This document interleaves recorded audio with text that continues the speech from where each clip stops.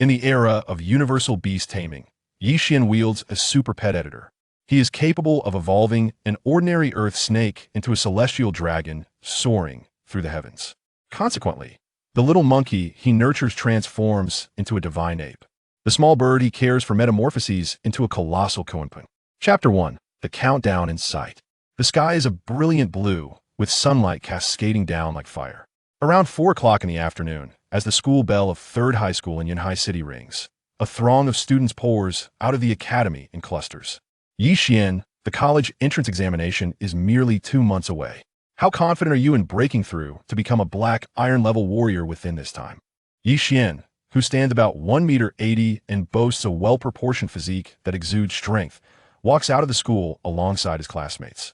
Upon hearing his friend's inquiry, he shakes his head and offers a wry smile, stating, "As of now, I am merely an advanced warrior apprentice.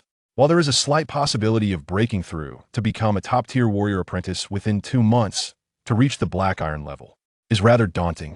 This world experienced a resurgence of spiritual energy over 300 years ago when monsters roamed freely and humanity commenced its journey of cultivation by unlocking various relics.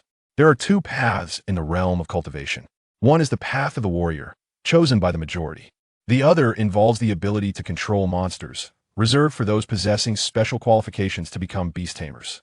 Xian has traversed into this parallel world for 17 years. Due to never awakening any beast taming aptitude, he has been compelled to follow the conventional path of a warrior. However, the warrior's journey is fraught with challenges. To gain admission to a prestigious martial university, one must attain the black iron level before the college entrance examination. Given your circumstances, achieving black iron status within 2 months is indeed quite challenging. However, tomorrow, a mentor from Wanshan University is coming to our academy, reportedly to select a few individuals in advance. This may present an opportunity, he remarked. Beside him, Chai Chong addressed Xian. He is Xian's closest friend, having grown up together. Since Xian is a time traveler, he has always been somewhat different, leading Chai Chong to admire him greatly. However, Chai Chang's family circumstances are more favorable than Xian's. In the realm of martial arts, apart from talent, resources also play a critical role. He is now a top-tier warrior apprentice, just a step away from breaking through to the black iron level, a feat likely achievable before the examination. Thus, on the path of a warrior, he is destined to advance further than Xian. We shall see what unfolds tomorrow. Xian nodded in agreement. Tomorrow? After nodding, Xian instinctively glanced at the countdown within his line of sight. 18 hours, 25 minutes, and 36 seconds. Since his arrival in this world, a countdown visible only to him has appeared in his vision. Now, this countdown has dwindled to less than 24 hours before it reaches its conclusion. What will transpire upon its conclusion remains a mystery to Xian. A golden finger? Or will the end of the countdown herald his demise? Xian exhaled a heavy breath. This marks the umpteenth time he has pondered this question since arriving in this world. As the countdown draws perilously close to its end, he feels a mixture of anticipation and anxiety. What's this, Xian Chai Chong? Are you both still unaware of the specifics regarding the mentor's visit to Wanshan University tomorrow? At that moment, a group of 5 or 6 young men approached from the side. The leader, dressed in white, spotted Xian and Chai Chong and grinned mischievously. What's the matter, and Zheng Hao? Could it be that you possess knowledge that eludes us? Upon seeing the newcomer, Chai Chong furrowed his brow in discontent. And Zheng Hao is a classmate of both him and Xian. However, his family circumstances far exceed those of the other 2, and he had already ascended to the rank of a black iron-level martial artist 2 months prior. Yet, the source of Chai Chang's furrowed brow lay in the dismal relationship between Zheng Hao and the duo. The 2 parties had clashed on more than one occasion. Of course, and Zheng Hao replied with an air of certainty. My elder brother is at Wanshan University, and he informed me long ago that the mentors from Wanshan University are visiting our school to scout for prospective students. However, typically, only black iron-level martial artists or prodigies with beast mastery potential are chosen by Wanshan University. As for those below the black iron level, opportunities do exist, but our entire school has only 1 slot available. If you 2 are interested, you must seize this chance, he chuckled with a smug grin. With that, and Zheng Hao departed, his expression brimming with self-satisfaction. What a petty individual. Chai Chong clenched his fists in anger at the sight of Zheng Hao's demeanor. Enough, Xian interjected, giving Chai Chong a gentle tug. There's no need to stoop to his level. I'm simply infuriated. Chai Chong gritted his teeth. Xuan has grown up alongside you, Yigo, and it would not be an exaggeration to say she's akin to family. This scoundrel dares to offer money to buy her from you. If you refuse, he continues to harass you. It is utterly intolerable. Indeed, it is beyond intolerable. Yixian responded with a faint smile. He then extended his hand, revealing a diminutive girl, no larger than his thumb, adorned in a delicate dress, who appeared in his palm. This girl was none other than the Xiao, one that Chai Chong had mentioned. She was not a human, but a tiny sprite, a companion bestowed upon Yixian by his parents during their childhood. Sprites are among the myriad of creatures in existence. While they lack any offensive capabilities, their intellect is remarkably high, and they possess a fondness for literature, as well as the ability to communicate with humans. For this reason, she could be regarded both as Yixian's friend and as his tutor throughout his formative years. Those sprites are not particularly rare. They are indeed quite uncommon. Many wealthy scions aspire to acquire one as a pet, and in Zhenghao, having long sought to purchase Xiao Wan from Yixian, has consistently been at odds with him. I seem to have caused you further trouble, the tiny sprite lamented, her expression somber as she stood in Yixian's palm. At this size, she could no longer impart knowledge to him as she once did during his childhood. What trouble is this? Yixian gently pressed his fingertip against Xiao Wan's delicate, pale cheek, offering reassurance. He is merely a buffoon reveling in momentary triumph. While he consoled Xiao Wan, a sigh escaped his heart. He could only place his hopes on the countdown in his line of sight, concluding by tomorrow, wishing for circumstances to improve. Otherwise, given his current aptitude, he feared that he might never achieve anything of significance in this lifetime, destined to remain a mere footnote. Indeed, Xiao Wan nodded, biting her lip, her discomfort evident. This world harbors numerous monstrous beings, most of which possess formidable aggression and stand as adversaries to humanity. However, not all creatures are foes of humankind. Sprites like Xiao Wan are among those that are not. Yixian and Chai Chong made their way back, residing in a community just a few minutes' walk from the academy. Before long, the two arrived at their neighborhood. I'm off. See you tomorrow. Yixian waved to Chai Chong before heading toward his home. Dad, Mom, I'm back. He greeted his father Yi Guotao and mother Su Yunmeng upon entering. They are his parents in this lifetime.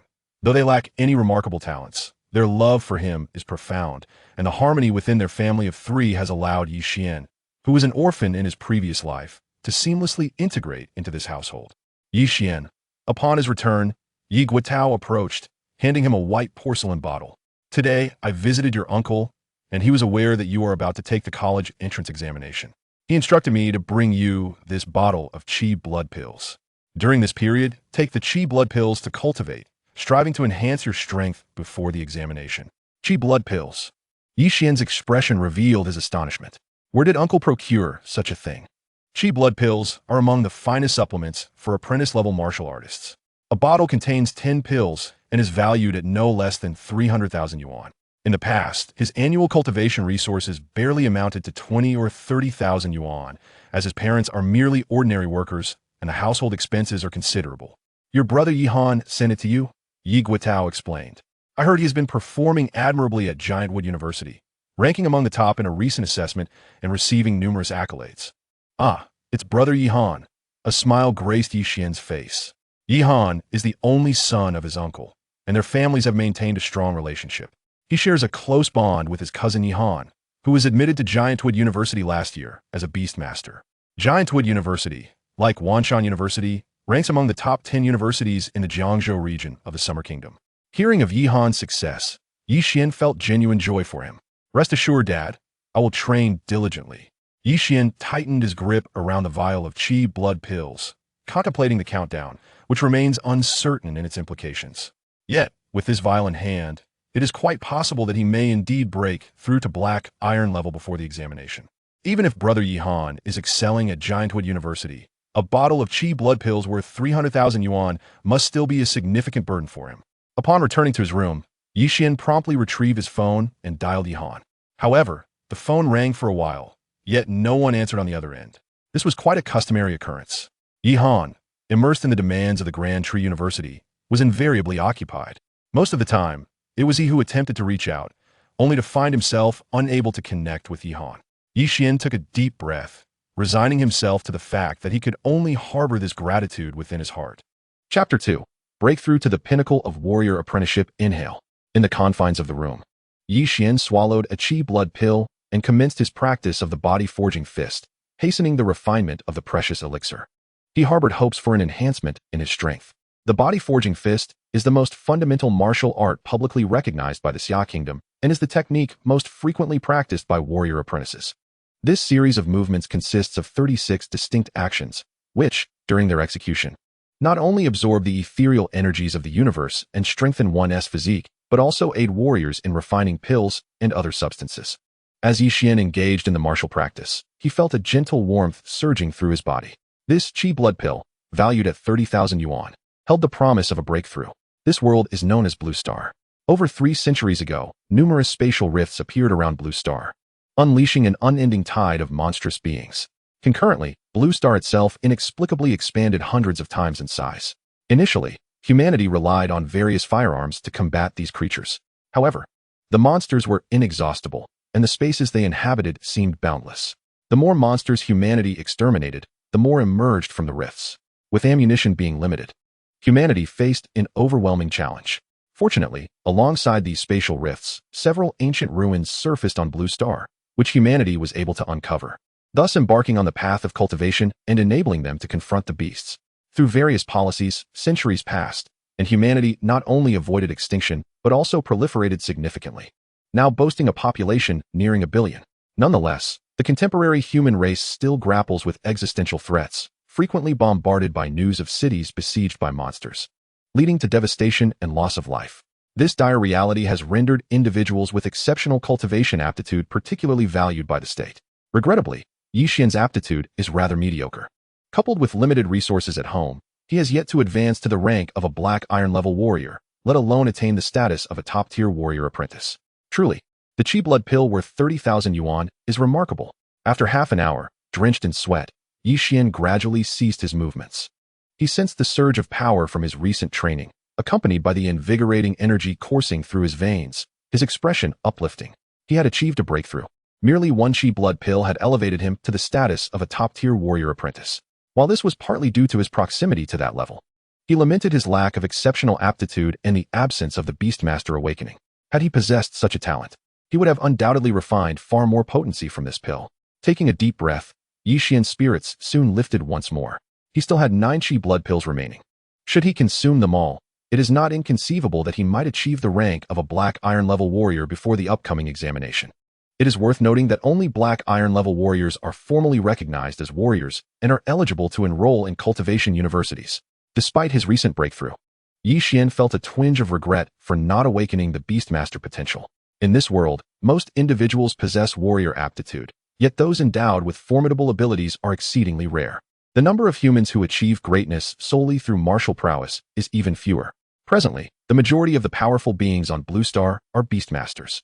Upon becoming a Beastmaster, humans can not only form contracts with monsters for battle, but can also derive benefits from them, gaining unique abilities and even enhancing their own warrior aptitude. Typically, if an individual has not awakened their Beastmaster potential by the age of 18, they are unlikely to do so for the rest of their lives. Yi Xian, having reached the brink of 18 years in this world, had only mere hours remaining. Nevertheless, he thought, achieving the breakthrough to become a top-tier warrior apprentice today is already a momentous occasion for me. Stretching his limbs, a smile quickly graced Yi Xian's face. Each individual has a limited amount of time for cultivation each day. Excessive fatigue can inflict hidden harm on the body. At such a juncture, not only would a breakthrough be unattainable, but one might even risk becoming incapacitated. Thus, after concluding his training, Yi Xian allowed Xuan to wash up before placing her into a small wooden house he had crafted, measuring a mere few centimeters. And he succumbed into a deep slumber. On the soft bedding, Xuan tilted her head, gazing at Yi Xian's profile not far from her, her eyes shimmering with a flickering brilliance. After several minutes, she finally stirred, using her mental energy to flip through a book nearby, immersing herself in its contents. She was a small sprite, lacking in aggression, yet capable of perusing books with her mental prowess and even levitating her diminutive form. Her greatest joy was reading, as she felt that while she could not directly assist Yi Xian in other ways, acquiring knowledge might one day prove beneficial to him. The more she learned, the more useful she would become, she mused with hopeful anticipation. Dad, Mom, I'm off to school. The following day, Yi Xian set out early with Xuan, heading towards the 3rd high school of Yanhai City. How are you, Xuan? "We come out a bit early today. Have you had enough to eat?" he inquired as they walked. Xuan fluttered to Yi Xian's ear, nodding with a smile while deftly tidying the stray strands of hair by his ear. She needed little sustenance, as a mere touch of honey each day sufficed, making her exceptionally easy to care for. Her docile nature endeared her to Yi Xian. Countdown, 3:28:55. As they approached the school, Yi Xian glanced at the countdown visible in his line of sight, his brow furrowing slightly. To be on the safe side, he had considered taking a day off. Yet the thought of potential recruitment by instructors from Wanshan University made him hesitate to forego this opportunity. After all, it was a chance not to be missed, especially since he had just achieved the rank of a top-tier warrior apprentice the previous night. Wanshan University has experienced rapid growth in recent years, even surpassing the esteemed Jiangzhou University in the eyes of some. The institution is located not in Yunhai City, but in Jiangzhou City, while Yunhai remains a remote town devoid of any cultivation universities. At 10:20 a.m., all top-tier warrior apprentices from Yunhai City's 3rd high school were summoned to the plaza. "Yigo, you've also broken through to become a top-tier warrior apprentice?" Upon seeing Yi Xian arrive at the plaza, Chai Chong exclaimed in surprise. Although the two were in the same class, Yi Xian had not previously informed Chai Chong of his breakthrough the night before. Thus, Chai Chong was taken aback to see Yi Xian following him to the square. Yi Xian nodded. "I was fortunate enough to break through last night." At that moment, he was somewhat distracted, as the countdown in his line of sight was merely a few minutes away from reaching its conclusion. "That's wonderful." Chai Chong sincerely rejoiced for Yi Xian. Perhaps in the future, we brothers might truly cultivate together at the same university. Chapter 3. The countdown ends. Who would have imagined that us elite warrior apprentices would have the opportunity to be admitted to Wanshan University ahead of schedule? Such is fortune. I heard that this year Wanshan University plans to expand its enrollment and establish a branch, which has afforded us this chance. Indeed, otherwise, Wanshan University would hardly recruit warrior apprentices, but given our qualifications, being admitted to the branch is quite commendable. In the square of Yunhai City's 3rd high school, 32 students stood in orderly formation. These 32 students represented all of the elite warrior apprentices currently at Yunhai City's 3rd high school.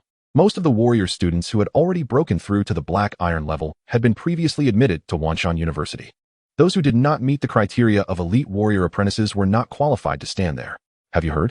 Yang Yiming, the perennial top student of our school's key class, has chosen not to join Wanshan University this time, but instead aims to participate in this year's college entrance examination to attend Zhongzhou University. Zhongzhou University? Some students gasped. The Xia Kingdom consists of 9 provinces, with Zhongzhou being the capital. Zhongzhou University is the highest-ranking university in the entire Xia Kingdom. For over a decade, no one from Yunhai City has been able to gain admission to Zhongzhou University. As for Jiangzhou's Jiangzhou University, it used to rank among the top 10 universities over a decade ago. However, in recent years, Jiangzhou University has seen a decline, now falling to the 20-something rankings. Nevertheless, Yang Yiming is the most outstanding student Yunhai City has seen in the past decade. He awakened his Beast Master aptitude 2 years ago and, within just 2 years, has reached the bronze level as a Beast Master, possessing 2 formidable beasts, a bronze-level winged tiger and a lightning swift. His ambition to gain admission to Zhongzhou University is indeed not without possibility. A Beast Master, Yi Xian felt a pang of envy upon hearing Yang Yiming's name. This era belongs to Beast Masters. Warriors are merely those who have no other choice.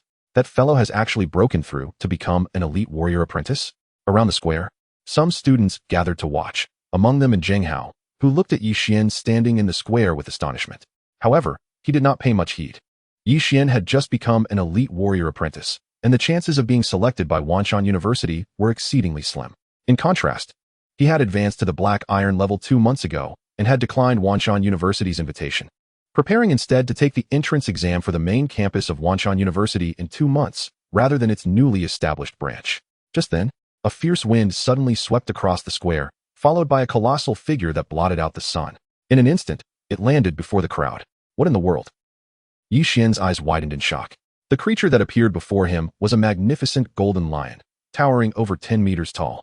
This was a royal member of the golden lion lineage. It was said that the weakest among them were golden-level beast masters. Beside him, Chai Chong gazed into the lion's sky-blue eyes, his own eyes sparkling with excitement. At that moment, alongside the golden lion, an elegant figure gracefully descended from its head, accompanied by an older figure that floated down from the sky. It was none other than the principal of Yunhai 3rd High School. "Hello, students. I am Li Wenjie, a mentor from Wanshan University." After both figures landed, they exchanged a few hushed words. And the one who had descended from the colossal golden lion spoke in a gentle voice. I trust you are all aware of my purpose in coming here. Without further ado, I will have this golden lion king release its pressure. The one among you who endures the longest under this pressure will be granted early admission to our Wanshan branch. Is it starting already? The students in the square were taken aback, their hearts tightening as they hurriedly prepared themselves. They hoped nothing unfortunate would occur. Meanwhile, although Yi Xian was astonished by the appearance of Mentor Li Wenjie, his gaze remained fixed on the countdown before him. At that moment, only a few seconds remained until it reached its conclusion. Boom! Just as Yi Xian was lost in thought, the golden lion before him suddenly lifted its head and took a step forward. As it did so, an overwhelming pressure akin to surging waves erupted from its being, bearing down upon all the students, including Yi Xian. In an instant, the students felt as though they were but a small boat tossed upon a turbulent ocean, at risk of capsizing at any moment. Boom! At that moment, as the pressure emanating from the golden lion descended, Yi Xian's mind felt as though it had exploded. A thunderous roar echoed in his ears, a sound only he could perceive. Following this, he felt himself spinning and collapsed to the ground. Roar! The golden lion, having just unleashed its pressure, hesitated and quickly withdrew it, letting out a low roar toward the square, filled with apprehension. What just happened? Did I release too much pressure? I only intended to intimidate these little ones, but I didn't expect one to collapse right from the start. It retracted its head. Simultaneously, Li Wenjie furrowed his brow and extended his mental energy toward Yi Xian. After a moment, he raised an eyebrow and calmly informed the principal of Yunhai Third High School. When Huaqing, it's nothing serious. This student has a mixture of medicinal energy in his blood, likely having just consumed a pill to break through. His vitality has reached the level of an elite warrior apprentice, but his mental fortitude is somewhat lacking. Please have someone take him down. Upon hearing this, Principal Wen Huaqing's expression turned grim. He waved his hand, instructing two mentors to escort Yi Xian away from the square. Haha, this guy is hilarious. In the distance, and Zheng Hao laughed heartily at the scene. He had been surprised that Yi Xian had managed to break through to the elite warrior apprentice level, but did not expect that in such a short span of time, Yi Xian's true colors would be revealed. A salted fish is still a salted fish, thinking it could turn over. He shook his head and turned to leave. There was nothing more worth watching. He was a black iron level warrior, capable of potentially gaining admission to the main campus of Wanshan University through his own merit. If not for Yi Xian's repeated refusals, he would not have wasted his time on Yi Xian, as he truly desired to possess that little sprite as a pet. Yi Xian, are you alright? In the arena, after Yi Xian fainted, Chai Chong immediately rushed to his side, along with two teachers, to carry Yi Xian out of the square, showing no intention of continuing the assessment. Meanwhile, Xuan tumbled out from Yi Xian's pocket. This time, as the school had not informed the students of the specifics of the assessment at Wan Mountain University in advance, she had also endured considerable pressure, leaving her head still spinning. Xuan, Chai Chong, I'm fine. After a moment, Yi Xian awakened from his daze. Seeing the anxious expressions on Xuan and Chai Chang's faces, he forced a smile. However, as soon as he spoke, he suddenly noticed an unusual panel that had inexplicably appeared in his mind. Chapter 4, Beastmaster Editor. Beastmaster Editor. Host, Yi Xian. Host Warrior Qualification, Black Iron. Hosts Warrior Level, Top Apprentice Warrior. Hosts Beastmaster Qualification, Mythical. Hosts Beastmaster Level, Low Level Beastmaster Apprentice. Hosts Beasts. None. Currently can possess up to 2 apprentice-level beasts. As Yi Xian's consciousness settled upon the strange panel in his mind, a message swiftly transmitted to his heart. Is this my attribute panel? And I possess a mythical-level Beastmaster qualification, as well as the Beastmaster Editor? Upon seeing his attributes, Yi Xian was momentarily taken aback, followed by an expression of disbelief. For a full 18 years, he had not awakened any Beastmaster qualifications, which had left him in a state of despair. But now what was this? Not only had he awakened his Beastmaster qualification, but it was also of mythical grade. However, what astonished Yi Xian the most was another message conveyed by the panel. He was not only now a Beastmaster, but he could also utilize the Beastmaster Editor and various materials to edit his beasts. That peculiar panel was the manifestation of the Beastmaster Editor. According to the information just relayed to him, as long as he possessed sufficient materials, he could edit his beasts to at least the mythical level. Yi Xian had no knowledge of what the mythical level entailed. As far as he knew, the current Blue Star classified the levels of Beastmasters and beasts into black iron, bronze, silver, gold, platinum, diamond, transcendent, and sovereign levels. Beyond that, he was entirely unaware. Beastmaster. Yi Xian took a deep breath, a smile emerging on his face, radiating excitement. Now I can contract 2 beasts? He then focused his thoughts on another piece of information on the attribute panel. In this world, approximately 100 warriors would yield a single Beastmaster. However, most beastmasters, in the apprentice stage, could only contract one beast. Was being able to contract two beasts one of the advantages of possessing a mythical level beastmaster qualification? Yi Xian's gaze intensified. As a beastmaster, the more beasts one contracted, the stronger one would become. Teacher, I would like to request a day off today.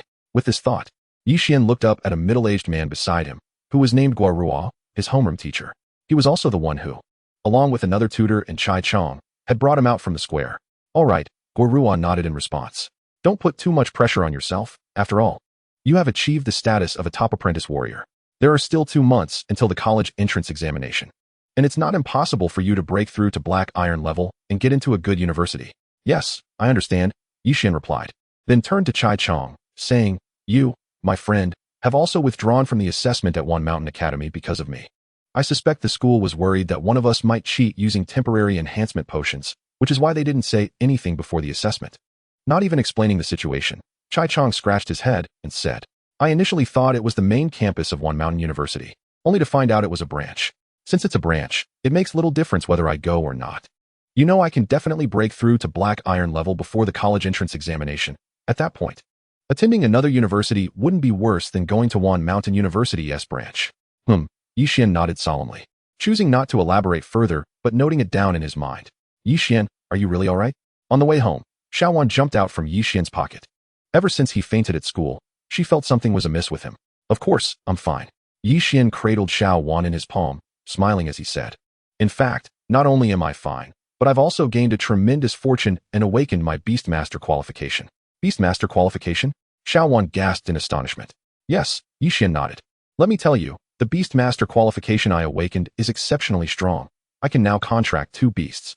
Once I sign a contract with you, you will be able to accompany me in battle. Aren't you excited? Me? Xuan was taken aback, then fell silent. After a moment, she spoke, I can't do it. All of our little sprites are of 1-star quality, with no possibility of advancement throughout our lives. If I become your partner, I will only hinder you. Beasts are categorized by quality, ranging from 1-star to 5-star. 1-star beasts have almost no chance of advancement. Only 2-star and above beasts can progress to higher levels. Don't worry, Yi Xian assured with a beaming smile, raising his chin. The role of a beastmaster is to assist beasts in their advancement, transforming the impossible into the possible. In fact, some beastmasters possess various special talents that aid in elevating their beast star ratings. Coincidentally, I am one of those gifted individuals. That's not true. Xuan attempted to protest, but Yi Xian raised his other hand, placing a finger over her mouth. Trust me, my first beast must be you. Why are you covering my mouth? I understand. Xuan turned her head away. Xuan, are you ready? When Yi Xian returned home, both his father Yi Guotao and mother Su Yunming were not present. He placed Xuan on the table and waited a moment before asking, Shall I begin? Xuan tugged at her clothes nervously. Then I shall commence, Yi Xian stated, focusing his mind and directing his consciousness into the sea of souls. Within, he discovered 2 particles that radiated a brilliant golden light akin to the stars. These 2 golden particles were known as the seeds of beast mastery, serving as a testament to the awakening of a beastmaster's potential. However, it is common for ordinary beastmasters to possess only a single seed of beast mastery upon their initial awakening, indicating the capability to form a contract with one beast. After establishing a mental connection with one of the seeds, an unusual sensation surged within Yi Xian's heart. In the next instant, he commanded the seed to soar out of his sea of consciousness, heading towards the petite figure of Xuan before him. Whoosh! A flash of light streaked through the air. Xuan, standing before Yi Xian, felt a coolness at her brow, followed by the sudden awareness of an alien entity entering her body, seemingly aiming to seize her consciousness. Yet, she did not resist. Instead, she immediately released her mental defenses. In the next moment, she sensed a profound and enigmatic connection forming between herself and Yi Xian. Was it successful? Opening her eyes, Xuan gazed at Yi Xian with anticipation. Yes, it was indeed a success. Yi Xian nodded earnestly. Simultaneously, a new piece of information materialized on the attribute panel in his mind. Beast 1, Sprite, Xuan. Beast rank, Apprentice low tier. Beast quality, Beast ability. Ability 1, Mental telekinesis. Ability quality. Ability level, LV3, mastery level achieved in personal mental telekinesis, further enhancement possible through training. Ability 2, Natural affinity. Ability quality. Ability level, LV1. Evolution path 1, Ancient with Sprite, 3 stars, requiring materials, heart of a millennium-old tree, a black iron level vine seed, any type, and a drop of black iron level life water. Evolution Path 2, Night Sprite, 4 stars. Evolution Path 3, Blood Sprite. Evolution Path 4. Chapter 5, 4-star Platinum Dragon Blood Peacock. Indeed, Yi Xian's eyes sparkled with delight upon seeing Xuan's attributes displayed on the panel. Previously, he had informed Xuan that beasts could assist in ascending their ranks, which was not incorrect. However, the ascent of a beast's rank was rarely instantaneous. Only a select few beastmasters who awakened special talents could expedite the ranking process for specific types of beasts. Yet for Yi Xian, as long as the beast belonged to him and he possessed sufficient materials, he could manipulate it to ascend its rank. Naturally, whether through Yi Xian's beast editing device or the talents of other beastmasters, these abilities only impacted one's own beasts. A contracted beast could not be transferred. Ancient Wood Sprite. Yi Xian scanned through the various evolution pathways of the sprite, ultimately fixating on the path of the Ancient Wood Sprite. The initial material requirements for this evolution pathway were relatively modest, and he believed he could meet them. However, its later stages were not to be underestimated. After contracting Xuan as his beast, her mental power had increased, yet it remained rather weak. A powerful beast could enhance its master, and conversely, if the master was stronger than the beast's growth rate would also accelerate, especially at the onset of their connection. Yi Xian's gaze settled on Xuan as he gently sensed her presence. He understood that her current combat power was nearly non-existent. However, once he utilized the beast editing device to upgrade her to a 3-star Ancient Wood Sprite, everything would change. Even at the apprentice level, a 3-star Ancient Wood Sprite would possess a certain degree of combat capability. It seemed he would have to sell the vitality pills that Brother Yihan had given him. Yi Xian inhaled deeply. To edit Xuan, even to merely elevate her to an Ancient Wood Sprite, would require a significant amount of money. The heart of a millennium-old tree, the black iron-level vine seed, and the black iron-level life water. These treasures were certainly not inexpensive. At present, he had no choice but to sell the vitality pills that Yihan gifted him. Nonetheless, once Xuan ascended in rank, every effort would be worthwhile. After all, the path of a beastmaster is to diligently expand one's sea of consciousness, enabling the condensation of higher-grade seeds of beast mastery. However, in this world, methods for cultivating the sea of consciousness were nearly non-existent. The only way to strengthen one's sea of consciousness was through the enhancement provided by beasts or by bolstering one's martial prowess to indirectly fortify the sea of consciousness. In other words, as Xuan ascended in rank, her quality improved, and her training speed increased, she would provide him with even greater benefits. First, let me check how much it costs to gather the materials necessary for Xuan's ascension. Yi Xian pulled out his phone and opened the online marketplace to search.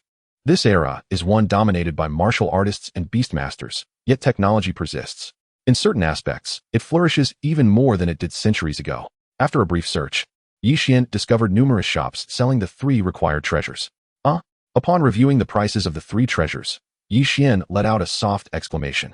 It was not that these treasures were exorbitantly priced. Rather, they were surprisingly affordable. A drop of black iron-level life water was generally sold for around 30,000 yuan across various shops. Additionally, the heart of a millennium-old tree and the black iron-level vine seed were even cheaper. The heart of a millennium-old tree was priced at approximately 3,000 yuan, while even the better quality black iron-level vine seeds were only 2 to 3,000 yuan. In essence, he would need to sell merely 2 or 3 vitality pills to gather enough to facilitate Xuan's ascension. If he sold all the vitality pills he possessed, he might even have sufficient funds to elevate Xuan to a higher quality or purchase a decent apprentice-level beast. Let us go. With this thought, Yi Xian tucked the vitality pills into his pocket, took Xuan with him, and ventured out. Hello, how may I assist you today? At the Blue Sky consignment store in Yunhai City, a young woman clad in professional attire greeted Yi Xian with a warm smile. Dressed simply in a white athletic outfit that complemented his handsome features, Yi Xian was a striking sight wherever he went. Naturally, when he conducted business, interactions with the opposite sex were typically much smoother. I wish to consign a few vitality pills at your store. Could you inform me of the procedure? Yi Xian inquired. In this era, each city boasted numerous consignment stores. Martial artists hunted monsters beyond the city limits, acquiring various materials, which they would consign through these stores if they had no personal use for them. Vitality pills, the professional attendant responsible for Yi Xian remarked. This merely requires our mall's appraiser to authenticate it. Additionally, the blood chi pills are in high demand on the market. If you need to sell them urgently and set a reasonable price, they could be sold within minutes. At that time, our mall can directly transfer the funds to you, without waiting for the pills to reach the buyer first before they remit payment. Understanding this, Yi Xian chose your Blue Sky consignment house for precisely that reason. He then retrieved the blood chi pills he intended to sell. Cultivating beast companions is an expensive endeavor, so after a moment's hesitation, He took out all the remaining blood chi pills he had. The profession of a beast master far surpasses that of a martial artist. Since he possesses the qualifications for a mythical grade beast companion, it is only natural that he should devote himself to mastering the art of beast taming. As for the path of a martial artist, he only intends to pursue it as a supplementary skill, ensuring that he would not be caught off guard in the event of close combat. As a beast master, if he must personally charge into battle, it would certainly be rather lackluster. 260,000 yuan. Upon returning home from the Blue Sky consignment house, Xuan discovered that all 9 of the blood chi pills he consigned had been sold out. After deducting the service fee owed to the Blue Sky consignment house, he netted 260,000 yuan from the sale of the 9 pills, suffering a loss of nearly 10,000 yuan. However, he was in urgent need of funds. Had he sold them at the usual price of 30,000 yuan each, he could not fathom how long it would take to sell them. Thus, he was indifferent to the loss. Given his potential, time was indeed money. Once he grew stronger, that mere 10,000 yuan would be insignificant. Buy. With the money in hand, Xuan immediately opened the online mall. After locating a store in the same city, he began placing orders. Local orders are processed swiftly. Typically, after placing an order, delivery occurs within a few hours. Now that I can contract 2 beast companions, should I purchase another one? After completing his order, Xuan couldn't help but open his phone again to explore which beast companion would suit him best. Although Xuan would possess a certain level of combat ability after evolving into an ancient with spirit, her primary role would still be supportive. If he did not wish to charge into battle himself, the optimal choice would be to contract a beast that excels in close combat. Just as Xuan opened the webpage, a notification popped up. President of the Student Council at Zhongzhou University, Feng Xiangming, contracted a platinum-grade beast, the Dragon Blood Peacock, yesterday. This Dragon Blood Peacock is of 4-star quality and has the potential to advance to a king-level beast. Zhongzhou University operates on a 6-year system. Feng Xiangming is a senior, and with him at Zhongzhou University, the university is likely to become a formidable force in the upcoming inter-school competitions over the next 2 years. A platinum-grade Dragon Blood Peacock? 4-star quality? Upon reading this news, Xuan was taken aback. The quality of beast companions is not immutable. Particularly, each time they advance, they experience a drop in quality. A 4-star quality Dragon Blood Peacock would drop to 3 stars upon advancing from Platinum to Diamond, to 2 stars when moving from Diamond to Extraordinary, and likely to 1 star upon ascending to King level, at which point its potential for further advancement would be exhausted. Nonetheless, even so, the qualifications of this Dragon Blood Peacock are exceedingly formidable. Currently, the strongest beast companions on the Blue Star are King level. Chapter 6, Xuan's Remarkable Progress and the Money Tree. Ding ding ding. At that moment, Xuan's phone rang unexpectedly. He picked up the device and pressed the answer button. Hello, is this Xuan? I am a courier from Shunfeng Express. The items you ordered online have arrived. I would like to confirm if someone is at home. A male voice came through the line. Yes, I'm home. Please bring it up, Xuan replied directly. Thump, thump, thump. Living on the 3rd floor, he soon heard footsteps ascending the stairs. He opened the door and stepped out of his room. Hello, I am Xuan. He greeted the courier carrying the packages. I apologize, but I need to take a photo for verification before handing over the package, the courier said. Not immediately handing over the parcel, but instead taking out his phone. Of course, Xuan did not refuse. The total value of his purchases exceeded 60,000 yuan, so verifying his identity was only prudent. He had also selected the option that required personal receipt of the items. Click, click, all set. With the sound of the camera, the courier quickly confirmed Xuan's identity. He then handed over the several packages to Xuan, allowing him to inspect them. Finally in hand, after the courier left, Xuan closed the door. Filled with excitement, he thoroughly opened the 3 packages he had already partially inspected and carried them into his bedroom. Xuan, is what you said really possible? Xuan, with her small hand grasping a strand of his deliberately left long hair, anxiously asked while swinging on a swing. Don't worry, Xuan assured her. This is my awakened talent. By utilizing these materials, I will be able to completely transform your abilities and help you grow stronger quickly. Once you become stronger, I will depend on you for protection. Xuan nodded earnestly. Previously, Xuan had already informed her that he could help her evolve today, which left her quite astonished. However, in this era, there are indeed prodigies who, upon awakening their beast taming qualifications, gain extraordinary talents that enable certain types of beast companions to ascend rapidly. Click, click. During their conversation, Xuan swiftly retrieved a green crystal encased in a wooden box from one of the packages. This luminescent green crystal was the heart of the Millennium Ancient Wood, valued at 3,000 yuan.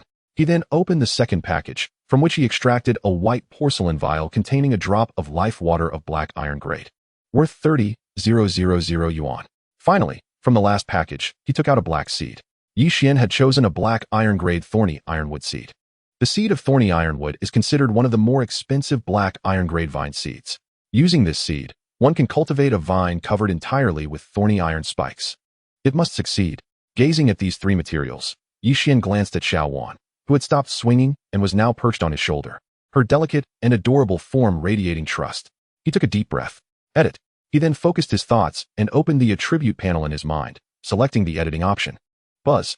In an instant, a peculiar violet light emanated from his forehead, enveloping both the petite figure of Xuan perched upon his shoulder and the three materials laid before him. Moments later, a mere 2 or 3 breaths passed before the violet glow swiftly retreated back into his brow. Once the light dissipated, the three materials that had been before him had vanished entirely. Xuan. Upon witnessing this scene, Yi Xian's heart raced, and he hastily extended his hand toward his shoulder. In a flash, just as his hand reached out, Xuan transformed into a streak of luminous energy, gracefully leaping from his shoulder to rest in the palm of his hand. Yi Xian, I did it. I can sense it. I have grown stronger. And it seems I have acquired new abilities. As soon as she landed in Yi Xian's palm, Xuan eagerly exclaimed, Do you feel any discomfort? Observing her exuberance, Yi Xian sighed in relief while quickly inquiring. Although the information relayed by the Beastmaster editor assured him that editing 1's beast would entail no side effects, he could not help but worry. After all, Xuan had been by his side for over a decade, having become one of his closest companions. I feel perfectly fine. I'm absolutely elated. Xuan's melodious voice rang out, filled with joy. She even began to dance gracefully in Yi Xian's palm, performing a light and airy dance characteristic of her fairy kin. Previously, she often felt disheartened by her inability to assist Yi Xian, but now, she possessed the strength to aid him. After receiving Xuan's response, Yi Xian promptly opened the attributes panel, seeking her information. Beast 1. Ancient with Spirit, Xuan. Beast Rank, High Apprentice. Beast Quality. Ability 1, Psychic Force. Ability Quality. Current Ability Level, LV2, due to a significant enhancement in Psychic Force. Her control of it has decreased by 1 level, now at Proficient level, which can be restored to Mastery through training. Ability 2, Natural Affinity. Ability Quality. Current Ability Level, LV4, Max. Ability 3, Generate Ironwood Thorns. Ability Quality. Ability Level, LV1, Initial Mastery of the ability to generate Ironwood Thorns. Ability 4, Condense Life Water. Ability Quality. Ability Level, LV1, can condense a drop of life water equivalent to her rank each day. This life water can be utilized to perform healing spells, and repeated use can enhance ability levels. Upon reviewing Xuan's attributes, Yi Xian's mouth fell agape in astonishment. This time, Xuan had not merely progressed from 1 star to 3 stars. She had transcended from a low-level apprentice beast to a high-level apprentice beast, bypassing the intermediate tier altogether. Furthermore, she had gained 2 exceedingly practical abilities. First was the ability to generate Ironwood Thorns, endowing Xuan with a degree of offensive and self-defense capability. Then there was the ability to condense life water of her own rank. The mere thought of this ability nearly blinded Yi Xian with excitement. Currently, Xuan's level was still low, and the life water she could condense would fetch around 500 to 600 yuan per drop if sold. However, once she advanced to the black iron level, it would truly become a veritable treasure, valued at 30,000 yuan per drop, amounting to a staggering 900,000 yuan a month. His parents worked tirelessly every day, and it would take them 5 or 6 years of diligent labor to earn such an amount. Moreover, the training speed of a beast is not solely dependent on its star rank, but also on the qualifications of its beastmaster. The better the beastmaster's qualifications, the higher the star rank of the beast, resulting in a faster progression rate. Given his mythic level qualifications as a beastmaster, combined with Xuan's current star rank, she would undoubtedly advance to black iron level in no time. Additionally, this time, the enhancement was not limited to Xuan's star rank. Even her previous 2 abilities had their qualities upgraded. Chapter 7.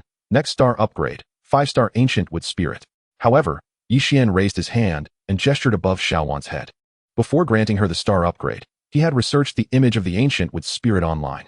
Logically, once Xuan evolved into an Ancient with Spirit, she should have taken on a form similar in size to that of the Ancient with Spirits, which, despite their size and appearance being akin to humans, possessed long, pointed ears and skin of a deep green hue. Yet, upon her transformation into an Ancient with Spirit, only her abilities had changed, while her appearance remained unaffected. If one disregarded her size, she bore an almost flawless beauty, particularly enchanting for a human female, complete with ears identical to those of a human. Other anatomical structures showed no significant differences either. Well, it is perhaps for the best that you did not transform into the appearance of an ancient wood spirit, otherwise. That shade of green might take some getting used to, Yixian remarked, placing Xuan back on his shoulder. Why didn't you change? However, as Xuan sat on Yixian's shoulder, she gazed out the window, murmuring softly to herself. She certainly did not desire her skin to adopt a deep green hue or her ears to become pointed. Nevertheless, while she was content with her unchanged features, she longed for a body closer to human size, allowing her to engage in many activities alongside Yixian. What are you muttering about? Xuan's voice was barely audible, and Yixian could only discern fragments of it. Oh, it's nothing, she quickly replied, not wanting Yixian to discover her thoughts. How embarrassing. Like a caught kitten. Xuan promptly stood up from Yixian's shoulder, exclaiming, didn't you say you wanted to find a suitable second beast? Now that we have time, it's the perfect opportunity to choose, and I need to acclimate to my newfound strength. With that, she leaped gracefully, floating out of Yixian's room like a little bee. Although she had evolved into an ancient wood spirit, she retained her original psychic abilities as a fairy, which seemed to have grown stronger. Why did she run off? Before selecting the second beast, I wanted to discuss how to elevate your star rank to a higher quality. Yixian shook his head.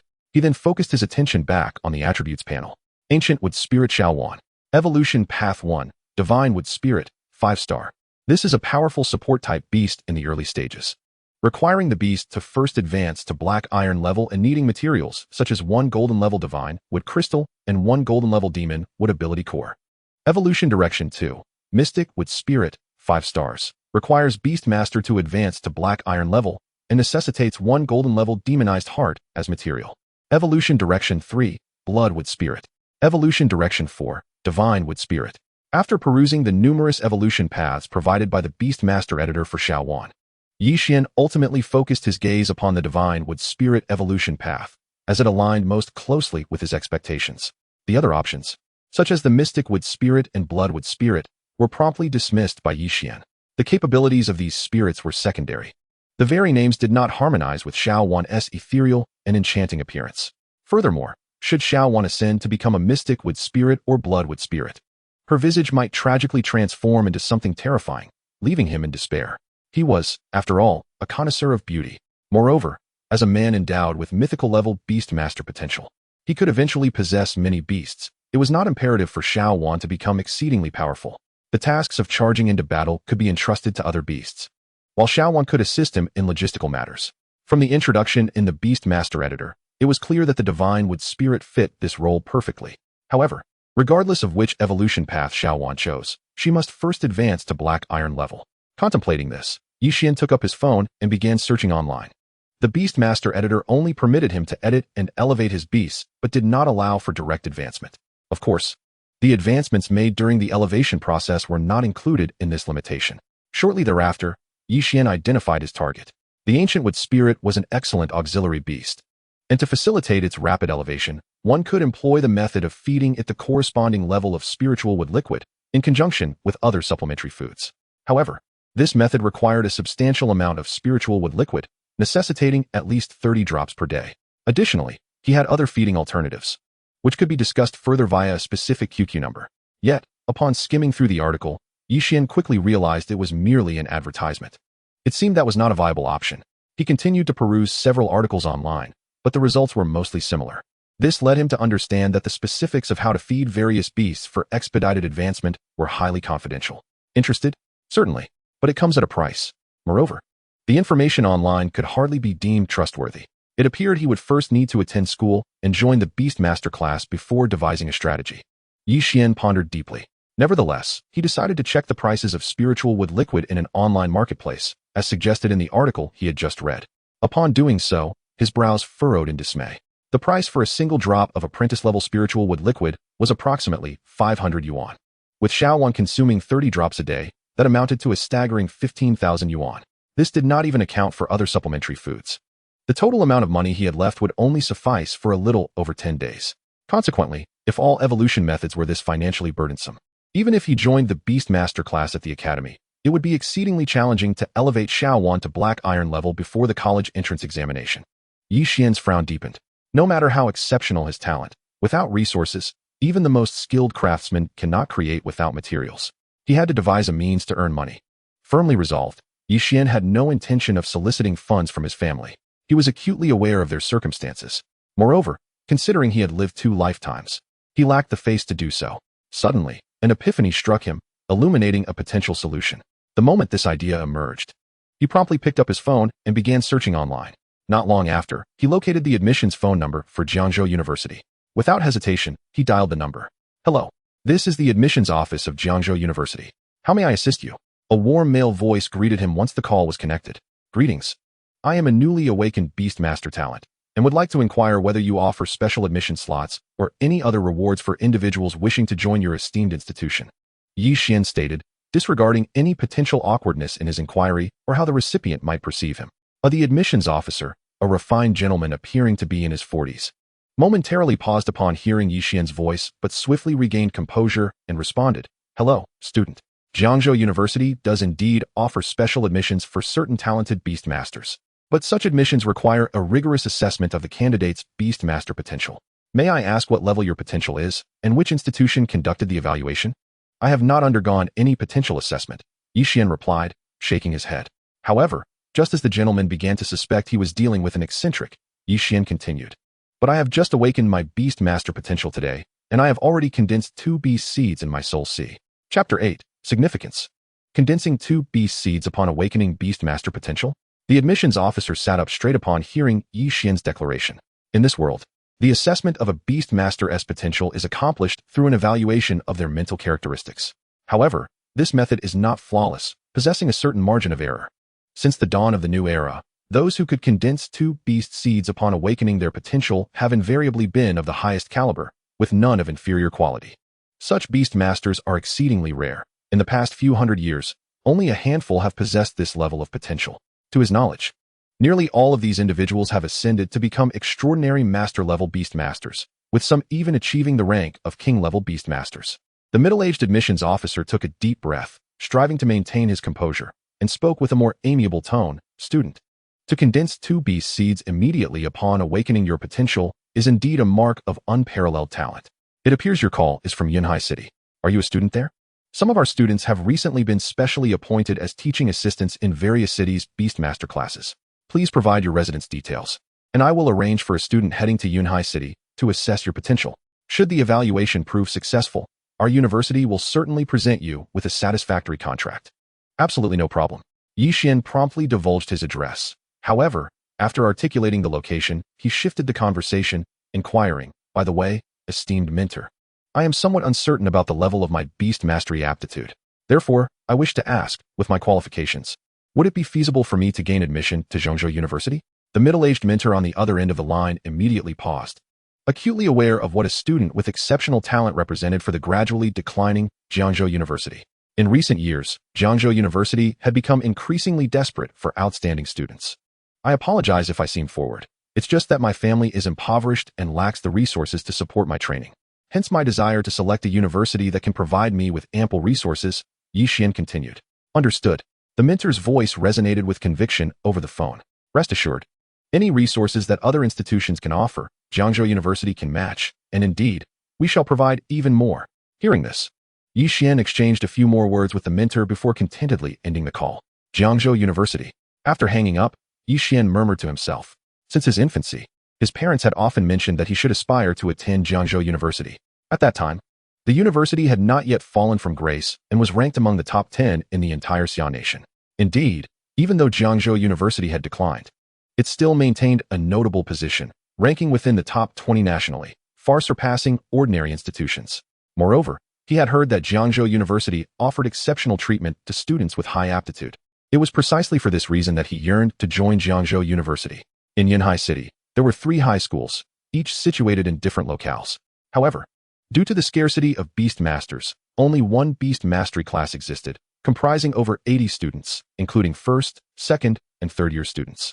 At that moment, a young man in his 20s, bald and vibrant, was guiding the students in the Beast Mastery class, fostering synergy between them and their beasts. Just as he animatedly spoke, his phone unexpectedly rang from his pocket. "Hello, who is this?" He answered without checking the caller ID. "It's me." A cool voice emanated from the phone, causing the young man to shudder, compelling him to stand upright and exit the classroom, adopting a serious demeanor. Teacher, I am currently serving as a teaching assistant in Yunhai City. How may I assist you? I will send an address to your phone shortly.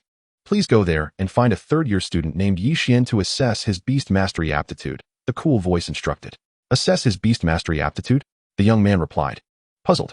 Since he is a third-year student in Yunhai City, why not simply have him come to the beast mastery class? We have ample equipment for a more accurate assessment. Do as I instruct. The voice on the phone was frosty. He has just awakened and has already condensed 2 beast seeds. When you assess him, you need only verify the authenticity of these 2 beast seeds. Additionally, upon meeting him, do your utmost to recruit him to our academy. If you succeed, I will reward you with credits. Should you fail, you can forget about your graduation certificate. Just awakened?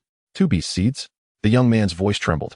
Rest assured, teacher, I will fulfill this task and ensure he joins our school. This class is self-study. He then hung up, re-entered the classroom, waved his hand, and hurriedly left. This task was not merely a responsibility for him. A genius who had just awakened and condensed 2 beast seeds could prove advantageous for his future if he cultivated a good relationship with him. Yixian, do you think I look beautiful? Xuan, her cheeks flushed, had quietly entered Yixian's bedroom and hovered before him, looking up in inquiry. Beautiful, Yixian praised. A small, vibrant green leaf adorned her head, seemingly summoned by her from the ironwood thorn. Really? Xuan's face lit up with joy. Of course. While the leaf itself is ordinary, it becomes extraordinary when placed upon you, Yixian affirmed. By the way, Xuan, summon the ironwood thorn so I can see just how formidable you have become. Xuan replied bashfully, with a graceful gesture. A thorny green vine surrounded by leaves sprang from her hand, resembling a long whip as it swiftly curled through the air, producing a whistling sound. Once the ironwood thorn came to a halt, Yixian carefully picked it up, scrutinizing it, and felt a twinge of pain coursing through his body. This vine was covered in thorns. Imagining it wrapping around a person was unfathomably painful. Ding ding. Just as Yixian pondered whether he had surpassed Xuan, the doorbell to his room suddenly rang. Is someone here? Upon hearing the doorbell, Yixian's eyes brightened. He promptly instructed Xuan to perch on his shoulder and swiftly exited his room, turning the doorknob. Hello, I am Nong Lejia, a 6th-year student from Jiangzhou University. Are you Yixian? A bright, bald student stood at the doorstep. Assistant Nong, please, come in. Yixian welcomed Nong Lejia into his room. He had heard of this distinctive individual. After all, bald beast masters were quite rare. It was said that he had been admitted to Jiangzhou University 6 years prior and had returned to Yunhai City a month ago to become a teaching assistant in the beast mastery class. Yes, that is correct. I received a call from my teacher instructing me to come and assess your beast mastery aptitude. Upon entering Yixian's room, Nong Lejia got straight to the point. Establishing rapport with Yixian was a priority, but first, he needed to test if Yixian indeed possessed extraordinary aptitude. Having just awakened and condensed 2 beast seeds. No problem, Yixian nodded. How should I cooperate? It's simple, Nong Lejia smiled. Following my teacher's instructions. We need not do anything superfluous. We only need to test whether you truly possess 2 beast seeds.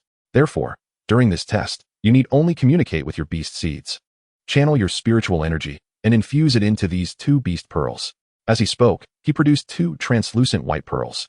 This, Yixian paused, then said, I apologize, but I currently only possess 1 beast seed. The other has already been utilized. Have you already utilized a beast master seed? The farmer's expression turned to one of astonishment. After a brief pause, he remarked, while that is not an issue, I am curious about what your first contracted beast is. This is my first contracted beast, Yixian replied, extending his hand to reveal Xuan, who gracefully landed in his palm. A sprite? The farmer's mouth gaped in disbelief. Brother, one must not recklessly use a beast master seed. Contracting a sprite with one is tantamount to squandering a precious seed. That is not a waste, Yixian countered. Shaking his head, her name is Xuan, one of my closest companions. Moreover, due to my unique aptitude, after contracting with Xuan, I instinctively acquired a method to elevate her star rating. She is now a 3-star quality ancient wood sprite. Once she advances to the black iron level, I possess the means to elevate her to a 5-star quality divine wood sprite. Yixian unabashedly displayed his remarkable talent. In this era, greater aptitude commanded more respect. By showcasing his extraordinary abilities, Jiangzhou University would undoubtedly place greater value on him, offering him myriad advantages. 3-star quality ancient wood sprite? Did you not just awaken your beastmaster qualifications? The farmer expressed skepticism. It seemed implausible that someone who had recently awakened their beastmaster abilities could elevate a 1-star beast so swiftly. Furthermore, he could not help but feel that Xuan resembled a mere sprite, bearing no resemblance to the ancient wood sprite's characteristic pointed ears and dark green skin. Xuan, Yixian called, gesturing for her to float before him. How could you not believe in me, Yixian? Xuan huffed, understanding her master's intent. She extended her tiny hand forward, and instantly, a vine of ironwood thorns, as thick as an iron chain, shot forth from her grasp, slicing through the air with a sharp crack. Is she truly an ancient wood sprite? The farmer's face displayed incredulity. He had not anticipated his initial misjudgment. All right, I understand now. Rest assured, I shall report your information faithfully. He continued, for now, you only need to communicate with the remaining Beast Master seed and channel your mental energy into this beast orb. As these thoughts crossed his mind, he spoke up. However, the envy that surged within him was indescribable. He had enrolled in Jiangzhou University 6 years prior and was now a peak silver-level beast master. Yet, he possessed only 4 beasts, all of which were silver level. Among them, 2 had reached their limits and could only progress further through star elevation. The remaining 2 were at silver 2-star and silver 3-star levels, meaning only 1 beast had the potential to advance to platinum. However, for Yixian, if he could indeed cultivate a divine wood sprite, it would signify that his first contracted beast had the potential to ascend to platinum. I understand. As a myriad of thoughts swirled in the farmer's mind, Yixian acquiesced, and with a concentrated effort, his mental energy surged forth, rapidly entering the beast orb before him. Beast masters cultivate their soul sea. As the soul sea expands, so does their mental energy.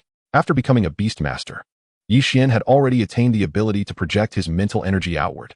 Whether due to the influence of his mythic-level aptitude or Xiaowan's nurturing, his mental energy was evidently stronger than that of most newly awakened beast masters. In an instant, the white beast orb before Yixian quivered gently before lifting into the air. It is done. The farmer seized the levitating beast orb and, with a smile directed at Yixian, exclaimed, "Congratulations. The test was successful. If all goes well, once the school learns of your talent, they will undoubtedly invest heavily to recruit you. Additionally, as per the task assigned by my mentor, should your test succeed, feel free to reach out to me for any assistance before the school sends someone over. Here's my phone number. Of course, given your extraordinary aptitude, I suspect the professors will be rushing over tomorrow. Brother Gnome, you are too kind." Yixian smiled, noting the farmer's phone number. After Farmer Gnome departed, a look of exhilaration spread across his face, and he could not help but snap his fingers. His visit had been swift, as it was his first time, and he merely sought to familiarize himself with Yixian. He had not intended to forge a deeper connection immediately. That would be unrealistic. However, since both he and Yixian hailed from Yunhai City, they would have ample opportunities to communicate in the future. He firmly believed that sincerity would always resonate with others. The only lamentation he held was that he was a bald man. Had he been a beautiful woman, perhaps things would have been even better. "Teacher, I have met Yixian. He possesses not only 2 beast master seeds, but is even more gifted than you described." On his way back to the university, Farmer Gnome retrieved his phone and dialed his mentor. "More gifted?" The voice on the other end was cool and composed. Indeed. Farmer Gnome promptly recounted how Yixian had already contracted Xiaowan with one of his seeds. According to Yixian, once his now 3-star ancient wood sprite advanced to the black iron level, he would be able to elevate her to a 5-star quality divine wood sprite. A 5-star divine wood sprite? The mentor fell silent for a brief moment before responding, "Understood. Please keep an eye on Yixian. The school will expedite arrangements to send someone over. Rest assured, I will fulfill this task." Farmer Gnome assured him. "Yixian, shall we be heading to Jiangzhou University in the future?" After Farmer Gnome left, Xiaowan floated in front of Yixian, her curiosity piqued. "Yes, Jiangzhou University is quite commendable." Yixian nodded. "Given my aptitude, I could undoubtedly gain admission to Zhongzhou University. However, Zhongzhou may not offer me more resources than Jiangzhou University. Comparatively, Jiangzhou University is more advantageous as it is closer to home." "That makes sense," Xiaowan agreed, nodding. Having lived in Yun City for over a decade, neither of them wished to venture too far from their roots. The Summer Kingdom was vast, and Jiangzhou alone spanned over 9 million square kilometers. If they were to move to Zhongzhou, it would indeed distance them from home considerably. Suddenly, the door to Yixian's home creaked open. His parents had returned. Checking the time, he immediately realized that Yi Guotao and Su Yunmeng were back. A smile spread across his face. He was about to present them with a grand surprise. Chapter 10, The Shock of Classmates. However, as Yixian approached the doorway, poised to disclose his recently awakened beast master qualifications to his parents, who were about to enter the room, a sudden impulse urged him to stifle the thought. There was no rush. It was highly probable that representatives from Jiangzhou University would arrive tomorrow. He decided it would be prudent to inform them only after he had signed the contract and secured his position. Yixian mused within himself, contemplating the delight of presenting them with a compounded surprise. Moreover, should he ultimately fail to secure the contract with Jiangzhou University, This approach would shield his parents from disappointment. Yixian, why are you home from school so early today? Upon opening the door, Yi Guotao was somewhat taken aback to see his son. I've nearly mastered my academic subjects, so I requested leave from my teacher to return home and focus on cultivating with the blood chi pills. Yixian fabricated a response. Oh, I see. Yi Guotao nodded. Well then, exert yourself in your training. Your mother and I will prepare a special dinner for you this evening. Having been a dutiful child throughout his life, Yixian had never caused them any worry. Thus, they seldom questioned his words. Unbeknownst to them, he had sold all the blood chi pills he possessed for money and was prepared to deliver a tremendous shock to his parents by revealing his awakened Beast Master qualifications. Dad, Mom, please prepare a few extra dishes for dinner. Let us celebrate, Yixian suggested.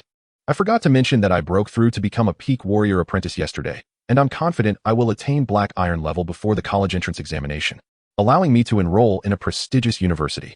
You've broken through to peak warrior apprentice? Yi Guotao and Su Yundream's eyes lit up at his words.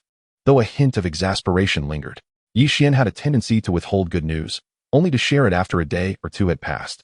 That morning, they had assumed he hadn't made any progress due to his silence regarding the blood chi pills, leading to the surprise that now brightened their spirits and alleviated the fatigue of a long day's work.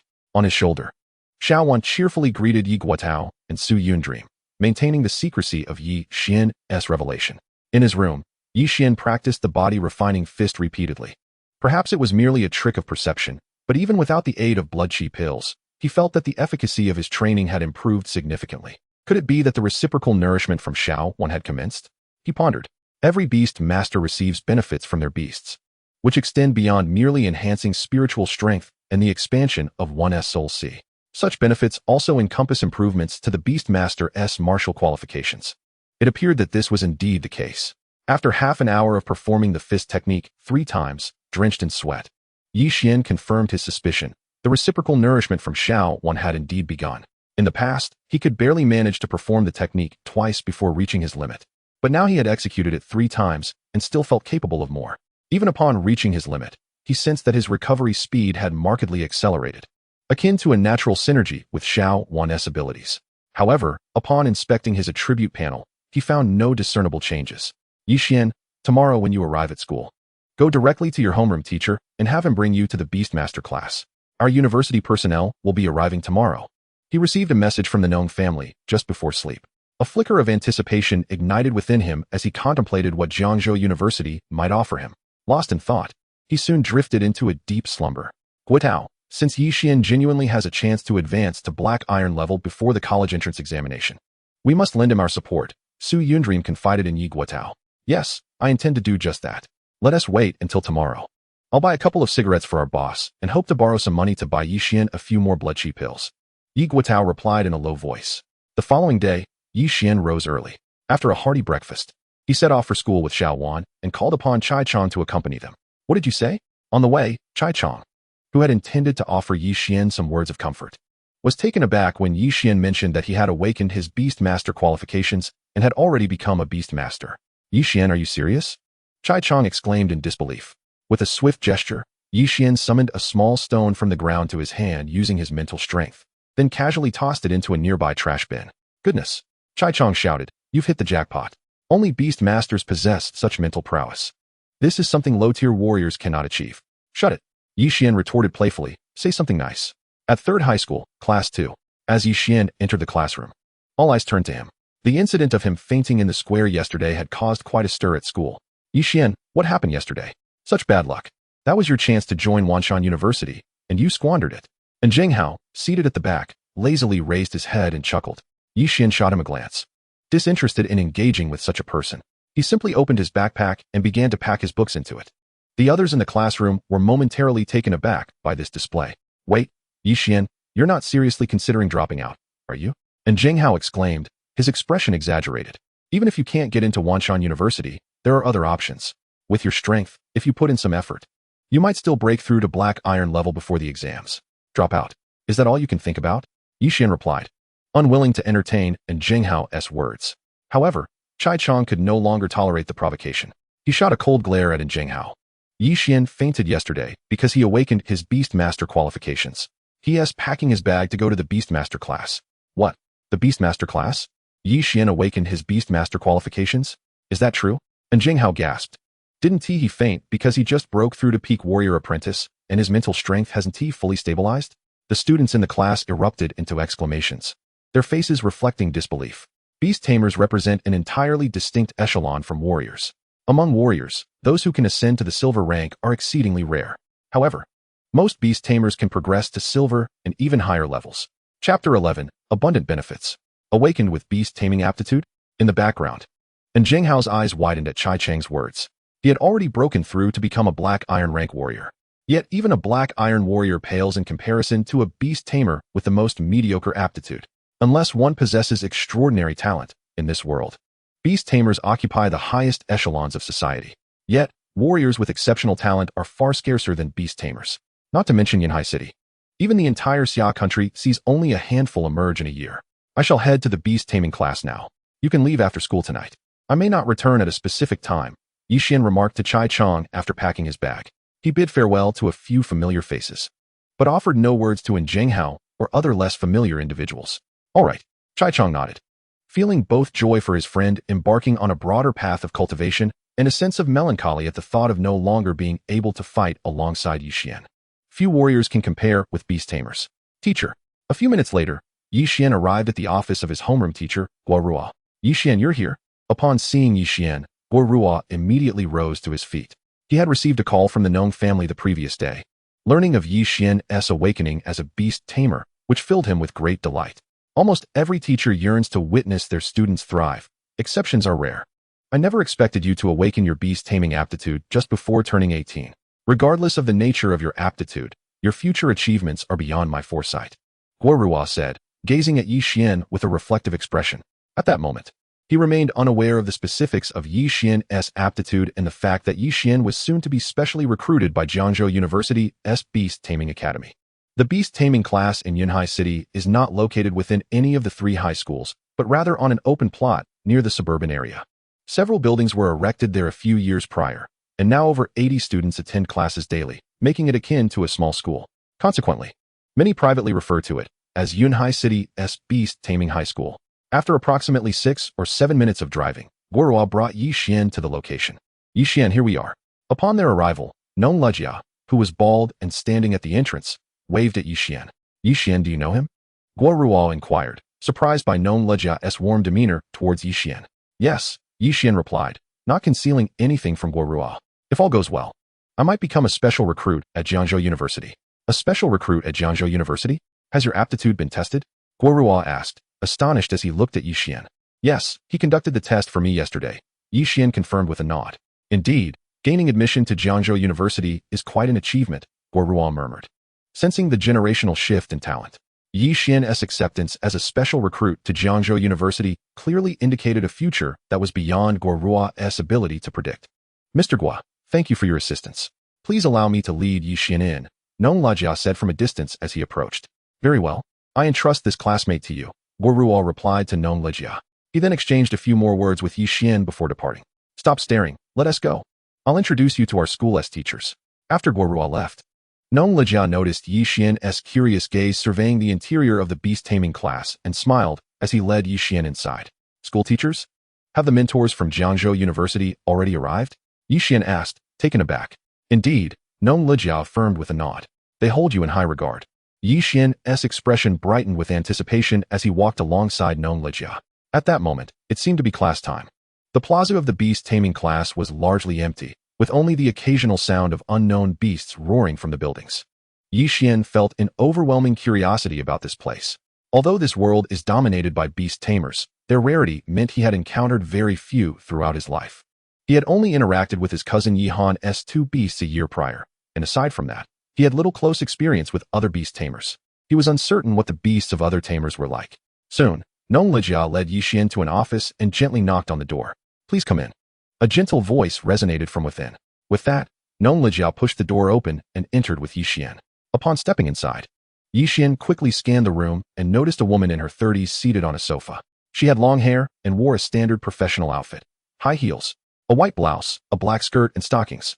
Her appearance was striking, and her smile exuded warmth and approachability. Upon seeing Yixian, she rose from her seat, saying, Yixian, I am Lin Shiru, a mentor from Jiangzhou University's admissions office, responsible for all matters related to your special recruitment. Hello, Teacher Lin, Yixian greeted promptly. No need for formality. Let us sit and talk, Lin Shiru said confidently, gesturing for Yixian to take a seat before presenting him with a contract. Yixian, you may review this contract. It is a preliminary agreement drafted after we assessed your situation. If you find any aspect unsatisfactory, we can negotiate further. All right. Yixian did not elaborate and directly accepted the contract for review. The document was concise, primarily outlining the various benefits Jiangzhou University would offer him upon his enrollment. As Yixian examined the contract, Lin Shiru slowly began to explain, "Allow me to summarize the key benefits you will receive upon joining our institution, the most significant of which is a five-fold reward system. In our Xia country, no school supports idleness or complacency, and Jiangzhou University adheres to this principle as well. Thus, the students of Jiangzhou University are assigned numerous tasks each year, commensurate with their abilities, by the institution itself. Upon the successful completion of these tasks, they are rewarded with academic credits. Credits serve as the sole currency within Jiangzhou University, allowing students to procure a variety of cultivation resources. Given that Yixian possesses 2 spirit beasts even at the apprentice level, it is anticipated that he may acquire even more in the future, necessitating a greater consumption of resources.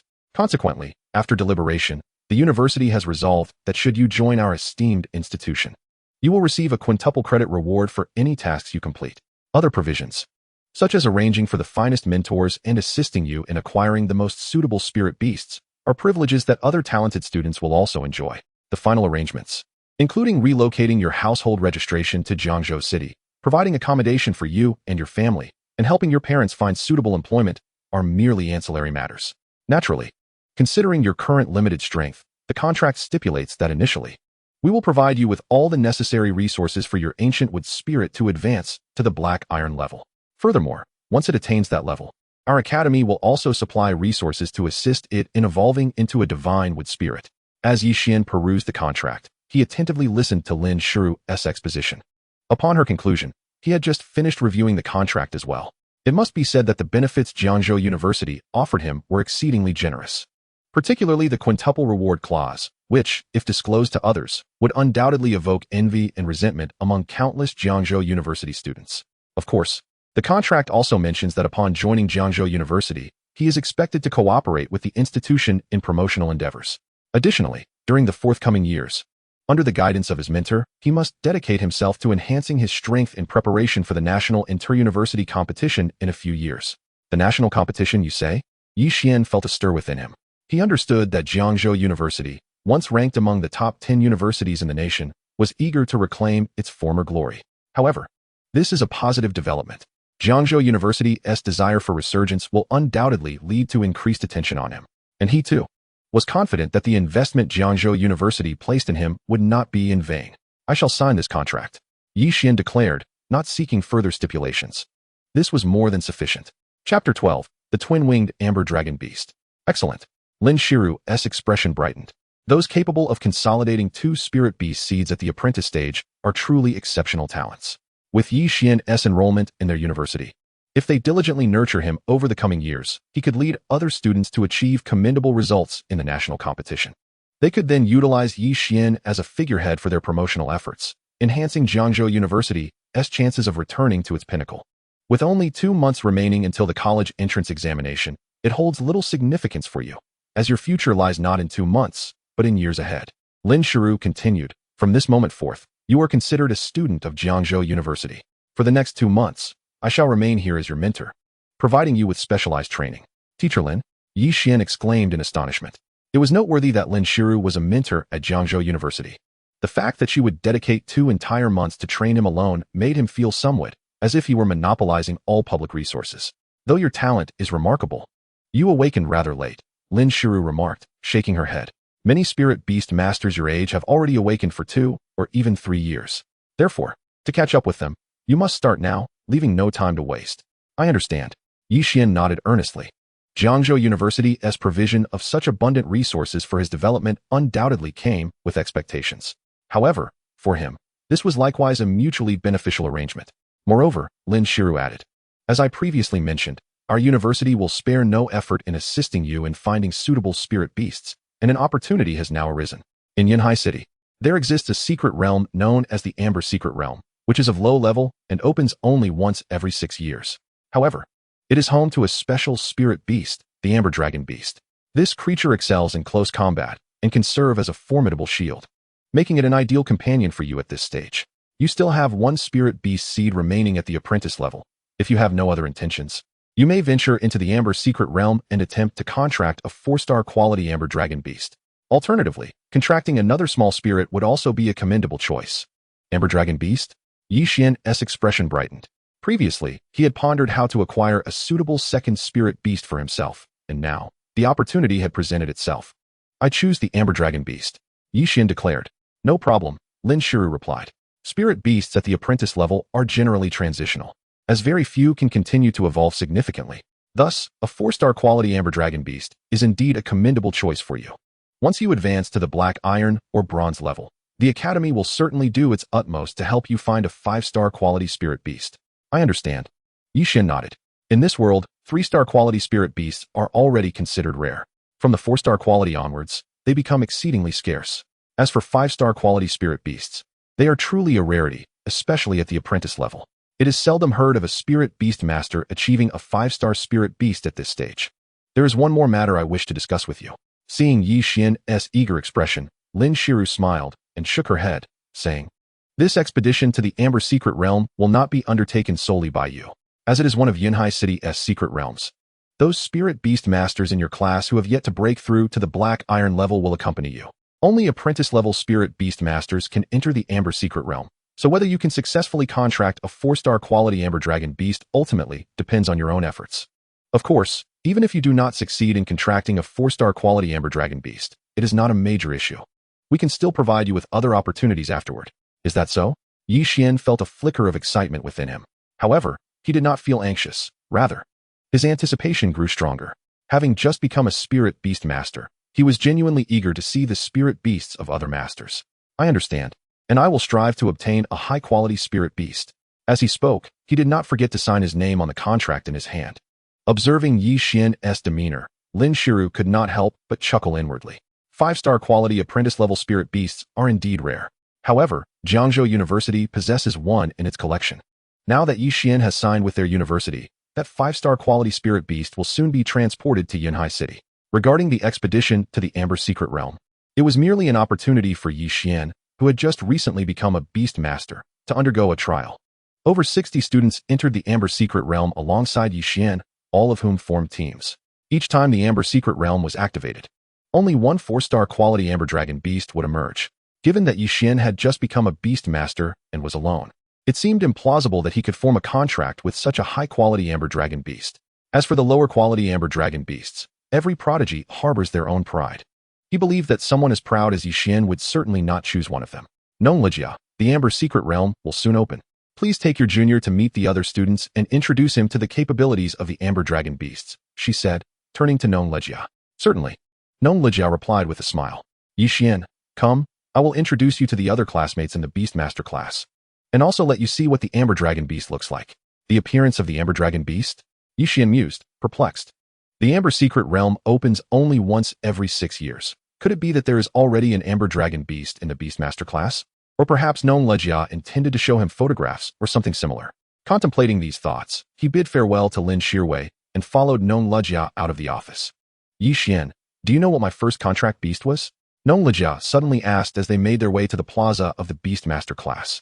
Could your first contract beast possibly be? Yi Xian's heart stirred as he recalled that Known Lijia had entered Jiangzhou University 6 years ago. You guessed correctly. My contract beast is indeed an Amber Dragon Beast, and it is of 4-star quality. 6 years ago, it was this Amber Dragon Beast that enabled me to gain admission to Jiangzhou University. As he spoke, a smile graced Known Lijia's face, and he extended his hand, from which a ring embedded with gemstones emanated a brilliant azure light. Roar!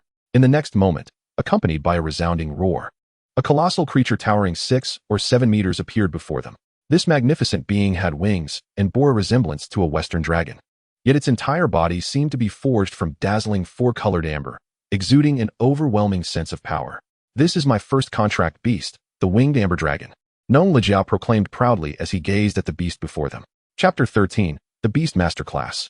Yi Xian lifted his head to behold the imposing Amber Dragon Beast. excitement gleaming in his eyes. The sheer magnitude of this creature, radiating a spectrum of 4 colors, along with its icy dragon gaze and the regal elegance displayed as it unfurled its wings, was utterly breathtaking. In just a glance, he found himself enamored with such a magnificent beast. What do you think? Not too shabby, right? Nong Lijia inquired with a grin. Indeed, Yixian nodded, resolved to acquire a beast of similar stature during his upcoming journey to the Amber Secret Realm. I knew you would like it. Back when my old companion was merely an apprentice-level beast, countless admirers envied him, Nong Lijia boasted. However, as soon as the words left his lips, he stroked the cool, smooth body of the winged amber dragon, and a fleeting shadow of melancholy crossed his eyes. Naturally, the once 4-star quality beast had experienced a decline due to continuous upgrades, now reduced to silver 1-star quality, with little hope of ever ascending to golden or higher tiers.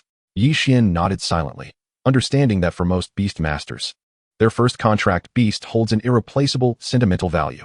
However, because this initial beast often possesses a low starting level and an average star rating, its utility diminishes as one progresses. Therefore, he could empathize with Nong Lijia's sentiments. Nevertheless, there was little he could do about it.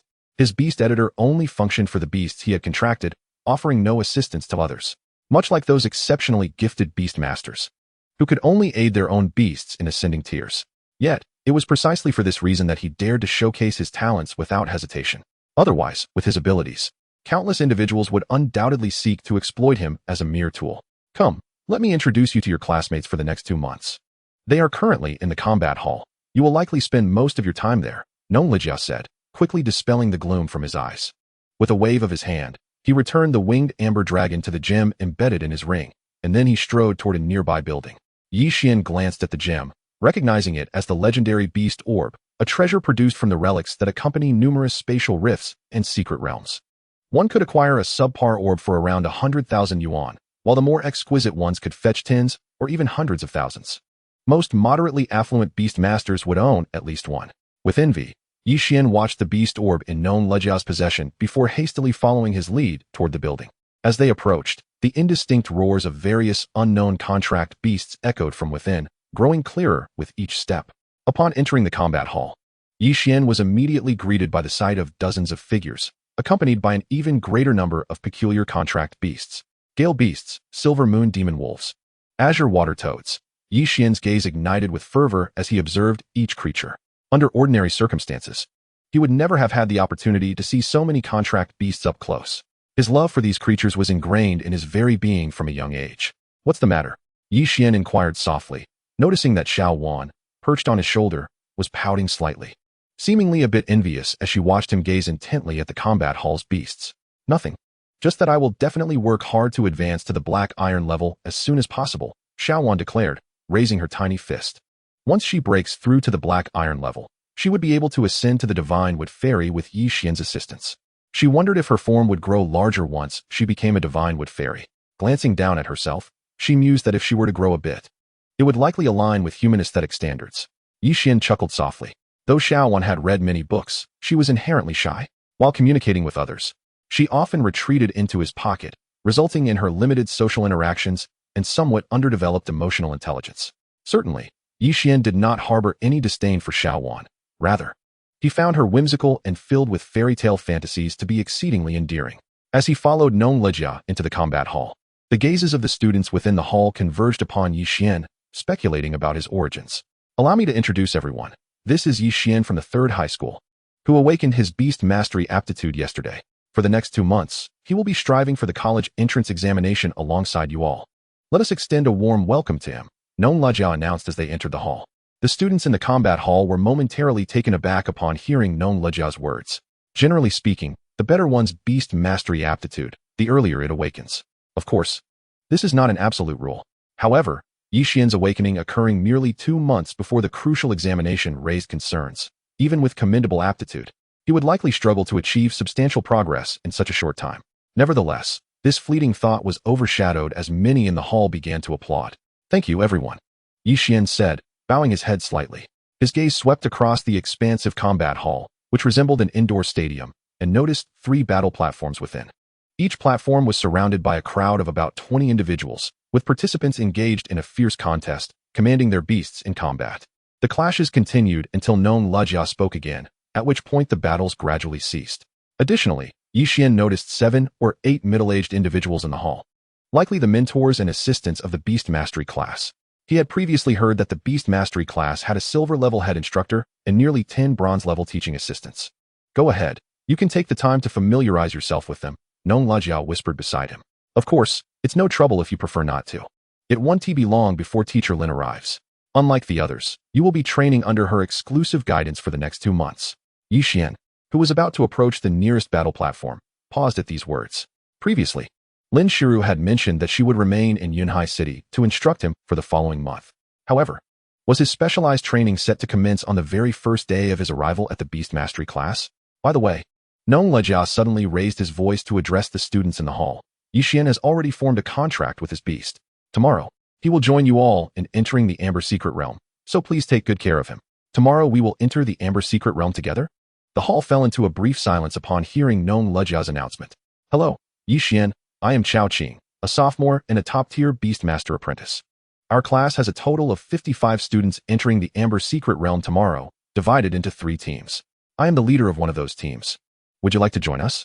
A young man approached Yixian with a smile from the nearest platform. 55 people? 3 teams. Yixian was taken aback, as neither Lin Shiru nor Nong Lejia had mentioned this detail. Once we enter the Secret Realm, the distribution of the spoils for our team will be based on contributions. However, I hope you can understand that if we encounter the 4-star Amber Dragon Beast within the Secret Realm, it will belong to me. Of course, should I obtain the 4-star Amber Dragon Beast, I will compensate each member of the team with 50,000 yuan.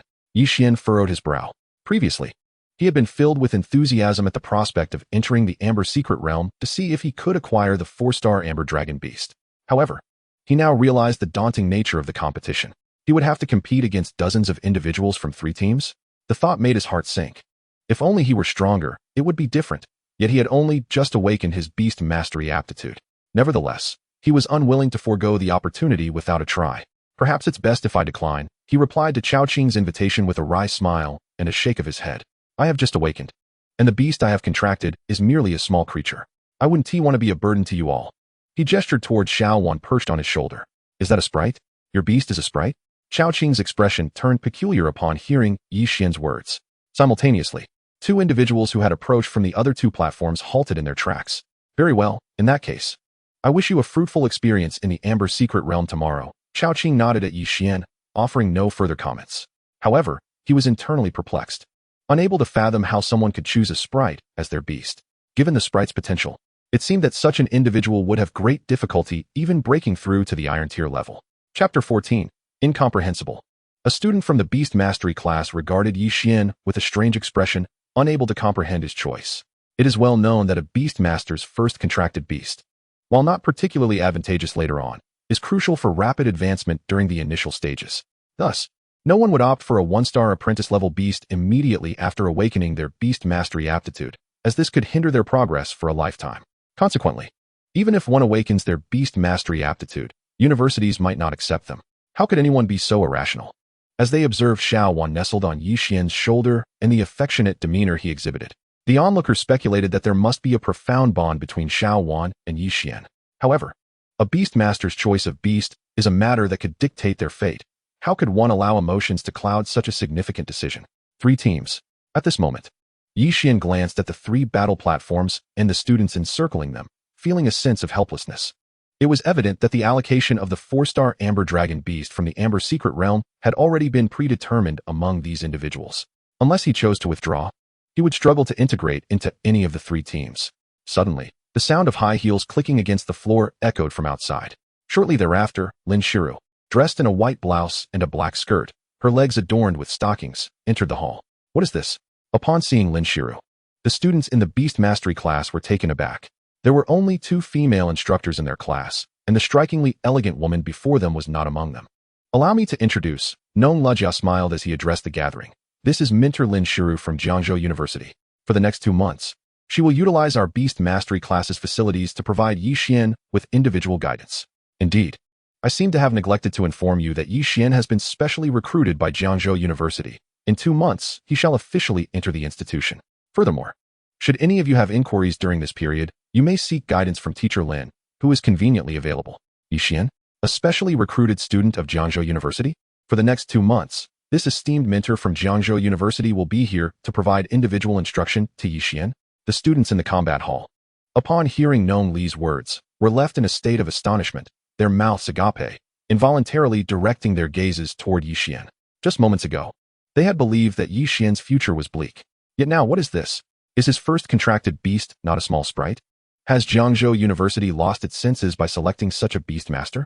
The crowd was filled with incredulity, even appearing somewhat dazed.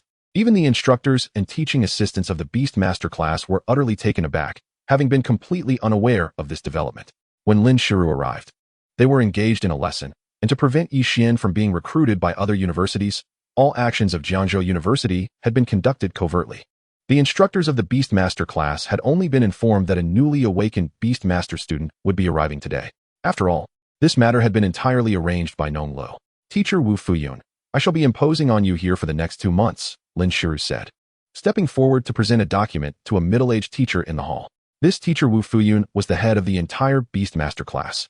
However, at this moment, he wore a faint smile of resignation as he faced Lin Shiru. The teachers at Jiangzhou University are all at least of golden rank, while he, a silver rank Beastmaster, had little authority in their presence. He merely glanced at the document in his hand before smiling broadly and saying, "Hello, Teacher Lin. Since there is a document issued by the Education Department, feel free to approach me with any matters over the next 2 months. Thank you, Teacher Wu." However, since Yixian has only just awakened his Beastmaster qualifications, he is unfamiliar with many aspects. I will first teach him some foundational knowledge. So as not to disturb you, Lin Shiru replied with a smile, lacking any air of superiority. Teacher Lin, please do not hesitate to reach out, Wu Fuyun promptly responded. Yixian, Lin Shiru called out after Wu Fuyun departed, beckoning him to a corner. Hello, teacher, Yixian greeted Lin Shiru. Yes, Lin Shiru nodded gently. Her gaze upon Yixian brightening as she said, I have good news to share regarding your parents' employment. Our school has already begun making arrangements. Employment arrangements? Yixian was taken aback.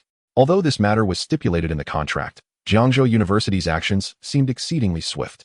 So, does this mean my parents will be coming to Jiangzhou City soon? He inquired, momentarily intrigued. Not at all. After all, you will still be in Yunhai City for 2 months. Therefore, we have merely arranged for your parents to have a more relaxed job here and enrolled them in an adult martial artist class, allowing them time to practice martial arts daily, Lin Shiru explained with a smile. An adult martial artist class? Upon hearing Lin Shiru's words, Yixian was left speechless. He had yet to inform his parents about his awakening as a Beastmaster. He could hardly imagine their bewilderment upon meeting the individuals responsible for arranging this. Thank you, Teacher Lin, Yixian expressed his gratitude. If you wish to thank me, then strive diligently in your training, Lin Shiru replied, a mysterious smile gracing her lips. It is rare to find a prodigy capable of condensing 2 beast seeds at the apprentice level. Thus, not only I, but many within the academy hold great expectations for you. We have reviewed all your records and know you have been an exemplary child throughout your life. Therefore, unleash the youthful spirit within you and give it your all. All the teachers who share our expectations for you will assist you in your journey, ensuring that the forthcoming years remain unforgettable. Lin Shiru's smile was enchanting. Yet, for reasons unbeknownst to him, Yixian felt a sudden chill coursing through his body. I will, he vowed solemnly. At that moment, several students in the Beastmaster class, having seen Yixian and Lin Shiru retreat to a corner, began to murmur amongst themselves. This guy must be playing the fool, a specially recruited individual by Jiangzhou University. Yet how could his beast possibly be a mere sprite? He seems to possess a rather lofty ambition, unwilling to team up with us, likely eyeing that 4-star Amber Dragon beast in the Amber Secret Realm. He certainly overestimates himself. He is all alone and just awakened. No matter how talented he may be, does he believe he can contend against our 3 teams of dozens? The crowd buzzed with chatter. Initially, they had held some goodwill toward Yixian, but now, with the emergence of conflicting interests, their attitudes had shifted dramatically. Nong Lu, what on earth is going on? You have kept this from us for far too long. Meanwhile, Wu Fuyun approached Nong Lu with a wry smile. He observed Yixian standing alongside Lin Shiru from a distance, astonished. He could not fathom what extraordinary talent Yixian possessed to have been specially recruited by Jiangzhou University immediately after awakening as a Beastmaster, even having a mentor assigned to provide dedicated instruction. You will find out soon enough. However, upon hearing Wu Fuyun's inquiry, Nong Lu merely chuckled, refraining from giving a direct answer. He was reluctant for other universities to learn of Yixian's information prematurely. Yixian represented a potent force waiting to be unleashed for Jiangzhou University. Wu Fuyun and the teaching assistants exchanged glances, their curiosity only intensifying.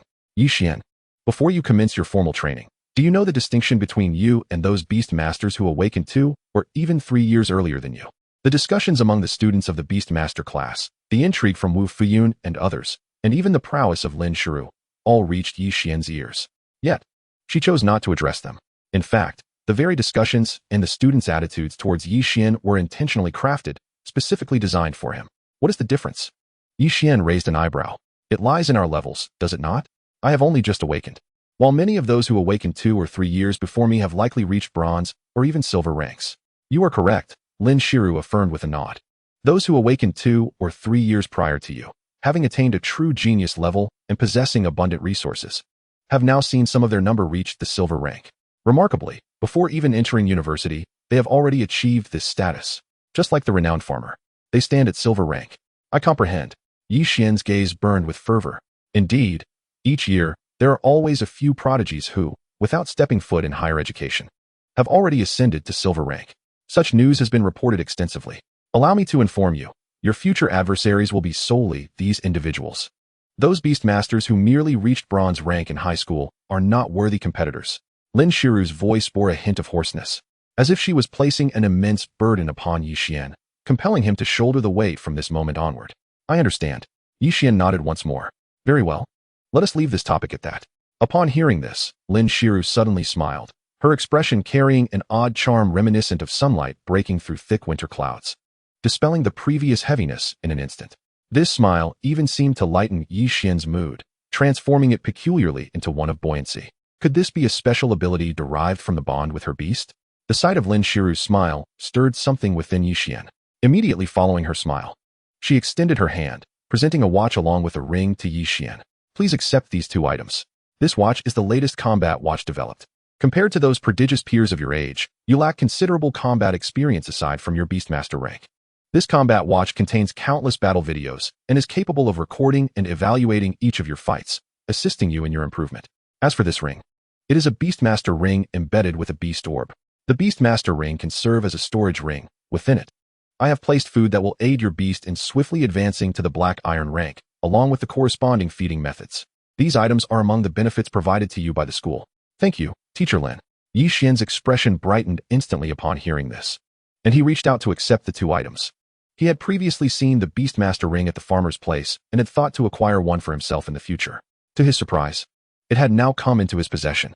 As for the combat watch, he had also seen related advertisements online. Yet, ordinary warrior combat watches cost tens of thousands. The value of this latest model, designed to assist Beastmasters in enhancing their combat abilities, must be immeasurable. Seeing Xian accept the 2 items, Lin Shiru smiled again. Additionally, I have another task for you today, to watch videos. View all the combat videos related to the ancient wood spirits on your combat watch alongside your beast.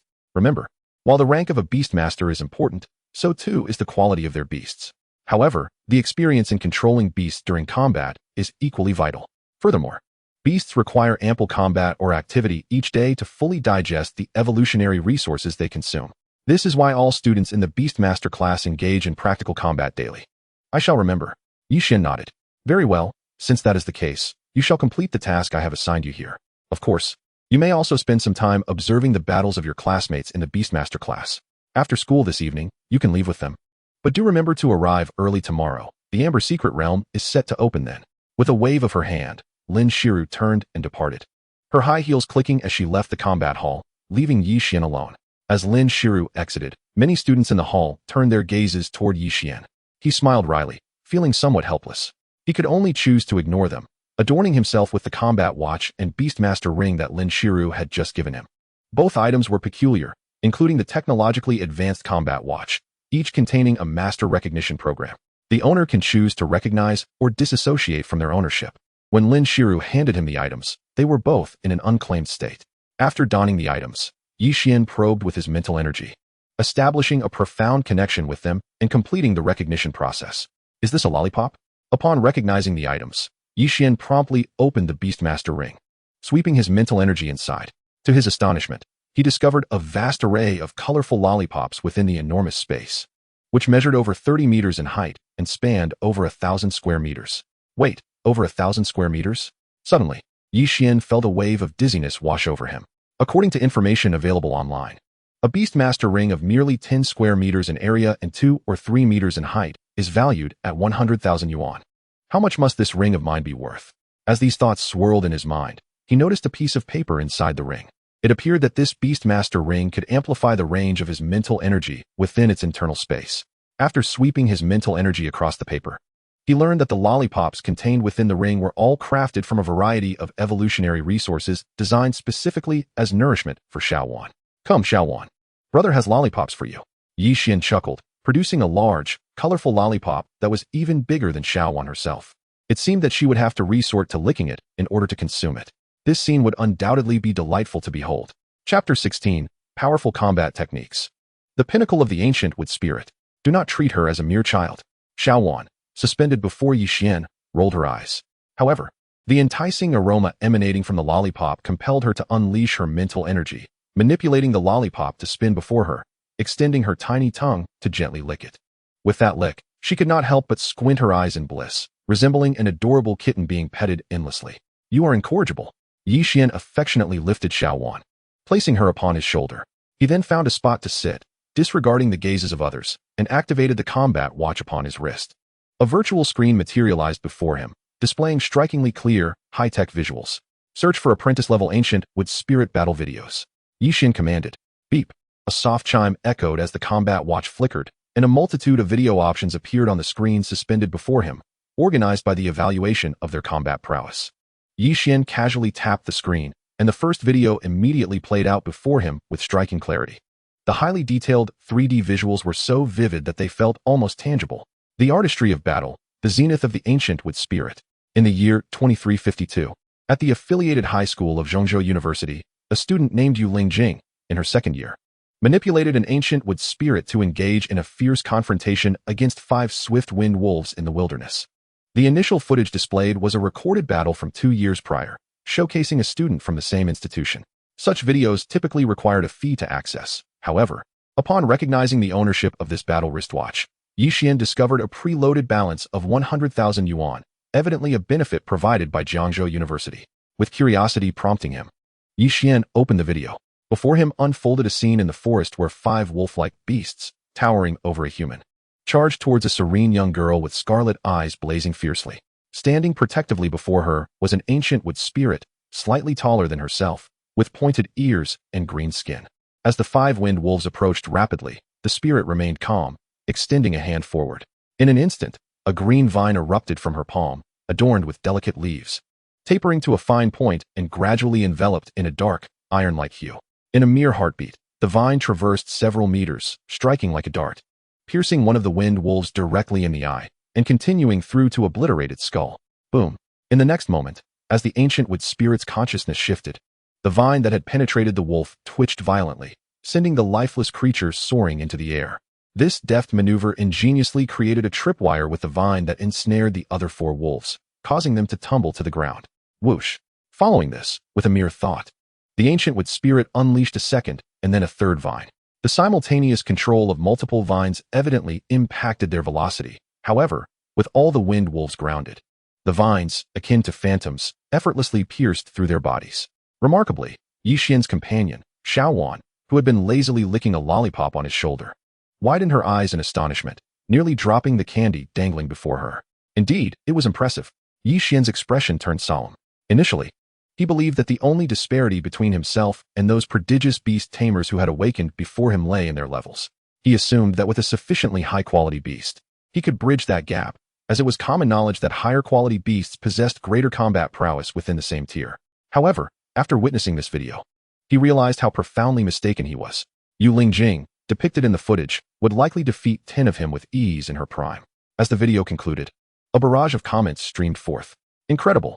This is true mastery, the pinnacle of the ancient wood spirit. No doubt, my little Yu is unbeatable. Others contributed detailed analyses. The ancient wood spirit, Yu Lingjing, had mastered the art of cultivating ebony vines, possessing the rare mental force ability, a trait seldom found even among 3-star quality ancient wood spirits.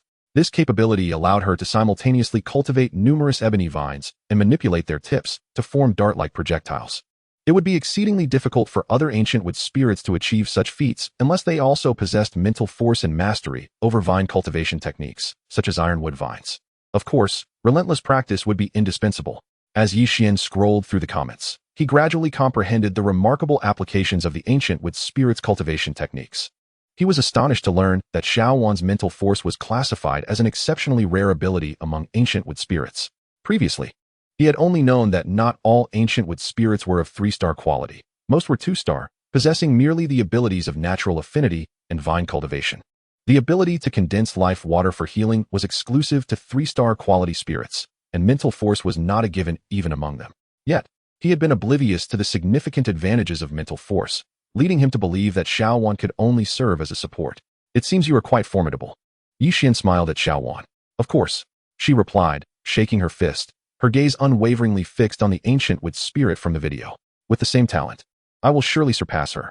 While not overly competitive, she found the scene of the spirit effortlessly dispatching 5 wind wolves undeniably cool.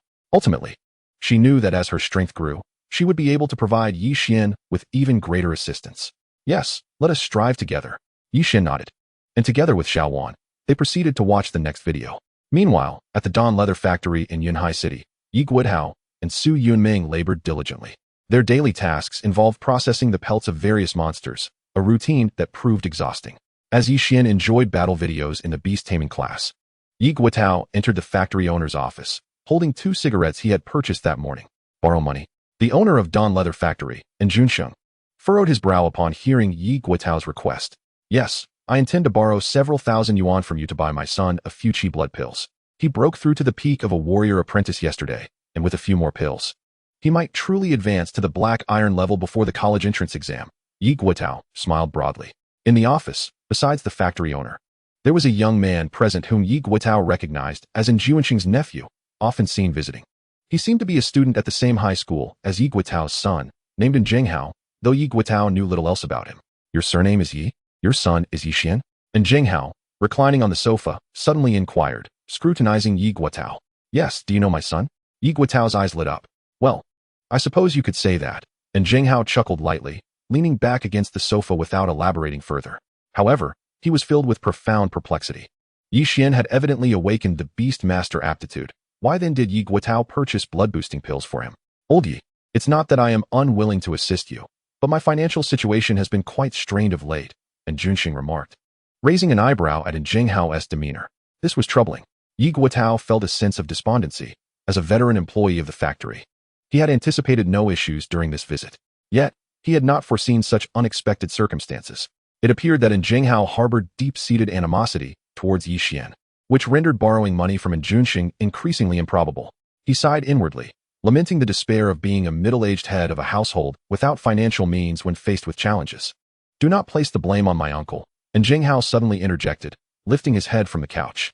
The factory has been struggling lately. My uncle just informed me that layoffs are on the horizon. Yi Guohao clenched his fists, taken aback by the audacity of this young man, who, despite his youth, was utterly malevolent. Upon discovering Yixian's connection to him, not only did he refuse to lend money, but he also wished for Junsheng to dismiss him from the factory. At that moment, a series of knocks resounded from outside Junsheng's office. Come in. And Junsheng called, lifting his head. Moments later, a factory employee entered, astonishment etched on his face as he glanced at Yi Guohao. Boss, there are representatives from Jiangzhou University looking for Yi Guohao. They claim that his son has awakened the Beast Master aptitude and has been specially recruited by the university. They have come to arrange new employment for the couple. What? Yi Guohao's eyes widened. Simultaneously, Junsheng and Zhenghao exchanged incredulous glances, particularly Zhenghao, who was aware that Yixian had only awakened his Beast Master aptitude the day before. How could it be that he had been specially recruited by Jiangzhou University so swiftly? Moreover, the university had come specifically to arrange new jobs for Yixian's parents. This was beyond belief. Old Jiang, you must be mistaken, Yi Guohao exclaimed, directing his gaze at the employee who had entered the office. My son has just recently broken through to become a top-tier martial apprentice. How could he possibly have awakened the Beast Master aptitude and been recruited by Jiangzhou University? No mistake. Your wife is already outside and just confirmed the news with your son over the phone. You should hurry out, the middle-aged man, referred to as Old Jiang, replied rapidly. But honestly, you two are quite something. You're unaware of your own son's accomplishments? Is he truly your biological child? Of course. If he weren't my biological child, would he be yours? Yi Guohao retorted, rushing out without further ado. In that moment, his heart raced with anticipation. Could it be that his son had truly become a specially recruited student of Jiangzhou University? Jinghao, what is going on? Is it true that Yi Xian is indeed a beast master and a specially recruited student of Jiangzhou University? After Yi Guotao departed, and Junshin could no longer contain his glare directed at Jinghao. Jinghao stammered for a long moment before replying. Yi Xian just awakened his beast master aptitude yesterday. I assumed it wouldn't be particularly remarkable.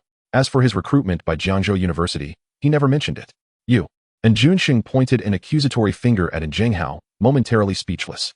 Even if Yi Xian had not been specially recruited by Jiangzhou University, and even if his beast master aptitude were not strong, the future prospects of a beast master were far beyond what a mere black iron level martial artist could compare to. He sighed deeply, lamenting how his elder brother could have produced such a disappointing offspring. Meanwhile, Jinghao was consumed with dismay.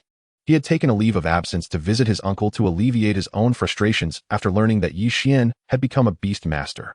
Yet, he had not anticipated that Yi Xian, who was far away, would strike him with another blow, one even more severe. This insufferable brat, when I return home, I must give him a thorough talking to for not informing us of such a monumental event in advance. At that moment, Yi Guotao, having exited the duh and leather factory with Su Yunjing, could no longer contain his fury. Yet, the smile on his face was impossible to suppress. Jiangzhou University. Even if it had waned compared to its former glory from over a decade ago, it remained one of the foremost institutions in the entire Jiang province. The fact that his child had become a specially recruited student there filled him with immeasurable joy. Indeed, he needs a good talking to, Su Yunjing echoed, her face radiant with delight. Yi Xian, let us go. I'll take you home. You can watch these videos later. Nong Lejia said as they reached the time of 3 in the afternoon. Nongge, there's no need. I can just take a taxi home, Yi Xian replied, tearing his gaze away from the virtual screen before him. Throughout the day, he felt he had gained an abundance of knowledge. After watching numerous battle videos featuring ancient wood spirits, he realized just how feeble he was in comparison. However, these videos also ignited a fervent passion within him, allowing him to envision the heights he could reach in the future. What do you mean no need? From now on, picking you up and dropping you off is my daily duty. Nong Lejia laughed heartily. I'm looking forward to when you become stronger and have something to boast about. So don't forget me when you achieve wealth and success. All right then, Yi Xian chuckled helplessly. As he thought of returning home, his mind wandered back to the phone call he received from his mother earlier that day, confirming the news. Yes, this is splendid. By the time I get home, my parents must have prepared a lavish feast for me, Yi Xian mused to himself. Awakening the beast master aptitude, becoming a specially recruited student of Jiangzhou University, and even arranging new, relaxed jobs for his parents. This was already a trifecta of delightful surprises. Chapter 18, Family. How does it feel to spend money like water now? Nong Lejia asked with a smile as he started the car. Indeed, Yi Xian nodded, feeling somewhat helpless. Throughout the day, he had hardly engaged in anything else. Most of his time was spent immersed in the battle videos provided by the combat wristwatch, all featuring ancient wood spirits. These videos included not only those from within the borders of Xia country, but also international footage, all uploaded by prodigies from various nations. Accessing these videos required payment. And in just one short day, he had spent a significant portion of the initial 100,000 yuan loaded onto his wristwatch. Haha. Upon observing Yi Xian's expression, Nong Lejia chuckled heartily. In comparison to you, my family circumstances are considerably more affluent. Yet, even so, as I ascend to the rank of a black iron level beast tamer, the support I receive from home is rather meager. Once I attain the status of a silver level beast tamer, the little funds available will be even more trivial, compelling me to rely solely on my own efforts. Your innate talent surpasses mine, and the contracts you secure are undoubtedly far superior. However, even so, financial resources will invariably fall short. After all, as teacher Lin aptly stated, no educational institution serves as a charitable organization nurturing parasites. Thus, you must strive to earn your own livelihood. Strive to earn money? Yi Xian paused, inquiring, Brother Nong, do you have any avenues for making money? Tomorrow. Entering the Amber Secret Realm presents such an opportunity, Nong Lejia replied with a smile. Each time the Amber Secret Realm opens, it gives rise to a single 4-star quality Amber Dragon Beast. However, to be frank, you may not be able to defeat it. Should you encounter it, you might have to vacate the realm prematurely. Moreover, you will be contending with 3 other teams comprising dozens of individuals. Competing for the Amber Dragon Beast will be even more challenging. At this point, Nong Lejia paused momentarily before continuing. Therefore, my suggestion is that once you enter, you might consider attempting to slay some lower-level monsters within the realm. When monsters in the Amber Secret Realm are vanquished, they dissolve into Amber Essence. Although there is a possibility of leaving behind Amber Hearts, Amber Hearts are excellent resources for evolution. and if you collect them and bring them out, you should be able to exchange them for some funds to alleviate your pressing needs. Is that so? I understand. Yi Xian felt a stir in his heart. However, as he contemplated the impending battles with monsters in the secret realm, he couldn't help but feel a mix of anticipation and anxiety. Noticing Yi Xian's expression, Nong Lejia smiled and remarked, "Furthermore, engaging in combat with monsters is the true intention behind Teacher Lin's encouragement for you to enter the Amber Secret Realm. I trust you do not still believe that Teacher Lin's purpose for sending you there is solely for the 4-star Amber Dragon Beast? Rest assured, Brother Nong, I will not impose any expectations," Yi Xian replied with a wry smile. He had already considered this aspect. Before long, Nong Lejia brought the vehicle to a stop in front of Yi Xian's home, saying, "Go home now, and take some time to rest. The opening of the Amber Secret Realm is not a matter to be taken lightly. In the next day or two, or even longer, if you can endure, you might remain inside for an extended period. All right, Brother Nong, please drive safely." Yi Xian nodded, and after seeing Nong Lejia drive away, he walked towards his home. "Xuan, how do you think my parents will greet us after such a grand surprise?" Yi Xian asked his companion Xuan, who had largely remained tucked away in his pocket during their car ride. It was only after he exited the vehicle that she emerged. Having lived with Ye's family for many years, Ye's parents had long since embraced her as one of their own. "They should prepare a feast for us, right?" Xuan blinked her eyes and replied, "I believe so." Yi Xian nodded in agreement. He quickened his pace, unlocked the door to his home, and called out, "Dad, Mom, Xuan and I are back. You're back and still have the audacity to inform us?" As soon as Yi Xian's words escaped his lips, a hand suddenly reached out from the side, twisting his ear with a gesture reminiscent of the Buddha plucking a flower. "Mom, that hurts." Yi Xian grimaced. "Humph. I ask you, why did you not inform us about your awakening as a beast tamer and being specially recruited by Jiangzhou University?" Su Yunming, gripping Yi Xian's ear, inquired. "I only wanted to give you both a bit of surprise. Besides, I hadn't fully decided on joining Jiangzhou University yet, as I wanted to assess the benefits they offered first," Yi Xian explained. "You've become quite the big shot, being specially recruited by Jiangzhou University. And yet you still want to negotiate terms?" Su Yunming tightened her grip again. However, upon hearing Yi Xian's words, she was profoundly astonished. She could not fathom what leverage Yi Xian possessed to negotiate terms with Jiangzhou University. Mom, please let go." Yi Xian stood on tiptoe, grimacing as he felt as though his ear might be pulled off by the matriarch. "Humph, we'll see if you remember this in the future. Moreover, you must thoroughly discuss this matter with me and your father," Su Yunming huffed before finally releasing her grip. In the past, Yi Xian often delayed informing them about various matters. However, this time was different. The significance of this event was monumental. Thus, amidst her surprise, she also felt a tinge of anger. All right, Yi Xian said while rubbing his ear. He then dashed into the house, washed his hands, and entered the dining room. Upon seeing a table laden with delicious dishes, he grinned and took his seat. "You mentioned you would enter that secret realm tomorrow and might stay for a few days. Is there any danger involved?" During the meal, as her worries subsided, Su Yunming turned her attention to Yi Xian with concern. "There is no danger. There are dozens of people entering the secret realm with me. I'm just going in for a stroll, to broaden my horizons, not to engage in combat with monsters," Yi Xian said, carefree as he devoured his meal.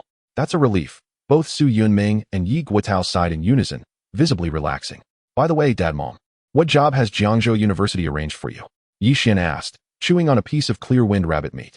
They recommended several options, but ultimately, we decided to first learn cooking at a restaurant. Once we arrive in Jiangzhou, we plan to open our own small restaurant, Yi Guotao explained with a smile. He was no longer inclined to work for others, hence the decision. Moreover, if they opted to open a restaurant, Jiangzhou University would assist them in finding a suitable location, which filled him with a sense of liberation from the dreary clouds that had lingered for decades.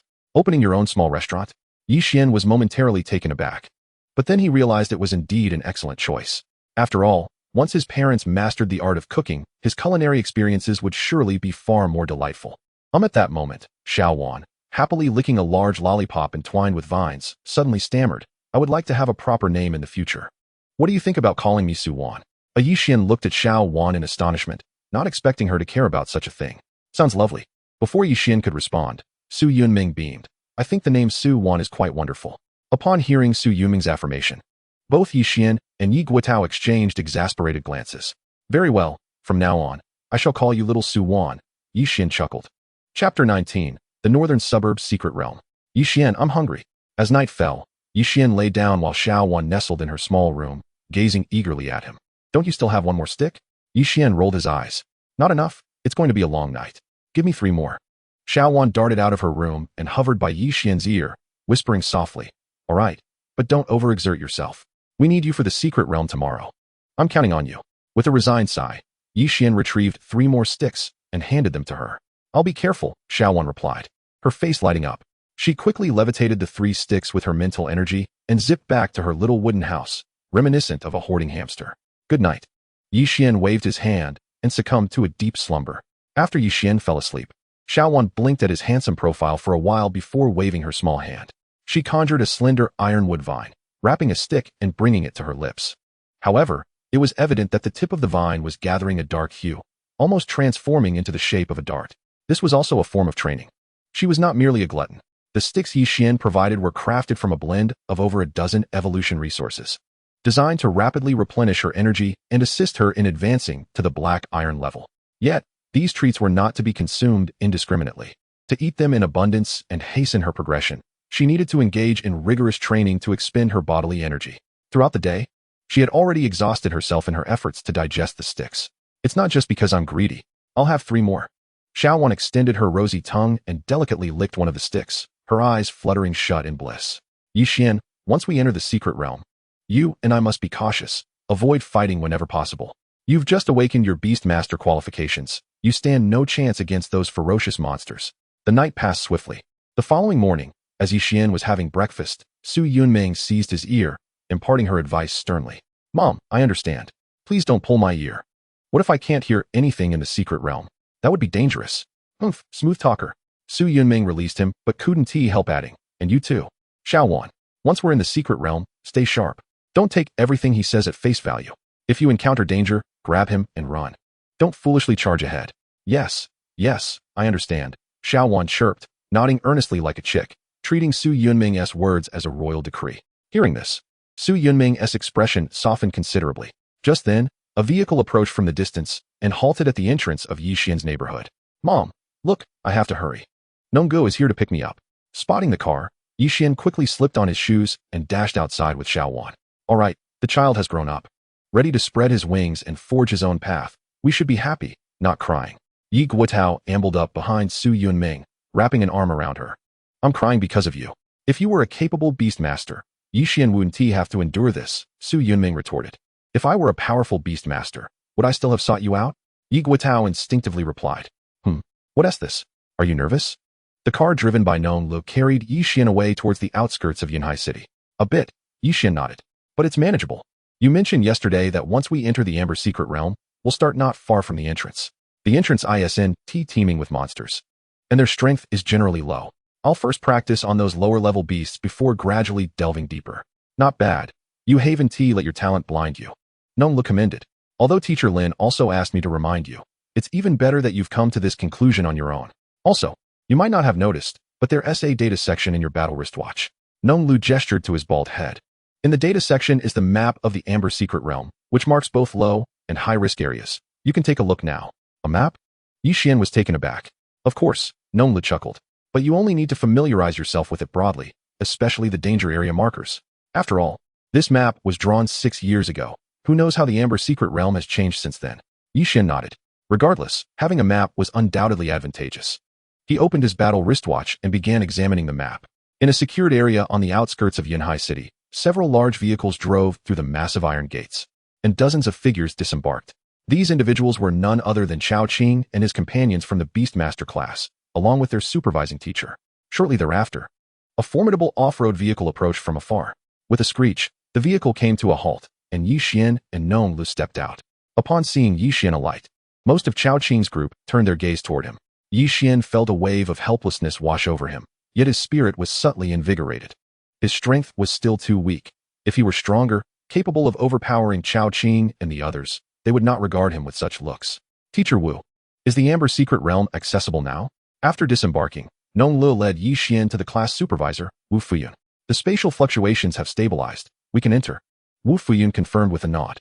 "In that case, let us not delay. We should arrange for the students to enter." Nong Lu, with his bald head held high, asserted his authority.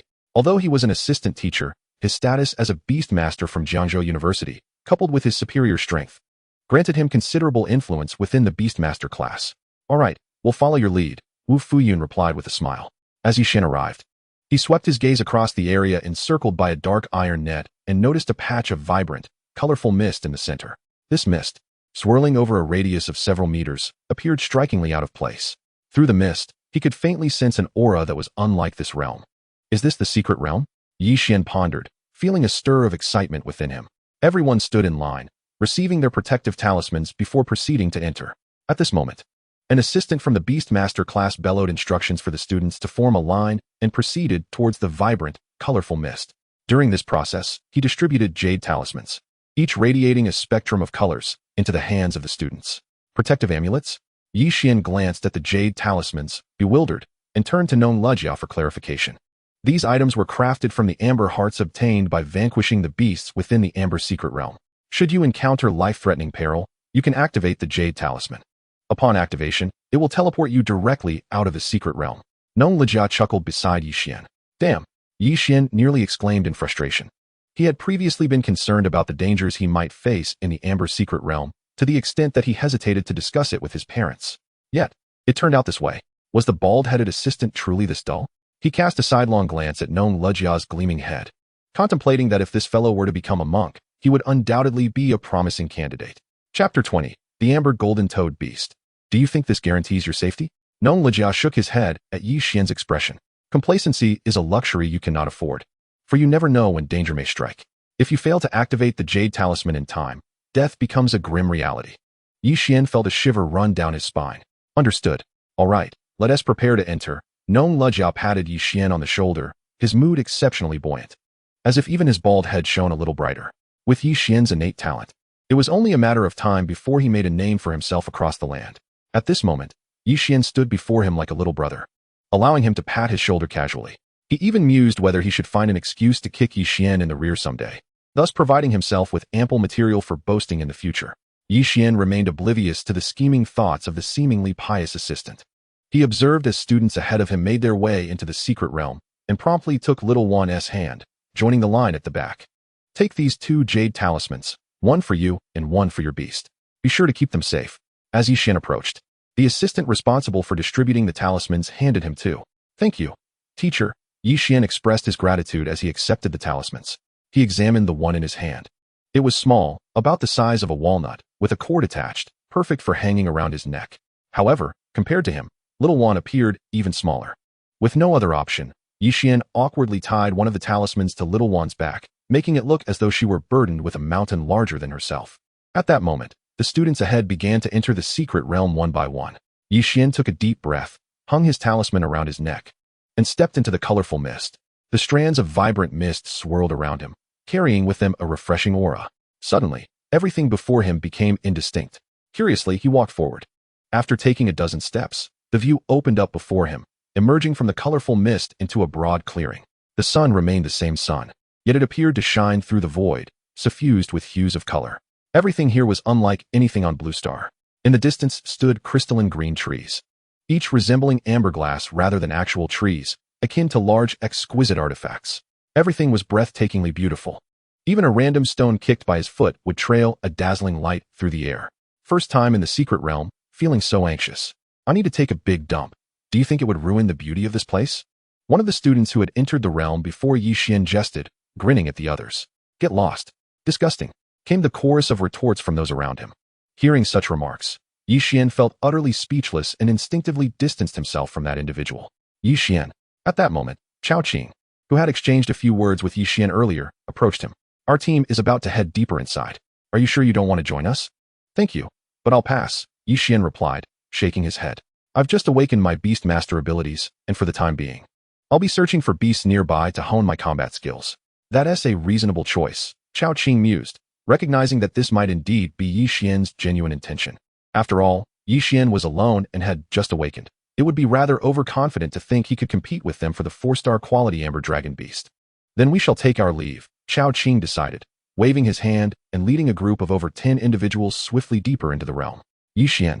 We're off too, the others called out, exchanging brief farewells as they saw Chao Qing depart. The students from the Beastmaster class would be preparing for their college entrance examinations in 2 months, while Yi Xian had already been accepted early by Jiangzhou University. Consequently, few harbored feelings of envy or jealousy. Yet, This envy and jealousy also made some feel a disconnect with Yixian. However, that was the extent of it. Yixian was not a person of ill repute. Coupled with his handsome appearance and status as a preparatory student of Jiangzhou University, many classmates, particularly the female ones, were eager to engage with him. Yixian, goodbye. We're leaving now. The three teams from the Beastmaster class exchanged a few more words with him before departing shortly thereafter. Yixian had already discerned that the leaders of the three teams were Chao Qing, Su Jing, and Xiao Kaijia. All three were second-year students who had their own beasts. Both Chao Qing and Su Jing sought the Amber Dragon beast with the intention of contracting it as their own once they advanced to the Black Iron level, while Xiao Kaijia aimed to pass it on to his elder brother, who was also a student in their Beastmaster class but a third-year Black Iron level student unable to enter the Amber Secret Realm. Little Xuan, let us set off as well. Once the three teams had departed, Yixian took a deep breath. With a flick of his hand, he retrieved a black iron battle knife from his Beastmaster ring, gripping it firmly. Now, it was time for him and Little Xuan to embark on their journey of training. Little Xuan nodded, emerging from Yixian's pocket, her eyes blinking as she scanned the surroundings warily. Thud thud. Yixian, accompanied by Xiao Wan, cautiously maneuvered around the verdant expanse of the Amber Forest. The entire Amber Secret Realm spanned approximately 100 miles.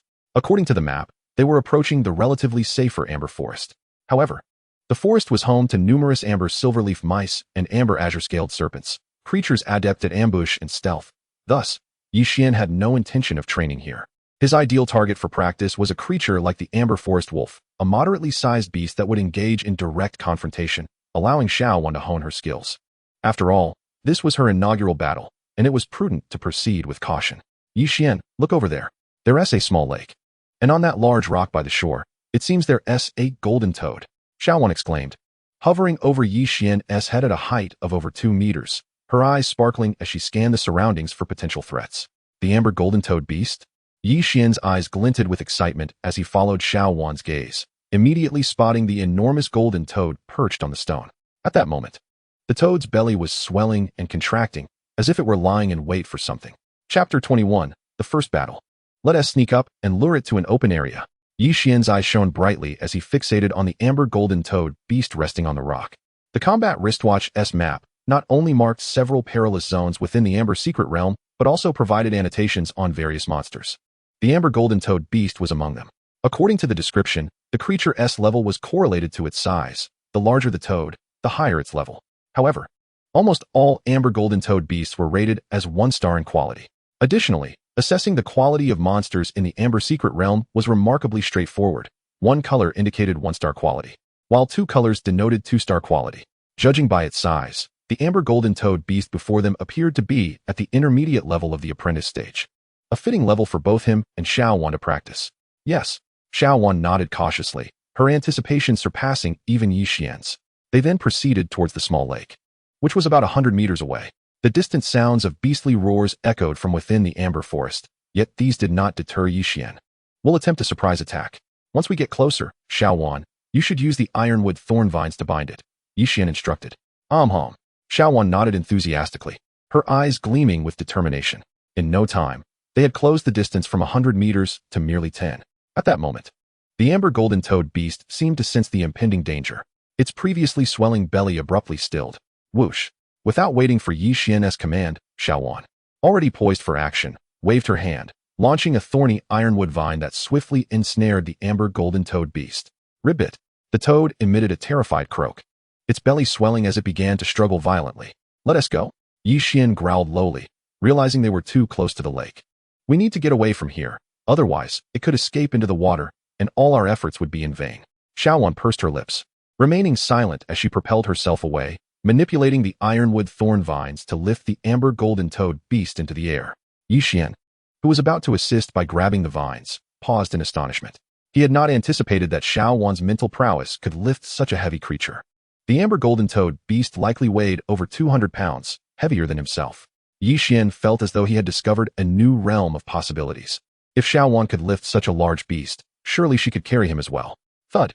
Xiao Wan flew with the amber golden toad beast for 30 to 40 meters before releasing the ironwood thorn vines, dropping it onto the ground. Yixian observed the creature land without any injuries, realizing that the thorns of the ironwood vines had been deliberately controlled by Xiao Wan to remain flush against the vines. This revelation filled him with admiration for her rapid progress. It was only a day since they had watched those videos together. Ribbit. Once on the ground, the amber golden toad, recognizing it was no match for Yixian and Xuan, promptly leaped 2 meters away, attempting to escape towards the distant lake. This path is blocked. Yixian brandished his obsidian dagger, swiftly positioning himself in front of the creature. As a top-tier apprentice warrior, had it not been for his lack of combat experience, he could have easily subdued 2 or 3 amber golden toad beasts single-handedly. Whoosh! The amber golden toad, seeing Yixian standing in its way, opened its mouth, launching a golden tongue towards him at high speed. A shiver ran down Yixian's spine. He swung his blade, aiming to deflect the attack with the back of his weapon. He and Xuan did not intend to kill the creature. They sought a practical training opportunity. However, before Yixian's blade could intercept the toad's tongue, Xuan, hovering above, waved her hand again, sending forth another ironwood thorn vine. Like a steel whip, it struck the amber golden toad, causing it to stagger back. The toad's tongue, having not closed the distance, failed to reach Yixian. Well done. Yixian's eyes lit up in surprise. He had not expected Xuan's combat awareness to be quite so impressive. This also indicated that her viewing of the videos the previous day had not been in vain. Of course, I've been working hard. Xuan proudly raised her head, manipulating the ironwood thorn vines, which coiled like a serpent before suddenly becoming rigid and sharp-tipped, resembling a spear as it shot forth towards the amber golden toad. Whoosh! The amber golden toad, startled, leapt away. Darn it, my movements are still too slow. Xuan pouted, displaying a hint of dissatisfaction with her performance. Don't worry. We'll take our time, Yixian reassured her. You are currently just at the high apprentice level. Remember, when we watched that video of the ancient wood spirit from Zhengzhou University, it had already reached the pinnacle of the apprentice level. Xuan nodded, her resolve firm as she directed the ironwood thorn vines toward the amber golden toad once more. I'll stab it. I'll stab it. Stab, stab, stab. Xuan, with a fierce cry, summoned a series of hardened, spear-like thorns made of ironwood, hurling them towards the amber toad beast. This creature, resplendent in golden hues, appeared to be crafted from translucent amber beads, exuding a certain charm rather than menace. Yet, neither Yixian nor Xuan harbored any feelings of pity. They regarded it solely as the ideal target for practical combat. Yixian, however, refrained from overly intervening, occasionally blocking the amber toad beast's escape to prevent it from fleeing into the amber forest. As a beast master, his primary method of combat lay in commanding his beasts, while he sought merely to ensure his own safety in martial encounters. It seems Yixian is faltering, Xuan remarked regretfully after a few minutes had passed. In this brief span, during which she had deliberately held back from targeting the beast's vital points, it was already panting heavily, its movements slowing significantly. Let us finish it off, Yixian replied with a shake of his head. To be candid, the amber toad beast was indeed suitable for Xuan's training. However, its endurance paled in comparison to her innate affinity with nature. With that, Xuan wasted no time. As the amber toad beast leaped into the air, she launched a spear made of ironwood thorns, which pierced through its panting maw with a resounding thud, instantly piercing its body. Chapter 22. Unveiling a new ability of the Beast Master Editor impressive, Yixian exclaimed, giving a thumbs up at the swift and decisive strike. I was actually aiming for its eyes, Xuan said, her cheeks tinged with a hint of blush. Aiming for its eyes. Yixian was taken aback, but stifled a laugh. At that moment, the amber toad beast, struck by Xuan's ironwood thorn spear, emitted a series of cracking sounds as if its entire being were on the verge of collapse. Yixian's eyes lit up, and he quickly unleashed his mental energy to envelop the creature. According to the lore of the farmers, beasts within the amber realm disintegrated into amber essence upon death. He was eager to observe this phenomenon closely. Yet, just as he enveloped the amber toad beast with his mental energy, he felt a shift within his mind. A new piece of information suddenly appeared on his attributes panel. Beast type, amber toad beast. Beast rank, intermediate apprentice. Beast quality. Beast ability 1, amber body, LV1. Mastery of the entry-level amber body, providing enhancements to strength, defense, and recovery. Beast ability 2, 1-yard toad, tongue, LV1.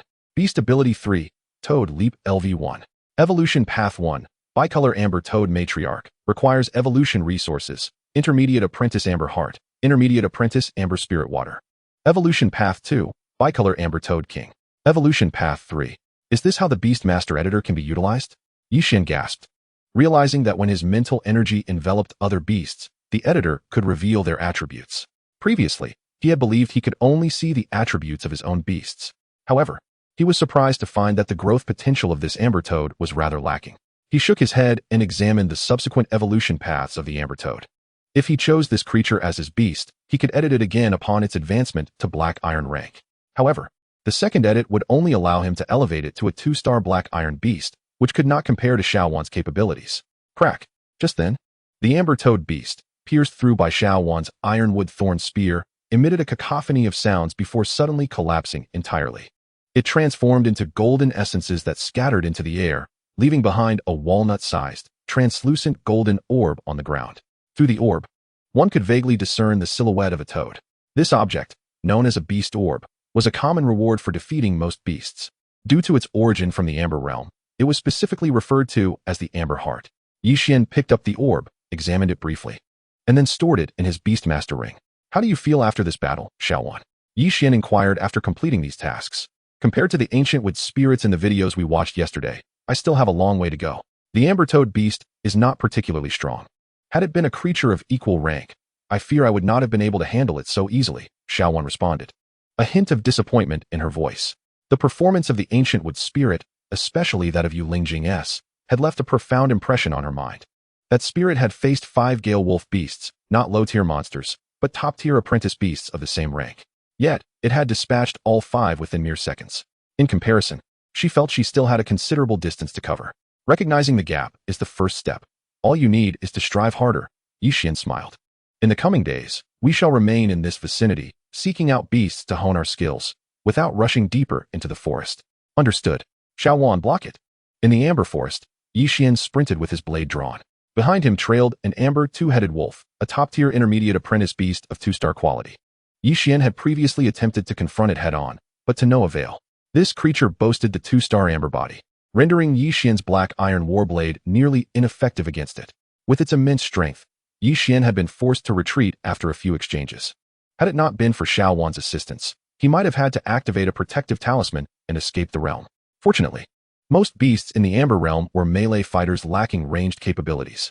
With Yixian and Xuan working in tandem, despite their struggles, they maintained a glimmer of hope. Swoosh!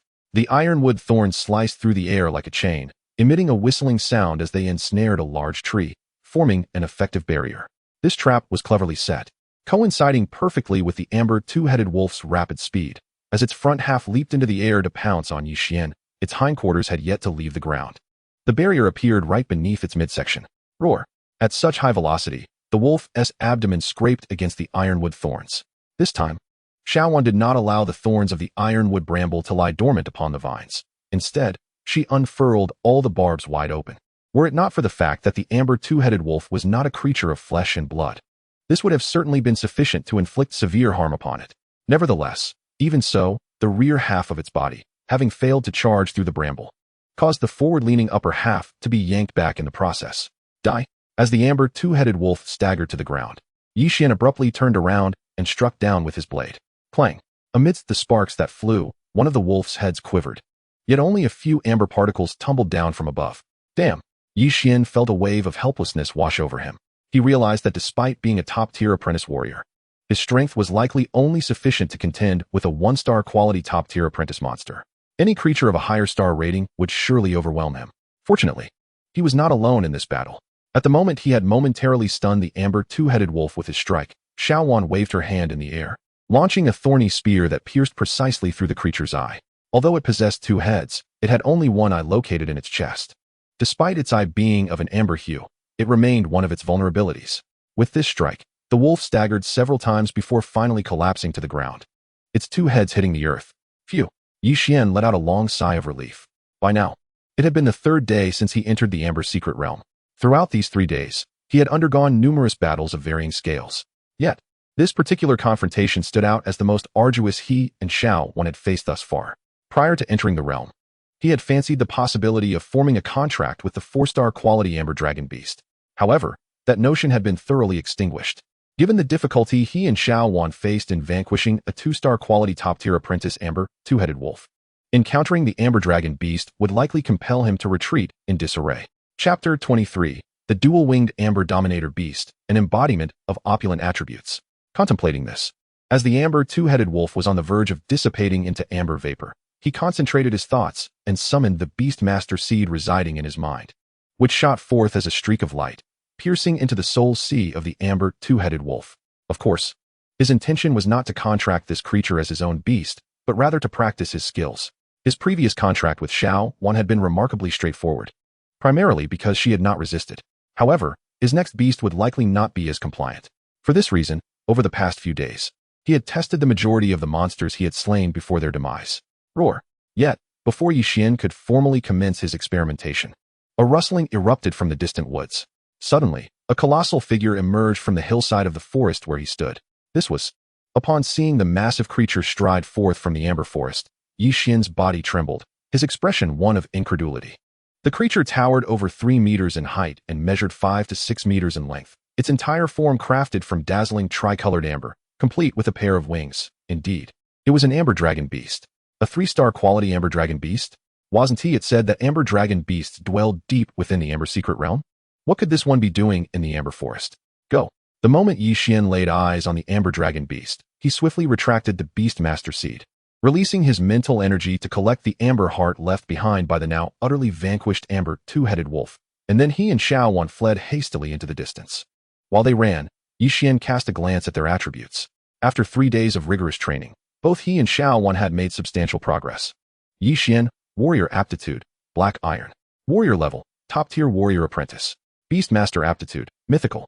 Beastmaster Level, Intermediate Beastmaster Apprentice. Beastmaster Seed 1. Beast, Ancient Wood Spirit. Beastmaster Rebirth Ability, Natural Affinity.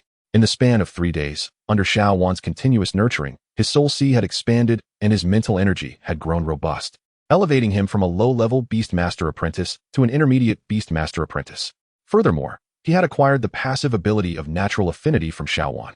However, the quality of this ability had diminished by 1 star upon reaching him. Nonetheless, even so, this ability proved immensely beneficial to him. In contrast, Xuan also exhibited notable advancement. Ancient Wood Spirit, Xuan. Beast Level, High Apprentice. Beast Quality. Ability 1, Mental Telekinesis. Level, LV3. Proficient in mastering her mental telekinesis. Further training could lead to perfect control. Ability 2, Natural Affinity. Level, LV4. Ability 3, Spawning Ironwood Bramble. Level, LV2. Proficiently mastering the ability to spawn Ironwood Bramble. Continued training may reach Mastery Level. Ability 4, Condensing Life Water. Level, LV1. Entry Level. Continued training may reach Proficiency Level. Over the course of 3 days, Xuan had not advanced to a new tier. However, her mental telekinesis had progressed from LV2 to LV3, and her ability to spawn Ironwood Bramble had advanced from LV1 to LV2. It was precisely for this reason that she had excelled in the earlier battle against the amber two-headed wolf. Boom! As the amber dragon beast thundered towards them, the earth quaked, emitting a deafening roar. Several verdant trees were toppled with a mere brush of its presence. It was evident that this formidable creature was heading directly for Yixian. Yixian sprinted ahead, his countenance grim. In these 3 days, he had made remarkable strides within the amber secret realm and did not wish to depart so soon. Xuan, sensing the tricolored amber dragon beast closing in behind him, Yixian called out sharply. Xuan, attuned to Yixian's thoughts, responded instantaneously by launching a strand of ironwood bramble. The thorns on this bramble lay docile upon the stem, appearing exceptionally tame, and the entire ironwood bramble swiftly reached Yixian's side. With a glint in his eye, Yixian grasped the bramble, and in an instant, his body was lifted into the air by Xuan. Phew! Just as he ascended, the tricolored amber dragon beast charged forward, arriving at his previous position, sending a gale that sent the fallen leaves swirling chaotically, soaring 5 to 6 meters into the air. Yixian turned to look back and beheld the amber dragon beast, its claws having gouged deep trenches into the ground upon halting its advance. It was easy to foresee the dire consequences had one of those claws fallen upon him.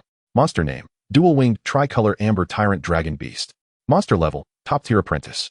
Monster Quality: Monster Abilities. Ability 1, Amber Tyrant Dragon Body. Ability Level: LV4, having flawlessly mastered the development of its amber body, unable to improve further. Possessing formidable strength, defense, recovery, and resistance to all attributes. Ability 2, Amber Tyrant Dragon Roar. Ability Level: LV4, having perfectly mastered this ability, unable to improve further.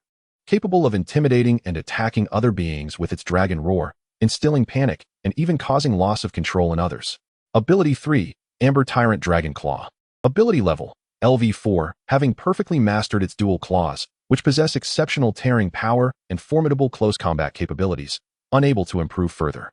Ability 4, Amber Tyrant Dragon Tail. Ability Level: LV4, having perfectly mastered the Amber Dragon Tail, which possesses terrifying attack power, unable to improve further. Evolution Path 1, Dual-Winged 5-Color Amber Tyrant Dragon Beast. Requiring 10 different types of top-tier Amber Hearts at the Apprentice level, 1 top-tier Amber Dragon Heart, and an innate Amber Dragon Spring. Evolution Path 2, 4-Star Dual-Winged Amber Tyrant Dragon Beast. Requiring high-grade Amber Hearts, requires. Damn.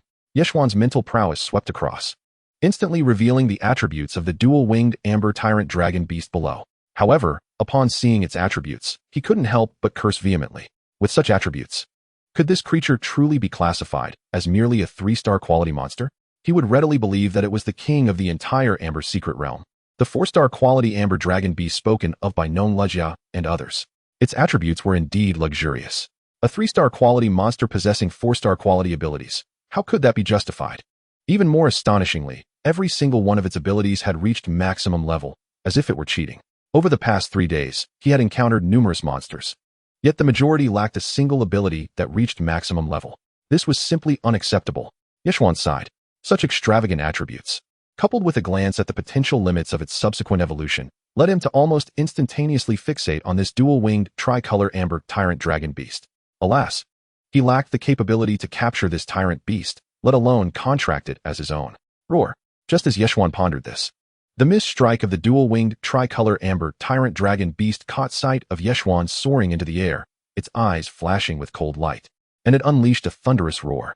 In the wake of the roar, sound waves spread forth, enveloping both Yeshuan and Xuan in an instant. Chapter 24, The Peculiar Behemoth.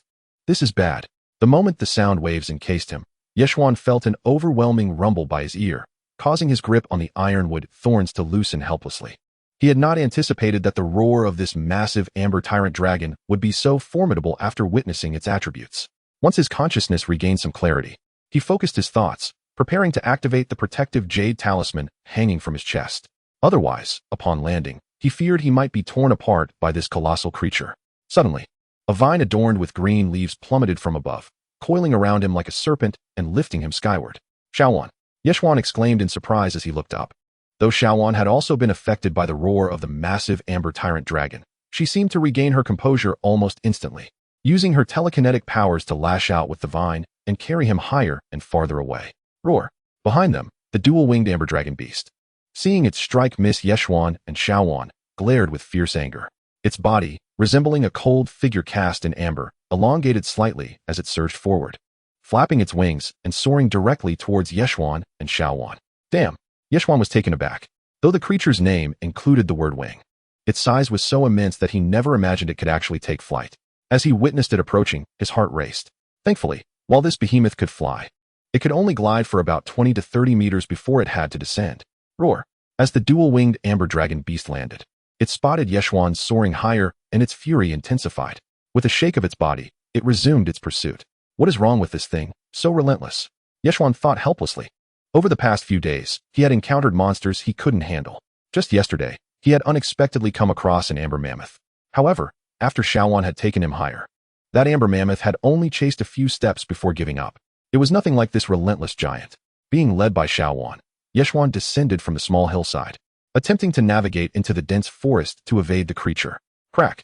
However, as soon as he entered the forest, the various amber sparrows and other birds, spotting the looming Amber Tyrant Dragon Beast behind him, all fluttered down from the trees in a panic, retreating to the trunks like frightened quails.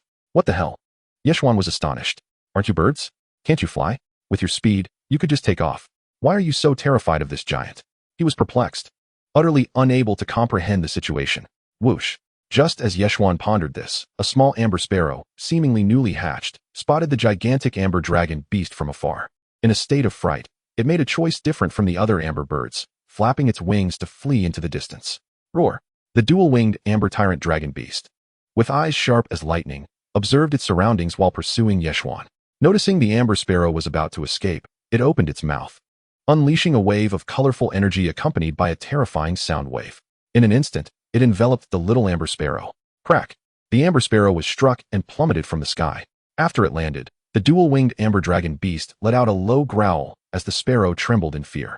Only then did it leisurely continue its pursuit of Yeshuan, seemingly resolute to not relent until it caught him. What is this all about? Yeshuan could only stare at the scene in silence. Do I have some deep-seated grudge against you, or what? However, as the dual-winged amber dragon beast disregarded the fallen sparrow, a sudden spark of inspiration ignited in Xuan's mind. Xuan, let us descend and seek a more low-lying area. Remember to be prepared to activate the protective jade talisman at any moment, ready to depart from this place. Yixian's eyes sparkled with determination. After all, Xuan was merely a high-level apprentice, her mental prowess limited. If this continued, it would not be long before they would have to actively trigger the protective jade talisman and leave the secret realm. Thus, he needed to find a solution swiftly. How infuriating. Xuan clenched her fists. Though she was also a 3-star beast master, confronted by the dual-winged amber dragon beast, she found herself utterly powerless. Forced to flee alongside Yixian in a state of disarray. This left her feeling exceedingly helpless. However, she was quite obedient to Yixian's commands. As soon as Yixian finished speaking, she glanced around and found a relatively low-lying area, descending alongside him. Behind them, the pursuing dual-winged amber tyrant dragon beast. Upon witnessing Yixian and Xuan land in the low area, gave a roar and charged toward them. It halted a mere 2 meters away, lifting its head with an air of arrogance, gazing down upon them with the regal demeanor of a monarch. It seemed to proclaim, "This entire secret realm is my dominion. You are all my subjects. None may look down upon me. I am the one who reigns supreme." Huff. Seeing that the amber tyrant dragon beast had indeed come to a stop, Yixian could not help but exhale a long breath, suppressing the immediate urge to activate the protective jade talisman. Nonetheless, he remained perpetually vigilant, wary of a sudden assault from the creature. Roar. At that moment, the peculiar dual-winged amber tyrant dragon beast, after observing Yixian and Xuan for a few seconds and seeing that they dared not move, finally let out a roar and turned away, strutting off in apparent satisfaction. It seemed that its sole intention was to assert its dominance over the two. What a strange creature. Yixian was left dumbfounded as he watched the amber tyrant dragon beast, which had chased them for so long, simply depart. Fortunately, he reacted swiftly. Upon witnessing the amber sparrow plummet from the sky, he suddenly had a brilliant idea when he saw the amber tyrant dragon beast ignore it. Otherwise, he and Xuan might have had no choice but to exit the secret realm prematurely. It has left? Xuan, perched on Yixian's shoulder, stared in astonishment at the departing amber tyrant dragon beast, her mouth agape. Even now, she could hardly comprehend what had transpired. Why had this colossal creature pursued them for so long only to turn away after catching up? Come on, Xuan. Let us follow it and uncover what this creature is about. After a moment of contemplation, Yixian clenched his fist and declared, "What? Pursue it?" Xuan almost lost her balance, nearly tumbling off Yixian's shoulder. Indeed, Yixian nodded. This creature is the epitome of a perfect beast. I must attempt to forge a contract with it. He pondered whether the Amber Secret Realm had not actually birthed any 4-star quality Amber Dragon beasts. The hefty creature that had pursued them was, in fact, the king of this realm. Chapter 25, The Dragon Beast Valley. Squeak. As Yixian and Xuan carefully followed the trail of the dual-winged Amber Tyrant Dragon Beast, outside the secret realm, Lin Shiru, who had not been seen for several days, arrived at the entrance of the northern outskirts of the secret realm. Teacher Lin. Upon seeing Lin Shiru, Nong Lijiao rushed forward to greet her. Is Yixian still not out? Lin Shiru inquired in a calm voice. Not yet. Before he entered, I had advised him to hone his practical skills on the periphery, and he agreed to stay outside for a few days. Thus, he should be fine for 4 or 5 days inside, Nong Lijiao replied. 4 or 5 days. Lin Shiru nodded. The opening of the Amber Secret Realm is time-limited. One can remain inside for a maximum of 1 week. Furthermore, during the last 2 days, due to instability in the space, the beasts within the secret realm will go into a frenzy, making it rare for any student to truly remain for the full 7 days. By the way, Teacher Lin, do you think Yixian has a chance to contract that 4-star quality Amber Dragon Beast? Suddenly, Nong Lijiao seemed to recall something. I noticed he appeared somewhat reluctant before entering. How could that be? Lin Shiru asserted with unwavering confidence. His talent is remarkable, but he awakened too late. Given his current strength, he cannot even defeat a 3-star quality Amber Dragon Beast, let alone the 4-star one. If he cannot defeat it, how could he contract it? Even if he could, with his current rank as a Beast Master, he might still be unable to forge a contract. Indeed, Nong Lijiao realized he had been overly astonished by Yixian's talent, leading him to become somewhat irrational. Yixian is undoubtedly gifted. However, he has only awakened his Beast Master aptitude for a few days. How could he possibly contract a 4-star quality Amber Dragon Beast all on his own? It took an immense sum of money and the assistance of a dozen classmates for him to successfully contract his own dual-winged Amber Dragon Beast. Could it be that he is indeed the king of the Amber Dragon Beast clan within the Amber Secret Realm? Yi Xian and Xuan cautiously trailed behind the dual-winged amber tyrant dragon beast, observing it as it patrolled its territory, traversing the mountainous expanse. Along their journey, any bird or beast that encountered it, particularly those positioned higher than it, would act as if an emperor had arrived, either descending to the ground or scurrying away in panic. Each time this occurred, a distinct expression of satisfaction would manifest in the creature's cold amber eyes, which were vastly different from human eyes. Meanwhile, as Yi Xian followed closely behind, they encountered no dangers whatsoever. Yi Xian, I feel this is still too perilous. And the strength of this behemoth is overwhelming. Following it continuously seems to serve little purpose, Xuan remarked, hanging beside Yi Xian. She felt a surge of motivation. Despite being a 3-star quality beast master herself, the gap in strength between her and this dual-winged amber tyrant dragon beast was staggering, igniting her desire to immerse herself in training. Let us wait a bit longer. It cannot continue walking indefinitely. We shall see what its intentions truly are. Yi Xian replied in a low voice. To him, this dual-winged amber dragon beast was the epitome of a perfect combat machine, and he was genuinely eager to capture it. Xuan pouted slightly. Noticing that there appeared to be no immediate danger, she settled onto Yi Xian's shoulder, resting her head against his, and began to munch on a snack, replenishing her energy. Deep within the amber secret realm, one of the many students who entered alongside Yi Xian gazed grimly at the numerous amber dragon beasts in the distant valley. According to the experiences of predecessors who had visited this place, the amber dragon beast clan typically produced no more than 5 or 6 offspring over a span of 6 years. Yet, the number of amber dragon beasts here had nearly reached 20, not to mention the presence of a 4-star amber dragon beast. Even if we band together, we would likely not stand a chance against them, let alone capture that formidable creature.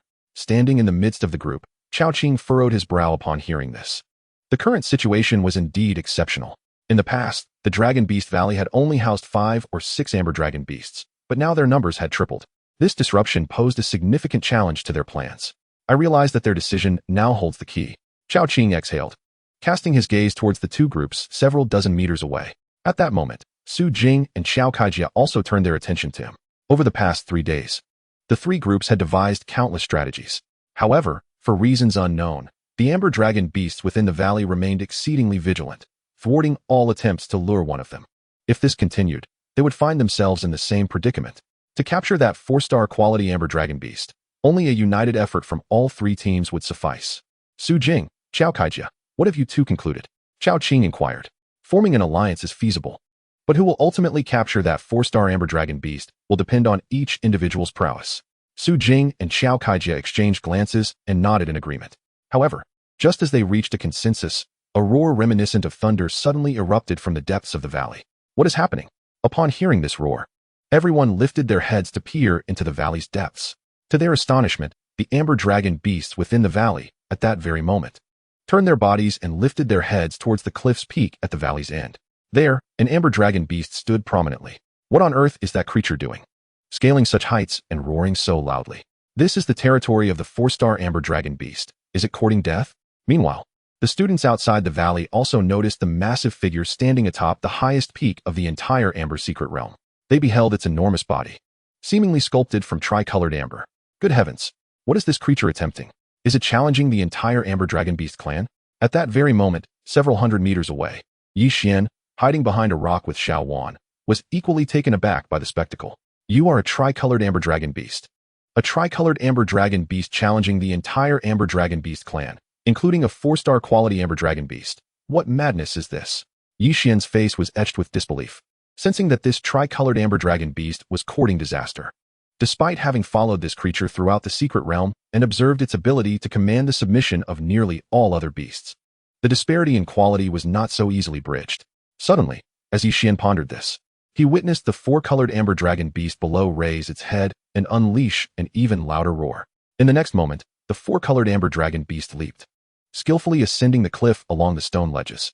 Chapter 26. The Amber Evil Dragon Beast, The Battle of Kings. Roaring.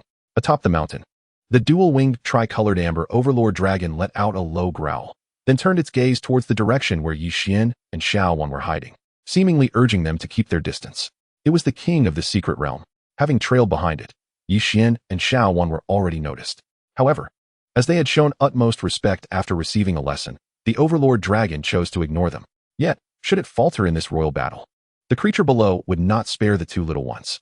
I shall not falter. Suddenly, as the four-colored amber dragon beast charged up the cliff. The dual-winged, tri-colored amber overlord dragon locked its gaze upon it, and all distractions vanished from its mind, leaving only the fervent desire for battle. This creature hiding behind the massive rock. Yi Xian felt his pupils constrict as he realized that the dual-winged, tri-colored amber overlord dragon had seemingly discovered his and Xuan's presence. Yet, before he could react, a four-colored amber dragon beast, appearing equally imposing, surged upward from below. Simultaneously, other amber dragon beasts followed suit, scaling the steep cliff with astonishing agility. These amber dragon beasts, despite their enormous size, exhibited remarkable swiftness, effortlessly navigating the sheer cliffs, a sight bordering on the unbelievable. Roaring. The dual-winged amber overlord dragon, witnessing more and more amber dragon beasts ascend the cliff, remained focused solely on the four-colored amber dragon beast. This four-colored amber dragon beast bore some resemblance to it, but lacked wings, possessing instead a fluid, amber-hued body. As it opened its mouth, its razor-sharp teeth appeared menacingly fierce. It seems we may have stumbled into the wrong place, Yi Xian thought with a bitter smile as he peered around the edge of the boulder. Xuan, if things go awry, just take me and fly down this cliff, Yi Xian whispered to Xuan. Xuan replied in a voice barely above a whisper. Equally wary, the amber dragon beasts before them were far beyond what either she or Yi Xian could contend with.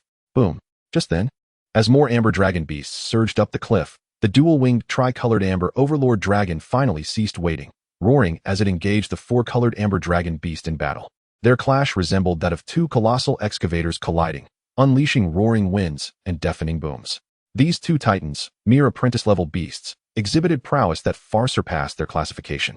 The dual-winged, tri-colored amber overlord dragon planted its powerful hind legs firmly on the ground, rising up, its wings flapping as its foreclaws slashed through the air, leaving trails of cold light upon the four-colored amber dragon beast. Simultaneously, its tail lashed out repeatedly, producing a howling wind, as if it could shatter the very rocks atop the mountain.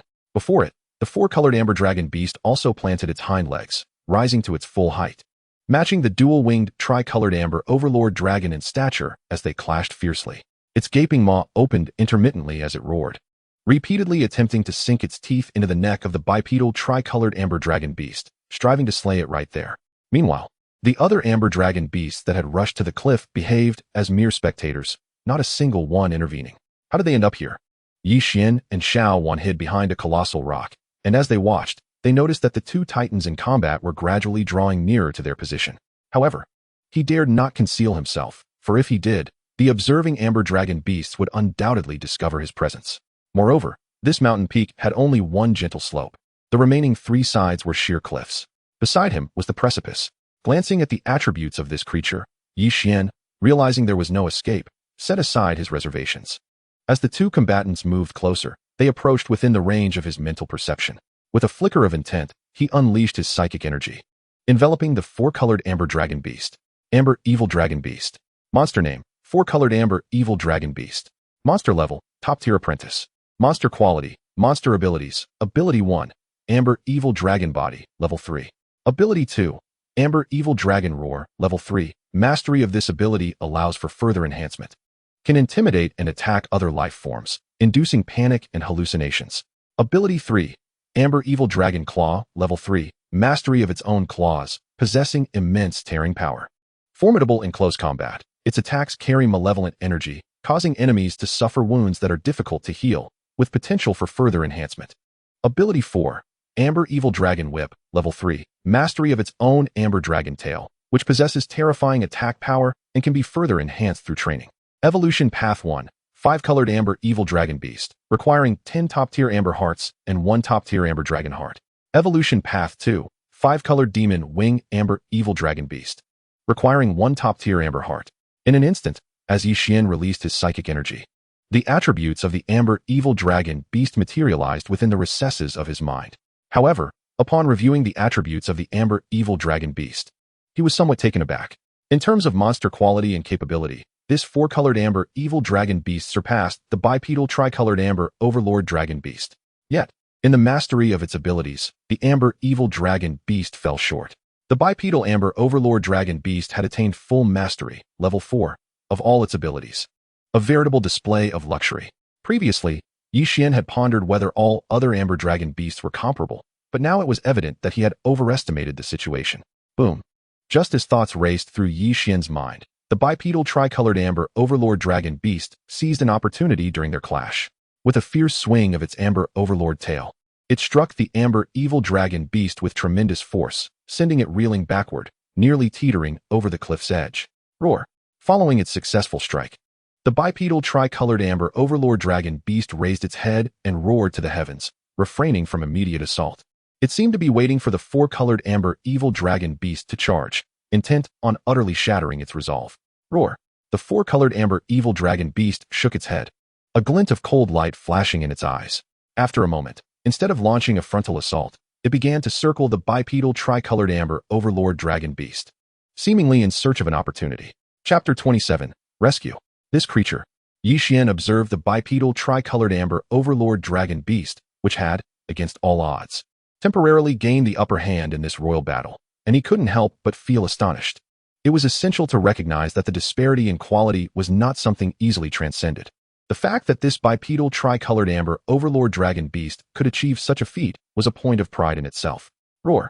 Suddenly, as the bipedal tricolored amber overlord dragon beast focused intently on confronting the amber evil dragon beast, an unexpected turn of events unfolded. Not far away, another amber dragon beast, exhibiting a similar tricolor appearance but with far more graceful lines than the bipedal amber overlord dragon beast, sprang into action. Like a dark arrow, it swiftly darted to the side of the bipedal beast. With a resounding crash, it collided with the bipedal beast, sending it crashing toward the nearby cliff. Roar! The bipedal tricolored amber overlord dragon beast was caught unawares, unable to evade in time. Its robust and imposing form plummeted like a mountain collapsing, tumbling down the cliffside. This side of the cliff was unlike the one in Dragon Beast Valley, devoid of any footholds. In that fleeting moment, it turned its head in shock, looking helplessly at the sleekly contoured amber dragon beast. Subsequently, all its anger, confusion, and unexpressed resentment dissipated into the howling winds with a low growl. Roar! Yet, in the next instant, the amber evil dragon beast, which had just been engaged in battle with the bipedal tricolored amber overlord dragon beast, pivoted sharply. Adopting a water buffalo's charging posture, it lunged forward, its gaping maw snapping shut upon the neck of the ambushing amber dragon beast. Crack! The neck of the ambushing amber dragon beast fractured instantly, transforming into a vast expanse of amber vapor that scattered in the mountain winds. Before it could utter a sound, the amber evil dragon beast forcefully flung its head, sending the creature tumbling over the cliff's edge. Roar! After completing this act, the amber evil dragon beast slowly approached the cliff's edge, gazing down over the precipice that plunged over 100 meters, and raised its head to roar. Roar! In response to its roar, the remaining amber dragon beasts atop the mountain hesitated for a moment before joining in a chorus of roars, as if celebrating its victory. What was that creature? It was merely a tricolored amber dragon beast. How could it possibly contend with the four-colored amber evil dragon beast to such an extent? Who knows what transpired? Perhaps the four-colored amber evil dragon beast had recently emerged from the secret realm, lacking combat experience. It was a pity that the bipedal amber dragon beast, having fallen from the cliff, likely would not survive. With its size and those two amber wings, it could not sustain flight. Otherwise, capturing that amber dragon beast would have guaranteed a lucrative sale. Outside Dragon Beast Valley, Chao Qing and the others observed the battle atop the cliff from a distance. Upon witnessing the prowess displayed by the bipedal tricolored amber overlord dragon beast, they were filled with astonishment. All right, let us proceed according to plan.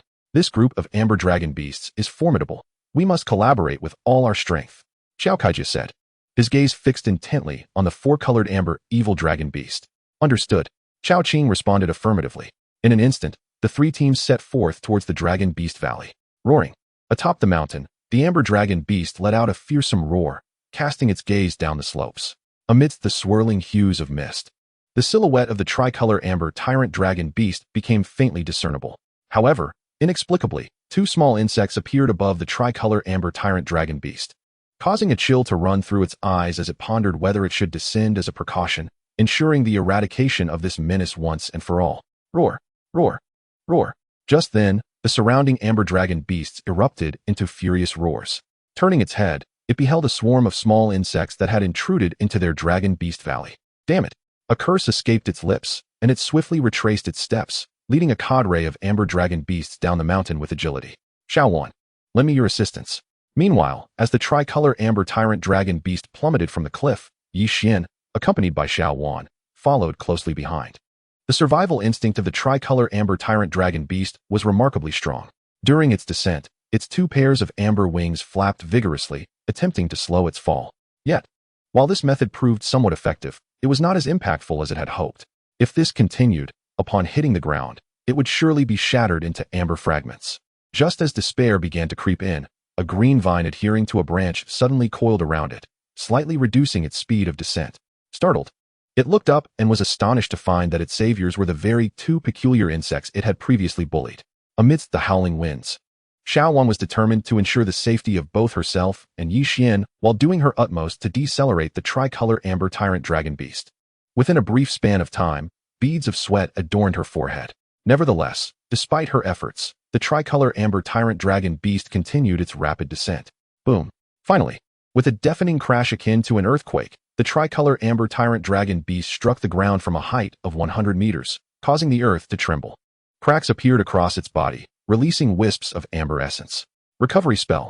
Upon witnessing the state of the tricolor tyrant dragon beast, Xuan, without waiting for Yixian's command, instinctively summoned all the life water she had accumulated over the past 3 days. With a circular motion of her hand, she cast the recovery spell upon the tricolor tyrant dragon beast. The creature, composed entirely of amber, was distinct from the amber found in nature. It contained a unique vitality. Thus, Xuan's recovery spell could indeed affect it. As the emerald light of life emitted from the spell enveloped the tricolor amber tyrant dragon beast, the visible cracks began to mend. In the end, only a few larger fissures remained. Roar. The gaze of the tricolor amber tyrant dragon beast turned towards Yixian and Xuan, filled with a complex array of emotions. It was utterly astonished to find itself saved by the very two feeble subjects it had once tormented, struggling to rise from the ground. It attempted several times, but failed to stand. Clearly, its injuries extended beyond the surface, inflicting significant internal damage as well. Do not resist. I will help you escape this place. Otherwise, when that amber dragon beast arrives, you will face certain doom. Observing this scene, Yixian stepped closer to the tricolor amber tyrant dragon beast. Then, with a flicker of thought, he summoned the last beast taming seed from his soul sea. Like a bolt of lightning, it pierced through the air and struck its forehead. Through the beast taming seed, he could vaguely sense the mental waves of the tricolor amber tyrant dragon beast, while also transmitting his own mental waves for it to receive. Chapter 28. A New Beast Tamer. Roar.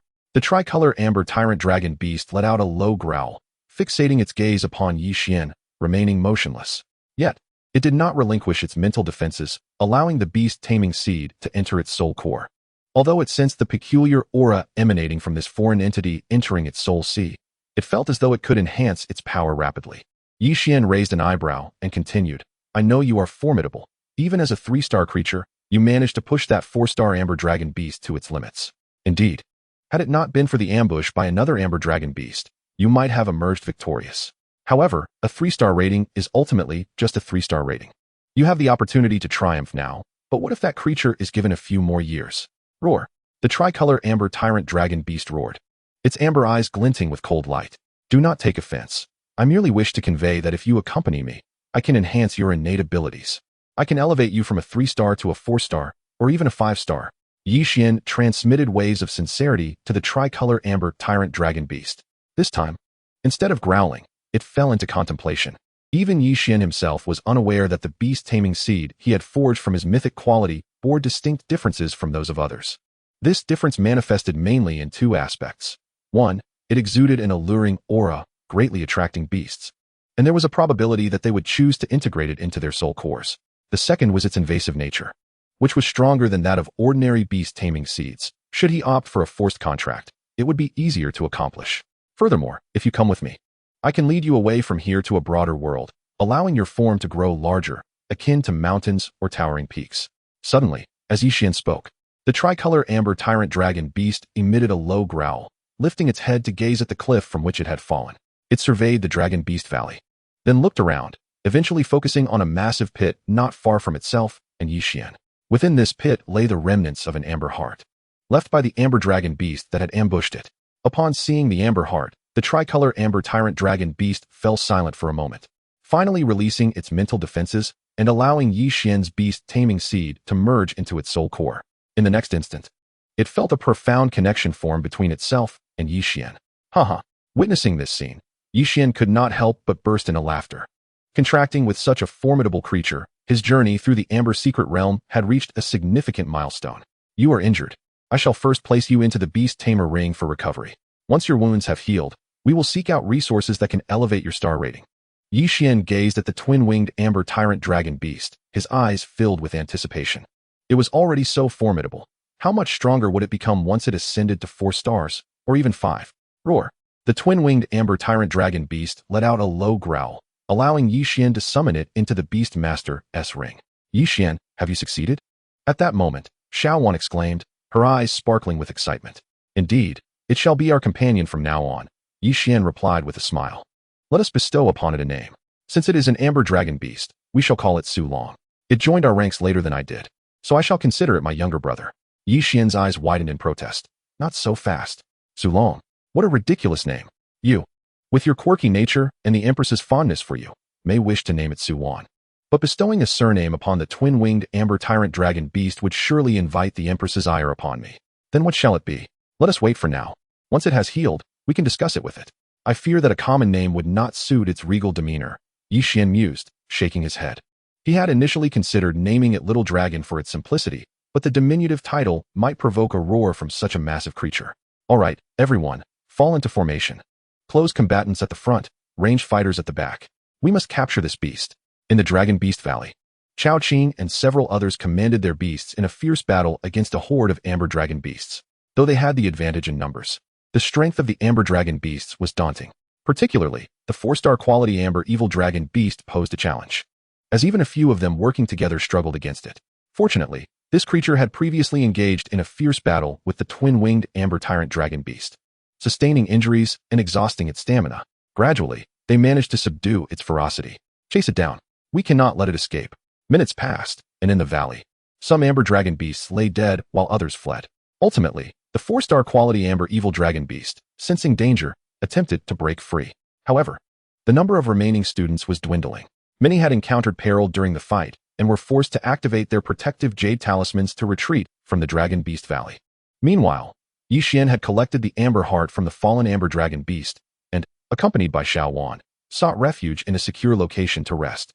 Though he himself was relatively unscathed, Xuan was utterly exhausted from her efforts to rescue the twin-winged Amber Tyrant Dragon Beast. Hidden within the hollow of a large tree, Yi Xian gently caressed the newly acquired Amber Dragon Heart, murmuring, to elevate the twin-winged Amber Tyrant Dragon Beast to 5 stars, we require a top-tier apprentice-level Amber Dragon Heart, along with 10 additional top-tier apprentice-level Amber Hearts, and a primal Amber Spirit Spring. Now that we have secured 1 Amber Dragon Heart, we only need 9 more Amber Hearts from various top-tier Amber Beasts, as well as the primal Amber Spirit Spring. His brow furrowed slightly. While obtaining 9 different types of top-tier Amber Beast Hearts seemed manageable, he was uncertain of the whereabouts of the primal Amber Spirit Spring. Outside the secret realm, Wu Fuyun and Nong Lejia observed as students exited one after another, having activated their protective jade talismans. What transpired? They inquired. It was the Amber Dragon Beasts. This time was different. Upon our arrival at the Dragon Beast Valley, we discovered not the 5 or 6 beasts recorded, but nearly 20. One student replied with a wry smile, recounting their experiences in the Amber Secret Realm. I see, Wu Fuyun and Nong Lejia responded in understanding. I have a question for you. During your time in the Secret Realm, did you come across Yi Xian? Nong Lejia suddenly asked the student. I did not. We were together when we first entered, but he mentioned he would train near the entrance, so we parted ways, and I have not seen him since. I understand. Nong Lejia nodded, contemplating Yi Xian's admirable temperament, recognizing that he had not overestimated himself by pursuing the 4-star quality Amber Dragon Beast. Chapter 29. The Captured Amber Evil Dragon. In the forest, the twin-winged Amber Tyrant Dragon Beast lay on the ground, its amber eyes reflecting a peculiar emotion. Yi Xian rested against it, chewing on a piece of verdant amber grass. Hey, big guy, don't you think the name Little Dragon is splendid? He asked, gently stroking the beast's cold yet powerful form. Roar. The twin-winged Amber Tyrant Dragon Beast emitted a low growl, firmly rejecting the name. Very well, if you are dissatisfied. Henceforth I shall refer to you simply as Tyrant Dragon, Yi Xian said, feeling somewhat resigned, convinced that his chosen name was indeed the finest. Humph. The Amber Tyrant Dragon Beast snorted, releasing a colorful breath, then lifted its head to gaze at the magnificent sky. Xuan, seated atop its head, was contentedly licking a stick. 2 days had passed since the Amber Tyrant Dragon Beast sustained its injuries. During this time, Xuan had diligently employed her conjured life water daily to heal its wounds, earning the beast's profound gratitude. Remarkably, even though the beast had previously resisted Yi Xian riding it, it now allowed Xuan to perch upon it without complaint. Alright, we've rested enough.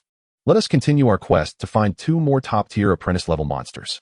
We must hurry, for the creatures in this secret realm will soon become restless, Yi Xian declared, rising from the ground. Roar! The tyrant dragon let out a growl, as if to assert that with its presence, even a full-scale uprising of the secret realm's beasts would pose no threat. As Yi Xian stood, the beast rose alongside him, its amber eyes gleaming with intensity. With 2 days gone by, they were now merely 2 top-tier amber hearts away from ascension. As for the primal amber spirit spring, Yi Xian understood its description from the attribute panel, yet its location remained a mystery. However, previously, upon speaking with the tyrant dragon, he learned that there was indeed such a spring located within a cave at the end of Dragon Beast Valley. Let us hope Chao Qing and the others prove to be resourceful, Yi Xian thought to himself. In the Dragon Beast Valley, a group of amber dragon beasts lay in wait, and he alone could not venture forth with the tyrant dragon. Roar! In the forest, a tricolored amber saber-toothed tiger observed the approaching amber tyrant dragon, slowly retreating. It was the king of this region, possessing a quality of 3 stars. Yet it paled in comparison to the tyrant dragon. Not all amber beasts could claim the title of tyrant dragon. Roar! The tyrant dragon beast raised its head and roared, its powerful hind limbs propelling it forward with remarkable swiftness. In a singular leap, it closed the distance to the amber saber-toothed tiger. The tiger, attempting to flee, was caught unawares by a thorny vine that snaked along the ground, ensnaring its foreleg in an instant, causing it to falter. Boom! In the next moment, before it could react, the amber tyrant dragon beast pinned it to the ground, clamping its neck in its gaping maw. Thud! Thud! Thud! The mighty tail of the dual-winged amber tyrant dragon beast rose high before crashing down repeatedly, resembling a primal beast engaged in a life-and-death struggle. With each strike, it inflicted numerous cracks upon the tiger's body. Despite several futile attempts to break free, the amber saber-toothed tiger remained pinned down until its eyes gradually dimmed, its form dissolving into a vibrant breath of amber, leaving behind only an amber heart. At last, it was complete. Upon seeing the amber heart, Yi Xian's face brightened with joy. Fortune favored him this time, as he had managed to collect the remaining amber hearts shortly after entering. Now, he only needed an innate amber dragon spring. What could be taking Yi Xian so long? Outside the secret realm, Nong Lejia paced anxiously. 5 days had passed, and most of the students within the secret realm had already emerged. After all, from this point forward, the secret space would begin to tremble, and the monsters inside would become restless. Thus, it was customary for students to exit the realm by the 5th day. Whoosh! Whoosh! Just then, several figures emerged from the colorful mist. Nong Lejia's eyes focused as he recognized that this time, it was Chao Qing and his group. Chao Qing, how did it go? What did you harvest?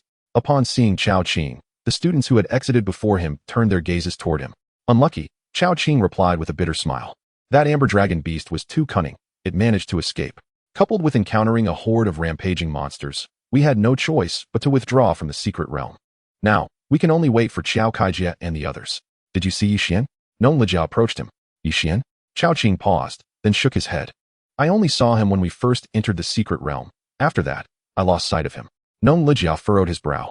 Several dozen meters away, Lin Shiro sat in her vehicle, tapping her fingers anxiously on the steering wheel. Whoosh! Whoosh! At that moment, as the colorful mist shifted, another figure emerged.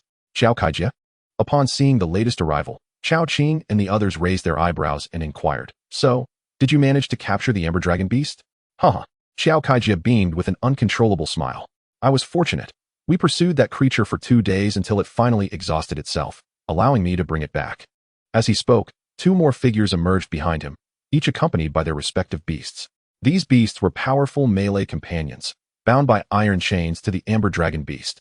Excellent. Seeing this scene, Wu Fuyun's expression brightened. At this juncture, Nong Lejiao once again inquired about Yi Xian, but the answer remained the same, further deepening his frown. As for Qiao Kaijia, who had captured the 4-colored amber dragon beast, he was indifferent. While the 4-colored amber dragon beast was a commendable companion for an apprentice-level beastmaster, Qiao Kaijia already possessed his own beasts. His intention in capturing this particular creature was to gift it to his older brother, a black iron-level student in the beastmaster class. Should the 4-colored amber dragon beast advance to black iron level, its star rating would diminish to 3 stars. A 3-star quality beast was merely considered slightly superior for black iron-level students. I hope nothing untoward occurs, Nong Lejiao murmured. Meanwhile, within the amber secret realm, in the Dragon Beast Valley, Yi Xian hurriedly arrived after acquiring 10 top-tier apprentice-level amber hearts. Initially, As he entered the Dragon Beast Valley, he treaded cautiously, wary of being besieged by a pack of amber dragon beasts. However, as he ventured deeper into the valley, a look of astonishment gradually spread across his face. The Dragon Beast Valley was strewn with signs of battle, and he encountered no amber dragon beasts as he made his way to the depths. It appeared that Xiao Qing and his group had performed admirably. Chapter 30. The Dual-Winged Five-Colored Amber Tyrant Dragon Beast, a formidable entity. The Amber Tyrant Dragon gazed at the Dragon Beast Valley with a complex expression, for it could no longer detect the presence of any amber dragon beasts. Yixian patted its body. Through a mental connection with the Tyrant Dragon Beast, he learned that it had once been the king of the Dragon Beast Valley, even the ruler of the entire Amber Secret Realm. However, the Amber Evil Dragon Beast had emerged from the innate Amber Dragon Spring during its absence, usurping its position. The disparity in quality not only granted the newly born Amber Evil Dragon Beast immense power, but also resulted in the other Amber Dragon Beasts instinctively rallying around it. Yet, the Amber Tyrant Dragon Beast had not anticipated that, in a mere few days, an Amber Dragon Beast that had once shared a cordial relationship with it would ambush it during its duel with the Amber Evil Dragon Beast. Roar! The Tyrant Dragon let out a low growl, leading Yixian to the entrance of a massive cave at the valley's end. This had once been a forbidden area for the Amber Dragon Beast clan, but now, not a single Amber Dragon Beast stood guard here. A layer of colorful mist enveloped the cave's entrance. According to the Tyrant Dragon Beast, only members of the Amber Dragon Beast clan could traverse this mist. Any other life forms attempting to enter would succumb to the peculiar powers contained within the fog, collapsing in its presence. However, upon Yixian's arrival, the mist began to dissipate slowly at the sound of the Tyrant Dragon's low growl. Let us proceed. Yixian's eyes gleamed with astonishment as he allowed the Tyrant Dragon Beast to lead the way into the cave. The cave's walls shimmered with vibrant hues, radiating a dazzling brilliance that was far from blinding. Instead, it bestowed a sense of gentleness. Yixian, along with the Tyrant Dragon Beast and Xuan, soon reached the cave's end, where they beheld a vast, deep pool. This pool brimmed with a textured, multicolored amber liquid, though it emanated a strangely oppressive aura. Is this the innate Amber Dragon Spring? Yixian felt a surge of excitement within. He understood that this substance was exceedingly precious, something not even mentioned in the materials provided by known Legia. Let us descend, Tyrant Dragon Beast. Fixating on the innate Amber Dragon Spring, Yixian commanded the Tyrant Dragon Beast with a glimmer of eagerness in his eyes. The previous Balong Beast was already formidable. It is difficult for him to fathom how much more powerful it will become after its ascension. A low growl emanated from the Balong Beast as its massive form advanced, gradually submerging into the primordial Amber Dragon Spring. At the same time, Yixian felt a surge of intent and took out the 10 different amber hearts he had previously collected, along with the Amber Dragon Heart, tossing them all into the primordial Amber Dragon Spring. In the next moment, he activated the Beast Editing interface, selecting the two-winged tricolor Amber Balong Beast for modification. With a hum, a radiant beam of light shot forth from Yixian's brow, descending into the primordial Amber Dragon Spring, enveloping the two-winged tricolor Amber Balong Beast and everything within it. The surrounding void began to tremble faintly. Concurrently, vibrant, multicolored amber mist began to rise from the primordial Amber Dragon Spring. A resounding, domineering roar echoed from the mist, and a colossal dragon beast emerged. Akin to a whale consuming the ocean, its massive maw opening wide to devour all the amber mist within the cave. The Balong Beast. Yixian's eyes widened in astonishment as he beheld the two-winged Amber Balong Beast emerging from the now-dried primordial Amber Dragon Spring. In mere moments, the two-winged Amber Balong Beast had grown to over 4 meters in height, its body transformed into a resplendent array of colors, resembling an exquisitely crafted machine fashioned from multicolored amber. Its amber dragon eyes radiated an overwhelming ferocity, as though capable of instilling terror with a mere glance. Its wings had expanded considerably, with the edges now resembling razor-sharp blades, and certain areas adorned with menacing wing spikes. Furthermore, its amber dragon claws and tail shimmered with brilliance, showcasing enhanced strength.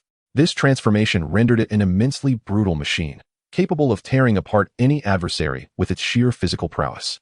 Observing the Balong Beast emerge from the desiccated primordial Amber Dragon Spring, Yixian promptly accessed its attribute panel to examine its capabilities. Beast Tamer 2, two-winged, five-color Amber Balong Beast, Balong Beast. Beast level, top-tier apprentice. Beast quality, beast abilities. Ability 1, Amber Balong Body. Ability level, LV3 5-star quality Amber Balong Body, endowing the Balong Beast with immense power, recovery, defense, and comprehensive attribute resistance. It can enter a state of explosive growth for a brief period, after which it will succumb to weakness. with the enhancement of skill quality. The effects of this ability are significantly amplified, though mastery over the ability slightly diminishes, which can be improved through training. Ability 2, Amber Ba Long Roar LV3. Ability 3, Amber Ba Long Claw LV3. Ability 4, Amber Ba Long Tail LV3. Ability 5, Amber Ba Long Slash. Ability level, LV1, can glide effortlessly over hundreds of meters, capable of delivering powerful close-range slashes with its wings or unleashing Amber Blade energy for long-range assaults. Ability 6, Amber Ba Long Eyes. Ability level, LV1. The two-winged Amber Ba Long beast can unleash a domineering mental shock through its gaze, potentially instilling fear in foes and significantly diminishing their power. Upon reviewing the attributes of the Ba Long beast, Yi Xian was left utterly astounded. If the previous attributes of the Ba Long beast resembled a modest villa in a county town, the current attributes could be likened to a luxurious seaside mansion. The disparity between the two was beyond what an ordinary person could conceive. From now on, Yi Xian's primary concern would be to train the Ba Long beast, allowing it to fully realize its potential. With a triumphant roar, the Ba Long beast emerged from the primordial Amber Dragon Spring, feeling an overwhelming surge of power coursing through its being. In an excited display, it stepped forward, using its forepaw to lift Yi Xian and place him atop its back, striding confidently toward the cave's exit. How magnificent! Xuan exclaimed as she leaped off Yi Xian's shoulder, landing between the sharp dragon horns of the Ba Long beast, curiously surveying its massive form. Let us proceed. We have 2 days ahead of us. During this time, we shall scour the Amber Secret Realm and simultaneously hone your combat skills, Yi Xian declared with grandiosity, seated atop the formidable body of the Ba Long beast. He was thoroughly satisfied with the outcome of this expedition into the Amber Secret Realm. In the next moment, an unprecedentedly powerful roar reverberated throughout the secret realm. Chapter 31, Rapid Progress, Return. With a slight flap of its wings, the Ba Long beast launched itself into the air, its powerful hind legs propelling its colossal body to a height of several meters. With a tremendous flap of its wings, 2 vibrant amber blade energies shot forth, leaving clear streaks in the air as they struck the cliff face 20 meters away, carving out half-meter deep gashes in the stone. How astonishing! Xuan stood on Yi Xian's shoulder, her eyes wide with amazement. Yi Xian was equally taken aback. The enhancement from the 2-star quality upgrade had significantly amplified the Ba Long beast's strength. He speculated that with such power, even some black iron-level beasts would stand no chance against the Ba Long beast. Contemplating this, Yi Xian glanced at his own attributes. Yi Xian, Warrior Aptitude, Bronze. Warrior Level, Top-Tier Warrior Apprentice. Beast Tamer Aptitude, Mythical. Beast Tamer Level, High-Tier Apprentice. Beast Species, None. Beasts, Ancient Wood Spirit, 2-winged 5-color Amber Ba Long beast. Beast Rejuvenation Abilities. 1. Natural Affinity, LV1. 2. Amber Ba Long Body, LV1. The formidable beasts truly provided remarkable benefits to their tamers. Upon witnessing his attributes, Yi Xian could not help but exclaim in wonder. After contracting the Ba Long beast and allowing it to undergo its ascension, his own attributes had transformed accordingly. This change elevated his warrior aptitude from black iron to bronze, while he also acquired the 3-star rated Amber Ba Long body. This newfound physique had significantly enhanced his physical capabilities, and his beast tamer level had progressed from mid-tier apprentice to high-tier apprentice. Such was the power of possessing 2 beasts. Had he only the single Xuan, he would never have advanced to high-tier apprentice in such a short time. Of course, this was also attributable to the might of the Amber Ba Long beast. Next, not only must Xuan and the Ba Dragon beast hone their combat skills, but I too must cultivate the abilities I have acquired from the 2 of them. Yi Xian mused within himself. Although he was a beast master, primarily relying on his control over beasts in battle, it was imperative that he also possessed a certain degree of self-defense capability. Otherwise, he would become a burden. 2 days later, at the edge of the Amber Forest, Yi Xian found himself near the small lake where he had first entered the secret realm. A dozen amber beasts stood in perfect formation, resembling a well-trained army. Among these beasts were the Amber Mammoth, the Amber Forest Wolf, and the Amber Azure-Scaled Serpent. Yet, at that moment, these creatures, which would normally engage in fierce battles upon encountering one another, stood obediently, as if they were children participating in military training. All of this was due to the imposing figure of over 4 meters tall looming not far away. All right, you 3 fall back, and you 3 come forward. Xuan suddenly commanded, pointing ahead. In the next moment, the Amber Black Ape, the Amber Twin-Tailed Serpent, and the Amber King Tiger, who had accompanied her in training, obediently joined the ranks. The 3 amber beasts on the right side of the formation swiftly stepped out to engage Xuan in combat. Meanwhile, Yi Xian was not idle. He stripped off his shirt, revealing a robust, sweat-drenched physique, and engaged in fierce combat with an amber three-armed monkey. Although he had not upgraded the abilities he had absorbed from the two beasts over 2 days of training, his combat experience had grown exponentially. Through this continuous combat, a touch of resilience had also graced his handsome features. Suddenly, as Xuan and Xuan battled fervently, a tremendous roar echoed from the distance. Moments later, a colossal amber giant bear, standing 3 meters tall, emerged from the forest. As the bear stepped out, it beheld the neatly arranged ranks of amber beasts, as well as Xuan, Xuan, and the Ba Dragon beast, who patrolled the perimeter like a commanding officer. With an ominous sense of foreboding rising within, the amber giant bear let out an even louder roar. The thunderous bellow stirred the dust, sending tremors through its body despite a distance of over 100 meters. It looked up in trepidation, only to meet the piercing gaze of the amber dragon eyes, which scrutinized it coldly. In that moment, it felt as if its very strength was diminished under that fierce gaze. The assembled amber beasts observed this scene with a hint of schadenfreude, knowing full well that it would not be long before the amber giant bear would join their ranks, for they had all undergone a similar transformation. Once we capture this amber giant bear, we shall return, Xuan declared, having driven back the amber three-armed monkey with a powerful punch. He paused to catch his breath. By this time, it was the 7th day since he had entered the secret realm, which also marked his final day within. Nevertheless, he was thoroughly satisfied with his expedition. In addition to the multitude of amber hearts stored within his Beastmaster ring, these dozen amber beasts were also a considerable gain. Indeed, he intended to bring all these amber beasts out of the amber secret realm, whether to utilize them to further develop his potential and refine his combat skills, or to sell them for profit. Both options were exceedingly favorable. It was worth noting that living beasts were worth many times more than the solitary amber heart left behind. Outside the secret realm, Nong Lejiao paced anxiously before the multicolored mist. Not far away, Lin Shiru had also disembarked from her vehicle. At this moment, Xuan had yet to emerge from the secret realm, stirring a sense of unease within them. After all, the amber secret realm was supposed to have experienced a monster uprising 2 days prior. They were skeptical that Xuan's strength would allow him to endure for 2 full days amidst such chaos. Further away, Chao Qing and other Beastmaster class students awaited anxiously.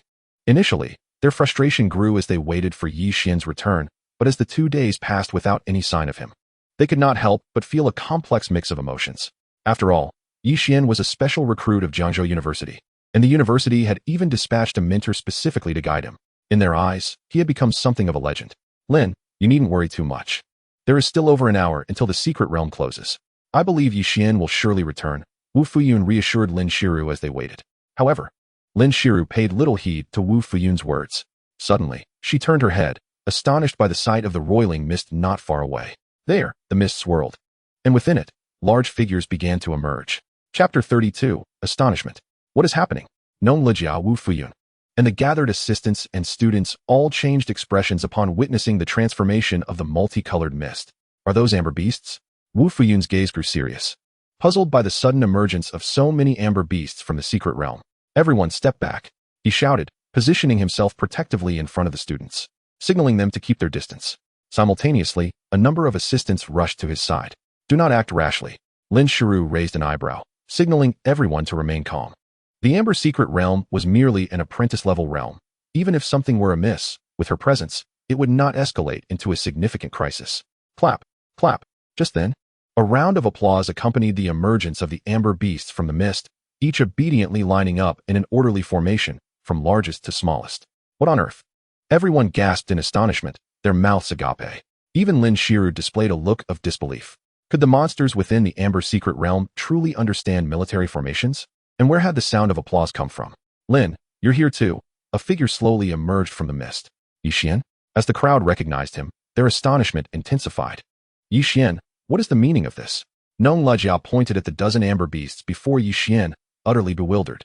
He simply could not comprehend how Xuan had achieved this. Among these amber beasts was even a top-tier amber king tiger of the tricolor apprentice level. Such amber beasts. Most of the students in the arena are alone. It seems they could hardly manage them. But what is happening now? How is it that so many amber beasts are so obediently following Xuan's commands? Teacher Nong, what do you have to say about them? Xuan chuckled. I captured them all from the secret realm, intending to use them as my practical opponents, and will sell them once I no longer need them. Captured? You caught all of these? Are you serious? Teacher Nong's mouth involuntarily twitched. Previously, he had worried that Xuan's prolonged absence indicated an accident in the amber secret realm.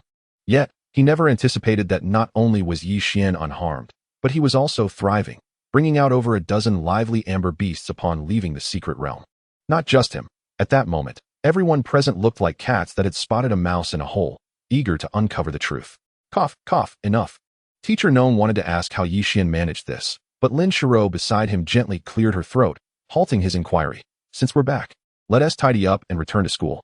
Her words instantly filled everyone with disappointment. They were eager to hear how Yi Xian accomplished such a feat all right. Everyone has waited here long enough. Let us hurry to the vehicles. Teacher Nong regained his composure, waving his hand to signal the students to board the vehicles they arrived in. Chao Qing and the others felt quite helpless, but had no choice but to comply and boarded their respective vehicles. Yi Xian, why don't you store these amber beasts in your Beastmaster ring? At that moment, Lin Shiro stepped in front of Yi Xian, saying helplessly, Store them in the Beastmaster ring? Yi Xian replied in astonishment. Isn't the Beastmaster ring only able to hold one's own contracted beasts and serve as storage space, not capable of accommodating non-contracted monsters? What you mentioned pertains to a common Beastmaster ring. Lin Shiro rubbed her temples, forcing a smile. It's my fault for not explaining this when I gave it to you. The Beastmaster ring I provided is of golden quality, which allows you to not only store your own beasts, but also to capture non-resistant monsters. Golden quality Beastmaster ring. Yi Xian was taken aback. He hadn't anticipated that his Beastmaster ring would possess such high quality, nor did he realize it had such capabilities. Contemplating this, he approached an amber beast, communicating with the Beastmaster ring while attempting to draw it inside. In mere moments, the amber beast vanished from before him, successfully captured within the Beastmaster ring. Indeed, Yi Xian's face brightened with joy as he swiftly gathered all the amber beasts into the ring. He wasn't concerned about them causing chaos. With the tyrant dragon beast inside, these creatures would dare not misbehave. Now, can you explain what is going on? On the vehicle back to school, Lin Shiro adjusted her red-framed glasses. Yi Xian, curious, glanced at Lin Shiro's glasses, recognizing them as high-tech gear rather than ordinary spectacles. Teacher Lin, I captured all these beasts using my second contracted beast. Yi Xian openly explained to Lin Shiro. Your second contracted beast? Lin Shiro instinctively furrowed her brow. The strongest monster in the Amber Secret Realm was undoubtedly the Amber Evil Dragon Beast. Given Yi Xian's talent, could he possibly have an interest in other monsters? What is your second contracted beast? Lin Shiro inquired. At that moment, she regretted not informing Yi Xian earlier that this expedition into the Secret Realm was primarily for training purposes. It's an Amber Dragon Beast. Yi Xian replied with a smile. I have a special connection with this Amber Dragon Beast. When I first encountered it, it was a 3-colored Amber Dragon Beast. Yet it dared to challenge the 4-colored Amber Evil Dragon Beast in the Secret Realm. He didn't hold back, recounting his encounter with the Tyrant Dragon Beast.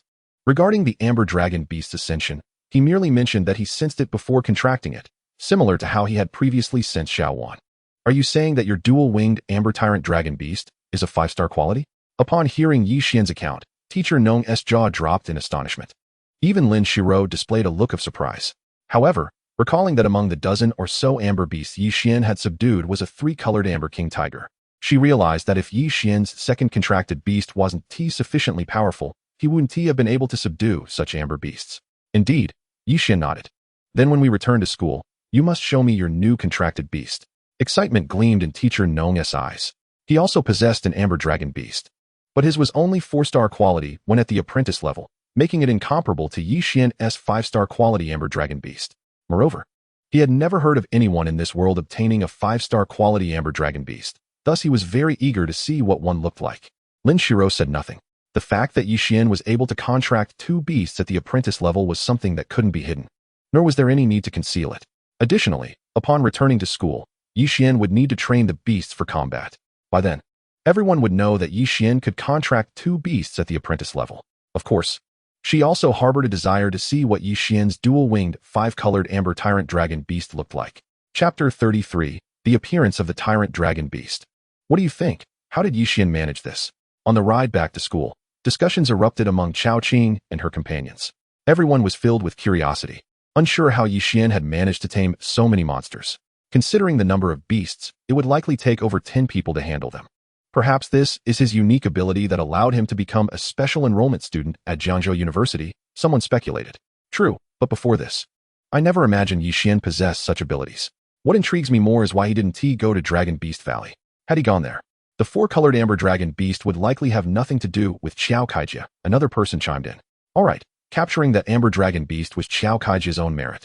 Xiao Qing replied with a wry smile. He too had anticipated Yi Xian's strength to be so formidable. Such prowess explains why Yi Xian chose not to accompany them. However, the thought of that four-colored amber dragon beast elicited a sigh from him. It had been transported back to the school 2 days prior. Presumably, it had already been contracted by Xiao Kaijia's older brother, Xiao Kurue, as his beast companion. Xiao Kurue is a senior student of the Black Iron level. Indeed, it seems rather wasteful to assign a 4-star quality apprentice-level beast to a Black Iron level student. Yet, the geographical isolation of Yunhai City renders resources quite limited. Otherwise, how many would opt to grant a 4-star quality apprentice-level beast to a Black Iron level beastmaster? Regrettably, both we and Xiao Kaijia already possess our own beasts.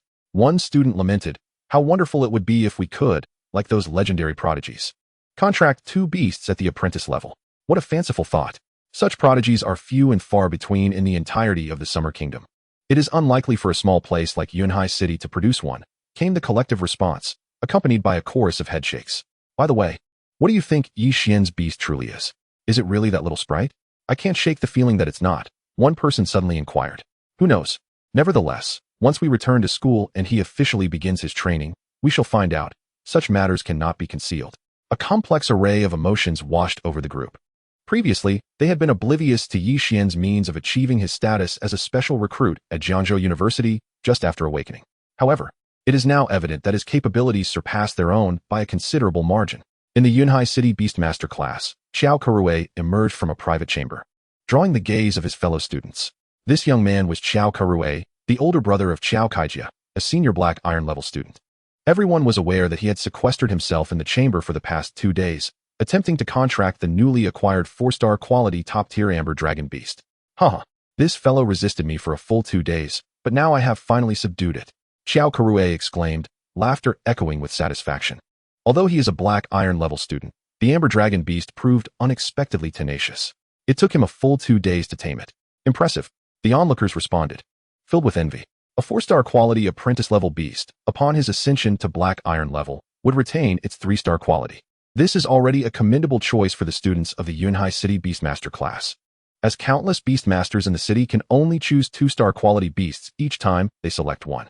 Quick, let us see your amber dragon beast. One student urged. The first beast of Teacher Gnome's was an amber dragon beast. We want to see how yours compares to Teacher Gnome's. If you wish to see, I shall oblige. Xiao Kurue chuckled, and with a mere thought, the 3-meter-tall amber dragon beast materialized before him. Its body, resembling amber, with a robust tail, sharp claws, and black-red eyes, elicited a wave of envy among the students present. One must admit, the amber dragon beast's ironclad exterior truly embodies the romance of masculinity. Truly a dragon beast. The crowd exclaimed in admiration. However, at that moment, as the amber dragon beast basked in their admiration, it seemed to sense something and abruptly raised its head to gaze toward the entrance of the Beastmaster class. With a screech, several vehicles pulled up, braking sharply, and parked in the square. Subsequently, a group of dozens disembarked from the vehicles. Among them were Yi Xian, Chao Qing, and others. It turned out that Teacher Wu and the others had returned. Witnessing this scene, the crowd cast astonished glances at Xiao Kurue's amber dragon beast, surprised by its acute sensitivity. Xiao Kurue couldn't help but stroke the cold, amber-like skin of his dragon. Teacher Wu, didn't the Amber Secret Realm experience a beast riot 2 days ago? Why have you only just returned? As Wu Fuyun and the others entered the combat hall, the students of the class rushed to greet them. Wu Fuyun, upon hearing this, wore a wry smile and involuntarily glanced at Yi Xian, who was following closely behind Lin Shizhu. The others, however, were oblivious and speculated that Lin Shizhu must have done something to warrant their late return. All right, disperse, don't block the way. Those who need to train should do so quickly. The college entrance examination is less than 2 months away, and we should all strive to improve our strength before then. Wu Fuyun said no more, simply greeting everyone before signaling the students to disperse. Once the students cleared the area, he noticed Xiao Kurue, along with the amber dragon beast standing beside him. It looks promising. You succeeded in contracting it as your beast? Wu Fuyun's face finally broke into a smile upon witnessing this. Given Xiao Kurue's aptitude and some resources, it is quite likely he will elevate the amber dragon beast to black iron level before the college entrance examination, which is already a significant achievement for the students of the Yunhai City Beastmaster class. Yes, Teacher Wu, I just succeeded. Xiao Kurue responded eagerly upon hearing Wu Fuyun's inquiry. However, during their conversation, neither of them noticed that the amber dragon beast had been fixated on Yi Xian since his entrance into the combat hall. Roar! Just as Yi Xian approached within 10 meters, The beast suddenly let out a ferocious roar and lunged at him like a top predator in the wild. Upon seeing Yi Xian for the first time, it recognized him and caught a whiff of that repugnant aura emanating from him. Amber Dragon Beast, halt. Xiao Karui's expression shifted dramatically as he attempted to forcibly command the Amber Dragon Beast to stop through the beast contract. However, the dragon's sudden outburst was too swift. By the time he reacted, it had already reached Yi Xian. As the Amber Dragon Beast leaped towards Yi Xian, Lin Shizhu, witnessing the charge, adjusted her red-rimmed glasses but did not intervene. On the other side, Nong Lajia hesitated but also refrained from acting. Seeing that neither had moved, Wu Fuyun's heart raced. As all the students displayed expressions of horror, he noticed that Yi Xian, the target of the Amber Dragon Beast, remained remarkably calm, prompting him to refrain from taking rash actions. Roar! Just as the students stood aghast, the Amber Dragon Beast was poised to pounce upon Yi Xian. With a resounding roar, a magnificent creature adorned with 5-colored, crystalline dragon wings, larger than the Amber Evil Dragon Beast, suddenly took the place of Yi Xian. Simultaneously, Yi Xian found himself retreating behind this colossal entity, hovering majestically in the air at a height of approximately 10 feet. Chapter 34, Powerful. Beyond comparison, Yi Xian stood suspended in midair, his gaze fixed calmly upon the Amber Evil Dragon Beast charging toward him, his eyes betraying not a hint of unrest. Merely a slight furrow of his brow. Boom. In the next moment, accompanied by a thunderous clash, the Amber Evil Dragon Beast, moving with astonishing speed and ferocity, halted abruptly before the Domineering Dragon Beast, frozen in midair. The Domineering Dragon Beast remained unfazed, merely standing tall, extending a claw to meet the chest of the Amber Evil Dragon Beast, which had launched itself in midair. Smack! In an instant, as the Amber Evil Dragon Beast was momentarily suspended in the air, the Domineering Dragon Beast swiftly raised its other claw and struck from right to left, slicing through the void with a chilling glimmer, akin to a father disciplining a son. With a resounding smack, it landed a clear scratch upon the cheek of the Amber Evil Dragon Beast, sending it tumbling 7 or 8 meters away to the ground. As the Amber Evil Dragon Beast was sent flying by the forceful blow, Yi Xian descended to the ground. The brief moment prior was when Xuan had employed her mental force to lift him into the air alongside her. Is this your contracted beast? Yi Xian inquired, casting a glance at the Amber Evil Dragon Beast that had been struck aside, then turning his cold gaze toward the visibly anxious Xiao Karui. Yes, it is my contracted beast, Xiao Karui replied, somewhat awkwardly. Yi Xian fixed his gaze on Xiao Karui, stating, though I have just recently become a beast master, I am aware that there are established rules. Any grudges the beast may have harbored prior to becoming a contracted beast must be entirely set aside once it is bound. I understand, and I apologize. It was not my intention. Xiao Karui's face darkened, yet he offered a sincere apology. Rest assured, I will train it diligently from now on. Very well, consider this incident forgiven, but should there be a next time? Yi Xian glanced at the distant Amber Evil Dragon Beast, which was struggling to rise. Its eyes filled with bewilderment. Next time, I shall hold back, but my Domineering Dragon Beast may not be so restrained. Yi Xian could distinctly sense the murderous intent emanating from the Domineering Dragon Beast. Had he not reacted swiftly, issuing commands through the Beast Master Seed at the last moment, the Amber Evil Dragon Beast would not have merely been sent flying. However, since Xiao Karui was a fellow student in the same class, it would be unwise to escalate matters unnecessarily, especially since he recognized that Xiao Karui had not acted with malice. Rest assured, and thank you for this time. Xiao Karui's expression stiffened slightly. As a black iron-level Beast Master, he naturally held a certain pride when facing an apprentice-level Beast Master. Yet, he understood that Yi Xian's words were indisputable, and he was keenly aware that Yi Xian had indeed shown restraint. Otherwise, given the terrifying power of Yi Xian's Domineering Dragon Beast, the Amber Evil Dragon Beast would have faced a far graver fate. With that, he turned, fixing a piercing gaze upon the Amber Evil Dragon Beast. Newly contracted beasts, particularly those that were forcibly bound, often required extensive training and subtle influence through the Beast Master Seed to establish a rapport with their masters, especially with those unruly beasts. Some rough edges needed to be smoothed out. Clearly, he had much to learn. Roar. Observing this scene, the Domineering Dragon Beast let out a low growl, its expression rife with discontent. It was astute enough to realize that its desire for vengeance was now beyond reach. Yi Xian stepped forward, patting the cold, smooth amber dragon body of the Domineering Dragon Beast. In this world, some beasts bore deep-seated enmities before recognizing their masters. However, such animosities must be set aside when it involves other humans.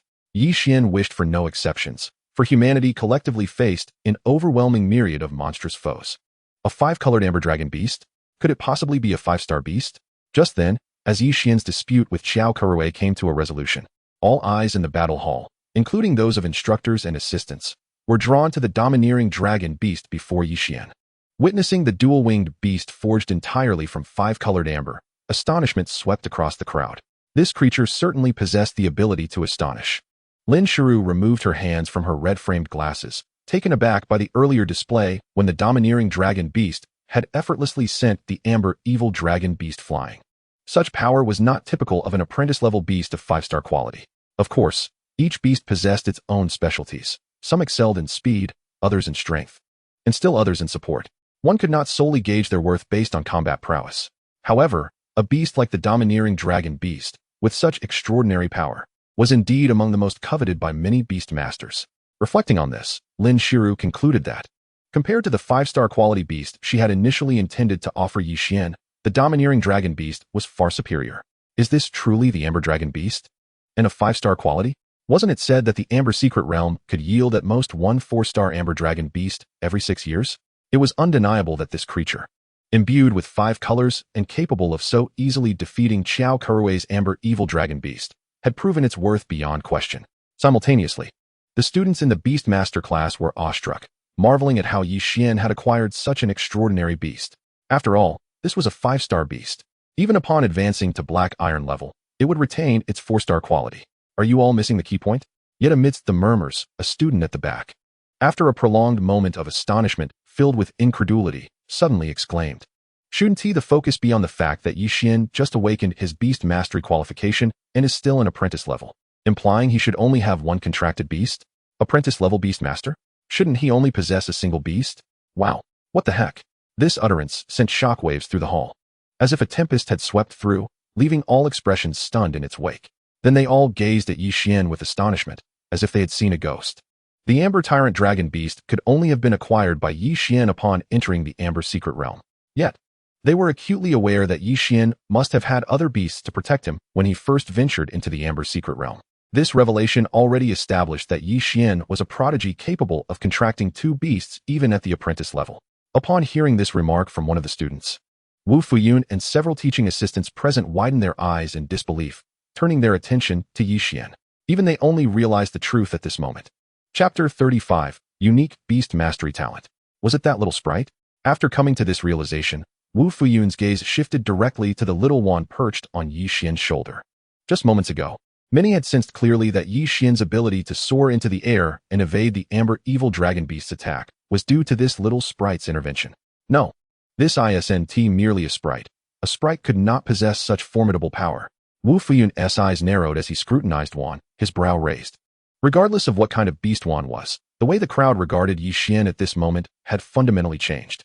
Since the great upheaval of the world several centuries ago, any beast master capable of contracting 2 beasts at the apprentice level was undeniably a genius among geniuses. At that moment, they finally comprehended what allowed Yi Xian to become a special student at Jiangzhou University. How could such a prodigy arise from the small city of Yunhai? In the distance, a young man drenched in sweat, who had been diligently training himself and his beasts in a corner since Yi Xian and his companions entered the battle hall, turned in astonishment. This young man, Yang Yiming, was recognized as the top talent of the Yunhai City Beastmaster class before Yi Xian's arrival. He had already ascended to the bronze-level Beastmaster 2 months prior. Although he had trained in Yunhai City, many were aware that he had come from the central continent, and after awakening his Beastmaster qualifications, he dreamed of joining a university in the central continent. All right, Wu Fuyun waved his hand. Stop congregating here. Go about your business. With less than 2 months until the college entrance examination, any improvement in your strength, no matter how small, is beneficial. The second-year students as well. Most of you are still at the apprentice level. There's a chance of awakening a unique talent upon advancing to the Black Iron level. If you can awaken unique talents like Yang Yiming during your promotions to the Black Iron and then the Bronze levels, your future achievements may not be inferior to Yi Xian's. As Wu Fuyun's words echoed, many students were invigorated, their spirits soaring. Determined, they resolved to double their efforts in training their beasts. Unique talents indeed. Meanwhile, Yi Xian felt a stir of anticipation within him upon hearing Wu Fuyun's words. He had long been aware that beast masters had a small chance of awakening unique talents with each promotion starting from the apprentice level. Generally speaking, this probability was often linked to the beast master's innate qualifications. The stronger the qualifications, the greater the chance of awakening a unique talent. For instance, Yang Yiming. It was said that he awakened unique talents both when advancing from the apprentice level to the black iron level and from the black iron level to the bronze level. Due to this, numerous schools offered him special admission slots, including Central Continent University.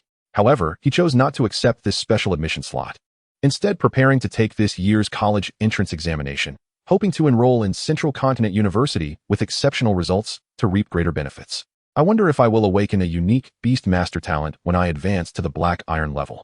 If so, what kind of talent would it be? Yi Xian mused with a flicker of hope. He had not previously known much about Yang Yiming, nor was he aware of his remarkable genius. Just a few days ago, he had overheard a casual conversation at a farm, learning a little about Yang Yiming's two awakened talents, the size manipulation and the berserk heart. The size manipulation talent allowed him to alter the size of his beasts, providing endless tactical advantages in battle. As for the berserk heart, it was equally extraordinary. It was said that this talent enabled his beasts to enter a state of frenzy upon sustaining injuries, enhancing all attributes comprehensively. Lost in thought, Yi Xian glanced toward Yang Yiming in the corner. Coincidentally, at that very moment, Yang Yiming looked over at him as well. Upon seeing Yi Xian, Yang Yiming nodded slightly before returning to his training. Yi Xian paused momentarily, his gaze lingering on Yang Yiming before drifting over to his two beasts, the winged white tiger and the lightning swift. After a brief inspection of these two beasts, he turned away. It was said that both of Yang Yiming's beasts initially had a star rating of 3, which was not particularly high. However, paired with Yang Yiming's talents, their strength was truly formidable. What, are you envious? At that moment, Lin Shiru approached Yi Xian, saying, according to my original plan, I would wait for your return from the Amber Secret Realm to assist you in contracting a high-level apprentice 5-star beast. Then, within about 20 days, I would help it ascend to the top apprentice level, followed by initiating another plan to enable its swift promotion to the black iron level, which would also facilitate your advancement to black iron. That's a clear arrangement, Yi Xian replied, astonished. Had it not been for his possession of the beast editor and the contracting of the tyrant dragon beast in the Amber Secret Realm, this would have likely been the fastest training method available. What about now? He inquired with curiosity. Now, you can go home. Lin Shiru adjusted her glasses and replied. Yi Xian was taken aback. Your training expedition has been lengthy. It's time to reunite with your parents. Lin Shiru smiled slightly. Then come back tomorrow. I will take you to a place to expedite your tyrant dragon beast's ascension to the black iron level. Ascend to black iron? The mere mention of those words made Yi Xian's eyes light up. If the tyrant dragon beast were to advance to black iron, he would undoubtedly benefit in return. Thus, he would be one step closer to breaking through and becoming a black iron beast master. All right, Teacher Lin, I will head home now and return early tomorrow. Yi Xian said to Lin Shiru. Yes, let us go. I have some free time today and can see you off, Lin Shiru replied, smoothing her hair before stepping out in her high heels. In terms of appearance and demeanor, describing her as dignified, beautiful, and graceful would be entirely fitting. Her figure was also particularly striking, accentuated by a white blouse, a black skirt, and black stockings that hugged her legs, making Yi Xian hesitant to gaze too long. Okay, Yi Xian responded quickly, promptly following Lin Shiru out. Until now, he remained unaware of Lin Shiru's rank as a beast master, and even more so regarding her age. Although she appeared to be in her 20s or perhaps early 30s, the agelessness that comes with ascending ranks in the beast master profession makes it impossible to ascertain her true age based solely on appearance. However, Yi Xian surmised that, as a mentor at Jiangzhou University, she must be of considerable age. After returning home this time, he could watch more combat videos featuring the Amber Dragon Beast.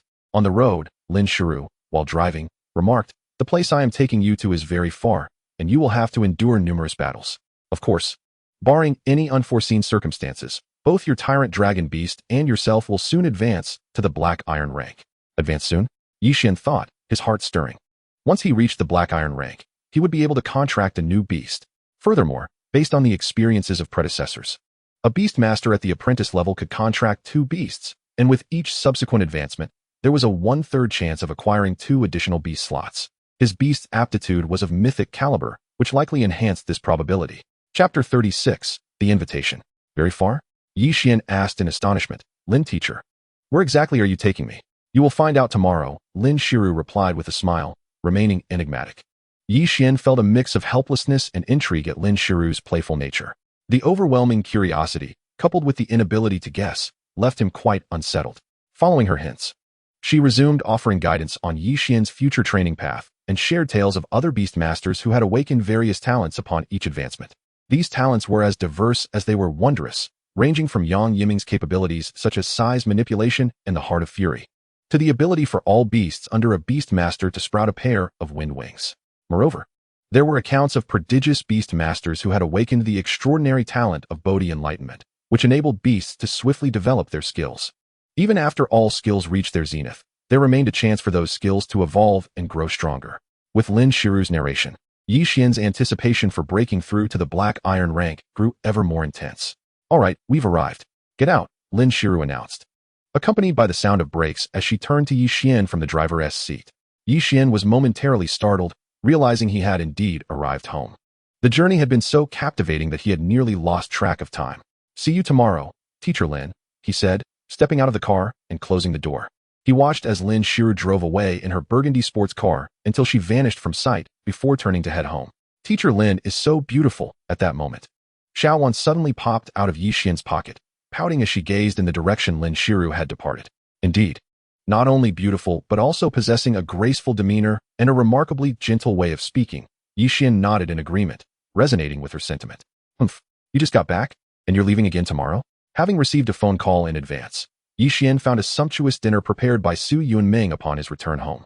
During dinner, upon hearing that Yi Xian would be venturing out for training again the next day with an uncertain duration, both Su Yunming and Yi Guotao were taken aback.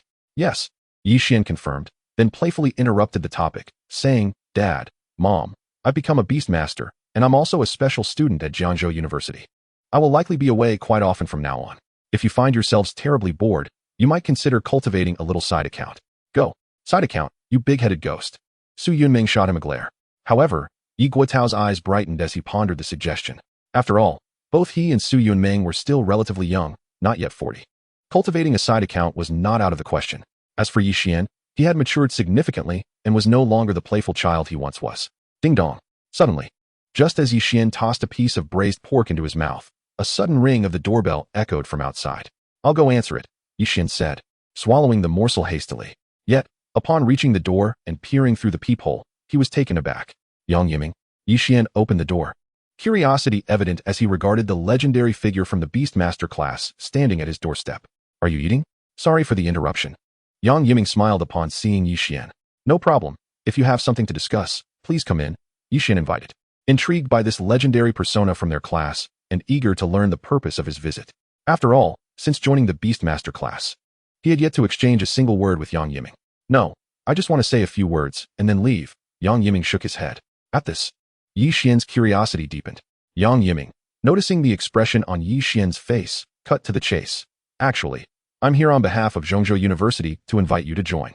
"Join Zhongzhou University?" Yi Xian opened his mouth in surprise, but quickly shook his head, saying, "I'm sorry. You must know that I have already joined Jiangzhou University and signed a contract. The contract is of little consequence, as long as you agree. Zhongzhou University can easily assist in resolving that matter.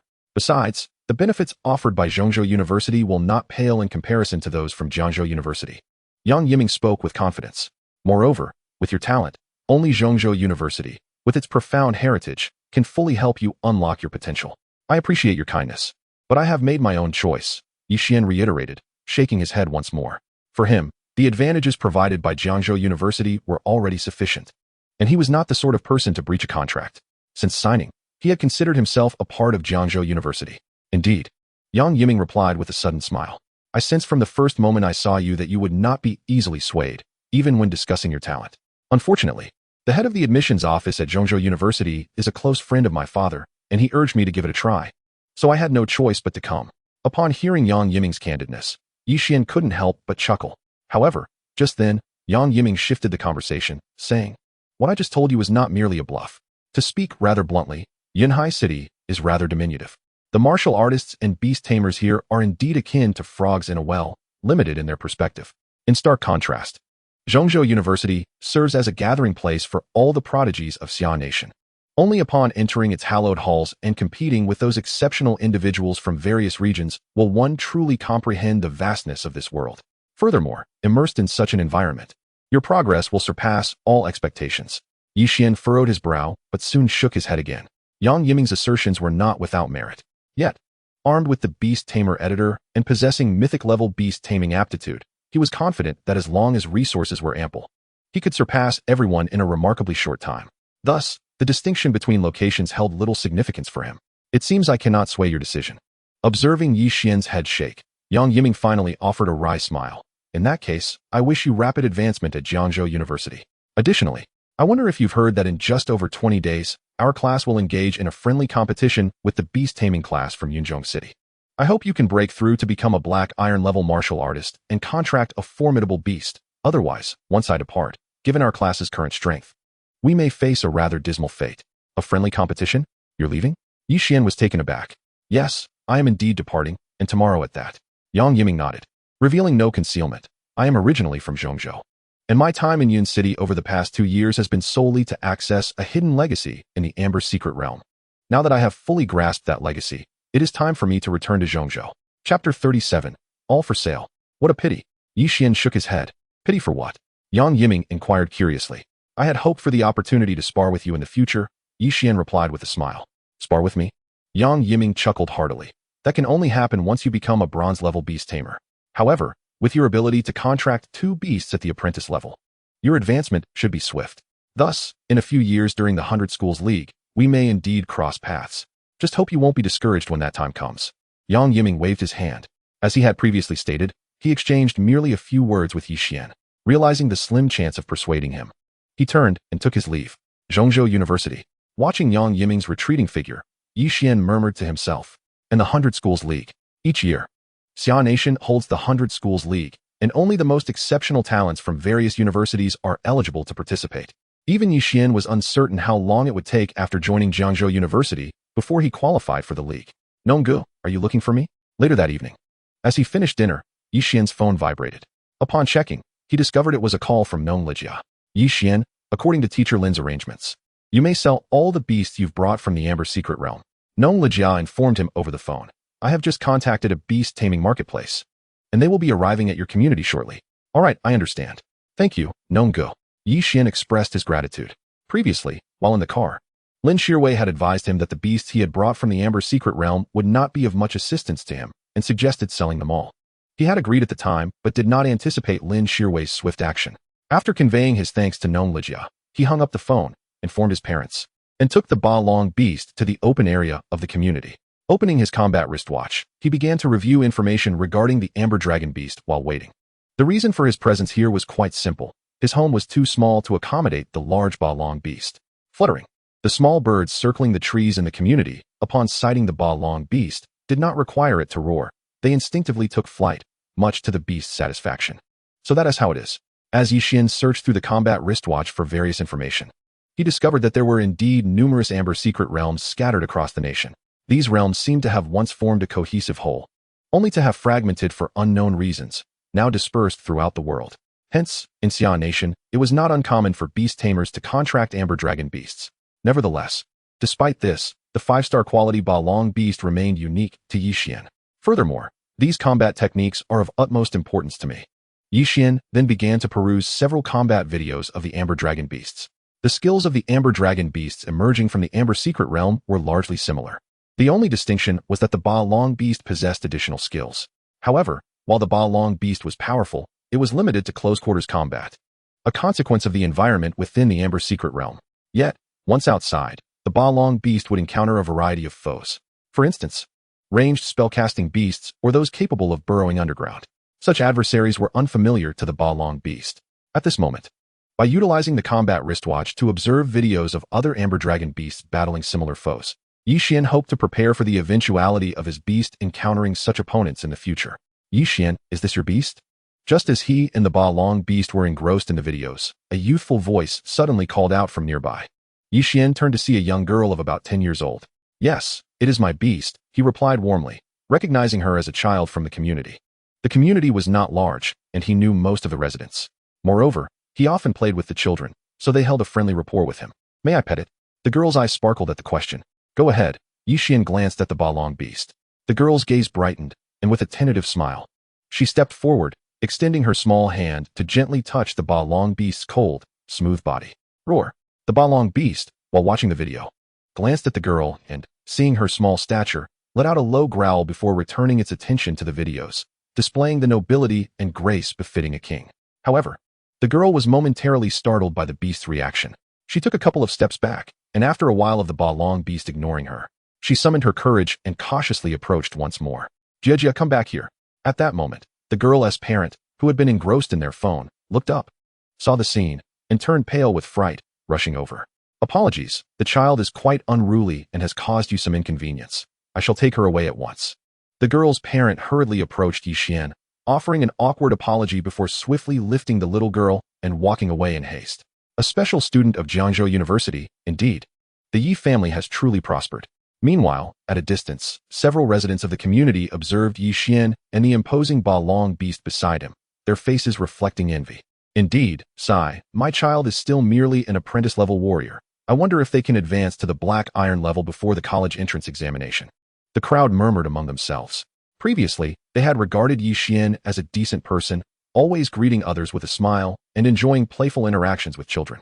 Yet, no one had anticipated that this seemingly ordinary, handsome young man, on the brink of his college entrance examination, would awaken the qualifications of a beastmaster and become a special recruit for Jiangzhou University. Just then, several large vehicles suddenly arrived outside the community. After stopping, more than 20 individuals disembarked in quick succession. What is happening? Who are these people? The onlookers exchanged bewildered glances. Judging by their attire, they appeared to be from the Bai de Beast merchant store in Yunhai City, though their purpose for visiting was unclear. Some recognized their identity, yet remained even more puzzled about why so many representatives from Bai de Beast merchant store had come to their community. Hello, you must be Mr. Yixian. The leading figure among them addressed Yixian respectfully as they approached. Indeed, that is I, Yixian acknowledged with a nod. Our manager is acquainted with your assistant instructor from the Beastmaster class. As previously arranged, the total for your 14 beasts comes to 350,000 yuan. With Yixian's affirmation, the leader promptly stated, we have come to collect the amber beasts in your possession, and of course, the payment will be transferred to you as well. 350,000. Yixian's eyes sparkled.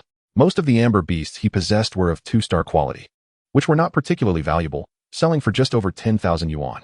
However, his 3-star quality Amber King Tiger was a rare find, fetching over 200,000 yuan.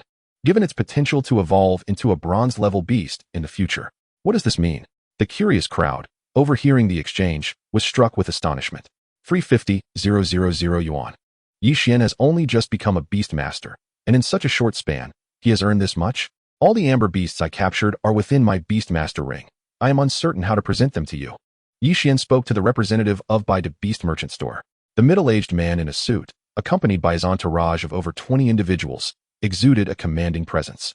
Yet, Yixian stood before him unperturbed. Simply release them. We have sufficient manpower to transport them directly, the middle-aged man smiled. Very well, Yixian nodded. He then concentrated, activating the Beastmaster ring to release the numerous amber beasts, including the Amber King Tiger. Wow! As the amber beasts emerged, the representatives from Bai de Beast merchant store were taken aback, retreating several steps until they observed the beasts standing obediently, as if they had undergone military training. Only then did they lift their heads in astonishment to regard Yixian. Mr. Yi, do your amber beasts remain unrestrained within your Beastmaster ring?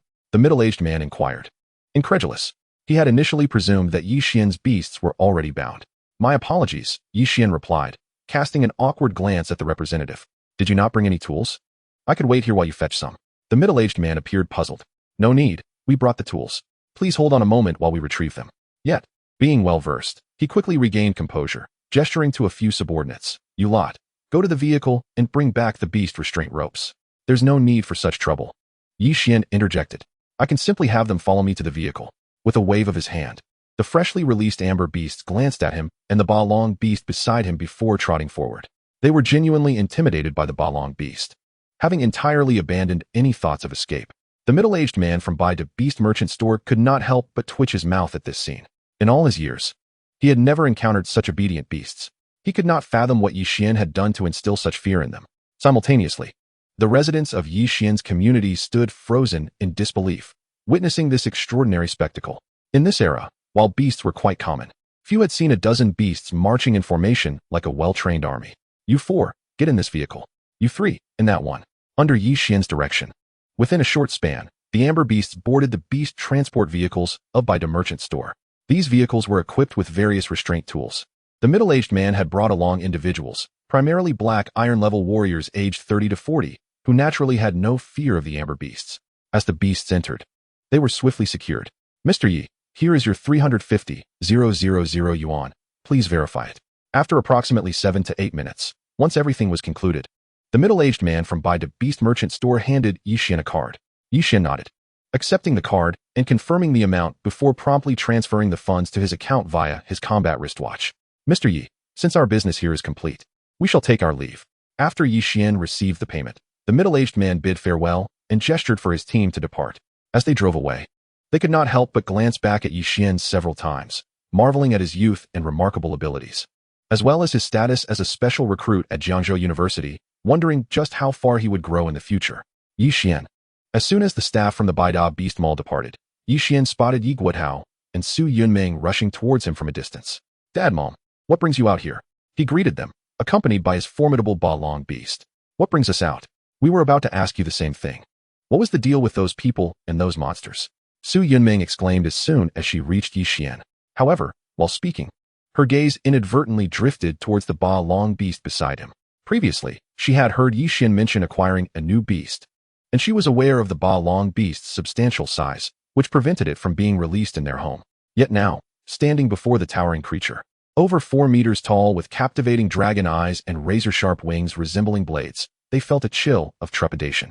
In the presence of such a colossal entity, ordinary individuals couldn't help but feel their insignificance. At that moment, upon seeing the Balong beast, they truly realized that Yixian had indeed matured, capable of soaring high on his own strength. You mean those amber beasts? Yixian chuckled. Did I not tell you? I captured a few rather weak amber beasts from the Amber Secret Realm. Rather weak? Yi Guotao and Su Yunming's eyes widened in disbelief. Although they were not particularly gifted, both had reached a peak apprentice warrior level by nearly 40 years of age. While upstairs, they had sensed a subtle pressure emanating from those amber beasts. It was easy to imagine how much more intense that pressure would be up close.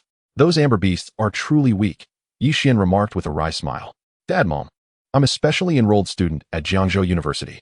Surely you understand the qualifications required for such an honor? With my aptitude, my strength grows almost daily. So you need not worry. And in the future, if I were to bring back a few divine dragons, you might just faint from shock. Faint? Nonsense. Divine dragons indeed. Su Yunming shot him a disapproving glare, but soon her heart sighed with a blend of joy and melancholy. Unbeknownst to her, in just over a decade, Yixian had grown so much. She felt pride in his development, but was also filled with a bittersweet sentiment, as her child was spreading his wings and preparing to fly far from her. Beside her, Yi Guotao gently squeezed her hand, drawing a subtle line across her palm, as if to remind her of something tender. Su Yunming cast him an annoyed glance, thinking it inappropriate at their age to act so playfully in front of their child. Yet Yi Guotao could hardly contain his delight. Ever since Yixian suggested they practice a duet, he had been mulling it over. After glaring at Yi Guotao, Su Yunming suddenly remembered something and asked Yixian, by the way, Yixian, how much did you sell those amber beasts for? Not much, just 350,000. Yixian replied. 350,000. Su Yunming was taken aback. Such a sum of money would require years of diligent work for both her and Yi Guotao. However, her surprise quickly turned to joy. That's wonderful. My son has truly grown up, able to earn his own money. At that moment, satisfaction filled her heart, and she wore a radiant smile all the way home. The Yi family had truly prospered. As they walked, the echoes of similar conversations wafted through the neighborhood, recounting how someone had awakened their beast taming potential and earned over 300,000 in just a few days, a tale that seemed almost mythical to the residents of the community. Hearing these murmurs only elevated Su Yunming's spirits further. Uncle Qi, I have already extended an invitation to Yixian, but as I expected, he has no intention of attending Zhongzhou University, Yang Yiming said after bidding farewell to Yixian and returning home, promptly dialing a number. Is that so? A voice on the other end responded with a hint of regret. But since you've done your best, let it be. While a beast tamer capable of contracting 2 beasts at the apprentice level is indeed a genius, our Zhongzhou University is not so lacking that we cannot thrive without him. Furthermore, since you have acquired all the legacies from that secret realm, return to Zhongzhou as soon as possible. With nearly 2 months until the college entrance examination, I can personally guide you during this time to enhance your strength. All right, Uncle Qi, I will return to Zhongzhou tomorrow and should arrive in about 4 to 5 days. Yang Yiming replied, his heart brimming with anticipation. Being away from Zhongzhou for 2 years, he was finally heading back. Moreover, he was eager to discover how many talents had emerged in this year's cohort. Chapter 1. The Celestial Divine Tree. 350,000. Upon returning home, Yi Xian pondered for a moment before activating his combat wristwatch, logging into the online marketplace, and locating a local martial artist shop. He promptly spent 300,000 to purchase a vial of blood chi pills. Shopping locally ensured swift delivery. Within half an hour of placing his order, the blood chi pills arrived.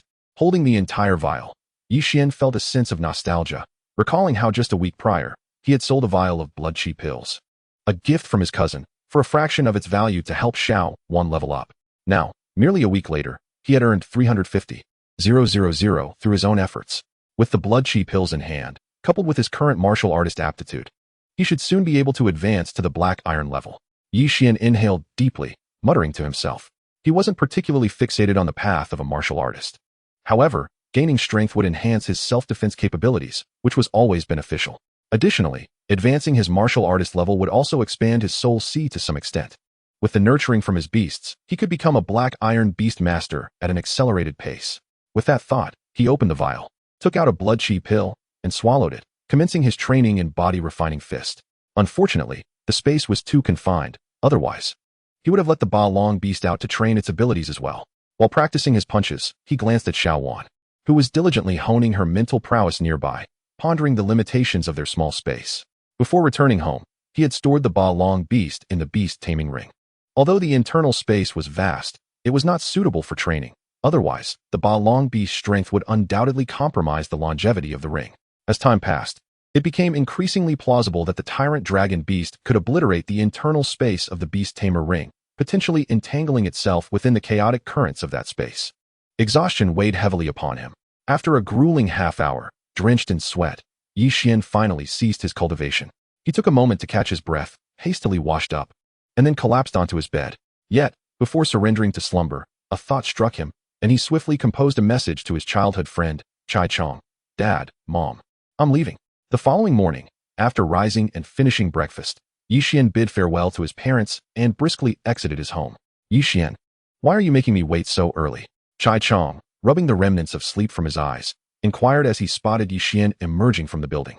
Last night, he had heard his parents mention Yi Xian countless times. Stressed by the situation, he had overexerted himself in his training and had yet to recover. I'm looking for you because I have something good to share. Yi Xian flipped his hand, producing a pill bottle, which he tossed to Chai Chong. Take this. It contains 3 blood chi pills. What do you mean, Yi Xian? Chai Chong was taken aback, instinctively catching the bottle. However, a moment later, realization struck him, and he trembled with excitement. 3 blood chi pills were worth nearly 100,000 yuan. What is the meaning of this? Yi Xian shook his head. You've already become a top-tier martial apprentice. With these blood chi pills, you should be able to advance to the black iron level swiftly, thus qualifying for a prestigious martial university. Furthermore, consider this alone. You can repay me once you earn money in the future. Of course, if you prefer not to accept it, you may return it now. Chai Chong stuttered, then erupted in exclamations. What? You expect to take back something that's in my hands? Not a chance. Yi Xian couldn't help but chuckle. Indeed, nearly 100,000 yuan was not a trivial sum for him at this moment. However, with less than 2 months until the college entrance examination, those 2 months were far more crucial for Chai Chong. As for Yi Xian, even with an extra 100,000 yuan, it would hold little significance for him. What he truly needed was more. He estimated that with his current martial aptitude, the remaining blood chi pills he possessed would suffice to aid him in advancing to the black iron level. Suddenly, as Yi Xian and Chai Chong exchanged a few words at the community entrance, a wine-red convertible sports car raced towards them from a distance. With a screech, it came to a halt in front of the two. Get in. From the driver's seat, the poised and elegant Lin Shiru turned to Yi Xian. Understood, Ms. Lin. Yi Xian waved goodbye to Chai Chong and hurried to the opposite side, opening the door and taking a seat inside. With a roar, as soon as Yi Xian settled and fastened his seatbelt, the sports car surged forward like a wild stallion. What the hell? Behind them, Chai Chong was left in awe as he watched Yi Xian being whisked away by the stunning Lin Shiru in such a flamboyant fashion, his mind swirling with disbelief. Ms. Lin, where exactly are you taking me? On the road, Yi Xian could no longer contain his curiosity and asked Lin Shiru again. Where are we going? Lin Shiru glanced at him before replying. Your ancient wood spirit has reached the critical point for advancement. Therefore, I will first take you to Jiangzhou University, where I will assist your ancient wood spirit in advancing to the top-tier apprentice-level beast tamer. This will not take long. Half a day should suffice. If luck is on our side, the quality of your ancient wood spirit skills may even improve. Once your ancient wood spirit has advanced, I will take you to Zhangzhou within the same day to a secret realm affiliated with Zhangzhou University. It is the best place for your tyrant dragon beast to evolve. And depending on your performance, you might even acquire additional benefits. Yi Xian was momentarily stunned. In a single day, they would go to Jiangzhou University and then to Zhangzhou University? Was this some kind of joke? The Summer Kingdom encompasses 9 provinces and 365 districts, each exceeding 9 million square kilometers. He resided in Yunhai City, which belongs to Jiangzhou Yuntian Province, located on the eastern edge of Jiangzhou. On the other hand, Sangzhou lay to the west of Jiangzhou, separated by Qingzhou. The distance was vast. How could they possibly make it in one day? Yi Xian could hardly believe his ears. It was well known that in this era, the wilderness was rife with monstrous beasts, particularly formidable flying creatures, making air travel a perilous option. Did Miss Lin possess an exceptionally swift flying beast? Suddenly, a thought struck Yi Xian. Just then, Lin Shiru brought the sports car to a halt in an uninhabited area. Get out. This is where we stop. With that, Lin Shiru stepped out of the vehicle. Yi Xian, momentarily taken aback, quickly followed suit. Once outside, Lin Shiru waved her hand, and the crimson convertible was magically stored within the beast tamer ring adorning her finger. The ring shimmered with a faint silver hue, beautifully complementing her remarkably fair fingers. Yet, this was not the crux of the matter. The true marvel unfolded as Lin Shiru waved her hand once more, and a towering emerald tree, reaching several meters high, materialized behind her. Its canopy spread like an umbrella, casting shade over both her and Yi Xian. Sanqiong Kong Shinshu, Space and Wood Type. Rank, Platinum Peak. Quality. Abilities, Void Seed, Sanqiong Passage, Fixed Point, Kong Shin Barrier, Divine with Transformation into Weapon. A 4-star Platinum grade beast of both Space and Wood types. As Yi Xian gazed upon the tree, he felt a subtle shift in the attributes panel within his mind. Instinctively, he directed his consciousness to take a closer look, and his mouth fell agape in astonishment. This was the Space and Wood type beast, Sanqiong Kong Shinshu, which he had encountered a year ago, possessing royal potential and a 4-star Platinum grade. At that moment, Lin Shiru turned to Yi Xian and explained, using this, we can reach Jiangzhou University and Zhangzhou University at the fastest possible speed. Furthermore, she paused, casting a glance at Yi Xian. In the secret realm where I obtained at Sanqiong Kong Shinshu, there was also a golden level sapling of the same species, which I brought along. If you perform well, once you reach the golden level or when your mental strength is sufficiently refined at the silver level, I wouldn't mind gifting it to you. A golden level sapling of Sanqiong Kong Shinshu? Yi Xian's expression shifted dramatically.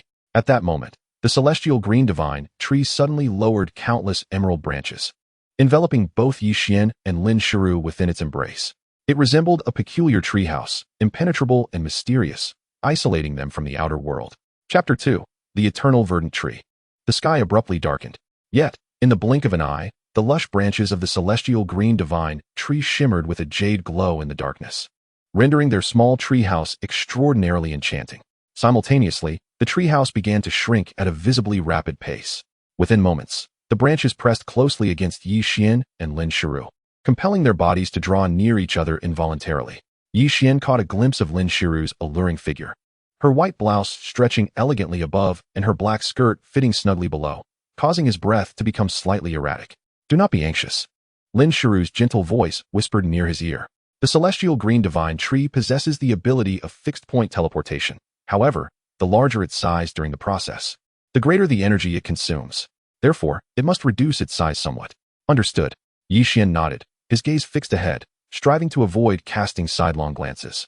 He surmised that his excessive vitality in this life contributed to his inability to suppress the peculiar stirrings and fantasies that arose when confronted with a beautiful woman, particularly one as mature as Lin Shiru. Nevertheless, he endeavored to maintain his composure, wary of provoking her disdain. Buzz. As the enchanting treehouse diminished to a certain extent, Yi Xian suddenly felt a jolt in the space around him, accompanied by an overwhelming wave of discomfort coursing through his body. Crack. In the next instant, the branches of the celestial green divine tree, which had enveloped both Yi Xian and Lin Shiru, trembled violently, revealing a vast expanse of dark light, seemingly eroding it. However, this dark force was repelled by the radiant jade light emanating from the celestial green divine tree. This is the power of space, Lin Shiru explained beside him. The celestial green divine tree, being merely platinum grade, can conduct long-distance spatial teleportation, yet it still requires a significant amount of energy to resist the encroachment of spatial forces. Witnessing this scene and listening to Lin Shiru's explanation, all of Yi Xian's unusual emotions dissipated. leaving only a profound awe in the face of the tremendous power of the universe and a fervent admiration for the celestial green divine tree. As he understood it, beast masters with spatial attributes were quite rare, especially one like the celestial green divine tree, capable of ultra-long-distance teleportation at the platinum grade. Although he possessed a Beastmaster editor, which allowed him to modify his beasts, the initial attributes of a beast generally dictated its future potential. If the initial attributes were too poor, even if enhanced through his editing, the quality might elevate to mythical level, yet it would still be comparatively weaker than other mythical beasts. Buzz. Just then, as the space shifted once more, Yi Xian finally sensed a calm surrounding him. Have we arrived? Yi Xian turned to Lin Shiru. As the branches of the celestial green divine tree obscured his view, leaving him uncertain of their location and whether they had reached Jiangzhou University. Not yet. Lin Shiru shook her head. Yunhai City is nearly 1,000 miles from Jiangzhou City. Even the celestial green divine tree requires multiple teleports to arrive. As soon as Lin Shiru's words fell, Yi Xian felt the space around him sway once again. Dozens of miles outside Jiangzhou City, majestic mountains loomed, swift rivers flowed, and amidst towering ancient trees stood a marvelous architectural complex, a fusion of modernity and classicism, exuding an imposing grandeur. This was none other than the renowned Jiangzhou University, famed throughout the Summer Kingdom. The entire campus sprawled across dozens of miles, reportedly built around an ancient relic that emerged after the great transformation of the world. The university, though, was significantly larger than the urban district of Yunhai City, where Yi Xian resided. At this moment, in the eastern campus of Jiangzhou University, a cultivation area was constructed around a towering ancient tree that soared hundreds of meters high. Dozens of students, accompanied by their respective wooden attribute beasts, excitedly entered the area. The students regarded the magnificent, legendary tree with reverence. This divine tree was known as the Eternal Verdant Tree, once one of the beasts of the former dean of Jiangzhou University. After the dean's fall, it had mysteriously survived, willingly remaining at Jiangzhou University, now serving as a guardian spirit of the institution. Teacher Yu, do you know when we will begin? Upon approaching the Eternal Verdant Tree, a leading female teacher inquired of a male colleague. Just a moment. We are waiting for Vice Dean Lin, who will be bringing someone over. Once she arrives, the Eternal Verdant Tree will emit its ancient vitality to assist the students' wooden attribute beasts in their cultivation. Teacher Yu from Jiangzhou University responded. Vice Dean Lin is bringing someone. The female teacher's expression shifted to one of surprise. She was not a teacher from Jiangzhou University, but rather from Giantwood University, which ranked 9th among the top 10 universities in Jiangzhou. However, Giantwood University maintained a strong relationship with Jiangzhou University. This time, they had sent a batch of talented beastmasters with wooden attribute beasts to Jiangzhou University under the pretense of resource exchange, hoping to leverage the Eternal Verdant Tree to elevate their students' beasts. Yi Han, is it true that your cousin has become a special enrollment at Jiangzhou University? Meanwhile, the students below engaged in conversation while waiting, and one of them, a youth with thick brows and large eyes, was asked this question. This youth was none other than Yi Xian's cousin, Yi Han. Grinning, Yi Han replied, I just emerged from the secret realm last night and heard about it. I called my cousin earlier to inquire about the specifics, but unfortunately, he seemed to have gone somewhere without signal on his phone. Our school's special enrollment? Well, when your cousin arrives, I shall be sure to take good care of him. However, while Yi Han chatted with fellow students, a voice suddenly interrupted their conversation. Turning to look, Yi Han saw a slender youth approach, a gray, withered snake coiled around his arm. The snake flicked its tongue, gazing coldly at everyone. Lu Hongtong. Yi Han frowned upon seeing the newcomer. I acquired this golden wildwood treant fairly, without any underhanded means. You wouldn't be a sore loser, would you? How could I possibly be a sore loser? Lu Hongtong chuckled ominously.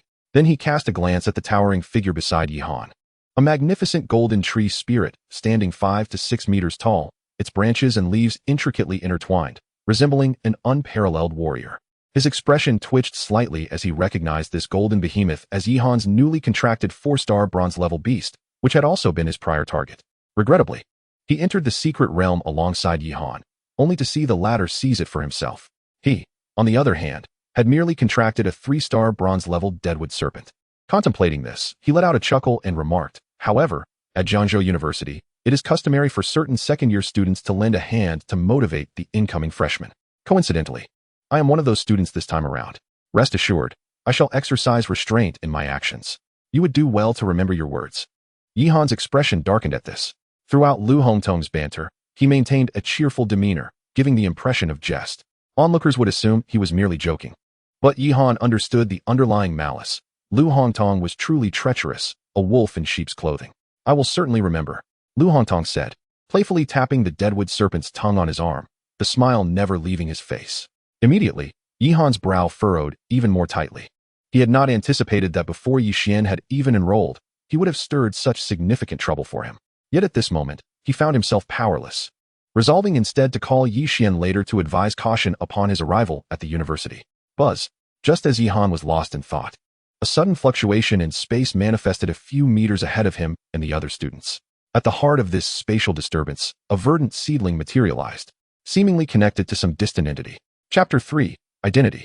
With a rustling sound, a towering ancient tree, its height exceeding 10 meters, abruptly appeared before the gathered crowd.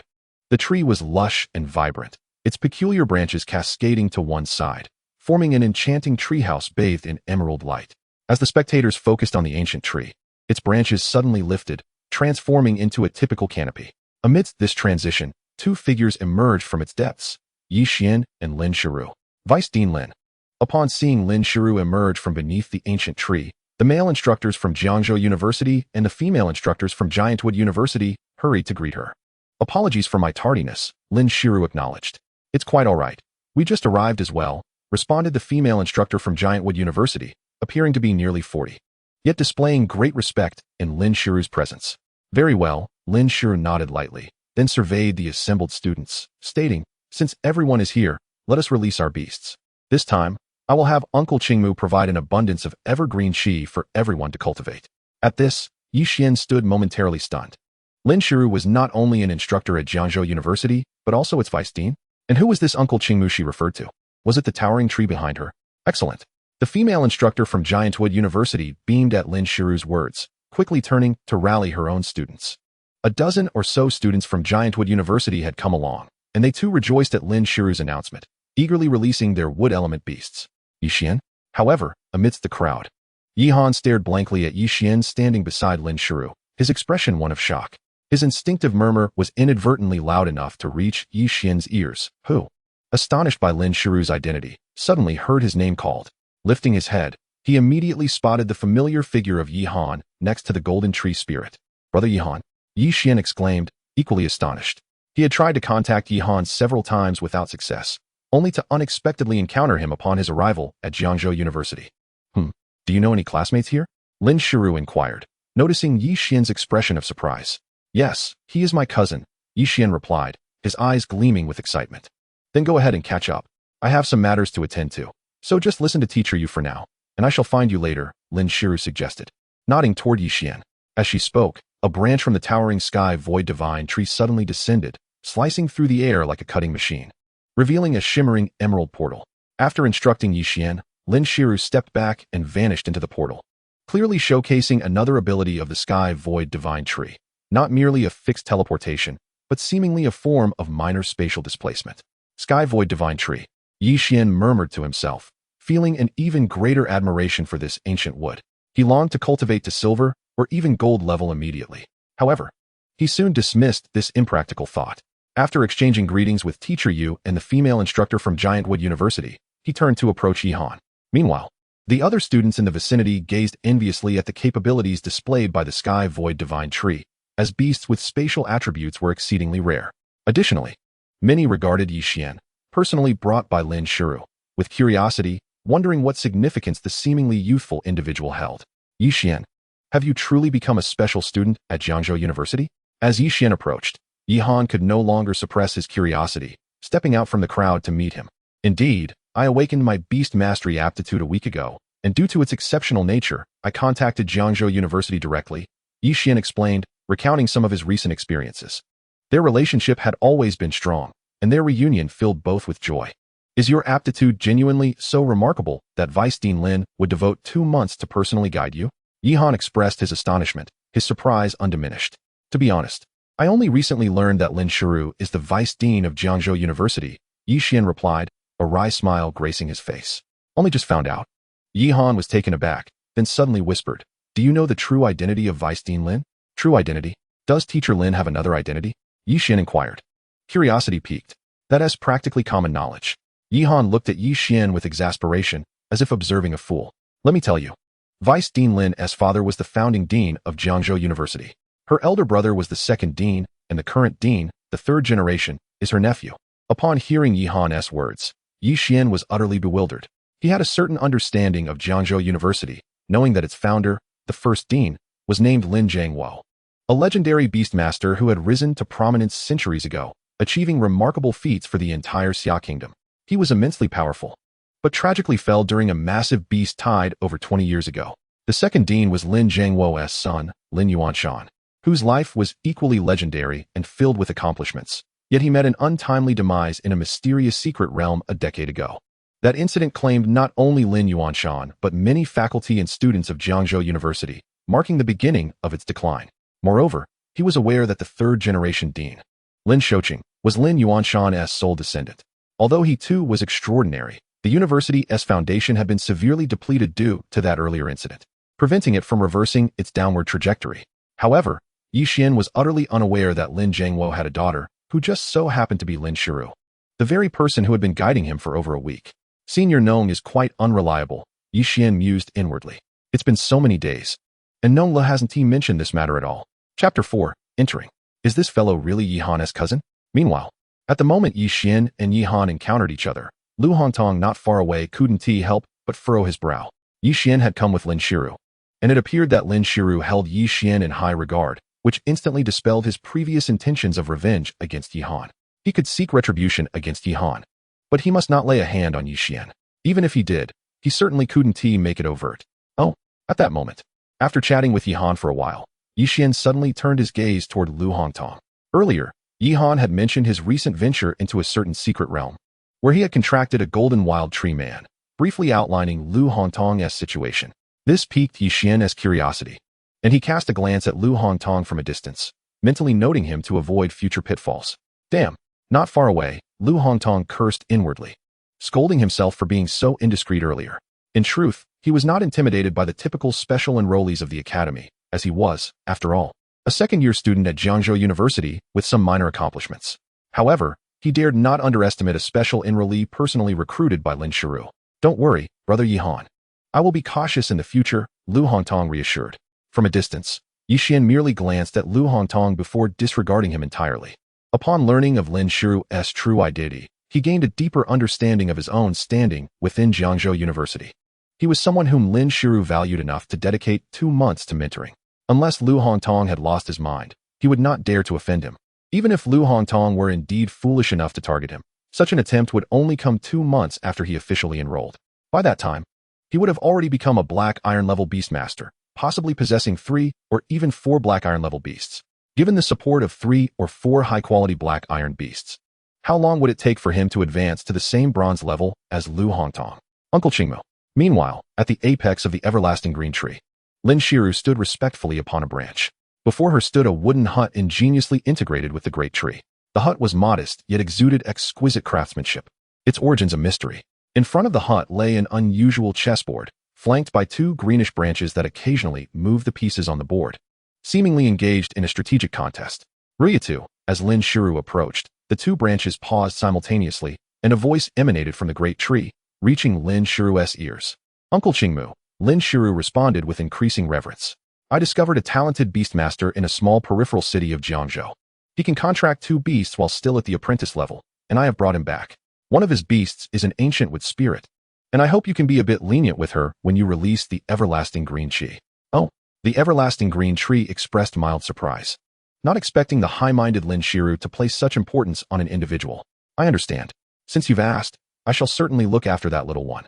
The everlasting green tree assured, its awareness sweeping down to find Yi Xian and the small one perched on his shoulder. It then gently swayed its branches, adding, moreover, don't be so tense. Since you are here with me, stay a while longer to keep me company. All right. Lin Shiru hesitated for a moment before stepping forward and respectfully sitting on a wooden stump beside the chessboard. With a rustling sound, as Lin Shiru settled, the everlasting green tree swayed, its branches resembling flowing green hair, dancing gracefully. As they moved, streams of azure energy emanated from its leaves, cascading downward. Let the commencement begin. Observing this scene, a teacher from Jiangzhou University, surnamed Yu, called out, quickly release your beasts and let them enter the area enveloped by the everlasting green chi. Upon hearing this, Yi Xian and the others promptly complied, communicating with their respective beasts to enter the designated area. As for the beastmasters themselves, They had to wait outside the confines of the everlasting green chi. This ethereal energy was immensely beneficial for wood attribute beasts, but acted like poison to humans, possessing a potent corrosive effect. Prolonged exposure could lead to partial woodification of the body. Come on, Xuan. Yi Xian encouraged, cradling Xuan in his palm. Xuan nodded, tightening her small, fair fist and declaring, I will definitely advance to the top-tier apprentice level this time. Yi Xian's Beastmaster level had already caught up to hers. She realized that she must exert herself even more. With this thought, she soared from Yi Xian's palm and flew towards the depths of the eternal green tree. Accompanying her was Yi Han's golden wild tree spirit. Little Huang, remember to protect Xuan. Yi Han called out to the golden wild tree spirit, well acquainted with Xuan. In their childhood, he had even foolishly desired to claim ownership of Xuan from Yi Xian. Naturally, the outcome was that Yi Xian had bested him. In those days, he was no match for Yi Xian, even though she was merely a year younger. The towering golden wild tree spirit, standing 5 to 6 meters tall, remained silent, dutifully following Xuan without straying a step. Soon, a thumb-sized ancient wood sprite and the colossal golden wild tree spirit, along with other wood-type beasts, delved into the dense depths of the eternal green energy, their figures disappearing from sight. Concealed by the thick mist, the waiting students outside could only see an immense tree. It was said that the eternal green tree was once the beast of Jiangzhou University's founder, Lin Zhangguo. After his demise, for reasons unknown, it had not perished but instead became the guardian spirit of Jiangzhou University. Noticing that Yi Xian's gaze had settled on the misty, eternal green tree, Yi Han assumed he was unfamiliar with this legendary beast and took it upon himself to explain. Uncertain why it hasn't perished, Yi Xian's heart stirred as he focused on the eternal green tree. Merely gazing for a moment caused his mind's attribute panel to shimmer slightly, revealing the properties of the eternal green tree. Eternal green tree, wood-type life. Beastmaster rank, peak king level. Quality. Status, symbiotic. Its master's fragmented soul is in a dormant state, slowly recovering. Abilities, eternal green, wood transformation into weapons, dragon transformation, ancient wood divine sound. Chapter 5, Xuan's promotion. Is this the reason why the eternal green tree survived after Lin Zhangguo's death? Upon seeing its attributes, Yi Xian suddenly understood the situation. He finally grasped why the eternal green tree had persisted to this day. Generally speaking, when a beast master perishes, all their beasts follow suit. The fact that the eternal green tree remained alive evidently indicated that Lin Zhangguo had not truly died. His soul still lingered, attached to its form. He wondered if Lin Shiro was aware of this detail. Suddenly, Yi Xian felt a shift in his thoughts, but he swiftly dismissed it. Whether Lin Shiro knew this or not was inconsequential. Even if she did, there was little she could do but fret. Currently, Lin Zhangguo could only rely on the eternal green tree's uniqueness to gradually restore his soul. Furthermore, the eternal green tree itself was undoubtedly well aware of this matter. If Lin Shiro was unaware, it suggested that the eternal green tree wished to keep this secret. In that case, it would be unwise to speak of it. How delightful! Upon entering the dense eternal green energy, Xuan felt an overwhelming sense of comfort enveloping her entire being. It was as if all her pores had opened wide, eagerly absorbing the mist, warming her body entirely. Little Huang, follow me. I sense that the mist is even denser deeper within. She beckoned to the golden wild tree spirit, accelerating her flight into the depths of the fog. The golden wild tree spirit remained silent, simply absorbing the surrounding mist while trailing closely behind Xuan. For the tree spirit clan, most sprites were their allies. Thus, following Yi Han's orders to protect Xuan, it felt no aversion. Moreover, the natural aura exuding from Xuan brought it immense comfort, as if she embodied the essence of the sweet elven goddess. Hiss, a gray serpent, blending seamlessly with the ground, observed Xuan and the golden wild tree spirit as they ventured deeper into the mist. In an instant, it twisted its body, transforming from the length of a chopstick into a menacing, gigantic venomous snake. Once enlarged, its body was covered in numerous bowl-sized gray bumps. Anyone with a fear of clusters would surely be horrified at the sight. This venomous serpent was the deadwood snake that had previously coiled around Lu Hongtong's wrist. After expanding in size, the deadwood snake slithered behind Xuan and the golden wild tree spirit. Lu Hongtong, shrewd and calculating, recognized that Yi Xian was esteemed by Lin Shiro. He surmised that by entering the eternal green energy, his beast might gain advantages unattainable by others. Thus, as the deadwood snake entered the mist, he commanded it to follow closely behind the golden wild tree spirit and Yi Xian's beast. Though he dared not offend Yi Xian, he was unbothered by the prospect of seizing any potential benefits. That vile serpent! As Xuan soared through the air, she noticed the deadwood snake following closely behind her. having transformed into its larger form.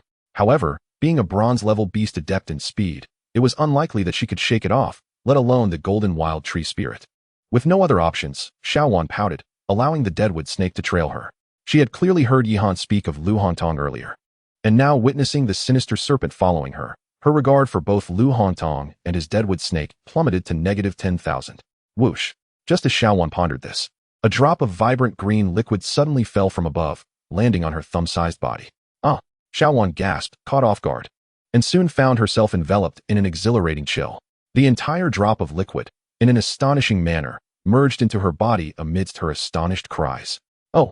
Xuan gasped again, her delicate face suddenly flushed with an unnatural hue. Simultaneously, she felt her body swell, as if she had indulged in a multitude of treats while secretly sneaking them from Yixian.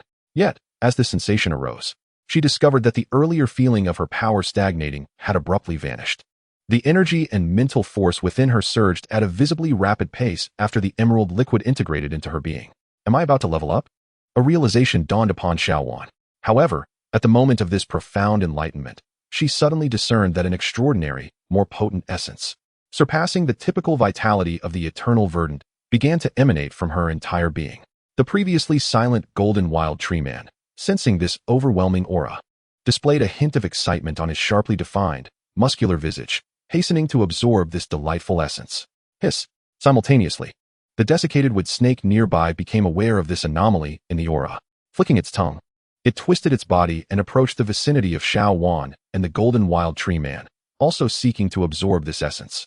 A flicker of anger surfaced on the golden wild tree man's face. Yet, despite his superior strength over the desiccated wood snake, he dared not engage it here.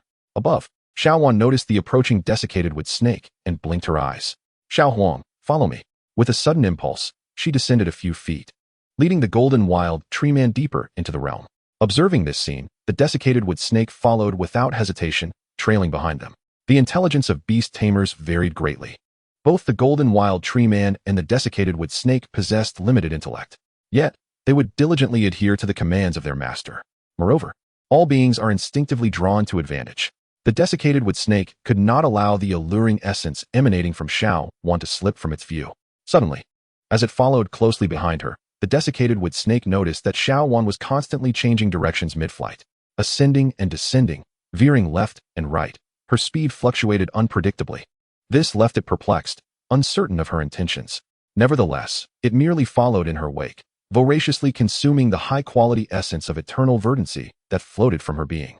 When Xuan slowed down, it too reduced its pace. When she sped up, it quickened its movements. When she turned, it mirrored her movements. Even as she soared higher, a substantial portion of its serpentine body lifted skyward in pursuit of that essence akin to the exhaust of an aircraft. This exquisite essence intoxicated it to the core. It yearned to remain forever in Xuan's shadow. It even contemplated what would happen if it were to swallow her whole. Lost in thought, it suddenly realized that the Xuan flying ahead of it was leaving a serpentine trail in the air. This trace, under the manifestation of the high-quality essence, subtly sketched a remarkably intricate pattern.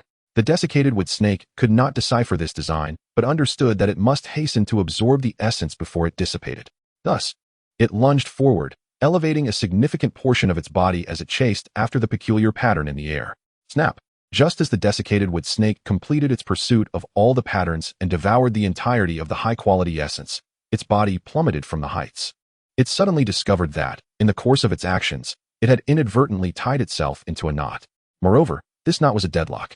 The more it struggled, the tighter the constriction felt, exacerbated by the numerous bulges the size of bowls that adorned its serpentine form, complicating the unraveling of this knot.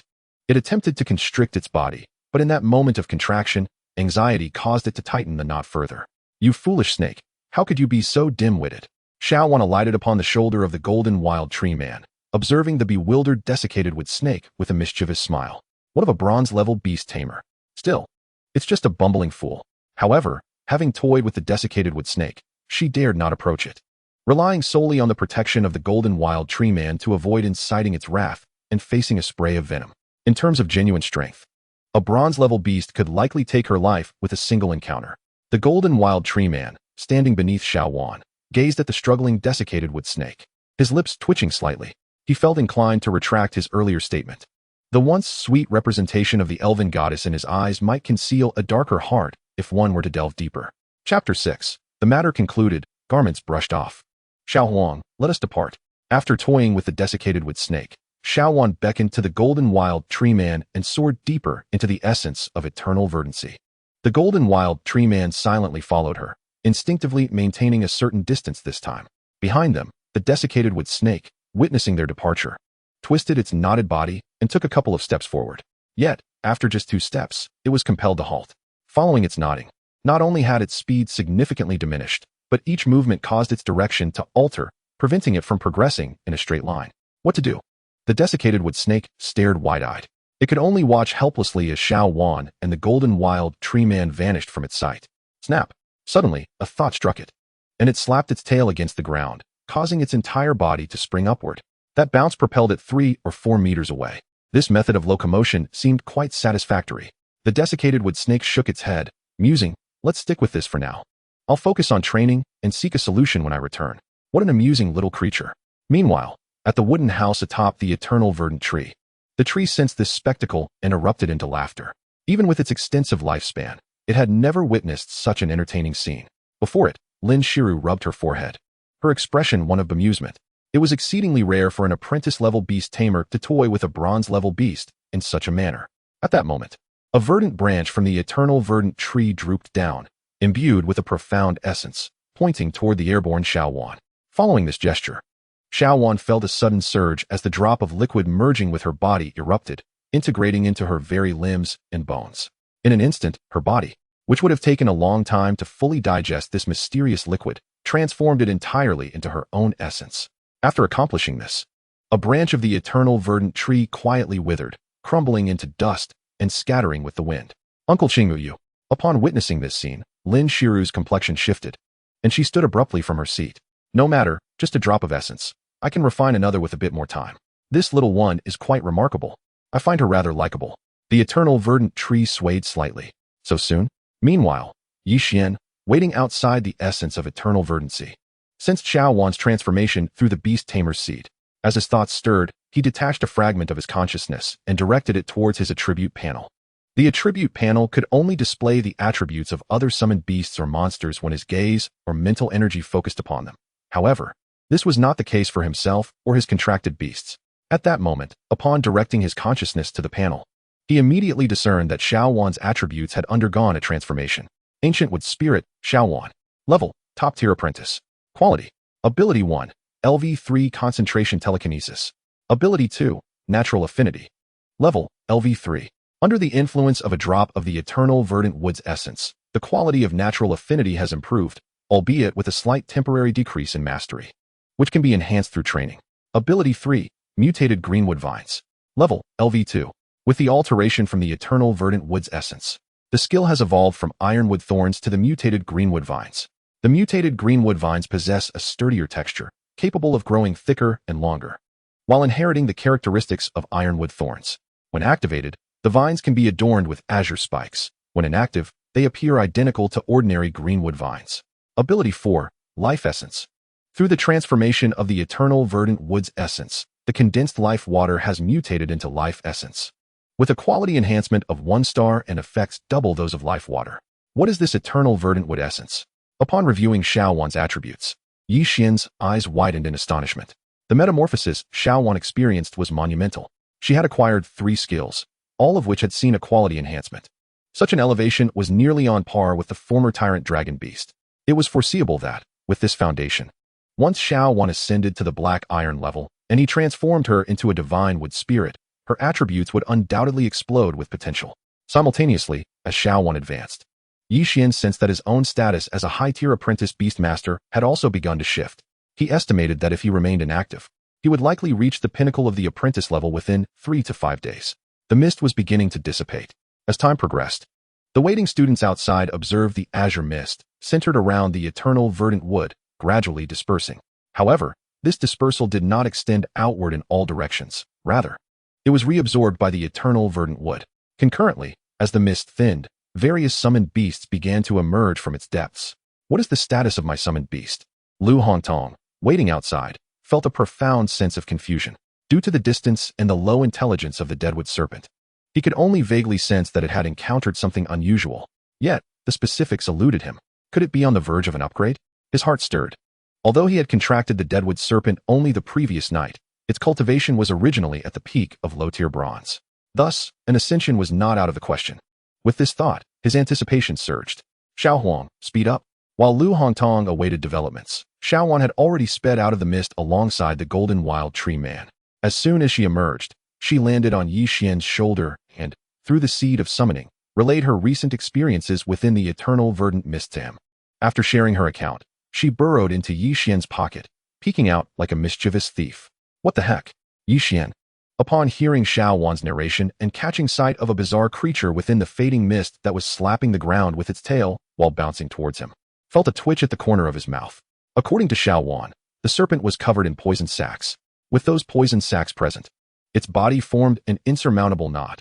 Not only was it incapable of freeing itself, but even a person approaching would struggle to untie this conundrum. Resolving the situation would likely require surgical intervention. Just then, Yi Xian observed the celestial sky divine would extending a branch towards him. After a graceful sweep, Lin Shiru's enchanting figure emerged from within. Forget it, regardless of the circumstances, she is still a senior. I'll make my exit now. After all, there is still over a month until I officially join Jiangzhou University. A month is ample time to let bygones be bygones, Yi Xian mused internally. He then briefed Yi Han beside him before hastily approaching Lin Shiru. Teacher Lin, may I inquire when we shall depart? Lin Shiru cast a knowing smile at Yi Xian. Since you are so eager, let us leave at once. As her words concluded, the celestial sky divine would immediately lowered its branches, forming a quaint and fantastical treehouse that enveloped the two of them. In truth, Lin Shiru did not wish to forsake Lu Hongtong and the predicament of the Deadwood Serpent. After all, he too was a student of Jiangzhou University. However, regarding the Deadwood Serpent's knot, even she found herself at a loss. It seemed that seeking a veterinarian was the only viable option. Buzz. The space shimmered slightly. As the space trembled, Yi Xian felt a flicker of determination within him. He was set to ascend to Black Iron. At the Black Iron level, he should be able to contract 2 additional summoned beasts, not to mention the potential for enhanced summoning talents. As Yi Xian and Lin Shiru departed, a peculiar little snake, bouncing in a bewildering manner and using its tail to slap the ground, finally captured the attention of the crowd. What is going on? All eyes turned towards the little serpent. Chapter 7. The Tyrant Dragon Beast's Shortcut to Ascension to Black Iron. The Deadwood Serpent? Upon seeing the peculiar little snake hopping out from the thinning mist, Lu Hongtong's eyes widened. Ignoring the gazes of others, he hurriedly approached. When he reached the Deadwood Serpent and lifted it from the ground, he was taken aback by the knots adorning its body. How could you be so foolish? Staring at the entangled body of the Deadwood Serpent, he was left speechless, initially believing that it had caused the knots itself, nearly bursting into a stream of expletives. The Deadwood Serpent felt aggrieved, only able to convey the events that transpired in the eternal verdant mist through the seed of summoning in the most succinct manner possible. Yi Xian. After several iterations of the Deadwood Serpent's fragmented narrative, Lu Hongtong finally gleaned the essence of the situation from its disjointed mental waves. Upon realizing that it was Yi Xian's sprite-like summoned beast that had caused this chaos, his frustration intensified. You are a bronze-level summoned beast. He gazed at the Deadwood Serpent's knotted form, rendered nearly speechless. A bronze-level beast master, reduced to such a state by an apprentice-level beast master, could hardly avoid the grim realization that he would soon become the laughingstock of Jiangzhou University. Meanwhile, the others present, upon hearing Lu Hongtong's call of Yi Xian, began to deduce the truth of the situation. Once the reality dawned upon them, they exchanged glances, each one aware that from this moment on, Yi Xian's name was destined to become renowned throughout Jiangzhou University. Even before officially enrolling, he was escorted into the university by the most illustrious vice dean, where his beast would undergo the baptism of eternal vitality. Subsequently, with the prowess of an apprentice, he had managed to outsmart a senior's bronze-level beast, resulting in a significant setback for the latter. Under such circumstances, it seemed inevitable that Yi Xian would become the most talked-about special recruit in the history of Jiangzhou University. Amidst the crowd, Yi Han stood in a daze, finally grasping why Yi Xian had hurried away. He had previously warned Yi Xian to be cautious of Lu Hongtong. Yet in a mere instant, Yi Xian had managed to deeply offend him. In the distance, Lu Hongtong, feeling the weight of the gazes upon him, attempted several times to untie the Deadwood Serpent, but to no avail. In a fit of humiliation and fury, he waved his sleeve and departed with the serpent in tow. Jiangzhou University possesses a secret realm known as the Spirit Beast Realm, within which lies a training tower referred to as the Spirit Beast Tower. After leaving Jiangzhou University, Lin Shiru, while urging the celestial sky divine would onward, elaborated on the situation to Yixian. What I wish to show you is precisely that place. Any beast master can enter the spirit beast tower and challenge its trials. The tower will assign different opponents based on the level of the entering beast master. Your task will be to conquer as many trials as possible to achieve a higher evaluation. The greater your final evaluation, the more substantial rewards you will receive. Rewards? Yixian inquired with curiosity. Teacher Lin, what sort of rewards can one expect from the Spirit Beast Tower? The rewards from the Spirit Beast Tower are tailored to the Beast Master's beasts. With your Ancient Wood Spirit and Tyrant Dragon Beast, the tower will bestow upon you the finest evolutionary resources to aid them in their advancement, Lin Shiru explained, casting a glance at Yixian. This is also why I mentioned that your Tyrant Dragon Beast could swiftly ascend to the Black Iron level. Moreover, should you achieve that level promptly, you might also attempt to capture a commendable beast within the Spirit Beast realm. Beyond the Spirit Beast Tower, the expanse of the realm is vast. And each time it closes, spatial rifts connecting to unknown territories appear, potentially unveiling many unknown beasts. Yixian nodded in understanding. A profound interest ignited within him. Suddenly, as if struck by inspiration, he queried, Teacher Lin, since this is a secret realm under the jurisdiction of Zhangzhou University, might there be any costs involved in our visit? You need not concern yourself with that, Lin Shiru replied nonchalantly. After a moment of contemplation, she added, one more thing to remember. The Spirit Beast realm opens once a year, and today happens to be its designated opening day. Many students from Zhangzhou University and its affiliated high school will also be entering. Once you arrive, avoid causing trouble. However, do not fear it either, for you will represent Jiangzhou University in the outside world. Upon hearing this, Yixian nodded earnestly. Zhangzhou. Before a gourd-shaped valley, thousands of youthful faces brimmed with anticipation.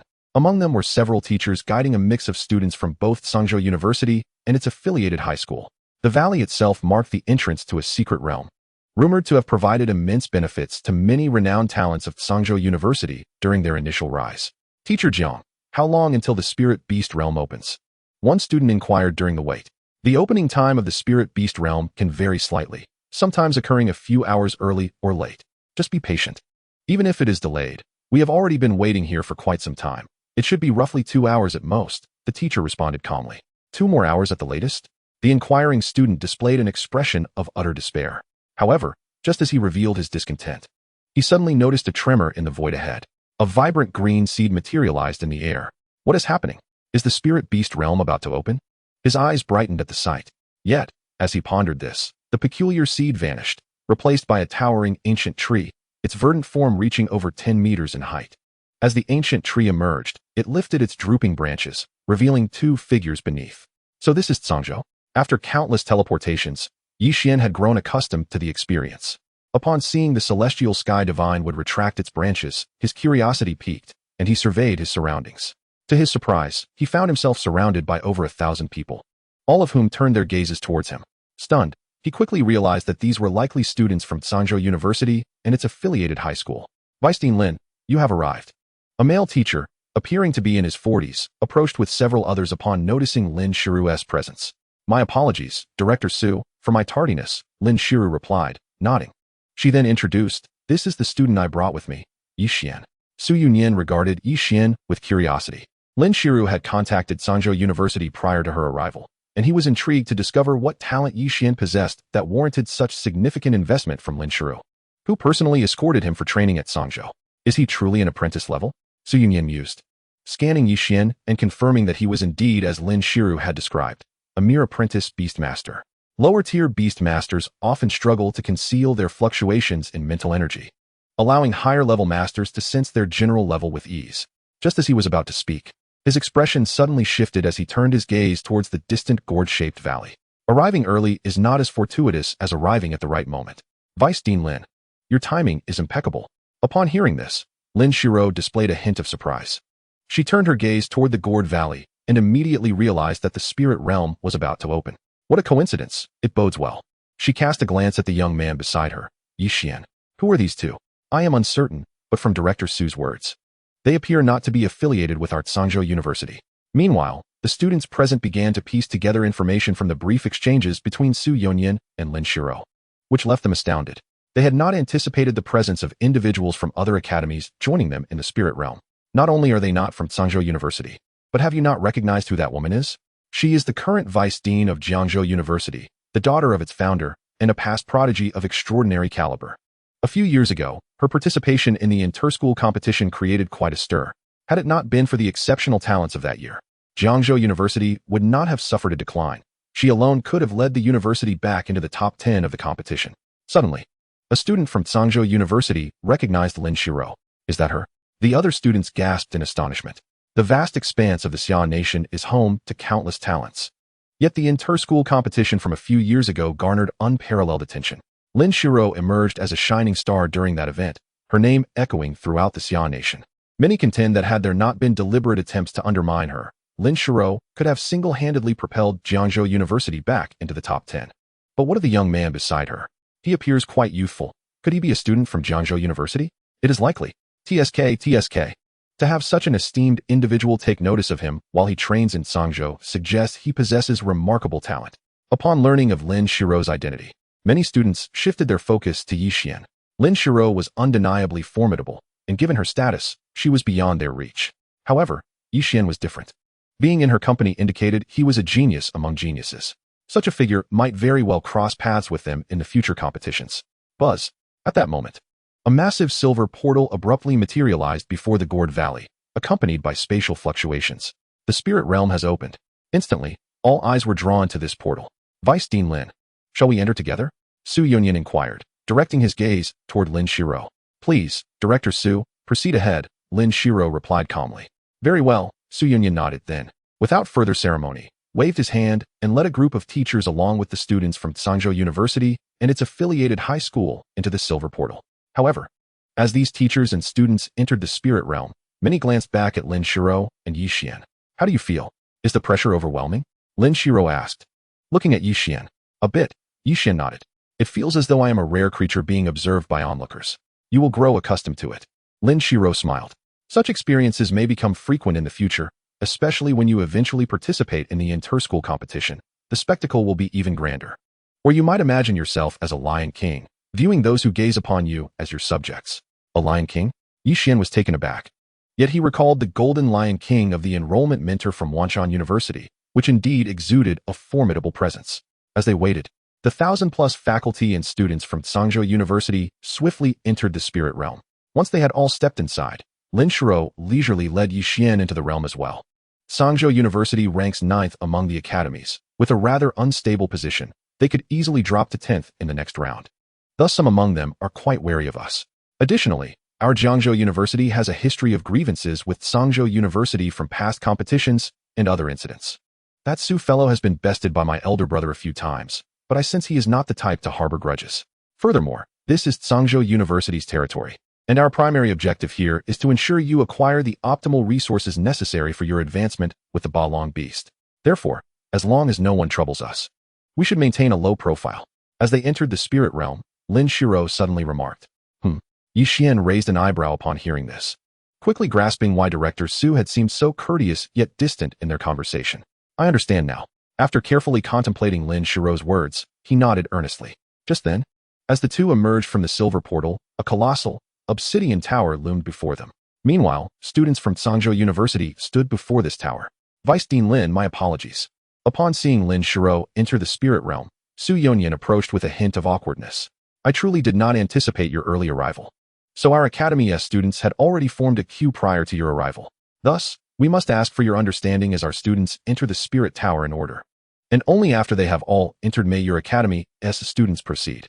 It is only fitting. This is your Zhangzhou University's secret realm, and it is reasonable for your own to enter first, Lin Shiro acknowledged. If it were Jiangzhou University, we would do the same. Su Yunyan raised an eyebrow but chose not to comment further. In his eyes, Lin Shiro was merely a young girl, and he had no intention of making things difficult for her. Naturally, he would not become overly familiar either. As for the competition among academies, he believed it should be a matter of demonstrating strength. If one is capable, then they are capable. If not, then they are not. Chapter 9. The Calamity Sky Butterfly and the Mental Energy Cultivation Method. As Su Yunyan departed, Yixian observed that students from Zhangzhou University and its affiliated high school had begun to enter the spirit tower. He scanned the obsidian tower, noticing that its surface was adorned with various intricate designs of spirit beasts. Each spirit beast seemed so lifelike, as if they might step forth from the tower and devour those who approached. Su Yunyan stayed for a while to accompany Lin Shiro before excusing himself under the pretense of other matters, leaving only one teacher to remain with them. The accompanying teacher, surnamed Nian, is a female educator. She has previously been acquainted with Lin Shiro. Their interaction was filled with laughter and conversation, in stark contrast to the somewhat awkward atmosphere that prevailed when Su Yunyan was present. As for Yixian, he directed most of his attention towards the students from Zhangzhou University. With the imminent entry into the Spirit Tower, many students released their spirit beasts, which instantly broadened Yixian's horizons.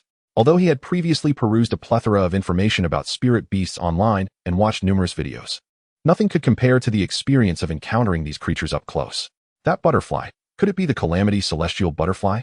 Suddenly, Yixian's pupils contracted as he fixated on a long-haired student clad in a flowing black gown, her exquisite features adorned with a faint butterfly mark at her brow. She stood serenely amidst the crowd, with no one daring to approach her. Perched upon her shoulder was a delicate black butterfly, its wings gently fluttering.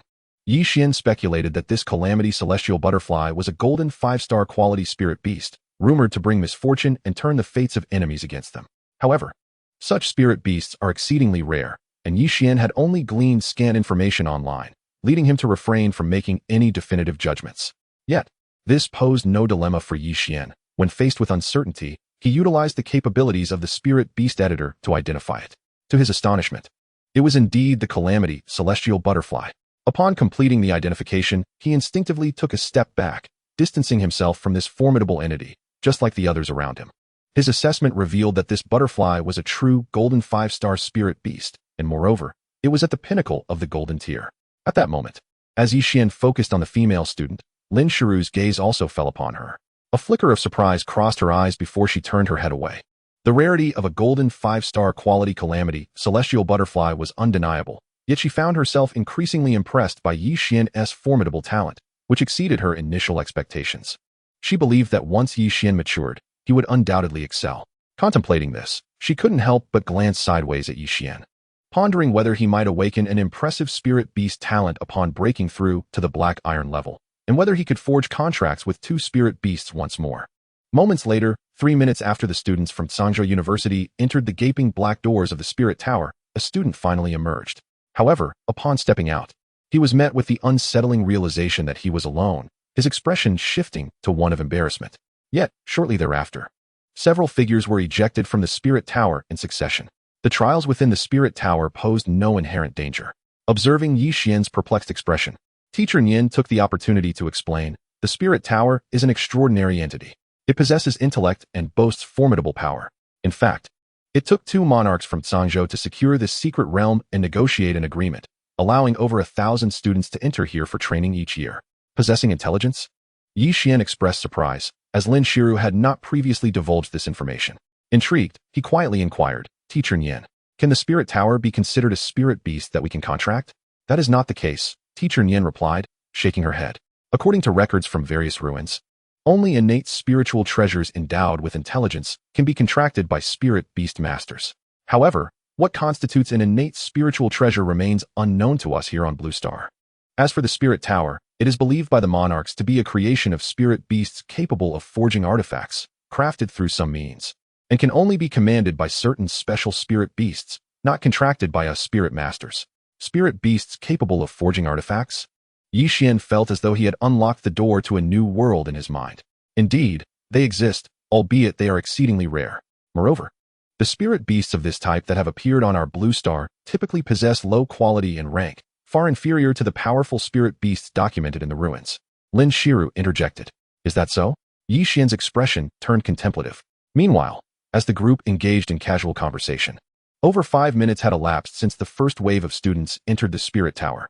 At this point, only a handful of students remained within its confines. To endure for such a duration is commendable, remarked one of the teachers, observing the scene. Once spirit beast masters enter the Spirit Tower, they must face a series of opponents selected by the tower based on their rank.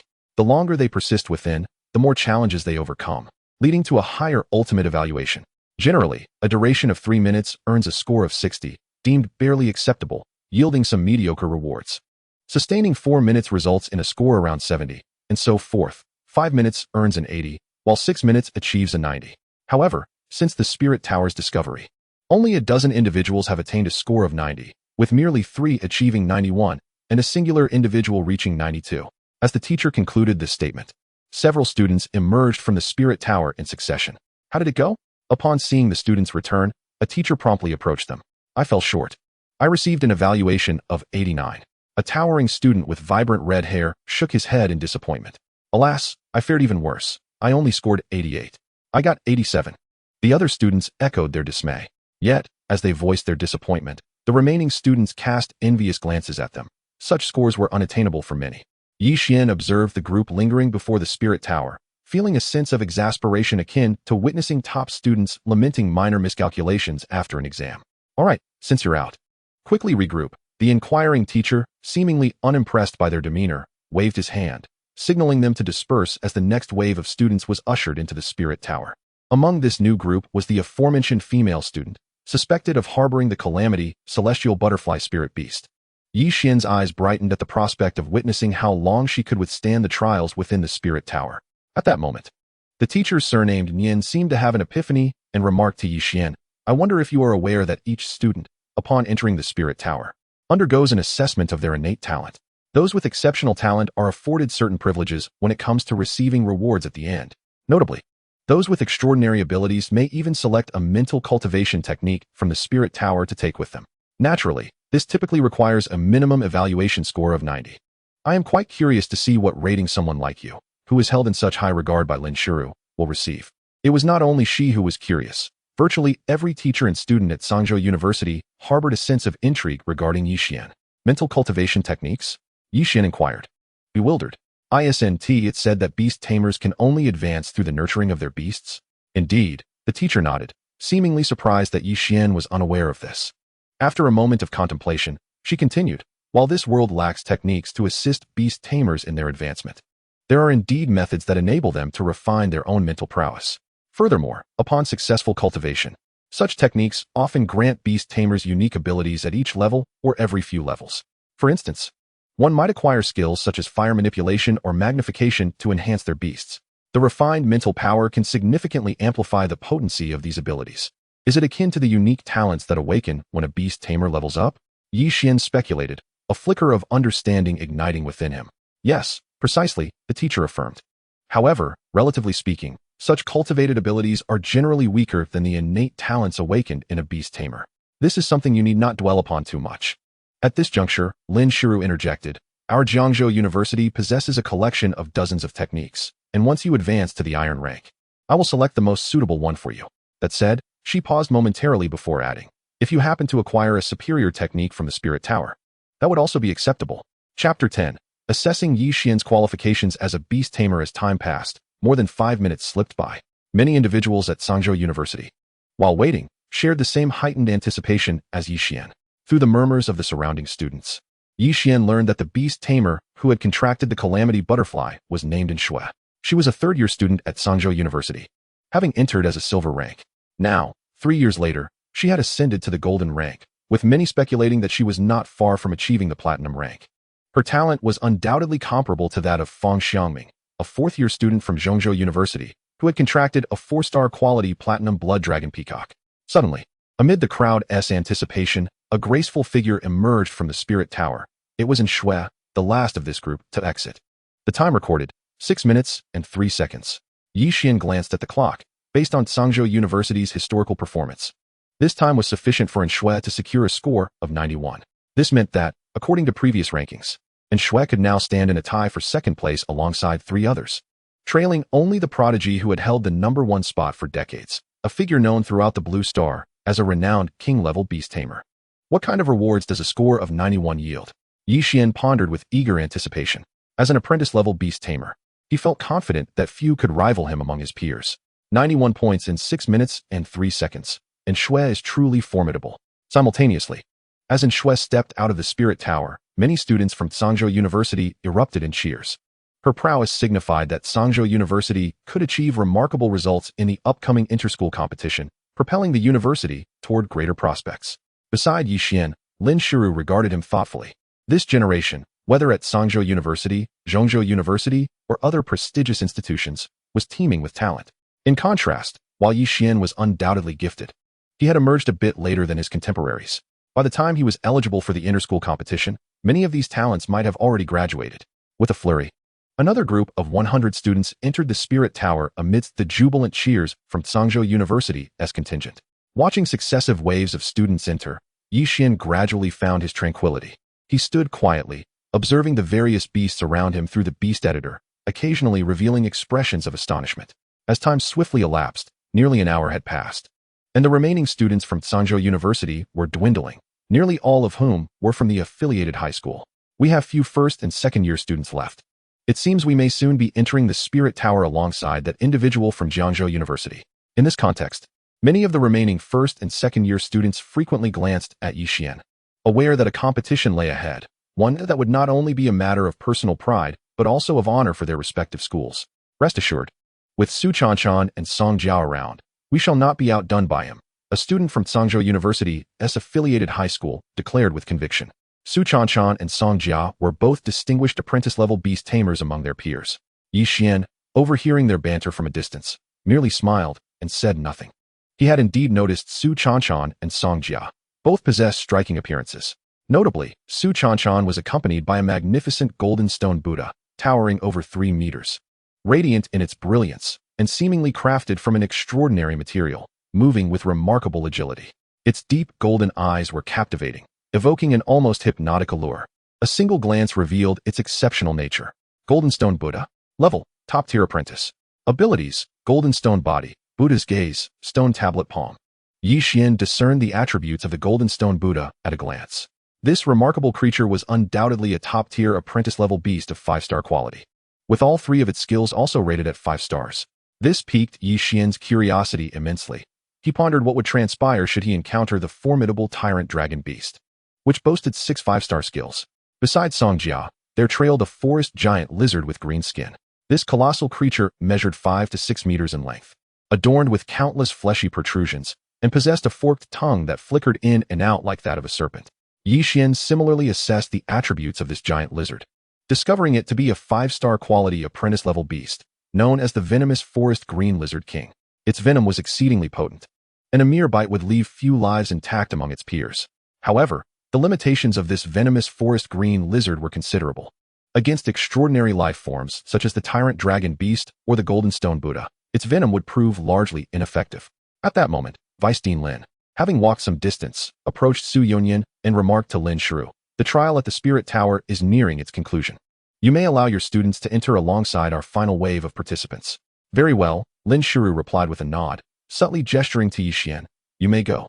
Yixian offered no verbal response, merely inclined his head slightly before proceeding alongside the last group of students from the affiliated high school of Zhangzhou University toward the yawning black gates of the Spirit Tower. Buzz. As the spatial vibrations reverberated, Yixian felt his form abruptly vanish from its original location, reappearing within a chamber of black stone.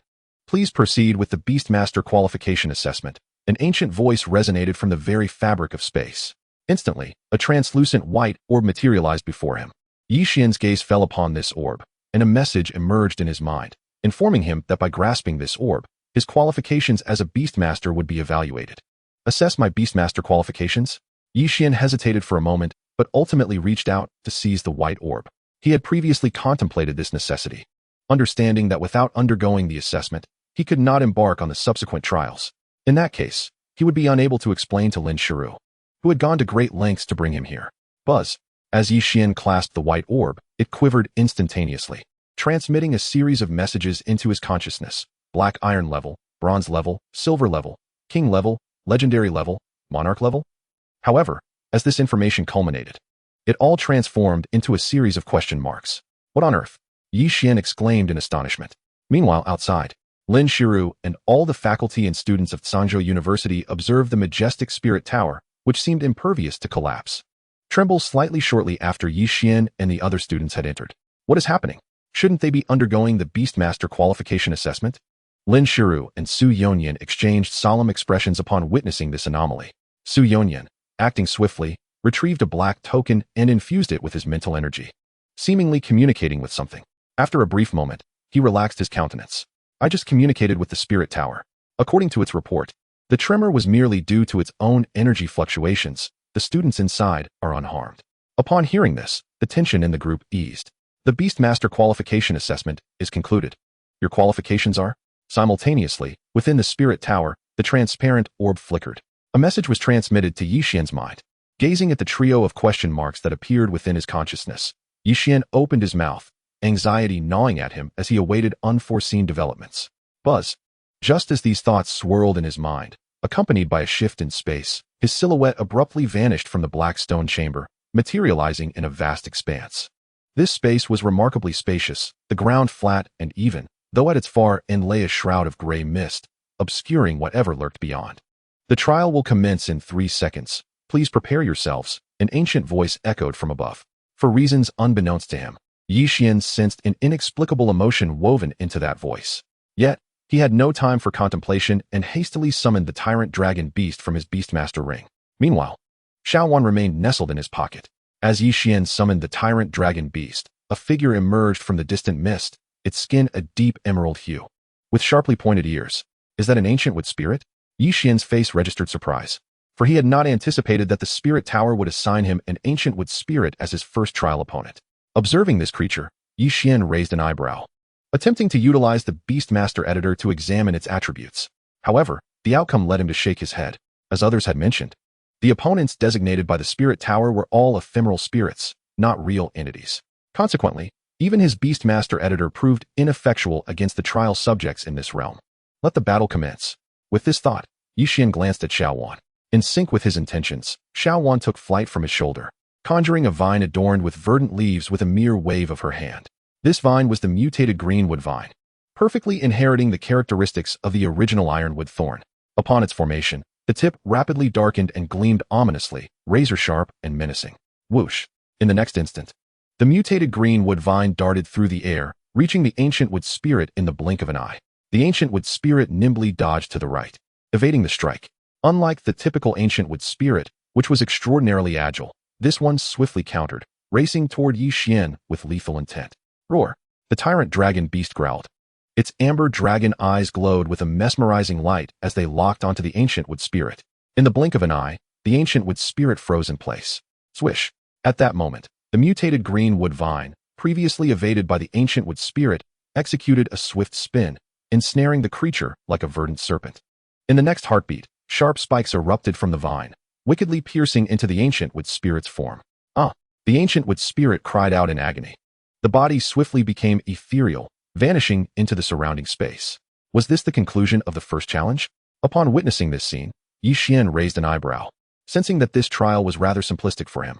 According to the discussions of the students who had departed earlier, upon entering the spirit tower, each would encounter a guardian of identical level. Should the challenger fail to defeat this guardian within 3 minutes, a more formidable guardian would materialize once the time elapsed. At that juncture, both guardians would attack simultaneously, compelling most students to exit the spirit tower within mere seconds. Thus, every student entering the spirit tower must swiftly deal with each guardian. After vanquishing the ancient wood spirit, Yixian glanced around. Finding nothing noteworthy, he settled into a quiet wait. Soon, as 3 minutes passed, a colossal ancient crocodile, its body adorned with fleshy growths, emerged from the mist. Was this the guardian of the second stage? Observing the ancient crocodile, the Ba-Long beast shot a fierce glare at it even before Yixian could issue a command. The amber Ba-Long eyes activated, instantly freezing the ancient crocodile in place. In the next moment, a verdant vine spear pierced through one of the ancient crocodile's eyes. Emerging from its jaw, with a mournful roar, the ancient crocodile, once brimming with an imposing presence, became as ephemeral as the previous ancient wood spirit. Is this move truly so powerful? Yixian mused, extending a hand to caress the sleek, cold, steel-like body of the Ba-Long beast, his expression one of astonishment. He marveled at the sheer strength of the Ba-Long beast's single-target control ability. After another minute elapsed, an ancient wood spirit and a massive ancient crocodile emerged from the mist together. Seeing the two beasts, Yixian's heart stirred. Ordinarily, other students facing this third wave of challenges, even if unable to prevail, could secure a score exceeding 80 points simply by enduring for over a minute, thus earning considerable rewards. However, he was not bound by such constraints. Just as Yixian entertained these thoughts, the ancient wood spirit and the colossal crocodile, having just emerged from the mist, were met with a thunderous roar from the Ba-Long beast. Under the intimidation of the amber Ba-Long roar, the two beasts' movements slowed and became sluggish. At that moment, Xuan expertly collaborated with the Ba-Long beast, swiftly launching two mutated verdant spears that hurtled towards them. striking them down in an instant, just as the previous two guardians had fallen. What kind of guardian awaited in the next challenge? After effortlessly overcoming 3 trials, Yi Xian surveyed the empty expanse around him, his eyes gleaming with anticipation. As recounted by other students, most had faltered at the hands of the 4th guardian. This guardian was tailored by the Spirit Tower to exploit the weaknesses exhibited by the Beast Masters in the preceding trials. Even the likes of Xuan had been unable to conquer the 4th guardian, ultimately prolonging her struggle until the 5th stage, where she lasted merely 3 seconds, achieving a score of 91. Chapter 12, Breaking Records. As Yi Xian pondered this, another minute swiftly passed. With the arrival of this minute, the distant mist surged and rolled. A colossal demon ape, shrouded in dark mist, its deep-set, dual-toned eyes and 4 ears atop its head, emerged, crashing through the haze. Boom. As soon as the demon ape appeared, the Balong beast employed its tactics once more, casting a fierce glare at it with the amber Balong eyes. Yet, faced with the Balong beast's gaze technique, the 4-armed demon ape merely pounded its chest with a fist, seemingly unfazed, before charging ferociously towards Yi Xian. This creature.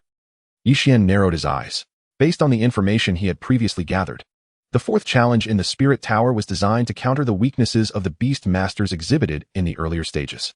It appeared that the Amber Balong Beast's roar would be ineffective here as well. Feeling a shift in his thoughts, he commanded, Balong Beast, engage in close combat. Without hesitation, the Balong Beast unfurled its wings and surged forward, charging directly at the 4-armed demon ape. Simultaneously, Xuan leaped onto the Balong Beast, her gaze fixed intently on the 4-armed demon ape, ready to seize the perfect moment to strike. Boom. The two combatants collided with astonishing speed. The 4-armed demon ape, with its immense strength, hammered away at the Balong Beast with its colossal arms. Sparks flew as strikes rained down, causing countless shards of amber to scatter. Yet the Balong Beast stood tall, its tail whipping like a thick whip, while its claws clashed fiercely against those of the demon ape. Its wings slicing through the air, each strike dispersing some of the dark mist enveloping the demon ape. Whoosh! After several seconds of fierce combat between the Balong Beast and the 4-armed demon ape, Xuan, with a blink of her eye, deftly sent forth a mutated verdant vine that slithered towards the demon ape with the agility of a spirit snake. The mutated vine darted through the gaps between the demon ape's 4 arms, wrapping around them in mere moments. Tightening, realizing the danger, the 4-armed demon ape attempted to unleash its strength to break free from the vine. However, Xuan was quicker. With a thought, she tightened the once loose vine, binding the 4-armed demon ape's arms securely. With an exhilarated roar, the Balong Beast, witnessing the demon ape ensnared, charged forward, toppling it to the ground and sinking its teeth into the creature's neck. The 4-armed demon ape let out a wretched howl, gradually growing weaker under the coordinated assault of Xuan and the Balong Beast, soon following the fate of the previous guardians. Finally, it was over. Upon witnessing this scene, Yi Xian let out a sigh of relief. The 4-armed demon ape had proven exceptionally formidable, especially with its abilities that countered the Balong Beast effectively. Had it managed to struggle into the next stage, even Yi Xian would have found it troublesome. Nevertheless, having surmounted this challenge, he was assured of a minimum score of 90. A commendable rating that would undoubtedly grant him resources to expedite the Balong Beast's ascension to the Black Iron level. Meanwhile, outside the Spirit Tower, shortly after Yi Xian triumphed over the 4-armed demon ape, 2 figures emerged successively from the Spirit Tower. These 2 figures were Su Kenzhen and Song Jia. Song Jia had persevered for 5 minutes and 58 seconds within the tower, garnering a commendable score of 88. Meanwhile, Su Kenzhen surpassed her, enduring a full 6 minutes and earning a remarkable score of 90. In fact, among all the past participants who had entered the Spirit Tower, only a handful had achieved a score of 90. However, upon exiting the tower and scanning their surroundings, their expressions darkened when they found no sign of the anticipated figure. It became evident that Vice Dean Lin had indeed discovered a prodigious talent. Simultaneously, as the 6-minute mark approached and Yi Xian had yet to make his exit from the tower, Su Yunyan cast a glance at Lin Shiru, exclaiming in admiration. Lin Shiru remained non-committal, her expression betraying nothing. A beast master capable of contracting 2 spirit beasts at the apprentice level is considered the most formidable in that rank, as the likelihood of obtaining 2 spirit beast seeds upon each promotion is merely 1 in 3. Thus, it was hardly surprising to her that Yi Xian could endure for 6 minutes within the Spirit Tower. Additionally, the reigning king of a beastmaster, now known as Qian He Wang, had also been an apprentice when he first conquered the tower, managing to contract 2 spirit beasts just as Yi Xian had. Roar! At that moment, shortly after Yi Xian had vanquished the 4-armed demon ape, thick mist surged forth once more, and to his astonishment, 3 more four-armed demon apes emerged from the fog. What the hell? Yi Xian's countenance shifted dramatically upon seeing the 3 beasts. Not only were the four-armed demon apes immensely powerful, but they also possessed abilities that countered the Balong beast. Alone, the Balong beast would find it exceedingly difficult to subdue even a single four-armed demon ape in its normal state. It was only with Xuan's assistance that it had swiftly dispatched one earlier. Now, with 3 charging forth from the mist, Yi Xian realized that even he would struggle to overcome this challenge. It was at that moment he comprehended why previous challengers had only managed to endure for a mere 6 minutes and a few seconds within the spirit tower. Boom, boom. As the 3 four-armed demon apes burst forth from the mist, they roared and lunged at Yi Xian. Balong beast, give it your all. Yi Xian's gaze was fixed intently on the approaching beasts. Roar. The Balong beast let out a low growl, its eyes shimmering as 5 colors coalesced into a singular crimson hue. This crimson aura swiftly enveloped its entire form, significantly amplifying its power. This technique was the full manifestation of the amber Balong body, entering into a berserk state. In this explosive state, the attributes of the Balong beast would surge dramatically for a brief period. The next moment, as the 3 four-armed demon apes charged forward, the Balong beast roared, its powerful hind legs pushing off the ground. It then flapped its wings, unleashing 2 cross-shaped blades of energy that struck one unsuspecting four-armed demon ape, sending it flying and obliterating much of the dark energy surrounding it. However, before the Balong beast could strike again, the other 2 four-armed demon apes swiftly closed in, each swinging their 4 arms, engaging in a fierce melee. In an instant, the air was filled with the thunderous sounds of combat. The Balong beast's eyes turned crimson, entering a frenzied state. Not only did its 2 dragon claws and tail join the fray, but its 2 pairs of sharp wings also became involved in the bloody conflict. Xuan, positioned behind the Balong beast, dared not approach but repeatedly cast healing spells to mend the injuries sustained by her companion, while simultaneously seeking an opportunity to strike. Xuan, take action. Use the mutated greenwood vine to bind the legs of the 2 four-armed demon apes.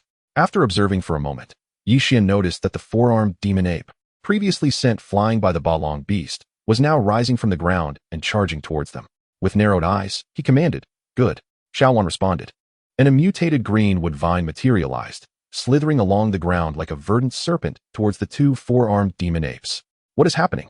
It's been 6 minutes and 6 seconds. Why hasn't he emerged yet? Outside the spirit tower, the faculty and students of Tsangzhou University, anxiously awaiting, felt a growing sense of urgency and heaviness as time slipped away. The record established decades ago by the current king of a beastmaster during his apprentice years stood at precisely 6 minutes and 6 seconds. Should Yi Xian shatter this record, they would suffer considerable embarrassment. Chapter 13. Secrets. Transformation into a dragon meditation technique. Outside the spirit tower, Lin Shiru's eyes revealed a hint of astonishment as she observed Yi Xian's prolonged absence. Even she had not anticipated that he would endure within the tower for such an extended duration. After all, among the 2 spirit beasts contracted by Yi Xian, Xuan was merely a 3-star quality ancient wood spirit, while the beastmaster who had maintained the record for decades had contracted 2 5-star quality spirit beasts during his time as an apprentice. Swoosh.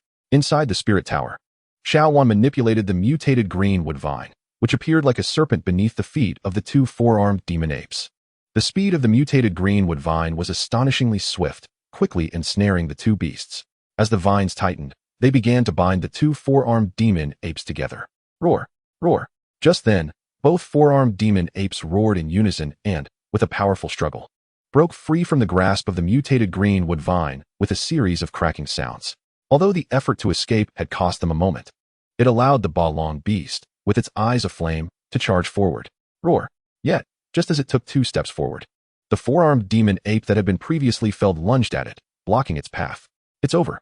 Witnessing this scene, Yi Xian sighed deeply. As he had anticipated, mere seconds later, the Balong beast was sent crashing backwards by the combined force of the 2 four-armed demon apes, tumbling several meters away. As it attempted to take flight, another four-armed demon ape restrained it.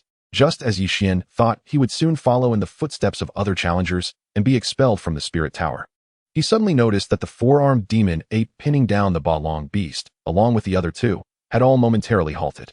Suddenly, a stream of light burst forth, vanishing into the void of space. As the 3 four-armed demon apes disappeared, an ethereal, aged figure materialized before him. What is this? Yi Xian's pupils constricted as he recalled the unexpected incident that had occurred during his previous assessment of his qualifications. This triggered a tightening of his fists, and a hint of anxiety surged within him. According to the esteemed teacher's earlier words, it took two powerful sovereign-level beings to secure this secret realm, ultimately leading to a pact with the Spirit Tower. The entity that had just evaluated his qualifications was indeed the Spirit Tower. The spectral figure before him was evidently connected to the Spirit Tower. "Do not be alarmed, my young friend," the aged figure said, a gentle smile illuminating his countenance as he perceived Yi Xian's expression. "I harbor no ill intentions towards you. I merely lament that your world has produced a talent as extraordinary as yourself, prompting me to seek an audience with you. Is that so?" Yi Xian's heart stirred. Though he dared not fully trust the old man's words, a measure of relief washed over him. "May I inquire as to your esteemed title? Furthermore, could it be that you are the spirit of the Spirit Tower, as mentioned by my mentor?" Yi Xian asked curiously. "You may call me Elder Xuan," the old man replied with a smile. "As for the Spirit Tower itself is merely an ordinary artifact. It possesses no spirit. My true identity is that of the array spirit of the Spirit Array." "Array spirit?" Yi Xian was taken aback, noticing the confusion on Yi Xian's face. The elder slowly elucidated. "In this world, there exists a myriad of beast tamers, among which are the array beasts. I am an array spirit conjured by a beast tamer from the Tidal Sect, entrusted with guarding the trial grounds of the Tidal Sect." Tidal Sect? Yi Xian's curiosity piqued. This was yet another term he had never encountered. Moreover, the elder's reference to your world sparked a flurry of thoughts in his mind. "As you surmise." The elder seemed to read Yi Xian's thoughts. "I hail from another realm. Centuries ago, my world was ravaged by a cataclysm. Our Tidal Sect was particularly unfortunate. During this calamity, a colossal figure breached the stronghold of a major power known as the 10,000 Seas Dragon Palace, shattering a significant portion of it. Our Tidal Sect, being one of the many vassal sects of the Dragon Palace, was also affected. The trial grounds I guard, along with numerous fragments of space, were swept into your realm by the ensuing chaos. Is this the source of the calamity that has befallen our world?" Yi Xian's mouth fell agape in astonishment. He now realized that the monumental upheaval hundreds of years ago concealed such profound secrets. "Then what is it that you seek from me, Elder Xuan?" he pondered, directing his gaze toward the elder. "In your world, resources are scarce, and the existence of sovereign-level beast tamers is nearly the pinnacle. To give rise to beings surpassing that level is exceedingly difficult," the elder mused after a brief pause. "However, you are different. Your talent exceeds my expectations, and you may very well achieve a status beyond that of sovereigns. Should that come to pass, you would have the potential to break the shackles of this realm and venture into broader horizons. Thus, I sought you out to forge a benevolent connection and place a wager on your future within the bounds of the rules I must adhere to." "A wager?" Yi Xian's eyes brightened. Naturally, he was intrigued by matters that promised benefits. As these thoughts coursed through his mind, Elder Xuan waved his hand, and a beast taming ring soared through the air, landing in Yi Xian's palm. "This is your reward for persevering through the 5 trials." Achieving a score of 93 points in 6 minutes and 9 seconds, Elder Xuan stated, gesturing in the void, where lines of text began to materialize. "In addition, given your qualifications, you may select any one method for refining your mental prowess from my collection." Yi Xian's eyes fell upon the text that Elder Xuan had conjured, revealing a plethora of mental cultivation techniques. Titles such as the Reverse Scale Forging Technique, Celestial Meditation Technique, Dragon Transformation Meditation Technique, 7 Emotions Refinement Technique, Golden Buddha Ascendance Technique, and Sword Armor Triad Refinement Technique caught his attention. As he perused the descriptions of these techniques, he noted that each one promised significant benefits. For instance, the Reverse Scale Forging Technique, upon successful cultivation, not only refined the beast tamer spirit, but also allowed dragon-type beasts to manifest a set of reverse scales, greatly enhancing their attributes. The Celestial Meditation Technique, on the other hand, augmented a beast tamer's affinity for attributes compatible with their law-based beasts, thereby amplifying the potency of their skills and expediting their mastery of such abilities. This technique was structured in 3 tiers, corresponding to the black, iron, bronze, and silver realms of beast tamers. Mastery of the first tier enabled a beast tamer to apply the celestial enhancement ability to their beasts, with each successive tier increasing its efficacy. However, to preserve this ability while transitioning to higher-level techniques, a beast tamer must fully cultivate all 3 tiers. Failure to do so would result in the complete loss of the celestial enhancement ability upon switching techniques. Moreover, once this technique was learned, a beast tamer could only transition to other techniques at the golden level, and only those corresponding to their rank. Yi Xian selected a few techniques, glancing through their introductions, only to find that most followed a similar pattern. Some even encompassed 4 or 5 tiers. Realizing that cultivation of these techniques would only yield a single ability, he frowned and inquired of Elder Xuan, "Elder, I am not well versed in these techniques. Could you possibly recommend one for me? Astute, Elder Xuan smiled, and with a wave of his hand, the array of techniques before him vanished, leaving only the Dragon Transformation Meditation Technique. The Dragon Transformation Meditation Technique? Xuan squinted at the mental cultivation method selected by Elder Xuan. The accompanying description indicated that this technique consisted of a single tier, which could be cultivated at any level prior to Sovereign. Upon mastery, a beast tamer would be able to perform the dragon transformation ability on their beasts, which exhibited a remarkable adaptability, allowing most beasts to align with this capability. It appears that the Elder Xuan has deliberately crafted the introduction. Should he successfully cultivate the Dragon Transformation Meditation Technique, he would be able to invoke the Dragon Transformation art upon his two spirit beasts. The dominant dragon beast would then manifest amber dragon scales beyond its corporeal form, significantly enhancing its defenses, while its strength would also see a notable augmentation. If he were to bestow the Dragon Transformation art upon Xuan, the mutated green wood vine she unleashes would undergo a secondary metamorphosis, transforming into a more resilient and dexterously manipulable green wood dragon vine. What do you think of the mental energy technique I have selected for you? Observing the glimmer of surprise in Xuan's eyes, Elder Xuan stroked his beard and smiled. Elder Xuan, Xuan inquired, unable to suppress his curiosity. Is it true that the fewer the layers of a mental energy technique, the more precious it becomes? Generally, that holds true, Elder Xuan responded. However, this world is vast, and there are countless unknowns. To my knowledge, there exist techniques created by some supreme beings that encompass over a dozen layers, or even more. Yet, each layer mastered bestows a formidable capability. Nevertheless, such techniques are rare. I have never encountered them myself, and acquiring one in your world is nearly an impossibility. Thank you, Elder Xuan, for clarifying my doubts, Xuan said, a flicker of longing evident in his expression. He understood that, for someone in his current position, obtaining a dragon transformation meditation technique was already an extraordinary stroke of fortune. Do not mention it, Elder Xuan replied, shaking his head. The dragon transformation meditation technique I have chosen for you is not part of our Tide Sect's legacy, but rather a powerful technique that has been passed down from the Dragon Palace of the 10,000 Seas. Even within the Dragon Palace, not everyone can cultivate it. Mastering this technique will serve you well for a lifetime. Xuan was taken aback, realizing the profound origins of this technique. Simultaneously, he grew curious about the Dragon Palace of the 10,000 Seas, pondering the nature of such a force. Of course, both the evolution resources I provided and the dragon transformation meditation technique I selected for you are merely the maximum benefits I am permitted to grant within the rules, Elder Xuan stated, a slight smile curling at the corners of his mouth. He raised his gaze toward the distance and continued, however, my true investment in you lies not in these two gifts. Not in these two. Xuan was momentarily taken aback, a look of astonishment crossing his face. He had not anticipated that these were not the true advantages bestowed upon him, igniting a flicker of anticipation within him. The real boon I offer you is a spirit beast, one of boundless potential. However, this spirit beast is not located within the spirit beast tower, but rather in a hidden place within this secret realm. Thus, I can only inform you of its hiding spot and its characteristics. And you will need to seek it out yourself once you break through to become a black iron level spirit beast master and reach a certain level of strength. A spirit beast of limitless potential? Xuan's heart sank slightly upon hearing this. With the spirit beast editor at his disposal, he could find a suitable spirit beast far more conveniently than others. Furthermore, any spirit beast he contracted could almost universally be described as possessing limitless potential. What? Do you doubt me? Elder Xuan chuckled, noticing the unintentional expression on Xuan's face. The spirit beast I wish to introduce to you is known as the Tide Map Treasure Snail. It is an exceedingly rare spirit beast that possesses both spatial and mysterious attributes. This spirit beast boasts 6 distinct abilities.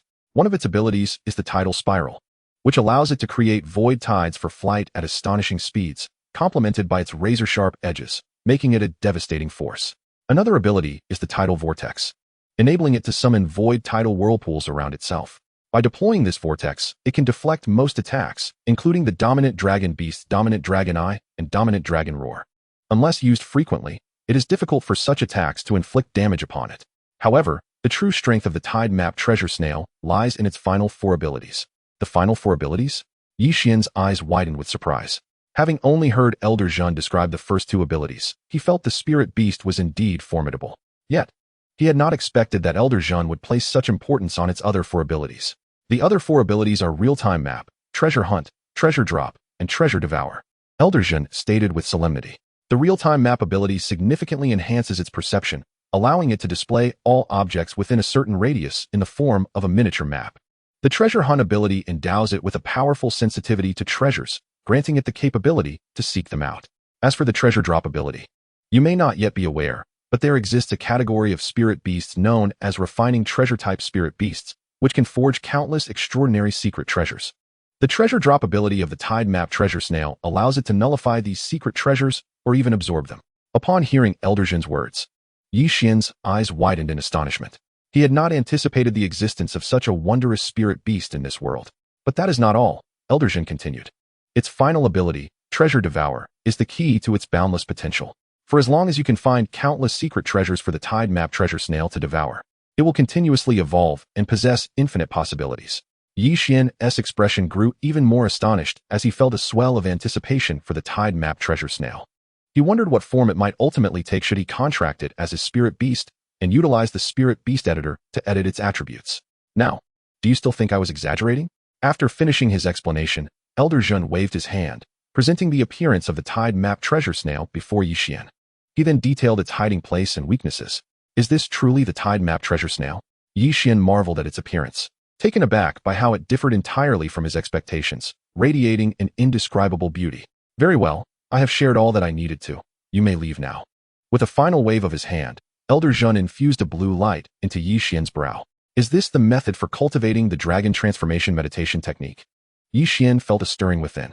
Following this, he sensed a shift in his surroundings. After a dizzying whirlwind, he found himself outside the Spirit Beast Tower. Having returned to its exterior. Chapter 15. 2 Evolution Resources. What is going on? How much time has passed? Why hasn't he emerged yet? I'm not sure, but it seems that our Sangzhou University is about to face humiliation. Outside the Spirit Tower, a gathering of faculty and students from Sangzhou University awaited anxiously, their curiosity piqued by the prolonged absence of Yi Xian. A sense of unease permeated the crowd as the minutes stretched on since Yi Xian had entered the tower. Some among them harbored darker thoughts, wondering whether something untoward had befallen him within the tower, for how could he possibly take so long to re-emerge? Vice Dean Lin. There is no need for concern, Su Yunyan interjected, his tone reassuring. When King Qianhe ventured into the Spirit Tower, he too remained inside for quite some time before emerging. Your student must be experiencing something similar. As he spoke, a sigh escaped him. He had not anticipated that the long-dormant Jiangzhou University would produce such a promising talent. It was easy to envision that in a few years, when Yi Xian had fully matured, the inter-school competitions would be quite riveting. Lin Shiru nodded in agreement. Yet a flicker of worry lingered in her heart for Yi Xian. After all, occurrences like his were exceedingly rare. She could not help but ponder what kind of beast he possessed that allowed him to endure such a lengthy stay inside. Among the crowd, Song Jia, who had recently exited the tower, expressed her thoughts with a hint of nostalgia. Do you genuinely believe he could withstand such a duration solely with one spirit beast? Perhaps even surpassing the record set by Senior King Qianhe? Beside her, Su Changzhen shook his head in disbelief. Are you suggesting he possesses 2 spirit beasts? At this revelation, Song Jia's pupils dilated in shock. Most likely, Su Changzhen sighed, reflecting on his own top-tier spirit beast, the Golden Stone Buddha. He could hardly believe that Yi Xian could shatter the record set by King Qianhe with just one beast. How about it, Su Changzhen? You, who are always so competitive, should challenge Yi Xian when he emerges from the tower. It would allow us to gauge his true capabilities, Song Jia suggested with a sudden smile. I have no intention of courting defeat, Su Changzhen retorted dismissively. He understood well that a spirit master capable of contracting 2 spirit beasts at the apprentice level faced few rivals at lower tiers. He recognized that if Yi Xian had indeed broken King Qianhe's record, a confrontation would likely result in his own humiliation. Not a man at all, Song Jia replied, her expression turning disinterested. I live solely for the pursuit of Zen. Su Changzhen remained unaffected. If you are genuinely intrigued by Yi Xian, you may seek him out for a duel yourself. At this, Song Jia fell silent. Suddenly, amidst the murmurs of the crowd, a tall figure, handsome and standing at a height of nearly 6 feet, emerged from the Spirit Tower. Yi Xian. As the crowd turned to behold him, their gazes converged. No longer plagued by the initial nervousness, Yi Xian stepped forward confidently. Teacher Lin, I have not failed you, he declared, approaching Lin Shiru with self-assured strides. His voice, neither too loud nor too soft, bore a unique strength. He realized he represented Jiangzhou University, and the more eyes upon him, the more he felt compelled to shine. Indeed, Lin Shiru acknowledged, her gaze filled with a mixture of approval and pride. Turning to Su Yunyan, she continued, Director Su, since Yi Xian has emerged, I shall take him to a secluded place for training. so as not to disturb anyone. Very well, Su Yonyan agreed. But please remember the agreement that platinum-level spirit masters and above are not permitted to engage within the spirit secret realm. Rest assured, Director, Lin Shiru replied, and with that, she summoned the celestial tree, which unfurled its branches to envelop both her and Yi Xian, swiftly transporting them to a hidden enclave within the spirit's secret realm. They arrived at a grand mountain, where the lush greenery unfolded beneath them. Could you share what experiences you encountered within the spirit tower? Lin Shiru inquired after they had landed. Of course, Yi Xian responded without hesitation, recounting his exchanges with the formation elder. However, he only mentioned that his talents had exceeded the elder's expectations, omitting any reference to his mythic-level aptitude, which even the elder could not detect. He also shared the information regarding the tidal map treasure conch, noting that the elder had informed him it was a black iron-level spirit beast endowed with several formidable abilities. Yet he refrained from mentioning its insatiable hunger for treasures and vast potential. I see, Lin Shiru contemplated after hearing his account. You mentioned selecting a single-layered dragon transformation meditation technique within the spirit tower. Could you describe it? I cannot. Yi Xian shook his head. This technique is peculiar.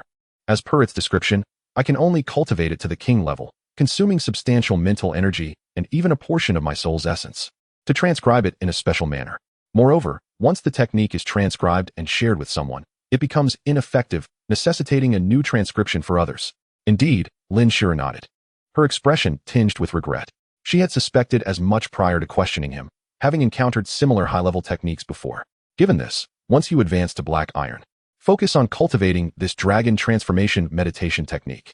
As for when you reach bronze and silver levels, the Academy possesses a technique called the Wind and Fire Cataclysm, which will serve as a seamless transition, ensuring you lack for techniques until you reach the gold level. For now, you may extract the evolution resources obtained from the Spirit Tower to expedite the advancement of your two spirit beasts to black iron. Understood, Yi Xian replied eagerly, a sense of anticipation swelling within him. He had long awaited the ascension of his tyrant dragon beast, and Xuan to black iron. With that thought, he retrieved the spirit beast ring previously thrown to him by the formation elder. Upon scanning it with his mental energy, he discovered two items within. One was a drop of unknown blood encased in amber, and the other was a shimmering green orb. Without question, the mysterious blood belonged to the tyrant dragon beast, while the azure orb was undoubtedly a treasure intended for Xuan. Chapter 16. Thunder roars like a dragon through the world.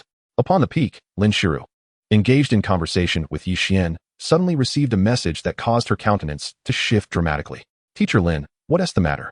Yi Xian inquired, noticing the change in her expression. It's nothing, Lin Shiru replied, shaking her head. Xiaokong, assist me in establishing a cave. She then turned her gaze towards the celestial sky divine tree and issued her command. With a resounding rumble, as Lin Shiru's words echoed, the enormous roots beneath the celestial sky divine tree transformed, resembling serpentine wooden dragons, swiftly embedding themselves into the earth, twisting and writhing within. Simultaneously, waves of spatial fluctuations surged forth, somehow safeguarding the colossal mountain from collapsing due to its vigorous movements. All done. Shortly thereafter, as the celestial sky divine tree retracted its roots from the ground, Lin Shiru glanced at the cave below and said to Yi Xian, "You shall cultivate your tyrant dragon beast here from now on." All right. Yi Xian stood in awe, gazing at the vast chasm below. He had not anticipated that the celestial sky divine tree could be utilized in such a manner. Subsequently, he felt a surge of intent and stepped into the expansive cavern. Descending deeper, the cave, spiraling downwards, measured 5 to 6 meters in diameter. Yi Xian continued his descent, traversing more than 20 meters before reaching the terminus. The end of this cavern was spacious, akin to several rooms combined, with walls compressed by some inexplicable force, forming a new type of sturdy and smooth material that emitted a kaleidoscope of radiant hues. This luminescence ensured that Yi Xian did not feel overly engulfed in darkness upon entering. Remarkable, Yi Xian marveled. I must attend to some matters outside. For the time being, this will be your training ground. At that moment, Lin Shiru, who had followed him down, spoke beside him. When there is nothing pressing, it's best that you do not leave this place, and if you must, do not stray far from this mountain. Should you encounter danger, simply return to this cave, and you will be safe. Moreover, my return is uncertain. I hope you will have advanced to the black iron level by the time I return. Yi Xian was taken aback, realizing that Lin Shiru intended to leave him here alone. Rest assured, Teacher Lin, I will remain here in focused cultivation for the time being. After a moment's hesitation, he nodded. He understood that Lin Shiru, as the vice president of Jiangzhou University, could not remain at his side indefinitely. What troubled him was that her departure seemed linked to the message she had just received, and judging by her expression, it was likely not favorable news. Lin Shiru nodded, then proceeded to explain a few more matters before urging the celestial sky divine tree to depart. Once she had left, Yi Xian surveyed the empty, frigid cavern, inhaling deeply before releasing his tyrant dragon beast. Roar! The tyrant dragon beast emerged from the beast tamer ring, letting out a low growl at Yi Xian, seemingly reproaching him for confining it within the dark, mundane confines of the ring. You should be grateful, Yi Xian remarked, stroking the sleek body of the tyrant dragon beast. His beast tamer ring was of golden grade, boasting a vast internal space. What kind of ring would satisfy it? He wondered. Shaking his head, he waved his hand, retrieving a droplet of blood encased in amber. Roar! Upon seeing the blood in Yi Xian's hand, the tyrant dragon beast felt an overwhelming surge of desire, as if its body were ablaze with longing for that droplet. Here you go. Yi Xian tossed the amber blood into the air. The tyrant dragon beast reacted with astonishing swiftness, leaping forth like a large dog, catching the droplet mid-air in its mouth. Gulp! After swallowing the blood, it initially wished to savor the flavor of this alluring substance. However, in its eagerness, it accidentally gulped down the entire droplet, even managing to get some stuck in its teeth. Turning its head, it awkwardly displayed a pained expression towards Yi Xian. Yet, this momentary action was fleeting, as it soon felt an intense heat surging within its body. Its mouth opened, and a faint red aura began to emanate forth. Roar!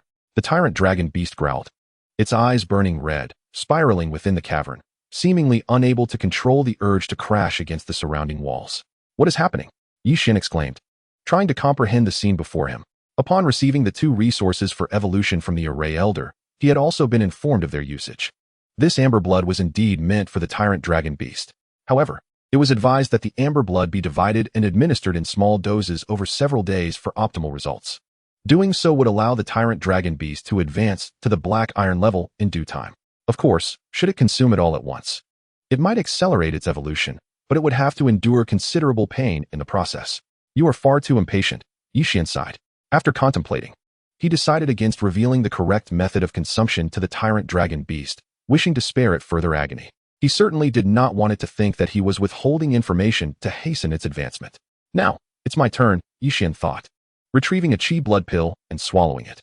He then moved to a corner and began practicing his body forging technique. For him, every bit of strength gained was essential. He did not wish to remain weak forever.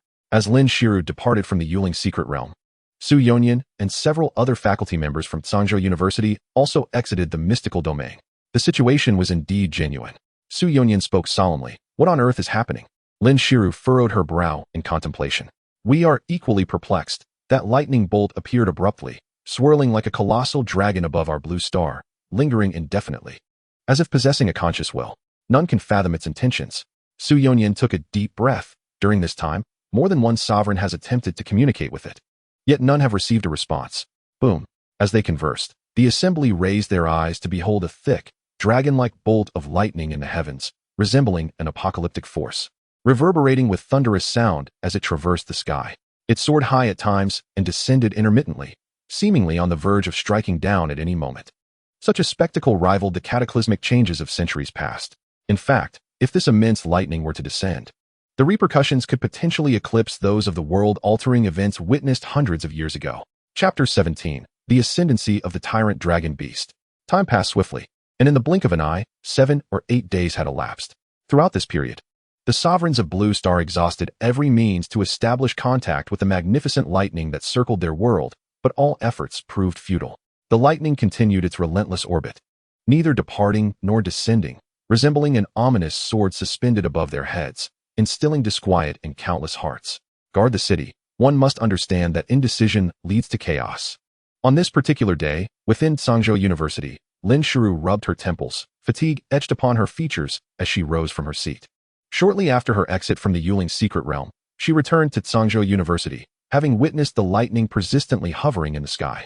The university, however, had transformed significantly in her absence. It now relied heavily on her brother, Lin Shoqing, and her own contributions. Her prolonged absence was untenable. Just as this time, after only a few days away, a multitude of distressing matters had arisen within the institution. I understand. Lin Shoqing nodded, his somewhat gaunt frame rising from his seat. If some wish to depart, let them leave. Otherwise, entangled with them, our aspirations for Zhangzhou University's resurgence would be mere delusions. Thus, let us proceed as planned. Pushing her glasses up the bridge of her nose, Lin Shiru gazed through the window, observing that the purple lightning in the heavens remained unchanged. In a scenario where humanity and even the planet itself were oblivious to the impending calamity, her worry over these matters elicited a self-deprecating smile. Handle the subsequent affairs yourself. I intend to return to Tsangzhou, she declared, shaking her head. To Tsangzhou? How exceptional is the student you nurtured? Truly capable of shouldering the weight of Tsangzhou University in a few years? Lin Xiaoqing inquired. His talent surpassed my expectations, Lin Shiru replied, a smile gracing her lips as she recalled Yi Xian. In the Yuling secret realm, he shattered the record set by the Thousand Crane King during his trial in the Yuling Tower. Furthermore, his performance in other aspects has been commendable. That's good to hear. Lin Xiaoqing expressed his surprise. He had not anticipated Lin Shiru, typically so discerning, would hold such an appraisal of another. Boom. Yet, in the midst of their conversation, the once quiet lightning above, having remained dormant for days, suddenly erupted with a thunderous roar. In the next moment, it exploded into tens of thousands of purple bolts of lightning, cascading down from the heavens. What is happening? Both Lin Shiru and Lin Xiaoqing's expressions shifted dramatically. They hastily exited the building, only to witness that a significant portion of the colossal lightning, after its detonation, descended upon Tsangzhou. These bolts, each several hundred meters thick, resembled ferocious purple serpents plunging from the sky, instilling fear and awe, even among the sovereigns. Wait, just moments later, as the immense purple lightning fell, Lin Shiru's brow furrowed in sudden realization. Not only her, but Lin Xiaoqing and countless others across Blue Star also exhibited surprise. Logically, such a colossal bolt of lightning striking Blue Star would either obliterate it or induce a catastrophic tremor. Yet, as the purple lightning detonated and descended, they felt no tremors whatsoever. Come, let us investigate the site closest to us where the lightning has struck, Lin Shiru exclaimed, her mind racing. Breaking my uncle's record. This Yi Xian, could he truly be that formidable? Within the Yuling secret realm, a young man reclined upon a large stone, casually fishing in a small lake before him. As he cast his line, he turned to another youth beside him. He may be even more formidable than you imagine. The other youth shook his head. While the Thousand Crane King did encounter that individual in the Yuling Tower, he only lingered for 2 minutes before exiting.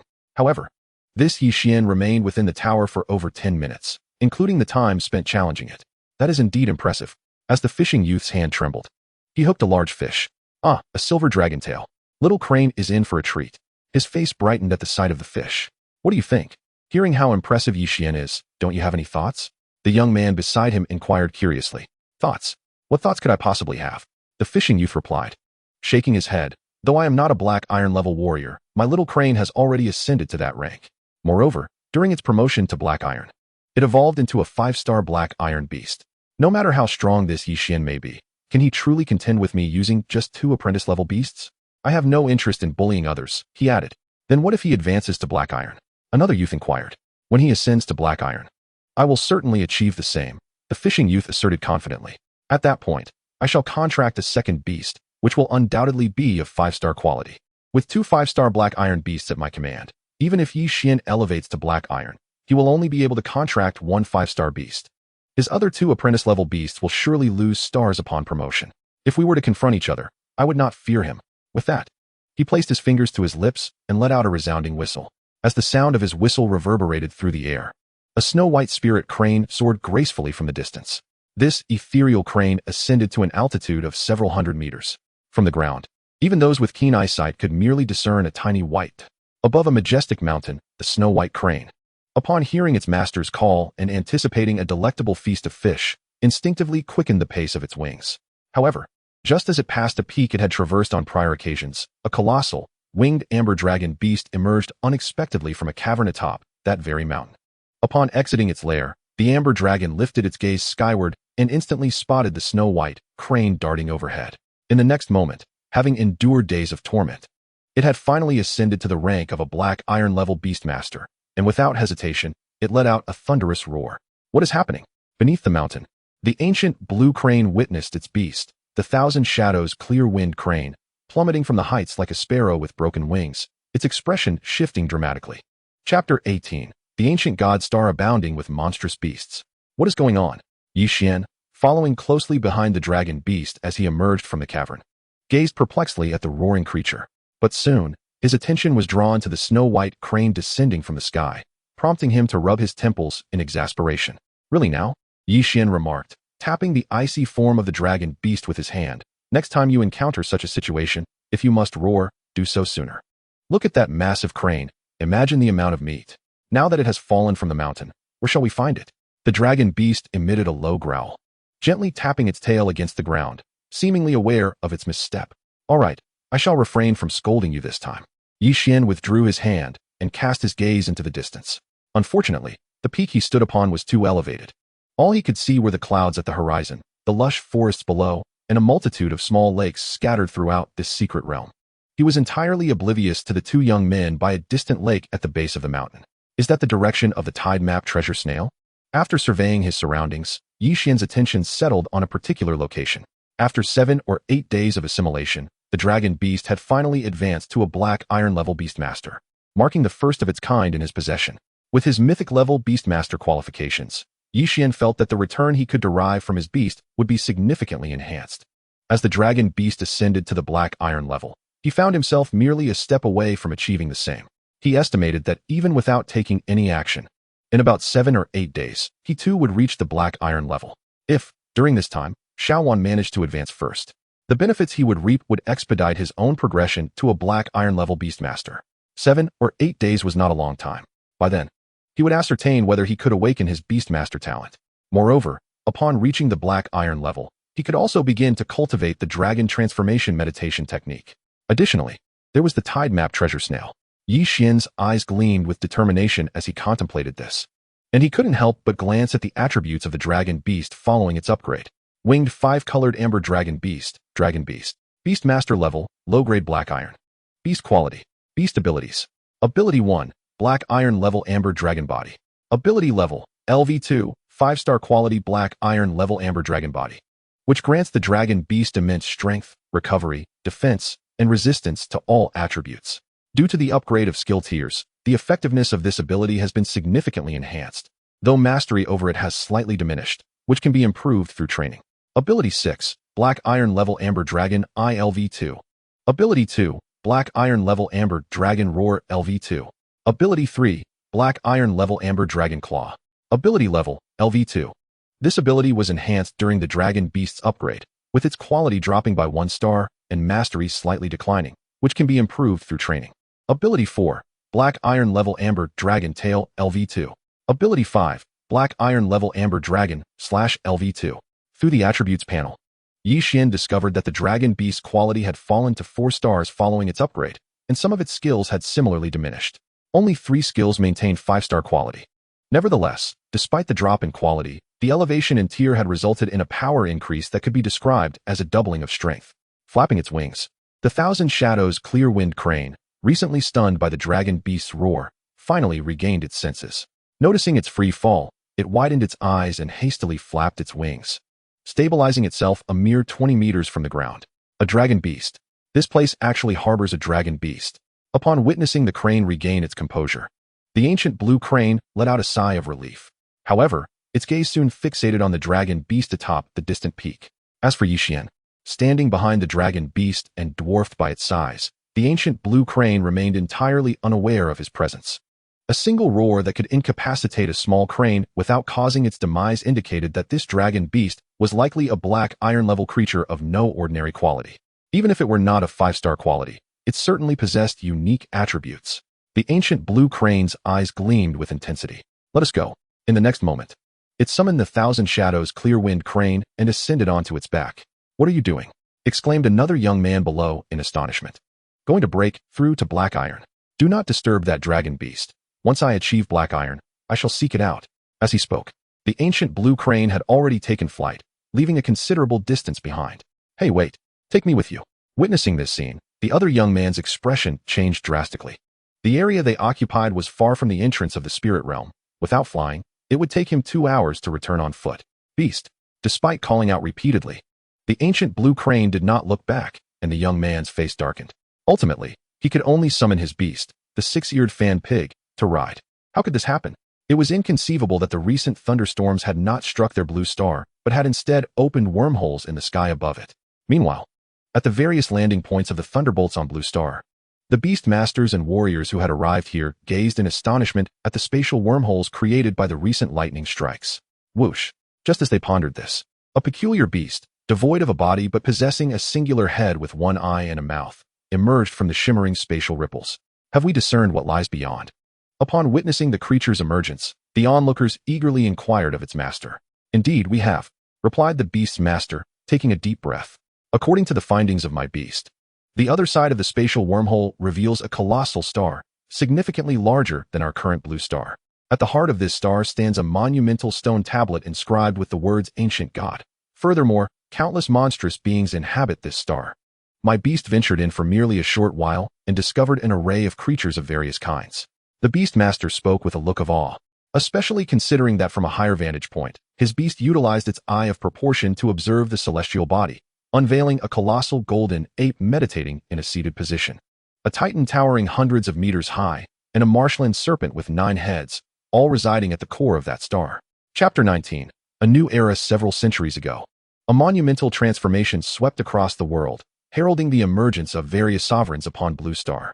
Now, with the revelation of the ancient god star, we are poised to witness unparalleled opportunities, and it is likely that soon, beast masters of sovereign caliber will arise on Blue Star. Upon uncovering the general circumstances of the ancient god star, some individuals immediately plunged into its depths, particularly those of the sovereign rank. Many of these sovereign beast masters had long been stagnated at their level, and without significant opportunities, their ascension to higher echelons seemed indefinitely distant, perhaps even a lifetime away. The emergence of the ancient god star has undoubtedly attracted countless formidable beings. In a recent discovery, the renowned king of Thousand Cranes from Zhangzhou unearthed a hidden enclave during his exploration of the ancient god star, which revealed its origins. It is said that the ancient god star is a remnant of a great force known as the ancient god temple from another world, left behind as a legacy before its ruin. The birth of the ancient god star signifies the selection of successors. Moreover, word has spread that Feng Xiaoming, a senior student from Zhongzhou University, upon entering the ancient god star, found himself in a platinum-grade area where he acquired a legacy, obtaining the cultivation method for the Crimson Scale Dragon Python, which grants a 1 in 10 chance for a 3-star platinum-grade Crimson Scale Dragon Python to ascend to 4 stars. As a multitude of beast masters flooded into the ancient god star, a wealth of information soon emerged. Upon learning of these developments, the beast masters of Blue Star were filled with unparalleled excitement. Many proclaimed that the monumental transformation centuries ago marked the beginning of Blue Star's metamorphosis, and the advent of the ancient god star heralds a second ascent for Blue Star. However, just as the countless beast masters of Blue Star were eagerly preparing for action, a piece of news emerged after several days that doused their fervor like a bucket of cold water. Shockingly, the king of the Sky Eagles from Qingzhou had perished within the ancient god star. His descendants emerged from the wormhole he had entered, claiming they had encountered numerous beast masters from the Crystal Clan. Crystal Clan beast masters? How could they possibly appear on the ancient god star?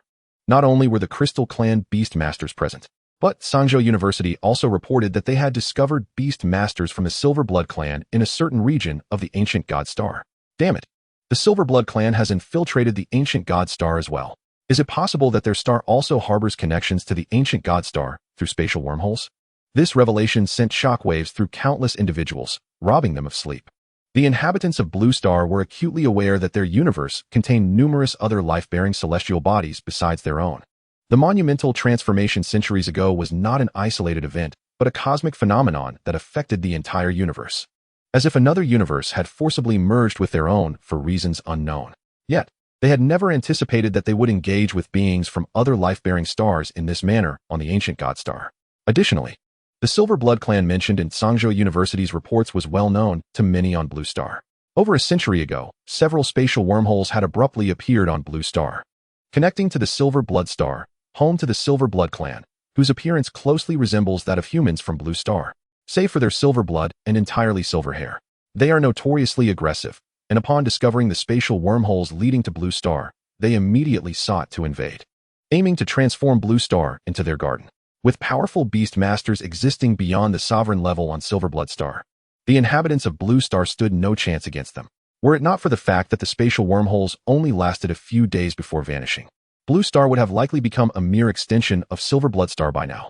Fortunately, with the emergence of the ancient god star, as we enter through the spatial wormholes connecting to it, the wormholes will transport us to areas matched to our own levels as beast masters.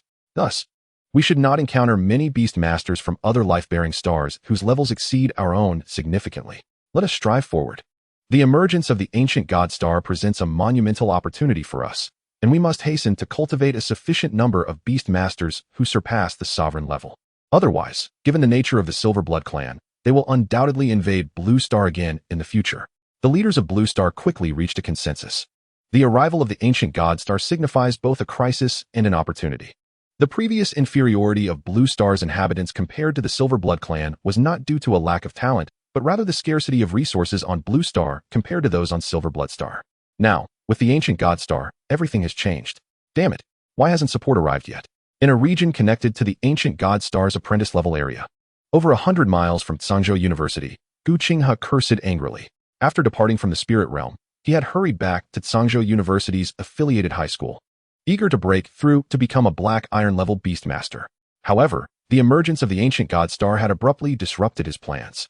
At this moment, he was desperately fending off an onslaught from a group of apprentice-level Beastmasters from the Silver Blood clan, who had appeared in this region 2 days prior. Initially, the Silver Blood clan's Beastmasters had avoided them, but today, as more Silver Blood clan Beastmasters entered the area, several others, like Gu Qinghe, had reached the critical point of advancing to Black Iron level. The Beastmasters of the Silver Blood clan have convened, embarking on a relentless campaign against the inhabitants of Blue Star in this region. Support? What form of support do we possess? Song Jia's complexion turned pale as she remarked. All the apprentice-level Beastmasters from Tsangzhou City are present here, yet only 17 of them stand on the precipice of promotion. Among these 17, apart from you, the highest-ranked beasts of the remaining apprentice-level Beastmasters possess merely a Black Iron grade of 2 stars. As she spoke, she cast a glance towards the distance, where 5 colossal beasts, summoned by the Silver Blood clan's Beastmasters, led the charge. Among these 5 beasts were a 4-star quality Iron Feather Golden Sword Eagle and a 4-star quality Skyward White Tiger Beast. At this moment, these 2 formidable beasts soared through the skies, embroiled in a fierce battle with the 5-star quality Qianying Qingfeng Crane of the ancient Blue Crane. Additionally, the Silver Blood clan boasted 2 4-star quality Black Iron level Diamondback Vipers and a 5-star quality Mountain Giant King, with 5 high-quality Black Iron level beasts at the helm. The apprentice-level Beast Masters of the Silver Blood clan surged forward with unbridled momentum. Within a brief span, they had driven their adversaries from afar to the temporary encampment established in this region of the ancient God Star. Fortunately, upon entering the ancient God Star, they had set numerous traps around their encampment, which now served as a crucial barrier against the Silver Blood clan's Beast Masters. Damn it! Are we truly left with no choice but to abandon this place?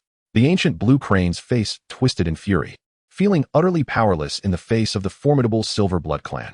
With a sudden, intense spatial fluctuation, a woman emerged from the verdant canopy of ancient trees before the spirit realm. It had been over a fortnight, and she pondered whether Yi Xian's tyrant dragon beast had ascended to the Black Iron level.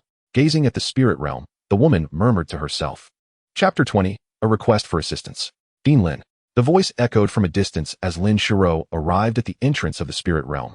Moments later, Su Yonyan landed before her, riding a 4-winged flying feather serpent. Upon seeing Lin Shiro, Su Yonyan wasted no time, stating directly, Dean Lin, I must inquire if your visit concerns seeking Yi Xian? Indeed, Lin Shiro replied, her brow arching in surprise. She was curious about Su Yonyan's intentions, especially as they seemed linked to Yi Xian. The mere thought of Yi Xian stirred a hint of concern within her, fearing something untoward might have transpired in her absence. Dean Lin, as you are aware, we at Tsangzhou University have discovered the Silver Blood clan in proximity to a spatial wormhole connecting to the ancient God Star. Su Yonyan continued, his tone resolute.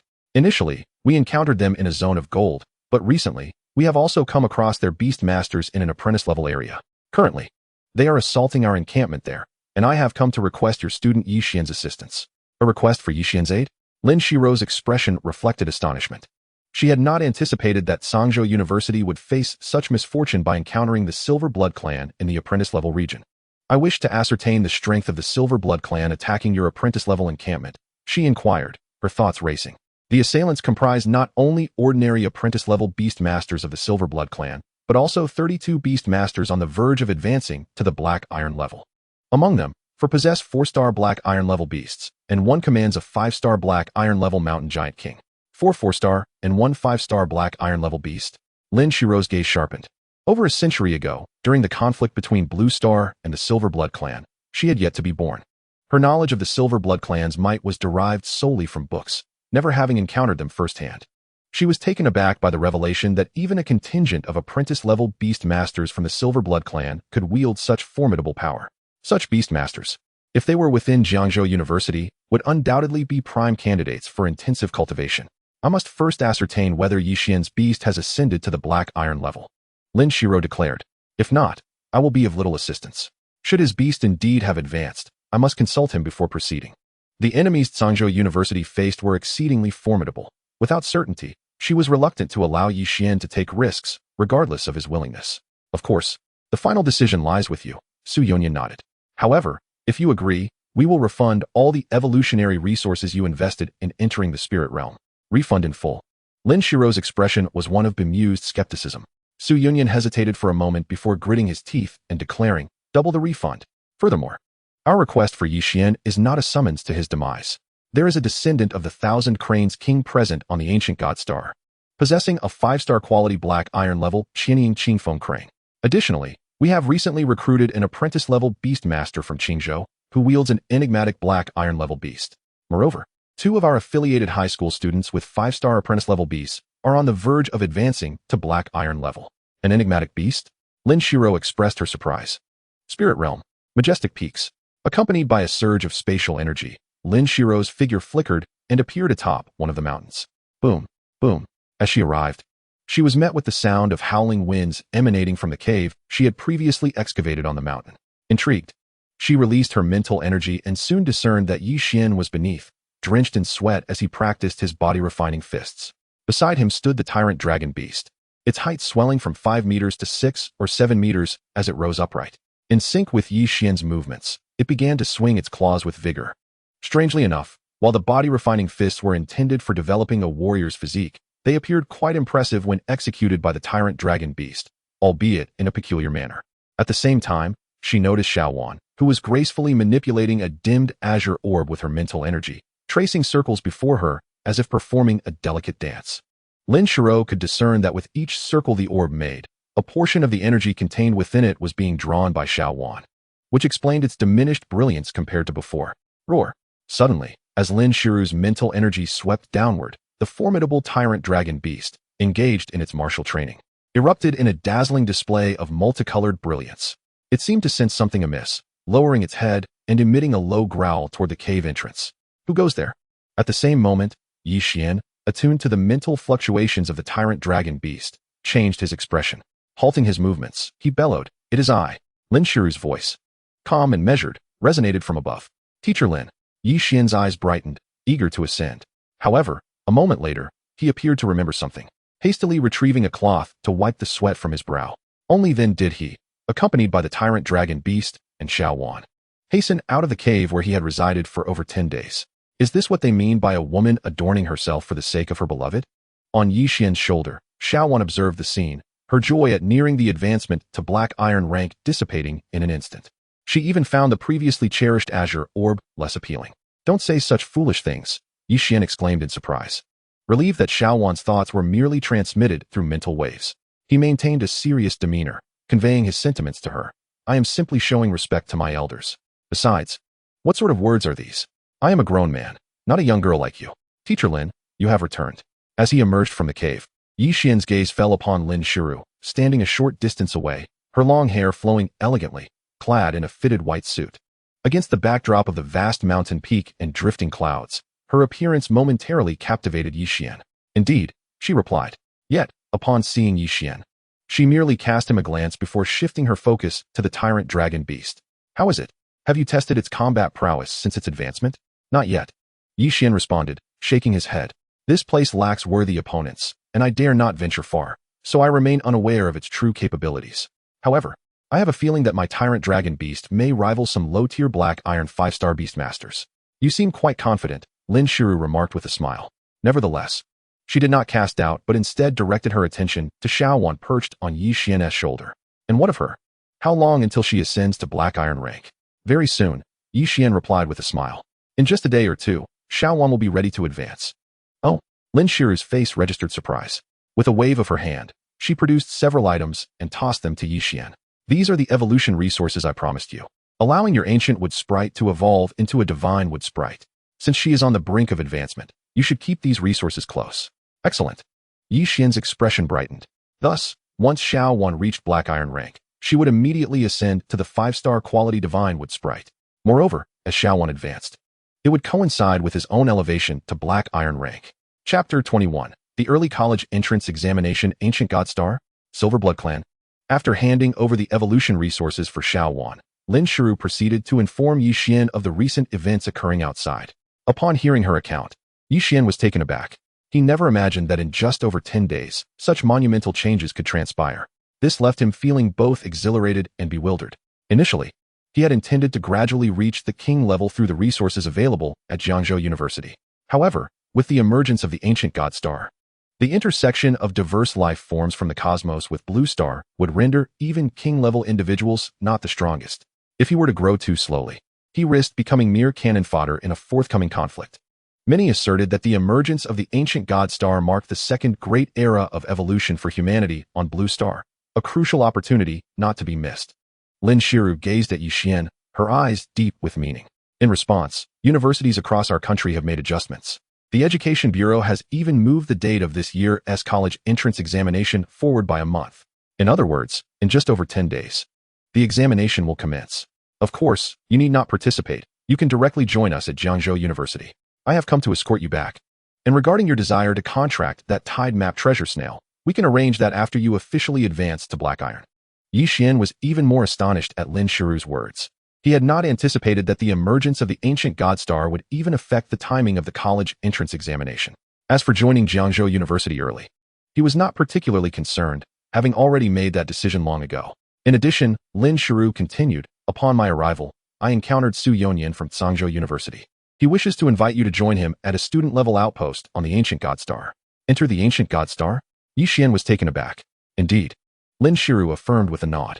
Their outpost has come into conflict with the Silver Blood Clan and is currently under siege. She did not withhold any details, recounting Su Yonyan's words to Yi Xian in full. Concluding, she added, however, I do not recommend that you assist. After all, you have limited combat experience, and your ancient wood sprite has yet to advance to Black Iron rank. With your current strength, even if you were to go, you might not be able to turn the tide for Zhangzhou University. Is that so? Yi Xian furrowed his brow. He had not realized that someone with his exceptional talent, standing at the threshold of Black Iron rank, could play such a pivotal role on the ancient God Star. After a moment of contemplation, he said, Director Su mentioned that if I were to go, he would double the resources we previously offered, correct? If that is the case, Teacher Lin, I wish to accept the invitation. Moreover, if the Silver Blood Clan only has apprentice-level beastmasters, I am confident in my ability to protect myself, even if I cannot assist Zhangzhou University in turning the tide. Furthermore, engaging in life and death battles is the swiftest way to gain combat experience. Are you certain? Lin Shiru's brow knitted slightly at his determination. I am certain. Yi Xian nodded firmly. Had this been in the past, he might have chosen to bide his time. Yet, in the current circumstances, he yearned to grow swiftly. He recognized that honing his practical combat skills through life and death encounters was a vital pathway to his rapid development. Of course, he was not naive. The entire premise relied on the fact that the Silver Blood Clan's combatants were solely apprentice-level beastmasters. In the presence of adversaries who are merely apprentice-level beastmasters, he still possesses a certain assurance of survival, thanks to the formidable strength of the tyrant dragon beast. Very well. Since you have consented, I shall escort you forthwith, he declared. Upon hearing this, Lin Shiru cast a deep glance at Yi Xian and remarked, however, you must remember to exercise caution once we enter the ancient God Star. I understand. Yi Xian nodded in affirmation. Director Lin, outside the Spirit Beast secret realm. Su Yonyan observed Lin Shiru leading Yi Xian out of the secret realm and promptly approached them. Director Lin Shiru addressed Su Yonyan. I have relayed the situation to Yi Xian, and he has agreed to enter the ancient God Star. However, once inside, he retains the right to act independently. Should circumstances prove adverse, he may exit the ancient God Star at will. That is only prudent, Su Yonyan replied, his demeanor calm rather than irate. In truth, we are aware that the likelihood of us maintaining our hold over this apprentice-level stronghold on the ancient God Star is slim. Thus, we are merely attempting this venture. If it proves unfeasible, we will retreat immediately, avoiding a fatal confrontation. I hope that is the case. Lin Yuro's expression softened somewhat upon hearing this. Subsequently, she and Su Yonyan hastened with Yi Xian towards the spatial wormhole connecting to the ancient God Star. Along the way, Su Yonyan seized the opportunity to elaborate on the current situation at the stronghold to Yi Xian. Through Su Yonyan's account, Yi Xian learned that the spatial wormhole lay merely a few hundred miles from the Spirit Beast secret realm. In Yi Xian's estimation, That distance seemed considerable, however. To Lin Shiro and Su Yunyan, it was but a short journey. During their travels, Su Yunyan summoned a four-winged feathered serpent, standing alone atop it, while Yixian and Lin Shiro rode upon the back of a majestic, snow-white, snow-moon swordwing eagle, measuring approximately 10 meters in length. This snow-moon swordwing eagle was one of Lin Shiro's contracted beasts, albeit one from her earlier days. Despite its platinum-level cultivation, it possessed only one-star quality and had lost its potential for further growth. Nevertheless, it excelled in flight. With the wind rushing past, the trio swiftly reached the spatial wormhole described by Su Yunyan. Is this the spatial wormhole? Even from a distance, Yixian could discern a swirling black vortex in the void ahead. The vortex, approximately 7 to 8 meters in diameter, appeared to absorb light, presenting an ever-rotating expanse of darkness. Old Su, you have arrived, greeted a member of the station Beastmasters as Su Yunyan approached with Lin Shiro and Yixian. Esteemed colleagues, this is Lin Shiro, the esteemed director of Jiangzhou University, Su Yunyan introduced. And this is Yixian, who has shattered the long-standing record of the Thousand Crane King. Upon completing the introductions, his gaze shifted to a middle-aged man beside a youth with a white bandage wrapped around his head. Old Jia, is this the nephew you mentioned? Indeed, the middle-aged teacher, surnamed Jia, replied promptly. This is my nephew Jia Jingdao, a student from the affiliated high school of Qingzhou University. He has been training under my guidance, and I brought him along. Excellent. Su Yunyan nodded decisively, without a hint of hesitation. In that case, let us not delay any further. We shall allow the two of them to enter. No objections here, both Jia Jingdao and his uncle affirmed. Lin Shiro and Yixian, having prepared for this journey, were equally amenable, fully aware of the precarious situation at the stronghold held by Zhangzhou University on the ancient god star. Chapter 22. The Straw Goose. With a swift motion, Su Yunyan provided a brief overview to Yixian and Jia Jingdao before lifting them with his mental energy, sending them into the spatial wormhole, hovering 8 meters above ground.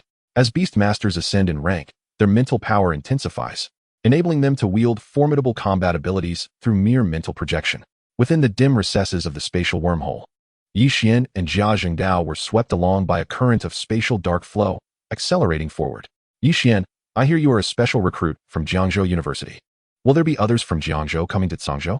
Jia Jingdao inquired, his curiosity piqued. Ever since he learned of Yixian's remarkable feat of surpassing the Thousand Crane King's record in the Spirit Beast secret realm decades prior, he had been intrigued. Are you not also from Qingzhou? Yixian responded with a smile, countering the question. I have heard that you possess a peculiar type beast. I have yet to encounter such a creature. What is it like? You shall see shortly, Jia Jingdao replied, a smug expression gracing his face. Peculiar type beasts were exceedingly rare and typically endowed with unique abilities, garnering much admiration from others since he had contracted one. As they conversed, a glimmer of white light suddenly pierced through the murky darkness at the end of the spatial corridor. In an instant, they burst forth from this realm and found themselves in a valley. Upon arrival, they observed that their emergence point was at the valley's terminus. Gazing ahead, they beheld countless beastmasters engaged in fierce combat. Boom! Simultaneously, the sky above the valley rumbled as streaks of purple lightning cascaded down, resembling celestial wrath. This area, where the lightning fell, was the forbidden zone separating the apprentice domain of the ancient god star from other territories. As Su Yunyan and his companions had previously informed Yixian and Jia Jingdao, with just a glance at the thunderous barrier behind them, both Yixian and Jia Jingdao shifted their attention to the battlefield in the distance. At that moment, a multitude of flying beasts clashed high above. That white crane. Yixian's gaze locked onto a chinning Qingfeng crane engaged in battle with an iron feather golden sword eagle and a skyward white tiger king. He recognized this crane as the descendant of the Thousand Crane King that Su Yunyan had mentioned. However, he was somewhat perplexed, feeling an inexplicable familiarity with the creature. Yet, the most striking sight was the colossal figure at the heart of the battlefield, towering 6 to 7 meters tall, its form clad in rocky skin. This massive entity wielded a petrified tree trunk, rampaging through the fray. Any beast struck by the tree was sent hurtling more than 10 meters away, with none surviving the encounter. Could this be the Mountain Giant King? Witnessing this scene, Yixian's expression darkened. It is imperative to understand that when a Beastmaster's creature perishes, it is tantamount to the Beastmaster losing a precious seed of their craft. This holds particularly true for apprentice-level Beastmasters, who are generally limited to binding a single creature. The demise of their beast often renders them obsolete for life, unless they encounter an extraordinary opportunity. Fortunately, the towering giant king of the mountains seems to have only recently breached the defensive traps laid by the Beastmasters of Zhangzhou, and the battle has only just reached its most brutal phase. At this juncture, the number of fallen beasts surrounding it is still relatively few. These wretched silver-blood mongrels. Jia Jingdao cursed as he gazed at the apprentice-level beasts that had succumbed in mere moments. He summoned his own creature forth. Caw! As his beast ascended into the sky, it emitted a peculiar, hoarse cry. Upon closer inspection, Yixian's gaze fell upon Jia Jingdao's creature, revealing it to be an oddity, a large goose constructed entirely of straw. Resembling a child's toy. Straw goose, level, low-tier black iron. Ability 1, straw body. When attacked, it can disperse into countless straw pieces to evade harm. With the scattered straw unable to drift more than 5 meters from the core straw. If they stray, they revert to ordinary straw. Upon losing a third of its straw, the goose will forfeit this ability, though the straw can gradually replenish over time. Additionally, it can launch straw projectiles at foes, causing them to gradually transform into straw themselves if subjected to a barrage, requiring considerable time to recover. Ability 2, southward flight. When flying from north to south, its speed doubles. When flying north, its speed is halved. Ability 3, straw bind. It can shoot out a rope-like strand of straw to ensnare its enemies. Those ensnared by the straw bind will quickly weaken, and if unable to break free for too long, their bodies will gradually transform into straw. Is this what constitutes an aberrant creature? Yixian was taken aback by the peculiar attributes of the straw goose, not expecting Jia Jingdao's beast to be so bizarre. Alas, this is not the right approach. Brother, you should engage in battle first. I will circle around to assist Brother Gu Qinghe and strive to eliminate either the Iron Feather Golden Blade Eagle or the Heavenly White Tiger King. Just then, Jia Jingdao, witnessing his straw goose's flight speed barely surpassing a brisk walk, visibly paled. Yixian, observing this sight, could only shake his head in disbelief. It was evident that on the ancient God Star, the entrance of the valley lay to the north. If Jia Jingdao's straw goose joined the fray at such a leisurely pace, it would hardly rival even the finest apprentice-level beasts. Roar! With a thought, Yixian summoned the dominant dragon beast. Upon its emergence, the beast's gaze ignited with a fervent battle spirit akin to flames. It thrived on combat, yet it had not experienced a satisfying fight since aligning with Yixian. Let us advance. After summoning the dominant dragon beast, Yixian leapt onto its broad, sturdy back, utilizing its tail for support before landing firmly atop it. Roar! Following Yixian's command, the dominant dragon beast let out a thunderous roar and propelled itself forward, its powerful hind legs striking the ground, producing a resounding rumble as it charged toward the heart of the battlefield like a massive bulldozer. Goodness, is that creature truly of black iron rank? Jia Jingdao gaped in astonishment at the sight. Black iron beasts of such substantial size were exceedingly rare. Envy surged within him as he witnessed Yixian's dominant dragon beast, though his straw goose possessed unique abilities that garnered admiration, given the choice. Nearly everyone would opt for a formidable beast like the dominant dragon. What is that? The commotion drew the attention of many on the battlefield, who turned their gazes toward Yixian and his dominant dragon beast. Is that Yixian? Among them, Xiangchan from Sangzhou University High School, along with Song Jia, instantly recognized Yixian atop the dominant dragon beast. Is that his creature? Has he come to our aid? A flicker of joy crossed their faces upon seeing him.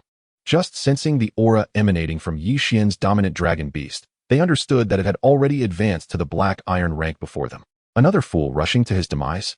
Meanwhile, in the distance, a young silver-blood warrior, witnessing Yixian riding the dominant dragon beast charging toward his giant king, displayed a hint of disdain. On solid ground, his giant king was undeniably the sovereign of the black iron tier. Though Yixian's beast appeared larger, perhaps 2 or 3 times so, he felt no trepidation. Chapter 23, Slaying the Heavenly White Tiger King and Iron Feather Golden Blade Eagle. This dragon beast seems familiar. In the Blue Star realm, Gu Qinghe noticed Yixian commanding the dominant dragon beast, and inexplicably felt that it resembled something he had encountered before. However, before he could contemplate further, Yixian had already guided the dominant dragon beast to the edge of the battlefield. Upon reaching this point, Yixian did not press forward recklessly. Instead, he lightly tapped his toes on the sturdy back of the dominant dragon beast and gracefully leapt down. Now merely a step away from the black iron-level warriors, he would have no issues descending from a height of 6 or 7 meters. Meanwhile, the dominant dragon beast continued its relentless advance toward the heart of the battlefield. In an instant, the distance between it and the giant king had narrowed to a mere 30 meters. At this moment, the gazes of these two colossal entities intertwined, cold and calculating across the expanse. Roar! The dominant dragon beast unleashed a deafening roar as it charged toward the giant king without hesitation. The giant king, displaying a sinister grin, grasped a petrified tree and strode forward to meet the beast. Roar! Yet, just as they were within a mere 10 meters of one another. The dominant dragon beast, previously radiating cold menace, suddenly raised its head and emitted a more fervent roar. In the next moment, its enormous, blade-like wings unfurled vigorously, propelling its massive form skyward, aiming directly at the heavenly white tiger king and the iron feather golden blade eagle, both formidable 4-star black iron beasts engaged in combat. Not good. The silver-blood youth commanding the giant king paled at this unforeseen turn of events. He had never anticipated that the amber-dominant dragon beast, larger than the giant king, could ascend with such speed and suddenness. Simultaneously, the two silver-blood beastmasters commanding the heavenly white tiger king and the iron feather golden blade eagle were equally taken aback, hastily preparing to issue commands for a retreat. First, let's evade the ferocity of the amber tyrannosaurus. In a flash, before the iron feather golden sword eagle and the heavenly white tiger king could return, the amber tyrannosaurus shot into the sky, its eyes ablaze with a radiant burst of multicolored light. This dazzling beam of 5 colors directly targeted the heavenly white tiger king, who, upon catching sight of it, was instantly filled with dread, as if confronted by an imminent calamity. Its form, suspended in the high skies, abruptly froze in midair, propelled forward only by its prior momentum. With astonishing swiftness, the amber tyrannosaurus flapped its colossal wings, effortlessly gliding past the crown of a towering ancient tree and slicing through the air with its razor-sharp dragon wings. As if exerting no effort whatsoever, it cleaved through the massive, vacant-headed visage of the heavenly white tiger king. In the next heartbeat, the heavenly white tiger king was severed in two, plummeting from the heavens, accompanied by a torrential downpour of blood. Simultaneously, vibrant droplets of blood splattered onto the amber tyrannosaurus's amber wings, adorning it with a cloak of crimson, reminiscent of a hero drenched in battle. Yet, the amber tyrannosaurus exhibited no trace of triumph. After dispatching the heavenly white tiger king with one decisive blow, it emitted a low growl and spiraled in the void, lunging towards the fleeing iron feather golden sword eagle. The latter, emitting a sharp cry, took flight, refusing to engage with the amber tyrannosaurus. However, just as the iron feather golden sword eagle had scarcely taken to the air, a large, golden-hued straw goose surged forth from another direction, hurtling towards it with incredible speed. In the blink of an eye, it closed the distance, launching a slender stalk of straw measuring several meters in length, which coiled around the iron feather golden sword eagle in an uncanny binding. From a distance, the Thousand Shadows gentle breeze crane, who had been embroiled in battle with the iron feather golden sword eagle and the heavenly white tiger king, witnessed this turn of events. With a powerful flap of its wings, it dashed towards the iron feather golden sword eagle and plunged its sharp talons into its neck. No! A chorus of anguished roars erupted from the Silver Blood clan, clearly emanating from the owners of the heavenly white tiger king and the iron feather golden sword eagle. Yet, no sympathy was afforded to them by the Blue Star faction. Instead, they gazed upon the amber tyrannosaurus, the straw goose, and the Thousand Shadows gentle breeze crane with uncontainable exhilaration. Having been subjugated throughout the previous battle, they now found a glimmer of hope for survival with the arrival of Yixian, the amber tyrannosaurus, and the enigmatic straw goose. It is he, the dragon beast from the Yulin's secret realm. This creature is indeed Yixian's. Meanwhile, the ancient green crane finally grasped the situation as it beheld the amber tyrannosaurus soaring in the sky. Confronted with the realization that such a formidable beast was not its own, it felt a pang of deep regret. Nevertheless, the sight of the amber tyrannosaurus showcasing its might filled its heart with unparalleled excitement. Kill it. On the other side, the Silverblood clan, witnessing the simultaneous demise of the heavenly white tiger king and the iron feather golden sword eagle, erupted in fury. In mere moments, over 20 Silverblood beast masters commanded their flying beasts to converge upon the solitary amber tyrannosaurus soaring in the skies. Having slain the heavenly white tiger king, the amber tyrannosaurus did not retreat immediately, but instead veered slightly towards the Silverblood clan. Now having ascended to the black iron level, it had long surpassed its previous limitations, capable of soaring hundreds or even thousands of meters in the sky without difficulty. Yixian, summon your dragon beast back.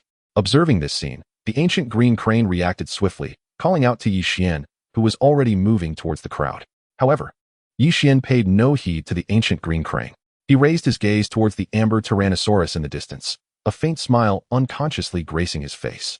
At that moment, the amber tyrannosaurus began to flap its wings, returning toward him, albeit at a slower pace. As if the exertion of slaying the heavenly white tiger king had left its grand form somewhat fatigued. Kill it, don't let it escape. This creature is faltering. The faces of the Silver Blood beast masters glimmered with excitement upon witnessing this development, as if they could already envision the Amber Tyrannosaurus's downfall. In the heat of their fervent shouts, the flying beasts charged towards the Amber Tyrannosaurus, quickening their pace. "All of you, stay back. I can handle this," Yi Xian interjected, his brow arching as he spoke in the language of Blue Star. This world primarily utilized two forms of language: the native tongue of Blue Star and another language derived from various relics, essential for all beast masters. Communication among the inhabitants of Blue Star and various races across the cosmos predominantly employed this latter tongue.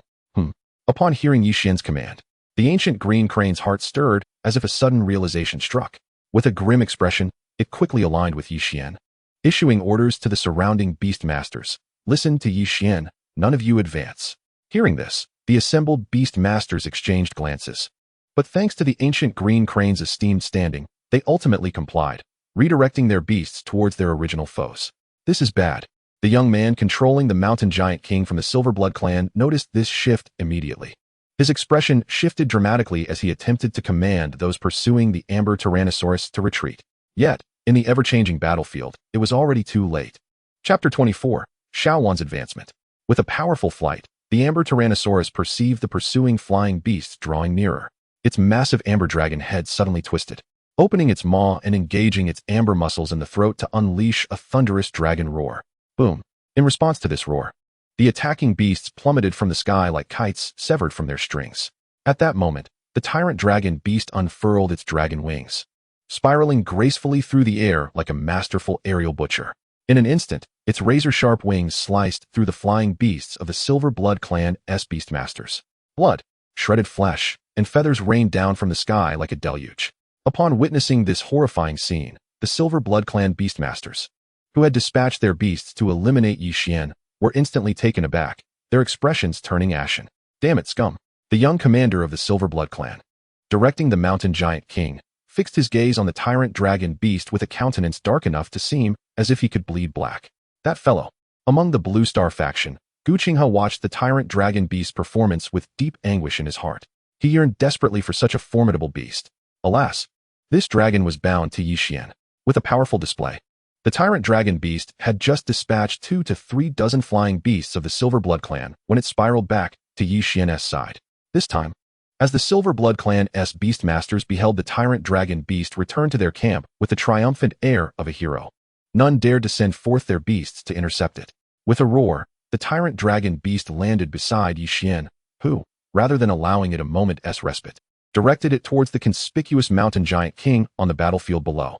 At the same time, Gu Qinghe's Thousand Shadow Clearwind Crane and Jia Jingdao Straw Goose, having also eliminated several flying beasts of the Silverblood clan, soared down from above, targeting the mountain giant king. "Damn it!" The young man of the Silverblood clan's expression shifted at this sight. Although 2 4-star black iron-ranked diamond vipers still flanked the mountain giant king, he no longer dared to underestimate Yi Xian's tyrant dragon beast as he had before. "We retreat." Gazing at the advancing tyrant dragon beast, the young man of the Silverblood clan, after a moment of indecision, waved his hand and led his subordinates in a retreat. With the Silverblood clan in retreat, the Blue Star beasts erupted in victorious roars before the valley. Simultaneously, the beastmasters of the Blue Star displayed expressions of exhilaration. Previously, they had believed it nearly impossible to hold this stronghold, yet they had unexpectedly emerged victorious from this fierce battle. "Everyone halt. Do not pursue any further." As the Silverblood clan's beastmasters commanded their beasts to withdraw, the Blue Star faction chased for merely a few hundred meters before returning to the valley, refraining from overreaching. Even with Yi Xian's decisive entry onto the battlefield, leading the tyrant dragon beast in a rampage, their losses still paled in comparison to those of the Silverblood clan. It was truly unwise to continue the pursuit. Yi Xian impressive. Once the Silverblood clan had completely retreated, Jia Jingdao, who had gathered with Gu Qinghe and the others unbeknownst to them, approached Yi Xian. As he reached Yi Xian, he immediately extended a thumbs up. Though he had previously known that Yi Xian could surpass the former record of the Thousand Cranes King, he had not anticipated the extent of Yi Xian's strength.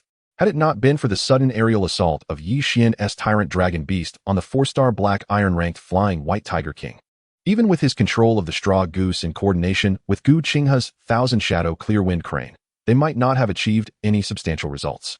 "You were remarkable as well," Yi Xian replied with a smile. "Yi Xian, it has been a while. I sincerely thank you for your assistance this time." Both Su Chanzhan and Song Jia stepped forward as well. They were both prodigies in their own right, yet their beasts remained at the apprentice level, rendering their contributions in this battle merely adequate rather than decisive. There is no need for pleasantries. The Silver Blood clan is an enemy of all Blue Star. Yi Xian nodded with a smile at the two, recalling Su Changzhan's beast, a golden stone Buddha, and Song Jia's, a highly venomous forest green lizard king. Enough with the formalities. At that moment, Gu Qinghe interjected, "It is indeed no small feat that we managed to hold this position, and we owe much to the assistance of Yi Xian and Jia Jingdao. However, our crisis is far from resolved. Just as we were able to call for reinforcements to repel the Silver Blood clan's assault, they too can summon external aid to utterly obliterate us. Therefore, we must now focus on recuperating and finding a way to expel all Silver Blood clan beastmasters from this area. Only then can we lay traps at their spatial wormhole entrance to ensure complete victory.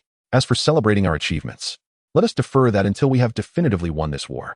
Yi Xian, upon hearing this, cast a thoughtful glance at Gu Qinghe. This seemingly carefree youth, yet able to step forward at critical moments, was indeed worthy of being a descendant of the Thousand Cranes King, a capable individual. At that instant, Gu Qinghe's gaze fell upon Yi Xian. Approaching him, he whispered in a tone audible only to the two, "In light of your significant contributions this time, let us overlook the incident where you nearly harmed my little crane some time ago."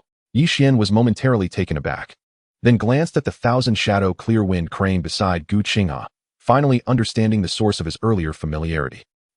However, before Yi Xian could respond, he suddenly heard a crisp shattering sound emanating from his pocket. Following that, a gentle warmth radiated from within his close-fitting pocket. What is this? Yi Xian thought, a realization dawning upon him as he began to connect with Xuan through his mental waves. Indeed, moments later, Yi Xian's eyes brightened. It turned out that Xuan had finally absorbed all the energy from the Azure Gem she had obtained from the Formation Elder, and she had reached the threshold for advancing to the Black Iron level. Chapter 25, Spirit of the Divine Wood. Dozens of miles away from the Blue Star stronghold on the ancient God Star, within another vast valley, countless Silver Blood clan beastmasters, filled with indignation, walked into the valley alongside the youth standing atop the mountain giant king. "Maroto, what were you thinking? If we were to burn our boats, we might very well breach the Blue Star stronghold." Upon entering the valley, two identical-looking men gazed at the youth on the mountain giant king's shoulder, inquiring. "And then what?" The young man retorted. "Do you comprehend the magnitude of our losses? Even if we manage to seize that stronghold on Blue Star, how many of our comrades must we sacrifice?" The two brothers, indistinguishable in appearance, fell into a profound silence. They had both felt the formidable power of Yi Xian's dominant dragon beast during their previous skirmish, adding to that the presence of the other formidable opponent from Blue Star, the 5-star Black Iron level 1000 Shadow Breeze Crane, along with that peculiar straw goose, left them with no illusions. If the battle were to escalate, they could not guarantee their own safety, let alone that of others. "Enough," declared the youth known as Maroto, his voice cold. "I have my plans. Furthermore, I will not allow Kujiaha and Gillidan's Heavenly White Tiger King and Iron Feather Golden Sword Eagle to perish in vain." Upon uttering these words, he felt the power within his soul cease swelling further. "What you must do now is wait. Wait for me to break through to become a Black Iron level Beastmaster." "You are about to ascend to Black Iron level Beastmaster?" The brothers' eyes sparkled with excitement upon hearing this. The area they inhabited, the ancient Godstar region, permitted only apprentice-level Beastmasters. However, should an apprentice-level Beastmaster break through to become a Black Iron-level Beastmaster here, they would not be repelled by the area. Given Maroto's talent, once he transcended to Black Iron level, there was a significant chance he would awaken his Beast Mastery talent. At that juncture, their assault on the Blue Star stronghold would undoubtedly become much easier. Even if Maroto did not awaken such talent, mastering a mental power technique would not prove overly difficult. Indeed, Maroto nodded confidently. "It is somewhat unfortunate, however, that once I return to Silver Blood Star through the spatial wormhole after becoming a Black Iron level Beastmaster, I will no longer be able to enter this place. Otherwise, I would have returned to contract another 5-star quality Black Iron level beast. I would relish seeing which of these Blue Star riffraff could withstand my might." Well said. The two brothers chimed in unison. Their own beasts were two 4-star Black Iron level Diamondback Vipers, granting them considerable influence within their group. Yet, to be cautious, Maroto added, "You two should return to Silver Blood Star and request my father to send more reinforcements. It would be best if he could also dispatch my third brother, whose Shadow Purple Lightning Ferret excels at ambushes and has recently acquired a wealth of evolution resources, likely ascending to Black Iron level as well." Understood. The identical brothers nodded in agreement. "No later than 2 days, I shall claim your life." After the brothers departed, Maroto could not help but envision Yi Xian standing atop the dominant dragon beast. Indeed, combat accelerated the growth of beasts. Meanwhile, at the Blue Star stronghold, after Yixian bid farewell to others and found a secluded corner in the forest to await Xiaowan's advancement, Su Changjin and Song Jia completed some trivial tasks before they noticed signs of advancement in their beasts. It had been over 10 days since they last challenged the Spirit Tower. During that attempt, they had acquired sufficient resources for their beasts to evolve. However, comparatively, the advancement speed of their beasts lagged behind Yixian's dominant dragon beast. Yet, with the conclusion of this battle, both of their beasts had reached the threshold of black iron level. Previously, when they inquired of Yixian, he had mentioned that his dominant dragon beast was only a 4-star black iron level, not a 5-star. I wonder if my golden stone Buddha will measure up to his dominant dragon beast once it advances to black iron level? Su Changjin mused as he sat cross-legged before a large tree, gazing at the shimmering golden stone Buddha. At the same time, similar thoughts surged in Song Jia's mind. In a concealed part of the forest, Xiaowan, who had long anticipated her advancement to black iron level, finally absorbed the energy from the azure orb and successfully transformed into a black iron level ancient with spirit. However, upon her elevation, she pouted at her unchanged size. Come now. Why the long face after your ascension? Yixian said, exasperated, as he pinched her cheek gently. Adopting a slightly serious tone, he remarked, haven't you eagerly awaited transforming into a 5-star black iron level divine with spirit for quite some time? If so, behave yourself. As he spoke, he waved his hand, summoning several items into his grasp. These were the evolution resources previously entrusted to him by Lin Shiru, which would enable Xiaowan's ascension to a 5-star divine with spirit. Among them was a golden-level faith crystal, a rare find only available in specific secret realms, and essential for certain exceedingly rare beasts. It was nearly impossible to procure from the market, and for Yixian to seek it out independently would be an arduous task. Additionally, he possessed a platinum-level seed of the divine resting tree, a species steeped in ancient lore said to have once harbored deities, imbuing it with extraordinary capabilities. Even after countless ages, the divine resting tree maintained a minimum of golden-level quality. The seed in Yixian's possession was of the coveted platinum grade. This tree, once matured, would yield a heart that could assist beast masters in cultivating mental power techniques, making it exceedingly valuable. Its seeds bore similar properties. In addition to these two resources, Yixian also retrieved 2 bronze-level evolution resources and 3 black iron-level evolution resources. It was evident that the evolution resources required for Xiaowan's ascension far exceeded what he could have gathered on his own. After extracting the evolution resources, Yixian gazed at Xiaowan perched in his palm, and with a thought, he connected to the Beast Master Editor within his mind. Buzz. In the next moment, as the space trembled slightly, the scattered evolution resources around him vanished in the blink of an eye, transforming into a peculiar light that surged into Xiaowan's body. A moment later, Xiaowan blinked, feeling the surge of power within her. Suddenly, she glanced at her unchanged size post-transformation and pouted. Is this it? Did I complete the evolution? Indeed, it is completed, Yixian replied with a smile, then accessed the attribute panel to examine Xiaowan's current status. Chapter 26, Splendid Attributes. Divine with Spirit. Rank, Mid-Level Black Iron. Ability 1, LV2 Divine with Sensation.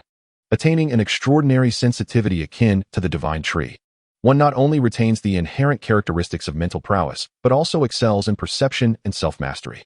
Ability 2, LV4 Divine Tree Affinity. One harmonizes with the cosmos like the Divine Tree, enabling swifter restoration of one's strength. Ability 3, LV2 Divine Tree Spiritual Art. By harnessing mental energy, one can condense their spiritual power or the natural essence of the world into high quality. Black Iron Grade Life Elixir, capable of casting potent restorative spells. Ability 4, LV2 Divine Tree Vine Sovereign. The Divine Tree Spirit can summon the Vine Sovereign Whip, Vine Sovereign Armor, and Vine Sovereign Spear. Ability 5, LV2 Divine Tree Guardian. One can summon 3 Divine Tree Guardians of equal rank. One guardian wields the Divine Tree Spear for close combat, another bears the Divine Tree Shield for defense, and the third hurls the Divine Tree Javelin as a projectile. Upon reviewing Xiaowan's attributes, Yixian's eyes sparkled with astonishment. He marveled at Xiaowan's recent elevation to Black Iron rank and her transformation into a Divine Tree Spirit. Noting her remarkable advancement, in addition to her previously acquired abilities, the newly manifested powers from her ascension as a Divine Tree Spirit elevated her level from a low-tier Black Iron to a mid-tier Black Iron. Contemplating this, he glanced at the imposing Balong beast, which served as their protector. This formidable creature would need to wait until reaching the bronze rank for its next ascension. Yixian had already devised a plan for it. Upon its next elevation, it could evolve into a 5-star bronze sky balong beast. A transformation he knew the creature would relish, as it offered the largest size among all its evolutionary paths. Furthermore, once it reached that stage, soaring through the skies would pose no challenge for the balong beast. The evolutionary trajectories beyond that included the space balong beast and the starry sky balong beast, paving a path towards becoming a colossal celestial beast. Suddenly, as Yixian pondered these matters, he felt a surge of power akin to a gushing spring. As Xiaowan's ascension to a 5-star mid-tier black iron divine tree spirit reverberated through his soul sea. In a brief moment, his soul sea expanded significantly, and 2 new beast seeds began to sprout from within. Have I ascended to black iron rank? Yixian's expression brightened as he realized this development. With this ascension, he could now contract new beasts. Moreover, he sensed that this elevation mirrored his previous experience at the apprentice level, allowing him to contract 2 beasts. Accompanied by waves of power flooding into his body, he felt the vitality within him gradually transforming. Is this the power of black iron? Yixian mused, extending his finger forward, from which a stream of darkened vitality surged forth, a testament to his advancement as a black iron warrior. Upon achieving black iron rank, his personal prowess, even without the aid of contracted beasts, would not pale in comparison to that of ordinary black iron beasts. Thus, he immediately directed his consciousness to inspect his current attributes. Yixian, warrior qualification, silver, warrior level, low-tier black iron, beast master qualification, mythical, beast master level, low-tier black iron. Beast seeds, 2, beasts, divine tree spirit, dual-winged amber balong beast, beast feedback abilities, 1, divine tree affinity LV1, 2, amber balong body LV2. After reviewing his attributes, Yixian shook his head. Although his attributes had improved, they paled in comparison to Xiaowan's splendid enhancements following her elevation. Nevertheless, he felt no disappointment. After all, Xiaowan was his, as he would contract more beasts in the future, and as they grew, his attributes would undoubtedly strengthen. Furthermore, as his thoughts turned, Yixian focused his consciousness back to his soul sea. At present, his soul sea was anything but tranquil. It was tumultuously roiling in response to his elevation as a black iron beastmaster. Was he on the verge of awakening his beastmaster talent? Yixian felt a stirring, sensing that in just a few minutes, he might awaken his first beastmaster talent. Meanwhile, within the Silver Blood Clan stronghold, Maroto leaned against a great tree, suddenly opening his eyes with a gleam of intensity. Was this the power of black iron? As he felt the surging mental energy within his soul sea, a smile crept across his face. Moreover, his newly awakened talent. Rising to his feet, he extended his hand, prompting the towering giant of the mountains, his guardian beast, to emit a low growl, as if an inexhaustible power surged from within. His power multiplied? As a realization dawned upon him, a peculiar, sinister smile appeared on Maroto's face. It was indeed a tremendous stroke of fortune for a beast master to awaken a talent upon ascension, and one could rarely control the type of talent that manifested.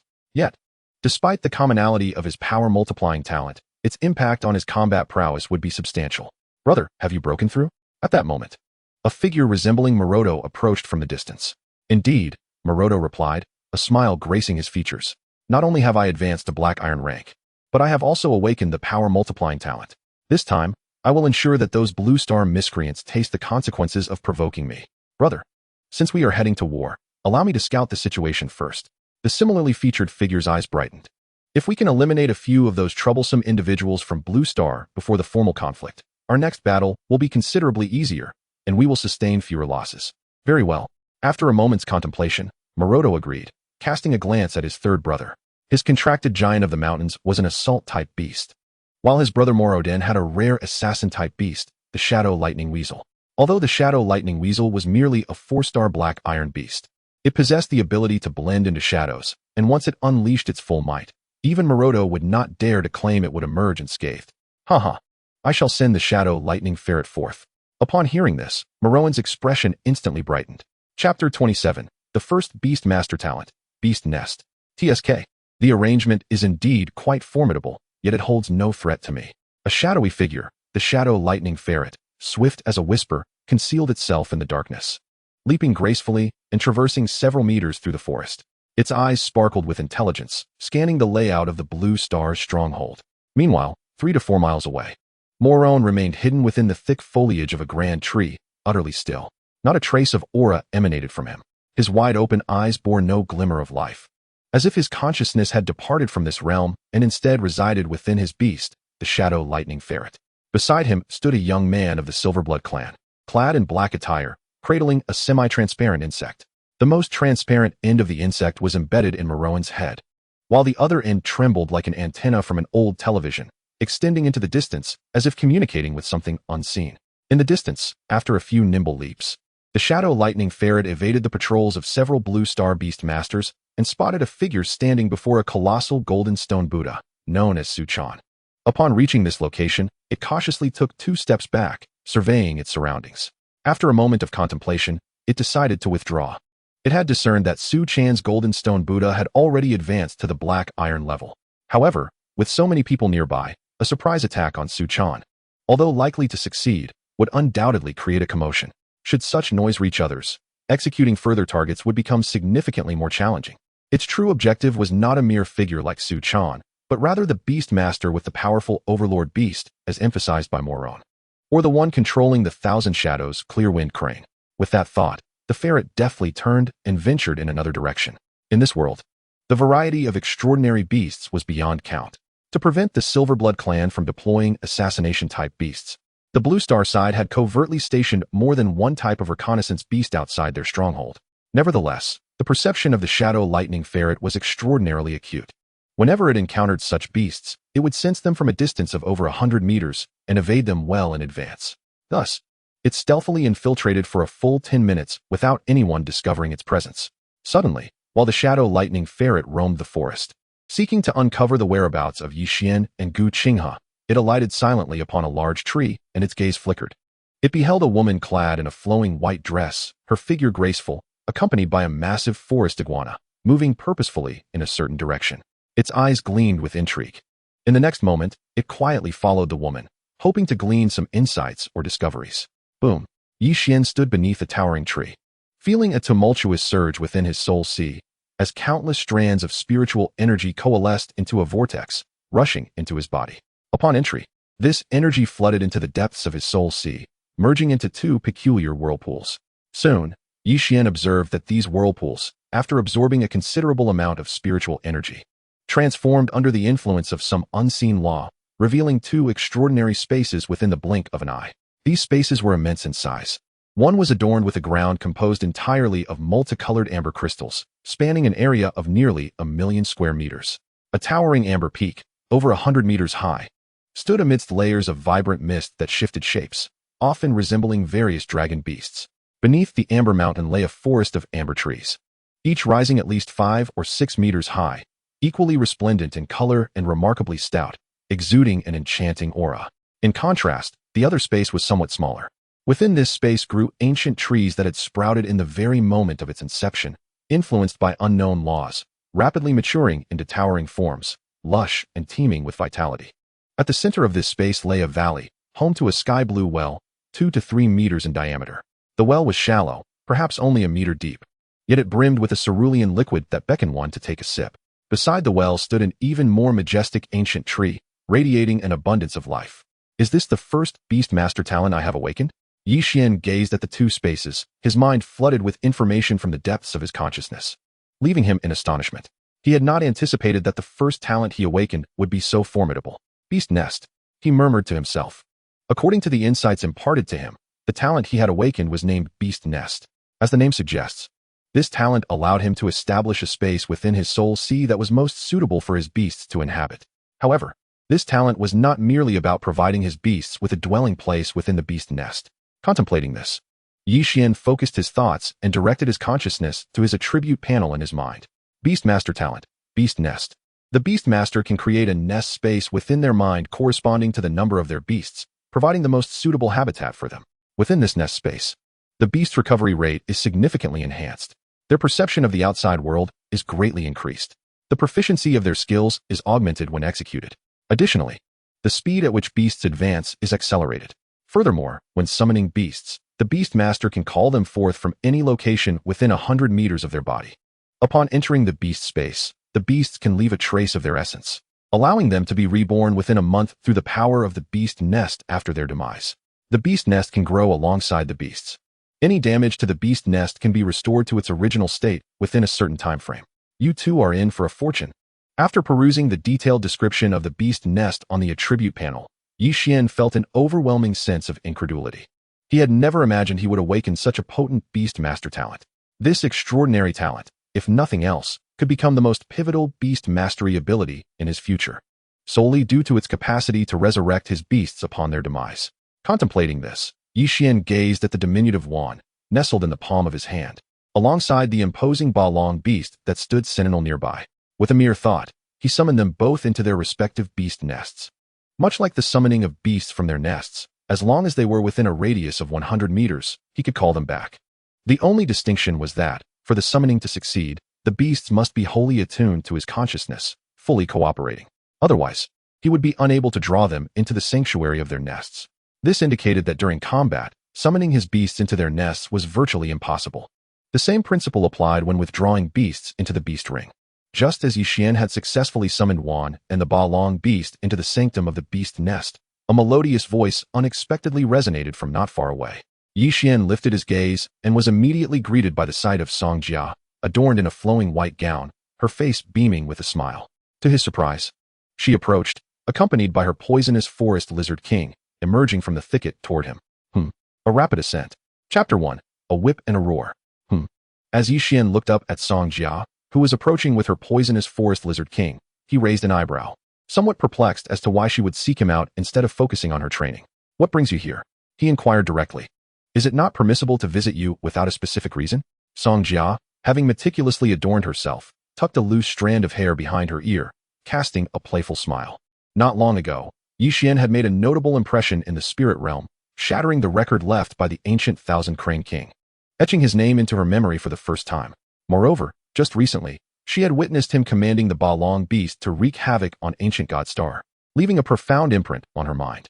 In this world, the more formidable the young talents, the greater their allure becomes. Song Jia, herself a prodigy, possessed a myriad of thoughts beyond that of an ordinary woman. Having recognized Yi Xian's latent talents, she was convinced that once he matured, his prospects would be limitless.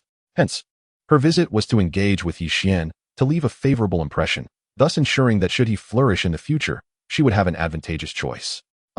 Yi Xian was momentarily taken aback. Initially, he had assumed Song Jia's visit was due to some upheaval within the Silverblood clan.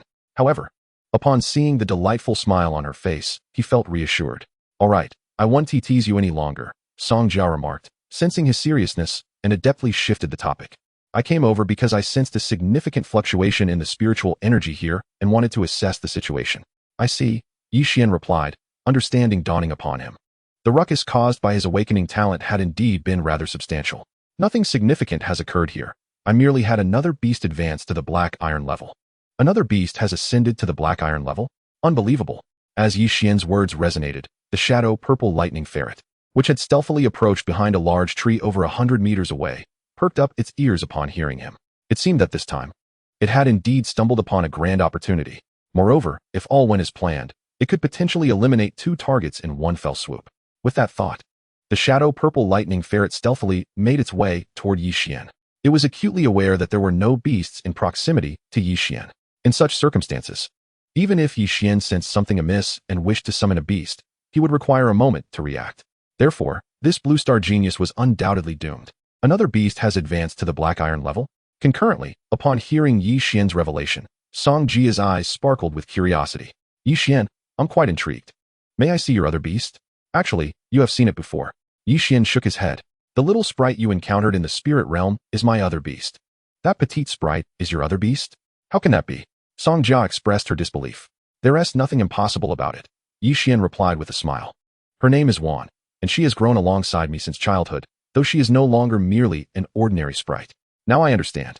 Song Jia pondered briefly, then fluttered her long eyelashes and sought to steer the conversation. I truly envy you. As a child, I longed for a sprite as a pet, but my parents always disapproved, claiming it would divert my focus. In the sanctum of the beast nest, one perched upon a massive branch beside a cerulean water well, her sharp teeth grinding together in response to Song Jia's words, a surge of anger igniting within her. She found an indescribable aversion to Song Jia, contrasting sharply with the gentle affinity she felt toward Lin Shiru, another woman. Despite being a woman too, Lin Shiru exuded a subtle warmth that was absent in Song Jia. However, just as she contemplated this, her heightened perception, newly acquired from her recent ascension, suddenly detected an inexplicable sensation of being watched from several dozen meters away from Xuan. What is happening? Sensing this unsettling gaze, Xuan immediately tensed, reaching out to communicate with Xuan through their mental connection. Is something lurking in the shadows, watching me? Receiving Xuan's message, Xuan was taken aback internally. Yet he maintained a composed exterior, nodding gently at Songjia. Being able to grow alongside Xuan is my fortune. She has truly assisted me greatly in my childhood. Indeed, I've always thought so as well, but my parents are rather stubborn, always insisting I must be self-reliant and resilient. Songjia chimed in, unaware that Xuan's thoughts had drifted far beyond her.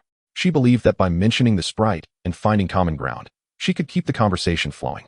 In her mind, she was already devising a plan, realizing that to cultivate a rapport with Xuan, winning over his sprite might be a commendable strategy. Meanwhile, the shadow purple lightning ferret had swiftly traversed the distance, concealing itself behind a large tree a mere 10 meters away from Xuan. Kid, it's time to perish. Upon arriving at this juncture, the shadow purple lightning weasel sensed that the moment was ripe. With a gentle bend of its hind legs against the ground, its form elongated instantaneously, and in an instant, a flash of purple-black lightning flickered above its body. The next moment, with a swift motion, it traversed the fabric of space, extending its sharp claws imbued with the purple-black lightning, lunging forth. Should this strike succeed, it would instantaneously sever Songjia's head from behind. Following that, it would trace an arc in the void, executing a simultaneous strike to decapitate Xuan as well. Whoosh! Just as an excited glimmer sparkled in the eyes of the shadow purple lightning weasel, feeling that it was on the verge of a significant accomplishment, a figure no larger than a thumb abruptly appeared upon Xuan's shoulder. In the next heartbeat, accompanied by a wave of this diminutive figure's hand, a verdant whip of vines cleaved through the air, narrowly missing Songjia's ear. Crack! In the resounding crack of the whip, all excitement within the shadow purple lightning weasel's eyes was eclipsed by the ever-enlarging shadow of the whip. Subsequently, as a wave of intense pain surged through it, a crimson line appeared upon its body, sending it hurtling backward. While it was in flight, clarity returned, and it realized the precariousness of its situation, attempting to pivot and flee. However, before it could stabilize its form, a colossal and terrifying silhouette, towering 6 to 7 meters, suddenly materialized before Xuan. Roar! As this figure emerged, it opened its massive maw, drawing in breath, and unleashed a deafening roar. In an instant, the terrifying sound waves surged forth like a hurricane, sweeping past Songjia's meticulously arranged flowing hair, exposing her full forehead. One of her false eyelashes was violently dislodged, fluttering through the air and landing upon the shadow purple lightning weasel, which was now quaking in terror. Chapter 2. Instantaneous Execution. Following the ferocious dragon's roar, the shadow purple lightning weasel, suspended in midair, was left utterly dazed.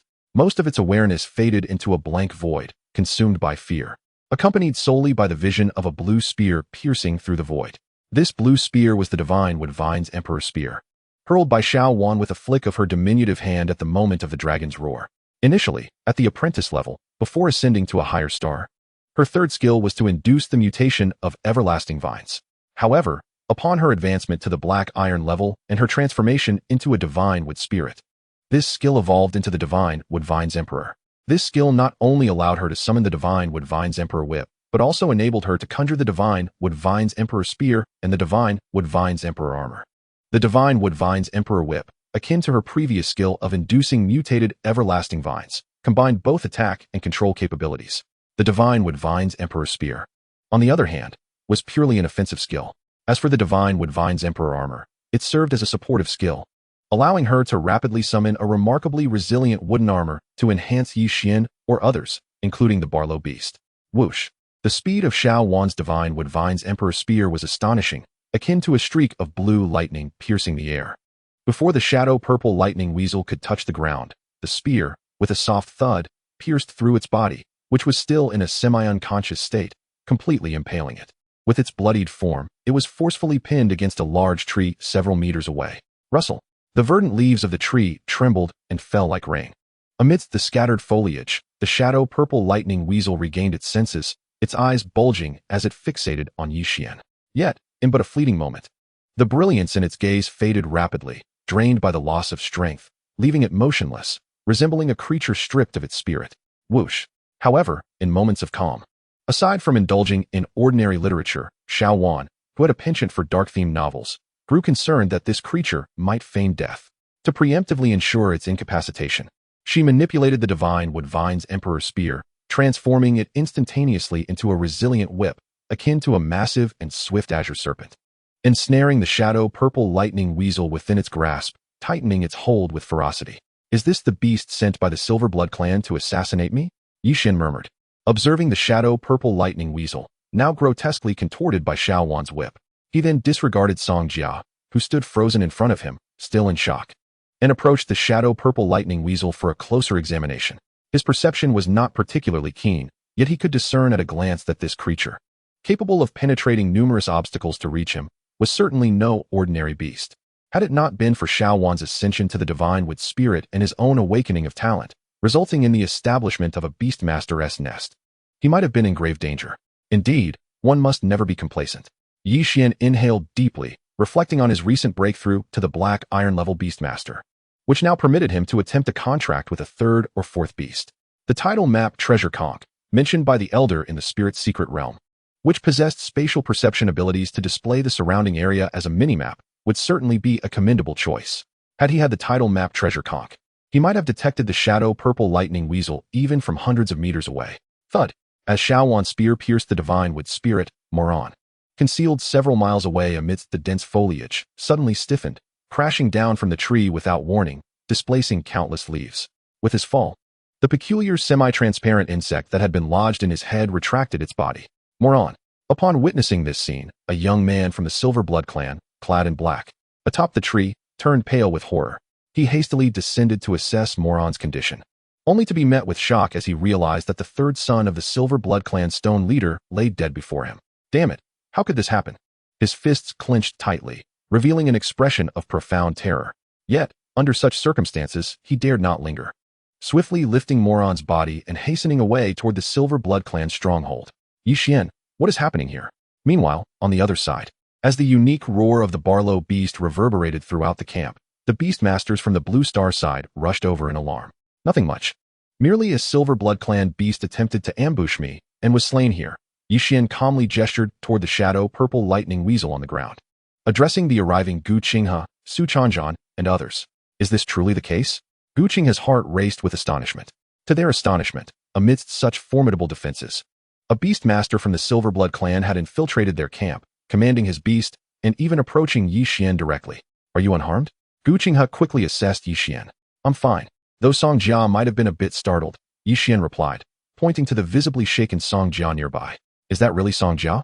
Gu Qinghe was taken aback at her disheveled appearance. Her drastically altered hairstyle and unfamiliar attire made her nearly unrecognizable without Yixin's clarification. My apologies for the abruptness. I didn't quite react in time. Song Jia finally regained her composure, acknowledging her state with a grim expression. She tidied her hair, exchanged a few hurried words with the group, and departed, deliberately stepping on a false eyelash along the way, burying it in the earth. Huh. The Silverblood clan truly harbors unyielding ambitions, Gu Qinghe remarked with a cold chuckle as he listened to Yixin recount the events. Turning to Yixin, he inquired, what are your plans? Plans? Yixin furrowed his brow. I think we should wait a while. Wait. Gu Qinghe raised an eyebrow, believing this was an opportune moment to launch a surprise attack on the Silverblood clan. Noticing Gu Qinghe's expression, Yixin elaborated, the Silverblood stronghold is undoubtedly laden with traps. An assault on their position would be disadvantageous for us. Moreover, dispatching a beast like this signifies their eagerness to seize our camp. Once they realize their beast has fallen here, they may rush to retaliate. Very well. After a moment of contemplation, Gu Qinghe responded, the Silverblood stronghold is not far from us. Let's wait 2 hours. If they do not arrive by then, we shall set out to attack them. Maroto. Half an hour later, within the Silverblood stronghold, Maroto watched as a youth, bearing the lifeless body of Moron, returned to camp. He stood frozen in disbelief. The atmosphere around him grew frigid as the reality of the situation sank in.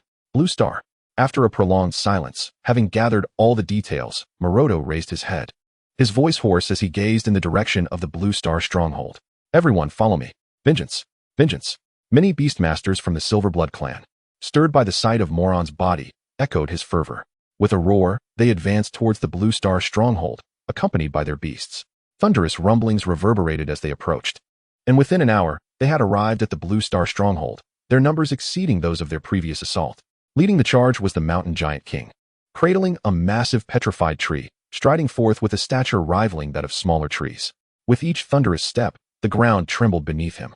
Chapter 3. Leave this one to me. Are they really coming? Within the Blue Star stronghold, as the Silverblood clan launched their concerted attack, scouts had already returned from afar to report the impending threat. Upon learning that the Silverblood clan was indeed advancing, Gu Qinghe's eyes sparkled with excitement. After a day of recuperation, he was eager for another clash with the Silverblood clan. Furthermore, during this time, additional reinforcements from Blue Star had joined their ranks in the ancient God Star, intensifying his battle fervor. Su Changjin, is your Golden Stone Buddha ready? He turned to his companion. Absolutely. Su Changjin replied confidently, my Golden Stone Buddha excels in defense. Although it may not match the Mountain Giant King in strength after its ascension to Black Iron rank, it can certainly hold it off for a while. In the meantime, focus on eliminating as many of the Silverblood clan's other Beastmasters and their beasts as possible. Excellent. Gu Qinghe clapped his hands together, brimming with enthusiasm. Then let us proceed as such. After the battle commences, the four of us, myself, Yi Xian, Jia Jingdao, and Song Jia, will charge directly towards the Silverblood's black iron beasts. Yi Xian stood beside them, silent yet contemplative. Gu Qinghe's strategy posed no significant issues, and having reviewed Su Changjin's upgraded Buddha's attributes, Yi Xian was aware of the truth in Su Changjin's words. The Buddha, even after its upgrade, retained its 5-star quality for the skill Golden Stone Buddha body, proving itself to be a formidable defensive beast. Even the imposing Mountain Giant King of the Silverblood clan would likely struggle to overcome Su Changjin's Golden Stone Buddha in a short span. At the same time, Song Jia stood a short distance away, having regained her former beauty, yet she seemed hesitant to meet Yi Xian's gaze. Her words diminished in number. It appeared she had yet to fully recover from the sudden lash of the whip from Xuan and the ferocious roar of the Overlord Beast. Casting a shadow over her spirit, Yi Xian felt a pang of concern. He hoped this seemingly dazed girl would not be irrevocably broken by her experiences. With a resounding rumble, as discussions continued, the ground shook violently, heralding the emergence of the Silverblood clan's Beastmasters and their beasts from the forest. Leading the pack was none other than the Mountain Giant King, clutching a petrified tree, eyes ablaze with battle fervor, clearly eager for the confrontation. However, the most striking figure among the Silverblood clan was Maroto, who, holding Moron's body, glanced at Yi Xian and the others, his voice low and gravelly. Which of you killed my brother? He spoke in the language of the beast world, a tongue familiar not only to the people of Blue Star, but also learned as a second language by various life forms across the cosmos. Yi Xian and the others exchanged bewildered glances, unsure of the implications. Only Yi Xian had previously slain an assailant, the shadow purple lightning ferret, while the others had not even left the camp. As thoughts swirled, numerous gazes turned towards Yi Xian. It is you. Upon noticing the stares from Gu Qinghe and others, Maroto's attention swiftly shifted to Yi Xian. He chuckled darkly. Yet, upon perceiving Maroto's gaze, Gu Qinghe beside Yi Xian sneered disdainfully. You worthless scion of the Silverblood clan. Do not presume that none among us would dare to strike at your brother. Even if we did, what would you do? Kill. At his command, Maroto's expression turned icy. Without further ado, he raised his hand, directing the throng of Beastmasters behind him to unleash their beasts upon the side of Blue Star. Boom. Leading the charge was his Mountain Giant King, hurtling forward with unyielding determination. Kill. As the Silverblood clan initiated their assault, the Beastmasters from Blue Star promptly summoned their own beasts to retaliate against the Silverbloods. Among them, Yi Xian's Dominator Dragon, Gu Qinghe's Thousand Shadows Clearwind Crane, and Jia Jingdao's Straw Goose soared into the skies, targeting the adversary's beasts. Song Jia's Toxic Forest Green Lizard King pursued a Golden Viper, while Su Changjin's Stone Buddha took a bold step forward, charging directly at Maroto's Mountain Giant King. Has it also advanced to the Black Iron level? Yet. Before my Mountain Giant King, it is merely courting death. Observing Su Changjin's Stone Buddha advancing towards his Mountain Giant King, Maroto sneered and gestured forward. In the next moment, the Mountain Giant King, poised to clash with Su Changjin's Stone Buddha, felt an overwhelming surge of power course through its body. Roar. Awash with this sudden influx of strength, it bellowed, raising the petrified tree in its grasp to strike down upon the Stone Buddha, which stood 4 to 5 meters tall. Boom. In response to the Mountain Giant King's strike, the Stone Buddha radiated a golden light, bracing itself with one hand, prepared to absorb the blow. Wait. However, from the rear, as Su Changjin beheld the impending strike from the Mountain Giant King, his expression shifted dramatically. He realized that this blow was inexplicably swifter than the one from a day prior. As the petrified tree descended, the fallen leaves within a 10-meter radius soared into the air, with even some pebbles caught in the chaos, creating a scene reminiscent of a tempest. Boom. Yet, by the time Su Changjin registered this, it was already too late to direct the Stone Buddha to evade the attack. In the next instant, he was met with a resounding crash as his stone Buddha was sent sprawling backward by the mountain giant king's strike. Crack! In a heartbeat. The stone Buddha's surface was marred by shocking fissures, as if it were on the verge of shattering entirely. Even its attempts to rise from the ground were futile. What is happening?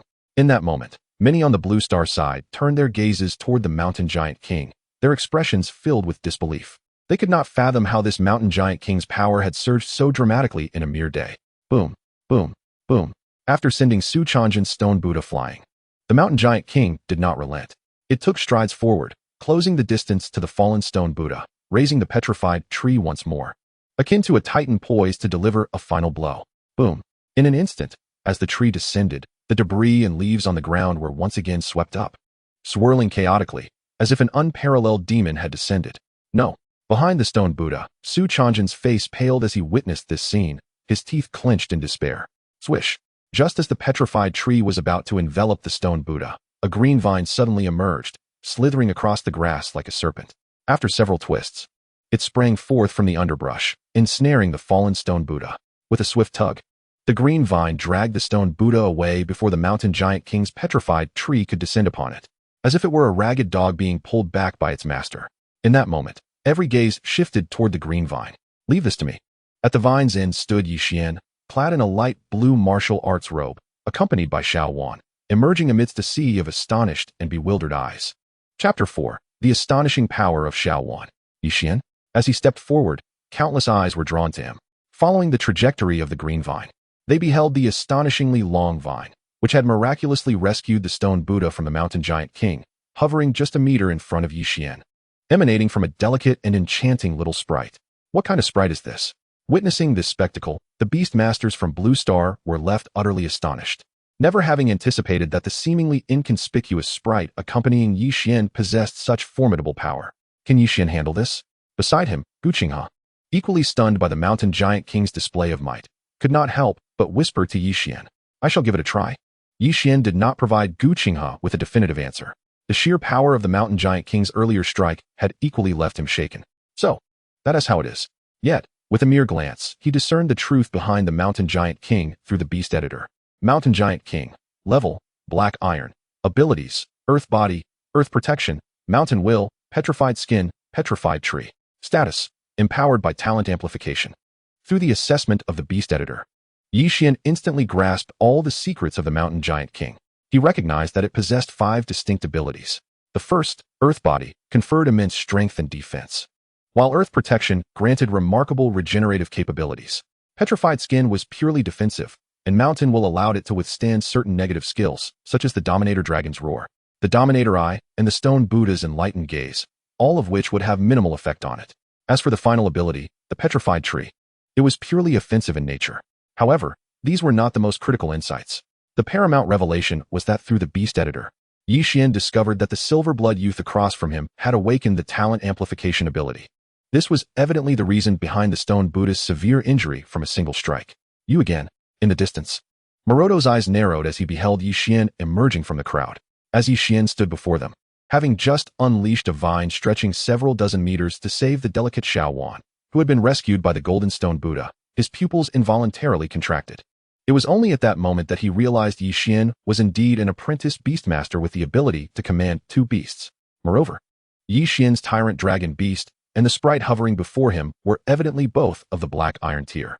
This led him to suspect, albeit subtly, that Yixian might have ascended to the same rank as himself, the black iron level. Upon this realization, an alarm rang loudly within his heart. He speculated whether Yixian had also awakened his innate beastmaster talents, but he reassured himself, this beastmaster from Blue Star, even if he had awakened such talents, might not possess the capability to perfectly match his beasts as he did. Taking a deep breath, he no longer hesitated. He commanded the mountain giant king to stride forward, charging directly toward Yixian. Boom. In an instant, the colossal form of the mountain giant king, towering 6 or 7 meters high, stomped the ground, creating a thunderous sound akin to a small mountain, rapidly closing the distance to Yixian to a mere 20 meters.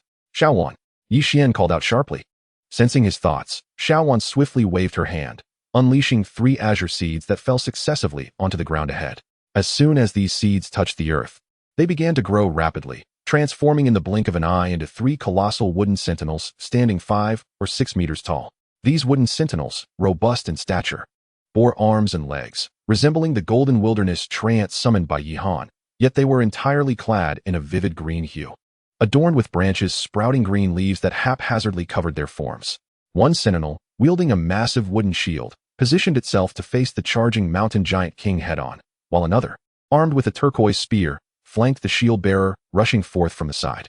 The third sentinel, its back bristling with glossy black wooden javelins, stood before Yixian and Xuan like a seasoned general bearing an array of banners. As the other two sentinels charged forward, it reached behind to grasp a black javelin, aiming it squarely at the watchful Maroto. Whoosh! The javelin shot forth, slicing through the air like a shooting star, leaving a distinct trail as it hurtled toward Maroto. Be careful! A fellow beastmaster beside Maroto reacted swiftly, shoving him aside just in time. Simultaneously, a massive diamondback viper lunged forward, raising its tail and sweeping it like a steel whip, deflecting the javelin launched by the wooden sentinel with a resounding thwack. Damn it! Maroto's brow twitched at the sight. He had not anticipated that a mere Treant guardian summoned by Yixian could attack from such a distance. Alarmed, he quickly ordered his subordinates to retreat a few steps. Boom! As they withdrew, the mountain giant king in the distance lifted a petrified tree, and under the influence of its power amplification ability, it brought it crashing down. Divine Vine armor. Just as the petrified tree was about to collide with the wooden shield sentinel, Xuan waved her hand, causing a vine to sprout from afar. It swiftly enveloped the wooden sentinel, transforming into the Divine Vine armor. This armor not only encased the sentinel, but also entwined itself around the wooden shield it held, creating an artistic mesh of green vines across its surface. Boom! Amidst the dust and debris, the petrified tree of the mountain giant king finally struck the wooden sentinel's great shield with a resounding crash. Crack! The impact caused the shield sentinel to stagger, retreating several steps under the overwhelming force. Once it halted, everyone could see that despite being wrapped in the Divine Vine armor, the wooden shield bore a significant crack, and several parts of its body had also sustained damage. Impressive. Yixian observed the sentinel's injuries with a glimmer of astonishment in his eyes. He had not expected the mountain giant king's augmented strength to be so formidable. It was crucial to note that the divine wood sentinels summoned by Xuan were not mere low-tier black iron creatures. They were all mid-tier black iron beings. Just like Xuan herself. Yixian. Behind him, Gu Qinghe's expression changed dramatically upon witnessing the scene. He was about to call out to Yixian to devise a new strategy, if things took a turn for the worse. He contemplated recalling his Thousand Shadow Clear Wind Crane and Yixian's Tyrant Dragon Beast. Haha. My power amplification talent and the Mountain Giant King indeed make for an exceptional combination. Meanwhile, Maroto's eyes gleamed with excitement upon witnessing the spectacle. Divine Wood Spirit Technique. However, as Maroto's confidence surged amidst the Blue Star faction's dwindling morale, Xuan, seeing the wooden sentinel injured, waved her delicate hand, sending a surge of vibrant green energy toward the wounded wooden sentinel. In an instant, the sentinel, once marred with injuries, was restored to its pristine state, as if it had never been harmed at all. Even the wooden shield it held returned to its original condition. Boom. Concurrently, the wooden sentinel armed with a massive spear burst forth from the side, thrusting the spear like lightning toward one of the mountain giant king's stone eyes. Bang! As the wooden sentinel's spear aimed toward him, the mountain giant king's solidified eyeball shifted, its eyelid drooping. With a deafening thud, the spear struck against the eyelid. However, the mountain giant king's petrified skin boasted formidable defensive capabilities, allowing it to transfer localized damage throughout its body. The spear merely caused a tremor as it struck, shedding several pounds of grayish-white petrified skin. To a creature of its size, with its extraordinary regenerative abilities bestowed by the earth, that amount was inconsequential. Excellent. Yet at that moment, no one among the Blue Star faction paid heed to the wooden sentinel's triumph. All eyes were fixated, astonished, on the fully restored wooden shield sentinel. Little Wan's extraordinary abilities took everyone by surprise. Not only could she summon 3 formidable guardian Treants, but she also possessed a remarkable spiritual technique that could heal the grievously wounded Treants in the blink of an eye. As the onlookers pondered this, Little Wan waved her hand once more amidst the battle, releasing a vibrant surge of green energy that soared towards the Golden Stone Buddha, located several meters away. Upon contact, the Golden Stone Buddha trembled twice before gradually rising from the ground. The fissures adorning its body swiftly began to close, and judging by the speed at which the cracks mended, it was likely that within 3 to 5 minutes, it would completely restore its former state. This delay was primarily due to its unique constitution, which did not perfectly align with the attributes of Little Wan's divine wood technique. Had the Golden Stone Buddha been crafted from wood as well, it would have likely healed instantaneously, akin to the Guardian trance. As the Golden Stone Buddha regained its footing, its imposing aura surged, rapidly restoring a significant portion of its combat prowess. Beside it, Xuan couldn't contain his delight upon witnessing this transformation. His gratitude evident as he turned to glance at Yixian and Little Wan. However, from a distance, Maroto's fury ignited at this scene. He had not anticipated that Yixian's other summoned beast would prove even more formidable than the Dominator Dragon Beast, especially in such a critical setting. If his Mountain Giant King were detained, it would severely impact the Silver Blood Clan's chances in this battle.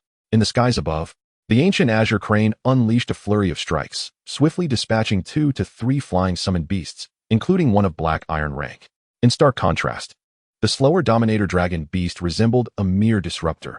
Wherever its massive wings unfurled, the flying beasts of the Silver Blood Clan fled in terror.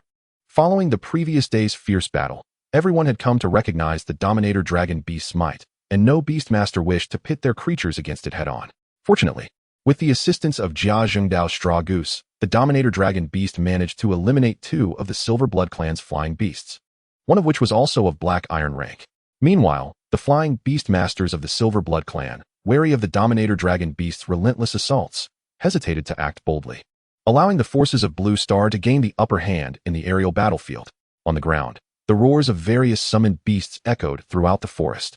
Ironclad Bull, Steel-Haired Porcupine, and other larger beasts rampaged, clashing violently. Trees toppled with thunderous crashes, while blade-armed mantises and spotted demon spiders showcased their agility, filling the forest with the silhouettes of various creatures. Nevertheless, with the Mountain Giant King ensnared by Little Wan, Blue Star's side boasted the toxic Forest Green Lizard King led by Song Jia, alongside the rejuvenated Golden Stone Buddha of Xuan.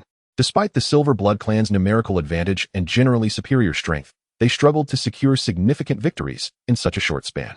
In the midst of the battlefield, the Mountain Giant King, frustrated by its inability to vanquish the Wooden Shield Trant, let out a powerful roar. Under Maroto's command, it shifted its focus, aiming to bypass the Divine Wood Guardian and target other summoned beasts of Blue Star. However, just as it swung a massive tree to clear the path, Little Wan seemed to sense its intentions. With a swift motion, she unleashed a Divine Wood Vine whip that shot out like a serpent, ensnaring the Mountain Giant King's thick, petrified legs and binding it in place.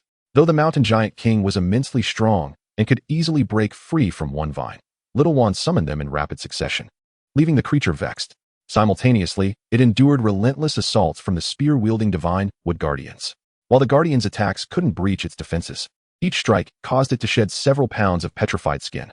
The speed of the Divine Wood Guardians was astonishing, and despite the Mountain Giant King's remarkable regenerative abilities, it had already lost a considerable amount of weight in a brief period. Meanwhile, the spear-wielding Divine Wood Guardians summoned by Little Wan hurled powerful javelins toward the Mountain Giant King, further accelerating the shedding of its petrified skin. With dozens of jet-black javelins strapped to its back, the Guardian could regenerate new ones after expending its arsenal. Maroto seethed with rage, utterly blindsided by the unexpected turn of events. His confidence had swelled with the hope of swiftly overwhelming Blue Star's stronghold, only to find himself thwarted.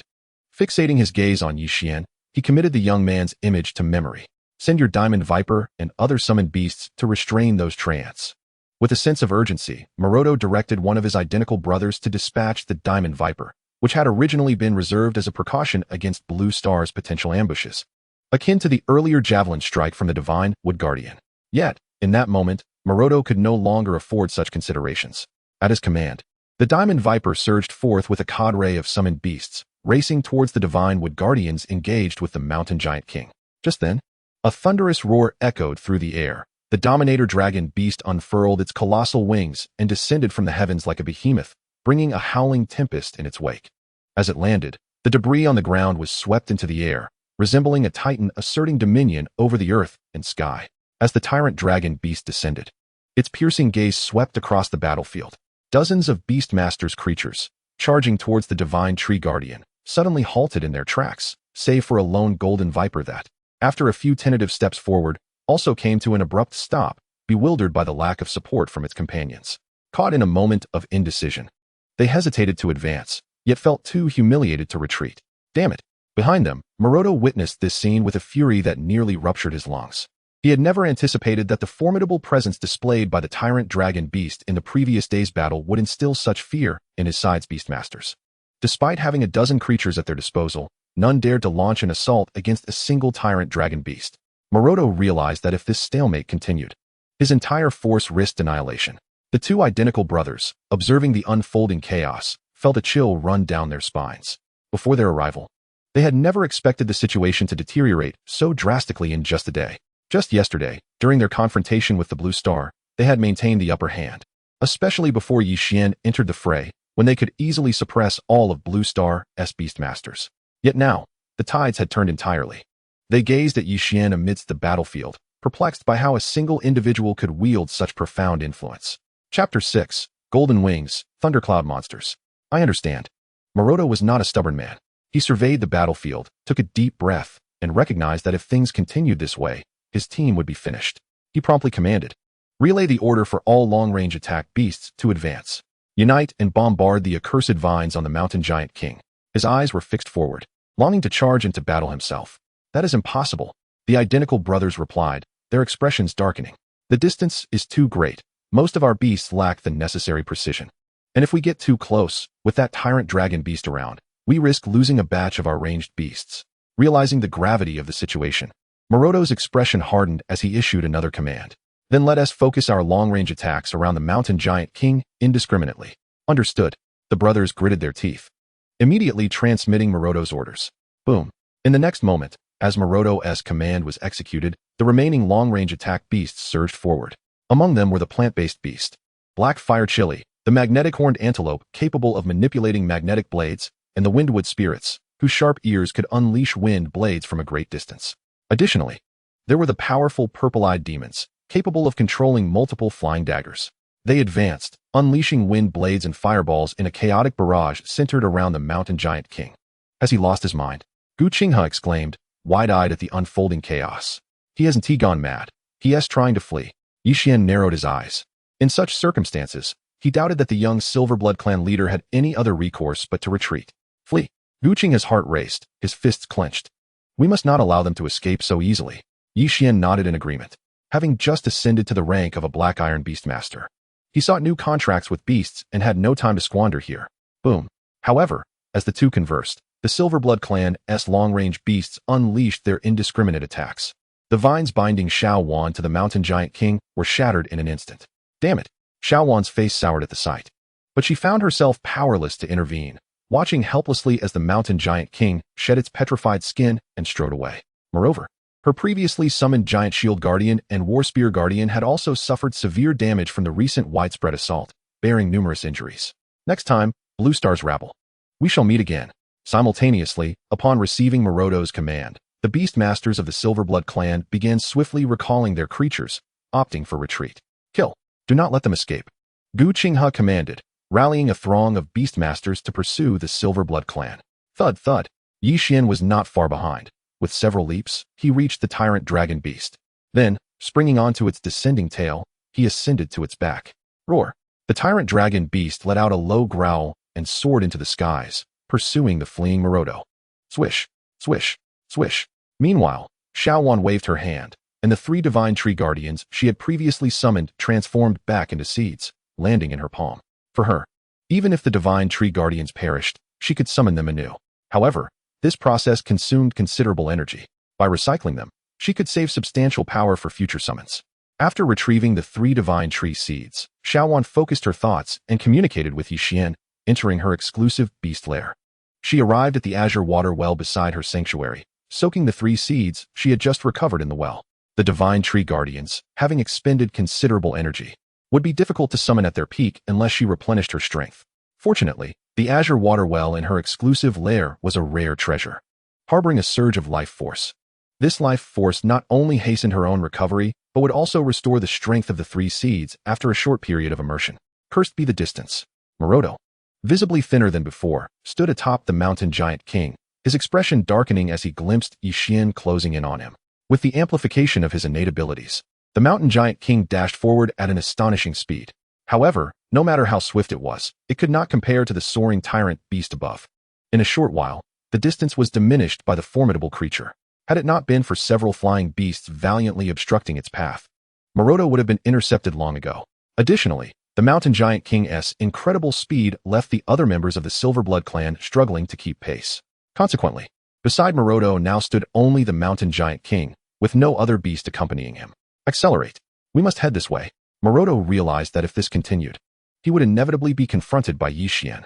Thus, he cast a swift glance, prompting the mountain giant king to alter its course, racing towards the nearby Thunder Forbidden Zone. This area was perpetually bombarded by thunder, a truly astonishing spectacle. Yet, it was, in fact, accessible. Apprentice-level beast tamers could enter without encountering danger. Its existence was merely to prevent higher-level beast tamers from encroaching upon lower-level territories. However, those like Maroto, who had transcended to the black iron level within the apprentice zone, could traverse the Thunder Forbidden Zone unscathed. At this moment, Maroto aimed to traverse the Thunder Forbidden Zone and venture into higher-level territories. The Silverblood clan, in terms of both strength and population, vastly outnumbered that of the Blue Planet. Should he successfully cross the Thunder Forbidden Zone and reach other regions, he might even encounter his kin. Behind him, Yixian frowned slightly upon witnessing this scene. After a brief hesitation, he urged the tyrant beast to follow Maroto into the Thunder Forbidden Zone. Boom. The instant he entered the Thunder Forbidden Zone, a bolt of lightning struck the ground 2 meters away, creating a deafening sound akin to thunder erupting from the earth. It blasted a crater the size of a bowl, sending stones flying several meters into the air. Are you seeking death, daring to pursue me here? Once I enter the higher-level region, there will undoubtedly be high-level beast tamers from my Silverblood clan waiting. At that time, I shall ensure your dismemberment. Maroto's expression changed as he saw Yixian following him into the Thunder Forbidden Zone, and he could not help but shout defiantly. High-level beast tamers from the Silverblood clan? Yixian scoffed. That is contingent upon your ability to reach there first. At this moment, he was approximately 140 to 50 meters away from Maroto. With the speed of the tyrant beast, he would soon close the gap by several meters. At that point, he would summon Xuan from a distance of 100 meters, making it implausible for Maroto to escape. Damn it! Maroto cursed furiously, urging the mountain giant king to accelerate once more. If he did not, he feared that he would not make it into the higher-level region. Boom. Just then, a purple bolt of lightning suddenly struck down from 2 meters to the right of Maroto. This colossal lightning shattered a stone half a meter in size upon impact, sending countless small stones flying. One of these stones struck Maroto's cheek, causing his face to twitch in irritation. Damn it, I'll have you all pay for this.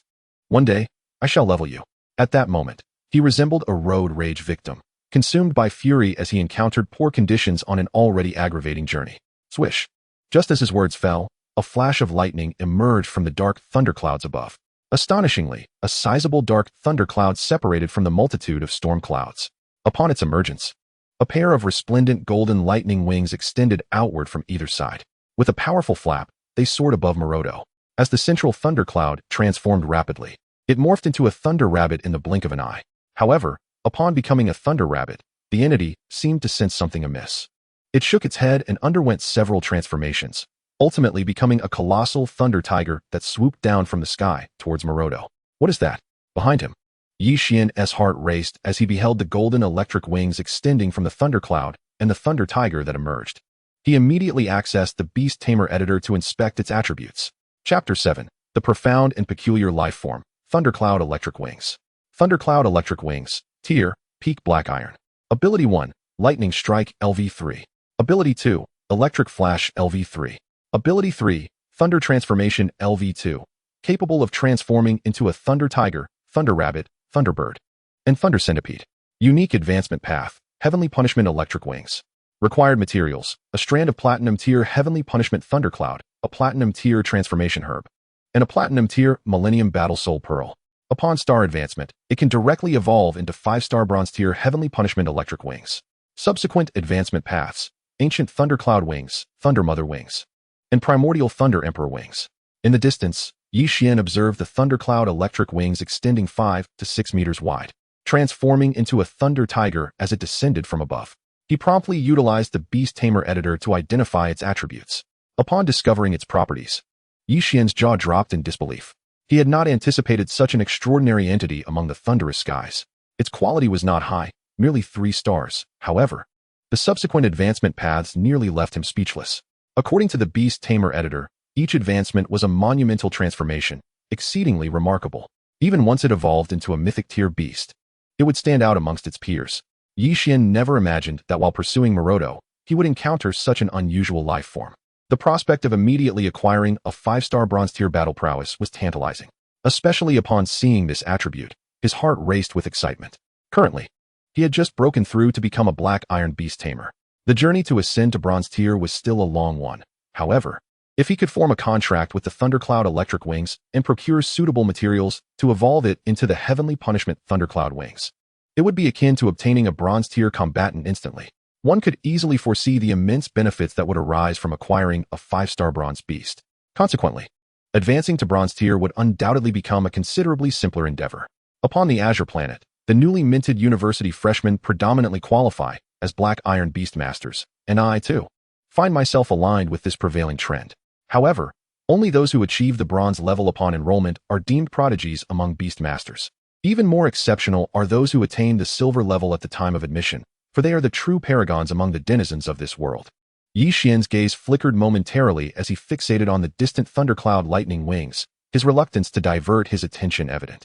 Yet, it seemed that the resources necessary for its ascension were rather elusive. If I were to form a contract with it, prudence would be paramount, Yi Xian mused inwardly. What could this be? As Yi Xian pondered, the distant Maroto also detected the anomaly. Upon lifting his head, he beheld the thundercloud lightning wings morphing into a thunderous tiger, descending from the heavens toward him.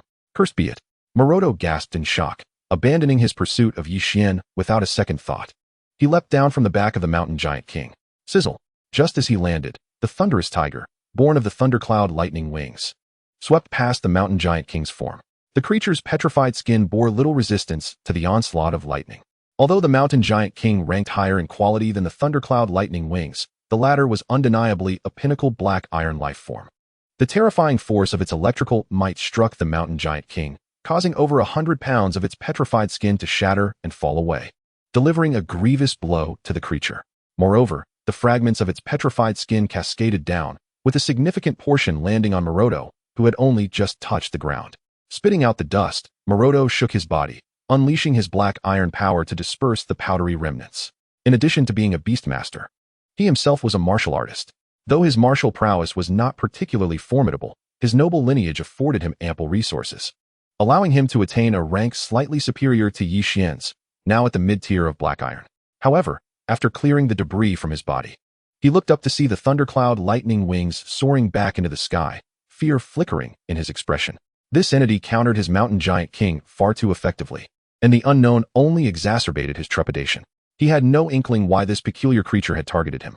Could it be due to his earlier mockery of lightning, proclaiming he would eradicate all lightning from this place? What a ludicrous thought. As he contemplated this, he suddenly noticed Yi Xian, who had been trailing him, now riding the tyrant dragon beast, drawing within 100 meters of him. Without a moment's hesitation, Yi Xian commanded the tyrant dragon beast to unleash a cross-shaped amber tyrant dragon slash upon him from an elevated position.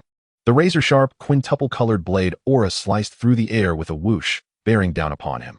Despite being a mid-tier black iron martial artist, Maroto dared not confront the tyrant dragon's strike head-on. He could only hastily position the mountain giant king to shield himself. Boom! The mountain giant king stood resolute, swinging its petrified tree limb to intercept the amber tyrant dragon's slash. Sizzle! Just as it successfully deflected the tyrant dragon's assault, the thundercloud lightning wings, with a sudden flash, transformed into a massive centipede over 10 feet long, its electric wings thrumming as it surged once more toward Maroto. Damn it! Maroto cursed vehemently, utterly bewildered as to why this creature had fixated on him. With the thundercloud lightning wings approaching, he had no choice but to dart between the legs of the mountain giant king. Its towering stature offered ample space, and Maroto felt no constriction, even as he nestled beneath it. Boom! As Maroto concealed himself between the giant's legs, the descending thundercloud lightning wings unleashed a massive bolt of lightning upon the mountain giant king. In an instant, another 100 pounds of petrified skin fell away, and the giant's immense form trembled perilously, nearly toppling over. Although it lacked sensation, the repeated assaults had begun to take their toll. Its strength diminished significantly, and even its life essence had ebbed away by more than half. It was evident that should such attacks persist, even it would succumb to the ground. Listen, I am the son of the Stone Lord of the Silverblood clan, and my father is a king-level beastmaster. Should you slay me today, he shall not let you go unpunished. Sensing the dire state of the mountain giant king, Maroto, who had been brimming with confidence and intent on subduing the Blue Star outpost, was now thoroughly panicked. Standing beneath the giant, he gazed at Yi Xian, his voice rising in a desperate howl. So, if I were to slay your brother, your father would spare me? Yi Xian retorted with a cold laugh. In the next moment, with a mere thought, he summoned Xuan from a distance of 20 to 30 meters behind Maroto. Whoosh! As soon as Xuan manifested, she darted along the ground, unleashing a verdant vine that snaked toward Maroto with serpentine swiftness, ensnaring his body in the blink of an eye. Maroto's countenance paled as he beheld the sudden appearance of the spirit wood vine. He turned his head, desperation etched on his face as he locked eyes with Xuan, silently pleading for mercy. Yet, Xuan harbored no compassion within her heart. With a flick of her will, the spirit wood vine tightened its grip. Boom! As Maroto felt the vine constricting rapidly, he instinctively summoned his black iron power to escape its grasp. Whoosh! Observing this, Xuan waved her hand, and the spirit wood vine yanked Maroto from the shelter of the mountain giant king's legs, lifting him skyward with a powerful shake. Whoosh!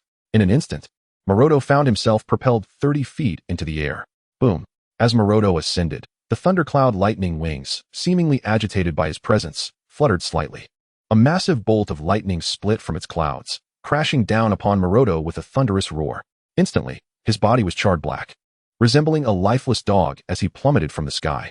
With a resounding thud, he landed heavily on the ground. Chapter 8, Direct Assault. Boom! As Moridoro fell to the ground, the mountain giant king, clutching a petrified tree, could finally endure no more. With a thunderous crash, it collapsed onto the earth. Swiftly, Xuan, observing Moridoro's lifeless form, summoned forth a vine whip of the divine wood, darting forward to entwine Moridoro's body, tightening its grip with rapidity. Much like she had done with the shadowy purple lightning weasel before. This was to ensure Moridoro's complete demise, preventing any feigned death tricks that could lead to a surprise attack on herself and Yixian. One must eradicate the roots of the problem. To kill is to behead. Having perused numerous tomes, she understood this principle all too well. Crack! As Xuan executed her plan, fissures suddenly appeared on the body of the fallen mountain giant king. It seemed that only at this moment did it truly succumb to death. A cold smirk escaped Xuan's lips upon witnessing this scene, as if to say, indeed, being cautious proves to be wise. However, even after ensuring the demise of both Moridoro and the mountain giant king, she dared not let her guard down. With a flicker of thought, she soared into the air, swiftly returning to Yixian's side. Raising her delicate head, her gaze fell upon the storm clouds and lightning wings in the sky. This peculiar entity had appeared abruptly before, aiding them in vanquishing Moridoro. Yet none could fathom its intentions or whether it might turn against them as it had done with Moridoro.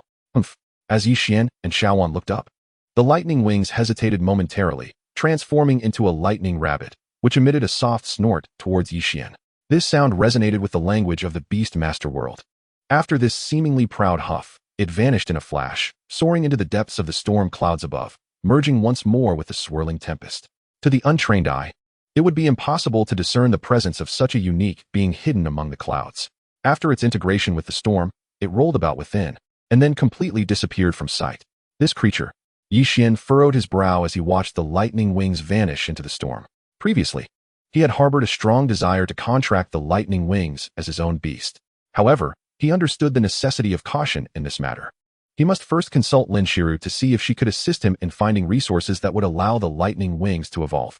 If not, he would have to endure the pain of relinquishing this opportunity. After all, the resources capable of elevating the lightning wings were evidently extraordinary, and he had no desire to bond with a beast incapable of advancement in the near future. Even without the lightning wings, he believed he could discover a more suitable beast for himself. Contemplating this, he instructed Xuan to gather any valuable items from Moridoro's corpse and the beast orb extracted from the mountain giant king's body. He then commanded the tyrant dragon beast to carry Moridoro's remains in its mouth, flying toward the outskirts of the thunder-forbidden zone. With a powerful flap of its wings, the tyrant dragon beast emerged from the thunder-forbidden zone, although it could not sustain prolonged flight. Every kilometer it traversed necessitated a brief landing to recuperate before taking off again. Nonetheless, its speed remained astonishingly swift. Amidst the forest, the cacophony of battle cries echoed as some slower silver-blood beast masters were intercepted by the blue star beast masters. Each one was driven to madness. Yixian, standing atop the tyrant dragon beast, looked down and soon spotted a silver-blood beast master wielding a battle knife, engaged in a frenetic struggle with his two-headed demon against two blue star beast masters. The silver-blood beast master was drenched in blood, his own and that of others. The two blue star beast masters, upon witnessing his state, were filled with trepidation, reluctant to press the attack too fiercely. At this sight, Xuan, perched on Yixian's shoulder, flicked her hand, launching a divine wood vine emperor spear. The sharp wooden spear whistled through the air, reaching the silver-blood youth in the blink of an eye.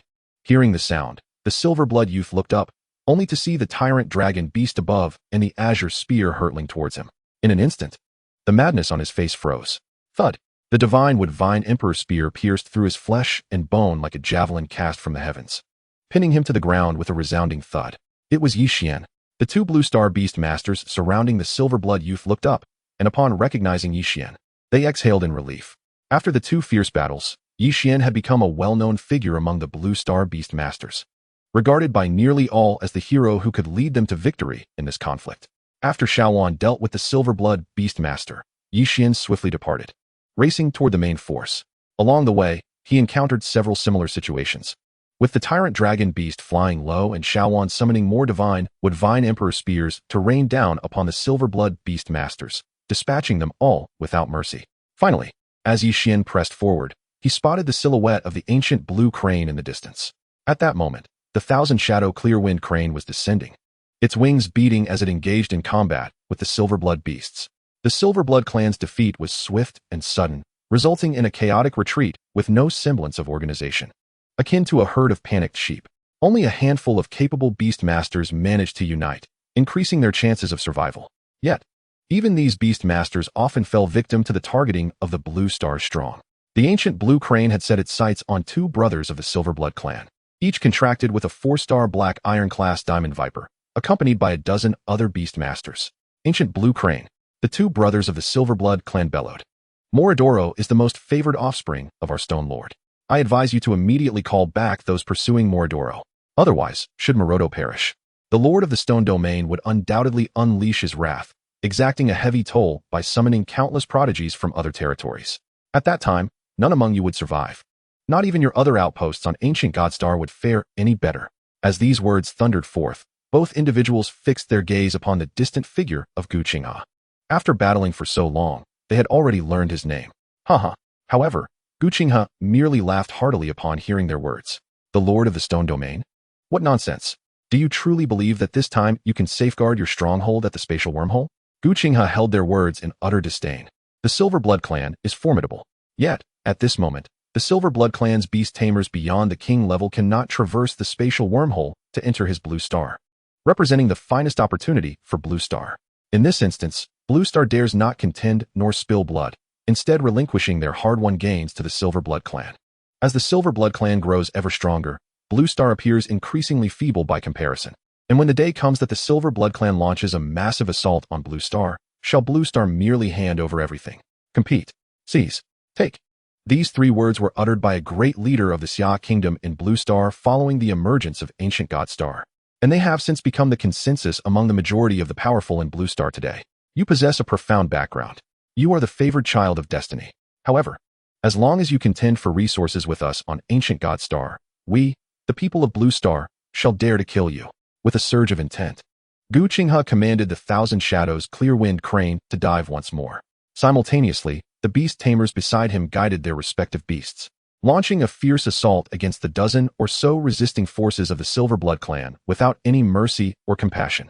Damn it! The identical brothers observed this scene with fury boiling in their hearts. Yet, faced with the renewed onslaught of the Thousand Shadows Clear-Wind Crane and other beasts, they could only fight while retreating, hoping that beast tamers from other locations would swiftly return to their stronghold. They intended to inform the Lord of the Stone Domain through the spatial wormhole, allowing him to dispatch reinforcements promptly. They believed that their lord would not remain indifferent upon learning of the demise of his third son and the peril faced by his second son. As for themselves, they were confident that with their combined strength and cooperation, they could withstand the assault from Gu Qinghe and his comrades long enough to return to their stronghold. Roar! Just as they contemplated this, a dragon's roar echoed, and in the distance, a colossal creature with rapid wing beats appeared against the horizon, seemingly clutching a figure in its maw. You are too slow. Yixian stood atop the back of the Dominator Dragon Beast. With a few powerful flaps of its wings, he soared above the crowd. He finally caught sight of Gu Qinghe, who had been unable to subdue the identical brothers for so long. With a flicker of thought, he instructed Xuan to throw 3 seeds down as they passed overhead. Whoosh, whoosh, whoosh. As the 3 seeds touched the ground, 3 massive Divine Wood Sentinels materialized at the center of the identical brothers' formation, instantly plunging their ranks into chaos. However, Yixian did not witness this unfolding scene. At that moment, He had already steered the Dominator Dragon Beast over a hillside, charging directly toward the stronghold of the Silverblood clan. He had squandered far too much time on Ancient Godstar and was resolved not to waste any more. This time, he intended to strike at the heart of their lair.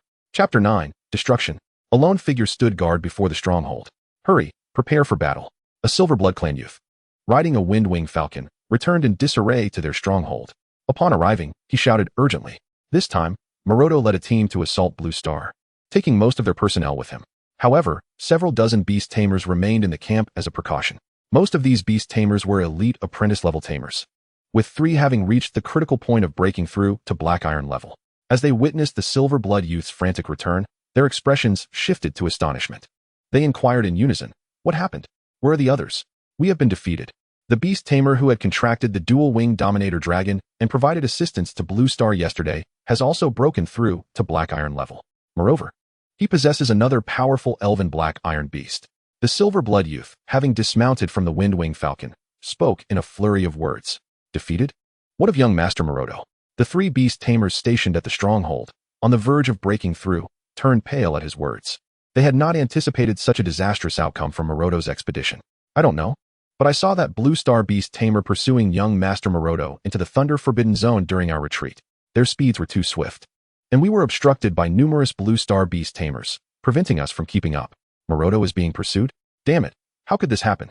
Quickly, send someone back to the Stone Domain to inform the Lord. The Silverblood clan beast tamers were all taken aback, fervently praying for Maroto's safety. If anything were to happen to him, their return to the Silverblood clan would not bode well. The leader among those remaining at the stronghold acted swiftly, issuing orders for someone to return to the Stone Domain and notify the Lord while instructing the others to prepare for battle with all their might. Whoosh, whoosh. As they made these preparations, a flock of flying beasts that had evaded the pursuit of the Blue Star beast tamers returned, carrying their respective riders from afar. Huh, whose beast is that? I've never seen one so large.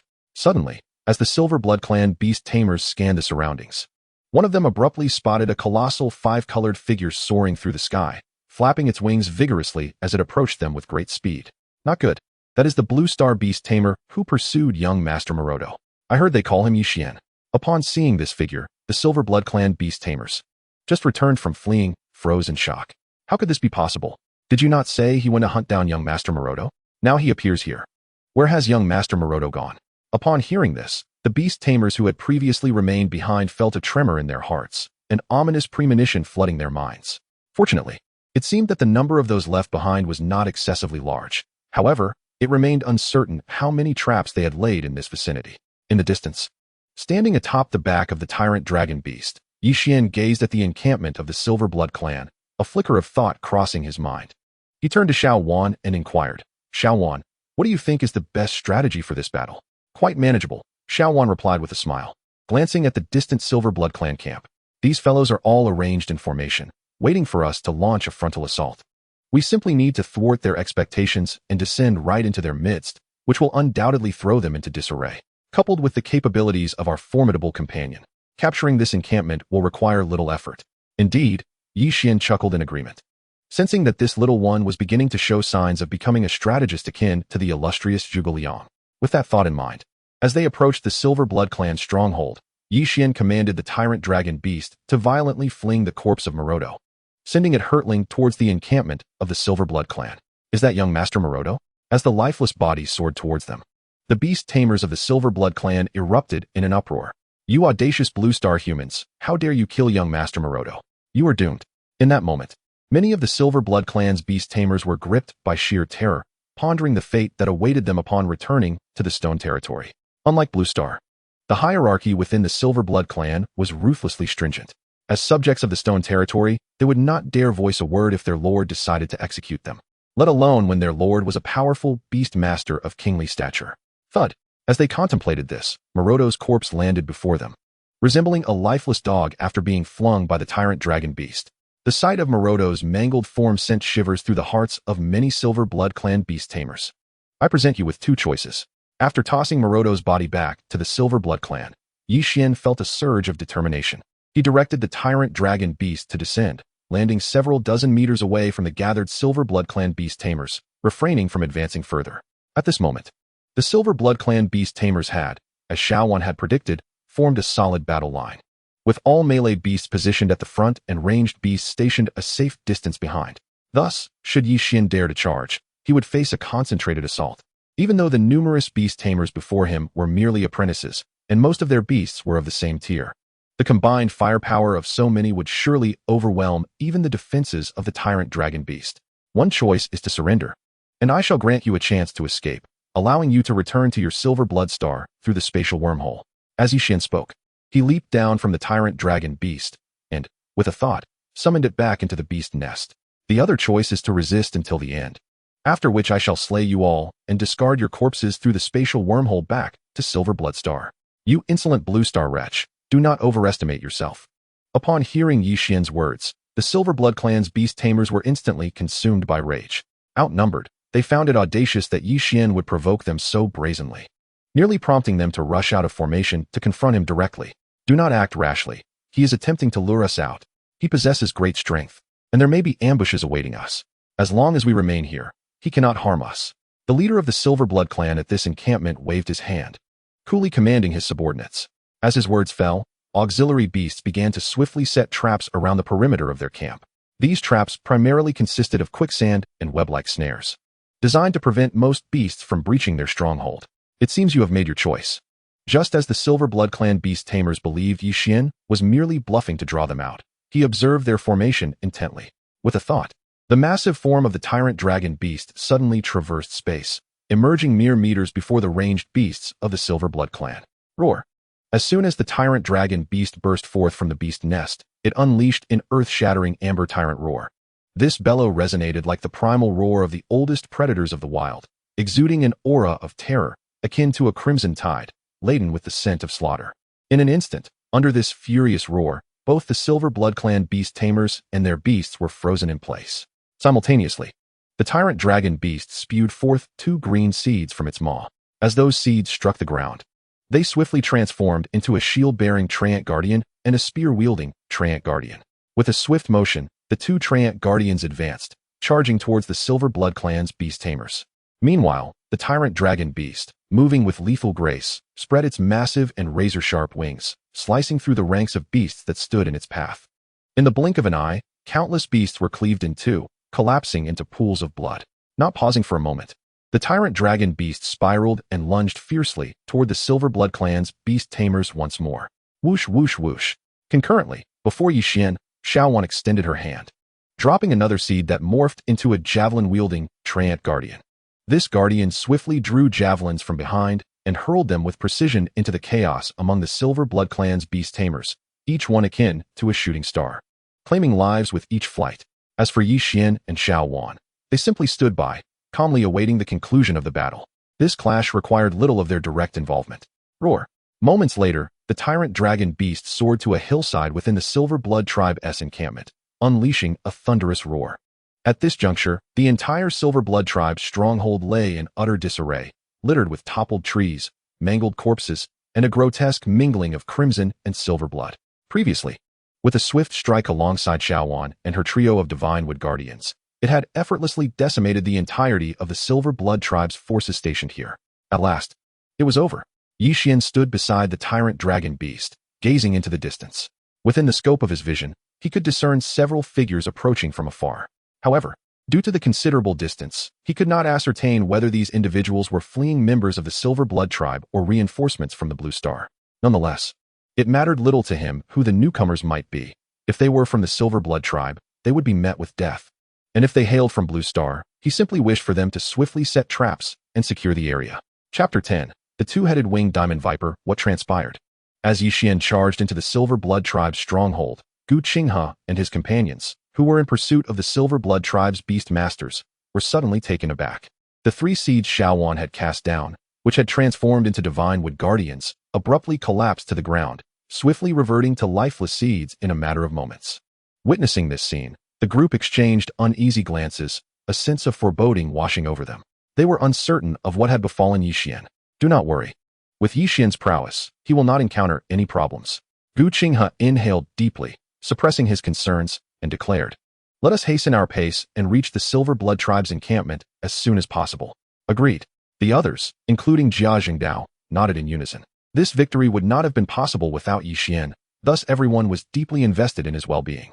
Meanwhile, one of the identical Silver Blood tribe brothers, racing ahead, also noticed the situation behind him. What is happening? Could it be that the Yixian who had previously pursued Maroto has encountered some misfortune? A sinister glee flickered across his face as he considered this. At that moment, not a single Silver Blood tribe beast master remained by his side. Even his elder brother had chosen self-sacrifice to ensure his survival. Exhaling a heavy breath, he coldly murmured, "Fear not, brother. I, Kane Hong, swear that I will avenge you. I shall spare none of those Blue Star beast masters pursuing me. And that beast master named Yixian, one day, I will grind him to dust." With this thought, Kane Hong pressed down on the back of his two-headed diamond viper and swiftly propelled himself toward the Silver Blood tribe encampment. Kane Hong and his brother not only bore striking resemblance, but also shared a bond with their contracted beasts, all of which were diamond vipers. Originally a 5-star apprentice-level beast. Upon advancing to Black Iron rank, they fell to 4 stars. However, the diamond viper possessed a uniquely exceptional ability, usable only once in a lifetime. If one of 2 vipers of equal rank chose to sacrifice itself, it could merge with the other, evolving into a higher quality 2-headed diamond viper. It was precisely because his elder brother recognized the dire situation and willingly allowed his diamond viper to perish that Kane Hong managed to escape from Gu Qinghe and the others. As he approached, Kane Hong, riding atop the 2-headed diamond viper, swept over a hill and finally caught sight of the Silver Blood tribe's encampment in the distance. His expression brightened with joy, and he urged his mount to accelerate. With a powerful flap of its slender wings, the 2-headed diamond viper soared through the air. Due to its relatively small stature and delicate wings, its speed was noticeably superior to that of the tyrant dragon beast, and even slightly outpaced Gu Qinghe's 1,000-shadow Qingfeng crane. Thus, in mere moments, Kane Hong drew near to the Silver Blood tribe encampment. Suddenly, atop a large boulder on a hillside overlooking the encampment, Yixian spotted the approaching Kane Hong and paused momentarily. However, having previously assessed the attributes of the 2 brothers' diamond vipers, realization dawned upon him. Alas, yet another Black Iron 5-star beast is destined to perish at my hands. Sighing, Yixian slowly rose from his perch on the boulder. The tyrant dragon beast stood immobile beside him, resembling a vividly lifelike multicolored stone sculpture, akin to his most loyal guardian. At that moment, Kane Hong, having reached the vicinity of the Silver Blood tribe encampment, finally recognized the abnormality of the scene before him. He beheld rivers of blood flowing through the stronghold and heaps of disarrayed corpses.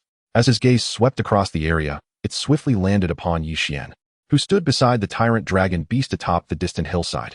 Yixian, at a height of merely 1.8 meters, appeared almost comically small in comparison to the imposing tyrant dragon beast, akin to a lamb standing beside an elephant. Yet, at that instant, Kane Hong perceived Yixian, unremarkable as he seemed, as a malevolent demon emerging from the depths of hell. "It's you. You are the one who slaughtered them," he exclaimed in disbelief. "This cannot be. How could a single individual breach and annihilate our encampment?" "Nothing is impossible," Yixian replied coolly. With that, he placed a hand upon the frigid amber scales of the tyrant dragon beast and leaped onto its back. In the next instant, the tyrant dragon beast unfurled its mighty wings, propelled by a formidable aura, and charged straight toward Kane Hong. Ah, the 2-headed diamond viper is indeed a remarkable beast. Yet alas, it has chosen the wrong master. As he closed the distance, Yixian regarded the flawless form of the 2-headed diamond viper beneath Kane Hong and sighed once more. "Humph, do not speak so boastfully. I am no longer the person I once was," Kane Hong retorted, his voice laced with disdain. "With your speed, you think you can catch me? That is nothing but a fool's dream." Observing Yixian on the back of the tyrant dragon beast charging towards him, Kane Hong scoffed dismissively. He then urged the 2-headed diamond viper, which elegantly arched its delicate wings, evading the tyrant dragon beast as it streaked through the air like a golden flash. He surged directly toward the spatial wormhole leading deep into the valley of the Silver Blood clan. In the blink of an eye, the distance between him and the wormhole had diminished to a mere 20 meters. "I will return," with a fierce determination etched on his face. Kane Hong clenched his fists and turned his gaze menacingly toward Yixian. "When the time comes, not only will I come for you, but also for your family, and every single person on your blue star." Suddenly, as he spoke with venomous intent, a spatial ripple stirred beside him. Xuan emerged quietly from the beast taming nest. Upon hearing Kane Hong's words, she lifted her chin slightly and summoned a green vine that shot forth like lightning, standing defiantly before Kane Hong. At that moment, Kane Hong was still fixated on Yixian, utterly oblivious to the impending threat ahead of him. Bang!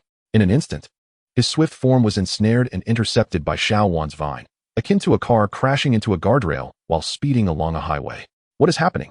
Feeling a jolt of excruciating pain coursing through his body, Kane Hong was taken aback. He quickly turned his head, only to witness his two-headed golden-scaled snake abandoning him, its wings flaring as it darted into the wormhole at the valley's end like a streak of golden lightning. Simultaneously, he beheld the culprit behind this turn of events, the green vine that had ensnared him. No. Witnessing this scene, Kane Hong's heart plummeted to frigid depths. He turned in horror to the distant figure of Xuan, perplexed by her unexpected arrival. However, Xuan, upon catching Kane Hong's gaze, paid him no heed. With a subtle tightening of her delicate fingers, the vine constricting Kane Hong's body suddenly tightened. Crack! The sound of his bones shattering echoed through the air. Yixian. At that moment, Gu Qinghe and others, riding their flying beasts, finally arrived at the scene. What is this? Upon reaching the Silver Blood Clan's encampment, they were met with a battlefield strewn with chaos, rivers of blood, and scattered remains. Their eyes widened in astonishment. Apologies for the disarray. It seems we have made quite the mess. I would appreciate your assistance in tidying up.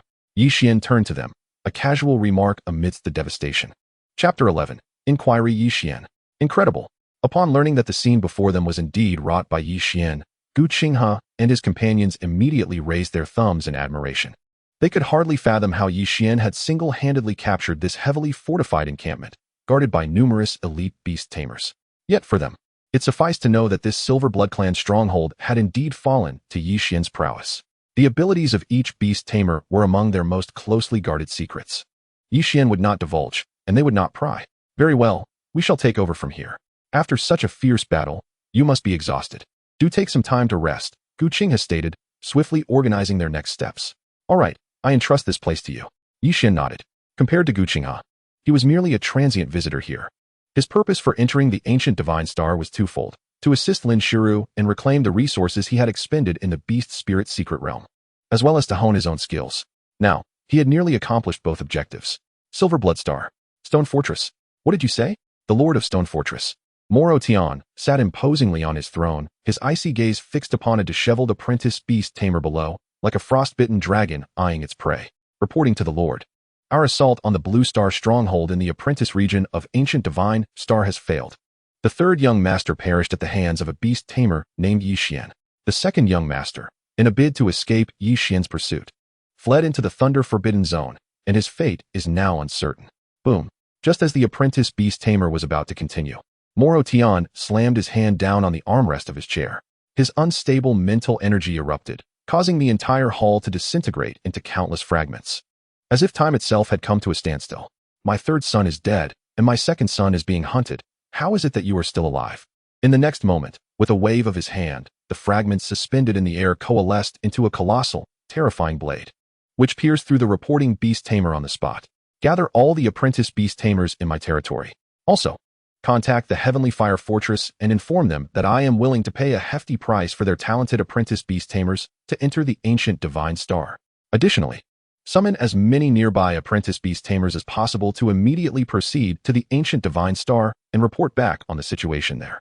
Moro Tian rose from his seat, striding toward the exit as he added, remember to give him a grand burial. Claim that he died in honor after achieving great merit for our stone fortress, and ensure his family is well cared for. Yes, my lord. An elder below quickly replied, bowing his head.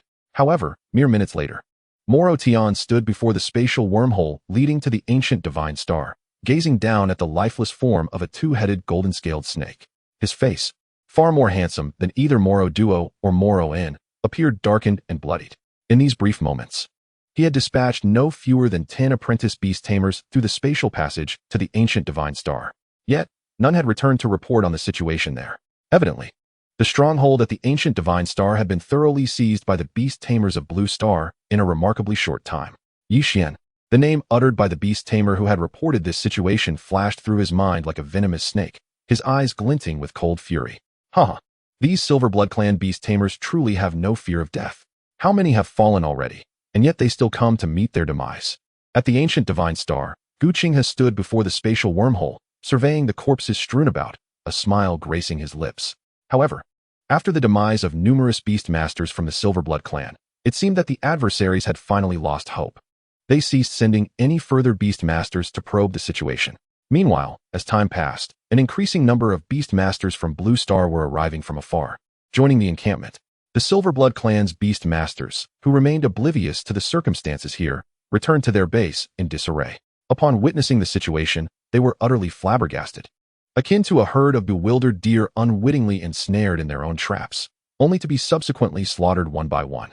After a period of rest, Yi Xian observed that the Beast Masters from Blue Star had nearly finished their arrangements at the spatial wormhole leading to Silver Blood Star.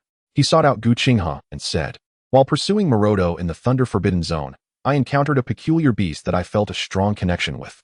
Moreover, after meeting this beast, I received a secret inheritance containing methods for its ascension. However, the resources required for its evolution are rather rare. Therefore, I wish to ask for your assistance in finding someone to inquire with Teacher Lin back on Blue Star to see if she could help me procure those resources." In truth, it would have been best for Yi Xian to approach Lin Shiru himself. However, he had already advanced to the Black Iron level Beastmaster.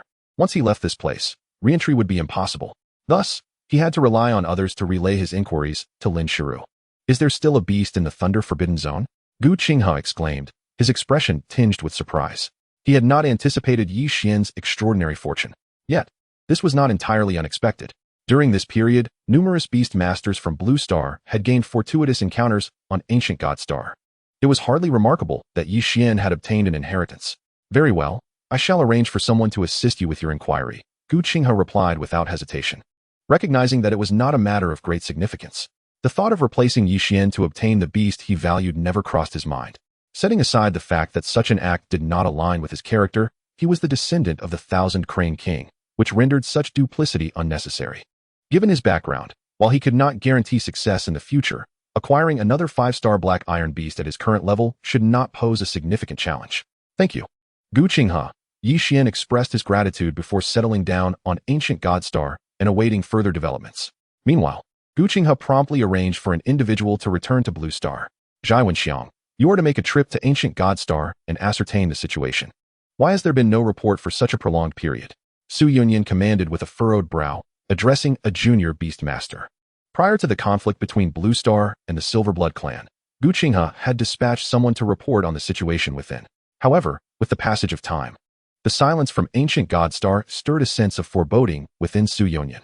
Simultaneously, Lin Shiru, standing beside Su Yunyan, wore a worried expression. She regretted agreeing to let Yi Xian enter Ancient God Star, considering his limited combat experience. Although reports had indicated that Yi Xian had managed to turn the tide and repel the forces from Ancient God Star, she still harbored concerns. She feared that, emboldened by his victory, he might act recklessly and fall into the traps laid by the Silverblood clan. Just as these thoughts crossed her mind, her brows suddenly lifted as she noticed a junior beast master emerging from the spatial wormhole, drenched in sweat.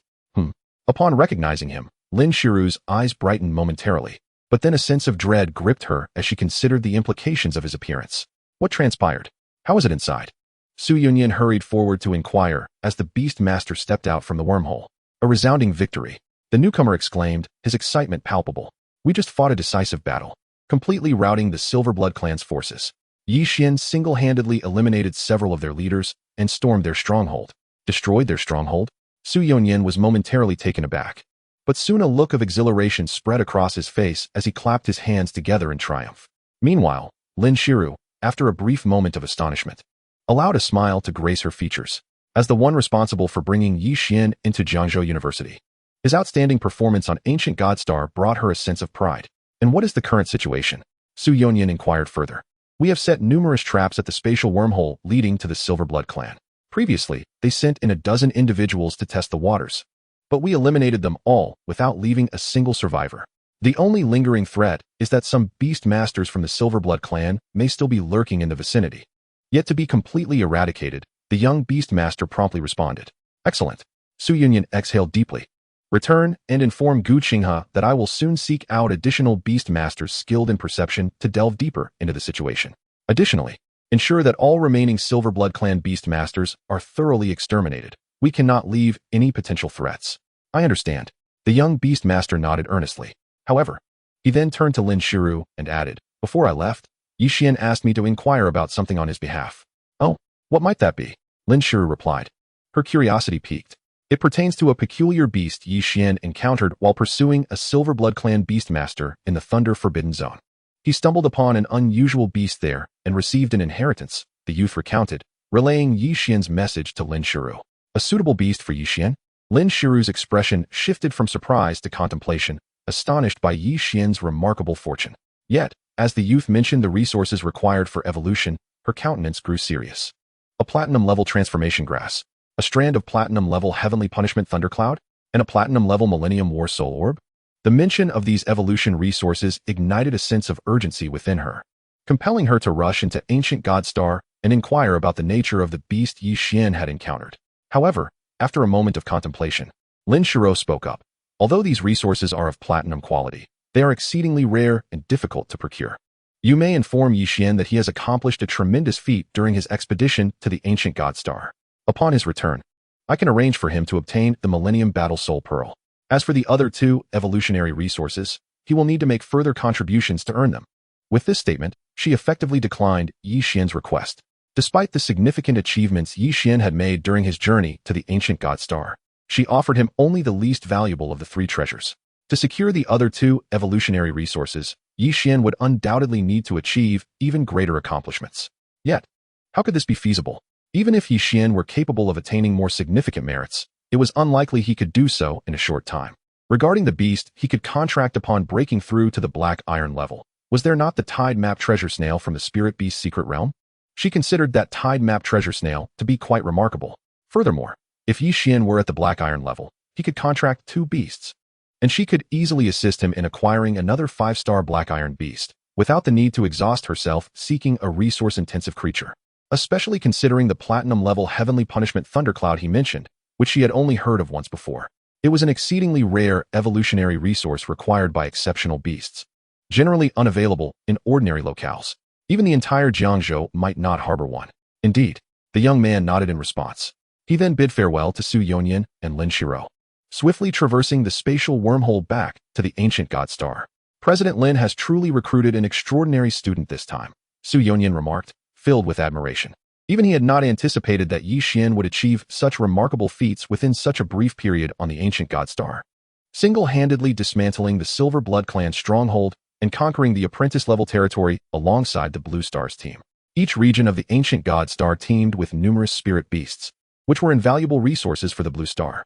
Moreover, many areas concealed various legacies, both grand and modest, of great significance to the Blue Star, serving as a crucial factor in its rapid rise amidst overwhelming crises.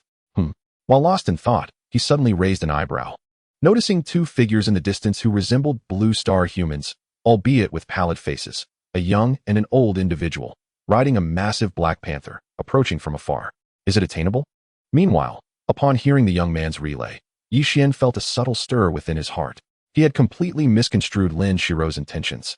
She had indicated that he must achieve great merits to obtain the other two evolutionary resources aside from the Millennium Battle Soul Pearl. However, he believed that with the emergence of the Ancient God Star, it was not impossible for him to exert himself and secure even greater accomplishments in the black iron-level secret realm. The Thundercloud Electric Wings, once evolved, would become a 5-star bronze-level spirit beast, capable of advancing to diamond level. Quite commendable indeed. Moreover, the Thundercloud Electric Wings held the potential for further evolution into a stronger entity. Presently, its level hovered at the pinnacle of black iron, and upon contracting it, it would instantly become a formidable asset in his arsenal, providing him with substantial returns. I understand, he thought, addressing the others before preparing to head straight to the Thunder Forbidden Zone. Yi Xian, allow me to accompany you. Ancient Qinghe suddenly interjected. You previously mentioned that the peculiar life form is a pinnacle black iron-level monster. You might struggle alone. My assistance could prove beneficial. At this moment, there was little left for him to do.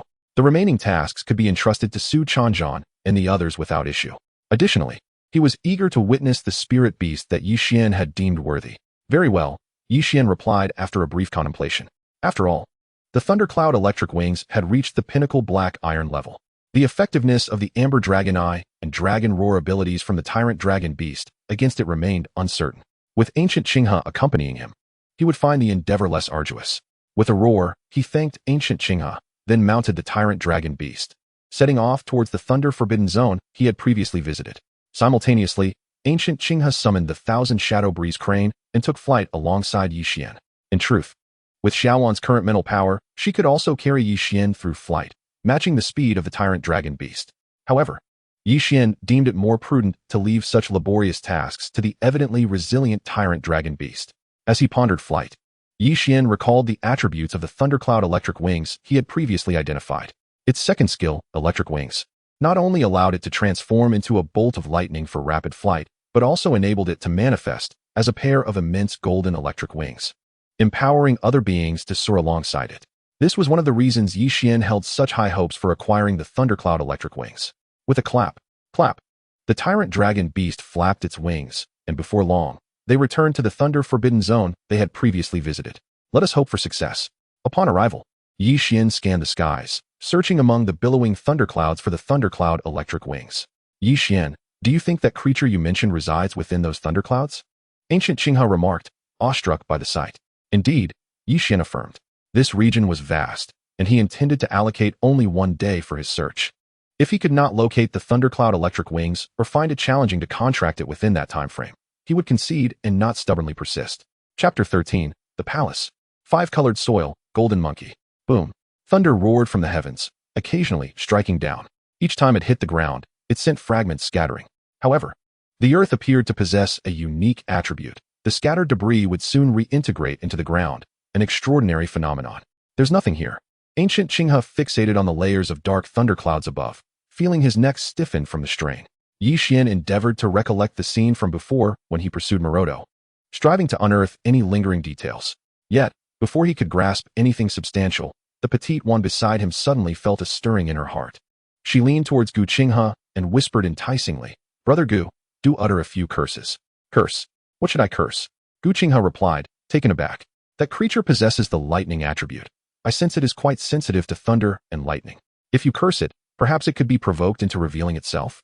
Juan blinked innocently, recounting the moment when she and Yi Xian chased Maroto. Why don't you and Yi Xian curse instead? Gu Qinghe, not one to be easily fooled, pondered. If that were the case, would he not become the target of that monstrous being? Look at Yi Xian. Isn't he more handsome than you? If he were to curse, it would be most unbecoming. Juan replied earnestly, and look at me. Have you ever seen a member of our elven race curse? What do you mean? Gu Qinghe felt exasperated. If one cannot speak, then one ought to remain silent. Does being less than attractive strip one of their rights? Besides, I am not ugly. It is merely that one is too young. Her serious demeanor resembles that of a young girl at play. He sensed that engaging in a debate with her would only lead to further embarrassment. Enough. Yi Xian shot a glare at Juan. He had brought Gu Qinghe here for assistance, not to lead him to his doom. If, as Juan suggested, the thundercloud lightning wing forbade insults to lightning, then should Gu Qinghe attract its wrath, the consequences would be dire, and he would bear the responsibility. Brother Gu, please forgive Juan. She can be quite mischievous. He offered an apology to Gu Qinghe. In the past, Juan had been gentle, especially in the presence of others, often hiding shyly in his pocket. However, during this time, it seemed that as her strength grew, she had become somewhat arrogant and increasingly whimsical. Not a problem. Gu Qinghe shook his head. Yet, continuing our search in this manner is not a viable solution. Since Juan's method appears promising, it would be worth attempting. Clearing his throat, he suddenly spoke aloud. Yi brother, do you not find the lightning here rather bothersome? If one day I become powerful, I shall return and disperse these tumultuous thunderclouds. Boom. No sooner had Gu Qinghe uttered these words than a golden shadow flickered in the distant void, descending from the thunderclouds above him. In an instant, it transformed into a massive golden centipede, hurtling towards him from the ether. By heavens! Gu Qinghe gasped, startled. He had not anticipated that the very monster he and Yi Xian had sought for so long would be drawn to him by his own words. Roar! Just as the golden centipede lunged from the sky, the tyrant dragon beast beside Yi Xian let out a tremendous roar. Instantly, the resounding shockwave surged forth like a colossal tidal wave, crashing against the thundercloud lightning wing that was hurtling downwards. Crackle! Amidst the roar of the tyrant dragon beast, the electric aura surrounding the thundercloud lightning wing became unstable. In mere moments, dozens of golden electric arcs darted out like serpents. However, it was a peak black iron grade entity, far superior to the low-tier black iron creatures Yi Xian had previously encountered. In the wake of the tyrant dragon beast's roar, the thundercloud lightning wing, momentarily bewildered, quickly regained its composure. It flapped its wings and soared back into the sky. Yet as it did so, a massive bolt of lightning erupted between its golden electric wings, striking towards Gu Qinghe like a vengeful serpent. Swish! At that moment, the thousand shadows clear wind crane beside Gu Qinghe reacted promptly. With a powerful flap of its wings, it unleashed a formidable wind blade that dissipated most of the lightning bolt emitted by the thundercloud lightning wing. As the remaining surge of electricity continued towards Gu Qinghe, It swooped down and grasped him by the collar, swiftly pulling him aside and evading the Thundercloud Lightning Wing's lightning strike. That was quite fierce. Guqinghe, having narrowly avoided the attack, felt a lingering sense of trepidation. Be cautious.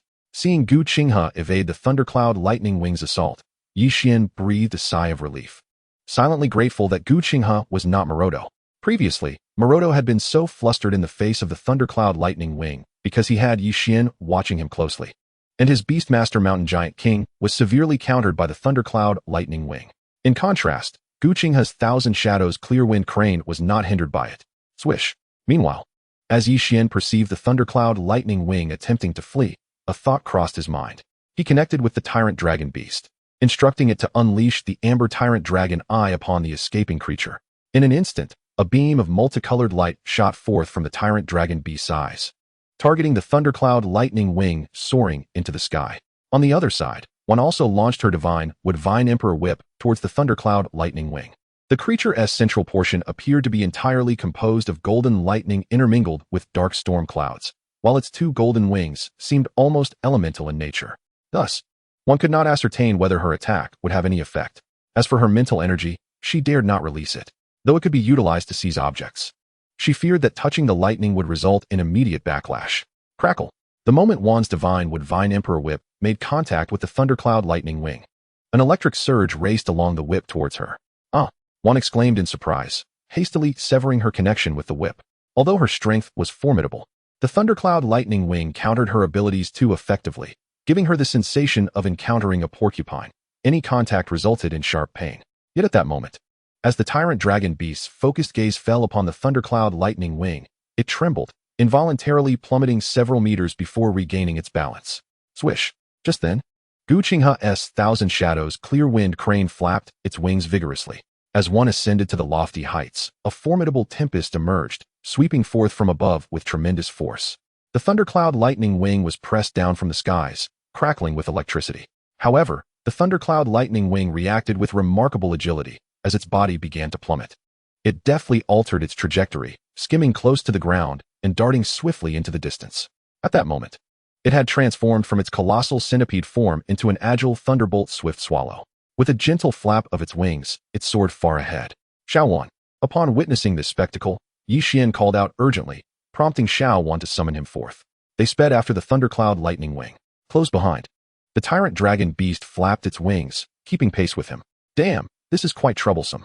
Observing the scene, Guqinghe hastily instructed the Thousand Shadows Breeze Crane to fly low and leaped onto its back, pursuing the Thundercloud Lightning Wing as well. Nevertheless, during this pursuit, he did not forget to have the Thousand Shadows Breeze Crane generate a fierce wind to obstruct the Thundercloud Lightning Wing from soaring into the thunderclouds. For should this creature penetrate the clouds, it would be nearly impossible for them to coax it back down. Swish. The Thundercloud Lightning Wing moved with astonishing speed, outpacing Guqinghe's Thousand Shadows Breeze Crane by a considerable margin. Were it not for the occasional roar of the Tyrant Dragon Beast, which temporarily hindered its progress, it would have likely vanished from sight in mere moments. This creature, Yixian gazed at the Thundercloud Lightning Wing ahead, his brow furrowed in concern. He had not anticipated its strength to surpass his expectations. Alone, he would never be able to detain it. Ahead, the Thundercloud Lightning Wing, now resembling a lightning-swift swallow, turned its head to glare at Yixian and his companions, its eyes ablaze with fury. As it passed over a hill, it suddenly veered towards an area marked by a boulder larger than a grinding stone, hurtling toward it with urgency. In an instant, it arrived at this location, slightly decelerating as if fatigued from the exertion. Yixian's eyes brightened at this moment. He quickly communicated with Xuan to hasten their speed, preparing to release the beast contract seed in an attempt to forge a bond with the Thundercloud Lightning Wing. However, just as the Thundercloud Lightning Wing was about to soar above the massive stone, it abruptly accelerated and executed a sharp turn. Upon witnessing this, Yixian furrowed his brow, urging Xuan to follow suit and make a swift turn alongside the Thundercloud Lightning Wing. Yet, their speed was so great that before he could fully navigate the turn, he found himself hovering above the boulder. Boom! As Yixian arrived over the stone, the distant Thundercloud Lightning Wing unleashed a bolt of lightning that struck the boulder with ferocity. In the next moment, an enormous, peculiar pattern emerged upon the stone's surface. Buzz! As this pattern illuminated, the void trembled, and an unseen force enveloped Yixian and Xuan, causing them to vanish in an instant. Simultaneously, the Tyrant Dragon Beast, following closely behind, was also swept away by this mysterious force, disappearing alongside Yixian. What the hell? Gu Qinghe, positioned beside Yixian, was taken aback by this turn of events. However, before he could search for Yixian, the once vanished thundercloud lightning wing abruptly turned around, morphing into a gigantic thunder tiger. Its gaze fixated upon him. Where's this? Meanwhile, Yixian, upon vanishing, discovered himself within a vast and ancient palace, imbued with a sense of mystery. The most striking feature was a semi-transparent stone coffin resting at its center. Peering through the coffin, Yixian was astonished to find a vividly lifelike golden monkey lying within. Its state of existence uncertain. Beneath the golden monkey, a bed of five-colored peculiar soil was spread out. Chapter 14. The Luminous Spiritual Monkey and the Supreme Induction Technique. What is this? Yixian's gaze sharpened as he noticed an ancient, yellowed talisman affixed to the stone coffin. Etched upon this talisman were 9 indistinct, enigmatic ancient characters. Even from a distance, these characters seemed to possess an extraordinary power, capable of influencing one's mind and drawing Yixian's gaze involuntarily into their depths. It was only after several seconds that he snapped back to reality, quickly averting his eyes in a surge of anxiety. Once he shifted his gaze, he felt a sudden impulse to focus on the golden monkey within the stone coffin. Simultaneously, he activated the Beast Editor to assess the attributes of this golden monkey. Illuminated Spiritual Monkey. Rank: Sovereign. Abilities: Illuminated Spiritual Body, Illuminated Enlightenment Heart. Status: Sealed. Advancement Path 1. Spirit Illuminated Stone Monkey. Requires 5-color soil, Sun God Fire, and Creation Stone. Advancement Path 2. Illuminated Celestial Monkey. Advancement Path 3. Illuminated Demon Ape. In an instant, as Yixian identified the attributes of the golden monkey within the coffin, his pupils constricted in astonishment. He had never anticipated that the golden monkey before him was a life form of sovereign caliber. This was indeed a sovereign-level being. In the realm of Blue Star, it was unequivocally among the most formidable of entities. Even more astonishing was the fact that this prematurely born golden monkey possessed a 5-star quality. Yixian could scarcely fathom the heights it could achieve were it to be contracted by someone. Moreover, the Spirit Illuminated Stone Monkey. It was the very species of this monkey, wasn't it? Yixian inhaled deeply, astonished that his Beast Editor could even catalog such a creature. Furthermore, the display indicated that the Spirit Illuminated Stone Monkey was not the ultimate limit of this monkey. Sovereign level. Yixian's gaze flickered. The level of this monkey was simply too elevated for him at present. Contemplating this, he began to survey the other aspects of this golden palace. Upon inspection, he realized that the palace was not extensive. Additionally, 10 meters behind him stood a barrier of lightning, obstructing any path of escape. Between him and the stone coffin lay several azure stone slabs. Beyond that, there appeared to be no other elements within the palace. Is this a place of inheritance? Upon seeing this, Yixian furrowed his brows, realizing that he might have inadvertently stumbled into a genuine realm of legacy. His interest in the various legacies scattered across the ancient god star was undeniable. However, he felt a twinge of concern. The area housing the transparent spirit monkey coffin seemed to be of a significantly higher tier. He feared that he might enter without gaining any benefits, only to find himself ensnared within. Roar. The tyrant dragon beast stood beside Yixian, letting out a low growl. It was utterly perplexed as to how it had suddenly accompanied its master to this location. The palace felt rather cramped for its stature, leaving it somewhat uncomfortable. Swish. Meanwhile, after a brief communication with Yixian, Xuan summoned a giant shield-bearing spirit, Wood Guardian, with a mere thought. Upon its emergence, the Guardian stepped forward at Xuan's behest, advancing onto the slate tiles before Yixian. Observing this, Yixian took a step to follow in the wake of the spirit Wood Guardian. Buzz. Yet, as the spirit Wood Guardian trod upon the seemingly innocuous blue stone tiles, a sudden tremor resonated as Yixian set foot upon them. In the next moment, he found himself, along with Xuan, the tyrant dragon beast, and the spirit Wood Guardian, transported to an immense, empty expanse. What on earth is happening? Yixian's mind was momentarily bewildered. Swish. At that moment, a streak of light flashed and materialized before him, transforming into a jade slip of azure hue. The first trial. Within 10 days, cultivate the mental technique Supreme Perception Art. Upon completion, you may select one resource from the following evolution materials to take with you. Concurrently, a voice abruptly resonated in Yixian's ears, accompanied by a colossal shadow projected before him. This, upon hearing the voice and seeing the luminous screen materialize before him, displaying an array of precious evolution resources. Yixian's eyes widened in astonishment. The resources laid out before him were nothing short of vast and varied, and the screen even allowed for page flipping. With a flicker of thought, Yixian began to explore the offerings. He discovered that the Thunder Punishment Cloud, which he had previously inquired about from Lin Shiru, as well as the transformation grass and the Millennium Battle Soul Pearl, could all be found within. What caliber of inheritance is this? His heart stirred with intrigue. Yet he dared not delay. He quickly grasped the azure jade slip. The moment Yi Xian infused his mental energy into the slip, it burst forth with radiant light, transmitting a torrent of information and an enigmatic divine resonance into his mind. As he assimilated the knowledge, the jade slip shattered with a resounding crack, disintegrating into countless fragments of light that vanished before him. The Supreme Meditation Technique. After receiving the inheritance information from the jade slip, Yi Xian felt a spark of inspiration. According to the slip's description, the Supreme Meditation Technique, much like the Transformation Dragon Meditation Technique, was singular in its tier. Moreover, it was a mental cultivation technique reserved for beast tamers at the Black Iron level. Upon mastery, it would significantly refine the mental acuity of the beast tamer and endow them with extraordinary sensory abilities. Furthermore, mastering this technique would enable the beast tamer to share the sensations, visual, tactile, olfactory, and more, of their beasts. This ability would extend over a wide range. Even at the Black Iron level, distance would not pose a problem, allowing for control over their beasts from miles away. This technique is precisely what I need. Having absorbed all the information regarding the Supreme Perception Art, Yi Xian's heart surged with determination. This technique aligned perfectly with his awakened talent. His first talent, Beast Nest, allowed all his beasts to be reborn from their nests 1 month after death. With the mastery of this technique, he would be able to control his beasts over vast distances. Thus, he decided to postpone his training in the Transformation Dragon Meditation Technique for the time being. Pondering this, Yi Xian silently resolved that the Transformation Dragon Meditation Technique could wait until later, as it was not strictly necessary to cultivate it at the Black Iron level before reaching the King level. He was uncertain, however, whether he could master this mental cultivation technique within 10 days.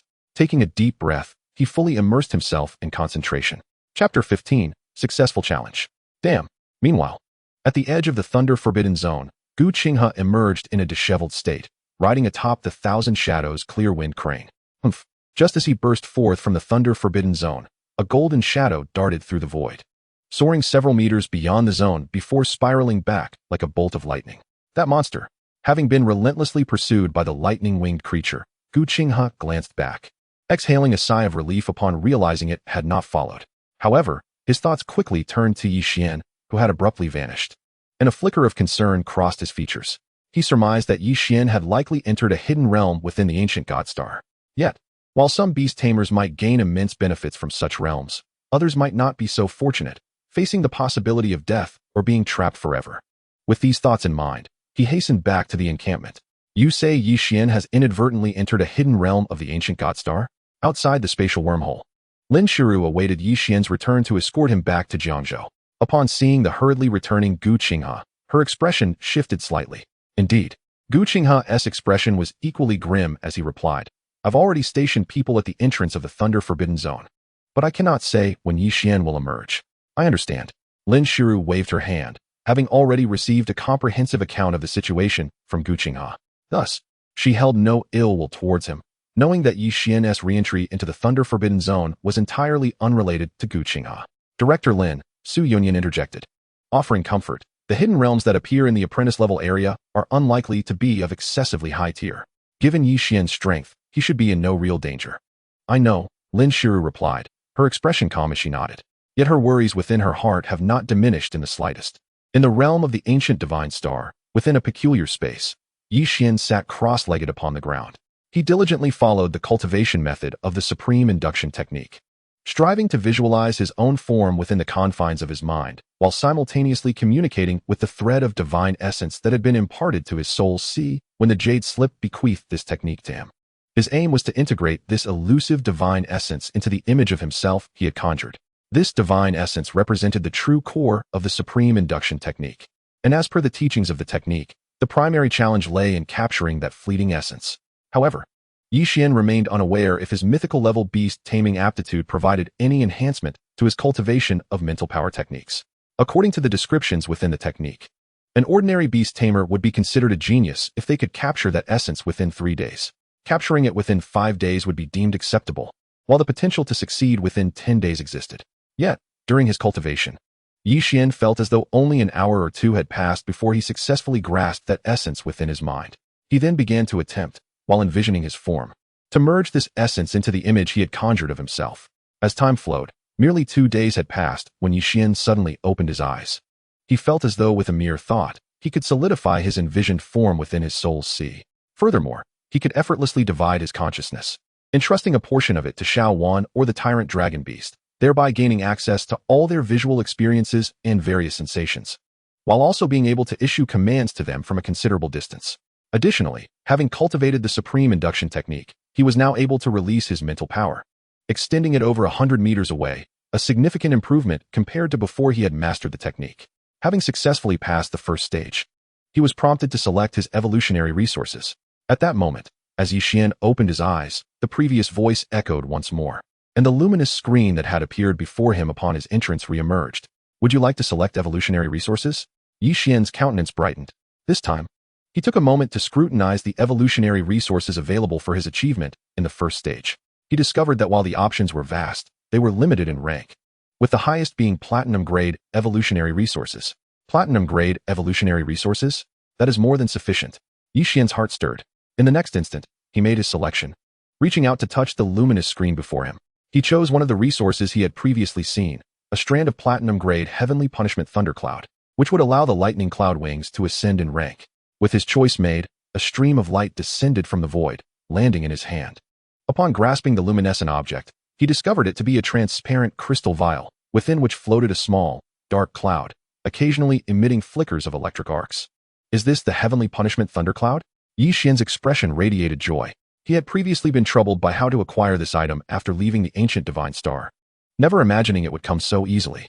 Just then, as the vial containing the heavenly punishment thundercloud fell into his grasp, the luminous screen before him underwent a sudden transformation. Many resources vanished in an instant, leaving only a multitude of platinum-grade evolutionary resources. Please select the rewards available for passing the second stage. Simultaneously, the familiar voice resonated once again. Second stage? When did I pass the second stage? Yixian was taken aback, pondering for quite some time without arriving at an answer. As for inquiring aloud, the voice remained unresponsive. Left with no alternative, he focused his thoughts and reached out to the luminous screen once more, selecting the rewards for the second stage. This time, he chose a platinum-grade transformation herb. In that instant, as Yixian made his choice, the space around him began to shift. Moments later, when he reappeared, he found himself in a lush green valley. Boom! Upon his arrival, Yixian immediately heard resounding roars emanating from the valley's end. He looked up to witness a gathering of 2 to 3 dozen beast tamers commanding their beasts, either engaging in fierce combat among themselves or attacking a massive green forest python measuring over 20 meters in length. This green serpent coiled like a colossal green dragon, flicking its tongue while fiercely guarding a small, 1-foot-tall blue grass not far away. Above the grass, a sphere of spiritual mist, half a meter in diameter, swirled, occasionally transforming into various shapes, exuding an extraordinary aura. Could that be the platinum-grade transformation herb? Upon spotting the small grass, Yixian's expression froze in astonishment. Simultaneously, as he abruptly appeared within the valley, the gazes of the beast tamers there turned toward him, akin to observing an intruding hound among a pack of wolves. At that moment, Yixian realized that while the beast tamers in this valley predominantly resembled humans, there were numerous subtle distinctions from the humans of Blue Star. The Tianjing clan, the Eternal Night clan, and the Silver Blood clan. Upon recognizing the features of these beast tamers, Yixian's pupils constricted. Chapter 16, in hand. As if dictated by the cosmic order, the world Yixian inhabited was populated with an abundance of human beings. Not only on Blue Star, but also across many celestial bodies within the universe, human life thrived. For instance, the Silver Blood clan on Silver Blood Star also belonged to the human race, albeit with slight variations from the humans of Blue Star. The beast tamers Yixian observed were all human, but not of Blue Star's lineage. They were from the Tianjing clan of Tianjing Star, the Eternal Night clan of Eternal Night Star, and the Silver Blood clan from Silver Blood Star, with whom he had previously interacted. The sole distinguishing feature of the Tianjing clan was a 6-sided white crystal embedded in their foreheads, resembling a third eye. As for the Eternal Night clan, they bore a closer resemblance to the humans of Blue Star, yet their mental powers became exceedingly active during the night. The physical prowess of the beings has indeed seen a notable enhancement. In terms of appearance, when compared to the humans of Blue Star, the only discernible difference lies in their somewhat pallid complexion, a hue devoid of any warmth. However, upon closer inspection, this distinction is quite subtle and often goes unnoticed. In this valley, the predominant number of beast masters belongs to the Silver Blood clan. The Eternal Night Clan and the Heavenly Crystal Clan have allied to confront the Silver Blood Clan. While the enormous Azure Serpent at the valley's end primarily targets the Silver Blood Clan as well. Nevertheless, despite these adversities, the Silver Blood Clan appears to maintain a significant advantage. The second task is to seize the transformation herb. At that moment, an abrupt voice echoed in Yixian's mind, reminiscent of the earlier experience in a peculiar space. Damn, just as I suspected, Yixian muttered under his breath. He cast his gaze far ahead, and even from a distance of over 100 meters, he could discern the fray among the three clans vying for the transformation herb. The apprentices and the Black Iron level Beast Masters seemed to be evenly matched. Generally, on the ancient God Star, Beast Masters of various ranks are segregated by territory. Yet, such an arrangement is evidently absent in this scenario. This prompted Yixian to recall a unique area described by Su Yunyan before his arrival on the ancient God Star, the ancient God Plains, spanning an immense expanse. The ancient God Plains allow access to Beast Masters of all ranks. However, the space within is notoriously chaotic, often giving rise to bizarre phenomena. For instance, one might find themselves sprinting towards another individual only to discover that the distance between them is increasing. Despite the chaos of the ancient God Plains, the opportunities therein are considerably abundant. Accessing this realm requires traversing through a special space wormhole directly linked to it. While higher-ranked Beast Masters may seldom encounter those of significantly lower ranks, those of comparable levels, such as Apprentice level and Black Iron level Beast Masters, frequently cross paths. At this juncture, Xuan, perched upon Yixian's shoulder, observed the unfolding scene and blinked, exclaiming, "Master, we truly have arrived at the right place. There are so many of your kin here." Kin? Yixian was momentarily taken aback. He then focused on the distant Beast Masters from the three clans. A realization dawning upon him, and he mentally communicated with Xuan, urging her to carry him swiftly towards the valley's end. "I am Yi Qianxian from the Shadow Division of the Eternal Night Clan. Which division do you hail from?" As he approached the valley's end, he called out to the members of the Eternal Night Clan within the valley. Compared to the Silver Blood Clan, Yixian possessed a deeper understanding of the Eternal Night Clan. Over a century ago, numerous space wormholes connecting the Silver Blood Clan appeared not only on Blue Star, but also on other celestial bodies within their star system. Among them, the Eternal Night Star, akin to Blue Star, was also targeted by the Silver Blood Clan for invasion. At that time, a faction of the Eternal Night Clan had formed an alliance with Blue Star. Moreover, even after the disappearance of those space wormholes, some members of the Eternal Night Clan remained on Blue Star, becoming an integral part of it. Such historical accounts are recorded in history books. And Yixian had heard that both Jiangzhou and Cangzhou currently harbor individuals from the Eternal Night Clan. Yi Qiushan from the Mirage Division. "Brother, come quickly to assist us in taking down these Silver Blood Clan members alongside our friends from the Heavenly Crystal Clan." Upon hearing Yixian's words, a young man from the Eternal Night Clan in the distance instantly brightened. Due to the considerable distance, he could not discern the pallor of Yixian's complexion. From the Eternal Night Clan? Just as he spoke, a young man from the Silver Blood Clan within the valley sneered coldly, leaping onto a blood-clawed vulture beneath him and propelling himself towards Yixian. This young man from the Silver Blood Clan appeared to be a Black Iron level Beast Master.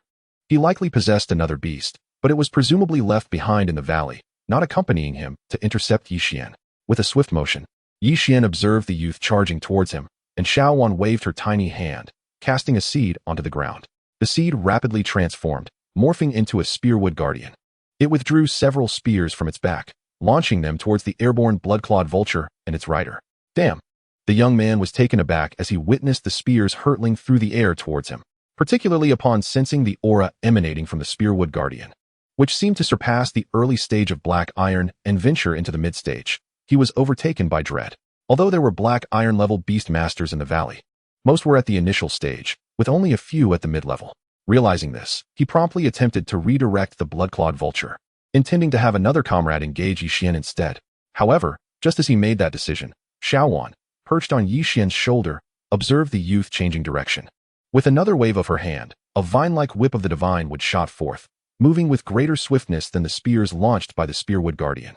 While the youth was preoccupied with dodging the spears, the vine reached him, swiftly ensnaring him and pulling him down from the blood-clawed vulture, crashing him violently to the ground. With a thud, the spearwood guardian then launched a precise spear, pinning him firmly to the earth. As the youth perished, the blood-clawed vulture let out a mournful cry before plummeting from the sky. "Did you think you could obstruct me?" Yixian's speed heightened, his voice booming like thunder. His form resembled an unstoppable bolt of lightning. closing the distance to within 100 meters of the three clans' beast masters at the valley's end in the blink of an eye. In that instant, all the beast masters within the valley turned their gazes towards him, having witnessed him dispatching a black iron-level beast master in such a brief span of time, thereby affirming his prowess. Among the more than a dozen Silver Blood Clan beast masters present, 2 immediately commanded their beasts to charge at Yixian. This time, a total of 4 beasts surged towards him: a black skull demon, a blood feast mantis, a flamingo, and a 4-winged ice silk moth, all formidable flying beasts. Attack! Yet, upon witnessing this scene, Knight Xuan of the Eternal Night Clan refrained from sending anyone to aid Yixian. Instead, they immediately devoted themselves wholeheartedly to the battle alongside the beast masters of the Tianjin clan, engaging fiercely with the Silver Blood Clan. Although the Shadow and Mirage divisions belonged to the Eternal Night Clan, their relationship was merely ordinary. Presently, within this valley, apart from the Silver Blood Clan, the Eternal Night Clan was the most formidable force. As long as they allied with the Tianjin clan to annihilate the Silver Blood Clan here, they would reap the greatest benefits. Regarding Yixian, given the prowess he had demonstrated, if he were to survive, the Night Hill Mountain understood that the Tianjin clan would never genuinely cooperate with them fully, but would instead hold back.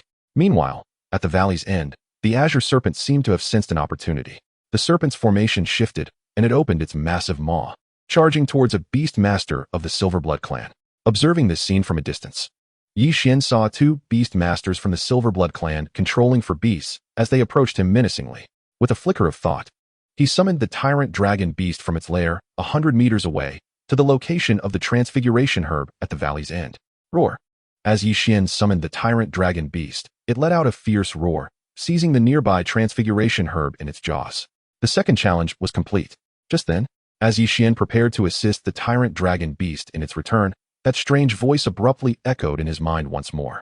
In the blink of an eye, his figure, along with that of the tyrant dragon beast clutching the transfiguration herb at the valley's end, transformed into a phantom and vanished entirely, leaving behind astonished gazes from the 3 clans and the enraged Azure Serpent.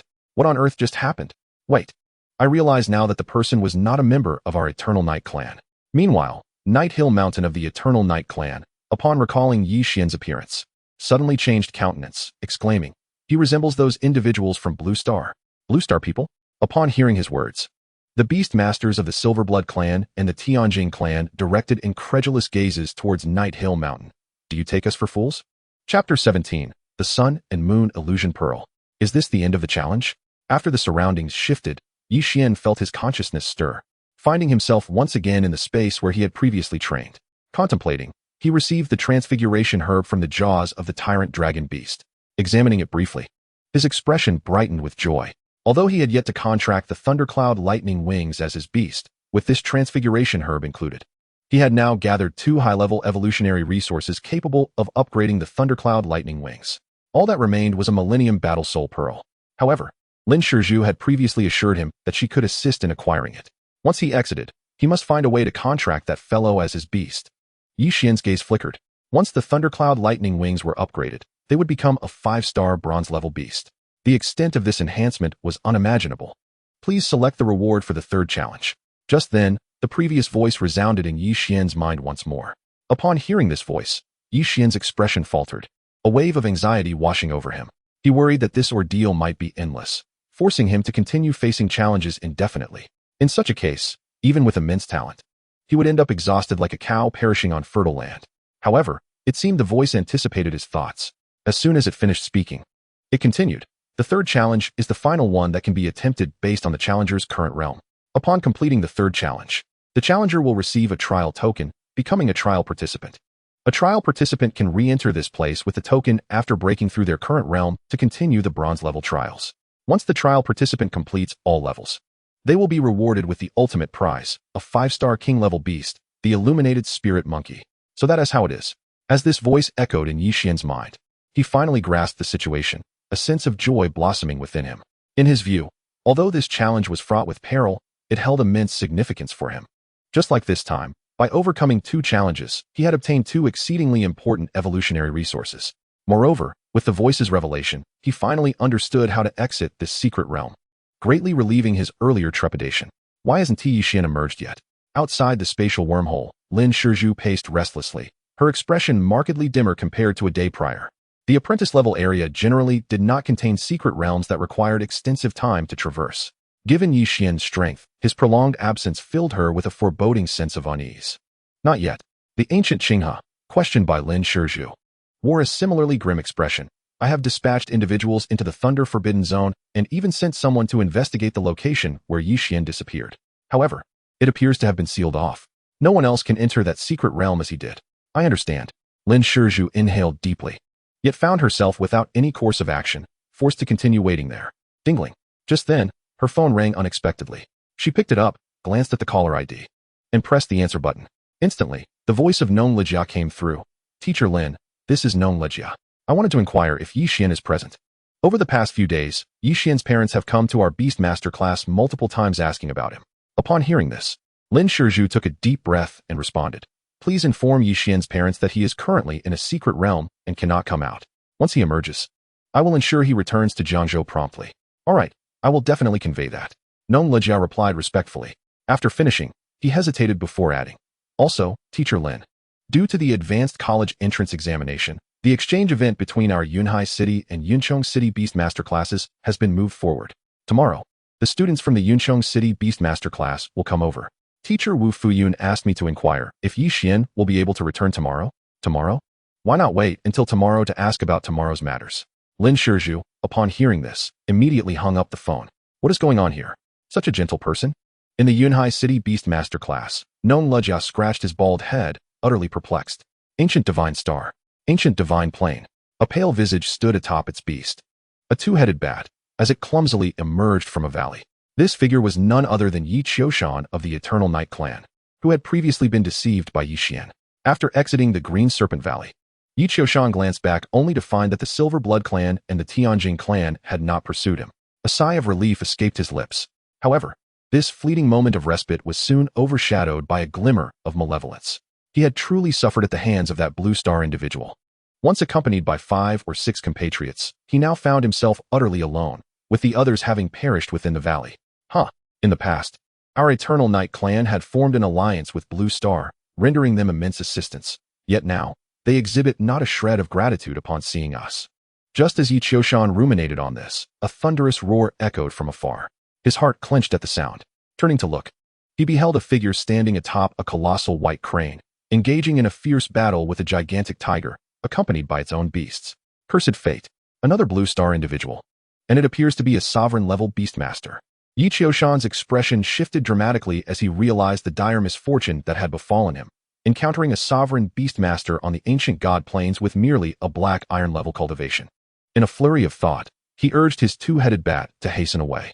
Yet, as he accelerated, he suddenly perceived an unexpected alteration in the surrounding space. What? After flying for mere seconds, he was astonished to find himself before a colossal cluster of black palaces. Inside these palatial structures, over 100 figures from various clans surged into the halls, clashing fiercely over the treasures contained within. Sister?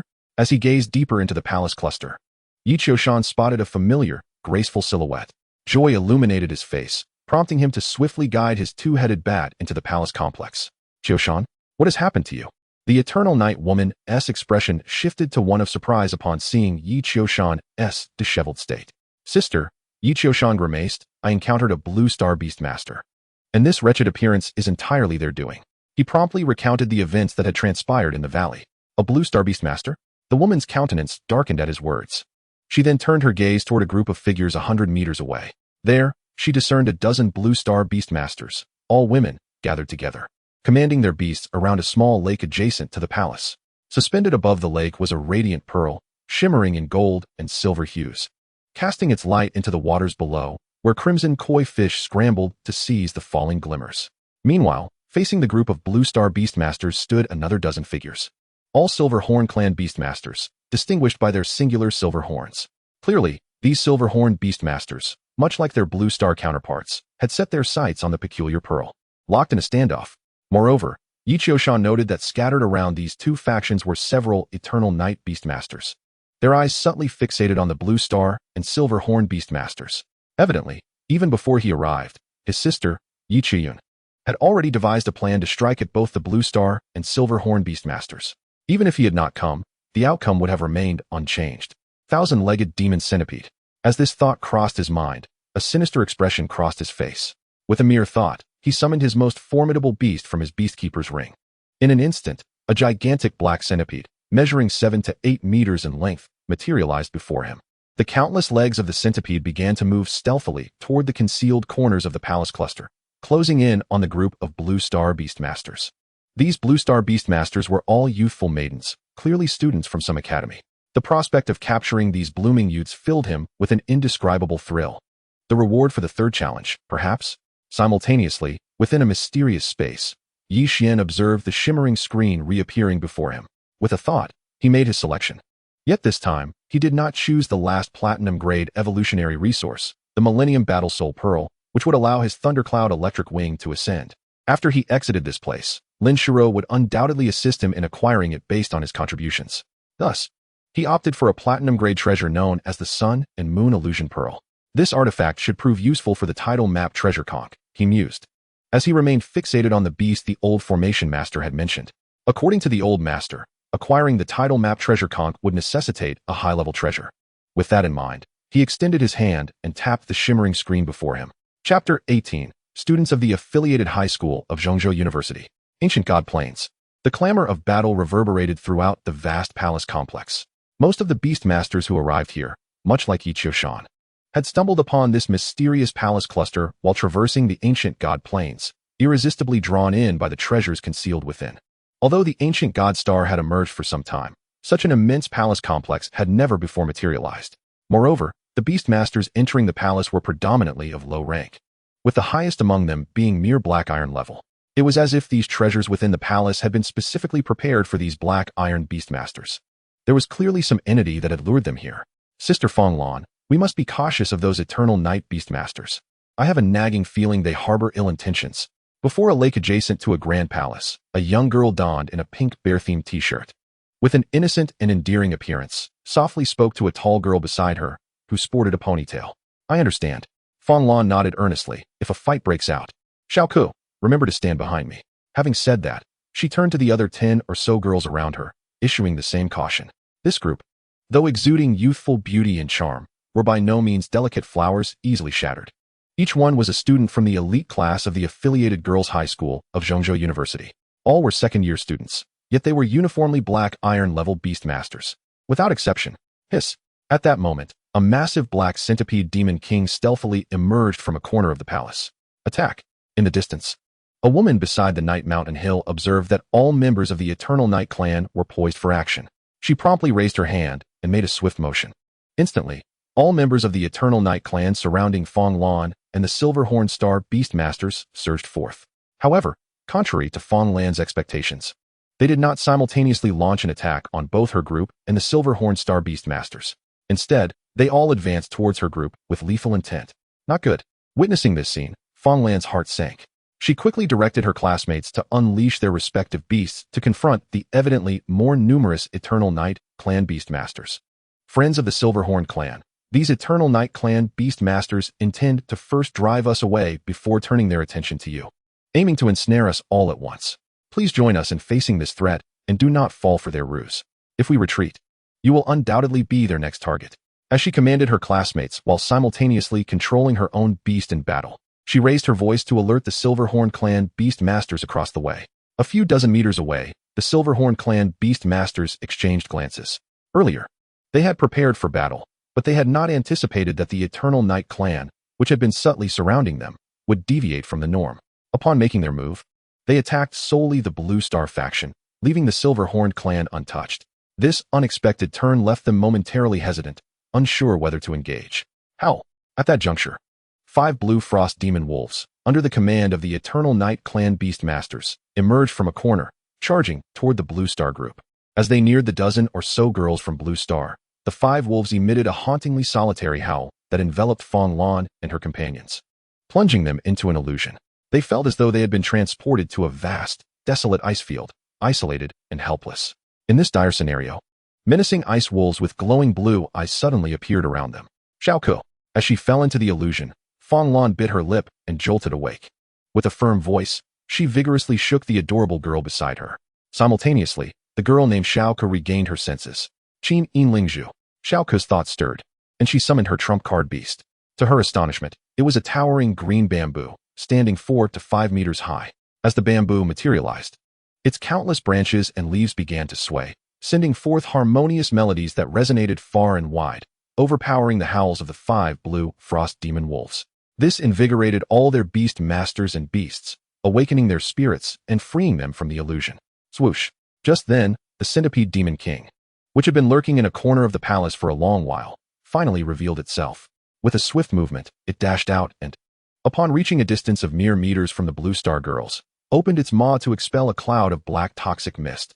Initially, this mist was no larger than half a meter. However, as it surged forward, it quickly expanded to over 10 meters. Gong! Gong! As the toxic mist approached, Shao Ke's Qin Yin Ling Zhu trembled, and the previously uplifting melody transformed into a sharp, sword-like sound. Accompanied by flashes of sword light, it pierced through the toxic mist, tearing it apart into shreds. Nevertheless, this toxic mist was the Centipede Demon King's ultimate attack. Even though it was shredded by the sword light, some residue still settled upon the Blue Star girls and their beasts, causing a sudden stagnation in their powers.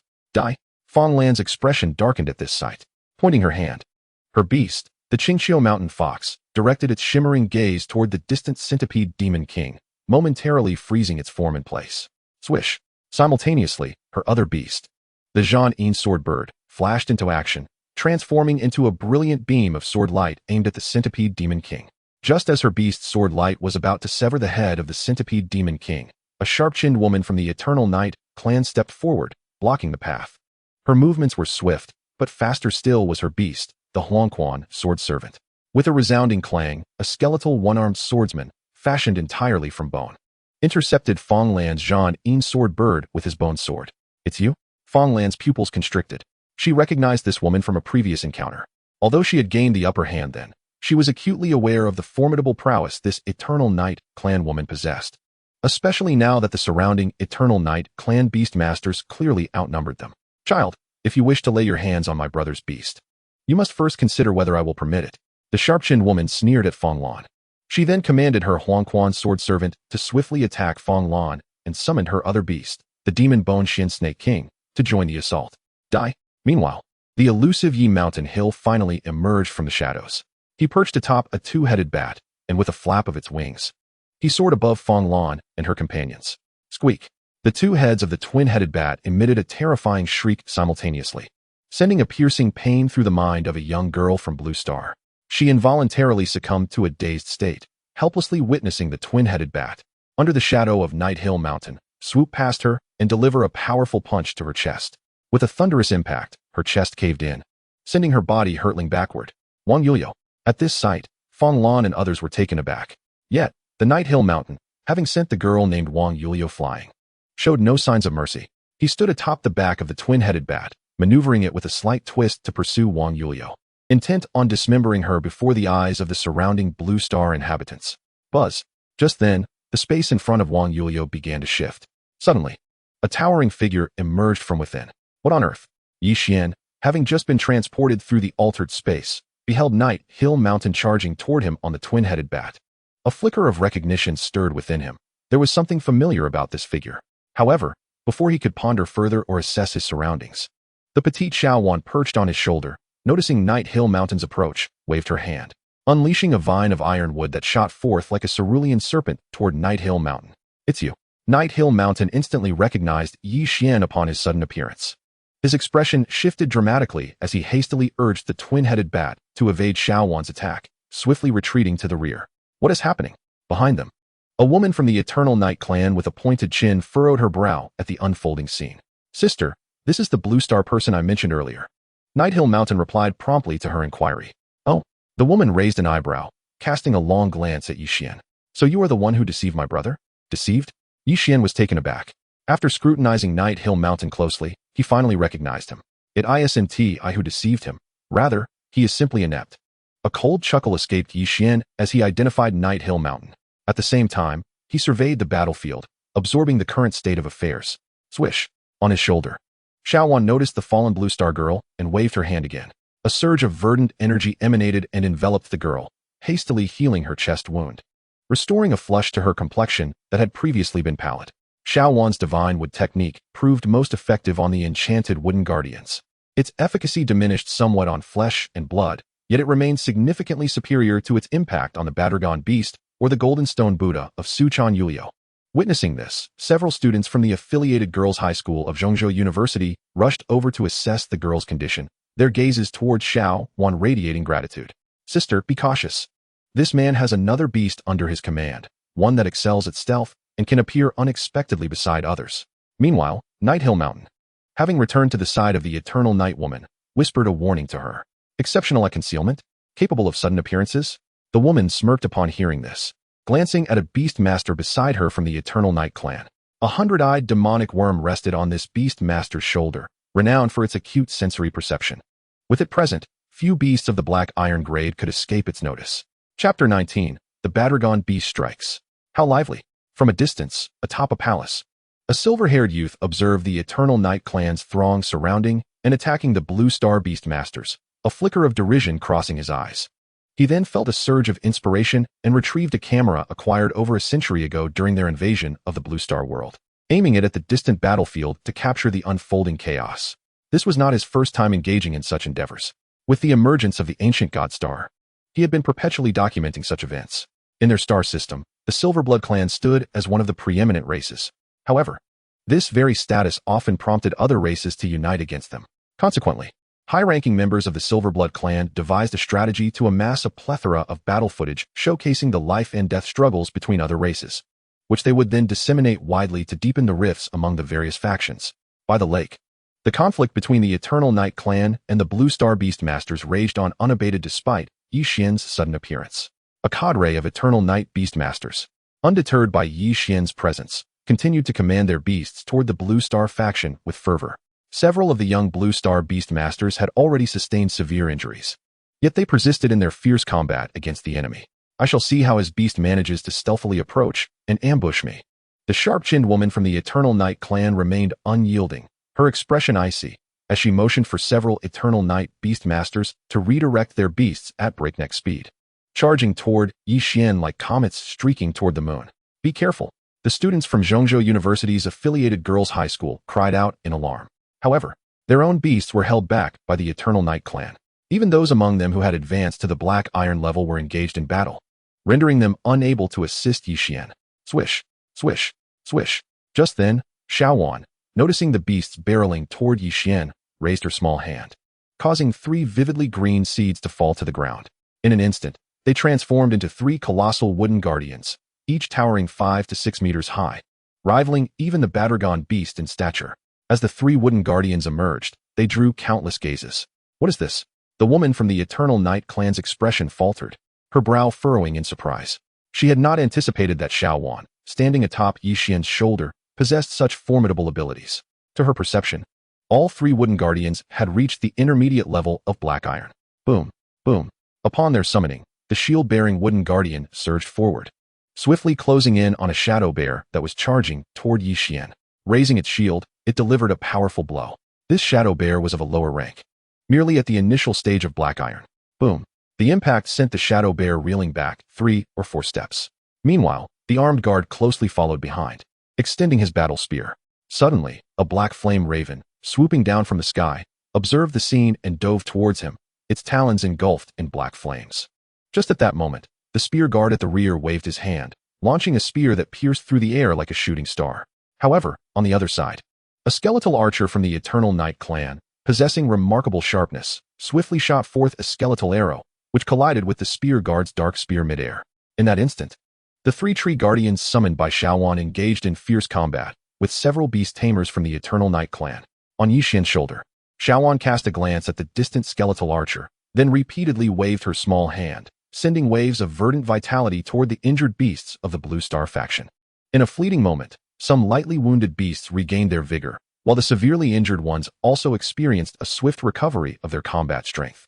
Even under the green aura, the beast tamers and their beasts, who had been poisoned by the venom of the 1,000-legged demon centipede, felt the stagnant power within them awaken once more.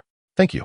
In an instant, the gazes of the students from the affiliated girls' high school of Zhongzhou University were filled with gratitude toward Yi Xian. Just moments ago, they had been on the brink of despair. Had it not been for Yi Xian, It was likely that some of them would soon share the same fate as Wang Yuliu. Damn! From a distance, Yi Qiushan's pupils constricted as he observed Yi Xian's displayed abilities. While he was aware of Yi Xian's exceptional nature, he had not anticipated that Yi Xian harbored such a hidden strength in that valley. The sprite on Yi Xian's shoulder could summon not just one, but 3 mid-tier black iron tree guardians. The difference between 1 and 3 was as vast as the heavens and the earth. Humph. Meanwhile, the woman from the Eternal Night clan raised her head, her expression growing colder, as if frost emanated from her. She had not expected that just Yi Xian alone could stabilize the situation for these Blue Star female beast tamers, who were on the verge of being completely subdued by her. She cast a deep glance at Xuan on Yi Xian's shoulder, realizing that this seemingly indistinguishable little sprite was undoubtedly a highly exceptional auxiliary beast. Is this person your brother? At that moment, Yi Xian's gaze swept toward the woman from the Eternal Night clan and Yi Qiushan. However, the next moment, he shook his head, grinning.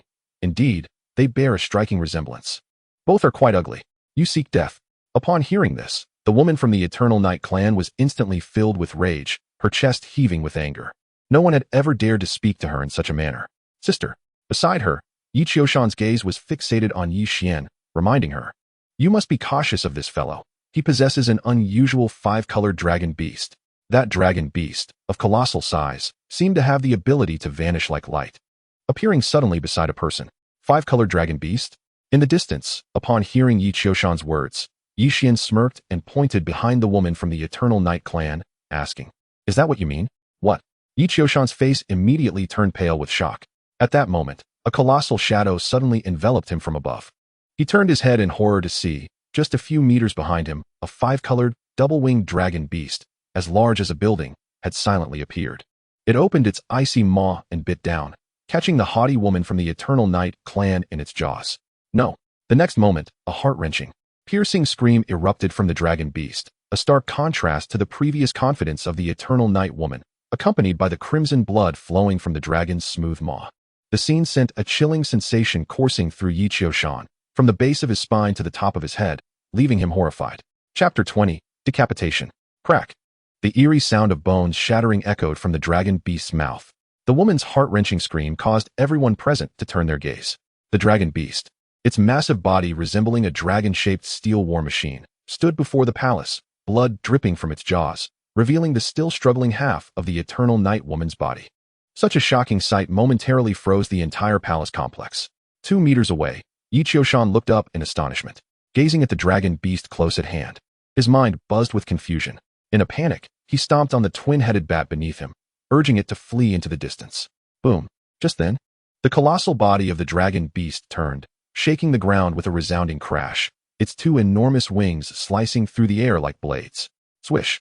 The razor-sharp energy sliced through the void, swiftly catching up to Yi Qiushan and the twin-headed bat beneath him.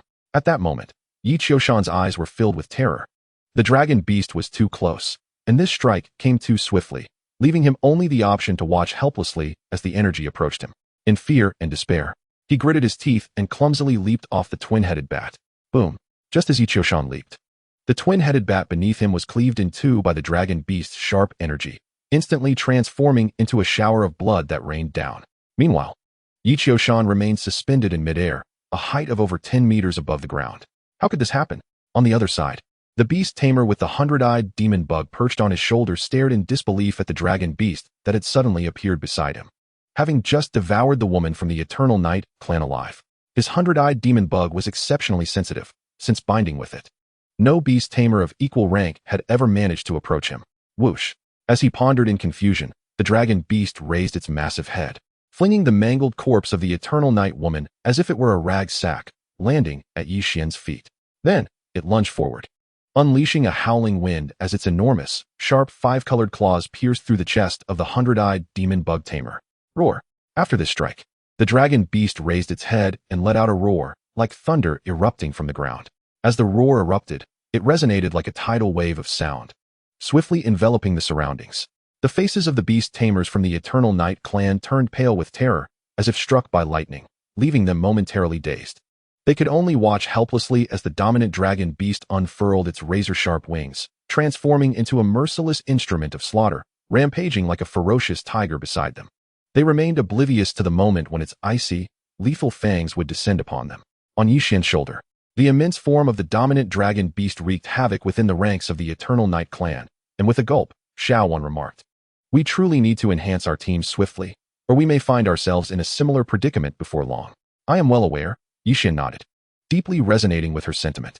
He understood the cyclical nature of fortune and misfortune. Thus, refining his beast-taming team had become his utmost priority. As he pondered, images of thundercloud lightning wings and the previously mentioned title map treasure conch involuntarily surfaced in his mind. Should he succeed in forming contracts with these two beasts, his self-preservation capabilities would undoubtedly be vastly augmented. While contemplating, a thought sparked in his mind. He instructed Xuan to guide him towards a particular location. There, Xuan was scrambling to escape. Even as a black iron-level warrior, having just plummeted from a height of several meters, he had instantly crippled one of his legs. Damn it! How could this guy be so powerful? How did he manage to stealthily position his beast behind us? Xuan cursed internally as he fled. Hiss! Just as he stumbled a distance of 30 meters, a colossal thousand-legged demon centipede lunged forward, appearing before him in a flash. Upon seeing the creature, Xuan disregarded any sense of decorum, hurling himself onto the back of the centipede, grasping it tightly as he sought to escape into the distance. "It seems you harbor a deep-seated hatred for me." But just as Xuan clenched his fists, cold malice glinting in his eyes, Yixian's demonic silhouette suddenly materialized in front of him, blocking his path. Xuan's expression shifted dramatically. Whoosh! Before he could utter another word, a vine, long concealed underground, abruptly sprang forth, ensnaring both him and the thousand-legged demon centipede in an instant. Tight! At Xuan's mental command, the vines coiled around Yixian's body, constricting like a great green serpent. A piercing scream erupted from Yixian's lips as the Godwood Vine Emperor flawlessly inherited the abilities of the Ironwood Thornbush. With a mere thought from Xuan, it could launch countless black iron spikes, reminiscent of needles, that pierced into flesh like instruments of torture. In the throes of excruciating pain, Yixian's body contorted, and he could only cast a pleading glance towards Yixian, enduring the agony. "Do you wish for me to spare your life?" Yixian shook his head. He had come here with the intent to eradicate the threat completely. Witnessing Yixian's refusal, despair overcame Yixian, his eyes bulging before he succumbed to unconsciousness. Crack! Seeing Yixian lose consciousness, Xuan remained cautious, tightening the Godwood Vine Emperor's grip until he was rendered unrecognizable before finally releasing him. Meanwhile, with Yixian's demise and the dominant dragon beast penetrating the ranks of the Eternal Night clan's beast tamers to execute decapitating tactics, the battle swiftly reached its conclusion. When a beast tamer fell, their beasts would inevitably perish alongside them. The Eternal Night clan's female warriors Yellow Springs Sword Servant and the Demon Bone Shin Snake King were either 4-star or 5-star beasts, remarkably prominent during the battle. However, upon the slaying of the Eternal Night clan warrior by Yixian, they abruptly froze in place, their vitality extinguished. "Senior, I am Fong Lan from the affiliated high school of Zhongzhou University, and these are my classmates. Thank you so much for saving us." Fong Lan approached Yixian with a group of her classmates, expressing her heartfelt gratitude. Yixian appeared to be only slightly older than them, prompting them to address him as senior. "There's no need for formality," Yixian replied, shaking his head.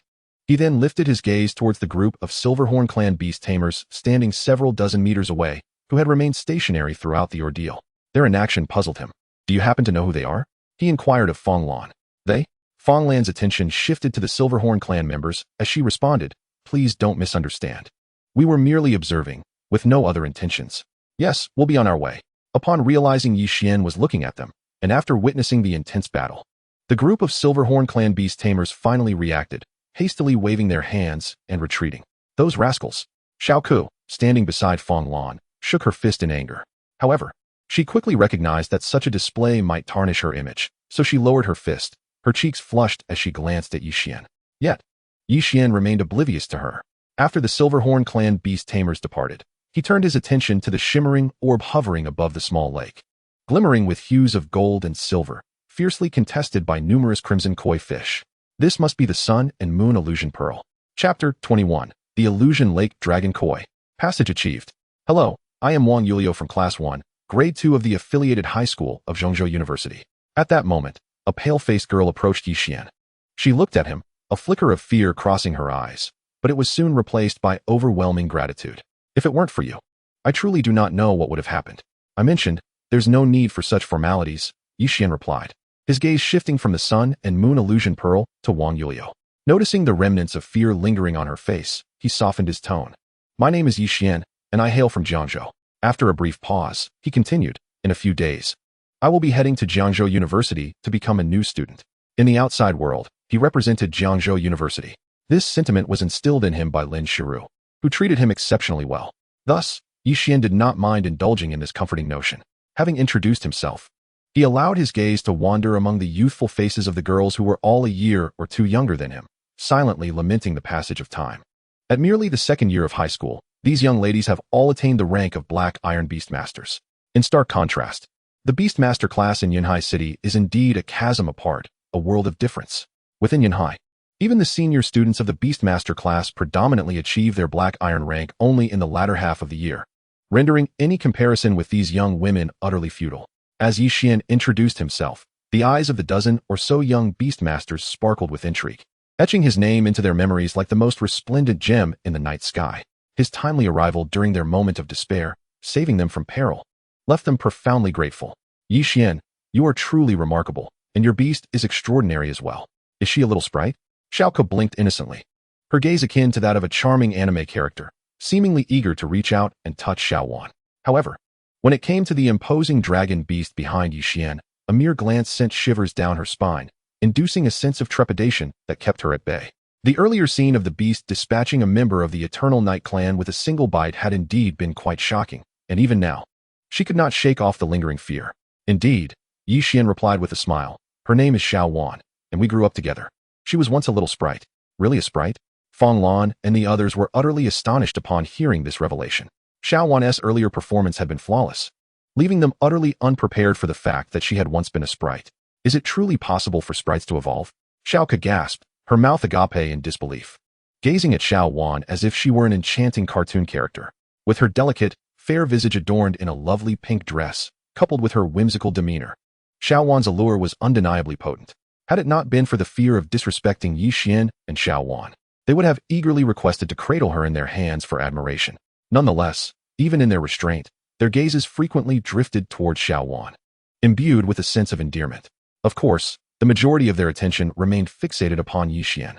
In comparison to Xuan, his tall, handsome, and virile figure exerted an even greater charm. Moreover, having just saved their lives, they felt justified in their admiration of him. Yixian, why did you choose Jiangzhou University instead of Zhongzhou University? One of the girls suddenly inquired.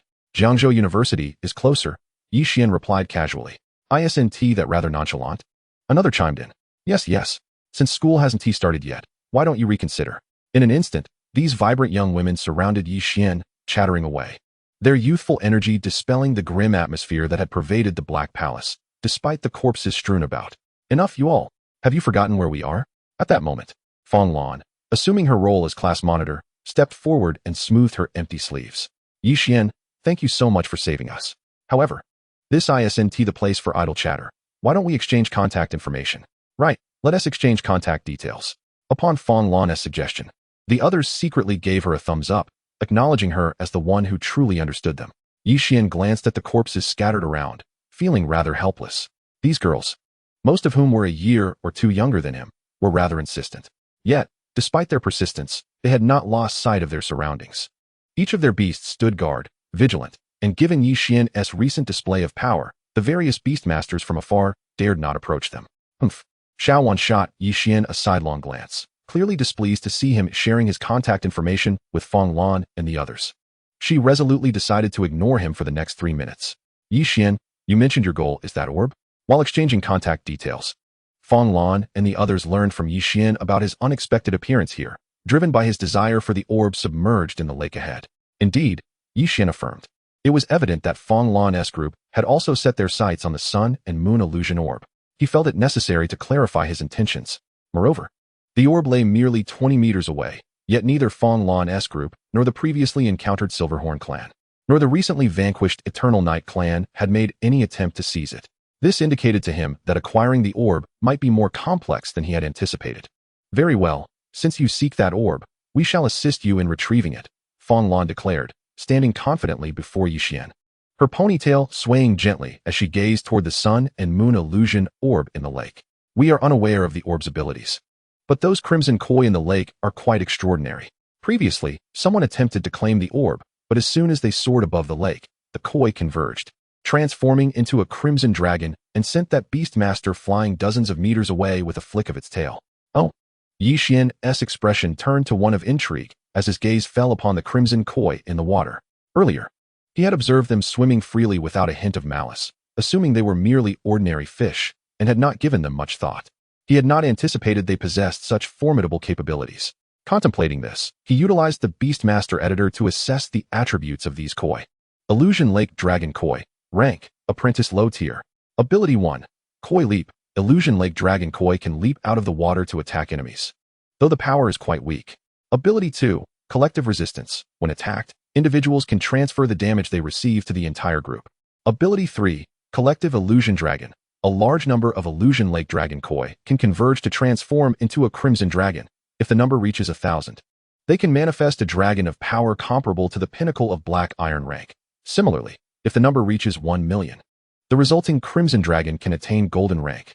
Upon observing the attributes of the Illusion Lake Dragon Koi, Yi Xian was taken aback. He had not expected such wondrous life forms to exist in this world. The final note on the Illusion Lake Dragon Koi stirred something within him. Contemplating the potential future opportunity to seek a pact with a monarch of a similar social species, he scrutinized the ethereal lake dragon carp in the lake before him. He discerned that the number of these enchanting dragon carps was only slightly above 1,000, capable of transforming into a singular red-gold dragon at the pinnacle of the Black Iron level, yet still falling short of the bronze level. Naturally, Feng Lan continued. The primary reason we have not taken this orb thus far is due to the vigilant beastmasters of the Silverhorn clan and the Eternal Night clan lurking nearby. Otherwise, given our strength, obtaining this orb would not pose much difficulty. Yi Xian nodded in agreement. He had witnessed Feng Lan and her companions in battle previously and recognized their commendable prowess. Collaboratively confronting a species of Black Iron pinnacle strength was indeed manageable. Xiaoku, Feng Lan commanded, prompting the nearby Xiaoku to deftly manipulate the sound of the magical bamboo, producing a melodious tune that enveloped a portion of the ethereal lake dragon carps. Although Feng Lan was unaware of the attributes of these red carps, she was cognizant of their individual frailty. Thus, she aimed to attempt a strategy of isolating and defeating them one by one. However, as Xiaoku's melody descended upon them, golden light erupted from the bodies of the dragon carps, swiftly coalescing into a unified barrier that resisted the illusory sound wave attack. Indeed, they possess group resistance. Feng Lan raised an eyebrow at this revelation. In contrast to Yi Xian, her extensive experience had acquainted her with the existence of social creatures akin to the ethereal lake dragon carps, most of which possessed formidable group resistance abilities, rendering them quite troublesome. Consequently, after a brief experiment, she abandoned this strategy. With a mere thought, she summoned the sound-cutting sword bird from her palm. With a piercing cry, the sword bird, akin to a supersonic beam of light, surged toward the sun-moon illusion pearl hovering above the lake. Upon its arrival, the dragon carps, in an instant, amassed their golden light, transforming into a red-gold dragon measuring several meters in length. With a fierce roar, it charged towards the sound-cutting swordbird. Seeing this, Feng Lan's expression tightened as she quickly maneuvered the swordbird to evade the dragon's sweep, darting to the side. However, as she deftly controlled the swordbird, she playfully flicked her bangs, casting a sidelong glance at Yi Xian. In response to Feng Lan's gaze, Yi Xian felt a twinge of exasperation. He had previously perceived her as a reserved young lady, but now he sensed she was no different from others, harboring her own mischievous intentions. Humph! Xuan, perched on Yi Xian's shoulder, let out a soft snort. Yet, she swiftly activated the Divine Emperor, darting ahead to the Sun-Moon Illusion Pearl just as the sound-cutting swordbird drew the red-gold dragon away. In a flash, she enveloped the pearl and brought it to Yi Xian's side. The moment the orb reached him, it radiated a dazzling golden light, enveloping Yi Xian within its brilliance. Third challenge, cleared. Chapter 22. Departure, Trialist Token, Capture Thundercloud Lightning Wings. A multitude of golden and silver lights, varying in size, erupted from the Sun-Moon Illusion Pearl, resembling golden and silver spirit butterflies, swirling around Yi Xian, rendering him akin to a figure emerging from myth. How handsome! Feng Lan and the others gasped in awe, their lips forming perfect circles. Xiaoku was the quickest to react, swiftly retrieving her phone to capture this moment. Just then, as the words challenge cleared echoed in Yi Xian's mind, ripples surged through the void, causing his form to abruptly dissolve into the shimmering golden and silver light. Yi Xian, Feng Lan, and the others exclaimed in surprise, not anticipating such a turn of events upon Yi Xian acquiring the orb. Farewell, everyone. At that moment, Xuan, who had remained mostly silent, suddenly revealed a sincere smile and waved enthusiastically at them. Yes, Xuan, goodbye. I will definitely visit Jiangzhou to see you and Yi Xian when the opportunity arises. Xiaoku replied, biting her lip to suppress her reluctance, waving fervently in response. On Yi Xian's shoulder, Xiaowan's expression stiffened. In an instant, she, along with Yi Xian and the tyrant dragon beast, vanished completely from the ancient divine plane. Now, we must attend to our own affairs. Observing Yi Xian and Xiaowan's departure, Fanglan's expression turned serious. Simultaneously, Xiaoku and the others reined in their thoughts, transforming back into resolute young warriors. Upon exiting the ancient divine plane, Yi Xian and Xiaowan found themselves not in the training space, but back in the grand hall from which he had first entered. He stood upon the third green stone slab, counted from the entrance. Does the third green stone slab signify my success in the third challenge? Yi Xian pondered. Congratulations on becoming the fourth trialist of the transparent secret realm. At that moment, a voice resonated abruptly. As the words fell, a streak of light materialized in the void, morphing into a cold object that landed in Yi Xian's hand. He raised it to inspect, revealing a black token. One side bore the image of a monkey seated in meditation against a cliff, while the other displayed the number 4. As the token settled into his grasp, information regarding it swiftly flooded his mind. The fourth trialist? Yi Xian furrowed his brow, surprised to discover that he was not the sole individual to have traversed the 3 challenges within this secret realm. Others had likely succeeded in even more. This prompted him to consider the possibility that, apart from the entrance he had used, there might be other access points to this realm. Furthermore, while he was a black iron-level beastmaster, it was plausible that the recipients of the secret realm's legacy were not exclusively black iron-level beastmasters. Taking a deep breath, he concentrated, activating the vital energy within him in accordance with the information that had accompanied the token's appearance in his mind. He pricked his finger to draw a drop of blood, allowing it to fall onto the trialist token. With a hum, as his blood touched the token, it trembled and emanated a vibrant red glow. In an instant, it flickered within the void, transforming into a mere shadow and swiftly entering his body with a whoosh. Yi Xian furrowed his brow. Upon careful attunement, he discovered that the token, after being infused with his blood, had astonishingly merged into his sea of consciousness. Simultaneously, a wealth of information regarding this token flooded his mind. Once I ascend to the rank of bronze-level beastmaster, I will be able to activate this token and re-enter the luminous secret realm to embark on new trials? The transmission of the token stirred something within Yi Xian. Undoubtedly, this held immense significance for him. As a trial taker, every successful trial he completed would yield substantial rewards, which were precisely what he lacked. Furthermore, he had not anticipated such an advantage from using the trial token to exit this place. Concurrently, Yi Xian grasped how to leave this secret realm. According to the information just conveyed by the trial token, upon exiting the secret realm, he could utilize the token to reveal everything within a 10-mile radius of the area he occupied before entering the luminous secret realm. He could then specify a location for teleportation. With this thought, a smile graced Yi Xian's face. This time, I shall see where you flee. Immediately, he focused his mind and activated the trial token residing in his sea of consciousness, vividly manifesting the area he had occupied prior to entering the secret realm in his mind's eye. In the thunder-forbidden zone, amidst the pitch-black storm clouds, a streak of gold morphed into a tiny thunder pig, rolling about in the clouds as if they were mere fluffy cotton, idly tumbling and playing. In this vast expanse of thunderclouds, it was the sole inhabitant, which rendered it rather bored. At times, it found itself pondering how delightful it would be if those previous foolish fellows visited it daily. It would have someone to play with. Recent events flitted through its mind like petals in the wind, reminding it of the human it had inadvertently dispatched. Originally, it had only known that the large stone possessed some peculiar properties. It recognized that while thunder struck indiscriminately elsewhere, not a single bolt had ever descended upon that large stone. Thus, it had whimsically decided to conduct an experiment with Yi Xian. However, it was utterly unprepared for the outcome when Yi Xian soared above the stone, and a bolt of lightning struck, causing him to vanish. The recollection of Yi Xian's abrupt disappearance sent a shiver down its spine, leading it to resolve never to venture near that stone again. As it continued to ponder, its thoughts drifted to the ancient blue crane. Humph. The next time I see you, should you dare to insult my faith again, I shall strike you down. With this thought, it began to roll about in the storm clouds once more. Suddenly, as it executed a playful roll, its rotund golden pig had peeked through the gaps in the thunderclouds below.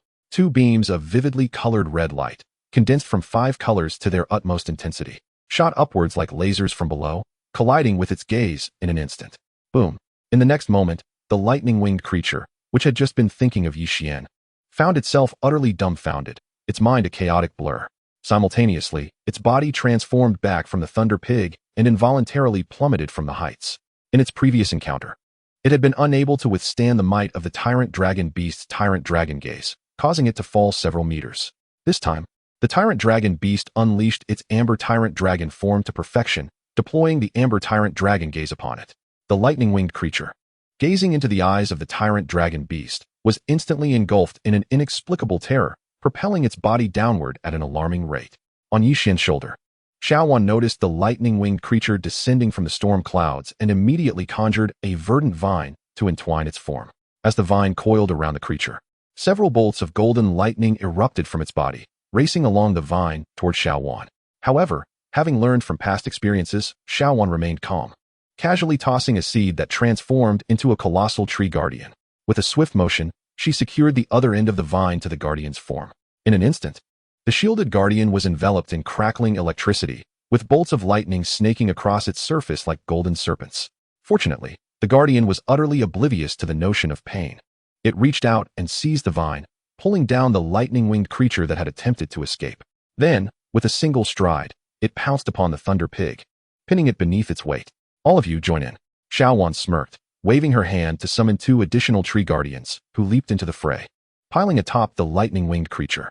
Meanwhile, she remained perched on Yixian's shoulder, continuously employing her tree spirit techniques to heal the guardians from the thunderous assaults they had endured. Roaring, the Tyrant Dragon Beast charged forward, its colossal head pressing against the creature's ear, unleashing a series of thunderous roars at close range. Instantly, the previously dazed lightning-winged creature became bewildered once more. Hey, you lot, be gentle. Don't harm it. I want to capture it because it is a lightning attribute life form, intending to bring it to a realm saturated with thunder. Observing this scene, Yixian's face broke into a subtle smile.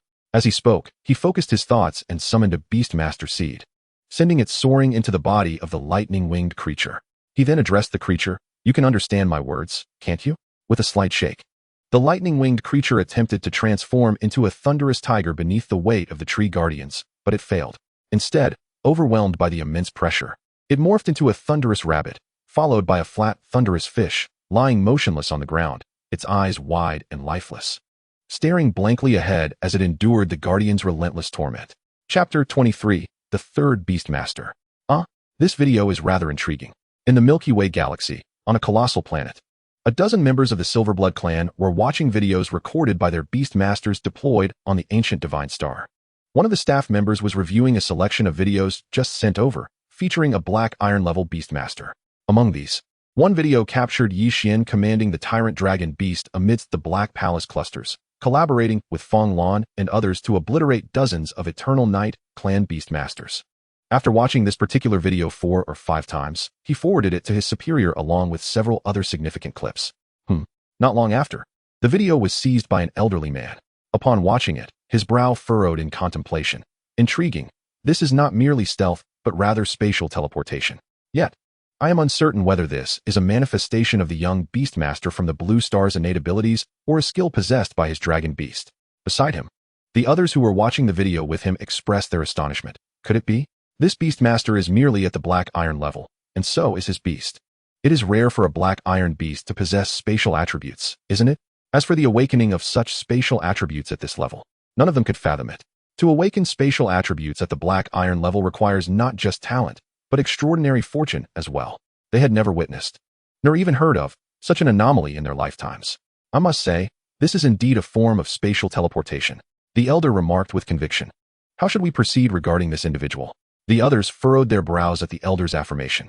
If the young man's beast alone possessed spatial capabilities, it would be somewhat manageable, considering that no matter how formidable, it remained a Black Iron beast. However, should the young man genuinely awaken spatial attributes in his beast, it would be quite alarming. They needed to approach this matter with utmost seriousness, despite his current status as merely a Black Iron Beastmaster. Teacher Toman, should we consider taking action? Pondered a Silverblood Beastmaster, his eyes glinting with cold resolve. Take action? Why should we intervene? He has not harmed any of our Silverblood kin, the elder calmly replied, shaking his head. If we disseminate this video, once the Eternal Night clan learns of this young man's slaying of so many of their Beastmasters, would they not seek retribution? This Blue Star youth possesses such strength. His origins must be far from ordinary. If the Eternal Night clan were to eliminate him, It could potentially incite further conflict. The elder mused, his gaze penetrating and thoughtful. Indeed, our original intention was to incite discord among these factions, prompting them to clash. Roaring. In the thunder-forbidden zone, the thunder lightning wing, transformed into a lightning flatfish, gazed at the menacing storm clouds with a look of disinterest before suddenly letting out a thunderous roar. As it opened its mouth, a golden bolt of lightning shot forth, hurtling towards Yixian. However, the nearby tyrant dragon beast merely shifted its body and positioned itself in front of the lightning, absorbing the strike. The tyrant dragon beast possessed resistance to all attributes. The lightning merely caused it to shudder slightly, dimming its multicolored amber momentarily before returning to normal. Furthermore, with Xuan beside it employing the divine with spirit technique, it could easily recover from any injury. Thus, it harbored no fear of the thunder lightning wing's lightning attack. Roaring. After blocking the attack for Yixian, the tyrant dragon beast surged forward, reaching the thunder lightning wing's front and letting out a retaliatory roar that shook the very air. You cannot behave this way. If you continue to act unruly, the tyrant dragon beast will become irate, and if it does, it will incessantly call in your ears, an annoyance that could last the entire night. After a while, as Yixian waited for the thunder lightning wing to recover, he smiled and spoke. He intended to dismantle its will in this manner. Let me go, you scoundrel. The thunder lightning wing, infuriated, finally could not restrain itself and shouted at Yixian. It felt that if this continued, it might truly lose its mind. You certainly have a way with words, Yixian remarked in surprise. This time, the thunder lightning wing's words were not conveyed through the Beastmaster seed, but in the language of the Beastmaster world. Although Yixian had previously inferred from its grunts that it might understand this language, he was still taken aback when it spoke. However, if you wish for your freedom, I could entertain the idea. A smile graced Yixian's face. As long as you open your heart and become my beast, I will release you at once. You must be dreaming. The thunder lightning wing shot forth another bolt of electricity towards Yixian, but the tyrant dragon beast merely shifted again, intercepting this strike effortlessly, causing no harm to Yixian whatsoever. At the same time, Yixian bore no anger towards the thunder lightning wing's assault on him.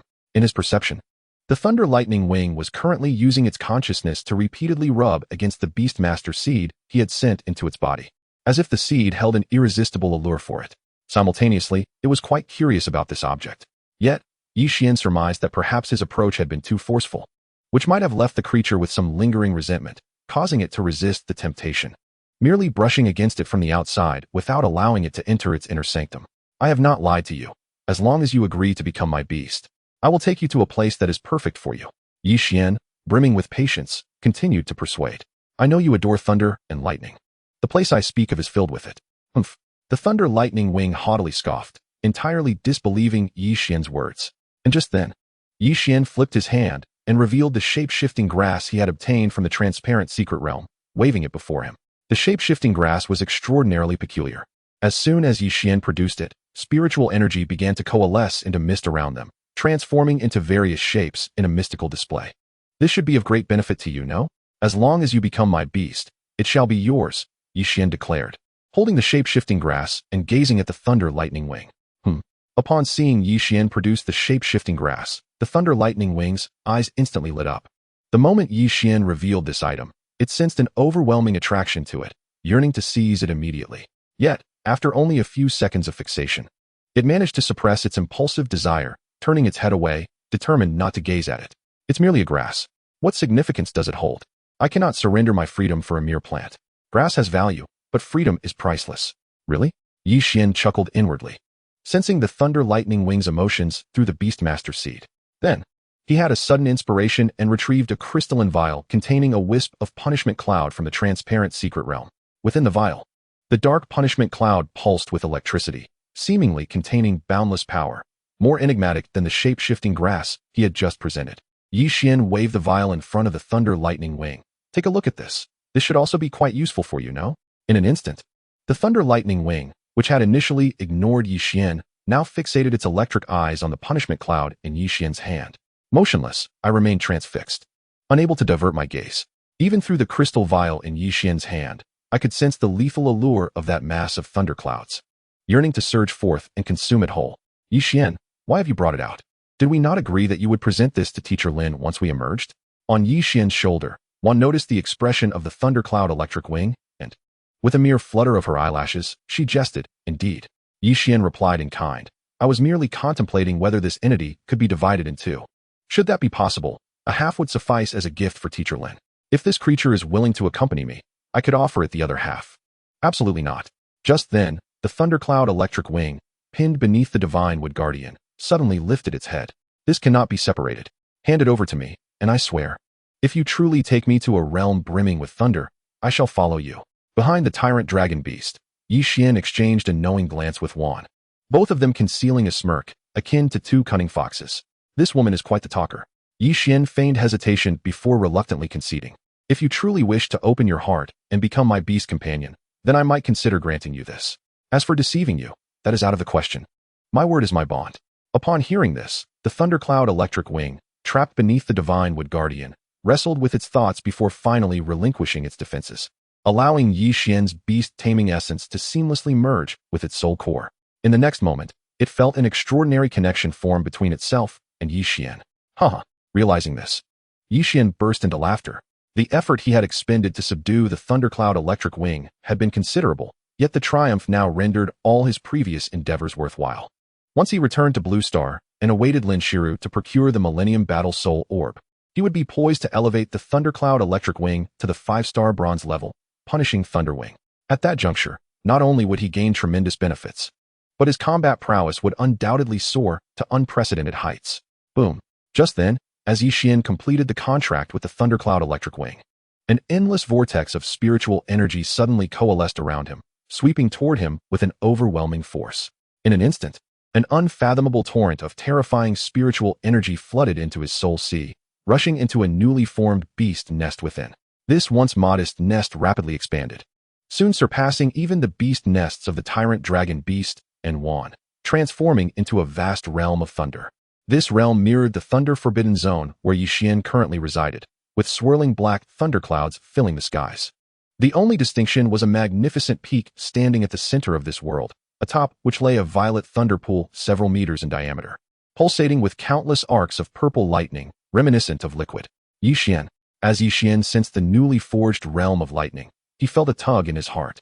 Suddenly hearing someone from afar calling his name, he looked up to see several figures amidst the crackling lightning, their faces alight with joy, riding their respective flying beasts as they swiftly approached him. Chapter 24. Return to Blue Star, seeking subscription. So close. After forging the contract with the thundercloud electric wing, Yi Xian assessed his situation and discovered he was but a step away from breaking through to become a mid-tier black iron beastmaster. He estimated that within a matter of moments, he would ascend to that level. However, he was not entirely satisfied. After all, the thundercloud electric wing was a peak black iron beast. The meager benefits he reaped from the contract left him feeling frustrated. It seemed that the higher the quality of a beast, the greater the returns for the beastmaster. Yi Xian shook his head, contemplating how much benefit he would gain once he elevated the thundercloud electric wing to a 5-star bronze beast. It was foreseeable that, upon the upgrade, he would swiftly break through to become a high-tier black iron beastmaster, but he dared not speculate on reaching the pinnacle. Come, allow me to take you to a place that will surely delight you. Yi Xian regarded the thundercloud electric wing, which had transformed into a thunderous tiger, emerging from beneath the 3 divine wood guardians. With a thought, he drew it into the newly unveiled realm of lightning. Within this electric domain, the thundercloud electric wing, bewildered by its sudden shift to an unfamiliar environment, felt a jolt of surprise and instinctively called out to Yi Xian. Though Yi Xian was now its master, it had already begun to unconsciously view him as its refuge. Do not worry. As it reached out to communicate with Yi Xian, his voice unexpectedly resonated within its mind. This is the lightning world I previously spoke of. Tell me, does it not surpass the thunder-forbidden zone where you once resided? This place. The thundercloud electric wing paused, surveying its surroundings before realizing the skies were filled with rolling thunderclouds, the essence of which perfectly matched its current realm. Neither overwhelming nor disappointing. Upon witnessing this scene, a radiant smile spread across the tiger's face. In the next moment, it unfurled its electric wings and darted into the endless thunderclouds, reveling in its newfound freedom. This creature, outside, Yi Xian sensed the thundercloud electric wing's exuberance, a hint of exasperation gracing his features.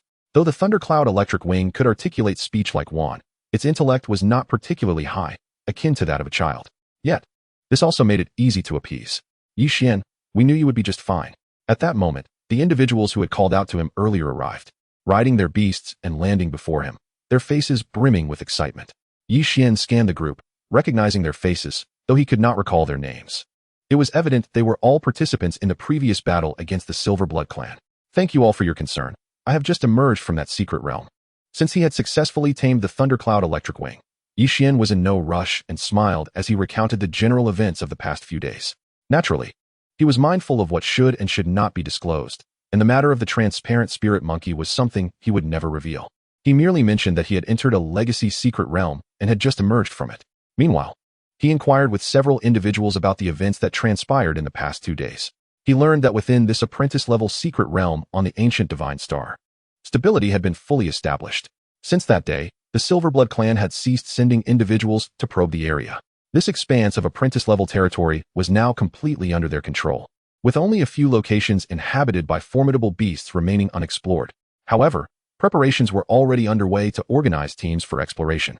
Come on, Yixian, now that you're out, let's hurry back. The Dean Lin of Jiangzhou University has been waiting anxiously, one of the Beast Masters urged, as they introduced Yixian to the events that had unfolded. They promptly seized him and departed from the Thunder Forbidden Zone, making a direct flight toward the spatial wormhole leading back to Blue Star. Through their explanations, Yixian also learned that they had been searching for him within the Thunder Secret Realm for the past 2 days. They had arrived so swiftly upon hearing the roar of the tyrant dragon beast. Additionally, he discovered that Gu Qinghe had also managed to break through to the Black Iron level Beastmaster, just like him. However, it seemed he had left this place prematurely due to some unforeseen circumstances. Simultaneously, Su Changjin and Song Jia had also been summoned back. Haha, I knew Yixian. You wouldn't be so easily met with misfortune. Upon his return to the base on Blue Star, the Beastmasters present expressed their surprise and joy at seeing him. Among those he was somewhat familiar with, Yixian greeted them all individually, eschewing the arrogance displayed by some. Finally ready to depart, he found himself delayed, only arriving at the entrance of the spatial wormhole 5 or 6 minutes later. Gazing at the swirling vortex before him, Yixian took a deep breath. In truth, his time on the ancient Divine Star had not been extensive, just a few days. Yet, to him, those days felt more protracted than a month and a half. Moreover, the ancient Divine Star was an unfamiliar place to him, lacking the comfort that Blue Star provided. With these thoughts in mind, he leaped forward and stepped into the spatial wormhole. Blue Star.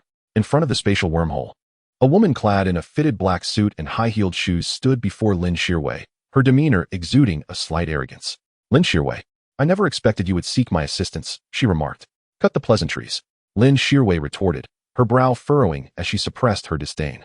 This is the spatial wormhole, Yixian entered. If you have time for idle chatter, you might as well calculate his current situation and how to assist him in escaping the predicament he has fallen into.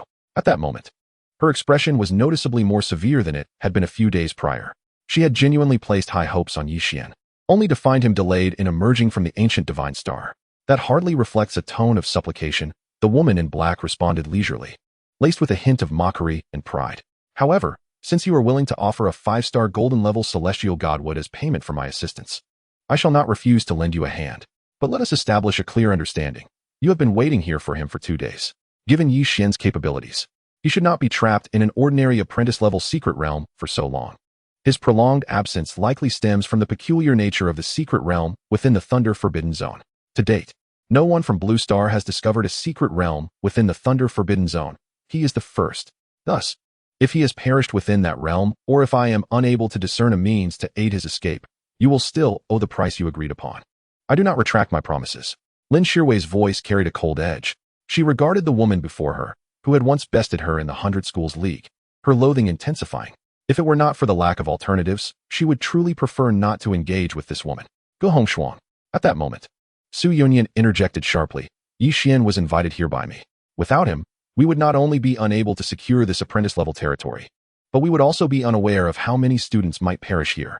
If Yixian encounters trouble in the secret realm, our academy must take responsibility. Humph. Gu Hongshuang retorted, casting a glance at Su Yunyan with a mocking smile. If Yixian were to face misfortune in a battle against the Silverblood clan, I would have no objections to your involvement. However, that is not the case. He ventured into the Thunder Forbidden Zone for his own selfish reasons. So it is best for you, Director Su, to refrain from meddling in this matter. Additionally, assisting Lin Shirwei in deducing Yixian's current condition and finding a way to help him escape the secret realm is a private transaction between us. You should stay out of it. Su Yunyan's brow furrowed at her words. Every academy has its share of commendable teachers, yet there are always those who fail to satisfy either students or colleagues. Gu Hongshuang was one of his least favorite instructors. Nevertheless, her talent and strength were formidable. Her background exceedingly complex, making it difficult for him to impose authority over her. Director Su, there is no need for your involvement. As she said, this is a private transaction between her and me. Just as Su Yonyan contemplated further, Lin Shirwei suddenly raised her head and shook it at him. Seeing this, Su Yonyan sighed, realizing he could not push the matter further. Since you have consented, I shall proceed. Nearby, Gu Hongshuang's face once again displayed a trace of triumph. With a wave of her hand, a massive white-backed spirit turtle appeared before her. Upon seeing the white-backed spirit turtle, both Lin Shirwei and Su Yonyan felt a stir of recognition. They understood that this creature was Gu Hongshuang's most prized possession, the 4-star platinum-level beast. The Bai Yin spirit turtle. Though its combat prowess was not remarkable, it possessed the abilities of foresight and deduction, making it one of the most sought-after beasts by many. It was precisely because of this Bai Yin spirit turtle that Gu Hongshuang could exert such pressure over Lin Shirwei. Even a single calculation from it forced Lin Shirwei to offer the celestial godwood she had originally promised to Yi Xian as payment for this deduction.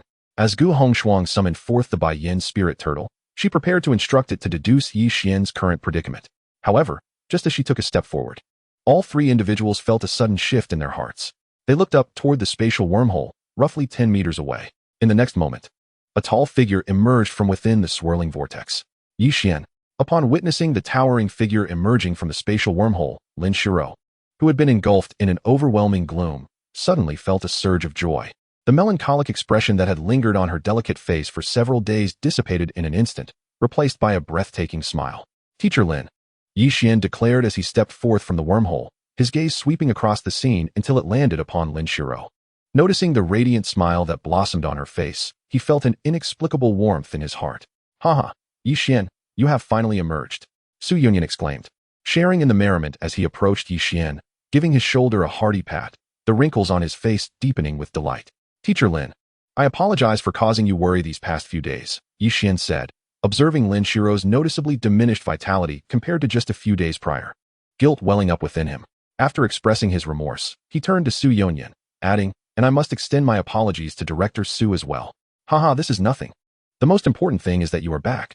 That's what truly matters, Su Yonyan replied, laughter resonating in his voice. However, remember next time to avoid such reckless endeavors before undertaking any tasks. I understand. Thank you for your concern, Director Su. Yi Xian nodded in acknowledgement. Lin Shirou, surely you won't let my journey here be in vain. At that moment, Gu Hongshuang, who had been frowning from a distance upon seeing Yi Xian's emergence, approached them. Of course not, Lin Shirou responded, casting a glance at Gu Hongshuang. It was no easy feat for you to come all this way. I invited you yesterday, and after such a long journey, I will reimburse you with 100,000 as travel expenses. 100,000? Gu Hongshuang gasped, momentarily taken aback.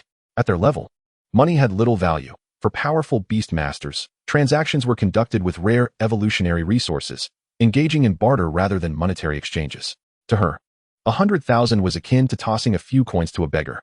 Meanwhile, Yi Xian, overhearing the exchange between Lin Shirou and Gu Hongshuang, sensed that there had been some unpleasantness between them during his absence. He glanced at the Bai Yin spirit turtle beside Gu Hongshuang and instinctively utilized the Beast Master Editor to assess its attributes. Bai Yin spirit turtle, rank, Platinum Peak. Abilities, prediction, fortune telling, turtle spirit water control technique, turtle spirit armor technique, turtle spirit gathering formation. Evolution direction 1, spirit turtle. Evolution direction 2, ancient demon turtle. Evolution direction. In an instant, the attributes of the Bai Yin spirit turtle appeared before Yi Xian's eyes. Upon reviewing its capabilities, he was taken aback. He had unexpectedly encountered such an exceptional spirit turtle. Although its other attributes were not particularly strong and its skills were limited, its first ability of prediction, the second ability of fortune telling, and the final ability of the turtle spirit gathering formation were indeed enviable. Yi Xian felt a pang of desire. The only regret was that the turtle already had an owner. A beast master's familiar could not be seized by others, and even if he could, he lacked the strength to do so. Very well, Gu Hongshuang remarked coldly, casting a disdainful glance at Lin Shirou. Since that's the case, remember this matter. Do not expect to seek my assistance in the future should you encounter similar troubles. However, after delivering her statement, she did not immediately depart. Instead, she suddenly turned her attention to Yi Xian, her icy demeanor swiftly transforming into a smile. Yi Xian, I am a teacher at Sangzhou University, Gu Hongshuang. I am aware that you have not yet officially enrolled at Jiangzhou University. I would like to formally invite you to join Sangzhou University and become my student. Would you be interested? Stealing students? Yixian was taken aback. He hadn't anticipated that this woman would have the audacity to poach students from Jiangzhou University right in front of Lin Shiro. He glanced at Lin Shiro and noticed a flicker of anger crossing her face. Do not be too hasty in your rejection. Just as Yixian was about to respond, Gu Hongshuang interjected, You may not know me well, but in terms of strength, I am indeed somewhat inferior to your esteemed Director Lin. However, my spirit turtle, Baiyin spirit turtle, possesses the ability of prediction and a degree of fortune gathering. If you choose to follow me, the assistance I can provide you in the future will undoubtedly exceed your expectations. After her statement, Gu Hongshuang gazed at Yixian with a beaming smile, awaiting his response. Observing this interaction, Yixian once again glanced at Lin Shiro, only to find her surprisingly refraining from intervening at that moment. I'm sorry, but I have already signed a contract with Jiangzhou University. Yixian firmly declined Gu Hongshuang's invitation, shaking his head. Do not fret about the contract. As long as you are willing to come with me, I can assist you in resolving that matter, Gu Hongshuang replied confidently. My apologies. Yixian furrowed his brow.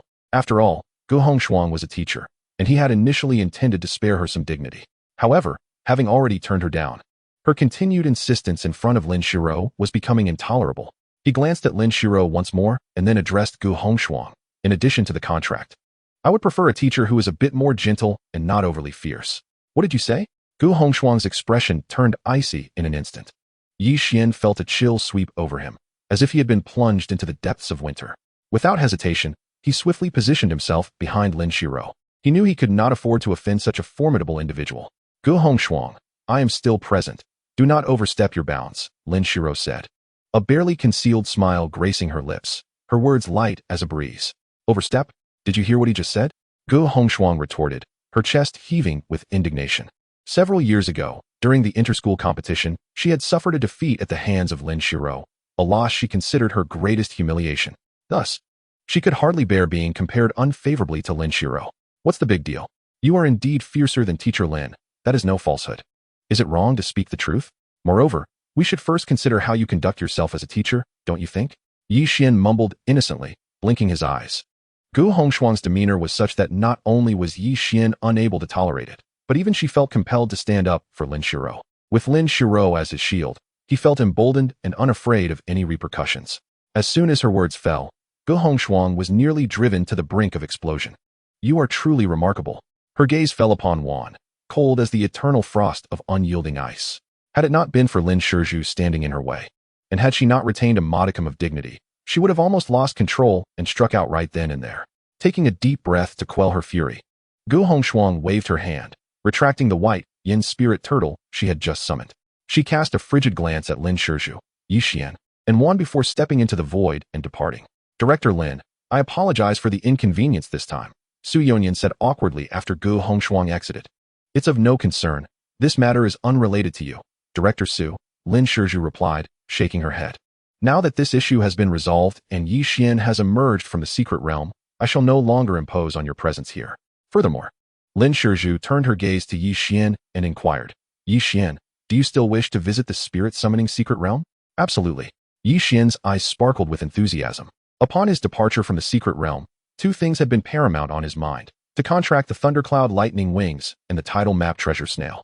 With the Thundercloud Lightning Wings now his third contracted beast, only the Tidal Map Treasure Snail remained to fulfill his aspirations for this journey to Tsangzhou. Very well. Lin Shizhu nodded, then turned back to Su Yonyan. Director Su, I previously mentioned to you that after Yixian returns from the ancient god star, I wish to take him once more to the spirit summoning secret realm. Is that agreeable? Of course, that is perfectly acceptable. Su Yonyan hesitated briefly before adding, however, as you are aware, those two individuals approached me previously seeking entrance to the spirit summoning secret realm, and they are likely still there. Therefore, if you intend to return to the spirit summoning secret realm, I hope you can exercise restraint, as the circumstances at Song University differ somewhat from those at Jiang University.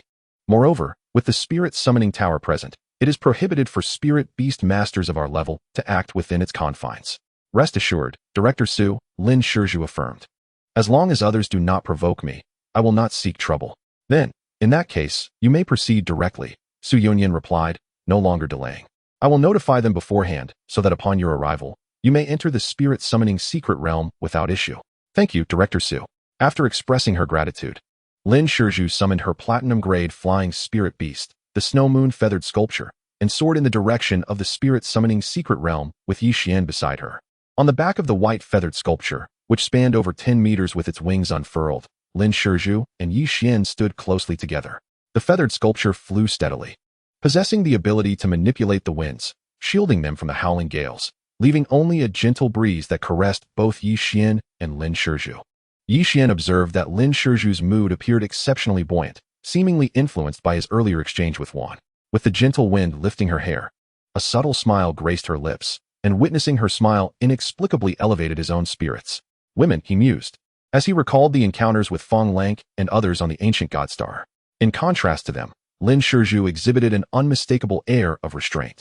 Teacher Lin, he began, mentally preparing his words, and then recounted his recent experiences on the ancient god star, particularly the events following his entrance into the transparent secret realm. As before, he selectively shared details, omitting certain aspects. However, as he gradually revealed that he had successfully contracted 2 spirit beasts after breaking through to the black iron level, including the thundercloud lightning wings, and had also obtained the punishment cloud and transformation grass as evolution resources during this expedition, Lin Shizhu, who had maintained her dignified demeanor, was momentarily taken aback. On the back of the snow moon feathered sculpture, after listening to Yixian's account of his recent experiences, Lin Shizhu's eyes widened with astonishment, nearly brimming over. This reaction filled Yixian with a sense of pride. After all, what man does not relish the look of admiration from a woman when she perceives his prowess? Regrettably, in comparison to Lin Shizhu, his status as a spirit beast master was still somewhat lacking. Fortunately, with the spirit beast editor at his disposal, he stood out among spirit beast masters of the same rank. Did you just awaken a spatial type spirit beast ability? Lin Shizhu, noticing a hint of pride on Yixian's face, initially intended to refrain from probing further. However, upon hearing that he had awakened a spatial type ability upon breaking through to the black iron level, her beautiful eyes lit up with excitement. Indeed, Yixian nodded. Although the abilities awakened by spirit beast masters were their greatest secrets, such secrets rarely remained concealed for long. Unless one never showcased the ability in public, it would inevitably become known, much like Yang Yiming's Great Wish and Furious Heart, which had long been revealed. Having spent considerable time with Lin Shizhu, he felt no need to conceal this aspect from her and directly shared the spatial type ability he had awakened. However, he only disclosed the partial abilities related to the spirit beast lair. The reincarnation of spirit beasts and the capacity to accelerate their training remained undisclosed, just as before. Can you summon your spirit beasts and then instantly teleport them before your enemies? Lin Shizhu mused, her heart stirred.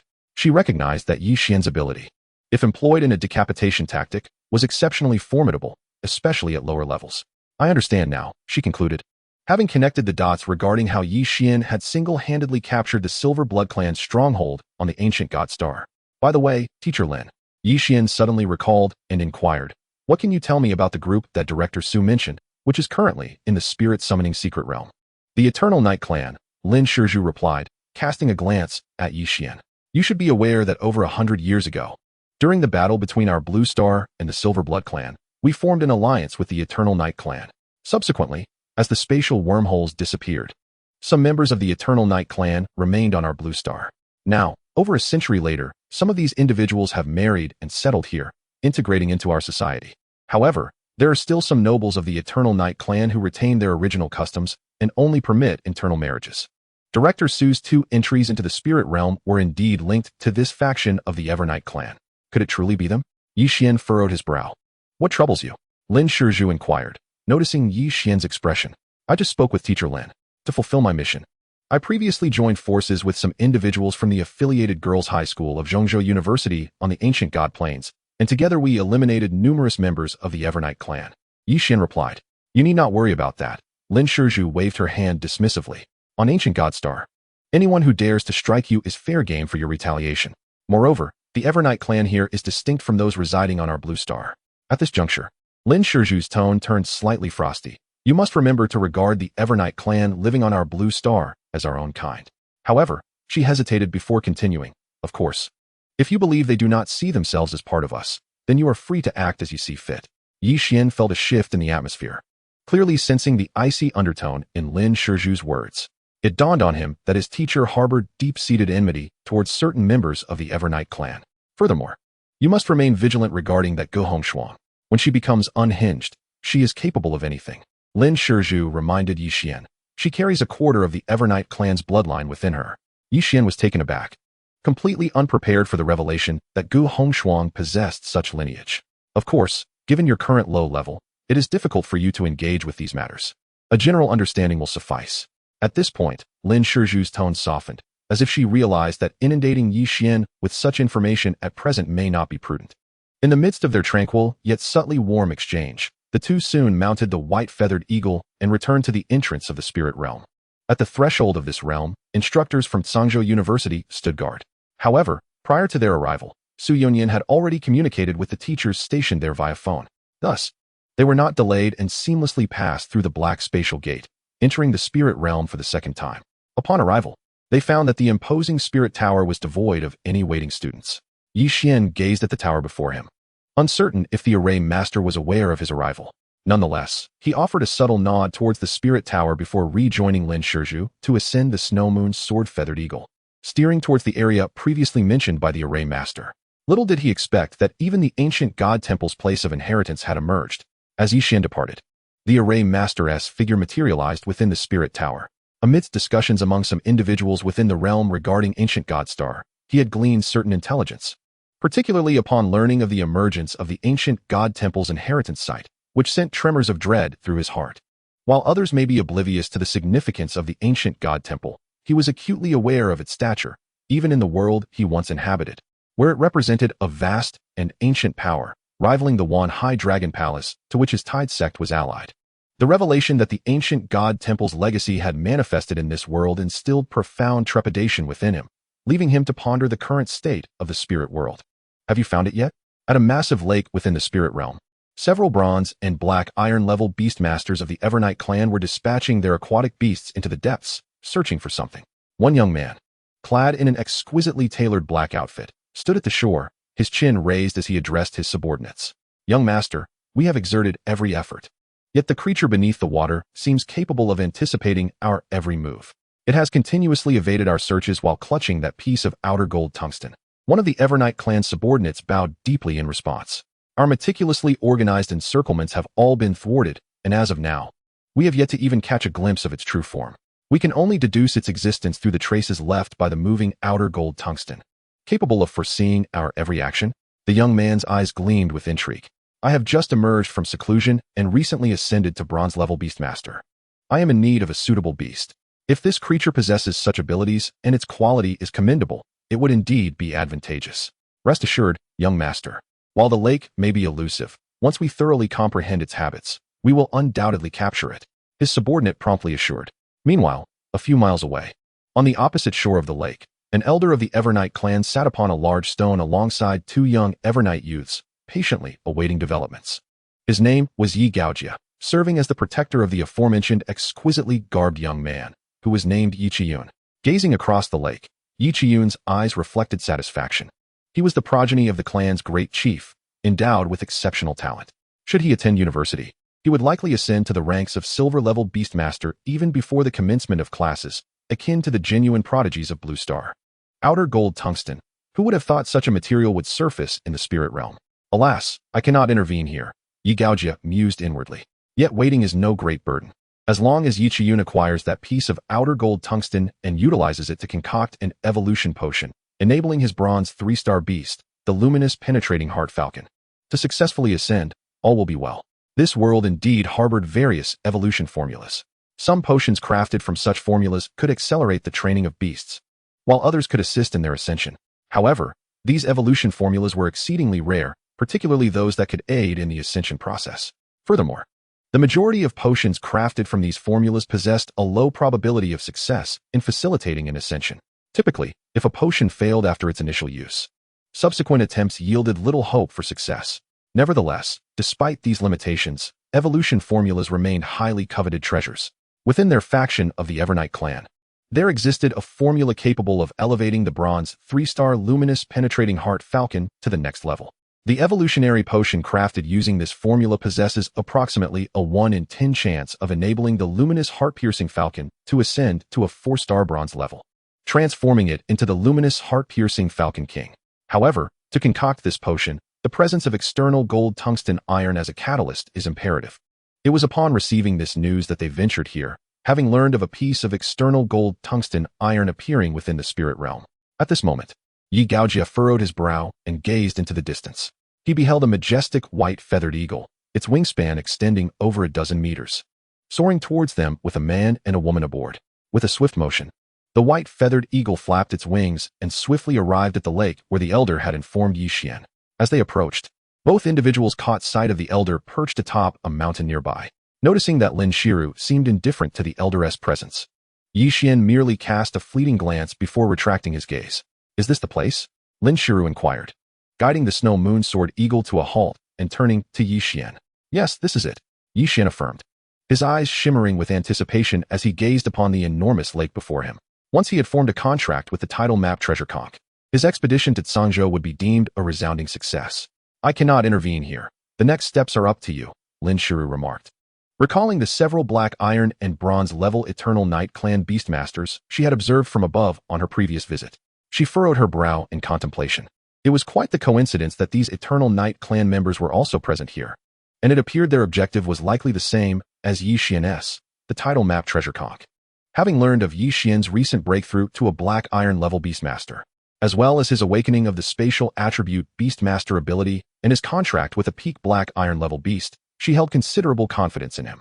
Yet, this confidence did not extend to encounters with bronze level Beastmasters, especially since there were more than one among the Eternal Night Clan's ranks. "Remember, if it becomes too difficult, do not push yourself too hard," Lin Shiru cautioned Yi Xian once more. "Rest assured, Teacher Lin," Yi Xian replied, nodding resolutely. From his vantage point earlier, he too had noted the Eternal Night Clan Beastmasters across the lake and understood that forming a contract with the tidal map treasure conch would indeed pose significant challenges. However, whether he could succeed remained to be seen. With that thought, he summoned the tyrant dragon beast from its lair and leaped onto its back, preparing to search for an appropriate location to draw the tidal map treasure conch from the depths of the lake. Given his prior knowledge of the conch's characteristics from Elder Xuan, he felt a sense of assurance compared to the Eternal Night Clan's approach of blindly searching underwater. Wait. Just as Yi Xian was about to set off with Lin Shiru, a voice unexpectedly called out to him from afar. He turned to see the elder who had previously been sitting atop the mountain, now standing on the back of a colossal black panther, flanked by two young Eternal Night Clan members, hastening towards them. "What is it?" Lin Shiru asked, her tone sharp and devoid of politeness upon recognizing the elder. "Are you Lin Shiru from Jiangzhou University?" the elder inquired, his brow furrowing as he recognized her. "Indeed," Lin Shiru affirmed, confirming her identity. "Oh, so you are the Vice Dean Lin," the elder remarked, his expression growing more serious. "I am Yi Gaojia, a guest lecturer at Zhangzhou University. I have brought my clan's disciples here for training. If it is not too much trouble, I hope you can grant me this favor and refrain from interfering with my disciples' training." "Apologies," Lin Shiru's tone turned icy at Yi Gaojia's words. "Your favor holds no weight here. Moreover, this spirit realm is not divided into territories. I am here to guide my students in their training as well. If you believe your favor is of any significance, then allow me to ask for one in return. I request that your disciples vacate this area to make space for my students." Yi Gaojia's expression turned frigid at her audacity. Even Yi Xian could sense the assertiveness in Lin Shiru's words, a stark contrast to her previously gentle demeanor, leaving him puzzled about the animosity between her and the Eternal Night Clan. Naturally, he also felt a sense of aversion at the elder's abrupt arrival demanding their departure, thus wholeheartedly supporting Lin Shiru's confrontation with him. "Very well," Yi Gaojia declared, sensing that persuading Lin Shiru was futile. "In that case, let us see whose students possess greater capabilities, yours or mine." With that, he commanded the Black Panther to land beside the lake, positioning it next to Lin Shiru as if to keep a close watch on her, lest she disregard the rules within the spirit realm and act against his clan's disciples. As for Yi Xian, he was largely unfazed. Upon seeing Lin Shiru, he had already surmised her identity, recognizing that he was indeed the student of the renowned Lin Shiru from Jiangzhou University, whose reputation had spread among low-level beastmasters in the spirit realm during this time. However, despite Yi Xian's prowess, he was still merely a novice black iron level beastmaster. While the disciples he had brought numbered over a dozen, most of whom were peak black iron level beastmasters. Furthermore, among the remaining beastmasters, there were 4 bronze level ones. He harbored no belief that Yi Xian, as an initial black iron level beastmaster, could exert any significant influence over his clearly superior Eternal Night Clan disciples. "Teacher Lin?" Observing the unfolding scene, Yi Xian furrowed his brow, glancing over at Lin Shiru, who subtly acknowledged him with a slight nod. It was evidently conveyed to him that within this secret realm, he could freely showcase his prowess, unburdened by any encumbrances. For she was capable of maintaining control over the situation. Understood. Upon seeing Lin Shiru nod, Yixian ceased his idle chatter. He promptly pressed his foot against the back of the tyrant dragon beast, commanding it to soar towards a mountain adjacent to a distant lake. However, just as Yixian mounted the tyrant dragon beast and ascended into the skies, two young members of the Eternal Night clan, who had accompanied Yi Gaojia, exchanged glances. One of them immediately summoned his beast, the nether demon sparrow, and, with the other in tow, mounted it to swiftly pursue Yixian. Yixian, as you have just entered the Spirit Master secret realm, you must be unfamiliar with this place. Allow us, as your brothers, to guide you through the vicinity. The nether demon sparrow was remarkably swift, catching up to Yixian's tyrant dragon beast in mere moments. Standing atop the tyrant dragon beast, Yixian turned to glance at the two youths of the Eternal Night clan, his tone slightly frigid as he replied, I do not require your assistance. Haha. That is precisely because you are not yet acquainted with the complexities of this terrain. Once you familiarize yourself, you will surely recognize the wisdom in having us accompany you. The two of them wore smiles, completely disregarding Yixian's words, as they remained perched upon the back of the nether demon sparrow beside him.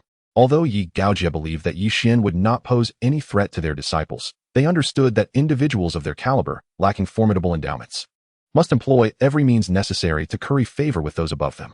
To them, Yixian's arrival was an extraordinary opportunity presented on a silver platter. Observing this scene, Yi Gaojia could not help but smile, acknowledging the two youths' adeptness at discerning his intentions. He thought it prudent to nurture them further in the future. Despite not believing Yixian could influence their clan's disciples, he recalled Lin Shiru's earlier icy demeanor and felt a desire to irk both her and Yixian. At that moment, Lin Shiru's expression turned icy upon witnessing this unfolding drama. I don't need your help. Meanwhile, Yixian, flanked by the two beast masters from the Eternal Night clan, responded with a voice as cold as ice. I have never encountered such loathsome individuals throughout my life. Even in his previous encounters with Jinghao from Yunhai City, although they were not on amicable terms, he had never experienced such shameless behavior. Rest assured, there is no need for you to worry about us causing any trouble. Once you grasp the complexities of this area, you will realize how wise it is to have us by your side. Yet, the two Eternal Night clan beast masters maintained their insufferable smiles, exhibiting an extreme level of shamelessness. Observing their demeanor, Xuan felt her blood boil in anger. Yixian, doesn't the tyrant dragon beast possess the ability to evade water? Let us dive beneath the surface and shake off these repugnant fellows. Yixian was momentarily taken aback. However, as he grasped Xuan's suggestion, a smile graced his face. Very well, we shall heed your advice and plunge into the water.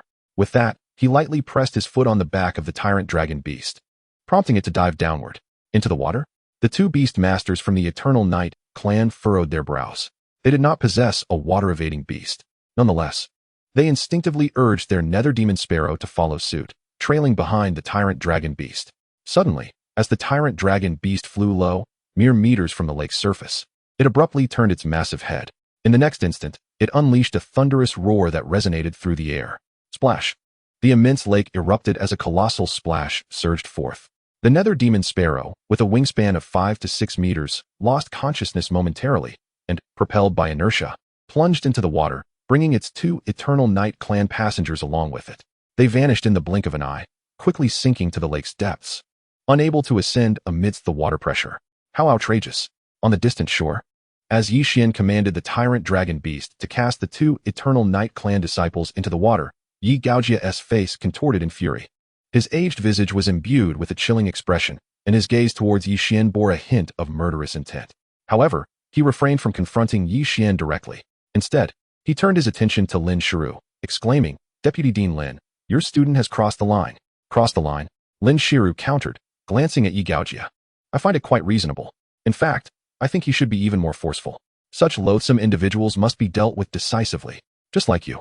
Should you dare to address me with that expression and tone again, I won't hesitate to demonstrate my capabilities once we leave the Spirit Master secret realm. Yi Gaojia faltered momentarily. His age far exceeded Lin Shiru's, having lived for centuries as one of the first to enter Blue Star. Yet, his potential had long since been exhausted, and he had made no progress in the past few centuries. Thus, despite Lin Shiru's youth, he recognized that he might not even stand a chance against her in terms of strength. After besting Yi Gaojia with her words, Lin Shiru redirected her gaze toward Yixian in the distance, her expression reflecting admiration. As she had just stated, when confronted with such repugnant individuals, one must act directly. There was no need for superfluous dialogue, as conversing with such people was a mere waste of time and would only serve to diminish one's intellect. Beside them, Yi Gaojie clenched his fists in anger, then closed his eyes, unleashing his immense spiritual power across the distance. The news of Yi Xian's arrival here was conveyed to Yi Qiyun on the other side of the lake. Observing this scene, Lin Shiru raised an eyebrow but remained unfazed. After all, they were within the secret realm of Sangzhou University. She understood the necessity of adhering to the rules in this place. As long as Yi Gaojie did not take action, she was equally bound to refrain from intervening. Simultaneously, the tyrant dragon beast powerfully flapped its wings, carrying Yi Xian swiftly to a distant peak near the lake. This towering mountain stood like a colossal spire reaching into the heavens. Upon landing on the summit, Yi Xian ascended a few steps and cast his gaze afar, spotting several members of the Eternal Night clan by the lakeshore. The location he chose was a hollow in the mountain, requiring him to climb higher to view the Eternal Night clan below. Upon seeing the dozen or so members of the Eternal Night clan, Yi Xian furrowed his brows, realizing that most of them, like him, were intent on acquiring the tide map shell. However, he was curious as to how they had discovered its whereabouts. Regardless, he was determined to compete with these individuals to contract the tide map shell as his fourth beast. This was no small feat, especially with several bronze-level beast masters among the Eternal Night clan. He surmised that in a direct confrontation, he would likely be no match for any of them. Juan, do you have any ideas? Yi Xian inquired, frowning at his companion perched on his shoulder. Let me think, Juan mused, stroking her chin before continuing. Their strength surpasses ours, and they are numerous. In this scenario, our only option to compete with them is to lure them away. Lure them away? Yi Xian raised an eyebrow. To execute such a strategy, a bait was essential. What could he possibly use to draw the Eternal Night clan away? All right, just follow my lead. Juan replied with a confident smile upon seeing Yi Xian's raised brow. You simply need to enact our original plan and draw out the tide map shell. As for capturing it, I fear I may not be able to intervene this time. With that, she immediately took flight from Yi Xian's shoulder, heading down the mountain. Watching Juan descend, Yi Xian felt a stirring in his heart. He had already surmised her plan. Yet, upon realization, he frowned, sensing that her approach was somewhat perilous. Nevertheless, in this situation, he had no other choice but to acquiesce. With that thought, he focused his intent and summoned the lightning cloud wing from the lightning realm, which had been frolicking in the lightning spirit pool atop the central peak. In a flash, the lightning cloud wing emerged from the lightning realm, transforming into a radiant electric rabbit that landed on Yi Xian's shoulder. You truly did not deceive me. Upon exiting the lightning realm, the lightning cloud wing exclaimed with excitement. Simultaneously, the previously fearsome lightning coursing through its form settled upon Yi Xian without inflicting any harm, controlled entirely by the creature. I have always kept my word. Yi Xian replied with a smile. However, you must wait a bit longer for the 2 treasures I promised you. Rest assured, I shan't make you wait too long. On their journey here, he had already discussed the lightning cloud wing with Lin Shiru, who had agreed to assist him in procuring the 1,000-year battle soul pearl upon their return to Jiangzhou. All right, the lightning cloud wing nodded. Fully aware that it had become Yi Xian's contracted beast, there was no longer any need for Yi Xian to deceive it. But master, what is the purpose of summoning me this time? It inquired, surveying the surroundings with curiosity, initially assuming it was called upon to assist against an adversary. Yi Xian revealed a gold and silver orb, stating, This is the reason for your summoning. I need you to hold on to it and conceal yourself in the clouds above me. I require your assistance in attracting the 4th beast I cherish. A 4th beast? Are we to gain another companion in our ranks? The lightning cloud wing's eyes brightened at this revelation. It had not anticipated that so soon after joining Yi Xian's team, another suitable beast would be found, filling it with excitement. After all, the arrival of a new beast implied that it would soon hold seniority among Yi Xian's beasts. Indeed, Yi Xian affirmed. But this new beast is exceptionally powerful. It possesses the ability to sense your every move from a considerable distance and has spatial attributes, so be cautious. Spatial attributes? The lightning cloud wing instinctively glanced at Yi Xian. Since becoming Yi Xian's beast and entering the lightning realm, it had quickly familiarized itself with its secrets. Understanding that Yi Xian could summon it from anywhere within a 150-meter radius, surpassing the abilities of Juan and the tyrant dragon beast. I understand. With a sudden realization of Yi Xian's intentions, it swiftly seized the sun and moon illusion pearl and soared into the sky, diving into a massive white cloud, where it awaited silently. The next steps now lay in Juan's hands. Observing this, Yi Xian felt a surge of determination. He had instructed the lightning cloud wing to carry the sun and moon illusion pearl and conceal itself high above while he planned a stealthy approach from below. This was the strategy he had meticulously crafted to capture the tide map shell. However, He had not anticipated the presence of the Eternal Night clan in this region, leaving him feeling somewhat unprepared. After all, even the most flawless plan would falter if the Eternal Night clan discovered him while he attempted to lure the tide map shell from the depths of the lake. Given his current strength, obtaining the shell would be nearly impossible and would likely benefit the members of the Eternal Night clan instead. Lost in these thoughts, he summoned the Tyrant Dragon Beast into the Beast Nest, for it was the true trump card in his plan. Is it the Yixian from Jiangzhou? Meanwhile, by the lakeshore below, Yi Qiyun, having received a telepathic message from Yi Gaojia, squinted his eyes and surveyed the surrounding peaks. However, the spot chosen by Yixian was a hollow nestled among the mountains beside him. Even Yixian himself, if he were to take a few steps upwards, would be unable to see them. Positioned at the base of the mountain, it was naturally difficult for them to spot Yixian. Yet, despite their inability to locate him, he felt no concern. After all, his side consisted of over a dozen individuals.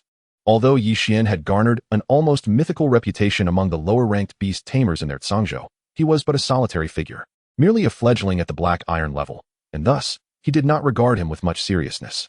Nevertheless, recalling Yi Gaojia's earlier telepathic words about potentially teaching Yixian a harsh lesson stirred something within him, prompting him to take out his phone. He scrolled through it until he found the pictures of Yixian he had previously collected. He had a habit of gathering photographs of notable figures, and given Yixian's recent fame in Zhangzhou, he had amassed a collection of his images. This time, it proved fortuitously useful.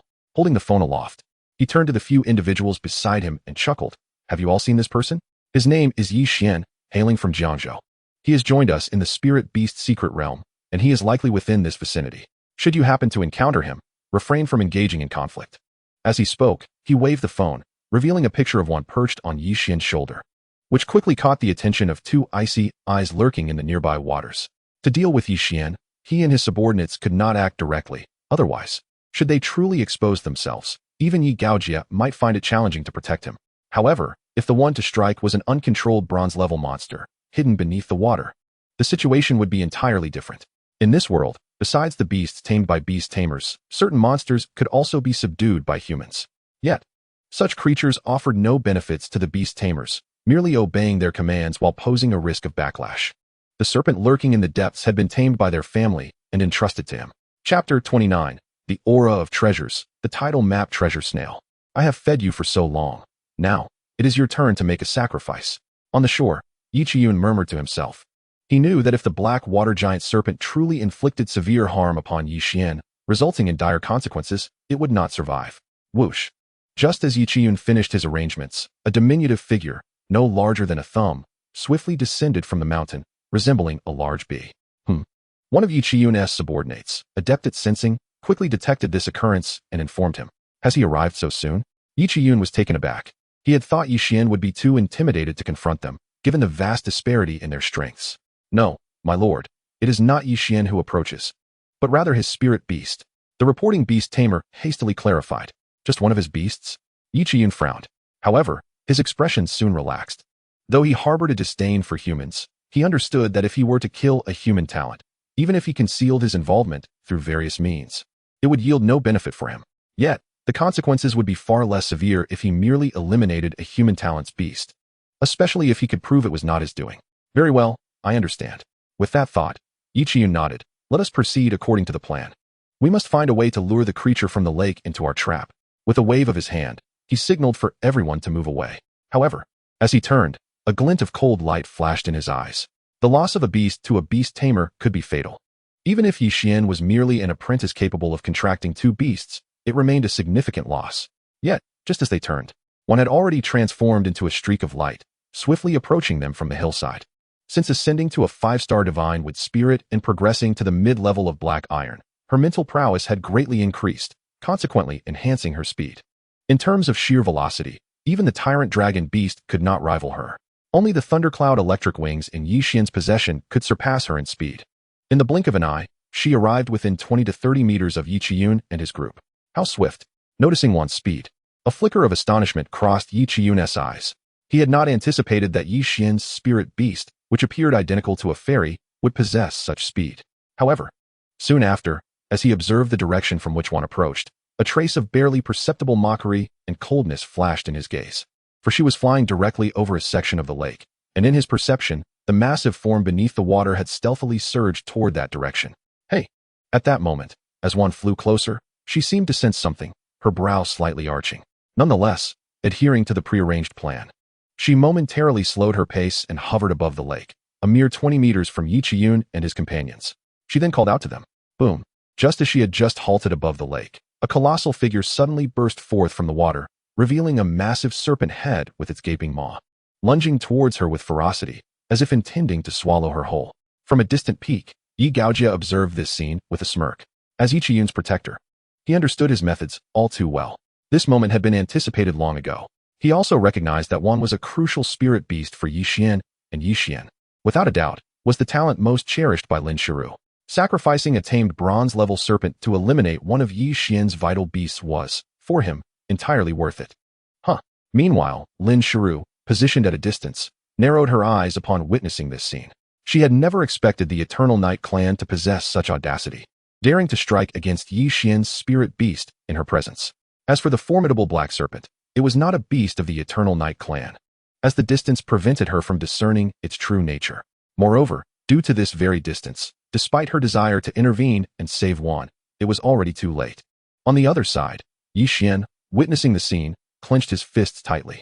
Although one could resurrect from the beast's lair even after death, he was resolute in his wish for her survival, never wanting to see her perish, not even once.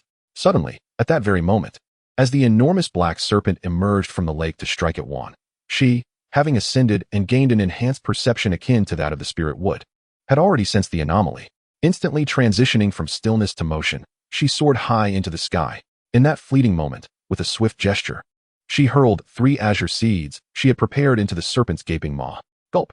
Before the serpent could comprehend what was occurring, the 3 azure seeds, influenced by Juan's mental prowess, swiftly penetrated deep into its throat. Boom!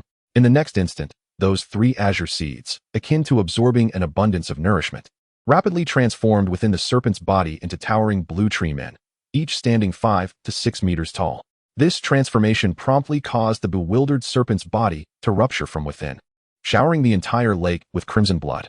As the serpent's body exploded, one retracted her hand, converting the 3 colossal spirit wood guardians back into seeds. The recently vanquished black serpent was a bronze-level creature, and in a direct confrontation, even 2 or 3 of her would struggle against it. Yet, combat has never solely relied on brute strength, it also demands intellect, just as she had demonstrated. In mere moments, a bronze-level monster had fallen to her prowess. Whoosh! After dispatching the black serpent, Juan's figure flickered and she landed on the lake's shore, visibly shaken. How terrifying! How utterly frightening! Upon reaching the bank, she patted her chest, her face betraying a lingering sense of trepidation. You big men are truly spineless. In such peril, not one of you came to my aid, and I was fortunate enough to fly over and encounter that great black serpent. Otherwise, it might have turned its attention towards you. In a way, I am your savior. And you can't even muster a word of gratitude? Is this the demeanor of your Eternal Night clan? How absurd. Hearing Juan's words, the dozen or so members of the Eternal Night clan nearly erupted in outrage. You have slain our tamed beast and dare call yourself our savior? You expect us to thank you? How shameless can your elven kin be? Particularly, Yi Qiyun was still reeling from the shock of Juan effortlessly dispatching the bronze-level black water giant serpent. A black iron-level beast had just been obliterated before his eyes by a single strike from a bronze-level creature. This scene shattered his understanding of reality. Hey, are you all mute? Why is it that none of you can speak? Observing the silence from Yi Qiyun and his companions, Juan seized the chance to taunt them further. She had come seeking confrontation, and thus, she was unreserved in her barbs, wholly unconcerned about the enmity she might provoke within the Eternal Night clan. Are you the beast of Yi Xian? Where is Yi Xian? At that moment, Yi Qiyun finally snapped out of his daze, his gaze locking onto Juan, filled with a fierce killing intent. You inquire about Yi Xian? Juan smiled mischievously, but just as Yi Qiyun and the others anticipated her next demand, they were taken aback when Juan suddenly turned her gaze to the distance, as if sensing something. What is that? In the next breath, she darted away, heading towards a location behind Yi Qiyun and the others, leaving them bewildered and perplexed. What on earth is happening? My lord, that direction seems to be where we set our trap, intending to drive the monsters from the lake into that area, one of them remarked. Panic rising in Yi Qiyun's expression. We must pursue her. If she disrupts our trap, all our efforts will be in vain. Realizing that she had only intended to test whether she could provoke Yi Qiyun and his party by suddenly flying away, one was surprised to see them hastily closing the distance behind her. However, a moment of realization washed over her, and she released her mental energy. So that's it. She mused, a peculiar smile gracing her lips as she understood why they were pursuing her. Yet, upon grasping the reason, she shook her head inwardly, bemused that Yi Qiyun's group had set a trap so cunning that even she had been unable to see through it. Moreover, attempting to capture the tide map treasure snail with such a scheme was nothing short of a foolish dream. As Xuan pondered the tide map treasure snail, in the center of the lake, a small, peculiar circular treasure resembling a hat, with an ever-shifting pattern on its surface, suddenly trembled uncontrollably, as if it had sensed something. Treasure. It sensed the aura of a treasure, and one of a power it had never felt before. Without a moment's hesitation, it abandoned the strange metal beneath it, slicing through the lake with a brilliant white trail, racing toward the alluring essence that made its very cells quiver with excitement. On a distant mountain peak, Lin Shiro observed as Xuan displayed her prowess, swiftly slaying the formidable Blackwater serpent, a smile curving elegantly at her lips. Even she had not anticipated such a turn of events. In such dire circumstances, one had transformed death into life, even managing to turn the tables on the Blackwater serpent. However, while Lin Shiro reveled in this victory, Yi Gaojia's expression darkened considerably.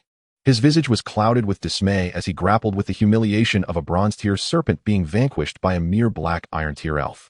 It was an embarrassment that seemed to echo through generations. If that serpent had indeed been one of their Eternal Night clan-esque beasts, he might have been driven to contemplate a fatal plunge from this mountain in despair. Yi Gaojia, I hope you can provide me with an explanation. Yet, as his mood soured, Lin Shiro suddenly turned her gaze towards him, inquiring, explanation? What explanation? Yi Gaojia, taken aback by her question, retorted. Surely you do not believe that serpent belonged to our Eternal Night clan? If you think so, you might as well verify it yourself. Had it not been for that elf's timely intervention, it's highly likely the serpent would have made our clan its next target. At her words, Lin Shiro raised an eyebrow, well aware of the methods employed by the Eternal Night clan through numerous dealings. The current Eternal Night clan, entangled in marriages and alliances, had established a significant presence among certain human factions on Blue Star. If that serpent were indeed not one of their beasts, she had no means to confront those involved without evidence. Yet, it was merely a matter of time. Beneath her red-framed glasses, a flicker of unusual brilliance passed through her eyes. With the ancient divine star now descending, the alien races, previously somewhat estranged from humanity, had begun to stir restlessly, becoming thorns in the sides of many. Stop right there. Meanwhile, on the lakeshore, Yi Qiyun and his companions swiftly surrounded Xuan, who was darting ahead. Though Xuan moved with remarkable speed, it was only impressive relative to ordinary black iron-tier beasts. Her level was still too low, merely mid-tier black iron. The members of the Eternal Night clan, aside from the bronze-tier beastmasters, were all at the pinnacle of black iron-tier beastmasters, capable of running or flying far beyond her capabilities. However, due to her sudden flight, she had managed to distance herself significantly from Yi Qiyun's group. Now, their success would hinge on luck. After being encircled by Yi Qiyun and his companions, Xuan took a deep breath and lifted her gaze towards the distant mountain peak.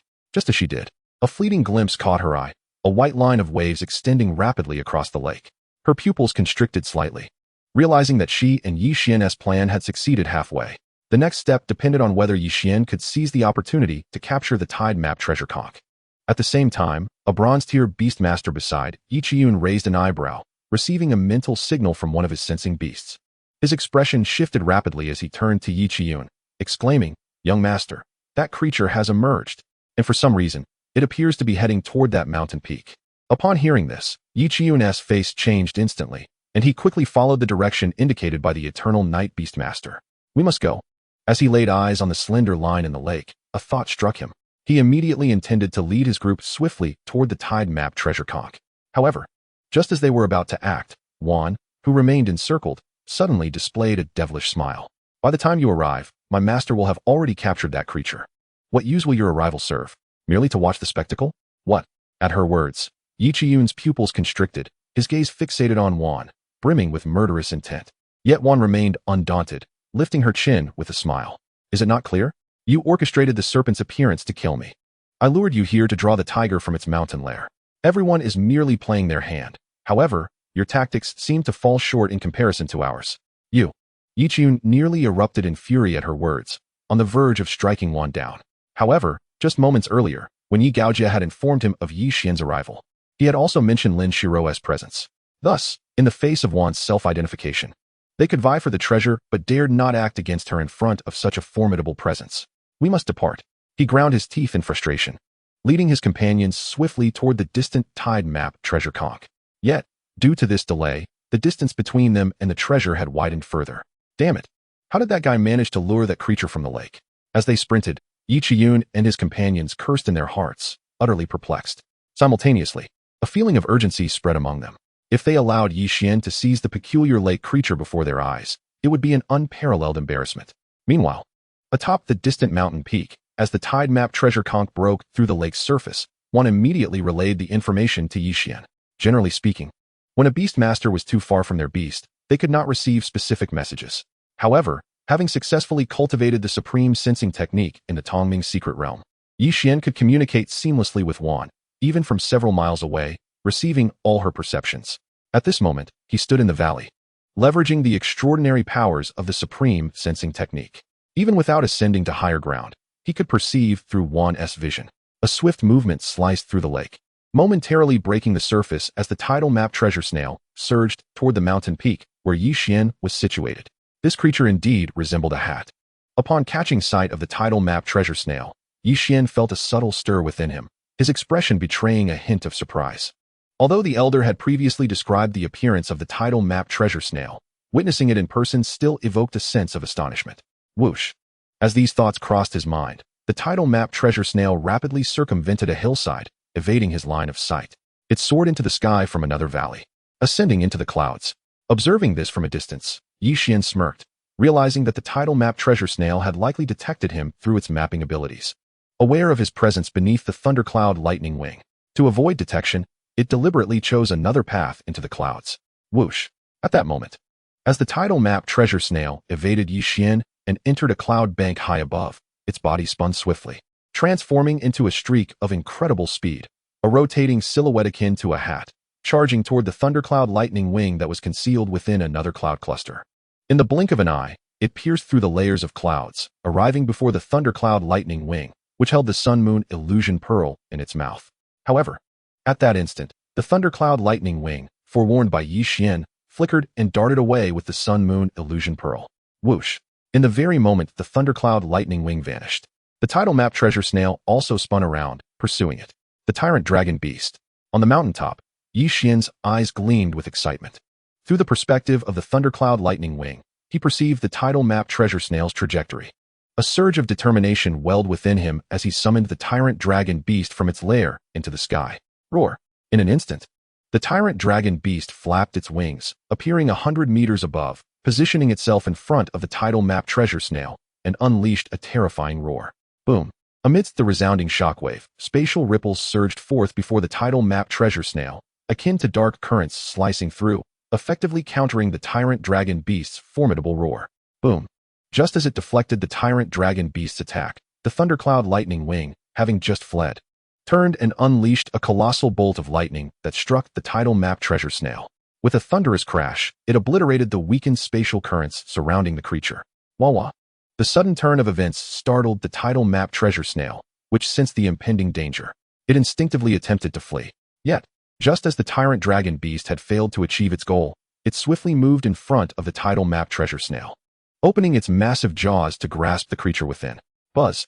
In that instant, the tidal map treasure snail, caught in the jaws of the tyrant dragon beast, was engulfed by terror, fearing it would be devoured whole. It thrashed desperately, striving to escape. Boom! Observing this scene, the thundercloud lightning wing unleashed another bolt of lightning upon the tidal map treasure snail, jolting its body violently. With its level 2 low, merely at the black iron tier, the spatial currents surrounding it could not be conjured at will. They required prior preparation. However, after enduring several attacks from the tyrant dragon beast and the thundercloud lightning wing, those currents had been dispersed, leaving no time for it to regroup. Thus, the thundercloud lightning wing strike directly impacted its core. Had it not been for the relatively decent defense of its body, it might have met its end, whimpering and trembling. The tidal map treasure snail seemed to abandon its struggle, emitting peculiar sounds as if it were crying out in fear, pleading with the tyrant dragon beast to spare it, vowing never to covet treasures again. Chapter 31. Not so promising. What is happening? Could it be that this creature was truly frightened to the point of tears? The tyrant dragon beast, with the tidal map treasure snail clutched in its jaws, was taken aback by the sounds emanating from the creature. It seemed that this potential companion had a rather timid disposition. Yet, how could it possess such cowardice after daring to seize treasures moments ago? Or was there truly someone reckless enough to risk their life for wealth? The tyrant dragon beast regarded it with disdain. Just then, the thundercloud lightning wings silhouette flickered, landing atop the mountain peak, transforming into a pair of pure golden electric wings that adhered to Yi Xian's back. With a gentle flap, it carried Yi Xian onto the back of the tyrant dragon beast. Let us go and retrieve Xuan. Yi Xian directed his gaze into the distance. Roar. The tyrant dragon beast, still holding the tidal map treasure snail, emitted a low growl from deep within its throat, then flapped its wings, soaring toward Xuan's direction. Not bad at all. From afar, Lin Shiro observed this spectacle, a smile gracing her features. She had not anticipated Yi Xian would perform so admirably. In such a brief span, he had effortlessly acquired the tidal map treasure snail from the hands of over a dozen peak Black Iron tier and even bronze tier beastmasters of the Eternal Night clan. However, while Lin Shiro smiled, Yi Gaojia's expression darkened to an extreme. The very Yi Xian he had previously dismissed had, right under his nose, captured the peculiar creature from the lake, delivering a resounding slap to his face. He cursed the wasteful knight Qiyun and his companions, who had been lured away by Xuan. Yet, he soon recalled the spatial abilities displayed earlier. Following this, he recalled the moment Yi Xian had summoned the tyrant dragon beast from 100 meters away. With his experience, he immediately discerned that this was not a mere act of stealth or ambush. However, it is indeed a genuine spatial ability. Yet, it remains uncertain whether this prowess is an inherent gift awakened in Yi Xian or a capability possessed by his beast companion. A sense of doubt stirred within Yi Gaojia. The instantaneous teleportation technique displayed earlier would be more palatable if it were an innate ability of the tyrant dragon beast. However, if it were a gift awakened by Yi Xian, it would indeed be terrifying. Yi Xian already possessed an exceptionally strong affinity for beast taming, having been able to contract 2 beasts even at the apprentice level. Should he awaken a spatial affinity for beasts as well, it would be a source of dread even for him. Moreover, for beast tamers, as long as their affinity is strong, they can swiftly grow through the reinforcement of their contracted beasts. The Xia Kingdom University operates on a 6-year system. Within this time frame, some truly gifted beast tamers can achieve platinum level status even before graduation. With an additional 10 or 20 years, they could ascend to become formidable rulers in their domains. However, due to the scarcity of resources on Blue Star, no beings beyond the ruler level have ever emerged until now. Yet, based on the affinity Yi Xian has exhibited, he believes it is not impossible for Yi Xian to eventually become a beast tamer surpassing the ruler level. Contemplating this, a subtle glimmer of murderous intent surfaced within him. Yi Xian. In the distance, as Yi Xian secured the tide map treasure snail and was carried by the tyrant dragon beast to retrieve Xuan, Yi Qiyun and the others finally arrived on their respective beasts before Yi Xian. Gazing at Yi Xian, who stood tall on the back of the tyrant dragon beast several meters away, Yi Qiyun's eyes brimmed with malice. However, Yi Xian appeared entirely indifferent to Yi Qiyun's presence. He raised his head, directing his gaze towards the horizon, where Xuan's delicate figure was swiftly approaching. Yi Xian, have you succeeded? In an instant, Xuan flew in from afar and landed on Yi Xian's shoulder. She looked at the tide map treasure snail held in the tyrant dragon beast's mouth, her eyes sparkling with delight. The tide map treasure snail displayed a white hue beneath, interspersed with countless strands of desiccated grass-like patterns, resembling a remarkably artistic dyed cap, perfectly aligning with her aesthetic sensibilities. It is you who succeeded, Yi Xian replied with a smile. Without you, even luring it out would not have guaranteed my success. Of course, I am quite formidable. Xuan beamed with pride, nearly floating with elation. Yet, their exchange sent ripples of fury through Yi Qiyun and the others, their expressions flickering between anger and frustration, akin to having a blade plunged into their hearts only to have salt poured into the wound shortly thereafter. Yi Xian. Yi Qiyun spoke once more, fixating his gaze upon Yi Xian. You now possess 3 beasts. Acquiring it holds no value for you. How about selling it to me instead? Sell it to you? Yi Xian shot a glance at Yi Qiyun. What are you exactly? Just moments ago, your group conjured a massive serpent that nearly claimed Xuan's life. Yi Xian's expression was devoid of any goodwill towards them. You. Yi Qiyun seethed with anger. However, at that moment, a colossal white silhouette appeared in the distance, flapping its wings and swiftly approaching them. Yi Qiyun lifted his gaze, his pupils contracting with sudden trepidation, rendering him speechless. Yi Xian, let us depart. Lin Shiru called from atop the snow moon sword feather eagle, extending her hand to draw the tide map treasure snail from the tyrant dragon beast's mouth with her mental prowess, temporarily securing it for Yi Xian. All right. Yi Xian nodded. He then focused his thoughts and returned the tyrant dragon beast to the beast nest. With a powerful flap of his golden electric wings, he descended onto the back of the snow moon sword feather eagle, standing shoulder to shoulder with Lin Shiru as they soared towards the entrance of the spirit realm. leaving behind a seething Yi Qiyun and his companions. Yi Xian, I will remember you. Yi Qiyun muttered darkly, his voice laced with resentment. Long after Yi Xian and Lin Shiru's figures had vanished from sight, upon the back of the white feathered eagle, Yi Xian's gaze fell upon the tide map treasure snail held in Lin Shiru's hand. With a mere thought, he connected to the beast editor in his mind. Assessing the attributes of the tide map treasure snail. Tide map treasure snail, spatial mystic type tier, peak black iron. Ability 1, LV4 tide spiral. Capable of generating void tides for rapid flight. Ability 2, LV4 tide vortex. Can create void tidal currents around its body to deflect enemy attacks. Ability 3, LV4 real-time map. Abilities 4, 5, 6, LV4 treasure seeking, treasure dropping, treasure consuming. Evolution path. The tide map treasure snail is a special type of life form. With each evolution and star upgrade, its name remains unchanged, as do its original skills, though they become stronger. It can, however, merge with certain unique treasures after its star level drops, gaining entirely new abilities upon re-evolution. To ascend to bronze level after a drop in star level, 1 platinum level treasure is required. These attributes. Yi Xian's eyes shimmered. Previously, he had not scrutinized them closely, but now he realized that this creature was akin to the Thundercloud Electric Wing, both being peak black iron life forms. If he were to contract it, he could only speculate on the extent of reinforcement he might receive. However, it was certain that it would elevate him to the mid-tier of black iron without question. Whether it could propel him directly into the high tier of black iron remained uncertain. Whoosh! While Yi Xian pondered these matters, the Snow Moon Sword Feather Eagle swiftly transported him and Lin Shiru to the entrance of the spirit realm. Upon arrival, Lin Shiru retracted the Snow Moon Sword Feather Eagle and departed with Yi Xian, while the tide map treasure snail held firmly in Lin Shiru's grasp. Sensed the overwhelming mental force swirling around her and dared not move, trailing behind the two as they cautiously passed through the spatial doorway, leaving the area. The emergence of the ancient divine temple's legacy is bound to unleash countless calamities, leaving the life forms on this star uncertain of their capacity to endure. As Yi Xian followed Lin Shiru away, the figure of old Xuan emerged from the spirit tower. He gazed at Yi Xian's departing silhouette from a distance, subtly shaking his head. The tide map treasure snail indeed possesses boundless potential, yet the resources required to nurture it are exceedingly vast.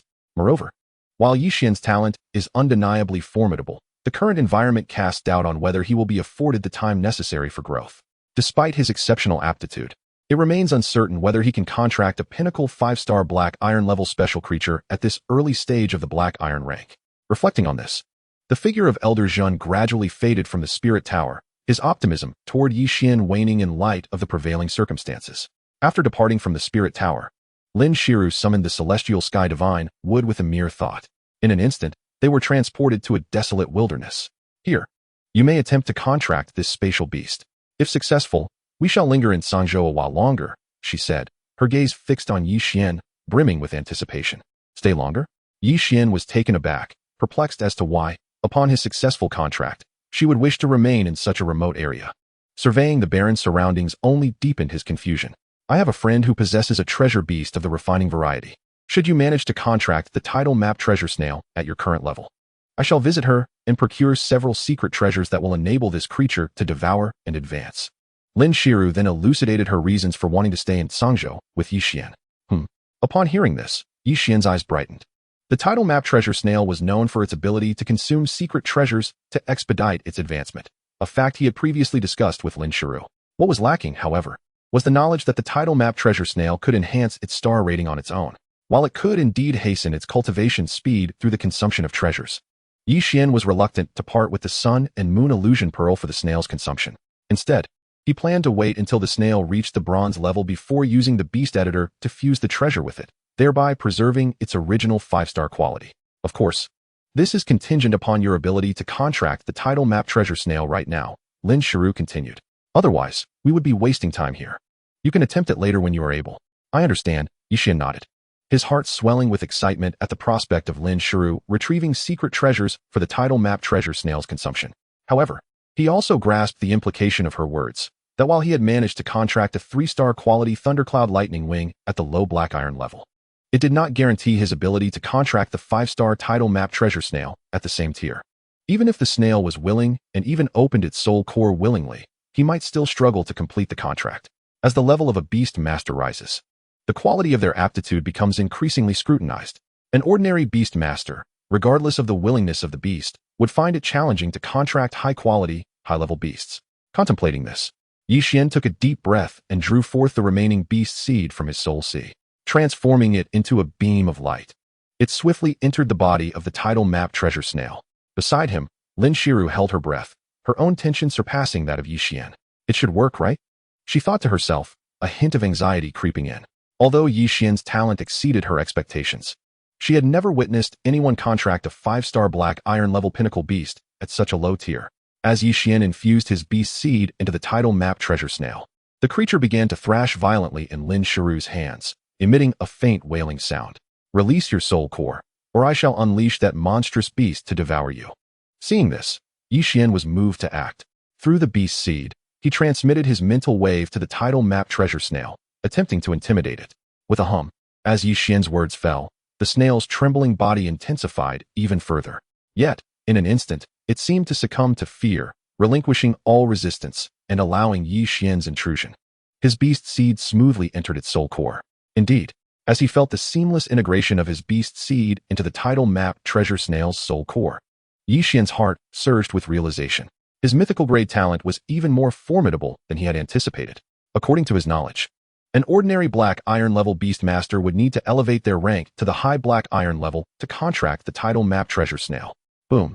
As Yixian implanted his beast seed into the soul core of the tidal map treasure snail, successfully contracting it as his fourth beast, a surge of spiritual energy converged in the void. In an instant, it coalesced above Yixian's head into a vortex reminiscent of a tornado. The energies within this vortex swiftly infused into Yixian's body. Not far away, Lin Shiru observed this scene, her eyes lighting up with astonishment. She understood that Yixian had undoubtedly succeeded in the contract, and the influx of energy was likely a manifestation of the spatial beast talent he had awakened. She couldn't help but wonder how much power contracting a 5-star black iron-level pinnacle being would bestow upon him, and to what extent it would elevate his rank as a beast master. Her gaze lingered on Yixian, her heart racing. With the talent he had displayed, it was indeed possible for him to fulfill a wish she had been unable to achieve years prior, to lead Jiangzhou University back to its zenith in the Summer Kingdom's 100 Schools League. Another new beast lair? As the energies enveloped him, Yixian focused his mind and divided his consciousness. Having fallen into this newly established Beastmaster's lair, one could not help but be awestruck by its vastness, which surpassed even the realm of thunder and lightning that was the Thundercloud world. In stark contrast, this domain exuded an even more formidable aura. The space was rife with chaotic currents, and at its very center, countless streams of spatial energy converged to form a colossal lake. Scattered throughout this expanse were golden grains of sand, drifting unpredictably amidst the turbulent spatial currents. As Yixian's consciousness descended into this world, a message resonated within him from the ethereal void, revealing that the floating golden grains were the essence of rare earth treasures. The tidal map treasure snail could be utilized within this space to capture and consume these golden sands, thereby accelerating his advancement. Furthermore, these sands adhered to the lair's rules, regenerating after being consumed at intervals. Upon receiving this revelation, Yixian felt a surge of determination. He then directed his consciousness toward the Beastmaster editor to assess his current attributes. Yixian, Martial Artist Qualification, Silver. Martial Artist Level, Low Black Iron. Beastmaster Qualification, Mythical. Beastmaster Level, Intermediate Black Iron. Beast Seed, None. Beasts, Divine Wood Spirit, 5-colored Amber Tyrant Dragon, Thundercloud Lightning Wings, Tidal Map Treasure Snail. Beast Feeding Ability, 1. Divine Wood Affinity, LV1. Amber Tyrant Body, LV. Lightning Affinity, LV1. This ability enhances the Beastmaster's resistance to lightning and facilitates the wielding of certain lightning attribute treasures, as well as the cultivation of lightning techniques, amplifying their potency. For Treasure Affinity, LV1. This ability allows the Beastmaster to manipulate treasures with greater ease using mental energy, aiding their beasts in combat. Gift, Beastmaster's Nest. Mental Energy Technique, Supreme Induction Technique. Martial Arts Technique, Body Refinement Method. With the successful contract of the tidal map treasure snail, Yixian swiftly perused the Beastmaster editor and found his attributes had improved to intermediate black iron. Following the successful contract, he was immediately rejuvenated, advancing from low black iron to intermediate. Moreover, he sensed that under the nurturing influence of the tidal map treasure snail, he was but a step away from breaking through to become a high black iron Beastmaster. It would not take long, merely 3 to 4 periods. And with the support of his 4 beasts, he would ascend to the high black iron rank. He was astounded by the true power of his mythical qualification. Contemplating this, Yi Xian felt a flicker of excitement. He was on the verge of becoming a high black iron beastmaster. What about the Thundercloud Lightning Wings? When would they ascend to the 5-star bronze level? And what of the title map Treasure Snail? He had a premonition that his time at the black iron level would be fleeting. The potency of such a gift was both a blessing and a curse, for it left one perpetually uncertain of the speed of their breakthroughs and when they might ascend to the next realm. As he pondered, Yi Xian glanced up and encountered Lin Shiru's intense gaze fixed upon him. How do you feel? She inquired calmly. I believe I shall soon break through to become a high black iron beastmaster. Yi Xian replied candidly. Is that so? Lin Shiru raised an elegant eyebrow. In that case, upon our return to Jiangzhou, I will procure a platinum-level Millennium Battle Soul Pearl for you, enabling your Thundercloud Lightning Wings to ascend to the bronze level. You will likely reach the pinnacle of black iron. Given Yi Xian's age, even attaining the black iron peak was not insignificant. However, Lin Shiru's attention shifted momentarily to the title map Treasure Snail in her possession. Should she find a treasure that would allow it to consume and advance, Yi Xian might swiftly reach the bronze level. After all, how long had it been since Yi Xian first became a beastmaster? Let us go. After all your travels, you deserve a good rest tonight. Tomorrow, I will take you back to Jiangzhou, Lin Shiru said. Her thoughts coalescing as the celestial divine wood behind her extended its verdant branches, enveloping them in a narrow space. With a hum, the space trembled, and when they reappeared, Yi Xian's gaze swept across the scene, astonished to find himself outside a well-appointed hotel in a city. Yuan Lai Yuan Wang. He read the hotel's name. This is Tsangzhou Ancient City. I have stayed here before, and it was quite satisfactory. Tonight, you shall wait for me here, Lin Shiru instructed, casting a glance at Yi Xian. Very well, Teacher Lin, he replied, nodding obediently. After such an arduous journey, he was indeed weary and yearned to rush inside, bathe, and stretch out on a large bed. After imparting her instructions, Lin Shiru departed with graceful strides. As she left, the title map Treasure Snail, which had been in her grasp, broke free and flitted above Yi Xian's head, resembling an unusual and whimsical hat perched upon him. How bold you are.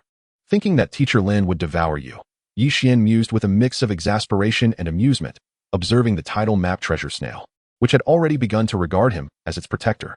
However, a thought struck him, prompting him to swiftly employ the supreme induction technique to gain complete awareness of the title map Treasure Snail. Real-time map. Utilizing this newfound ability, he quickly discerned a considerably reduced map in his mind's eye, encapsulating everything within a 500-meter radius centered on himself, with real-time updates. Intrigued, he searched the map and soon located Lin Shiru's retreating figure. What a marvelous ability. In the next moment, Yi Xian realized he could employ this power to observe Lin Shiru's every movement in comprehensive detail. One can even magnify Lin Shiru's figure on the map at will, observing her closely. Chapter 33, The Fiery Treasure Frog. Moreover, Yi Xian discovered that by utilizing this ability, he could also assess the approximate strength of certain life forms. On the map, a red dot appears above the head of every living being. For instance, above Lin Shiru's head, there is a large red dot.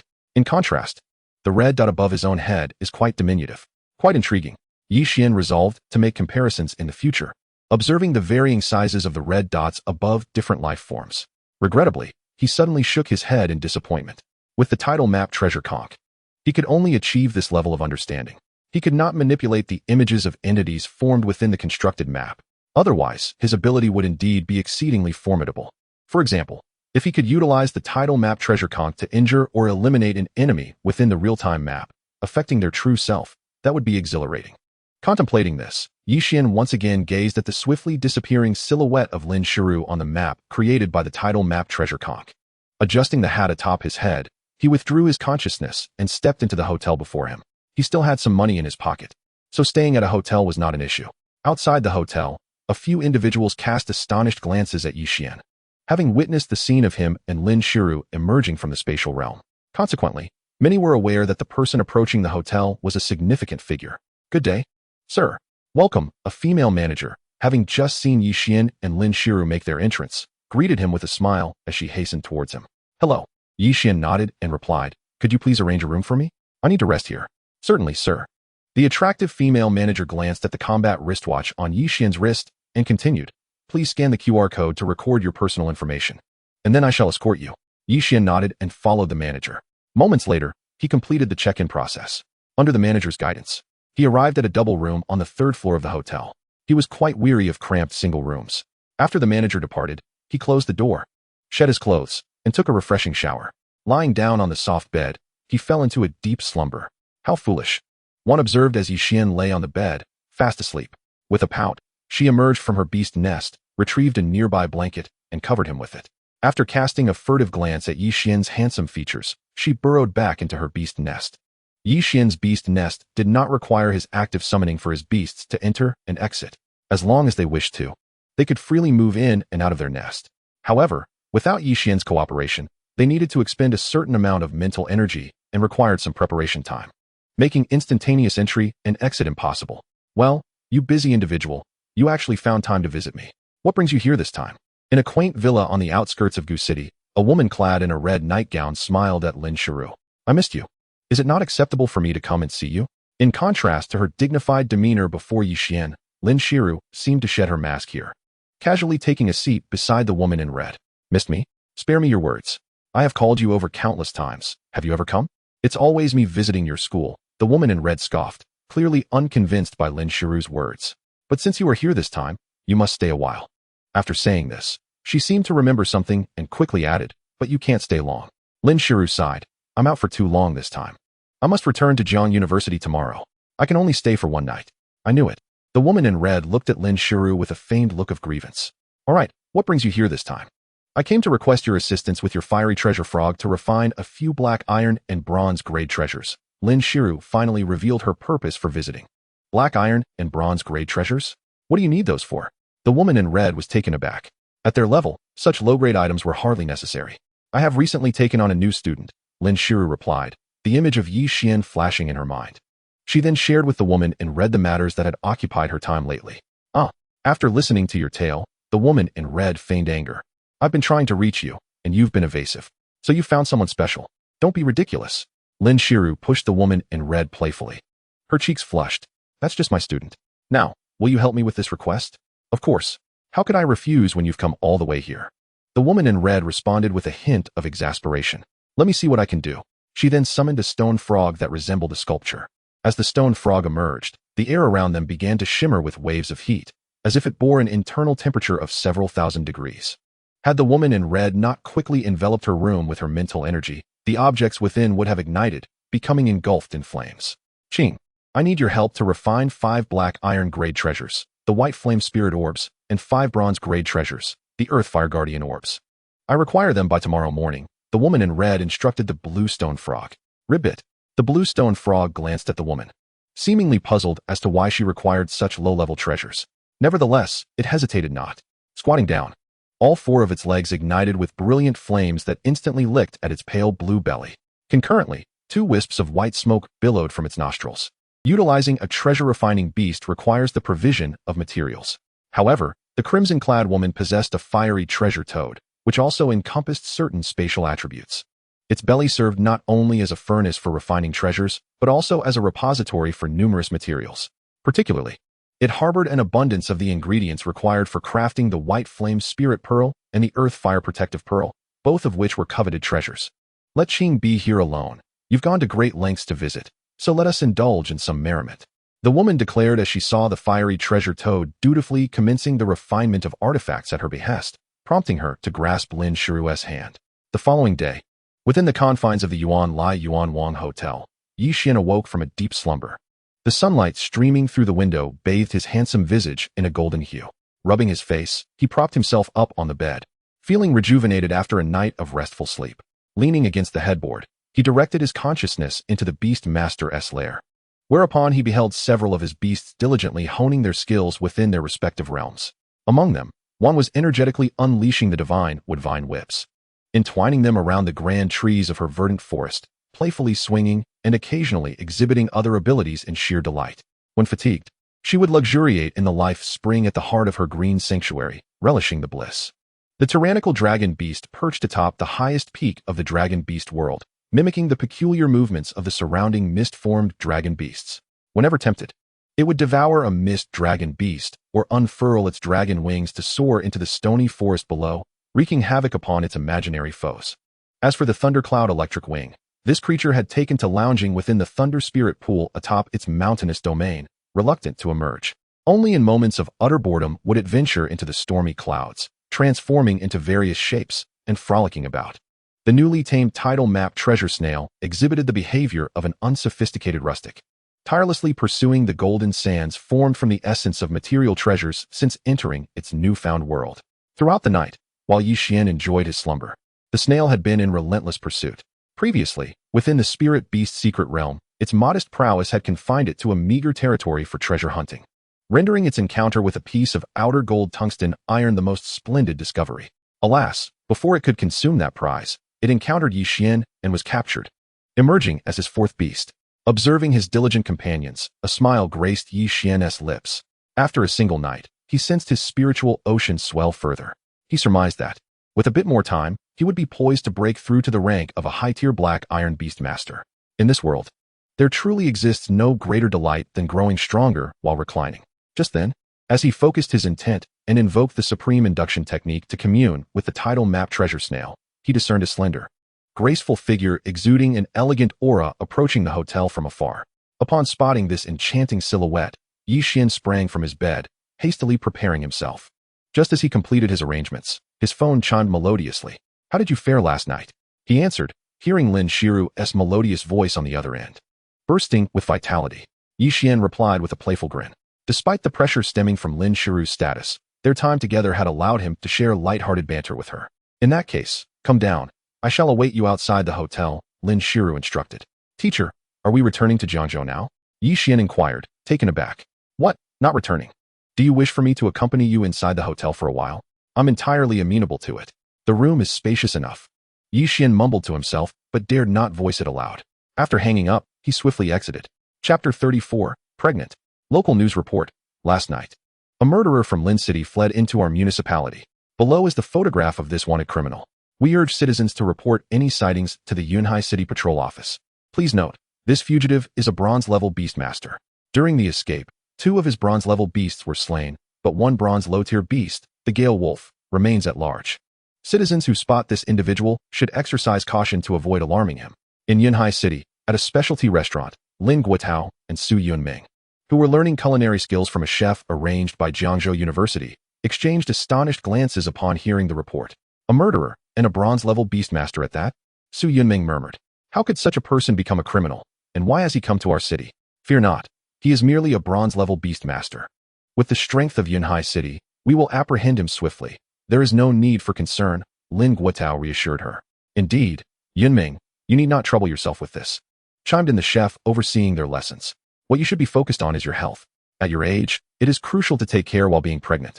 As for culinary skills, let your husband learn on his own. Once he masters it, he can teach you later. Besides, once you have a child, raising it will keep you occupied for years, leaving little time for the kitchen." "I understand," Su Yunming nodded, glancing at the time. "All right, Lao Lin, we must return. Yixian called last night. He'll be back today. We need to buy some groceries and cannot linger here." "Very well, let us head back," Lin Guotao responded, his concern for Su Yunming evident as he immediately rose to his feet. With a tremor in the air, Yixian and Lin Shiru materialized in an open area on the outskirts of Yunhai City. "Finally back," Yixian exclaimed, his gaze sweeping over the distant city, excitement illuminating his eyes. Yunhai City was the place he had grown up in, and this marked the first time he had been away for such an extended period. Unbeknownst to him, Yixian mused quietly, what secrets might his parents be concealing? The previous night, before retiring for the evening, he had not forgotten to ring Yi Guotao and Su Yunming to assure them of his well-being. At that moment, he had distinctly sensed that his parents seemed to be withholding something from him. However, feeling excessively fatigued, coupled with the vague impression that whatever they were keeping from him was likely a positive matter rather than a negative one, he chose not to inquire further. Having escorted Yixian to this point, Lin Shiru turned to him and said, "You will make your way back to Haishur on your own from here. I need to return to school to make arrangements for acquiring the Millennium Battle Soul Pearl, so I shall not accompany you." She further advised him, "When the time comes, do not forget to bring your parents along and travel with them via the Flying Force vehicle to Jiangzhou City. I will be there to meet you and arrange accommodations for you all." "Rest assured, Teacher Lin," Yixian promptly replied. With that, Lin Shiru did not linger in conversation, but instead, with a thought, summoned the celestial tree of the sky to lower its branches, enveloping herself before swiftly vanishing from Yixian's sight. Upon witnessing Lin Shiru's departure, Yixian shook his head. There was still some time before the college entrance examination. Yet, as a specially admitted student of Jiangzhou University, he need not wait for the new cohort of students to enroll. Rather, he was to report to Jiang University the following day. With this in mind, Yixian summoned Wan to accompany him as they soared towards Yunhai City. Yunhai City was neither a secret realm nor a desolate wilderness. Here, should he summon the tyrant dragon beast, its immense size would be overly conspicuous and ostentatious. Yixian, you abruptly hung up the phone last night. I wasn't finished talking. Wan exclaimed, perched on his shoulder as they flew, chattering incessantly. My apologies, Yixian repeatedly offered in response. Before long, their flight brought them into the bustling heart of Yunhai City. Who would have thought you enjoyed the hustle and bustle? Wan remarked. However, as soon as Yixian entered the city, he felt a stirring within, sensing the psychic resonance of the tidal map shell, and promptly summoned it. The tidal map shell emerged, settling atop Yixian's head without venturing elsewhere, while Yixian adjusted his cap, indifferent to its curious gaze upon the surroundings. We shall soon be leaving this place, Wan said. Her mood suddenly dampened as she gazed upon the familiar sights of Yunhai City. In contrast to Yixian, her emotional attachment to the city was even deeper. What do you mean by leaving? Yixian reassured her. Look at Teacher Lin. Despite the considerable distance between Jiangzhou City and Yunhai City, it takes her scarcely any time to travel between the two. Once I form a contract with the Celestial Tree of the Sky, traversing between Yunhai City and Jiangzhou City will be exceedingly simple. Indeed, Wan's eyes brightened. You've become a black iron level beast master so swiftly, and you're not far from reaching the bronze level. You will undoubtedly grow exceptionally powerful. Having accompanied Yixian, she had likewise felt the tremendous potential he possessed, acknowledging the truth in his comforting words. Of course, Yixian replied confidently, then retrieved his phone, stating, I shall call my parents to inquire about their whereabouts. He promptly dialed their number. Hello, Yixian, you're back? Yi Guotao's voice resonated through the line shortly thereafter. Yes, Dad, Wan and I have arrived in Yunhai City. Are you and Mom at home? Yixian inquired. Yes, upon your return, head home first. Your mother and I are just about to visit the market to purchase some fresh vegetables, Yi Guotao replied. At the market? Yixian contemplated. Then I'll come to pick you both up there. No need for that. If you're coming, simply meet us at the bus stop by our home, Yi Guotao instructed. Very well, Yixian nodded before ending the call. He then directed Wan to head towards home. As they made their way, many passers-by recognized Yixian, pointing and whispering. In Yunhai City, beast masters were still quite a rarity, especially those capable of flight. However, Yixian paid them no mind. On his journey, he soon arrived at the entrance of his former high school, Yunhai City No. 3 High. Observing the institution where he once studied, Yixian felt a wave of nostalgia wash over him. It seemed as though just yesterday he had been traversing these halls, attending classes alongside Chai Chong and fellow students. Shaking his head, he allowed Wan to hasten their pace towards home. In earlier days, he would walk to school, thus the distance to his residence was now relatively close. Suddenly, as Yixian had just instructed Wan to take him away from Yunhai High, a tremendous explosion erupted from a nearby hotel. A man then burst forth, riding a wind wolf that stood 3 to 4 meters tall, charging out of the hotel building. What on earth? Yixian was taken aback, perplexed by the unfolding scene. He could hardly fathom why a beast master would act so recklessly. Fu Xingfa, you cannot escape. Just as Yixian pondered this, several figures emerged from the hotel in pursuit. Among them were 2 formidable martial artists and a beast master of bronze rank, who, upon his exit, was accompanied by a scorpion-tailed black panther, a flame sparrow, and a silver-winged flying ant members of the Yunhai City Patrol Department. Upon recognizing their uniforms, Yixian immediately discerned their identities. With this realization, the identity of the first figure to burst forth became all too clear. Yixian, that seems to be a villain, Wan exclaimed, her eyes lighting up as she recognized the figure. Indeed, Yixian replied, exasperated. What does it mean for you to be excited upon encountering a villain? There are plenty of miscreants in this world. You're all doomed. The man riding the wind wolf glared at the pursuers, his expression darkening as he realized that escape was no longer an option given his current strength. As he contemplated, his gaze swiftly landed on a youth, no older than 16 or 17, not far away. At the boy's feet stood a howling moon wolf, a beast of the 3-star apprentice level. The fact that this creature accompanied the boy clearly indicated that he, much like himself, was also a beast master. However, in comparison, the boy's level was considerably lower. Witnessing this scene, he immediately commanded his swift wind wolf to charge towards the youth. No, a middle-aged man beside the boy's side was taken aback, his expression shifting drastically. He attempted to step in front of his son, but alas, he was too feeble compared to the terrifying speed and imposing size of the bronze-level swift wind wolf. This weakness stemmed not only from his slender physique, but also from his sluggish pace. In the blink of an eye, the man named Fu Xingfa urged the swift wind wolf forward, arriving before the youth. He leaned down, extending a massive hand towards the boy, aiming to seize him as a hostage. The youth, however, was utterly bewildered, his expression one of shock. He was not without the instinct to evade.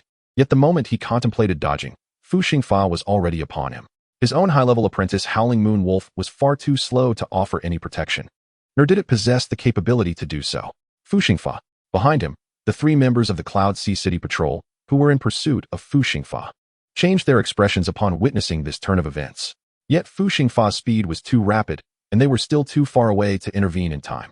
Just then, from the side of the boy, a vine of green wood suddenly shot forth, swiftly pulling both the youth and the terrified middle-aged man away from Fu Xingfa's outstretched hand. Fu Xingfa's expression darkened as he followed the direction of the green vine, spotting a young man in a peculiar hat gazing back at him from a distance. Chapter 35, Instant Kill. Fu Xingfa's gaze settled upon Yi Xian, his brow arching slightly. Instantly, he sensed the black iron-level beast, Xuan, perched on Yi Xian's shoulder through his mental energy. A mere black iron-level beastmaster dares to take action against me? With Yi Xian in sight, Fu Xingfa's eyes gleamed with intrigue. But such a young black iron-level beastmaster is quite remarkable in Cloud Sea City, isn't he? With this thought, he immediately urged his swift wind wolf to change direction, charging towards Yi Xian with fervor. This was a bronze-level beastmaster. Such recklessness was astounding. From a distance of several meters away, a young man of similar age to Yi Xian, clad in what appeared to be a school uniform, watched this scene unfold, eager to rush to the rescue. However, he ultimately restrained himself, realizing he was merely a mid-level black iron beastmaster and did not wish to lose his life in a futile act of heroism. As for Yi Xian, he observed the unfolding events from afar, subtly shaking his head, deeming Yi Xian's actions too impulsive. An ordinary black iron-level beastmaster would likely fall in an instant against a bronze-level beastmaster. A low growl emanated from the swift wind wolf, as gusts of wind swirled around it, amplifying its speed to the utmost. Its eyes were fixed upon Yi Xian, blood-red and glowing. It seemed to understand that its master was seeking a glimmer of hope, and it too must exert itself to the fullest. Attention! Came the alert from the three members of the Cloud Sea City Patrol ahead. Yi Xian lifted his gaze, glancing at the patrol officers, then at the father and son, still gripped by fear, who had been pulled to safety by Xuan's vine. Finally, his focus landed on Fu Xingfa, who was rapidly approaching. In an instant, as Fu Xingfa on his swift wind wolf surged towards him, a pair of golden electric wings suddenly materialized behind Yi Xian. These wings, known as the Thundercloud Electric Wings, allowed him to ascend with unparalleled speed, resembling a great bird, soaring to a height of 7 or 8 meters, evading Fu Xingfa's grasp. This evasion, witnessed by those at a distance, appeared remarkably graceful. The only unfortunate aspect was the peculiar hat atop his head, which, due to his swift ascent, tumbled off and spiraled downwards. Boom! Just as Yi Xian soared into the air, eluding Fu Xingfa's attempt to capture him, the Thundercloud Electric Wings flared, unleashing a bolt of lightning the thickness of an arm, akin to a long-prepared thunder serpent. With a resounding crash, it shot towards Fu Xingfa. Fu Xingfa's complexion shifted dramatically, completely misjudging Yi Xian's capabilities. He had not anticipated that Yi Xian could summon his second beast so swiftly. Moreover, this second beast was extraordinarily unique. Not only could it carry Yi Xian aloft, evading his capture, but it could also unleash such a potent lightning strike against him. As the lightning unleashed by the Thundercloud Electric Wings approached, Fu Xingfa gritted his teeth, commanding the swift wind wolf to pivot and unleash a wind blade from its mouth to cleave through the lightning. With a thunderous roar, the wind blade expelled by the swift wind wolf met the lightning from the Thundercloud Electric Wings, both forces dissipating in an explosive clash. This fellow, Fu Xingfa, was taken aback. Although the swift wind wolf was his first beast and had reached the bronze level, its quality had dwindled to a mere 1 star. Yet, he never expected that the hastily conjured wind blade would be evenly matched against the lightning from the Thundercloud Electric Wings. Damn it! Realizing his strike had failed, Fu Xingfa caught sight of the approaching members of the Cloud Sea City Patrol behind him. His expression darkened further. With no other choice, he gritted his teeth. Abandoning the swift wind wolf, he leapt from its back, harnessing the black iron power within him, akin to a soaring eagle. As he swooped down upon the father and son who had just been rescued by Xuan, he needed a hostage before the Cloud Sea City Patrol arrived. Buzz! Just as he leapt down from the back of the wind wolf, the air trembled, and a peculiar hat, which had just fallen from above Yi Xian's head, suddenly spun in the void. It then unleashed the tidal spiral, soaring with astonishing speed towards Fu Xingfa. Fu Xingfa sensed something amiss and half-turned his head, only to behold an object rushing towards him at a speed beyond his reflexes. What is this? Fu Xingfa's mind tightened, his expression turning pale with terror as he attempted to evade the impending strike. But the tidal map treasure snail was far too swift. There was no way he could dodge it. In an instant, as the tidal map treasure snail swept past Fu Xingfa, its sharp edge, imbued with a hint of spatial power, sliced through the majority of his neck with a sickening sound. Pain surged through him, and his pupils dilated in shock. The once mighty figure, poised to attack the father and son duo, collapsed helplessly to the ground. With a considerable portion of his head severed, it rolled on the ground, still adorned with flesh, completing 2 revolutions before finally resting, its gaze lingering on the tidal map treasure snail, which had returned to Yixian and transformed back into a hat atop his head. This was indeed a beast tamer of the black iron rank, a true prodigy. As fragmented thoughts echoed in Fu Xingfa's mind, his consciousness dissipated entirely moments later. Murder. Yixian exhaled a breath of stale air. This marked his first killing of a Blue Star human. Yet, perhaps due to the many deaths he had caused among the Silver Blood and Eternal Night races, he felt little discomfort. Contemplating, he removed the tidal map treasure snail to examine it. Noticing it bore no trace of blood, he promptly placed it back upon his head. He then retracted the thundercloud lightning wings from his back, allowing Xuan to carry him gently to the ground. Goodness! Several dozen meters away, a youth clad in an oddly fashioned outfit resembling a school uniform stood astonished as he witnessed Yixian summoning 3 formidable beasts effortlessly, dispatching a bronze rank beast tamer on the spot. He was utterly dumbfounded. A black iron rank beast tamer? Is this individual truly a black iron rank beast tamer? He murmured to himself. The strength Yixian displayed was incomprehensible to him. Simultaneously, the peculiar appearance and impressive power of Yixian's beasts left him in awe, wondering what kind of creatures he had contracted. Yixian. At that moment, the boy whom Yixian had just rescued could not contain his excitement upon seeing Yixian descend from the sky. Yixian turned to look.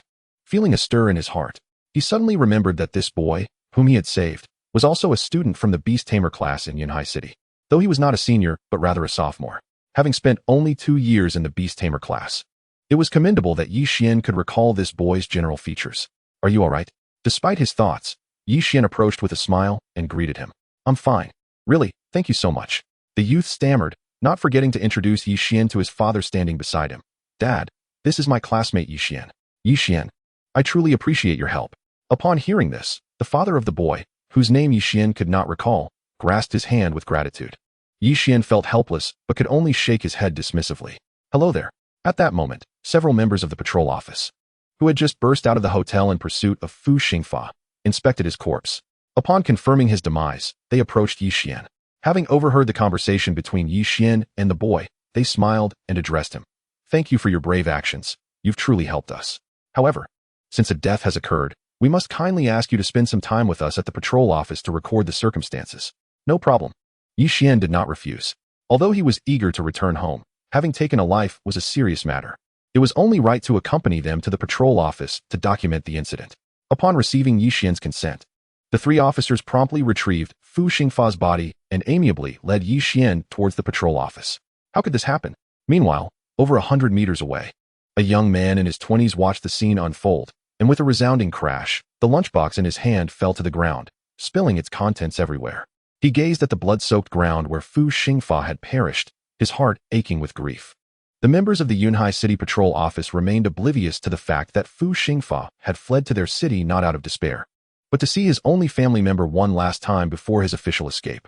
Wang Chen, your classmate is quite remarkable. Simultaneously, watching Yixian depart, Wang Chen's father exclaimed with admiration.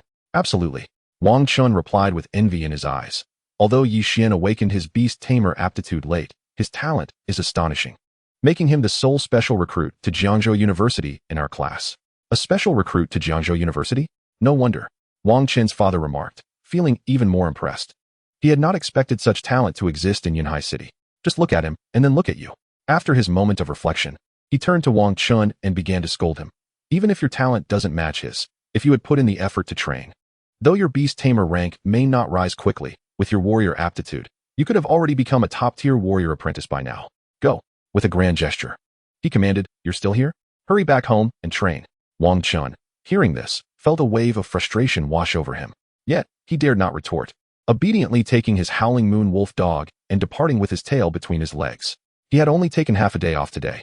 He still had to attend school in the afternoon. Sighing, Wang Chen's father watched him leave, lamenting his lack of the right genes and resources to nurture his son. In his eyes, Yixian's extraordinary prowess was likely due to being a wealthy or powerful descendant. Otherwise, how could he possess such formidable beasts? Minutes later, Yi Xian emerged from the inspection bureau after meticulously recording all pertinent information. His visit was solely to document his personal details and provide a general account of the events that transpired, and, fortunately, no unforeseen incidents occurred. Upon exiting the bureau, he instructed Xuan to swiftly escort him to the bus station near his home, where they awaited his family's arrival. He had just placed a call to Yi Guotao, knowing that he would return shortly. Did you hear? A murderer has surfaced in our city, and apparently, he is a bronze-level beastmaster. Truly terrifying. A passenger on bus number 4 remarked, igniting a flurry of anxious discussions. Terrifying? Let me tell you, you needn't worry about that murderer any longer. He was dispatched right in front of the Hongfa Hotel by a high school student, another passenger interjected. Wang Chen's father, seated on the same bus, overheard the commotion and could not resist chiming in. Killed in front of the Hongfa Hotel? Is that true? Nearby, Su Yunming, intrigued by Wang Chen's father's words, inquired, Really? The Hongfa Hotel isn't far from our district. Absolutely true. I was there at the scene, and I witnessed it all firsthand, Wang Chen's father asserted earnestly. Moreover, I must tell you, the high school student who eliminated that murderer is none other than my son's classmate. They both study in the Beastmaster program here in our city, and my son is quite close to him. Your son is also in the Beastmaster program? Su Yunming's eyes sparkled at this revelation. Indeed, Wang Chen's father replied, momentarily taken aback. Do you have friends or relatives in the program as well? No. Our child is enrolled in the Beastmaster program, Su Yunming clarified. However, he has only recently awakened his Beastmaster aptitude and has been training with his teacher outside for over half a month. I see, Wang Chen's father nodded, eager to inquire about Yi Xian's name, hoping to have his son Wang Chen look out for him at school. But his expression suddenly froze. Through the bus window, he spotted a young man wearing an unusual hat, waiting at the bus stop. Is that him? Upon recognizing Yi Xian, Wang Chen's father quickly stood up, pointing towards him. Did you all see that? The high school student who just killed that murderer is that boy. I tell you, he is incredibly impressive. With a mere leap, he soared to a height of 7 or 8 meters, and he had lightning wings enabling him to fly. And did you see that hat? He used it to slay the murderer. You wouldn't believe it. He merely spun that hat, and the murderer's head rolled off. The blood flowed so profusely that had I not been brave, I would have been utterly shocked. Wang Chen's father animatedly recounted the scene of Yi Xian's triumph over Fu Xingfa. However, he failed to notice the change in expression on Su Yunming and Yi Guotao's faces as he pointed towards Yi Xian outside the bus. Suddenly, the bus screeched to a halt at the stop. Su Yunming and Yi Guotao, disregarding Wang Chen's father's ongoing monologue, promptly exited through the open doors. On board, Wang Chen's father remained oblivious to their departure, eagerly beckoning to Yi Xian. Yi Xian, what a coincidence to see you again. Are you waiting for the bus here? No. Yi Xian replied, momentarily taken aback, then shook his head. I am here to pick up my parents. Father, mother, why did you buy so many things? He asked, quickly taking the large bags from Su Yunming and Yi Guotao's hands. Witnessing this, Wang Chen's father was momentarily stunned, staring at the beaming Su Yunming and Yi Guotao. These two individuals were Yi Xian's parents? Upon closer inspection, he noted the resemblance between Yi Xian and them, recognizing that while they bore some imperfections, Yi Xian inherited none of those flaws. Instead, all their admirable traits had been perfectly amalgamated in him. Instantly, Wang Chen's father thought of his own son. This isn't a matter of my genes being inferior. It's just that my wife and I didn't do a good job. Contemplating this, a desire to have another child began to stir within him. As the bus resumed its journey, Yi Xian exchanged pleasantries with Wang Chen's father before departing with Su Yunming and Yi Guotao. Wait, are you saying that boy really killed that murderer? That doesn't seem plausible. Someone questioned Wang Chen's father as the bus continued onward. Why not? Do you think powerful individuals must be burly giants with bushy beards? Wang Chen's father retorted. You should have seen that boy's icy demeanor. He was a completely different person then. Unable to contain his pride, Wang Chen's father continued to boast. Although Yi Xian was not his son, he was his son's classmate, and that was a topic worth discussing. If one day Yi Xian became a renowned powerhouse, this incident would be a source of bragging rights for a lifetime. On the way home, Su Yunming could not restrain her curiosity and asked Yi Xian, that person on the bus, was he really the murderer who fled to our city? The murderer? Yi Xian paused slightly before responding. Yes, it was me. I happened to encounter him when I returned and dealt with him. You can't be serious. He's a bronze-level beastmaster. You've only just become a beastmaster yourself. What if something went wrong? Su Yunming exclaimed, her face paling with concern. Mom, listen to me, Yi Xian reassured her. He was well aware that such a conversation was inevitable. However, he had evolved beyond the fledgling beastmaster he once was. He understood that the path ahead would likely be fraught with dangers far greater than those he had faced thus far. Thus, it was imperative to prepare his parents for what was to come. Observing Su Yunming and Yi Guotao, Yixian spoke. Though I have only recently become a beast master, my capabilities have already ascended to that of a black iron level beast master. Moreover, I have contracted for beasts, and it won't be long before I transcend to the bronze level. Given that the criminal has lost 2 of his 3 bronze level beasts, only a low-tier bronze wind wolf remains. I am confident that I can easily overpower him without facing any danger. You. Su Yunming gazed at Yixian, at a loss for words. She felt that Yixian had undergone a remarkable transformation during his time away. All right. Yi Guotao interjected, signaling to Su Yunming. I believe Yixian has done well. Since he possesses such strength, he should take action when necessary. He then glanced at Yixian and added, however, remember to act within your limits. Never overexert yourself. Dad, you needn't worry. My life is precious, Yixian chuckled. He then shifted the conversation, leading both of them back home. Upon arriving home, Xuan began to frolic joyfully, darting around the room. Meanwhile, a rejuvenated Su Yunming and Yi Guotao inquired curiously about Yixian's new beasts. Reluctantly, Yixian introduced them to the Thundercloud Electric Wing and the Tidal Map Treasure Snail. What? Mom, you're pregnant? After a brief exchange, Yixian's eyes widened in astonishment upon hearing the news of Su Yunming's pregnancy. Dad, you're incredible. He immediately gave Yi Guotao a thumbs up, exclaiming, you're amazing. He felt that having been away for just a short time, he might return to find several younger siblings at home if he were to be gone for years. Enough, don't be so surprised. You've been away for so long. Just go rest in your room. Your mother and I will prepare a grand feast for you, featuring the special dishes we've learned during your absence, Yi Guotao said, playfully ushering Yixian back to his room. He then donned an apron and happily entered the kitchen. Meanwhile, in Jiangzhou, Lin Shiro returned and promptly convened a video conference. However, the attendees were not solely from Jiangzhou University, but included representatives from several universities in the area. There's nothing inappropriate about this. 2 years is ample time for the spirits within the Yellow Spring Secret Realm to advance to the peak Black Iron level or the low-tier Bronze level, Lin Shiro stated calmly. Additionally, for this opening of the Yellow Spring Secret Realm, Jiangzhou University will only claim 10 spots. The remainder will belong to you. Only 10 spots? Upon hearing this, the leaders from the other institutions brightened. Very well, since Vice Dean Lin is so generous. We have no objections to the early opening of the Yellow Spring Secret Realm. As for the timing, let's set it for 2 days from now. Agreed, Lin Shiro nodded. The Yellow Spring Secret Realm is a domain that houses the Platinum-level Millennium Soul Orbs. These orbs are a form of evolutionary resource that can only be obtained by defeating Platinum-level spirit souls. However, that was in the past. Long ago, the Platinum-level beings within the Jiangzhou Yellow Spring Secret Realm had been eradicated, with not a single Bronze-level or higher spirit soul remaining. The remaining Platinum-level Millennium Soul Orbs were strategically placed within by several universities to nurture high-quality spirit beasts. Oh, it seems I forgot something. After the conference concluded, an idea struck Lin Shiro. She picked up her phone and dialed a number. Teacher Lin. The sudden call from Lin Shiro caught Nong Lijia, who was far away in Yunhai City, off guard. Yes, Lin Shiro acknowledged over the phone. Did you not inquire about when Yixian would return for the exchange meeting between the Beast Master classes of Yunhai City and Yunqing City? He should have returned home by now. Yixian is back? Nong Lijia was momentarily taken aback. However, he quickly murmured, even if he has returned, it won't change anything. How can it not change anything? Lin Shiro frowned. Our Yunhai City Beast Master class has already commenced the exchange with Yunqing City's class. Furthermore, a peak Black Iron Beast Master, Yang Yiming, has gone to Zhongzhou, so it seems we will only face a devastating defeat. Nong Lijia lamented over the phone. How do you know it won't change anything if you haven't tried? Lin Shiro retorted lightly before ending the call. How can I know if I haven't tried? Nong Lijia was taken aback by her words. What did she mean? The next moment, a thought crossed his mind, prompting him to hastily leave the Beastmaster class. He summoned his silver-level flying beast, the North Sea Flying Fish, and headed straight for Yixian's home. Chapter 37. What does it feel like to have all eyes focused on oneself? Yixian, did you break through to the Black Iron level during your training with Teacher Lin? As Nong Lijia piloted the North Sea Flying Fish towards Yixian's residence, he pulled out his phone and called Yixian. Yes, what's up, Nonggo? Yixian responded, puzzled by the urgency in Nong Lijia's voice. What is your current strength? Have you contracted any new beasts?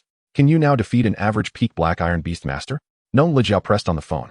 Has the exchange meeting between our Yunhai City Beast Master class and Yunqing City's class already begun?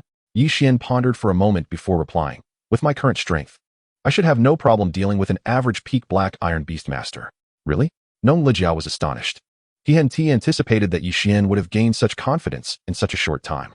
What beast did you contract after your breakthrough to Black Iron? His curiosity piqued. He knew that Yixian's newfound assurance must derive from the beast he had contracted after his advancement. All right, but just one question, he said. Feeling a sudden urge, glancing at his phone, he noticed that their class instructor, Wu Fuyun, had called him at that moment. Gnome Lijia furrowed his brow. I won't ask any more questions. Just wait for me at home.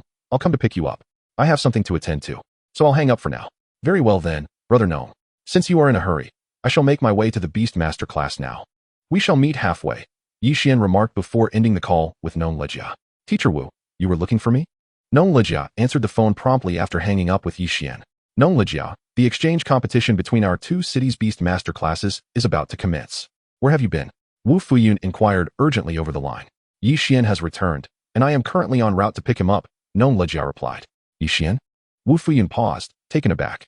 He had not anticipated that Gnome Lijia was going to fetch Yixian. Hurry then, the competition won't last long. If Yixian arrives too late, he may miss the entire event, he urged. I understand. Gnome Lijia nodded. Also, Teacher Wu, if possible, please try to delay things a bit. I just spoke with Yixian, and he has successfully advanced to a Black Iron level Beast Master. He is confident he can defeat an average Black Iron level peak Beast Master. Defeat a peak Black Iron level Beast Master? How is that even possible? Wu Fuyun exclaimed in disbelief. However, he quickly responded, all right, make haste. I will buy you some time. The exchange event between Yunhai City and Yunzhong City aimed to help the students preparing for their upcoming examinations acclimate to the competitive atmosphere. Yet, should Yunhai City perform poorly, it would be a source of great embarrassment. This concern was shared not only by Wu Fuyun, but also by Gnome Lijia, who hailed from Yunhai City. Hence, they were both willing to make an effort if circumstances allowed. Dad, Mom, Yixian called out as he stepped out of his room after ending the call. I just received a call from Assistant Gnome. I need to head to the Beast Master class immediately. You both continue with your tasks. Save the feast for my return. Don't eat it all. He hurriedly dressed and exited the house, guided by Xuan as they flew directly towards the Beast Master class. Yixian thought that concluding his time in Yunhai City with the exchange competition was quite fitting. As he flew rapidly, he soon spotted Gnome Lijia approaching in the distance. Upon seeing him, especially the North Sea flying fish beneath him, Yixian was taken aback. He had not anticipated that Gnome Lijia possessed such a flying beast. North Sea flying fish. Level, high silver. Abilities, wind manipulation, wind water, sword technique. Recognizing the North Sea flying fish's attributes, Yixian couldn't help but feel a surge of excitement. He had developed the habit of utilizing the beast editor at any moment. The attributes were indeed impressive. After reviewing the North Sea flying fish's stats, Yixian mused privately. A 3-star quality silver level beast indicated its potential to evolve into a platinum level beast. For an ordinary beast master, acquiring such a creature was commendable. As for 4-star and 5-star silver-level beasts, even if an ordinary beast master obtained one, success in forming a contract was not guaranteed. Yixian was aware that Gnome Lijia's aptitude was not particularly exceptional. You've truly become a Black Iron-level beast master. Gnome Lijia's face lit up with a smile upon seeing Yixian. Of course, I am a student you have nurtured, brother Gnome. Yixian grinned. Haha, enough flattery. Time is of the essence. I will have my North Sea flying fish take you to the Beastmaster class. All right, Yixian agreed, allowing Xuan to guide him as he ascended onto the back of the North Sea flying fish. With a powerful flap of its slender wings, the North Sea flying fish propelled itself into the air, racing towards the Beastmaster class. Now, Yixian, do tell me about the beast you contracted after your breakthrough to Black Iron level, Gnome Lijia inquired during their flight. And where did you acquire that peculiar hat of yours? It appears strangely rigid, and the patterns on it seem to move. Is it a new black technology from some company? Does it serve a special purpose? Yixian adjusted the hat atop his head, feeling slightly awkward. To anyone, the title map treasure snail did indeed resemble a remarkably sturdy hat. Brother Gnome, if you wish to know, you'll have to wait a bit longer. You will find out once we arrive at the Beastmaster class. At the Yunhai City Beastmaster class, a tall and robust young man clad in the Yunzhong City Beastmaster class uniform stood atop the arena, intently observing the Yunhai City students opposite him as he commanded his 4-armed golden giant ape in battle. The 4-armed golden giant ape was immensely powerful, its 4 arms akin to metallic rods. Each strike created a gust of wind. The Yunhai City student facing him controlled a petrified mammoth and a shadow spider, engaging in a fierce struggle. However, even with both beasts, they were no match for the Yunzhong City student. This is dire. It seems Yunhai City is significantly weaker than our Yunzhong City. This exchange competition holds little significance for us, some students from Yunzhong City murmured beneath the arena. You speak as if you are exceptionally strong. This time, it's primarily because that fellow Gu Luo is too formidable. If it weren't for him, we would probably be evenly matched with the Yunhai City Beast Masters, another chimed in. Moreover, I heard that a special recruit from Jiangzhou University is absent. Otherwise, this exchange would be quite different. But then, a rational student in the Yunzhong group interjected, I heard that guy's name is Yi Xian. Upon hearing this, someone shook their head. But that person has only recently awakened his Beastmaster aptitude. He became a special recruit at Jiangzhou University merely because of his good aptitude. I doubt he can hold his own against Gu Luo. Even if we fought, he might not be our match. Gu Luo is already a peak Black Iron level Beastmaster. And his two beasts are Black Iron 3-star and Black Iron 4-star, both at peak level. It's likely that Yi Xian will need to join Jiangzhou University and train for another year or so before he can contend with Gu Luo. By then, I estimate Gu Luo will have already become a bronze-level Beastmaster. Ouch, my stomach. In the midst of a conversation, a Beastmaster from Yunzhong City suddenly clutched his stomach and dashed outside, exclaiming, You all stay here. I must make a trip to the restroom. Wang Bing, are you alright? This is the third time already. A classmate called after him.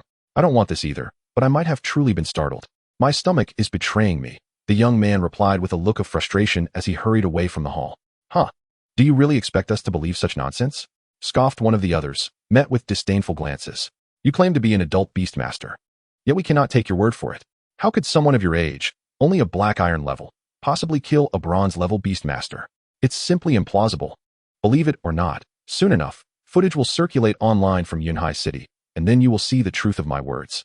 The youth retorted before he could contain himself any longer and slipped out of the hall. What a joke. To fabricate such a lie, a Black Iron Beastmaster defeating a bronze level? This is hardly a place where such feats could occur. Several students beneath the arena shook their heads in disbelief.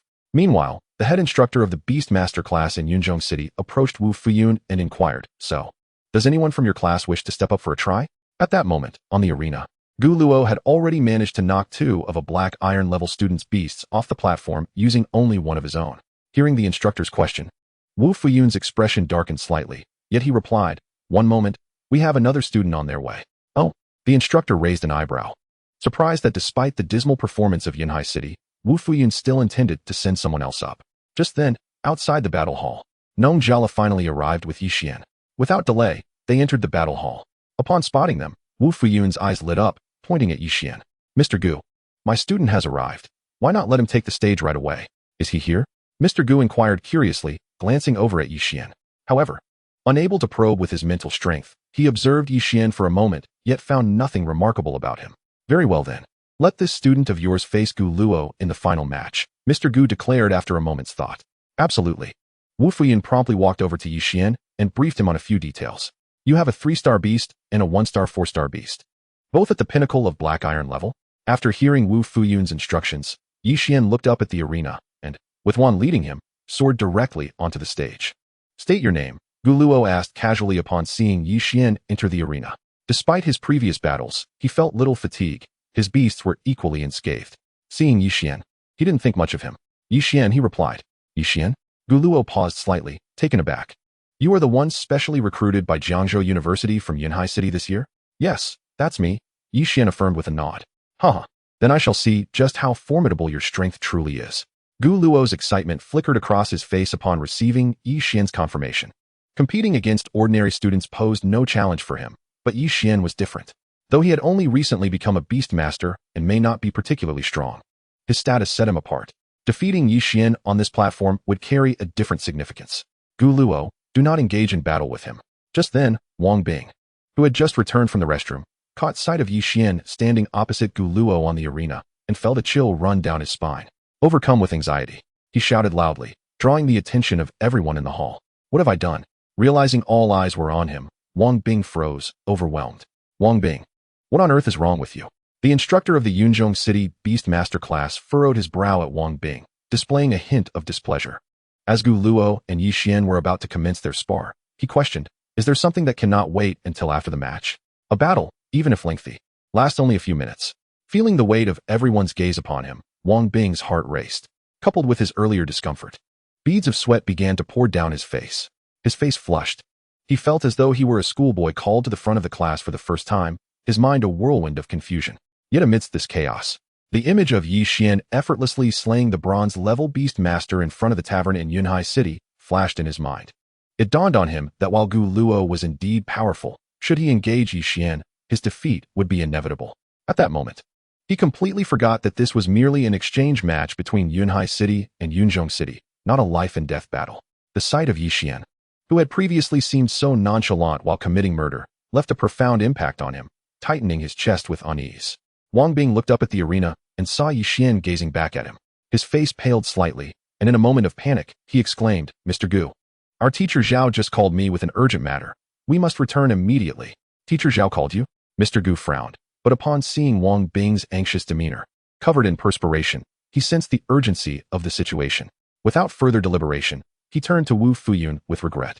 "I am truly sorry, but it seems this match cannot proceed. We must leave at once." Wu Fuyun was taken aback, utterly unprepared for such an occurrence. However, he found himself powerless to intervene. After all, he could not prevent them from departing. With a hint of regret, he could only shake his head and say, "It's no matter. Since you all have pressing matters, do hurry along." Meanwhile, on the stage, Guluo also looked at Yixian with a face full of disappointment, saying, "It's a pity that I fear I won't be able to battle you this time. However, I plan to apply to Jiangzhou Giantwood University after my college entrance examination. When I eventually arrive in Jiangzhou, let us find an opportunity to spar, shall we?" His disappointment was genuine. Yixian's ability to contract two beasts at the apprentice level suggested that he had a high likelihood of surpassing him in the future. Guluo lamented that he could not triumph over Yixian while he was still weak. Once Yixian grew stronger, defeating him would not be so simple. "Very well." Yixian nodded. Faced with such a situation, what else could he say? He could only acquiesce. He had initially intended for this exchange competition to mark the conclusion of his high school days. Yet unexpectedly, such an incident occurred midway, leaving him with a twinge of regret. He had already attained the status of a mid-tier Black Iron Beastmaster, having contracted 4 beasts. Among them, 2 were at the pinnacle of 3-star and 5-star Black Iron respectively. With such prowess, he was disheartened that he could not showcase his abilities before his classmates and the students from Yunzhong City. It was not a matter of showing off, but rather a reflection of his identity as a member of Yunhai City and a part of this class. Contributing to the class's performance in this exchange competition was a responsibility he felt compelled to fulfill. At that moment, the teacher from the Yunzhong City Beastmaster class, surnamed Gu, took Wang Bing's words at face value and promptly led his students out of the combat hall in haste. Seeing this, Wu Fuyun and the others had no choice but to follow suit. Naturally, Yixian would not linger any longer on the stage. He shook his head and leapt down. "Yixian, I didn't expect you to return at this time. Fortunately, you did not engage in battle with Guluo just now. Indeed, that Guluo is truly formidable. Yang Yiming has already gone to Zhongzhou City. None of us can match him. Yixian, although your talent is exceptional, you have only recently awakened your Beastmaster qualification. I'm not sure why Teacher Wu wanted you to go up. Right, but I suspect Teacher Wu intended for you to gain some battle experience, as opponents like that are hard to come by." Upon seeing Yixian descend from the stage, several familiar faces from his class approached him, chattering excitedly. Yixian scanned the crowd and realized that everyone present was from his senior year. Neither the first nor second-year students were there. He did not engage in much conversation with these not-so-familiar classmates, merely exchanging pleasantries with a few before preparing to leave. Prior to his departure, Yi Guotao and Su Youngming were busy preparing a grand meal for him, and he was reluctant to squander time here. He thought about how his visit had been so hurried, beginning and ending abruptly. "Wang Bing, what exactly is going on? I just called Teacher Zhao, and he didn't mention anything about you making a call." In the sky several miles away from Yunhai City's Beastmaster class, the teacher surnamed Gu summoned a mutated black-feathered magic eagle and glared at Wang Bing, who stood on the eagle's back with a dozen students, his expression dark as thunder. "Teacher Gu, take a look at this." Wang Bing's face turned slightly pale. At this moment, he finally grasped the situation, realizing that this was merely an exchange competition. Even if Gu Luo lost to Yixian, it was not a grave matter. Could Yixian truly take lethal action against Gu Luo on the stage? However, in an effort to defend himself and mitigate Teacher Gu's wrath, he could only take out his phone and display the video of Yixian that had just begun circulating online. "What is this?" Moments later, after watching the video, Teacher Gu and the others exchanged astonished glances. "Teacher Gu, we previously learned that Yixian had only just awakened his Beastmaster qualification. Could that be false?" Gu Luo, amidst the crowd, could not help but ask. The display of strength in the video, where Yixian battled a bronze-level Beastmaster, left him astounded. Moreover, it appeared that Yixian had anticipated every move of that bronze-level Beastmaster, a skill far beyond that of a novice Beastmaster. Additionally, the indifferent expression he exhibited while taking down the Beastmaster indicated that this was not his first experience with taking a life. Gu Luo shook his head. "Such strength and skill clearly indicate that he is not my match." He felt a flush of embarrassment recalling how he had previously told Yi Xian they could spar in Jiangzhou City. By the way, according to what we discovered, Yi Xian is a genius who can contract 2 beasts even at the apprentice level. Suddenly, Guluo seemed to have an epiphany, his pupils constricting as he said, however, in this video, aside from that little sprite, only a fraction of his strength was displayed in this battle. His other apprentice-level beast, the Tyrant Dragon Beast, didn't he even make an appearance. But in this battle, apart from that little sprite, he had 2 more beasts in action. 2 more beasts? 2 entirely new beasts that have never appeared before. A black iron-level beastmaster with fur-contracted beasts? The crowd fell silent, then gasped in astonishment. Yinhai City has truly given birth to such a monstrous talent? Enough, Teacher Gu thought to himself, shaking his head subtly. It was perhaps a blessing in disguise that Guluo did not engage Yi Xian in battle. Not only would he have faced defeat, but if he had fought Yi Xian, he might have been severely demoralized. The fact that this battle did not occur left Guluo with a lingering glimmer of hope. Yi Xian, I'll escort you back. Outside the Beastmaster class, Nong Lejia called out to Yi Xian, feeling a surge of frustration at the turn of events. What is going on? If I had known this would happen, why did I even bother to fetch Yi Xian? No, thank you, Nong Gu. I know you're busy. Yi Xian politely declined. I'm fine with Xuan taking me back. All right, Nong Lejia conceded, not pressing the matter. He had too much on his plate today. And if he truly went to send Yi Xian back, he would indeed be overwhelmed. Senior Yi Xian, just as Yi Xian was about to leave, a school bus drove up and stopped at the entrance. A group of students disembarked, and among them, a boy spotted Yi Xian and rushed over with bright eyes. Wang Chun. Yi Xian hesitated for a moment before recalling the boy's name. The youth rushing towards him was indeed Wang Chun, the one he had saved from that bronze-level beastmaster earlier that morning. However, he was not particularly familiar with Wang Chun, so after exchanging a few words, he took his leave, allowing Xuan to take him away into the skies. Wang Chun, when did you become so close with Yi Xian? Once Yi Xian departed, Wang Chun's classmates looked at him with curiosity. It's not like that. Wang Chun shook his head. Then, as if struck by a thought, he turned to Nong Lejia and inquired, Assistant Nong, is Senior Yi Xian here to participate in the Beastmaster Exchange Conference for the third-year students? Indeed. Nong Lejia nodded in affirmation. Then Yi Xian must have achieved a resounding victory, right? Wang Chun asked curiously, though his gaze revealed a premonition of certainty. Surprised, Nong Lejia cast a puzzled glance at Wang Chun, wondering why he had such unwavering faith in Yi Xian. However, he shook his head and replied, no. When Yi Xian arrived, the people from Yunzhong City had to leave hastily due to urgent matters and were unable to meet him. I see, Wang Chun said. Disappointment etched across his face. Wang Chun, what do you mean by that? It's as if you believe Yi Xian would undoubtedly win if he were to compete. A fellow student who had disembarked with Wang Chun and another student who had accompanied Nong Lejia in escorting Yi Xian from the battle hall voiced their curiosity. Are you all unaware? Wang Chun said, casting a glance at the group, a hint of pride creeping into his expression as if he possessed a secret. As the saying goes, a scholar's progress in 3 days should be viewed with fresh eyes. Yi Xian's strength has transcended previous limits. Are you joking? The crowd looked skeptical. Why don't you believe me? Seeing their expressions, Wang Chun promptly retrieved his phone and, before the group, opened a video. If you don't believe it, just take a look at this. Chapter 39, The Gathering of Shadow Spirit Beasts. Witnessing their disbelief, Wang Chun produced his phone and found a video that had recently surfaced online, displaying it for all to see. This, is that Yi Xian? As the video unfolded, a group of onlookers watched in awe as Yi Xian soared into the air, unleashing the tidal map treasure conch and swiftly vanquishing a bronze-level beastmaster, leaving them all in shock with mouths agape. Surely this cannot be real. Is that truly Yi Xian? The initial reaction of all his classmates was one of disbelief. However, the authenticity of the video was undeniable, and no one would go to the lengths of fabricating such footage. This fellow's talent is simply extraordinary. The crowd gasped in astonishment. How long had it been since Yi Xian became a beastmaster? Could it be that the people from Yunzhong City left early because they saw this video and were intimidated by the prospect of battling Yi Xian? Suddenly, someone in the crowd remarked, realization dawning upon them. No way. Goodness. If that were true, then those folks from Yunzhong City are exceedingly cunning. As this statement was made, the surrounding individuals began to connect the dots. They had sensed something amiss earlier, particularly with Wang Bing's unusual behavior. Moreover, if their teacher truly had urgent matters, why would they contact a student instead of their homeroom teacher?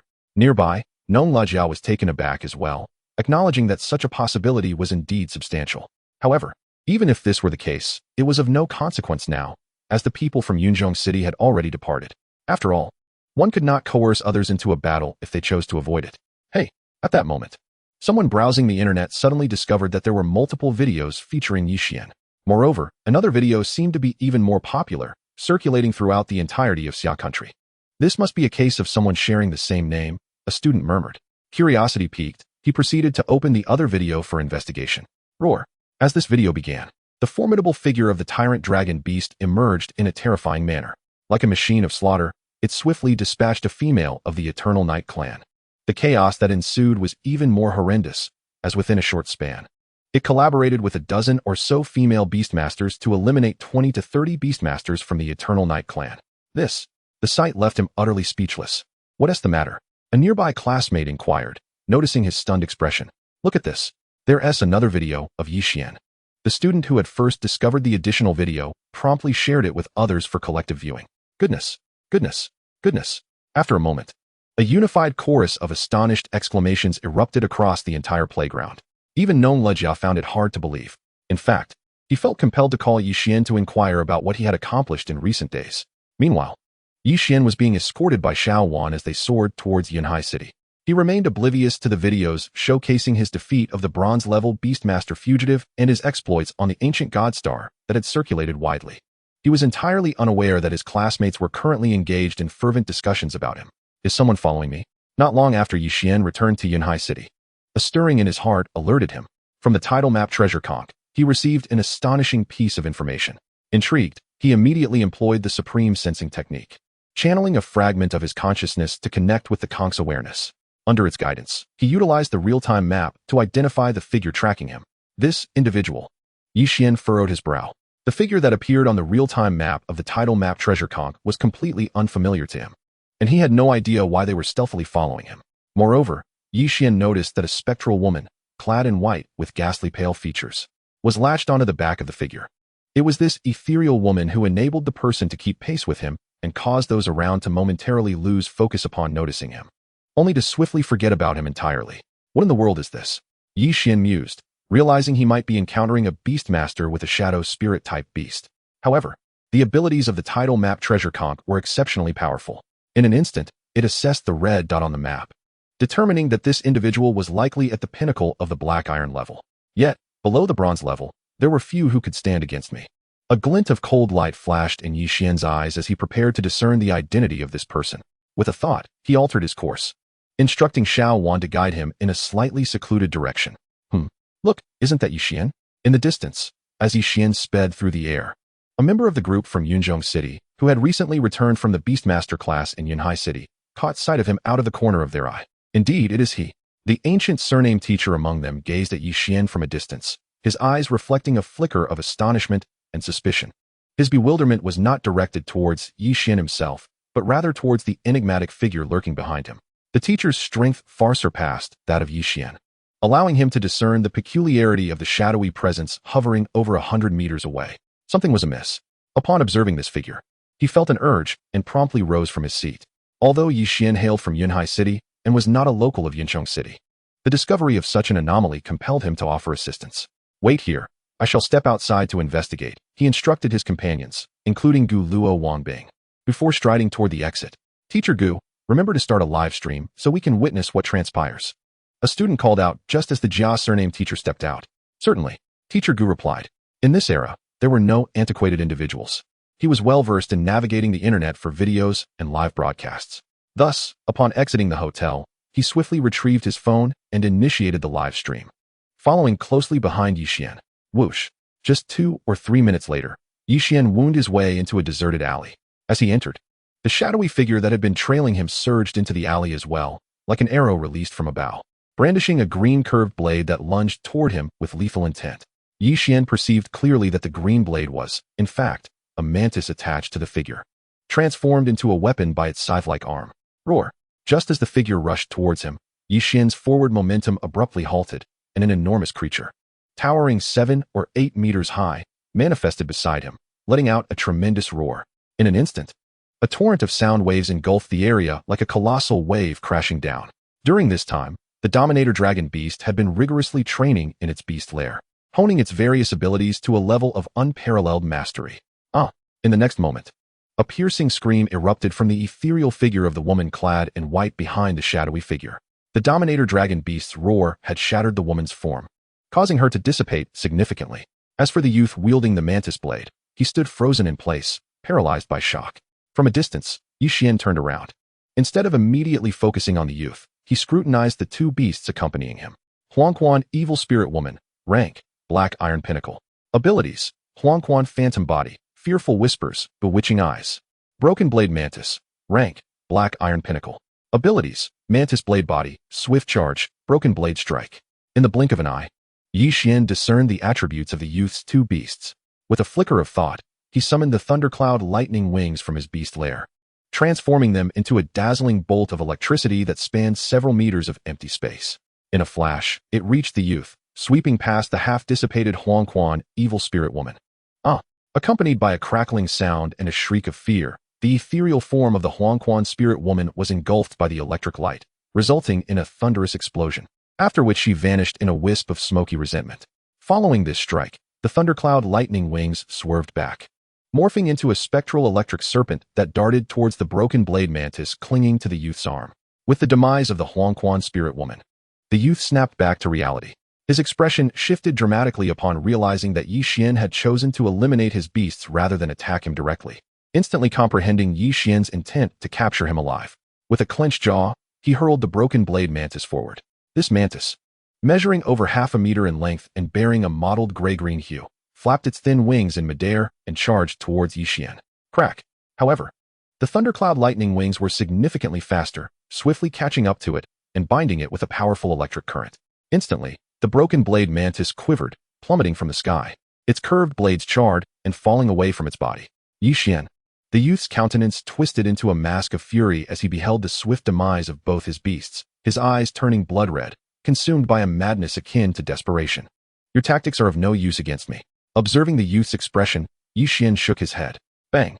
In the next moment, the Dominator Dragon Beast, which had just appeared beside the youth at Yixian's signal, took a step forward with its thigh thicker than a pillar, crashing down and crushing the two remnants of the broken blade mantis with a single stomp, splattering green liquid everywhere until they were utterly obliterated. The youth's eyes widened in disbelief, his previously frenzied expression now replaced with a vacant stare. Whoosh! At that moment, a tendril of azure vine shot forth from Xuan on Yixian's shoulder, swiftly ensnaring the young man. Speak. Who are you? Yixian inquired, as Xuan pulled him back several meters, maintaining a safe distance from the youth. The youth regained his composure, glaring at Yixian with a face contorted by hatred and despair. This fellow. Meanwhile, the ancient surname teacher, who had been following Yixian in hopes of providing assistance, gazed at him in disbelief. Is this truly a young man? Such cunning and ruthlessness. He seems more like a seasoned schemer. At that moment, as the youth lifted his head, Yixian scrutinized him closely and suddenly perceived a faint resemblance to the murderer he had slain earlier that morning. Instantly, the truth of the matter began to crystallize in his mind. Shaking his head, Yixian remarked, You seek vengeance against me, do you not? But have you considered that even without me, the man I killed this morning would have likely met his end anyway? Furthermore, I have inquired about him. He was indeed a murderer. My act of killing him was merely a matter of justice, though I must admit, it is quite astonishing to discover he had a friend like you. Friend? The youth roared in a frenzy. That was my elder brother. You killed my brother. He was my only family. How could I not seek revenge? Realizing the futility of his quest for vengeance, madness consumed him. So it is true that he was your only kin, which is why you traveled to Yunhai to avenge him. Yixian mused aloud, and then without further ado, he reached up and plucked the tidal map treasure spiral from his head, swiftly unleashing it with a flourish, severing the youth's head cleanly from his body, which rolled to the ground. Since your bond was so profound, you may as well reunite in the netherworld. Upon completing his tasks, Yixian let out a cold chuckle. He stowed away the tidal map shell and placed it back atop his head before turning around. Thud! A heavy object fell behind him, yet he refrained from glancing back. The laws of this world were exceedingly straightforward. The youth dared to assault him in Yunhai City, and thus he was justified in retaliating with lethal force, unquestioned and unchallenged. Chapter 40, Skyward Force Vehicle, The Three Rankings. Was this little fellow excessively decisive? In the distance, hidden in the shadows, an instructor with the surname Gu watched in astonishment. He had barely had the opportunity to intervene when Yixian had already subdued the assailant. Following that, a mere few inquiries unveiled the man's background, leading to his immediate execution. Such decisiveness, such lethal intent, sent shivers down his spine. It was hard to fathom that the current Yixian had yet to enroll in university. He was still merely a high school student. The instructor found it difficult to comprehend how someone so young could have honed such skills. Was there truly no sense of discomfort? Meanwhile, within a distant tavern, the students of Yunhai City watched Yi Xian's battle unfold through the video feed, silence enveloping them. The sound of a pin dropping could be heard. This fellow was indeed ruthless.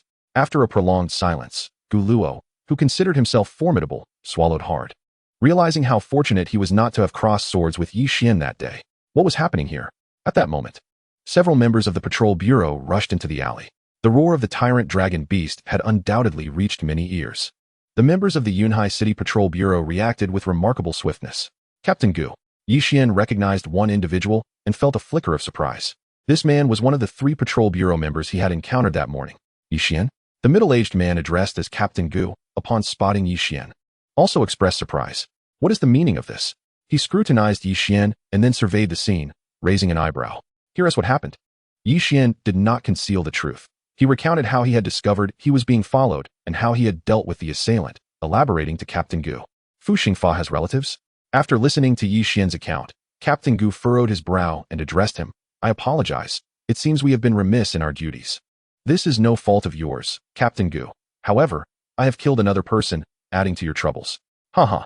You have not added trouble, but rather eliminated a potential threat for us. Captain Gu laughed heartily. Yi Xian had no need to deceive him regarding such matters, as a review of the nearby surveillance footage would make everything abundantly clear. In this era, every city was equipped with cameras. Subsequently, Captain Gu inquired a few more details from Yi Xian, made a brief record, and then permitted him to leave without requiring him to return to the patrol bureau. Thank you for your assistance once again, Captain Gu. Yi Xian bid farewell and departed, instructing Xuan to take him directly home. By this time, he presumed that Yi Guotao and Su Yunming had prepared dinner and were awaiting his return. Unexpectedly, even the head teacher from Yunzhong City would be coming over. On the way home, Yi Xian recalled the title map Shell's warning about another individual covertly following him, causing him to shake his head. He understood that the instructor with the surname Gu likely bore no ill intentions. He merely wished to offer assistance. By all accounts, he should express his gratitude. However, in the end, he chose to dismiss the thought, treating the encounter with the instructor as if it had never occurred. It was best to keep his extraordinary perception concealed. Did you all witness that? Meanwhile, the instructor with the surname Gu returned to the hotel, observing the silent students within and inquired, Did you see it? Yes. Yi Xian is indeed powerful. I am no match for him. Gu Luo replied, raising his head. That is not the crux of the matter. The focus lies in Yi Xian's caution and decisiveness. My time left to teach you is limited. Merely a few days remain. My final lesson to you is that when you encounter an enemy, you must emulate Yi Xian's vigilance and resolve. Seizing the opportunity, he used Yi Xian as a prime example to instruct the group. Wow, Dad, Mom, your culinary skills have truly improved. During dinner, Yi Xian expressed his admiration.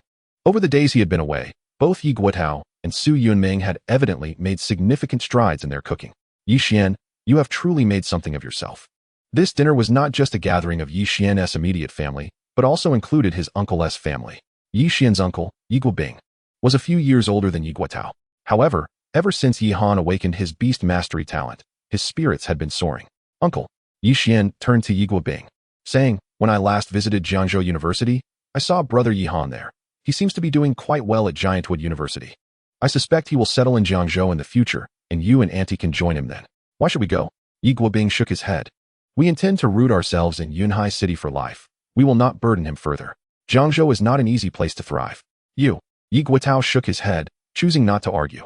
If it weren't for Yi Xian becoming a special student at Jiangzhou University, arrangements for housing and employment would not have been made for them to go there and burden him.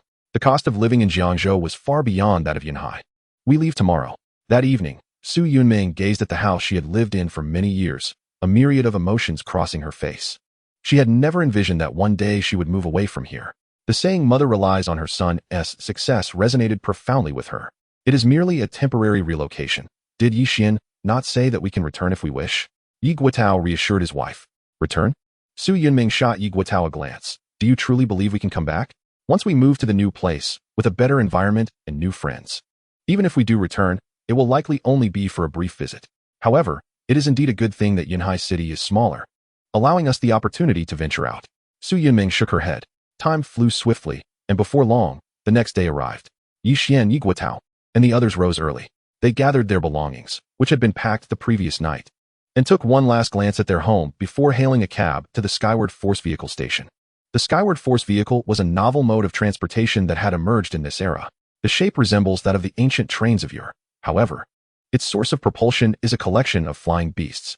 In Yixian's former world, it would have been nearly inconceivable to envision a train being carried aloft by dozens of massive flying creatures. Yet, the vastness of the Summer Kingdom, with its territories teeming with monstrous entities, necessitated the use of such aerial transport. Without the flying power car, the large-scale relocation of populations would have been utterly unfeasible. Thus, this extraordinary invention came into existence in this realm. Before long, Yixian and his companions arrived at the station for the flying power car. There was no need for tickets. As a special admission student of Jiangzhou University, all expenses en route to the university were waived, even for those accompanying him. Boarding the flying power car was a simple matter of scanning his personal combat wristwatch to access his information. As they awaited their departure, a serpentine flying power car, reminiscent of a black dragon, approached with a resounding roar.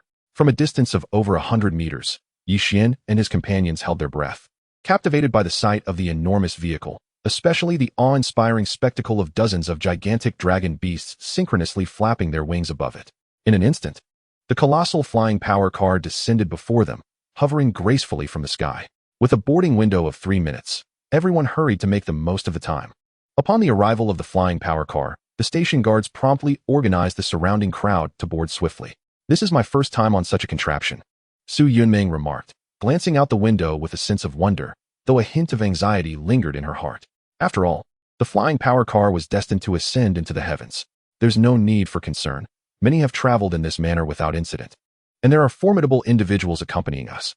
Even if we encounter powerful beasts, we shall be safe, Yi Guotao reassured her. With a thunderous rumble, the flying power car jolted as it took to the skies, supported by the dragon beasts beneath. Despite everyone fastening their seatbelts, they felt a momentary, intense vibration. The flying power car soared swiftly, yet it bore a significant disadvantage compared to the trains of ancient times. The turbulence during takeoff and landing was exceedingly jarring. The vehicle made a series of stops, not only at Yunhai City, but also at various cities along its route, collecting passengers destined for Jiangzhou City and beyond. As they approached Yinjiang City, Xuan checked the map and spoke softly to Yixian. "Is this Yinjiang City?" Yixian's heart stirred at the mention. Yinjiang City was a super metropolis. While it could not rival Jiangzhou, it was still formidable. Shortly thereafter, the flying power car came to a halt, and 3 young individuals, of similar age to Yixian, approached, their faces alight with excitement, and settled near him. "Have you heard? The newly graduated students from the 6th Academy, Yu Qingyang from Wanshan University, has topped the Jiangzhou Wind and Cloud rankings," exclaimed a lean youth with a long face and sharp features, brimming with enthusiasm. "Honestly, Qi Liangkai, I find it hard to understand your obsession," remarked the only female among the trio, unable to suppress her exasperation. "We're about to join Jiangzhou University, and you get all excited about Yu Qingyang from Wanshan University, really?" The girl possessed a delicate beauty, exuding a sense of tranquility as she spoke. "Humph, what do you know?" Qi Liangkai retorted, shaking his head.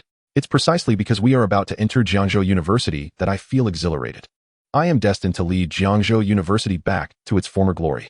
The current decline of Jiang University only makes my future achievements all the more splendid." "All right now?" interjected another tall youth, rubbing his temples. He glanced around at the curious onlookers, feeling that accompanying Qi Liangkai to Jiangzhou University might have been a grave miscalculation. Leaning back in his seat, he remarked, "Our immediate challenge upon entering Jiangzhou University will be the students on the new star rankings. If you truly possess talent, prove it by making the list first." "The new star rankings?" Yixian's interest peaked as he overheard their conversation. During university, each province in the Summer Kingdom maintained 3 major leaderboards: the New Star Rankings, the Dragon and Tiger Rankings, and the Wind and Cloud Rankings. The New Star Rankings included a total of 100 individuals, exclusively for first-year and second-year students. The Dragon and Tiger Rankings also comprised 100 individuals, but were reserved for those with Silver Tier strength or higher, limited to 4th-year students and below. As for the final Wind and Cloud Rankings, only Platinum Tier or Platinum Tier capable students could be included. "I wonder if my current strength is sufficient to secure a spot on the New Star Rankings upon entering Jiang University," Yixian mused inwardly. Chapter 41, Arrival. "The New Star Rankings?"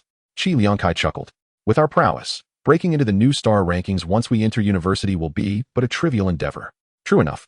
Achieving a place on the New Star Rankings is indeed within our reach," the demure girl interjected, shaking her head. "However, to ascend to the pinnacle of the New Star Rankings within 2 years will be no simple feat, by the way, have you heard?"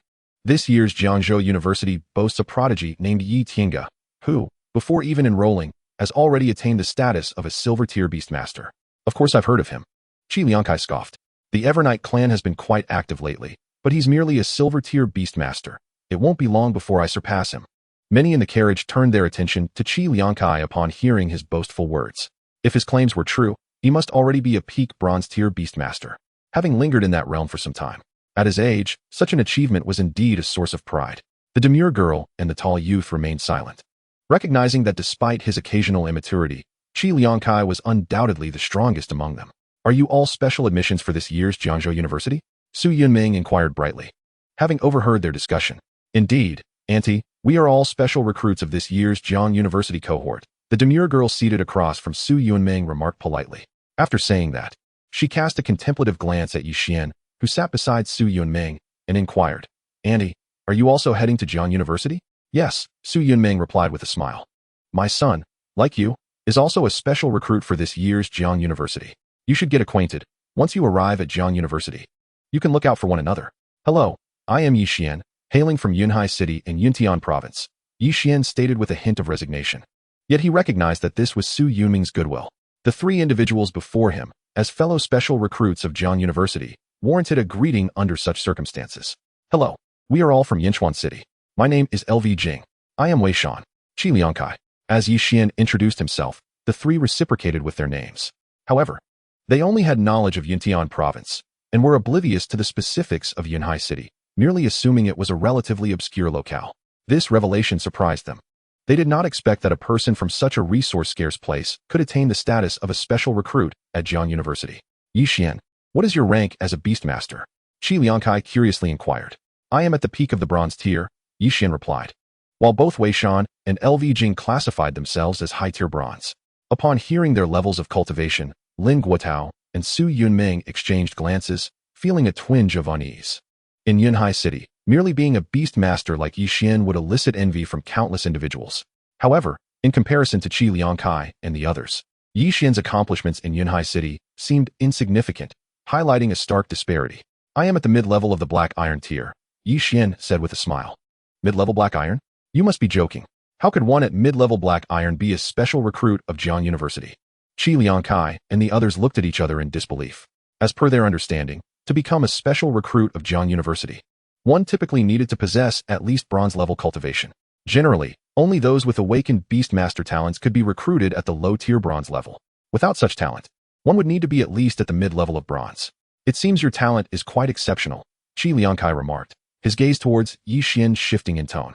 To be a special recruit at just mid-level Black Iron implied that Yixian's abilities were indeed extraordinary, likely due to awakening at a later stage, which accounted for his recent ascent to mid-level Black Iron. With that, Qi Liangkai moved to sit beside Yixian, giving him a friendly pat on the shoulder. Jiang University has only around 30 special recruits each year. Although according to the university's regulations, we must find the most suitable instructors upon our arrival. We will surely interact frequently during collective tasks. Let's exchange contact information. Should you encounter any issues once we reach Jiang University, feel free to reach out to me. All right. Yixian agreed, sensing that despite Qi Liangkai's somewhat juvenile demeanor, he seemed to be a person of loyalty. Establishing a connection with such an individual could prove beneficial. Additionally, the other three appeared to have a better understanding of Jiang University, providing Yixian an opportunity to inquire further about it. I just heard you mention the new star rankings. I wonder how much you know about this year's new star rankings at Jiang University? After exchanging contact information, Yixian curiously asked Qi Liangkai. He had been incredibly busy recently, having only truly rested the previous night. He had also gathered some information about Jiang University's various campuses, but the online content was often dubious and challenging to discern. Furthermore, ranking on such lists came with monthly credit rewards, which could be exchanged for valuable resources. Once he joined Jiang University, he would receive quintuple credit rewards, thus it was imperative to learn more. You're referring to the new star rankings, LV Jing. Seated across from Yixian, smiled, and explained. Every time new students enroll, it marks a transition for various state rankings, and this year is no exception. The second-year students have now exited the new star rankings, and those currently listed are mostly upperclassmen from our cohort, all of whom are likely special recruits from last year. In terms of strength, most of these upperclassmen have already become silver-tier beastmasters, while the remaining are predominantly at the peak of bronze. Peak bronze. Yixian felt a stir of realization.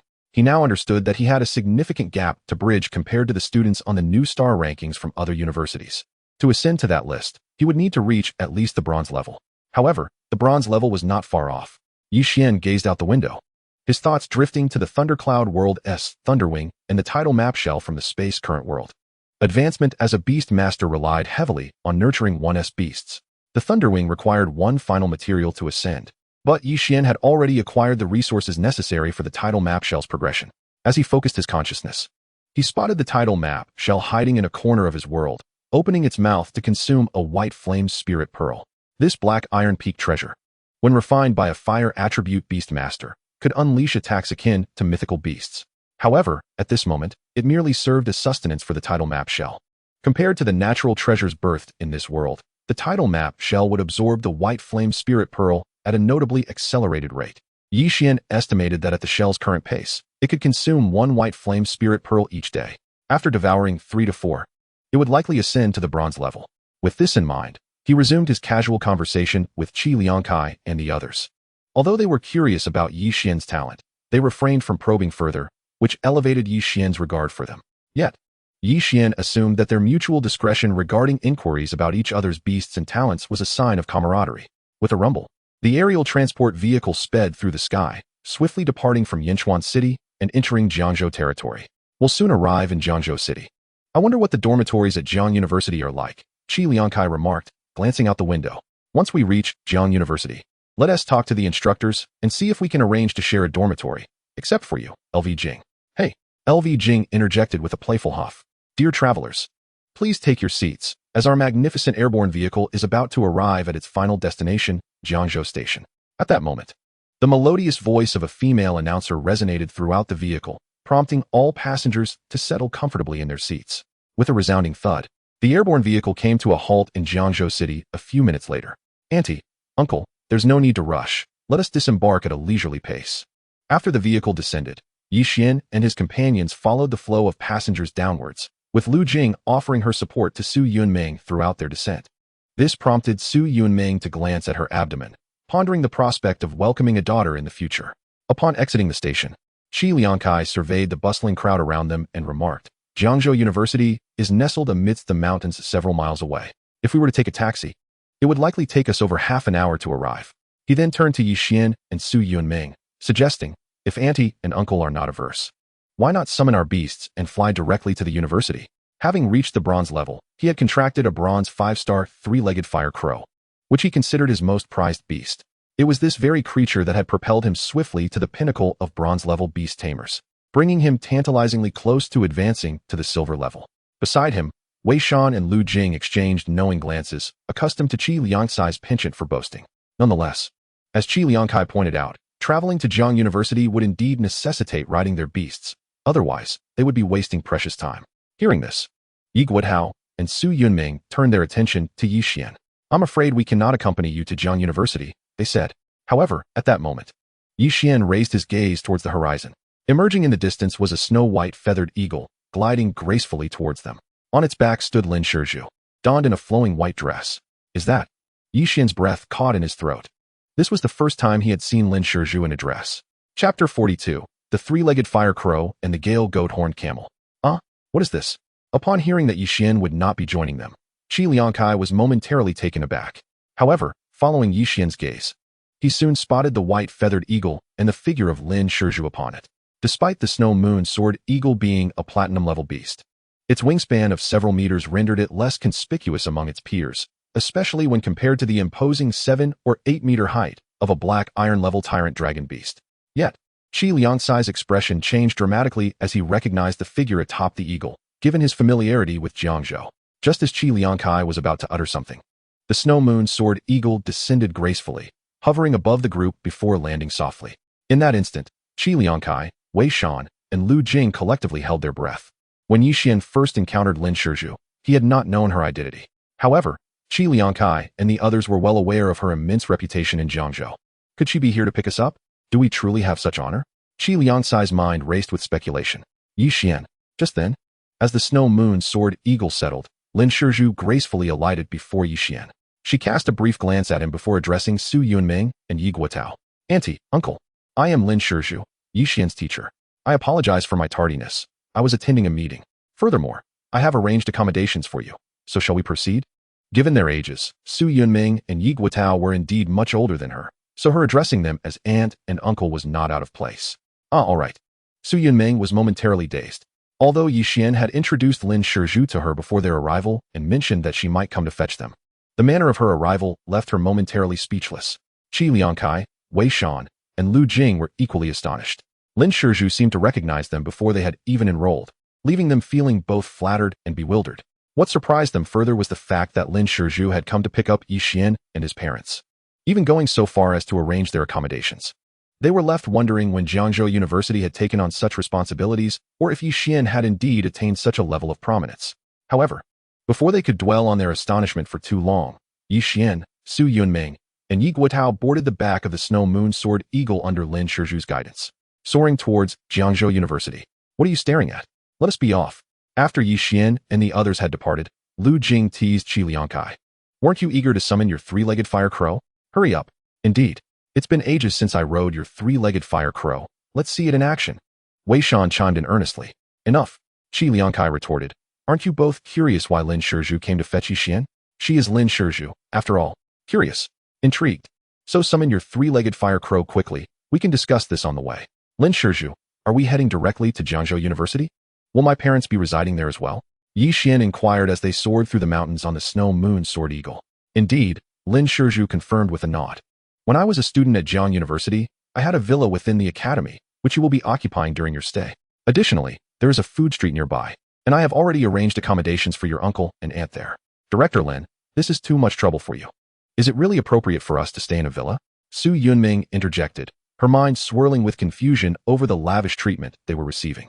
Encountering individuals such as Kiliankai along the road, all of whom are bronze-tier beast masters, particularly Kiliankai, who is on the brink of breaking through to the silver tier, leaves one pondering the disparity in treatment. Yet what of Yi Xian? What realm has he attained? It truly baffles her how Yi Xian's talents could warrant such recognition from Jiangzhou University. Auntie, fret not. The villa I have arranged for you is one I earned through my own merits during my student years, Lin Shiro gently reassured Su Yunming. This villa, even after graduation, belongs solely to me and is permitted to be gifted. Moreover, such villas are not exclusive to me within our institution. Although I am slightly older than Yi Xian, it is not by much. You may simply call me Ru. There is no need for such formality. Meanwhile, Yi Xian stood in a state of bewilderment. While Lin Shiro had always spoken to him in soft tones, he had never seen her radiate such warmth and joy before. Am I not even as favored as my own mother? He mused silently, yet dared not voice his thoughts aloud, merely gazing longingly towards Jiangzhou University, a flicker of anticipation igniting within him. In a swift motion, the Xue Jinyu Eagle soon carried them high above Jiangzhou University. Upon arrival, Yi Xian's gaze swept across the grand entrance, taking in the impressive structures nestled amidst the mountains, crowned by the towering evergreen tree that seemed to touch the heavens. However, the Xue Jinyu Eagle did not linger, soaring directly into the heart of Jiangzhou University. Moments later, Lin Shiro skillfully guided the eagle to land on a mountainside within the university grounds. Here we are. Uncle and Auntie, what do you think of the surroundings? Lin Shiro released her psychic energy and led Yi Xian and the others down from the eagle's back, gesturing toward a magnificent villa before them. Ru, is this your villa? Upon seeing the villa that occupied an entire mountain peak, Lin Shiro was momentarily taken aback. Indeed, this is the one, she confirmed with a nod. Goo-goo. Nearby, two sheep-headed camels, each standing over a meter tall, stretched their necks upon seeing the group disembark from the eagle, letting out a couple of calls. These are the windstorm sheep-headed camels we have tamed at our school. They are incredibly docile, Lin Shiro explained, turning to her uncle and aunt. If you need to go anywhere, you may ride them. They are highly intelligent and can navigate the campus effortlessly. As for their feed, it is delivered monthly. You need only to feed them twice a day. As she waved her hand, the two camels promptly trotted over. Once they arrived, Lin Shiro turned to Yi Xian, saying, Yi Xian, I will show Uncle and Annie around the house, and then take them to see the market. As for you, feel free to explore the campus. But remember to be at Square 4 by 5 o'clock to meet your guidance counselor, Teacher Li Lu. Square 4 before 5 o'clock. Yi Xian was taken aback, glancing at the time and realizing it was already past 3 in the afternoon. Thus, he had little over an hour left. Teacher, where can I find Square 4? Yi Xian inquired. In response, Lin Shiro patted one of the camels beside her. Ask it. Once you are familiar with the campus, you can ride it. As long as you remain on school grounds, it can take you to any location within 10 minutes. Yi Xian looked at the windstorm sheep-headed camel beside Lin Shiro with newfound astonishment, realizing its remarkable capabilities. "Uncle, Auntie, let us proceed into the villa," he said. And after a brief exchange with Lin Shiro, he followed Su Yunming and Yi Guitao towards the villa. What does this mean? Yi Xian found himself perplexed by the scene before him. You are a teacher, the vice president of Jiangzhou University. He felt as though Lin Shiro was attempting to whisk his parents away right before his eyes. Yet, he remained oblivious to the subtle smirk that graced Lin Shiro's lips as she led Su Yunming and Yi Guitao away. She indeed sought to draw Yi Xian's parents closer. Having been continually astonished by his talents during their time together, this reinforced her belief that her decision had been wise. Even as Yi Xian's formidable gifts stirred a sense of unease within her, fearing others might seek to claim him for themselves. Thus, she devised a strategy to cultivate emotional ties through his parents. By the way, do you have a name? Upon witnessing Lin Shiro ushering his parents into the villa, Yi Xian sighed and shook his head, addressing one of the windstorm sheep-headed camels. Goo-goo. The camel responded with a couple of sounds. Well then, I must be quite mad to ask you that question. Just take me for a tour around the campus, he decided, swiftly leaping onto the back of the taller camel and embarking on an exploration of Jiangzhou University. Chapter 43. In the prime of youth, take on the world with zeal. Windstorm sheep-headed camel. Rank, low-tier black iron. Abilities, gentle and understanding, sturdy camel body, swift running. Evolution Path 1, Hurricane two-headed camel. Evolution Path 2, Black Wind Might camel. As he rode down the mountain on the sheep-headed camel, Yi Xian focused his thoughts and assessed its attributes. Observing the data, he could not help but ponder the nature of the windstorm sheep-headed camel, feeling it was almost purpose-built for laborious tasks. Nevertheless, despite its somewhat lackluster attributes, achieving the rank of black iron as a tamed beast was commendable. Yi Xian, have you arrived at Jiangzhou University? As he mulled over these thoughts, he felt his phone vibrate and saw a message from Kilian Kai. Yes, brother Chiliang, when will you arrive? Yi Xian replied, informing Kilian Kai that he had no pressing matters and would wait for them at the university entrance if they were arriving soon. During their journey on the flying car, they had all introduced themselves. Although they were of similar ages, Kilian Kai was the eldest, followed by Wei Shan, then Yi Xian, and lastly, Lu Jing. Have you settled everything, including your accommodation? Kilian Kai sent a voice message. It seems I have completed the task. Teacher Lin is currently showing my parents around the property, and I have stepped out a bit early. Yi Xian also sent a voice message. Damn, this kid. Amidst the mountains leading to Jiangzhou University, Qi Liangkai rode on a black, three-legged fire crow, muttering under his breath upon seeing Yi Xian's message. He could not fathom how Yi Xian had garnered such favor.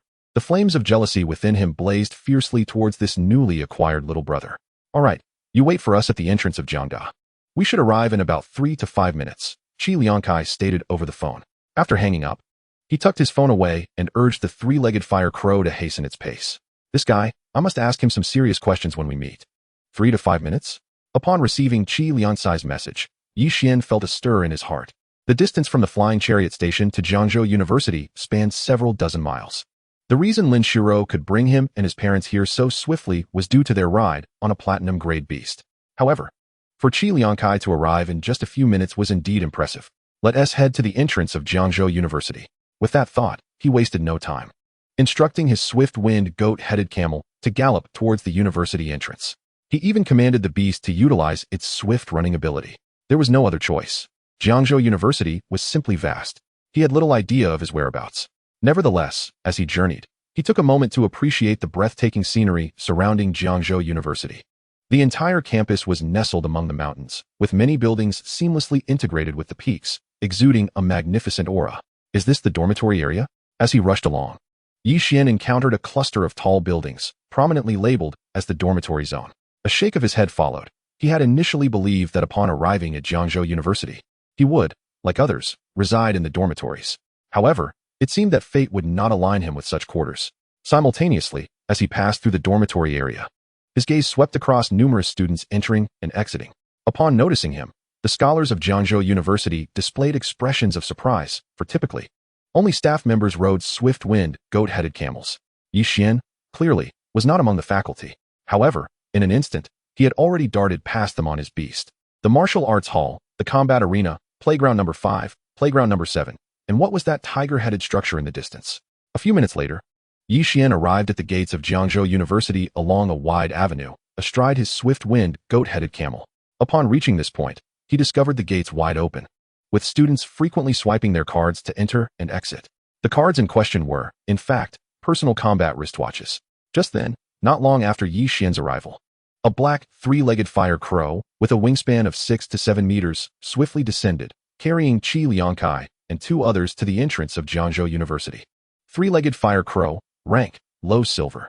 Abilities, three-legged crow body, three-legged crow eye, three-legged crow wing, three-legged crow claw, earth crow, burning heaven technique. Evolution Path 1, three-legged heavenly fire crow. Evolution Path 2, hellfire crow. Evolution Path 3, upon spotting Qi Liangkai, Yi Xian's attention immediately shifted to the three-legged fire crow beneath him, assessing its attributes. It had astonishingly reached the silver rank. No wonder this fellow was so confident and swiftly advancing to silver. After discerning the attributes of the three-legged fire crow, Yi Xian felt a subtle shift within him. Understanding why Qi Liangkai could arrive at Jiangzhou University from the flying chariot station in such a short time. With such a formidable beast, traveling was indeed effortless. Jiangdai, Qi Liangkai have arrived.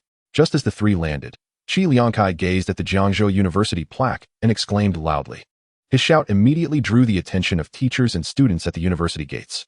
Beside him, Wei Shan and Lu Jing were momentarily taken aback by his exuberance. Damn!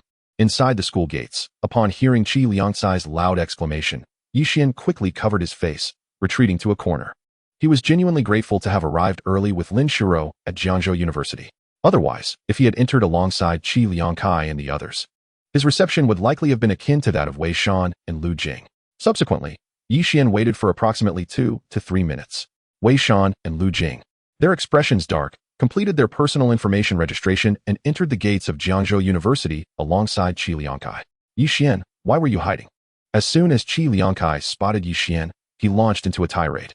This is our first day joining Jiangzhou University. It holds great significance. Although it may seem a bit embarrassing now, when we graduate and look back, you will understand how regrettable it is that you did not stand outside with me to shout today. Yi Xian was momentarily stunned, feeling that Qi Liangkai would make a remarkable salesperson. At that moment, he found himself genuinely moved by his words, realizing there was indeed a kernel of truth in what he said. Even Wei Shan and Lu Jing exchanged glances, sharing a moment of silent understanding. So, you all will have to stick with me from now on. Observing their expressions, Qi Liangkai couldn't help but smirk triumphantly, his demeanor exceedingly smug. Oh, Yi Xian, could this be your beast? After some playful banter, Qi Liangcai's attention was suddenly drawn to the swift-winged, goat-headed camel beside Yi Xian. No, this is a beast from Jiangzhou University, exceptionally intelligent. If you need to go anywhere, just give it a command, and it will guide us there, Yi Xian clarified. Shaking his head, such a creature exists? Qi Liangkai inquired incredulously. Did you buy it or rent it?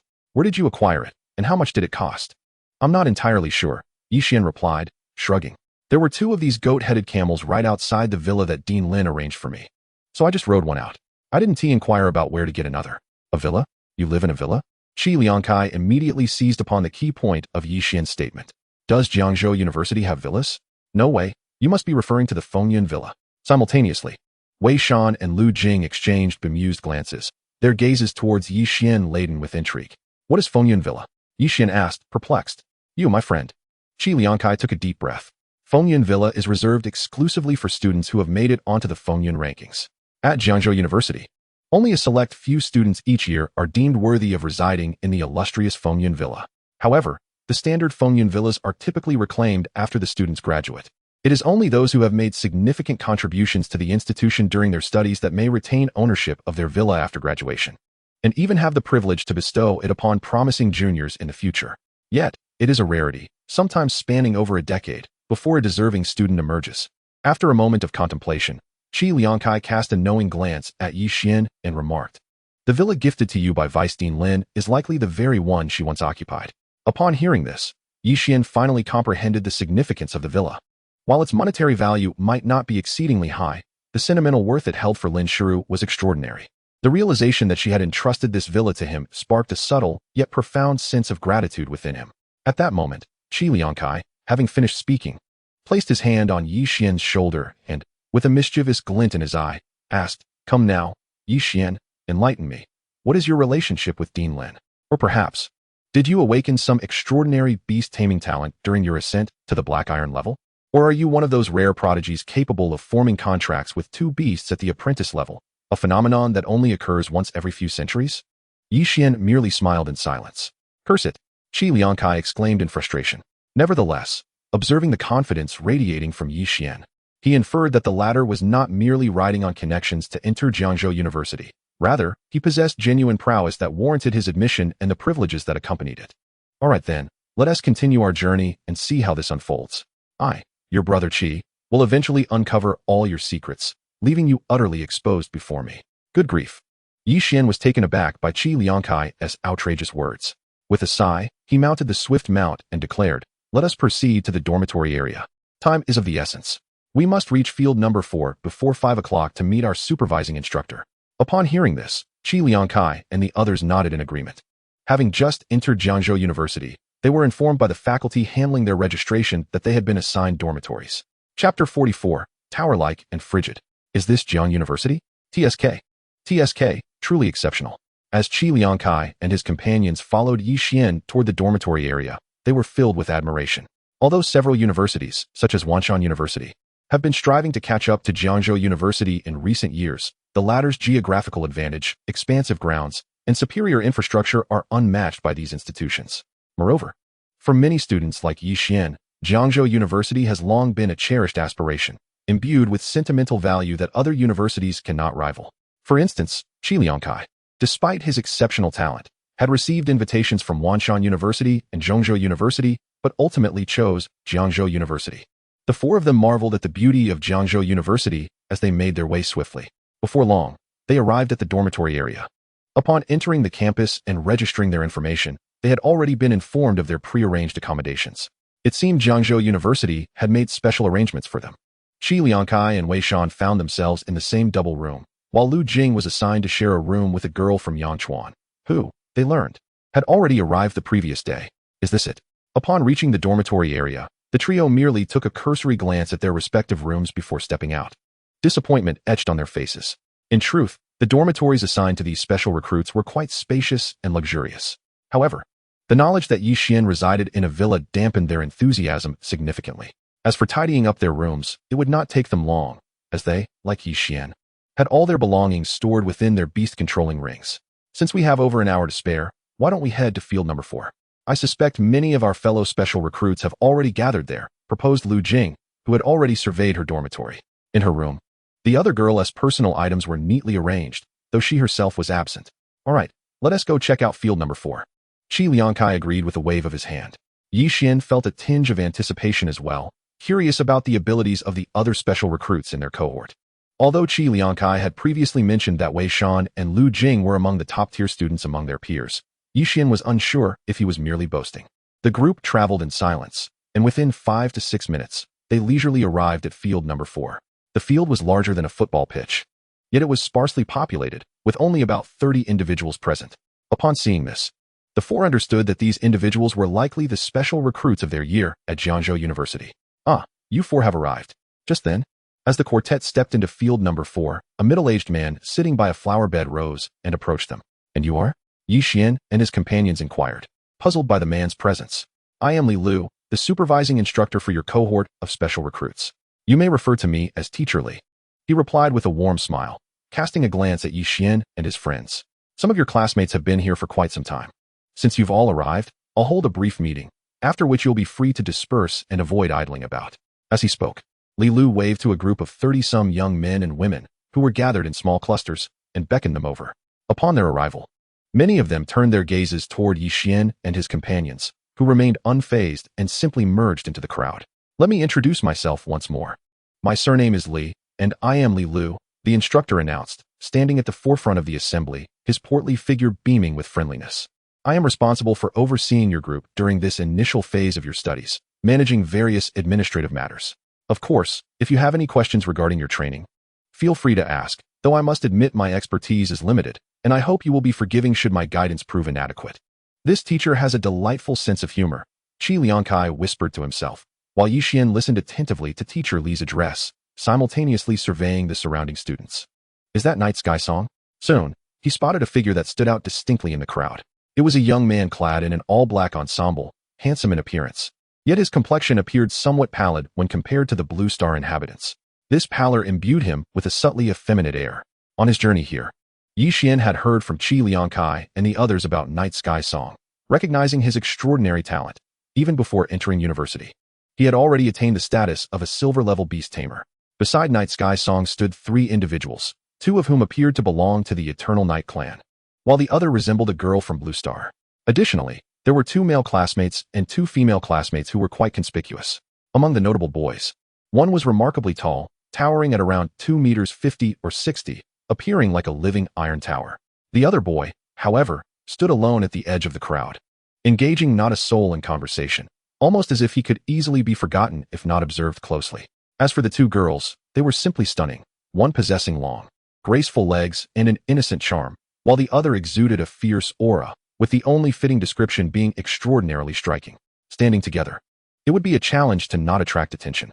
After casting a glance at the surrounding classmates, Yixian shook his head, reflecting on how, regardless of the location, he seemed destined to be the paragon of male beauty. As for Qi Liangkai and Wei Shan beside him, their appearances were commendable, each possessing their unique traits, one with an elongated face and the other with a broader visage. Yet, amidst a throng of girls, it was undoubtedly Yixian who would capture their gaze first, rather than the 2 of them. Now, let me share with you what you will study after entering university. Li Lu began, speaking eloquently. In the university, aside from fundamental knowledge of beast taming, you will also learn to cultivate your beasts, master combat techniques, and undertake tasks to earn credits in exchange for evolution resources. You are all exceptional students, with immense potential, the pride of your generation. However, no matter how gifted one may be, substantial evolution resources are essential for growth, and the Academy will not provide these resources free of charge. Thus, for all beast tamers, entering university is akin to taking the first steps into society and commencing your professional journey.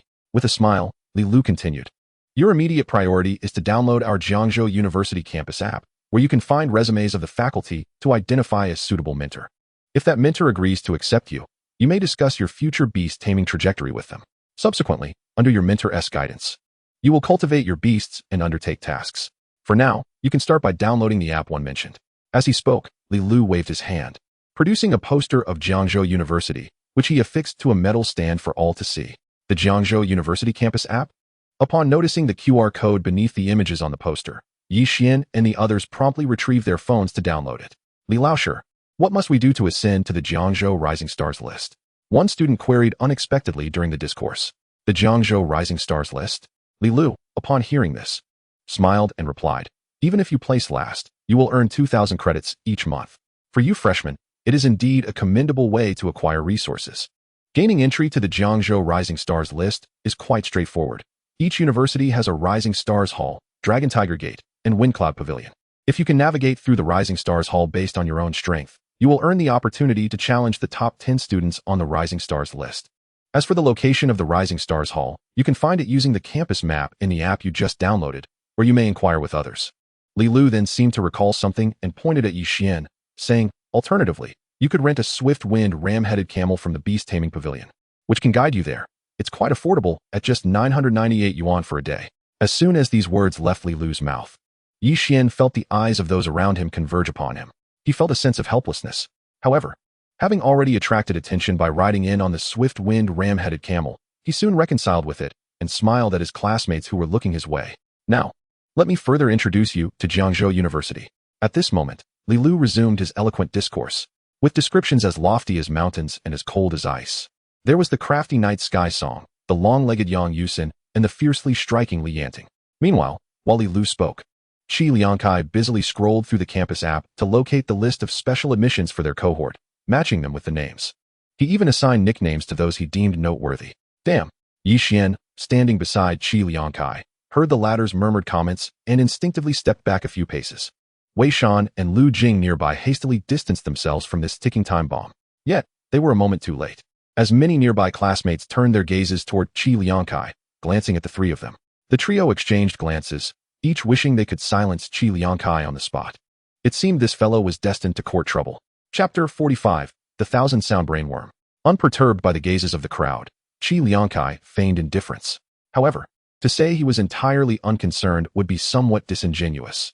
He simply cared about attracting attention in ways that differed from others, lacking Yixian's charm, Night Sky-Soaring's allure, the imposing height of Gao Shan, the icy demeanor of Xue Bing, the long legs of Yang Yusin, and the fierce nature of Li Yanting. He had little recourse but to embrace his most confident traits, unbothered by the opinions of others. Up ahead, Li Lu's ears perked up, catching every word that Qi Liangkai uttered. Nevertheless, he merely smiled and continued his discourse without comment, adhering to the established flow. Meanwhile, the other students, in Li Lu's presence, refrained from voicing any objections. The few individuals whom Qi Liangkai had named shot him cold glares. "Uncle, Aunt, my apologies. But please feel free to explore the store while I take this call." Meanwhile, in the snack street of Jiangzhou University, Lin Shiru had just led Yi Guotao and Su Youngming into the shop she had rented for them when she frowned and took out her phone. "Go ahead, Xiaoru. If you have something to attend to, we can manage on our own," Su Youngming quickly replied upon hearing her. Su Yunming nodded slightly and then stepped aside to press the answer button on her phone.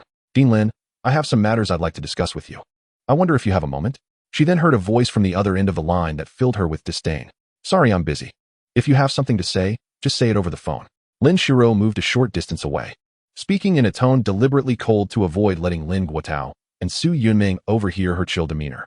"Very well, since that is the case, I shall speak plainly." Upon hearing this, the voice on the phone fell silent for a moment before responding. "I desire your golden level Sky Void Divine Wood. As for the price, you are already aware. I'm afraid I have no interest in your offer." Lin Shiro's voice turned even icier.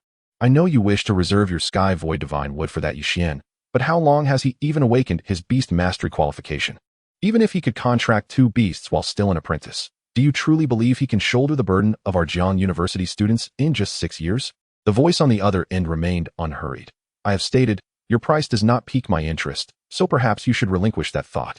Lin Shiro interrupted sharply before the voice could continue. "I understand you wish to help your son find a suitable beast, but if you have the capability, go seek it yourself. My possessions are mine alone, and I shall give them to whomever I choose." With that, she hung up the phone. Even after the call ended, she could feel her chest rising and falling with agitation. At this juncture, does the Eternal Night clan truly believe they can remain arrogant for much longer? She took a deep breath, her expression gradually calming as she pondered. In ordinary circumstances, the opportunistic would thrive, but in critical moments, they are the first to be uprooted. However, considering the vast numbers and extensive connections of the Eternal Night clan on Blue Star, uprooting them would require a thunderous force to cleanse them entirely. Just as she contemplated this, Lin Shiro's thoughts shifted upon hearing approaching footsteps in the distance, and a smile instantly graced her face. "Is that not possible?" On Playground 4. Shortly after Lin Shiro hung up, Yi Tiange received a message. Furrowing his brow upon reading it, he turned to glance at Yi Xian, who stood beside the swift, goat-headed beast. "All right, I have introduced everything I needed to. Any further explanations would likely bore you. Such tedious matters should be left for the dean during the freshman's opening ceremony." At that moment, Li Lu, standing before the students, smiled and waved. "You may all disperse now. But remember, our school does not prohibit romance. Those who are still single should hurry to find partners. However, and this is crucial, do not create more than 2 from a pair. Otherwise, you may as well forget about cultivating during your university years." Laughter erupted among the students, the girls giggling softly while the boys laughed more boisterously, albeit with a hint of lewdness. Charge forth. Today is a day of rest. But tomorrow I shall venture into the New Star Hall, striving to ascend the New Star rankings as swiftly as possible. After Li Lu concluded, Qi Liangkai pulled Yi Xian and the others toward the exit of the playground. "Yi Xian, could I speak with you privately for a moment?" Just as they had taken a few steps, Yi Tiange approached, blocking Yi Xian's path. Yi Xian raised an eyebrow upon seeing Yi Tiange. "If you have something to say, just say it." Like Lin Shiro, he had dealt with members of the Eternal Night clan several times, and the outcomes were never favorable. Consequently, he held an instinctive coldness towards them. Yi Tiange frowned slightly, but still spoke. "Yi Xian, you should be aware that Dean Lin Shiro possesses a golden 5-star Sky Void Divine Wood, and she intends to gift it to you upon your breakthrough to the golden level, correct?" Yi Xian displayed a hint of surprise, gradually grasping Yi Tiange's intentions. Nonetheless, he replied, "Indeed, Teacher Lin has mentioned this." Upon hearing this, before Yi Tiange could respond, Qi Liangkai, Wei Shan, and Lu Jing, who were nearby, all widened their eyes in disbelief, staring at Yi Xian. The Sky Void Divine Wood was precisely Lin Shiro's renowned beast, one of her signature creatures. Its potential to become a king and its formidable spatial abilities had earned it the envy of countless individuals. Yet now, what was Yi Tiange suggesting? It seemed he was implying that Lin Shiro had another golden 5-star Sky Void Divine Wood in her possession, and that she planned to bestow this Sky Void Divine Wood upon Yi Xian. If their astonishment at Lin Shiro gifting her Windcloud Villa to Yi Xian was significant, this revelation paled in comparison to the prospect of the Sky Void Divine Wood. This was a golden 5-star beast with the potential to become a king. You have only recently awakened your Beast Mastery qualification. If I am not mistaken, you should have advanced to a Black Iron level Beast Master. That is an impressive speed. Yi Tiange scrutinized Yi Xian, his light brows arching as he continued. However, to progress from a Black Iron level Beast Master to a Golden level, even if you contracted 2 beasts while still an apprentice, it would take you 4 to 5 years to accomplish. Therefore, I hope you can part with that Sky Void Divine Wood. Of course, I shall not take it without offering something in return. I can assure you that upon your breakthroughs to Bronze, Silver, and Golden levels, I will help you find a 5-star quality beast at each level. Moreover, should you require assistance in the future, I shall be at your service. What do you think? Not interested. Yi Xian dismissed Yi Tiange's proposal without a second thought. A spatial attribute beast could not be compared to ordinary beasts. The notion of seeking high-quality beasts of various levels was even more absurd to him. He did not even need to mention that he had the beast editor. Lin Shiro alone could ensure he obtained the most suitable beast at every level. As for seeking help from Yi Tiange, he found it laughable. If he truly needed assistance, why not approach Lin Shiro directly? What was Yi Tiange after all? Moreover, that Sky Void Divine would belong to Lin Shiro. If he agreed to give it to Yi Tiange, how would Lin Shiro perceive him? In that moment, Yi Xian categorized Yi Tiange as a fool in his mind. Without uttering another word, he exchanged glances with Qi Liangkai and the others before striding away. Kid, don't be ungrateful. Don't think that just because Lin Shiro is protecting you, you can remain unscathed. One day, you will have to go out on missions, and when you do, don't let us cross paths. Yet, just then, a voice only he could hear abruptly reached Yi Xian's ears, causing him to pause mid-stride. He turned his head, his gaze landing on a young member of the Eternal Night Clan standing beside Yi Tiange. At this moment, the young man from the Eternal Night Clan raised his chin slightly, casting a haughty gaze upon Yi Xian. Perched upon his shoulder was a plump, white insect. Qianin Brainworm. Rank, Peak Bronze. Ability 1, Imitation, can mimic the sounds of most species. Ability 2, Telepathy, can transmit sound over distances. Ability 3, Puppet Mastery, can manipulate other species through sound, turning them into puppets. Ability 4, Soul Snatching, can occupy the body of a species with a lower rank and quality, gaining all its abilities. Evolution Path, Demon Sound Brain Worm King. Huh. Yi Xian glanced at the young man from the Eternal Night Clan, assessed the attributes of the Qianin Brain Worm on his shoulder, and then chuckled lightly before departing. He had slain countless members of the Eternal Night Clan. How could he be intimidated by such a creature? What left him feeling somewhat discontented, or rather perplexed, was the fact that this star belonged to the people of Blue Star. How could these foreign races, these members of the Eternal Night Clan, display such arrogance on the land of Blue Star? Why was that? Did the high-ranking officials of Blue Star turn a blind eye? Or were they merely blind to the situation? Perhaps the other inhabitants of Blue Star were simply too timid, allowing the members of the Eternal Night Clan to develop such a demeanor? Yi Xian, what's wrong? At this moment, Qi Liangkai noticed Yi Xian pause in his steps and immediately turned to glance at Yi Tiange. At the same time, Wei Shan and Lu Jing also turned around. It's nothing, just a mere gesture. Let us go? Yi Xian beckoned to the 3 of them. At that moment, he felt an urgent desire to enhance his strength. His Black Iron rank was far too low among the elite students of Jiangzhou University. Yi Tiange, do not think that just because you have broken through to the silver rank, you are anything remarkable. Tomorrow, I shall ascend the new star rankings. We shall meet there, along with the rest of you. Upon hearing this, Qi Liangkai shot a glance at Yi Tiange and the 2 young members of the Eternal Night Clan beside him, snorted disdainfully, and followed Yi Xian away. Chapter 46, Resolution. None of these members of the Eternal Night Clan are worth anything. Qi Liangkai grumbled as they walked away from the 4th playground. He seemed to hold a strong disdain for the Eternal Night Clan. Previously, when on the Flying Force vehicle, Yi Xian had overheard Qi Liangkai mention the Eternal Night Clan and had sensed a similar aversion. Let us just ignore them, Lu Jing interjected. While we are at school, they cannot do anything to us. However, if we venture outside on a mission, Yi Xian, do remember to be cautious. Over the past 2 years, there have been multiple reports online about members of the Eternal Night Clan harming our people from Blue Star. Is that so? Yi Xian raised an eyebrow, taking note of Lu Jing's words. His disdain for the Eternal Night Clan deepened further. Let us go, it's getting late. We should check out the cafeteria at Jiangda. I swear, once I become a ruler, I will definitely drive these creatures back to their homeland. Qi Liangkai exhaled heavily. Head to the cafeteria? Yi Xian responded, feeling a flicker of interest, momentarily dispelling the gloom in his heart. At present, his strength was far too low to influence any significant matters. As Qi Liangkai had stated, to impact such issues, one must become a king-level beast master, possessing a voice of authority across all of Blue Star. After all, among the members of the Eternal Night Clan residing on Blue Star, There were indeed king-level powerhouses in command. If one did not ascend to kingship, they would be viewed as mere ants in the eyes of those strong beings, rendering any words futile. Suddenly, as Yixian followed Qi Liangkai and the others back, preparing to head to the cafeteria at Jiangda, a phone call unexpectedly came through. He glanced at the caller ID and promptly answered. Yixian, where are you? The voice of Lin Shiru resonated through the phone. Teacher Lin, Yixian replied, surveying his surroundings. I'm currently on my way to the first cafeteria at Jiangda. The first cafeteria? Lin Shiru paused before continuing. All right, then proceed there. I will send a junior to meet you shortly to discuss the matter regarding the Millennium Battle Soul Pearl. A junior coming to see me? Yixian was taken aback, momentarily bewildered.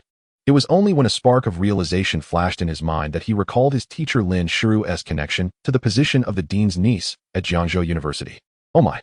Realization dawned upon him, causing a jolt of surprise as he speculated that the individual coming to find him might indeed be the dean of Jiangda. However, Lin Shiru merely instructed him and hung up the call, leaving Yixian no opportunity to inquire further. Yixian, I just remembered that I have something to attend to, so I want to accompany you to the cafeteria. Me too. I have something to take care of. Just as Yixian ended the call, both Qi Liangkai and Wei Shan spoke almost in unison. After their words, they swiftly made their exit. Like Yixian, upon hearing Lin Shiru's call, they immediately thought of Dean Lin Shoqing of Jiangda. It wasn't he that they feared encountering any prominent figures, but the thought of being in the presence of such a person, where they would have to act submissively and not dare to breathe, was utterly unappealing. Prompting their hasty retreat, Lu Jing, it seems it's just the two of us. Observing Qi Liangkai and Wei Shan flee, Yixian found himself at a loss for words and turned to Lu Jing. Yixian, I just spotted my roommate. Since you have matters to attend to, I want to disturb you. It's also a good opportunity to catch up with my roommate, Lu Jing said with a light smile. She then turned away and departed under Yixian's watchful gaze. Yixian shook his head helplessly at this scene. Alone, he mounted his swift alpaca and made his way toward the first cafeteria at Jiangda. By the way, I seem to have forgotten something. Did Yi Tinga mention that Yixian could contract 2 beasts at the apprentice level? Meanwhile, after Qi Liangkai and the others left, they quickly regrouped. However, upon gathering, Qi Liangkai seemed to recall something and suddenly turned to Wei Shan and Lu Jing. Yes, that's right. Damn, this guy is hiding too deeply. No way. I must find out what beasts he has contracted when I see him tomorrow, Qi Liangkai exclaimed. At the same time, Yixian, while hurrying along, took out his phone and opened the Jiangda campus app he had just downloaded. This campus app contained numerous sections, one of which was a map feature. Yixian glanced at the map and finally comprehended the vastness of Jiangzhou University. According to the map, the university was divided into 2 main sections, the Beast Taming Academy and the Martial Arts Academy. Additionally, there were 12 large playgrounds, a martial arts hall, a combat arena, 2 beast fighting arenas, and a training area on the back mountain, among other facilities. After surveying the map, Yixian formed a rough impression of the university. However, he speculated that given the scale of Jiangzhou University, unless he were to wander aimlessly, there were places he might not encounter even in a year. After all, in terms of area, Jiangzhou University surpassed the entire urban district of Yunhai City. As Yixian pondered this, he soon arrived at a 3-story dining hall, the university's cafeteria No.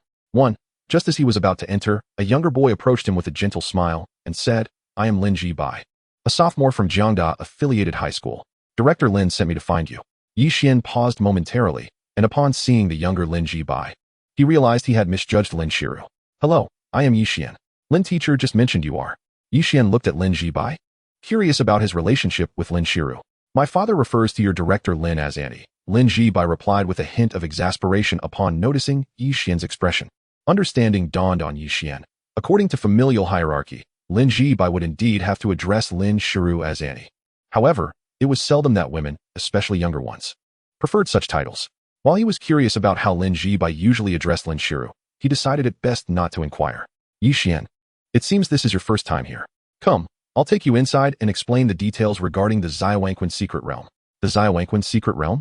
Yixian's eyes reflected confusion as he followed Lin Ji-bai into the cafeteria. He left his swift-wind, sheep-headed camel outside. Inside the cafeteria, the crowd was modest, with perhaps 30 to 50 people present. The two did not order anything, but instead settled into a relatively secluded spot. The Xiaowanquan secret realm contains the platinum-grade Millennium Battle Soul Pearl that you need. Tomorrow, the secret realm will open, and students from various affiliated high schools and first-year university students will enter. Our Jiangda, along with Jiangda Affiliated High School, has a total of 10 slots. However, all beast tamers entering the secret realm must be of bronze rank or lower, and they are not allowed to bring their tamed beasts inside. Lin Zibai paused briefly before continuing. According to my Annie's wishes, you may choose to go or not. If you decide against it, I will bring back the Millennium Battle Soul Pearl for you. If you enter, the resources you gather within will be converted into credits for Jiangda. However, the secret realm will be open for 3 days, and you must remain inside for that duration, meaning if you choose not to go, I will only be able to deliver it to you 3 days later. Is it true that if I do not participate, I still have to wait 3 days? And I wouldn't earn any credits for Jiangda? Yi Xian's interest was piqued. Presently, his 4 beasts required no immediate attention.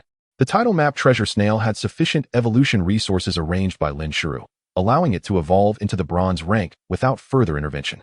The thundercloud lightning wings merely awaited star upgrades. However, once it achieved that, he would need to expend credits to purchase evolution resources to expedite its advancement. Then there were Xuan and the tyrant dragon beast. Since they had advanced to the black iron rank, they had not received proper nourishment due to Yi Xian's lack of evolution resources to hasten their progress. Consequently, the tyrant dragon beast remained at a low black iron rank, while Xuan was only at an intermediate level. I understand. Yi Xian replied directly to Lin Zibai. I will accompany you into the Xiaowanquan secret realm tomorrow. Excellent. We'll meet at the Jiangda gate tomorrow. A mentor will lead the way, and once inside the realm, I will also have the opportunity to observe your skills. Lin Zibai responded. They exchanged contact information. Observe my skills? As they exchanged details, Yi Xian caught a glimpse of Lin Zibai. He could sense an underlying air of rivalry, perhaps stemming from Lin Shiru's regard for him, which might have stirred a hint of jealousy in the younger boy. After they exchanged contacts and discussed further details regarding the Xiaowanquan secret realm, Lin Zibai took his leave, opting not to dine with Yi Xian in the cafeteria. Competing with me? He may find disappointment. Yi Xian mused as Lin Zibai departed, shaking his head in amusement. With tomorrow approaching, he spent about $100 on 2 servings of monster meat, savoring each bite while contemplating his situation. Given his current strength, entering a realm designated for only black iron rank beast tamers should pose no threat to his safety. Moreover, if he could procure the Millennium Battle Soul Pearl within the realm to elevate the Thundercloud Lightning Wings to the next star level, he might secure a bountiful harvest of credits. This way, he could ensure that both Xuan and the Tyrant Dragon Beast would swiftly catch up to his pace. With 3 days to spare, the title map treasure snail was on the brink of advancing. Should it also ascend, it was entirely possible for him to leap several ranks and become a bronze rank beast tamer in no time. Once he broke through to the bronze rank, he would be able to contract 2 beasts and, just like when he was at the black iron rank, he could also contract 2 peak bronze rank beasts. He might soon catch up to Wei Shan and Lu Jing, and even close the gap with Qi Liangkai in a short span. Yi Xian felt a stir of ambition within him. Initially, he had yet to grasp the true power of his mythical level talent. It was only upon discovering that he had just ascended to the rank of a low-tier beastmaster, capable of forming a contract with a pinnacle beast of the same rank, that he realized he had unearthed an entirely new continent. The ability to contract a pinnacle beast at a certain low-tier level signified that he could grow at an astonishing speed, surpassing all expectations. The cafeteria at Jiang University was rather pleasant. With these thoughts in mind, Yi Xian swiftly devoured the 2 portions of monster meat he had ordered. After wiping his mouth, he exited the cafeteria, riding his windstorm sheephead camel as he made his way back. Upon returning to the villa belonging to Lin Shiru, he was greeted by the sight of her emerging from the residence. Accompanying her were Yi Guotao and Su Yundong, seemingly escorting her out. I have indeed met him, and he informed me about the Little Yellow Spring secret realm. I plan to accompany him there tomorrow, Yi Xian stated. He then appeared to recall something. Looking up to ask Lin Shiru, by the way, Teacher Lin, Mr. Li Lu just mentioned that we all need to choose our respective course instructors. I am uncertain about how to proceed. You need not concern yourself with the course instructor matter for now. Once you emerge from the Little Yellow Spring secret realm, I shall assist you in finding one, Lin Shiru replied, shaking her head. Hearing her response, Yi Xian felt a tinge of regret. He had harbored thoughts of possibly being guided by Lin Shiru in the future, but it now seemed that this would remain a mere fantasy. Uncle, Aunt, I have matters to attend to and cannot linger here with you. I shall visit again when I have the time, Lin Shiru said with a smile. Turning to Yi Guotao and Su Yundong. Very well, Xiaoru, do take care of your affairs. Just remember to visit often, Su Yundong added. At her words, Yi Xian opened his mouth, but ultimately refrained from speaking, his expression somewhat peculiar.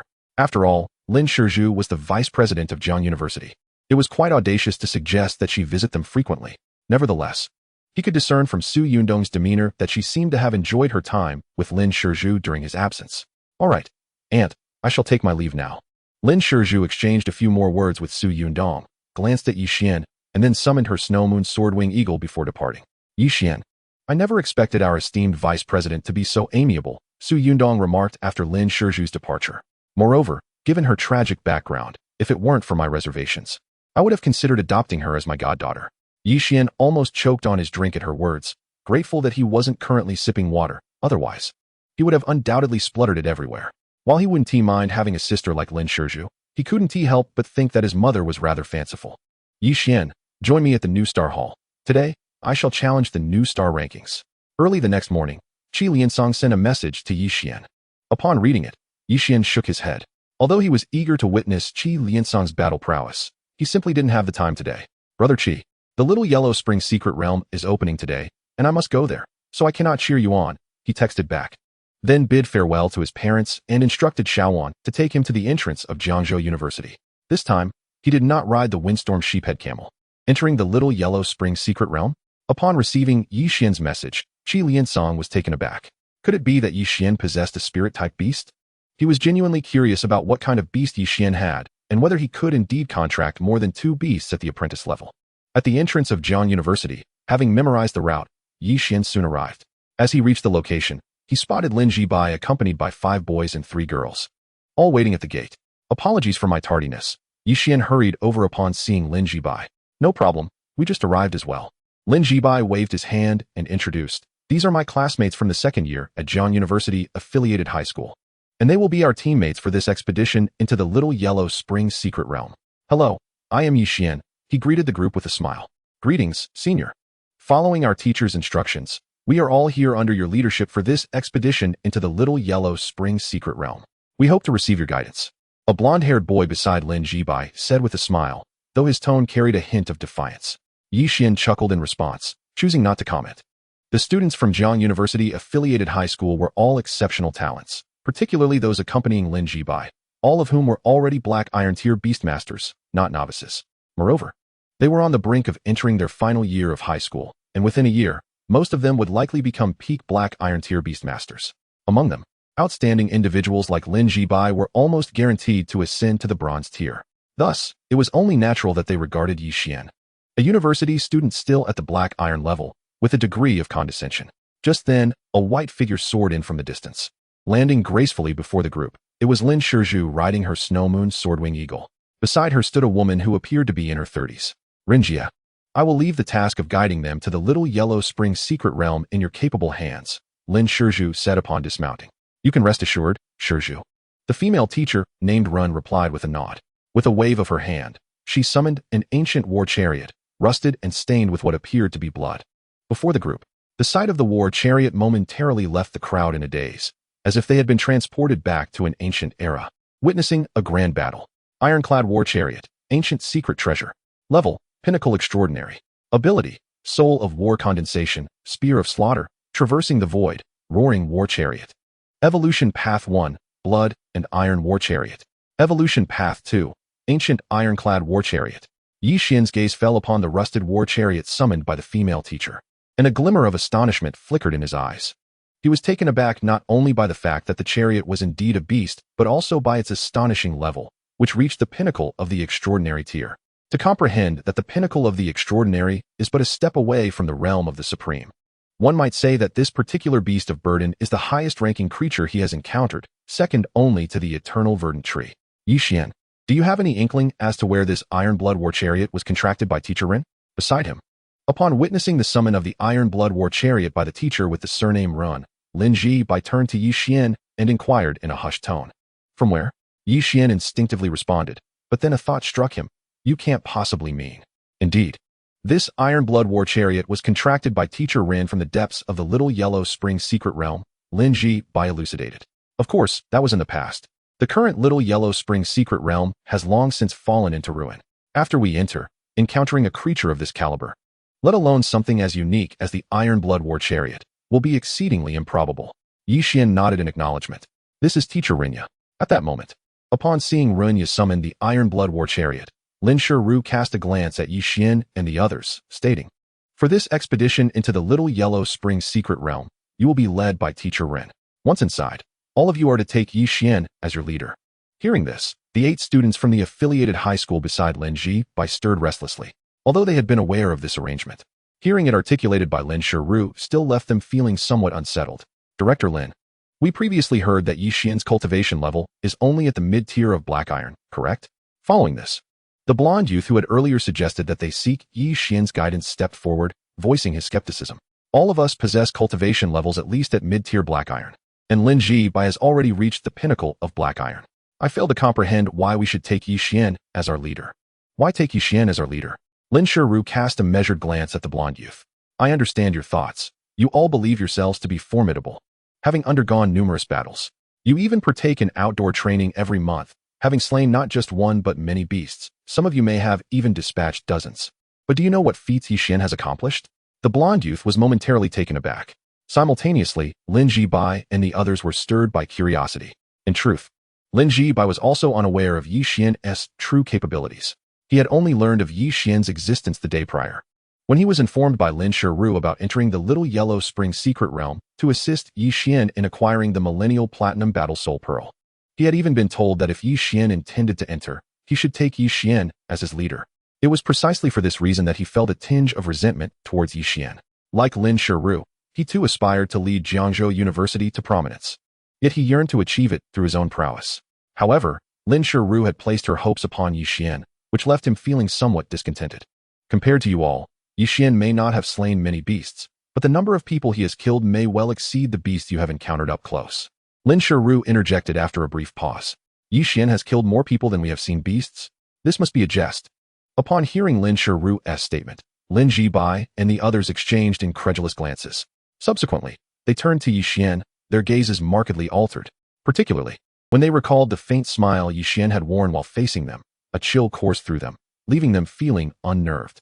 A ruthless individual is indeed frightening. But what is even more terrifying is a person who smiles while speaking to you, all the while harboring thoughts of bloodshed.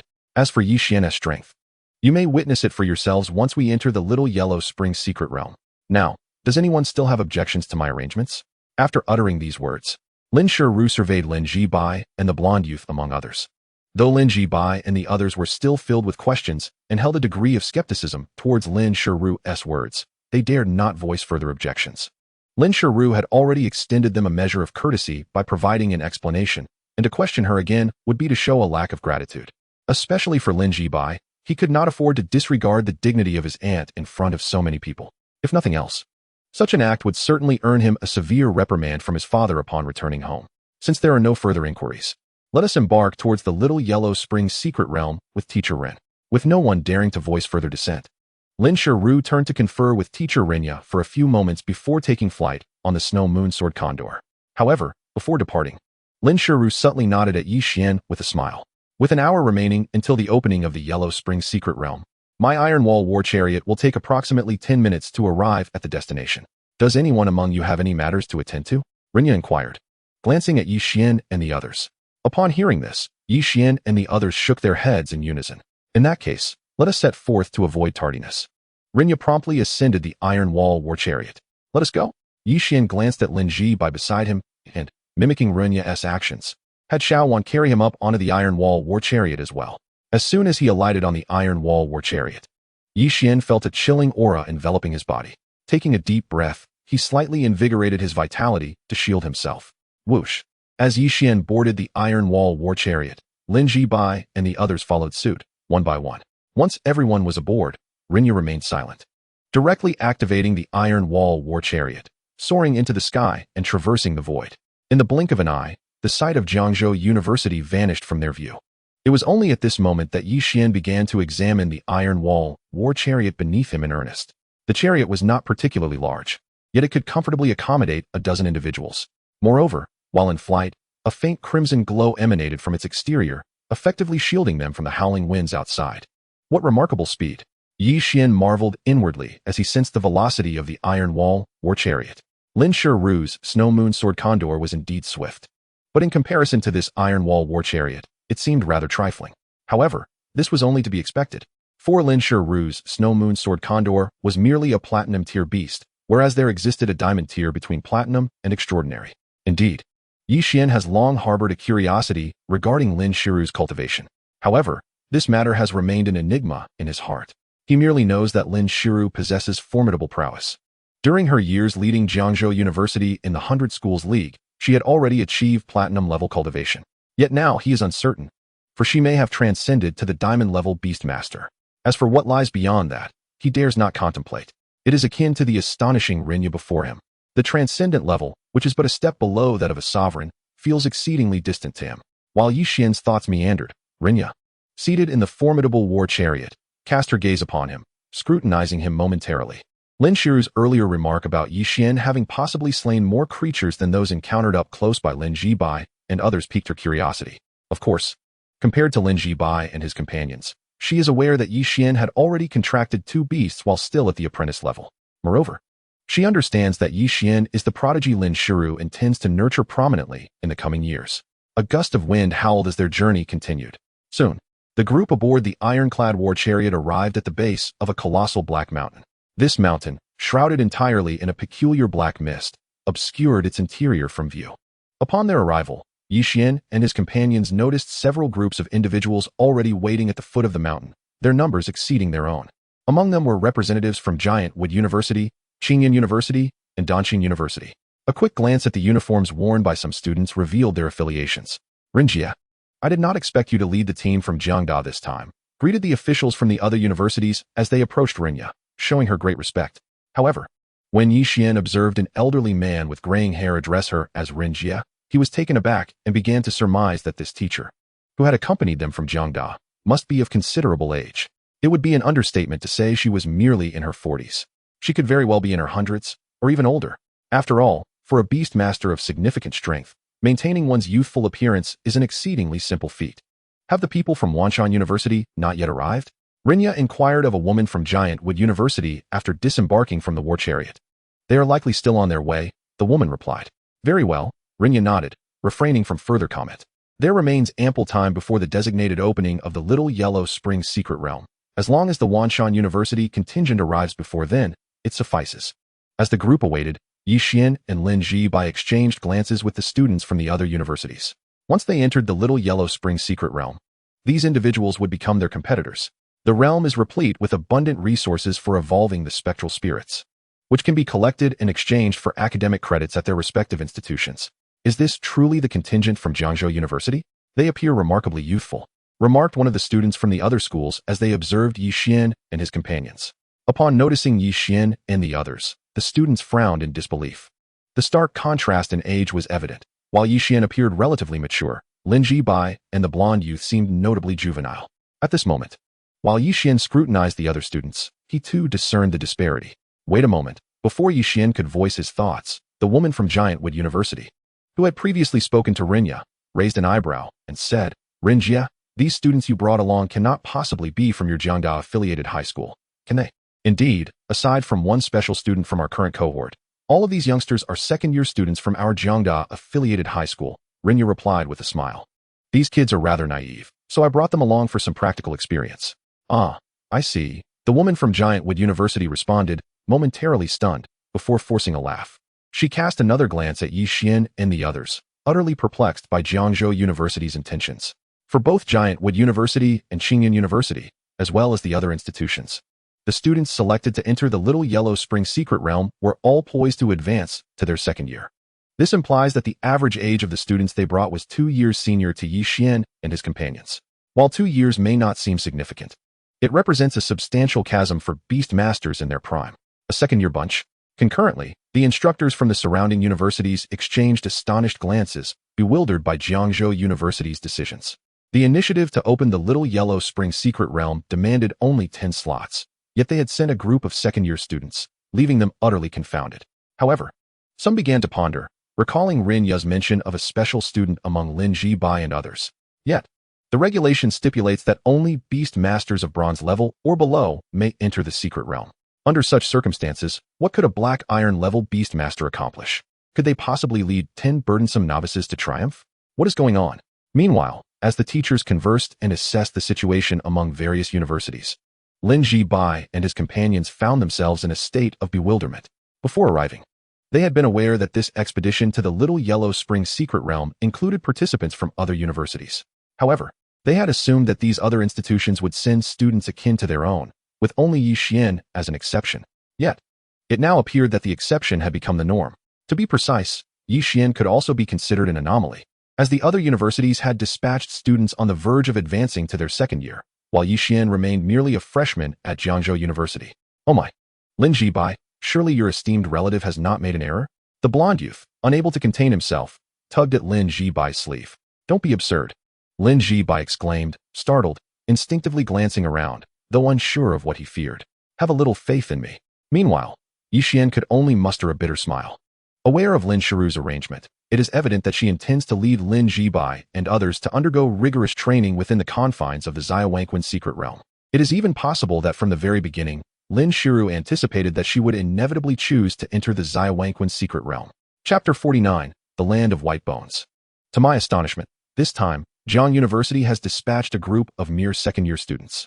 Upon learning of Jiangzhou University's situation, the students from various universities directed scornful glances towards Yixian and his companions. It is understandable, although none of these individuals are exceptional prodigies. The disparity of 2 years in age means that nearly all of their contingent is comprised of peak black iron-level beast tamers. Furthermore, a select few among them have already nurtured their own bronze-level beasts, merely a step away from their own advancement to bronze level. Given these circumstances, how could Jiangzhou University's cadre of youthful novices compete with them? Those who dare to claim otherwise are merely fooling themselves. Suddenly, as everyone pondered this, a colossal black eagle, shrouded in shadow, soared across the distant sky. It was Xuan Mountain University. Upon sighting this imposing creature, the expressions of those nearby subtly shifted. Teachers from several universities cast their gazes towards Rinya. However, Rinya remained unfazed as the black eagle approached, her demeanor as if it bore no relevance to her. Mountain Giant Eagle, Tamed Level, High Order Extraordinary. Abilities, Mountain Eagle Form, Mountain Eagle Talons, Mountain Moving Sorcery. Evolution Path 1, Mountain God Eagle. Evolution Path 2. Upon observing the black eagle's arrival, Yixian promptly discerned its attributes. In an instant, the massive black eagle, with a wingspan exceeding 100 meters, descended from the heavens, revealing over 30 individuals standing upon it. So many? As the figures emerged from the enormous black eagle, Lin Jibai and the others exchanged glances, their expressions shifting once more. In truth, both Giant Wood University and Qiyun University had sent no fewer than 20 students this time. However, they paled in comparison to Xuan Mountain University. It was common knowledge within Jiangzhou that Xuan Mountain University had become Jiangzhou University's most formidable rival.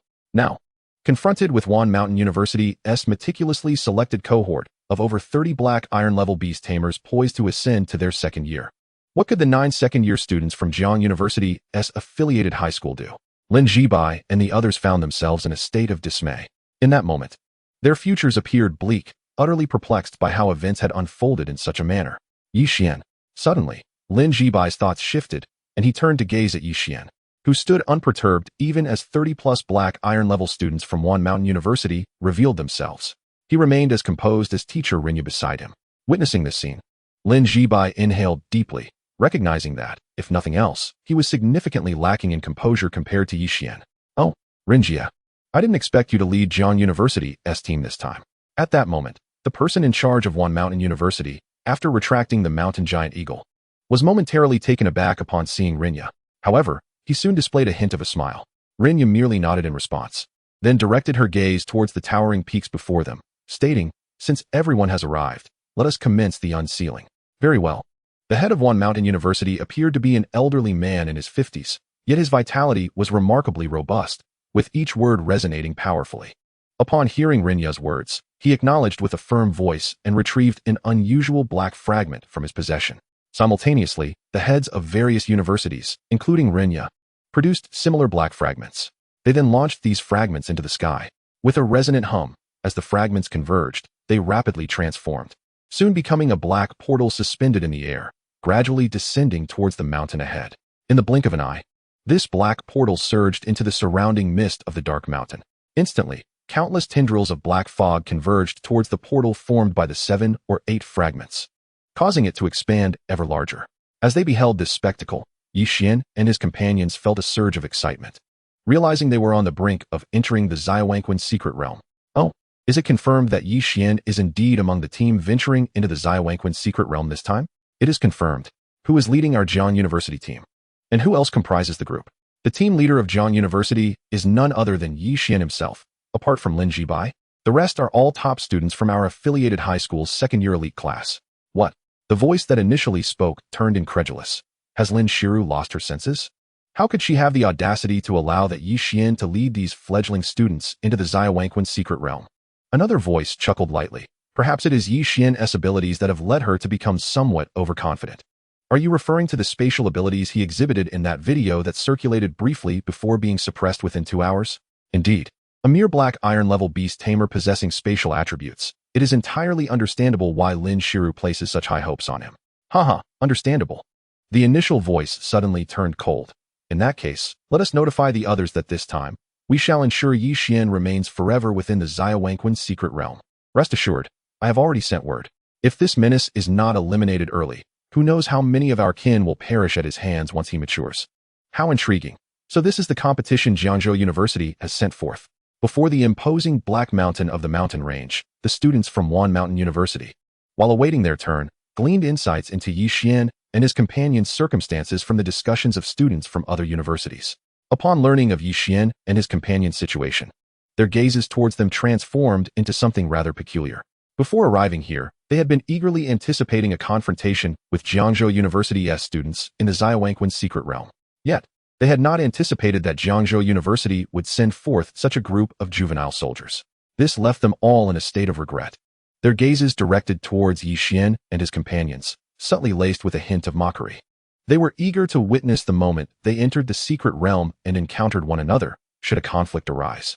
The expressions of Yi Xian and his youthful comrades would surely be most entertaining. Yi Xian, yet, unbeknownst to them, amidst the countless scrutinizing glances cast upon Yi Xian and his group, several pairs of eyes lingered on him, veiled with a chilling intent. Buzz. At that moment, the black portal formed from the fragments cast by the heads of several universities, after absorbing sufficient mist, trembled violently. Instantly, it expanded 5 or 6 times, creating a swirling passage that bridged to another world. Yi Xian. Observing the formation of this vortex, Rinya immediately turned to Yi Xian beside her, stating, "According to our agreement, our Jiang University shall be the first to enter the Xiaowangquan's secret realm this time." Upon hearing this, Yi Xian promptly grasped Rinya's intention. He glanced at Lin Ji-bai and the others beside him and called out, "Let us go." With that, he urged Xiao Wan to carry him forward, soaring towards the vortex passage. Although Lin Ji-bai and the others had harbored a multitude of thoughts before, at this moment, they cast aside all distractions and swiftly followed Yi Xian. Simultaneously, as they entered the Xiaowangquan's secret realm, the attention of all present converged upon them, particularly Yi Xian, who became the focal point of scrutiny. Was he truly the leader representing Jiang University this time? A special recruit from the university? How could a black iron-level student attain such a status? What abilities could he possibly possess? Behind them, the crowd engaged in fervent discussion, speculating about Yi Xian's background. Meanwhile, the teachers from various universities, upon seeing Yi Xian, furrowed their brows in disbelief. They could not comprehend why the leader of Jiang University was not the clearly more powerful son of Lin Shouqing, but rather Yi Xian. Swish. In the blink of an eye, Lin Ji-bai and the others surged into the vortex passage alongside Yi Xian. Within the pitch-black corridor, an extraordinary force surged forth, propelling Yi Xian and his companions swiftly onward. Having experienced spatial powers multiple times, Yi Xian was no stranger to the peculiar energies that enveloped them, nor did he feel any discomfort.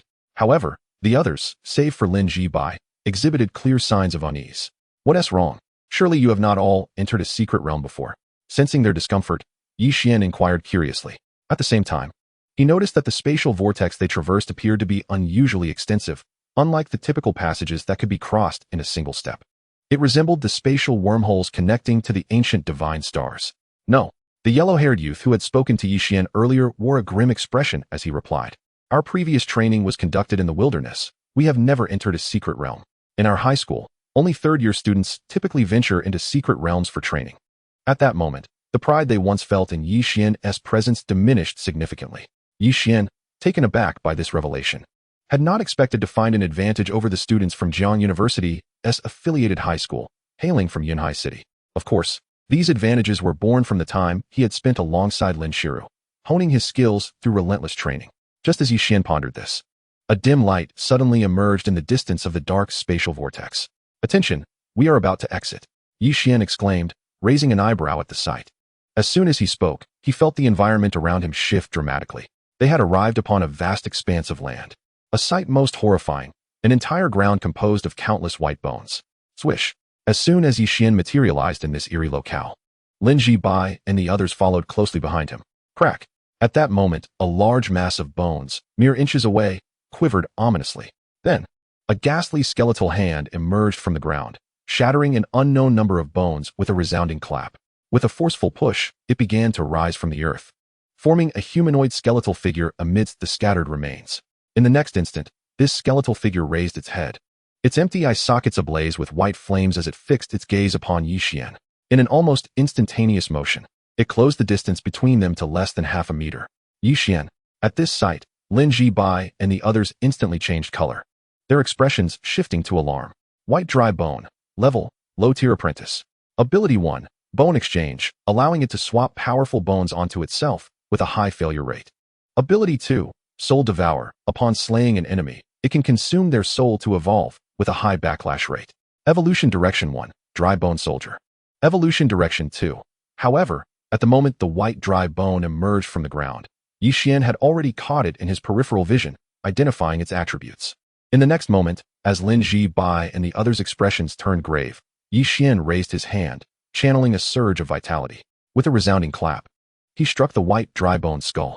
In an instant, the creature disintegrated, scattering into a mass of bones identical to those strewn across the ground. Just a white dry bone. You mentioned this creature in the information about the Shao Huangquan's secret realm yesterday. After obliterating the white dry bone, Yixian turned to Lin Ji-bai. Chapter 50. Each showcasing their skills, each with their own splendor. Upon hearing Yixian's words, Lin Ji-bai felt a wave of shame wash over him. His cultivation was higher than Yixian's, and not by a small margin. Yet, in the face of several small realms differences, his performance paled in comparison to Yixian's, leaving him utterly mortified. The others also bore expressions of embarrassment. According to the information you provided, this should be the white bone plane within the Shao Huangquan's secret realm. Yixian remarked, casting a glance at Lin Ji-bai. There are indeed many formidable monsters here, and the evolution resources are scarce. As he spoke, he surveyed their surroundings. There is no need to linger here. Those of you with flying beasts should summon them. If you do not possess a flying beast, try to share one with others. With that, Yixian turned to glance behind him, knowing that it wouldn't be long before the next university as participants would likely arrive. Upon entering the secret realm of the Little Yellow Spring, the order was determined by the rankings of various universities, with Jiangzhou University claiming the premier position, followed closely by Wanshan University. Whoosh. As Yixian concluded his words, Lin Ji-bai and the others promptly summoned their flying spirit beasts, soaring low alongside Yixian into the distance.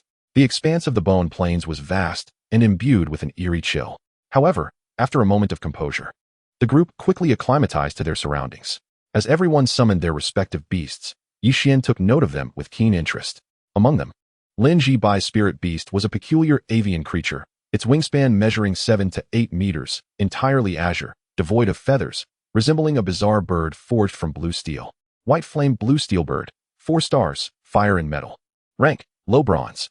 Abilities, blue steel spirit body, white flame spiritual fire, blue steel claws, aerial triple fold.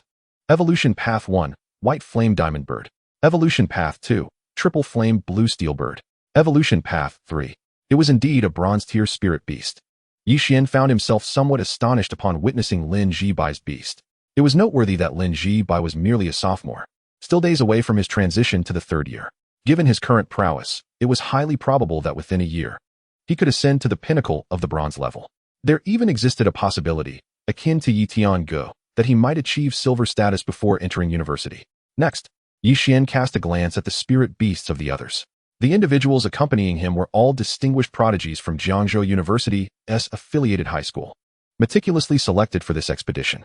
Consequently, none of their spirit beasts were weak. The lowest quality was black iron 3 stars, with several boasting black iron 4 stars and even black iron 5 stars. Those with black iron 3 stars likely had their beasts evolve from apprentice levels. Truly, the disparity was evident. Observing the strength of these spirit beasts, Yixian couldn't help but silently lament their prowess. At that moment, his thoughts shifted, and he focused on the attributes of a yellow-haired youth's spirit beast. He had already learned the youth's name, Xuan. Xuan's spirit beast was a frost ember dragon blood WYRM, exuding a chilling aura that allowed it to glide through the air amidst the frost. Occasionally, a scale or claw would manifest, creating an intriguing spectacle. Frost ember dragon blood WYRM, 5 stars. Rank, peak black iron. Abilities: Frost Breath, Frost Ember, WIRM Song, Cloud Riding. Evolution Path: Frost Ember Dragon Blood WIRM King.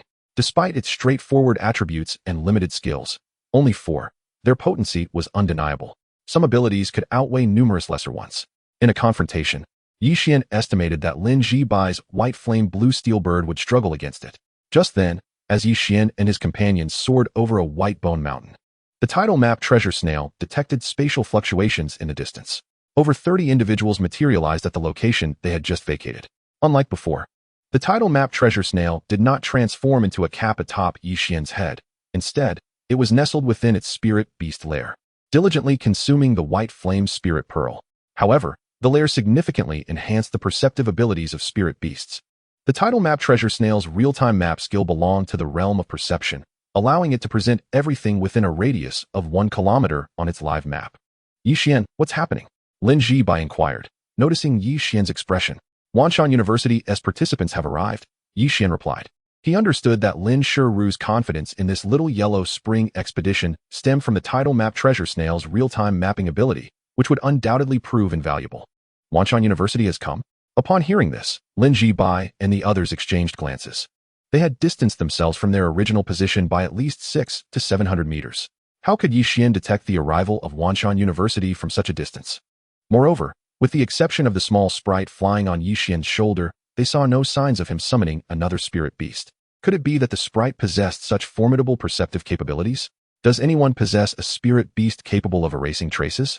Preferably one related to scent, Yixian asked. His brow furrowed. Using the tidal map treasure snail's real-time map, he clearly observed that after the Wanshan University individuals arrived, one summoned a black dog. The breed was indiscernible, but it sniffed the air and began barking in the direction they had departed. A group of Wanshan University students, without a moment's hesitation, set off toward their location.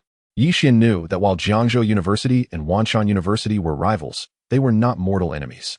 Even if discovered by the students from Wanshan University, no one would dare to commit such an egregious act as to eliminate them in plain sight. However, if they were indeed found, their expedition into the Little Yellow Spring would undoubtedly proceed with greater ease. I have one, a female student spoke up, summoning a diminutive white, three-eyed spirit ferret from her bosom. Shadow Three-Eyed Ferret, 4 stars. Rank, Peak Black Iron. Abilities, Shadow Concealment, Shadow Blink, Shadow Erosion, Three-Eyed Spirit Vision. Three-Eyed Ferret Claws. Evolution Path 1, Celestial Shadow Three-Eyed Ferret. Evolution Path 2, Three-Eyed Black Spirit Ferret. With a mere thought, Yixian assessed the attributes of the three-eyed ferret. He then observed as, under the girl's guidance, the ferret swished its tail, releasing tendrils of dark energy that mingled with the residual traces of their flight. Was this the shadow erosion ability? Yixian's heart stirred. Promptly, he led the group to slightly alter their course, flying toward a distant bone peak. Yixian, are the Wanshan University students pursuing us? I want to see what they intend, a male student remarked, his gaze sharp as he summoned a small blue and white bird. As soon as the little bird emerged, it vibrated its wings, slowly leaving behind a shadow in the void. Gradually, that shadow became increasingly indistinct before vanishing from the sight of the onlookers. Thousand Shadow Spirit Bird, Shadow Type, 3 stars. Rank, High Black Iron. Abilities, Shadow Clone, Visual Sharing. Thousand Shadow Strikes. Evolution Direction 1, Ancient Spirit Bird. Yixian observed the actions of the young man with a raised eyebrow, yet chose to remain silent. Whoosh. A group of 10, with 8 flying beasts capable of carrying passengers, swiftly maneuvered around the white bone peak chosen by Yixian, continuing their flight. During their journey, the group occasionally caught glimpses of white desiccated bones emerging from the ground of the white bone plain, wandering aimlessly across the earth. If 2 distinct white bones encountered one another, they would engage in a brutal fight until one annihilated the other and consumed it. Furthermore, the group spotted a type of bone soldier with a platinum hue, which was evidently swifter and stronger. However, they still posed no significant threat to them. Woof. After the group had distanced themselves approximately 700 or 800 meters from their previous location, over 30 individuals from Wanshan University arrived at the spot they had just vacated. The black dog, upon reaching this place, began to bark frantically, sniffing around. Yet, this time, it could no longer detect the presence of Yixian and his companions. These little creatures are rather intriguing. Witnessing this scene, the leader of Wanshan University displayed a hint of astonishment in his eyes, realizing that they had undoubtedly been discovered. However, he could not fathom what method Yixian's group had employed to reveal their presence. Meow. At that moment, one of the students from Wanshan University, cradling a peculiar black cat, seemed to sense something.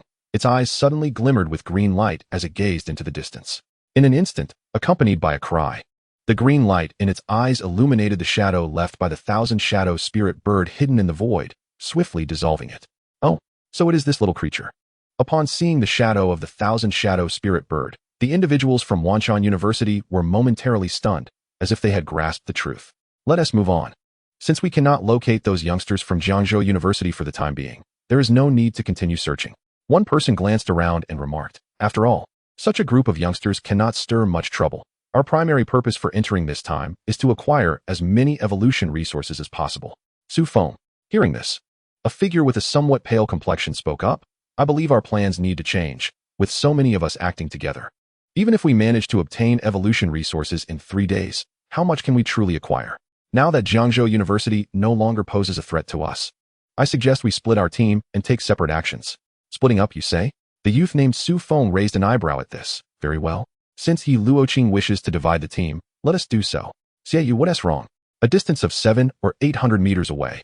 After the individuals from Xuan University had discovered and dissipated the shadow left by the thousand-shadow spirit bird, Yi Xian and his companions noticed a change in the expression of Xiaoyu, who had just released the shadow. The people from Xuan University are indeed following us. Xiaoyu took a deep breath, then looked at Yi Xian, finally expressing complete admiration for him. Even from such a distance, he could sense all the actions of Xuan University, and he managed to do so without the people from Xuan University noticing anything. Not even those who were close by Yi Xian had any idea how he accomplished it. Such a technique is truly unfathomable. Chapter 51, Discovery. Xuan University has truly come? Upon hearing Xiaoyu's words, the others turned their gazes towards Yi Xian. The fact that he could sense the pursuit of Xuan University from such a distance filled them with reverence. They finally understood that Lin Shiru's decision to have them follow Yi Xian was indeed well-founded. Not to mention Yi Xian's other abilities.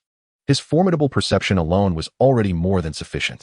In such a secret realm, powerful perception truly outweighs everything else. Particularly given that their team was evidently much weaker than those from other universities. Yi Xian, where shall we go next? Contemplating this, Lin Jibai turned to Yi Xian and inquired. According to the information you provided me yesterday, we should first seek a location where Yin energy gathers, as such places are typically inhabited by powerful Yin spirits. Yi Xian replied, the platinum-grade Millennium Battle Soul orbs that various universities cast into this realm a few years ago are also found there. I need to acquire one of those first. Upon hearing Yi Xian's words, the group had no objections and promptly followed him as they swiftly flew towards the White Bone Plain. Obtaining the Millennium Platinum-grade Battle Soul Orb was the primary objective of Yi Xian's expedition into the Little Yellow Spring Secret Realm. Beyond this goal, all else would be secondary. After stating this, he led the group in search within the Little Yellow Spring Secret Realm. According to Lin Jibai, the Millennium Platinum-grade Battle Soul Orbs were specifically cast into the Little Yellow Spring Secret Realm by various universities a few years ago. The purpose was to serve as bait, drawing in more refined Yin energy from the spatial rifts within the realm, thus enabling it to produce more evolution resources and a greater variety of Yin spirit-type monsters. However, there were only 3 such orbs cast into the secret realm by the universities, and they were not abundant. The White Bone Plain is the lowest-ranked region within the entire Little Yellow Spring Secret Realm. While there are places where Yin energy gathers here, they are neither numerous nor extensive. Along the way, the group's gaze fell upon several such locations. They noticed that the areas where Yin energy converged above the White Bone Plain were shrouded in a thin layer of spectral mist, and beneath this mist, the activities of white desiccated bones, bone soldiers, and even higher-tier bone generals were evidently more frequent than in other areas. The tidal map treasure snail possesses the ability to locate treasures. Even from a considerable distance, it could sense such places, which concealed various heavenly materials and earthly treasures. However, Yi Xian paid them no mind and directly led the group away. At the same time, during their journey, Yi Xian also discovered that perhaps due to the tidal map treasure snail having absorbed the first white flame spirit pearl, it had gained experience. Its speed in devouring the second white flame spirit pearl was noticeably faster than that of the first. If this continued, it was likely that within 3 days, the tidal map treasure snail would ascend to bronze rank. At that point, it would not be impossible for him to advance to bronze rank within this secret realm as well. This is rather effortless, isn't it? Following Yi Xian as he soared through the skies, Yi Jibai and the others gradually transformed their initial tension into bewildered glances at one another. Prior to entering the Little Yellow Spring Secret Realm, Their teacher had repeatedly cautioned them about the myriad dangers they might encounter within. However, as they trailed behind Yixian, they found themselves navigating eastward and then southward, astonishingly encountering no peril at all until they had flown out of the Bone Wasteland. Yet, could it truly be that the little yellow spring secret realm, or this expanse of Bone Wasteland, harbored no dangers? Such a notion was evidently implausible. During their flight, they had already spotted two groups of skeletal soldiers meandering within the region, each led by a skeletal general. As they continued their journey, approximately 20 minutes later, Yixian and the group finally emerged from the Bone Wasteland, arriving at a range of undulating mountains. From an unknown source within the mountains, a narrow, murky, yellowish river flowed forth, winding its way to the Bone Wasteland before being swallowed by its vastness. As if a hidden underground river or a peculiar lake lay beneath the Bone Wasteland. Suddenly, as they exited the Bone Wasteland, a white skeletal figure emerged, shaking off fragments of bone from its body. It stood upright, its hollow eyes ablaze with a ghostly white flame, fixating on Yixian and the others as they departed. Yet, it did not pursue them, instead merely staring intently. Are these white skeletons born at such an alarming rate? Huang Maozhu, who was beside Yixian, glanced at the newly emerged skeletal figure. In response, the frost dragon blood Wyrm beneath him swiftly turned its head and expelled a blast of freezing air, encasing the skeletal figure in an instant, causing its bones to splinter and crumble into dust, dissipating into the atmosphere alongside the malevolent winds of the little yellow spring secret realm. Unbeknownst to them, they had encountered countless such white skeletons along their journey. Enough. Don't waste your energy, Lin Zibai admonished Zhu Wen upon witnessing this scene. Zhu Wen shrugged with a smile and quickly caught up with Yixian. With their departure, the Bone Wasteland stirred, and several more skeletal figures emerged from the vicinity where the previous one had perished. It was evident that more white skeletons continued to rise from the depths, as if a relentless tide of the undead awaited. This must be the mound of 10,000 graves within the little yellow spring secret realm, Yixian mused as he surveyed the surroundings. They had arrived at a chain of hills, each resembling mere earth mounds rather than true mountains, the tallest barely reaching 20 to 30 meters in height. Indeed, this is the mound of 10,000 graves, Lin Zibai remarked. According to the records, there are two significant concentrations of Yin energy within this area. However, compared to the Bone Wasteland, this place is even more perilous. Then we have come to the right place, Yixian replied, a hint of a smile gracing his lips. Let us quicken our pace. With that, he summoned Xuan to carry him forward. Perched on Yixian's shoulder, Xuan blinked nervously, her heart racing as she surveyed their eerie surroundings. Meanwhile, the rest of the group, upon entering the mound of 10,000 graves, noticeably heightened their vigilance. No longer as relaxed as they had been in the Bone Wasteland. A soft, mournful wailing echoed from a distant peak, drawing their attention. They turned to see a cluster of urns floating in the air, forming an eerie visage of a massive human face that seemed to gaze back at them. Atop the peak stood a woman clad in white, her back turned to them, appearing to slowly turn her head. This wretched place, one of the female students murmured, a chill running down her spine. Although they were not ordinary individuals prone to shrieking at the sight of a mere bug, the oppressive atmosphere still sent shivers through them. Bone Urn Spirit, rank, Elite Apprentice. Abilities, Levitation, Individual Summoning, Group Resistance. From a distance, Yixian assessed the attributes of the Urn Spirits and found the results somewhat surprising. He had not anticipated that these Urn Spirits were akin to the school of illusory lake dragon carp he had encountered on Ancient God Star. However, their individual strength was significantly greater, albeit they seemed unable to form large groups, typically banding together in numbers of 10 or so. We should venture deeper. Let us not concern ourselves with these entities, Yixian said, casting a curious glance at the Urn Spirits before leading Lin Zibai and the others further into the mound of 10,000 graves. Through the perception of the tidal map treasure snail, he sensed that there were two promising evolution resources atop the peak. But his primary objective remained clear: to acquire the Millennium Platinum Battle Soul Pearl and facilitate the advancement of the Thundercloud Electric Wings. Only with formidable strength could he reap greater rewards within this secret realm. Suddenly, after delving deeper into the mound of 10,000 graves for several minutes, the group felt their pupils constrict as they beheld a tumult of Yin energy surging between two small hills, manifesting as a dense, shifting black mist that enveloped the surrounding area for hundreds of meters. They could discern the silhouettes of the hills beyond the mist. Yet the nearer they approached the small valley formed between them, the thicker the mist became, obscuring their view of what lay within. Occasionally, they glimpsed Urn Spirits, skeletal soldiers, and even skeletal generals mounted on the backs of three-headed hell horses traversing the area, as if these peculiar beings had established an alternative civilization, engaged in some enigmatic endeavor.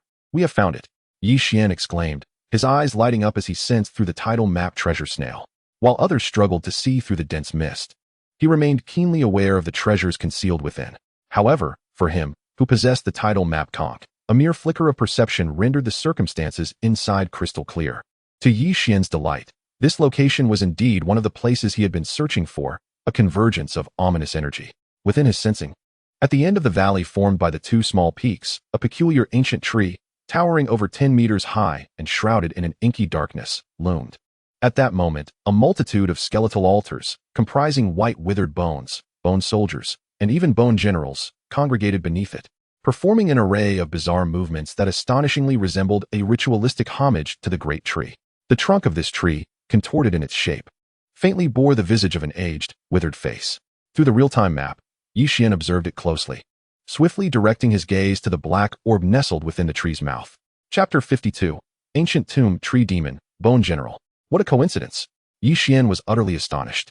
He recognized at a glance that the black orb held within the tree's maw was none other than the Millennium Platinum Battle Soul Orb. Within the entire Little Yellow Spring secret realm, only 3 such orbs existed. Yet, there were no less than 20 significant locations where ominous energy gathered. His journey led him here, and with a stroke of fate, he had directly located this treasure. One could say he was blessed with extraordinary luck. Let us ascertain the origins of this tree.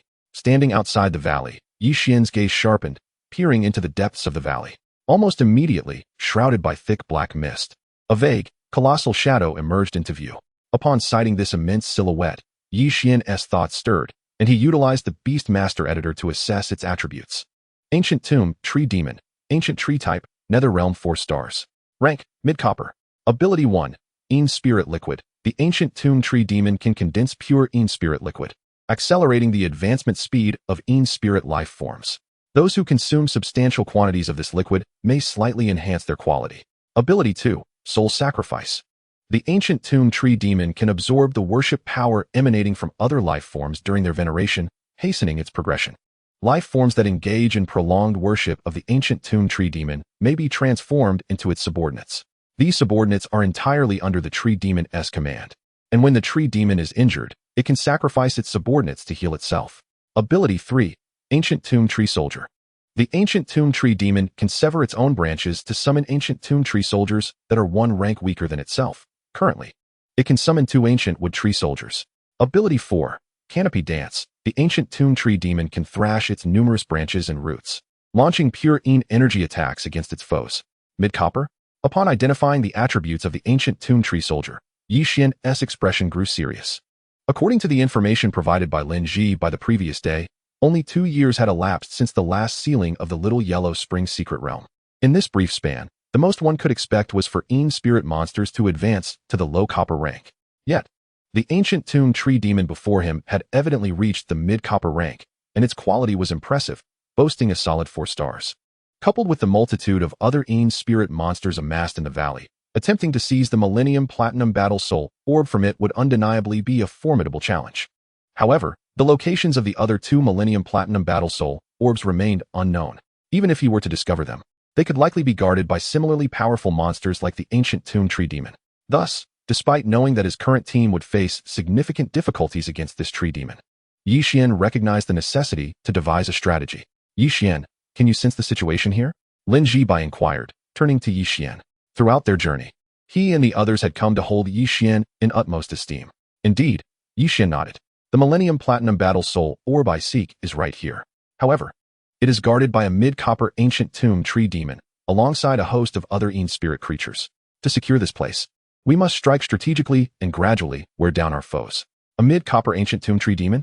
Are there any other copper-ranked Een spirits in this valley? At his words, Lin Jibai and the others grew tense. There are, Yi Xian replied, scanning the real-time map, marked with red dots. Aside from the Ancient Tomb Tree Demon, there are 2 low copper-ranked Een spirits in this valley, and 7 at the peak of Black Iron. Hiss. Hearing Yi Xian's revelation, Lin Jibai and the others inhaled sharply.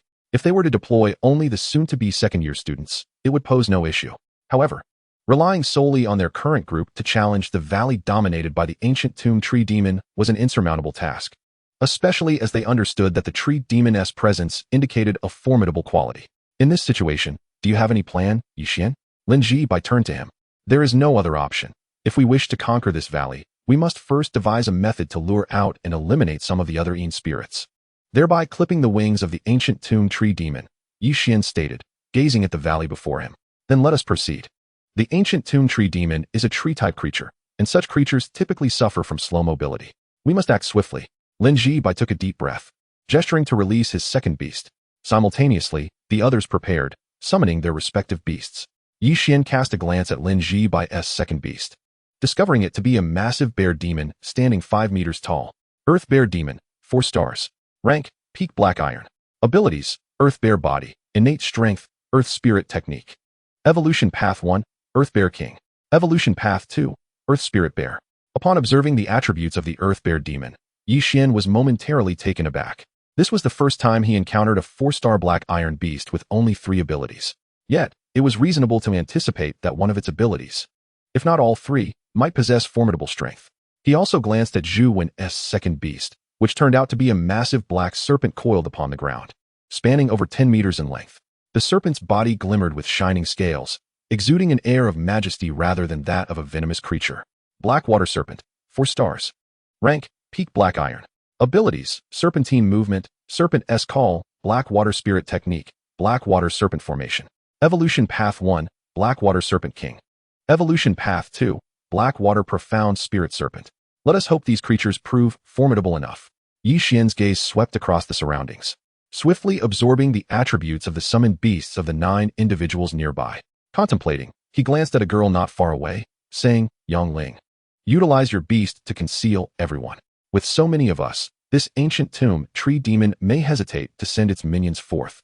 Yongling was taken aback by his words, puzzled about how Yixian knew her beast possessed such abilities. However, she did not hesitate. She immediately commanded her phantom spirit fox to create an illusion centered around the group. This illusion had no effect on Yixian and the others. But to an outsider with weak perception or lacking spiritual sight, it would render them invisible, revealing only an empty expanse. Xuan, Yixian said, casting a glance at the figure perched on his shoulder. Understood, Xuan replied, comprehending Yixian's intent. With a flick of her delicate hand, 3 seeds fell to the ground, rapidly transforming into 3 towering 5-meter-tall trants before the group. Such a small sprite possesses this capability? Lin Zibai and the others were astonished at the sight, particularly when they noticed that the 3 trants summoned by Xuan were of the same level as her. They couldn't help but marvel. They speculated on where Yixian had contracted such an exceptional sprite.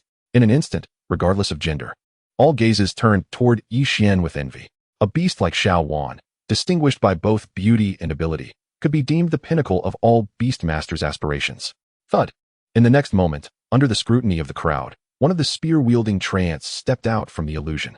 Drawing a blue spear from behind, it swung forcefully, launching it toward a vaguely visible skeletal soldier at the valley's end. Crack! With a swift arc, the trant's spear soared 200 to 300 meters, striking the skeletal soldier with precision. The skeletal soldier trembled and collapsed into a heap of bones scattered across the ground. Roar! As the skeletal soldier perished, a thunderous roar erupted from the valley's depths. A skeletal general, mounted upon a 3-headed hell steed, charged forth, accompanied by a throng of skeletal soldiers, racing toward the trants. Whoosh, whoosh, whoosh. As the skeletal general emerged, the trants remained undeterred, swiftly hurling 3 more spears. In the blink of an eye, the 3 spears felled 3 skeletal soldiers in an instant. These skeletal soldiers were mostly of apprentice level, with only a few reaching iron rank, and their quality was exceedingly low. For the trants, who were of the same iron rank as Xuan, dispatching these skeletal soldiers was akin to catching chicks. Each spear found its mark without fail. After eliminating 3 skeletal soldiers, the trants glimpsed the skeletal general racing toward them atop the hell steed and, without hesitation, turned to retreat. Within the illusion crafted by the phantom spirit fox, the onlookers marveled at the scene, astonished that Yixian's summoned creature possessed such formidable strength. This prowess could easily rival that of a typical 3-star beast of the same rank. Skeletal General, 2 stars. Rank, Low Bronze. Abilities, Bone Exchange, Soul Devour, Damage Reduction. Mastery of Spear Techniques, Spirit Light, Aura. Hellsteed, 3 stars. Rank, Peak Black Iron. Abilities, Swift Movement, Flame Breath, Hellish Neigh. In a heartbeat, Yixian assessed the attributes of the Skeletal General and its accompanying Hell Steed. He did not bother to glance at the 20 to 30 skeletal soldiers following the general out of the valley. Given the tense situation, He only noted their star ratings and abilities, neglecting to explore their evolution paths. Linji Bai Zhu 1. Can your earth demon bears and black water demon serpents withstand that skeletal general? After discerning the skeletal general's attributes, Yixian turned to Lin Bai and Zhu 1, inquiring. Absolutely. The two immediately grasped Yixian's intention. They understood he deemed the skeletal general a manageable threat, clearly aiming to lure out the two low bronze shadow spirits lurking within the valley. Otherwise, should they engage directly, while they could certainly slay the skeletal general, the other low bronze shadow spirit would undoubtedly remain hidden. With that thought, the two summoned their earth demon bears and black water demon serpents to confront the skeletal general. Simultaneously, Yixian exchanged glances with Xuan, instructing her to send forth the shield-wielding and spear-wielding treants to join the spear-wielding treant in facing the skeletal soldiers accompanying the general. Roar! In an instant, their beasts clashed with the forces led by the skeletal general. Chapter 53, Successful Ambush. Roar! Lin Bai's earth demon bear let out a mighty roar, its feet pounding the ground as it drew upon the earth's power, rapidly enveloping itself in a layer of earthen armor. In the next moment, it charged headlong toward the skeletal general, refusing to evade. Boom! In a flash, the skeletal general, riding the hell steed, approached the earth demon bear. A spear thrust directly toward the bear's throat. The skeletal general stood at approximately 2.5 meters tall, a considerable height difference compared to the earth demon bear.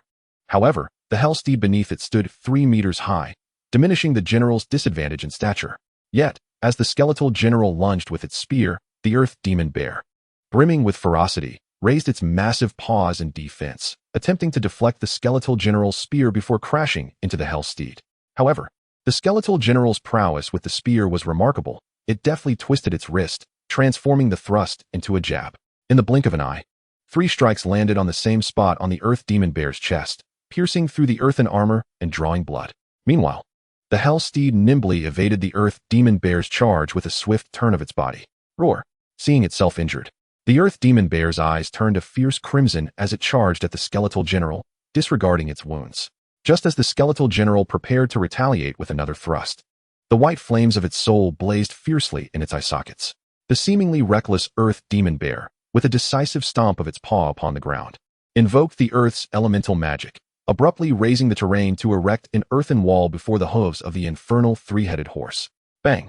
In that instant, the infernal 3-headed horse, caught completely off guard, stumbled, faltering and crashing to the ground, causing the skeletal general atop its back to be hurled off. Whoosh! As the infernal 3-headed horse lost its footing, the flickering flames of soul fire in the skeletal general's eye sockets blazed wildly, and in an instant, its body soared into the air, using the tips of its toes to propel itself off the back of the infernal 3-headed horse. In a graceful spin, it aimed its bone spear at the earth demon bear behind it, resembling a true battlefield warrior, executing each maneuver with unparalleled finesse. Whoosh! At that moment, the black water serpent, accompanying the earth demon bear, finally made its move. It raised its colossal serpent head, and in the void before it, spiritual energy rapidly coalesced into a slender black water line. This line, though exceedingly fine, possessed remarkable resilience. As it surged forward like a released string from a bow, it ensnared the skeletal general's bone spear, causing it to veer off course and miss the earth demon bear entirely. Roar! Following the skeletal general's failed strike, a fierce glint flashed in the eyes of the earth demon bear, which then took a powerful step forward, crashing into the fallen infernal 3-headed horse with a force akin to that of a martial artist delivering a devastating blow. Crack! In an instant, the bones of the infernal 3-headed horse were shattered in countless places. Like the skeletal general, its form was entirely composed of bones, devoid of flesh. Howl! As it was sent flying by the colossal bear, the infernal 3-headed horse's soul fire flickered intensely, and it suddenly turned its head to emit an eerie, prolonged scream directed at the earth demon bear, momentarily stunning the creature. Whoosh! In the next moment, even as it soared backward, the infernal 3-headed horse unleashed a torrent of black-red flames from its bony maw, hurtling toward the earth demon bear. Despite the severe damage inflicted by the earth demon bear's collision, the infernal 3-headed horse, undeterred by its injuries, executed 2 formidable attacks in quick succession, only to crash to the ground, unable to rise. However, on the other side, the skeletal general seized the opportunity to pivot, forcefully shaking its hands to sever the black water line binding its bone spear, and charged once more at the earth demon bear. In the blink of an eye, the tide of battle had shifted once again. Whoosh! Just then, the black water serpent, which had only struck once since joining the earth demon bear, coiled its body, transforming a massive accumulation of black water vapor, hovering above it into a gigantic serpent mirroring its own form, but twice its size. Furthermore, this newly formed serpent could soar through the air under its control. Whoosh! As the skeletal general prepared to leap and thrust its spear into the earth demon bear's temple, the colossal serpent, conjured by the black water serpent's water serpent formation, surged forth with a thunderous crash, not only dispersing the flames spewed by the infernal three-headed horse, but also colliding forcefully with the airborne skeletal general, sending it hurtling away. Crack! After being struck, two of the skeletal general's bones fractured, and as it landed, it lowered its head to assess its injuries, glancing at the earth demon bear and the blackwater serpent, both watching it intently, with the flames of soul fire within its eye sockets flickering incessantly. It seemed uncertain whether to press forward. Lin Jibai's earth demon bear and Zhu Wen's blackwater serpent were both peak iron tier beastmasters, yet their quality surpassed its own by a notch. At that moment, although their cultivation levels were a tier below, the synergy between them instilled a sense of helplessness within the skeletal general. Crack! Simultaneously, the three spiritwood sentinels summoned by Xuan swiftly dispatched the skeletal soldiers brought from the valley, reducing them to heaps of white bones. The skeletal general possessed the ability to enhance its minions with the spirit light ring, granting them greater strength than typical skeletal soldiers. However, when faced with the higher level and superior quality spiritwood sentinels, their purpose was merely to buy time. Rumbling. Just as the skeletal general hesitated, from the depths of the valley, dark, ominous energy surged, and a towering tree, over 10 meters tall, abruptly uprooted itself, racing towards the valley's exit. Well, alongside it, skeletal soldiers, skeletal generals, and bone altar spirits, all spectral creatures, poured forth from the valley, led by the ancient tomb tree. Notably, the skeletal generals accompanying it were predominantly peak iron tier, and none matched the strength of the one that had ridden the infernal three-headed horse. Yixian, this fellow is far too cautious. What should we do? Should we strike now and eliminate that skeletal general first? Upon witnessing this development, Lin Jibai couldn't help but voice his concern within the illusion created by the illusionary spirit fox. In such circumstances, if the ancient tomb tree and its minions charged forth without them having slain the skeletal general, their meticulous plans would be rendered futile. As for the crippled infernal three-headed horse and the skeletal soldiers dispatched by the spiritwood sentinels, they would yield no significant gain. No need. Yixian shook his head, urging patience. Just wait. As he spoke, his thoughts focused on a spectral woman over 20 meters away in front of the ancient tomb tree, analyzing her attributes. Vengeful Siren, 2 stars. Rank, low bronze. Abilities, Vengeful Wail, Illusion Creation, Siren's Claw. At that moment, this vengeful siren was racing towards the earth demon bear and the blackwater serpent, accompanied by a swarm of bone altar spirits. And her speed was evidently greater than that of the ancient tomb tree. In the blink of an eye, she closed the distance between herself and the ancient tomb tree to 30 or 40 meters. Observing this, Yixian calculated the distance and quickly pointed at the vengeful siren, urgently instructing Lin Jibai, Jibai, send your white flame steel bird to eliminate that vengeful siren. Eliminate the vengeful siren? Lin Jibai was taken aback, hesitating. Given the distance between the vengeful siren and the ancient tomb tree, deploying the white flame steel bird would likely prove futile in striking her down before the ancient tomb tree. After all, the vengeful siren was also of low bronze rank. In the midst of such tension, he failed to notice that Yixian's call of Jibai echoed Lin Shiru's own address for him. Speed. Yixian observed Lin Jibai's hesitation, his brow furrowing slightly. All right. Upon hearing Yixian's command once more, Lin Jibai clenched his teeth and finally dispelled his doubts. Following Yixian's words, he promptly dispatched his white flame azure steel bird, which soared towards the distant vengeful succubus to engage in battle. The speed of the white flame azure steel bird was astonishing. In the blink of an eye, it flapped its wings and traversed the space, surpassing the bone general and arriving mere meters away from the vengeful succubus. Upon seeing the white flame azure steel bird charging towards her, the vengeful succubus showed no intention of retreating. With a flick of her hand, a swarm of bone spirits materialized before her. Simultaneously, she opened her mouth, and a gathering of air currents hinted at her intention to unleash a vengeful wail to strike at the white flame azure steel bird. Buzz. Just then, a rippling disturbance in the air appeared to her left. In the next moment, a colossal creature manifested instantaneously, moving with a swiftness surpassing her own. It opened its massive jaws and roared. In that instant, a tremendous sound wave erupted from the mouth of the tyrant dragon beast, radiating outward in all directions. Under the force of this sound wave, the bone spirits standing guard before the vengeful succubus were shaken, tumbling to the ground like fallen dumplings. At the same time, the vengeful succubus, who was poised to unleash her vengeful wail, was momentarily stunned by the mighty roar of the tyrant dragon beast. Of course, given the vast disparity in their respective strengths, her pause lasted only a fleeting moment, just an instant. Yet, that moment sealed her fate, for as her movements faltered, the white flame azure steel bird, having skillfully evaded the sound wave, swooped in front of the vengeful succubus and extended a claw engulfed in brilliant white flames. With a swift thrust, it pierced through her chest. In that instant, the vengeful succubus was engulfed in an endless wail, transforming into a wisp of green smoke that swiftly vanished from sight. Roar! Witnessing the demise of the vengeful succubus at the hands of the white flame azure steel bird, the tyrant dragon beast turned its gaze towards the ancient tomb tree demon, still over 30 meters away, and with a powerful flap of its wings, soared into the air, choosing to abandon the battlefield as if to brush off the dust and conceal its achievements. However, although the tyrant dragon beast had resolved to withdraw, the eyes of Lin Ji-bai and the others were drawn to it within the illusion crafted by the illusionary spirit fox. Chapter 54, Layers of Strategy. What transpired? Does this dragon beast possess spatial abilities, or has it been concealed here all along, unbeknownst to us? They gaped in astonishment at the imposing figure of the tyrant dragon beast, returning with a triumphant flap of its wings. In that fleeting moment, they were utterly bewildered, unable to comprehend how the tyrant dragon beast had appeared. Furthermore, the sheer might exhibited by its roar ignited a yearning within them. Every beast tamer harbors a penchant for powerful beasts, and witnessing such a formidable creature made them yearn to claim it as their own. The abilities just displayed by the tyrant dragon beast immediately prompted Lin Ji-bai and the others to regard it on par with Xuan, who had just summoned 3 divine wood guardians. Moreover, if the tyrant dragon beast truly possessed spatial capabilities, its value would undoubtedly eclipse that of Xuan. Stop dawdling. Let us charge. Yi Xian, relieved to see Lin Ji-bai's white flame azure steel bird vanquish the wailing succubus with the aid of the tyrant dragon beast, urged. Indeed, Lin Ji-bai and the others finally snapped back to reality.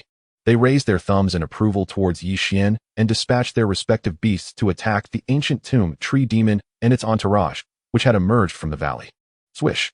After slaying the wailing succubus, Lin Ji-bai's white flame azure steel bird circled in the air and darted towards the bone general, resembling a streak of white lightning carving through the void. Crack! At that moment, the bone general, intent on fleeing, found itself entangled by the earth demon bear and the black water serpent. As it beheld the white flame azure steel bird hurtling towards it from above, the soul fire within its eye sockets flickered wildly. Yet, the earth demon bear and the black water serpent offered no chance of escape. One engaged in close combat, while the other unleashed a massive black water serpent for a long-range assault. Their coordinated attacks, regardless of the bone general's proficient marksmanship, left it with no choice but to defend itself. Swish! Swish! Meanwhile, on the other side, the spear-wielding divine wood guardian, having dispatched all the skeletal soldiers, observed the bone general's plight and immediately hurled 2 spears at it, exacerbating its dire situation. Clang! In the sky, the white flame azure steel bird, riding high on its recent victory over the wailing succubus, soared with unrestrained momentum. In an instant, it crossed the vast expanse and hovered above the bone general. A cyan claw extended, ablaze with scorching white flames. Boom! The bone general swung its spear to block the impending strike from the white flame azure steel bird. However, the force behind the bird's attack far exceeded its expectations. The spear in its grasp was instantly knocked aside, and the searing white flames enveloping the claw swiftly spread along the bone spear, igniting it in an instant. The bone general was thrown into a panic. Boom! Yet, before it could muster the spectral energy within to extinguish the flames consuming it, the earth demon bear and the black water serpent launched simultaneous assaults. Boom! This time, regardless of the bone general's formidable strength, it could no longer withstand the onslaught. After being sent flying by the earth demon bear's powerful strike, it was subsequently struck by the black water serpent. In this moment, as it struggled to divide its focus between combating the flames on its body and defending against the attacks, its skeletal structure began to shatter under the strain, and it plummeted to the ground, landing awkwardly 2 to 3 dozen meters away. Coincidentally, this was the very spot where Xuan's 3 divine wood guardians were positioned. Crack! The moment the bone general crashed before the trio of divine wood guardians, the swiftest among them thrust its spear forward. With a piercing sound, the long spear penetrated the bone general's eye socket, twisting mercilessly and instantly obliterating its soul fire into nothingness.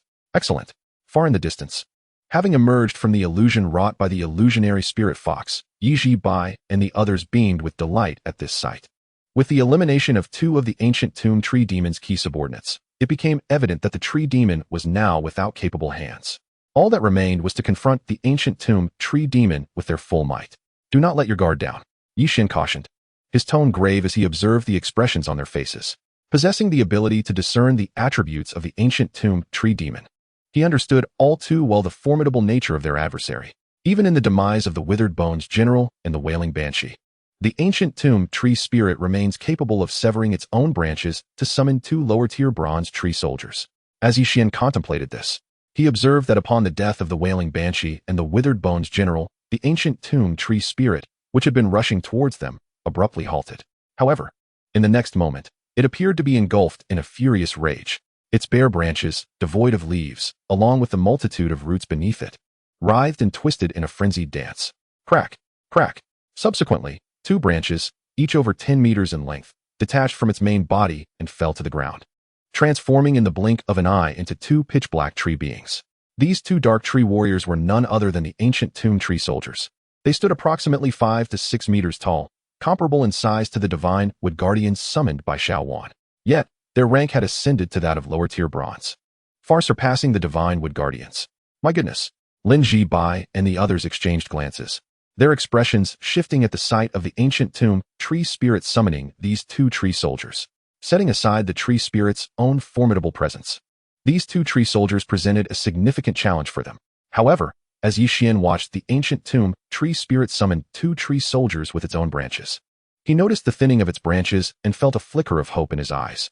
Ji-bai, can your white flame steel bird hold off the ancient tomb tree spirit for a while and manage to maneuver its remaining branches around to the back? He inquired, turning to Lin Ji-bai. Hold it off for a while. Lin Ji-bai furrowed his brow. I can give it a try?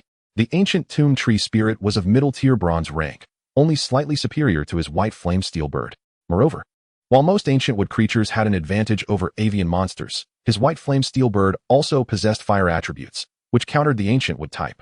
Therefore, Lin Ji-bai was unsure of his chances before they engaged in genuine combat. All right, then give it a try. Yixin fixed his gaze on the ancient tomb tree soldiers and instructed, you and Xuan, continue to entangle one of the ancient tomb tree soldiers with your earth demon bear and blackwater serpent. After making arrangements, he turned to the other classmates, Duan Yongxin. Li Xiyin, you two attempt to ensnare the other ancient tomb tree soldier with your sandstone giant and ethereal spider. Furthermore, Xuan, have your frost dragon bloodworm join the fray and seize the opportunity to slay one of the ancient tomb tree soldiers. The rest of you spread out and aim to eliminate the ancient tomb tree spirit's spectral minions as swiftly as possible. Understood. The group responded in unison. Duan Yongxin and Li Xiyin promptly dispatched their sandstone giant and ethereal spider. Both creatures were peak 4-star black iron beasts, ranking among the highest in Yixin's team, second only to Lin Ji-bai and Zhu Wen's beasts. As Yixin observed everyone charging forward, he instructed Xuan to provide support. Whoosh! Xuan moved with remarkable speed. Upon entering the battlefield, she immediately concentrated life essence, casting the divine wood spirit technique, which enveloped the injured earth demon bear, healing its wounds rapidly. The sight elicited envy among the onlookers. Naturally, the recently victorious Balong beast, having returned mid-battle with its dragon wings flapping, also drew the crowd's attention. Yixin's two beasts were indeed the subjects of admiration among the group. Whoosh! With Yixin's arrangements complete, Lin Ji-bai commanded his white flame steel bird to dash towards the imposing form of the ancient tomb tree spirit. Swish! As the white flame steel bird approached, the ancient tomb tree spirit refrained from sending any minions to impede its path.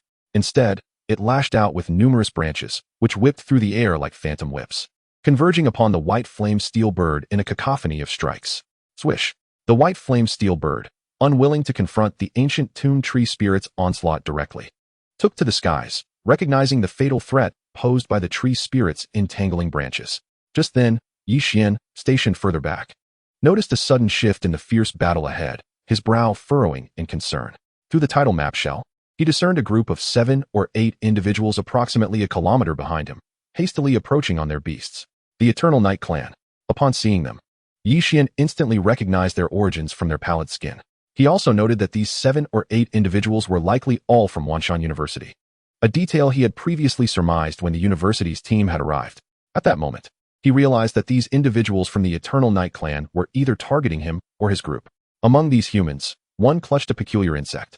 Its neck stretched as it scanned the vicinity, Taking a deep breath, Yi Xian understood that although he had previously instructed a female teammate to use the shadow three-eyed ferret to obscure their flight traces, the ferret's power was limited.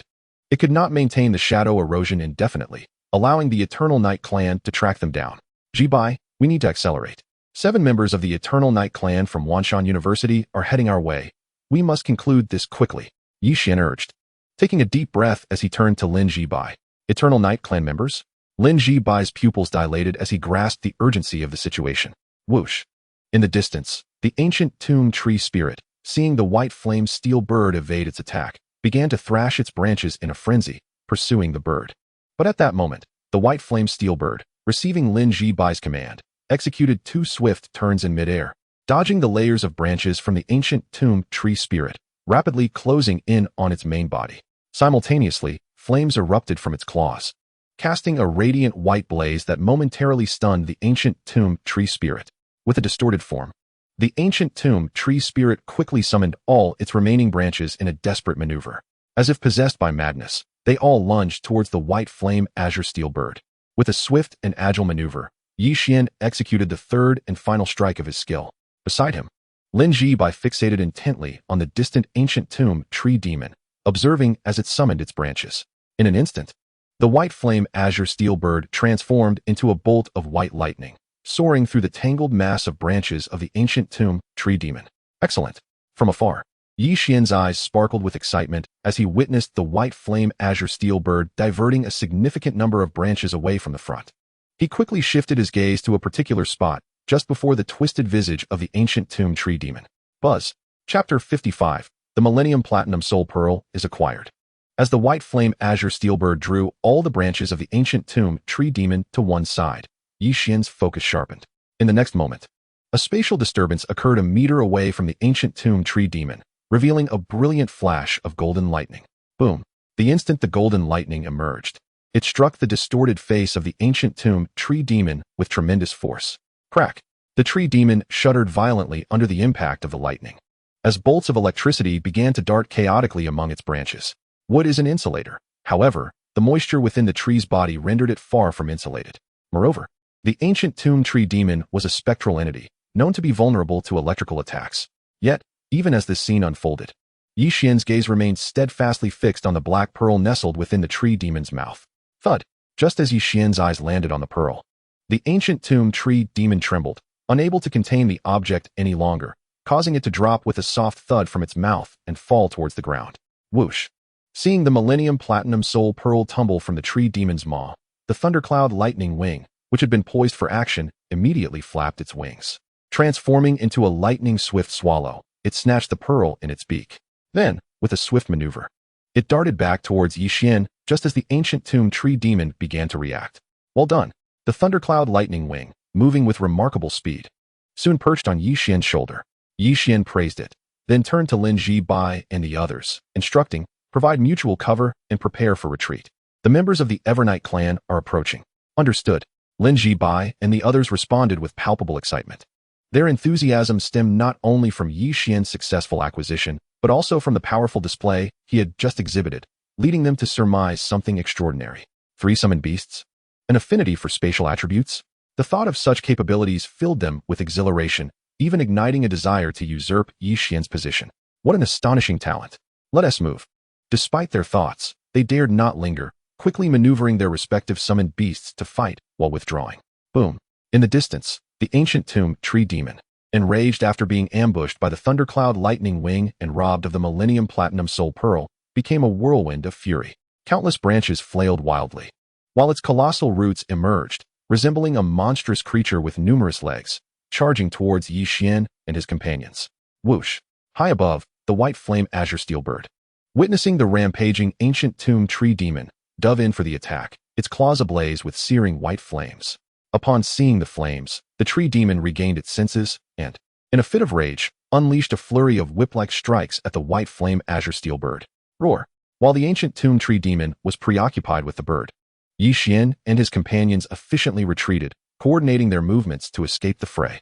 Though the tree demon commanded a large entourage, most of its minions lacked speed, making it impossible for them to catch up with Yi Xian and his team as they fled. Hurry, don't linger. Zhu 1. Quickly call back your Frostfire Dragon Blood WIRM. The situation has changed. There's no point in letting it kill a single ancient tomb tree soldier, as that would only benefit the Silver Blood clan.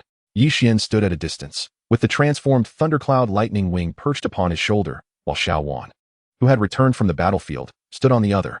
Understood, Xuan replied, promptly directing the Frostfire Dragon Blood WIRM to evade an ancient tomb tree soldier's attack before swiftly returning. However, as the Frostfire Dragon Blood WIRM made its way back, Xuan cast a resentful glance at the approaching figures of the Evernight clan.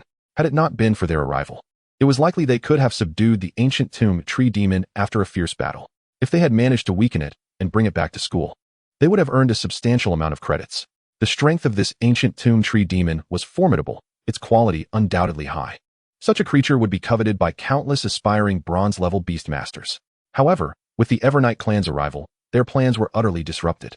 If they remained, they would surely find themselves caught between the Evernight clan and the ancient tomb tree demon, with no favorable outcome awaiting them. Haha, we've spotted them. Meanwhile, in the distance, after crossing a small hill, 7 Evernight clan beastmasters' eyes lit up as they spotted Yi Xian and his companions ahead. These audacious individuals dared to pursue such a formidable creature, but it would serve us well. Exactly, let us charge in and scatter Yi Xian and his team. One among them proclaimed, his eyes glinting with cold resolve. Whoosh, whoosh, whoosh. With that, they all commanded their flying summoned beasts, hurtling towards Yi Xian and his companions. Unlike Yi Xian's team, each of their summoned beasts was at least of peak black iron rank, with 3 having already attained low-tier bronze status. Those fiends. Upon noticing Zhu when commanding the Frostfire Dragon Blood WIRM to return, Yi Xian and his companions glanced back at the increasingly close Evernight clan beastmasters, prompting them to instruct their flying beasts to hastily soar away. Boom.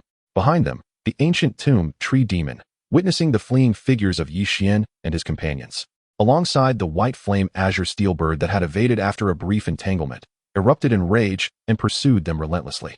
However, despite its ability to extract its roots from the earth and run like a human, speed remained its Achilles heel. After pursuing Yi Xian and his companions for merely over 100 meters, it found itself watching Yi Xian recede into the distance, forcing it to halt.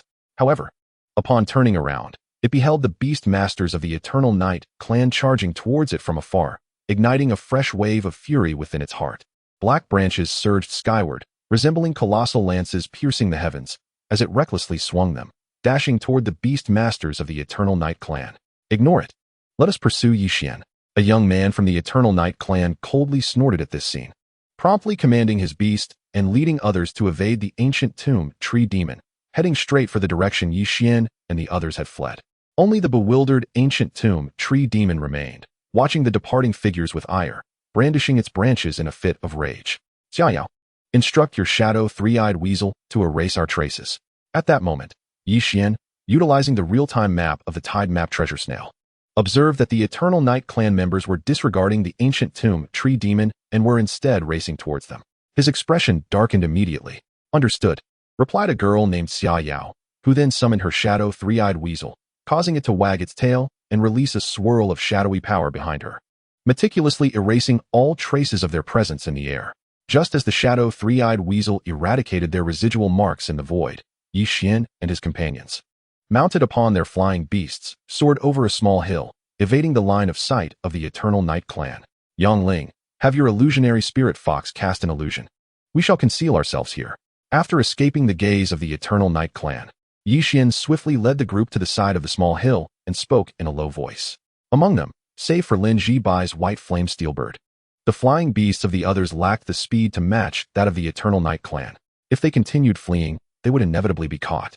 Hence he must adopt a perilous strategy. Understood, Yongling responded with a solemn expression. Following Yi Xian's instructions, she quickly centered her illusionary spirit fox around the group, setting up a small-scale illusion. Yi Xian, are we going to ambush those fellows from the Eternal Night clan here? Lin Zhibai, hearing Yi Xian's repeated arrangements, inquired with a serious demeanor. Although there were only 7 members of the Eternal Night clan, their collective strength far surpassed theirs. Even if they attempted an ambush, they might not necessarily prevail against the Eternal Night clan. Silence. I will first test if I can lure them away. If not, prepare for battle. Yi Xian replied. With a mere thought, he summoned the tyrant dragon beast from over 100 meters away from another small hill. He then fell silent, concentrating entirely on the real-time map displaying the position of the Eternal Night clan. Observing this, Lin Ji-bai and the others immediately grasped his intentions, anxiously watching the distant tyrant dragon beast. Swish, swish, swish. While the group waited, the members of the Eternal Night clan swiftly crossed the small hill. They are over there. Upon surmounting the hill, they beheld the enormous silhouette of the tyrant dragon beast, which revealed only its tail from 100 meters away. Yet, in an instant, the tail vanished from their sight as it swayed, obscured by the small hill. Let us pursue. Upon losing sight of the tyrant dragon beast, the 7 beast masters of the Eternal Night clan immediately grinned and charged towards it. Come back. However, they were oblivious to the fact that while they chased after the tyrant dragon beast, Yixian had already summoned it back to his beast nest in a flash of thought. Let us go. After recalling the tyrant dragon beast, Yixian observed the members of the Eternal Night clan rushing to the small hill where the beast had just been. Upon seeing them, realized they had lost track of the tyrant dragon beast and rush off towards another small hill. A smile crept across his face as he instructed the group to leave swiftly. Millennial Platinum Battle Soul Pearl. As they departed, he divided a fragment of his consciousness to enter the Lightning Cloud Electric Wings realm. At that moment, the Lightning Cloud Electric Wings were in its world, excitedly rolling about with the Millennial Platinum Battle Soul Pearl, the Transformation Grass, and the Heavenly Punishment Thundercloud in a crystal vial. Beast Editor. Observing the Lightning Cloud Electric Wings' demeanor, Yixian took a deep breath. He then directed a portion of his consciousness to the Beast Editor within his mind. Chapter 56. Advancement. Heavenly Punishment Thundercloud Wings. Within the beast nest Yixian had established at this current stage, he could not only house the beasts themselves, but also incorporate items devoid of sentience. For instance, the tyrant dragon beast had previously consumed the Divine Wood seed from Xuan and subsequently entered its beast nest. The Divine Wood Guardian, in its seed state, was classified as a non-sentient object. Moreover, his other beasts had also brought the evolution resources Yixian provided into their respective beast nests.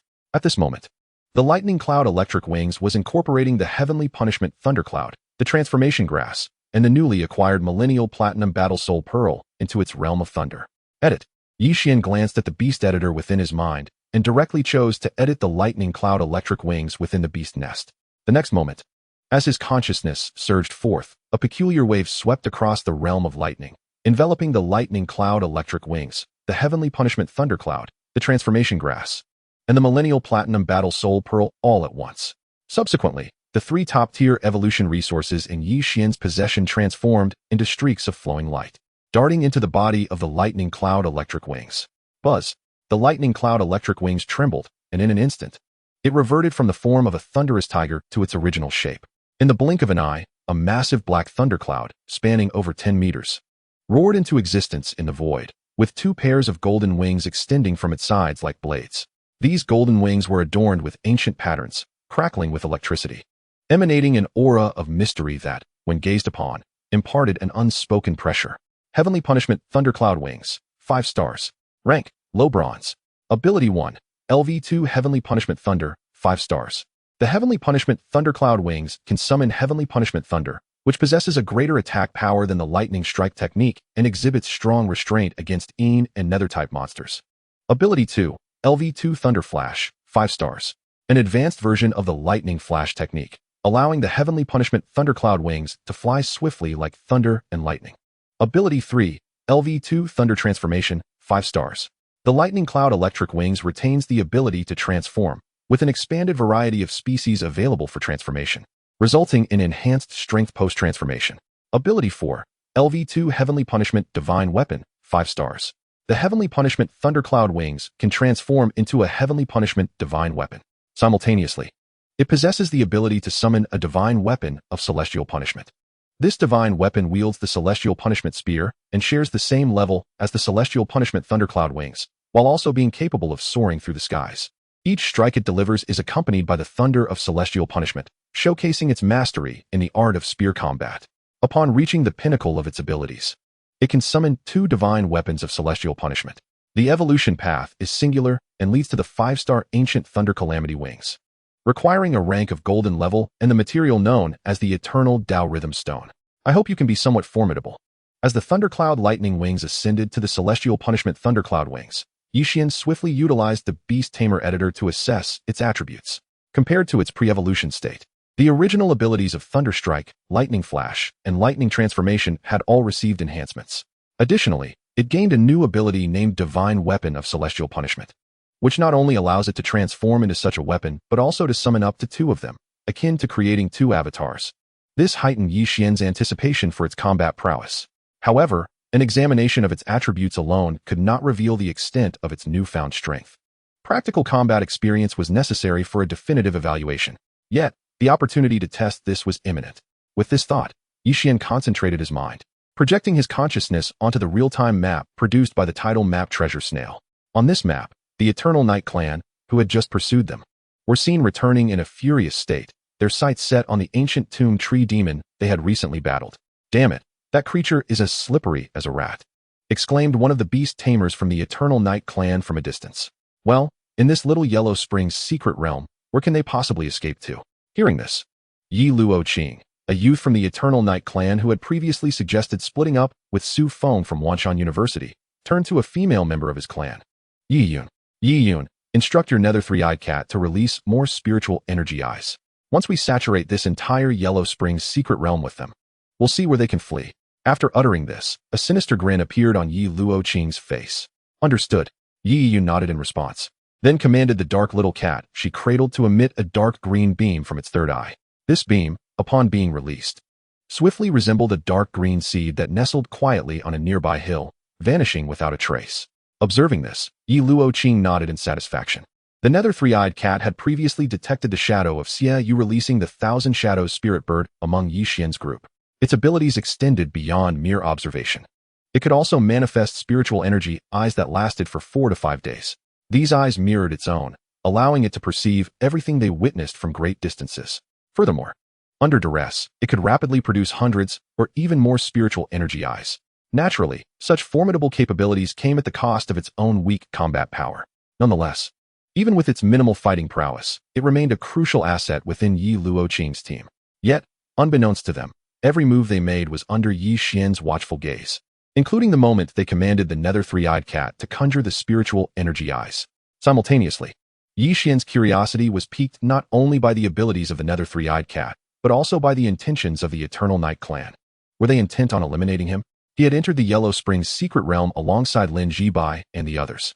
Unless the members of the Eternal Night Clan could eradicate them all within this realm, should even one of them escape, the fate that awaited the Eternal Night Clan would not be significantly better than their own. Yi Xian's eyes flickered, and a cascade of thoughts crossed his mind. However, these reflections quickly dissipated as the members of the Eternal Night Clan retreated to the valley where they had previously engaged the ancient tomb tree demon. "Yi Xian, why are we heading back?" Lin Jibai, seeing Yi Xian circling around, curiously inquired as they flew toward the ancient tomb tree demon once more. Boom. Just as he posed this question, a cacophony of powerful rumblings erupted from afar. Were the Eternal Night Clan returning to confront the ancient tomb tree demon? Upon hearing the commotion, Lin Jibai and the others exchanged incredulous glances with Yi Xian, wondering, "You don't mean to suggest that we should launch a surprise counterattack against those Eternal Night Clan members, do you? They just trampled us like rabbits. And now they intend to seize the ancient tomb tree demon we had barely engaged with. Surely, you all must have some thoughts on this matter?" A faint smile graced Yi Xian's face as he responded. "Thoughts? You mean to say you have none?" Lin Jibai and the others exchanged glances, aware that they indeed harbored thoughts, but such ideas were contingent on possessing sufficient strength. When faced with opponents as formidable as the Eternal Night Clan, their numerous thoughts would hold little weight. Noticing the expressions on Lin Jibai and his companions, Yi Xian chuckled enigmatically. "Have you not yet realized that my Beast Tamer rank has changed?" "Your Beast Tamer rank has changed? What do you mean?" Lin Jibai and the others were momentarily taken aback. "Peak Black Iron? No way. Yi Xian, what has happened? How did your aura shift so dramatically? You feel almost on par with me." In the next moment, as they sensed Yi Xian's transformation, their expressions morphed into sheer astonishment. They gazed at him as though he were a marvel. "I was already on the cusp of breaking through to a higher tier of Black Iron Beast Tamer, and I possessed a recipe that would allow my lightning attribute beast to ascend rapidly. The 1,000-year platinum battle soul pearl I recently acquired was the catalyst for this.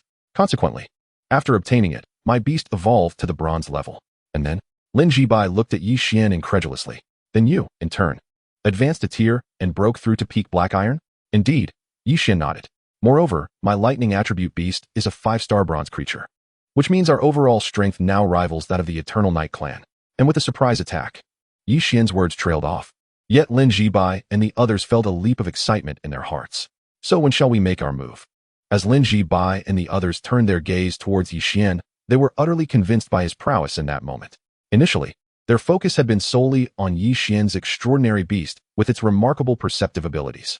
During the previous confrontation with the ancient tomb tree demon, as well as when Yixian diverted the attention of the Eternal Night tribe, they discovered that Yixian not only possessed long-range sensory capabilities, but had also awakened a spatial attribute beast mastery talent. If Yixian's far-reaching perception had elicited their envy, then his spatial beast mastery talent had invoked a profound mix of admiration, jealousy, and resentment. They simply could not fathom how such an abundance of extraordinary gifts could be concentrated in a single individual. However, that was not all. Yixian astonishingly revealed that the lightning attribute beast he had previously showcased had advanced to the bronze level in a remarkably short time, simultaneously undergoing a star upgrade to become a 5-star bronze beast. Remarkably, he himself had ascended to the pinnacle of a black iron beastmaster due to this transformation. Chapter 57, Chaos and Slaughter. Lin Jibai and the others regarded Yixian with incredulity. The various displays of his abilities led them to question their very existence, pondering if there truly existed individuals in this world who were graced with the fate of protagonists. And Yixian was undoubtedly one such protagonist. Their preparation had been thorough. Moreover, these individuals were unexpectedly formidable. At that moment, Yixian observed the distant battle between the Eternal Night tribe and the ancient tomb tree demon through the real-time map provided by the title map shell, his brow furrowing in concern. Previously, he had deduced, via the flying beasts summoned by the Eternal Night tribe, that they possessed 3 bronze-level beasts. However, it appeared that his assessment had been incorrect. As he scrutinized the unfolding conflict, he noted that the 7 members of the Eternal Night tribe had summoned no fewer than 5 bronze-level beasts. Their strength was indeed a testament to their status as beast masters advancing to their second year at Wanshan University. Yet, this revelation was not particularly favorable for Yixian. Due to the considerable distance, he could not ascertain the attributes of the beasts belonging to the Eternal Night tribe. He could only make rough estimates based on the abilities exhibited by these beasts. 3 were flying-type bronze beasts, 1 was a giant capable of conjuring sandstorms, and there was also a black umbrella. The real-time map vividly depicted the Eternal Night tribe deploying 3 bronze-level beasts and 6 pinnacle black iron beasts in their clash with the ancient tomb tree demon. Of the 3 bronze beasts, 2 were flying beasts he had encountered before, while 1 was the sandstorm giant he had not seen previously. Additionally, the members of the Eternal Night tribe had suspended a black umbrella above them, emanating a dark radiance that enveloped all their beast masters in its ominous glow. Meanwhile, a flying beast circled above, and 3 black iron beasts kept a vigilant watch around them, seemingly poised to spring into action at any moment. Such vigilance was clearly a precaution against him. Yixian inhaled deeply as he witnessed this scene on the real-time map. He was already aware that a video of his battle against the Eternal Night tribe's beast masters on the ancient god star had been recorded and subsequently exposed. However, the video had been suppressed within a mere 2 hours of its release, and he had been unable to locate it through any online searches. Consequently, he had not paid it much mind. Yet now, it was evident that some of his abilities had been discerned by others. The current members of the Eternal Night tribe were evidently on guard against his capacity to summon beasts from their lairs for a decisive strike. 300 meters. Reflecting on this, Yixian sensed the changes in the realm of thunder and lightning after his thundercloud wings had reached a new tier. The realm of lightning was now substantially larger than before. Moreover, upon summoning the thundercloud wings, his maximum range had doubled from the previous 150 meters to a full 300 meters. It seemed that his first course of action should be to incapacitate the other beasts possessed by these individuals. His gaze flickered with determination. Thunder rumbled.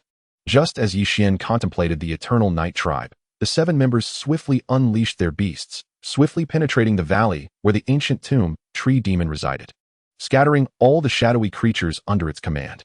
Ultimately, only the solitary ancient tomb tree demon remained, facing 3 bronze-level beasts and 6 pinnacle black iron beasts, 9 formidable combatants in total.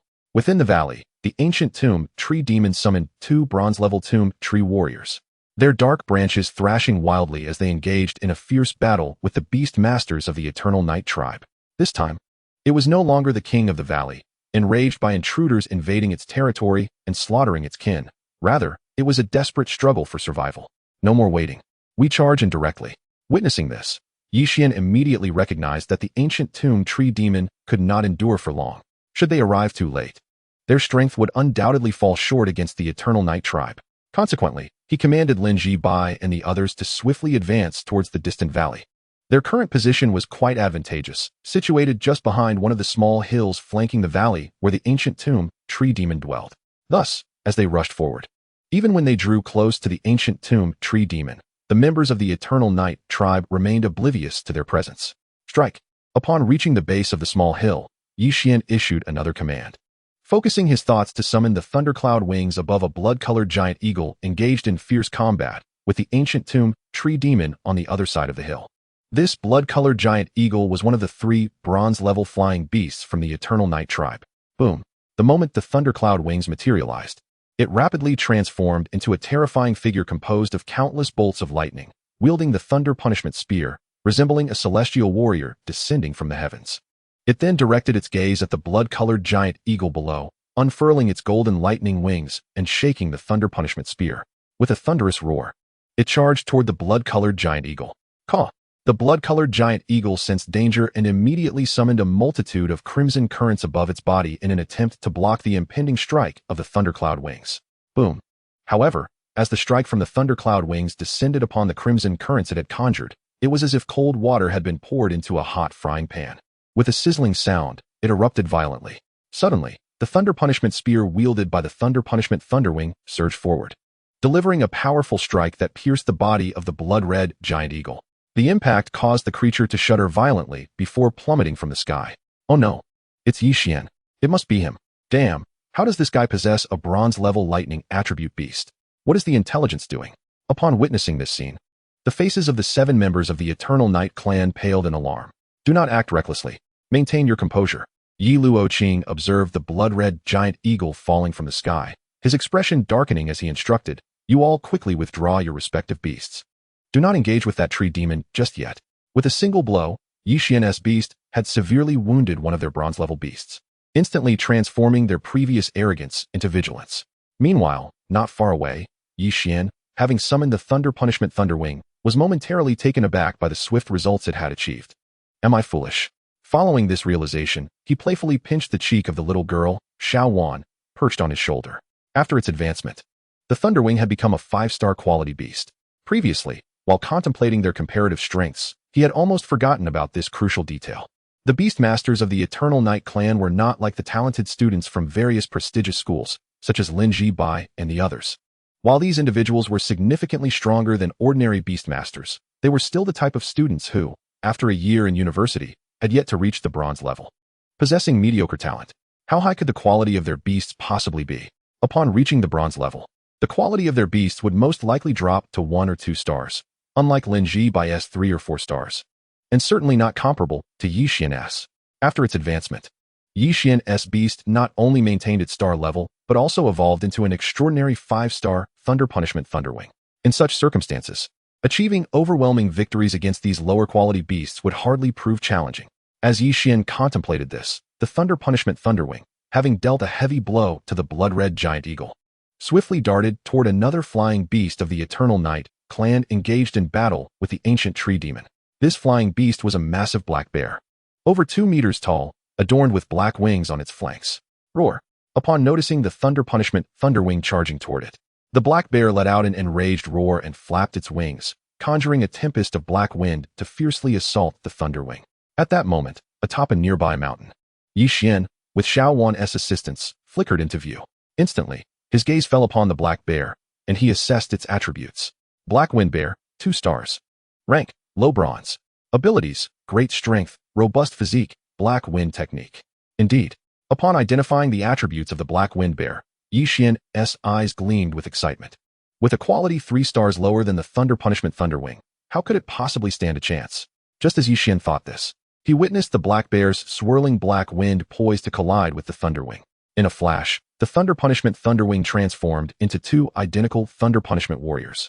The 2 warriors flapped their golden wings, deftly dodging the black wind unleashed by the bear.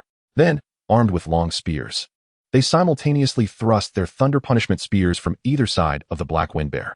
With a swift motion, 2 Thunder Punishment spears pierced the bear's body simultaneously. The terrifying electric currents erupted from the Black Wind Bear, enveloping it like a colossal lightning bear, before it spiraled downwards, plummeting from the sky. Much like the earlier blood-red giant eagle, Yixian, you at that moment, Lin Ji-bai and the others, who had followed Yixian up the mountain, stood in stunned silence at the unfolding spectacle. What was happening?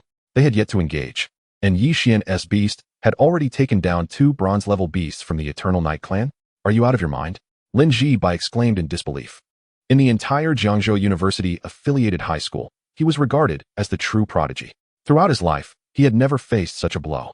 Thus, under the guidance of the kind-hearted Dean Lin Shouqing, this typically composed youth found himself cursing in astonishment. The others, hearing Lin Ji-bai's outburst, felt it was rather strange. Before Yixian's arrival, they had all regarded Lin Ji-bai as the most impressive among them. However, they had never seen him so flustered before. This prompted them to glance at Yixian, and after a brief moment of consideration, they thought that if they were in Lin Ji-bai's position, they would likely feel just as overwhelmed. Of course, this thought was fleeting. The next moment, they sent forth their own beasts. Caw! Lin Ji-bai's white flame steel bird flashed and charged toward the bronze-level flying beast hovering above the Eternal Night Clan. This beast was a white leopard. Flowing cloud leopard, 2 stars. Rank, low bronze. Abilities, cloud leaping, flowing cloud dash, leopard strike. Yixian merely glanced at the white leopard, assessing its attributes before disregarding it. The attributes of Lin Ji-bai's white flame steel bird would completely dominate such a beast. Therefore, his attention was primarily focused on the sandstorm giant entangled with the ancient tree demon, as well as the black umbrella hovering above the heads of the Eternal Night Clan. Sandstorm giant, wind and sand type, 3 stars. Rank, low bronze. Abilities, sandstorm technique, sand tornado, damage reduction. The attributes of this sandstorm giant were quite straightforward, yet its quality was 3 stars, unlike the 2-star beasts of the Eternal Night Clan. This revelation surprised Yixian. Moreover, during its battle with the ancient tree demon, the giant had demonstrated formidable strength. It subtly manifested as a humanoid figure, yet bore a striking resemblance to a colossal sandstorm. With a gentle shake, it unleashed a torrent of sandstorms upon the ancient tomb tree demon. The abilities of the ancient tomb tree demon seemed to be restrained by this entity. Thus, despite its superior level and quality, it found itself momentarily unable to subdue the sandstorm giant. Yixian cast a glance at the sandstorm giant, and a flicker of intrigue stirred within him. He resolved to temporarily disregard this creature, allowing it to occupy the ancient tomb tree demon, which would be a mutually beneficial situation for them. The black umbrella. Could it truly be a beast-controlling artifact? In the next moment, Yixian's gaze fell upon the distant black umbrella. Black soul umbrella, eerie type, 3 stars. Rank, bronze level. Ability 1, soul capture technique. The soul umbrella possesses the power of transformation and can change into the most significant figure in an enemy's heart, thereby capturing their soul. Ability 2, soul sealing technique. Upon slaying a being, the soul umbrella can seize its soul, crafting it into a puppet sealed within the umbrella, ready to be released to assist in battle when needed. Ability 3, spirit domain. The soul umbrella can create a spirit domain encompassing a 50-meter radius, allowing instantaneous movement within the realm it has conjured. In an instant, Yixian discerned the properties of that black umbrella. Upon realizing its attributes, his pupils constricted in surprise. He had not anticipated that the Eternal Night Clan possessed such a beast-controlling artifact. In this precarious situation, if he were to make an error and allow the Dominator Beast or other beasts to descend into the midst of the Eternal Night Clan's ranks, this soul umbrella's abilities could very well enable it to teleport right before them and capture their souls. However, the eerie type should also be countered by the Thunder Punishment Lightning Wings. Xuntia? Yixian raised his gaze to the Thunder Punishment Lightning Wings, which had just severely injured 2 low-tier bronze-level beastmasters. Receiving Yixian's signal, the Thunder Punishment Lightning Wings flickered and swiftly traversed the vast expanse, brandishing a divine weapon identical to itself, charging towards the 7 members of the Eternal Night Clan. Damn! At this sight, the expressions of the 7 members of the Eternal Night Clan turned grave with alarm. They had never anticipated this outcome. They had come to pursue Yixian. Yet before they could truly engage him, they found themselves facing such a dire fate at his hands, particularly when they saw the Thunder Punishment Lightning Wings approaching. Their anxiety deepened. The recent display of its overwhelming power that had effortlessly struck down 2 of their bronze-level flying beasts still lingered ominously in their minds, evoking profound fear. Yi Qinyu, are you out of your mind? Are you not calling back your sandstorm giant? Yi Luoqing exclaimed, waving his hand as the black umbrella that had been hovering above them fell into his grasp. He then turned his gaze to a young member of the Eternal Night Clan, barely concealing his fury. Damn! The young man, under Yi Luoqing's scrutiny, cursed inwardly. However, he understood that he had no choice but to activate the self-destructive ability of the sandstorm giant to bring it back to his side. Consequently, He gazed at the sandstorm giant from a distance, concentrating, and commanded it to unleash a sand vortex. In an instant, the sandstorm giant, engaged in battle with the ancient tomb tree demon, transformed into an endless whirlwind of sand, forming a gigantic sand vortex. It did not evade but rather surged directly into the air, heading towards them. Yixian, Lin Zibai called out to him upon witnessing this scene. No worries. Just ensure that your white flame steel bird does not fly into the black mist created by that umbrella. Yixian remained fixated on the distant battlefield, knowing that once the sandstorm giant returned to the Eternal Night clan, it would inevitably create a pincer movement alongside that black umbrella against the Thunder Punishment Lightning Wings. Having observed the Thunder Punishment Lightning Wings' recent prowess in dispatching 2 bronze-level beasts, he felt no trepidation. Just as Yixian contemplated this, the Thunder Punishment Lightning Wings flapped its wings and soared above the Eternal Night clan. Compared to before, its speed was now akin to that of genuine lightning, astonishingly swift. Lin Zibai's white flame steel bird, a 4-star bronze beast, was also quite fast, yet it paled in comparison to the Thunder Punishment Lightning Wings. At that moment, Yixian was immensely curious to experience what it would feel like to fly alongside the Thunder Punishment Lightning Wings. As it reached above the Eternal Night clan, it immediately shook the Thunder Punishment Spear in its grasp, unleashing a massive bolt of thunderous punishment towards the black umbrella held by Yi Luoqing. Knowing that the Black Soul umbrella could achieve instantaneous movement within his domain, Yixian refrained from targeting the members of the Eternal Night clan and instead aimed directly at the black umbrella. Boom! In an instant, the purple-black thunder pierced the sky, shattering the air with a deafening explosion as it descended upon the heads of the 7 members of the Eternal Night clan. At this sight, Yi Luoqing's expression turned exceedingly grim. He had devised countless plans, treating the elimination of Yixian as a mere game of cat and mouse. However, after witnessing Yixian's strength, he merely wished to withdraw from the Little Yellow Spring secret realm and confront those who had assigned him this task, seeking retribution against those who had provided him information about Yixian. Yet, as he watched the thunder descend, he had no choice but to activate the Black Soul umbrella, releasing dozens of specters from within. He commanded these specters to converge and rush towards the incoming Thunder Punishment Lightning. Although he stood alongside 7 others and had 3 peak black iron-level beasts nearby, only the Black Soul umbrella had the potential to withstand the thunderous assault. Boom. Just as he thought this, the moment the thunder struck, the multitude of specters he summoned disintegrated upon contact with the thunder, as if snowflakes met with scorching sunlight, vanishing into wisps of azure smoke. The thunder of punishment, undiminished in its ferocity, surged downwards and struck the Black Soul umbrella. Boom. Instantly, the terrifying thunder pierced through the umbrella's canopy, and the residual electricity cascaded down upon him. Yi Luoqing let out a wretched scream, collapsing to the ground. Under the onslaught of the fearsome lightning, his body was rendered uncontrollable, and as he fell, a dampness became apparent on his trousers. As for the Black Soul umbrella he held, it fell directly to the ground, from its tattered canopy emanating wisps of azure smoke. The 6 remaining members of the Eternal Night clan, witnessing this scene, were struck with expressions of sheer disbelief. They had never anticipated that the might of the heavenly punishment thundercloud wings could be so formidable, that even the Black Soul umbrella wielded by Yi Luoqing could not withstand its devastating blow.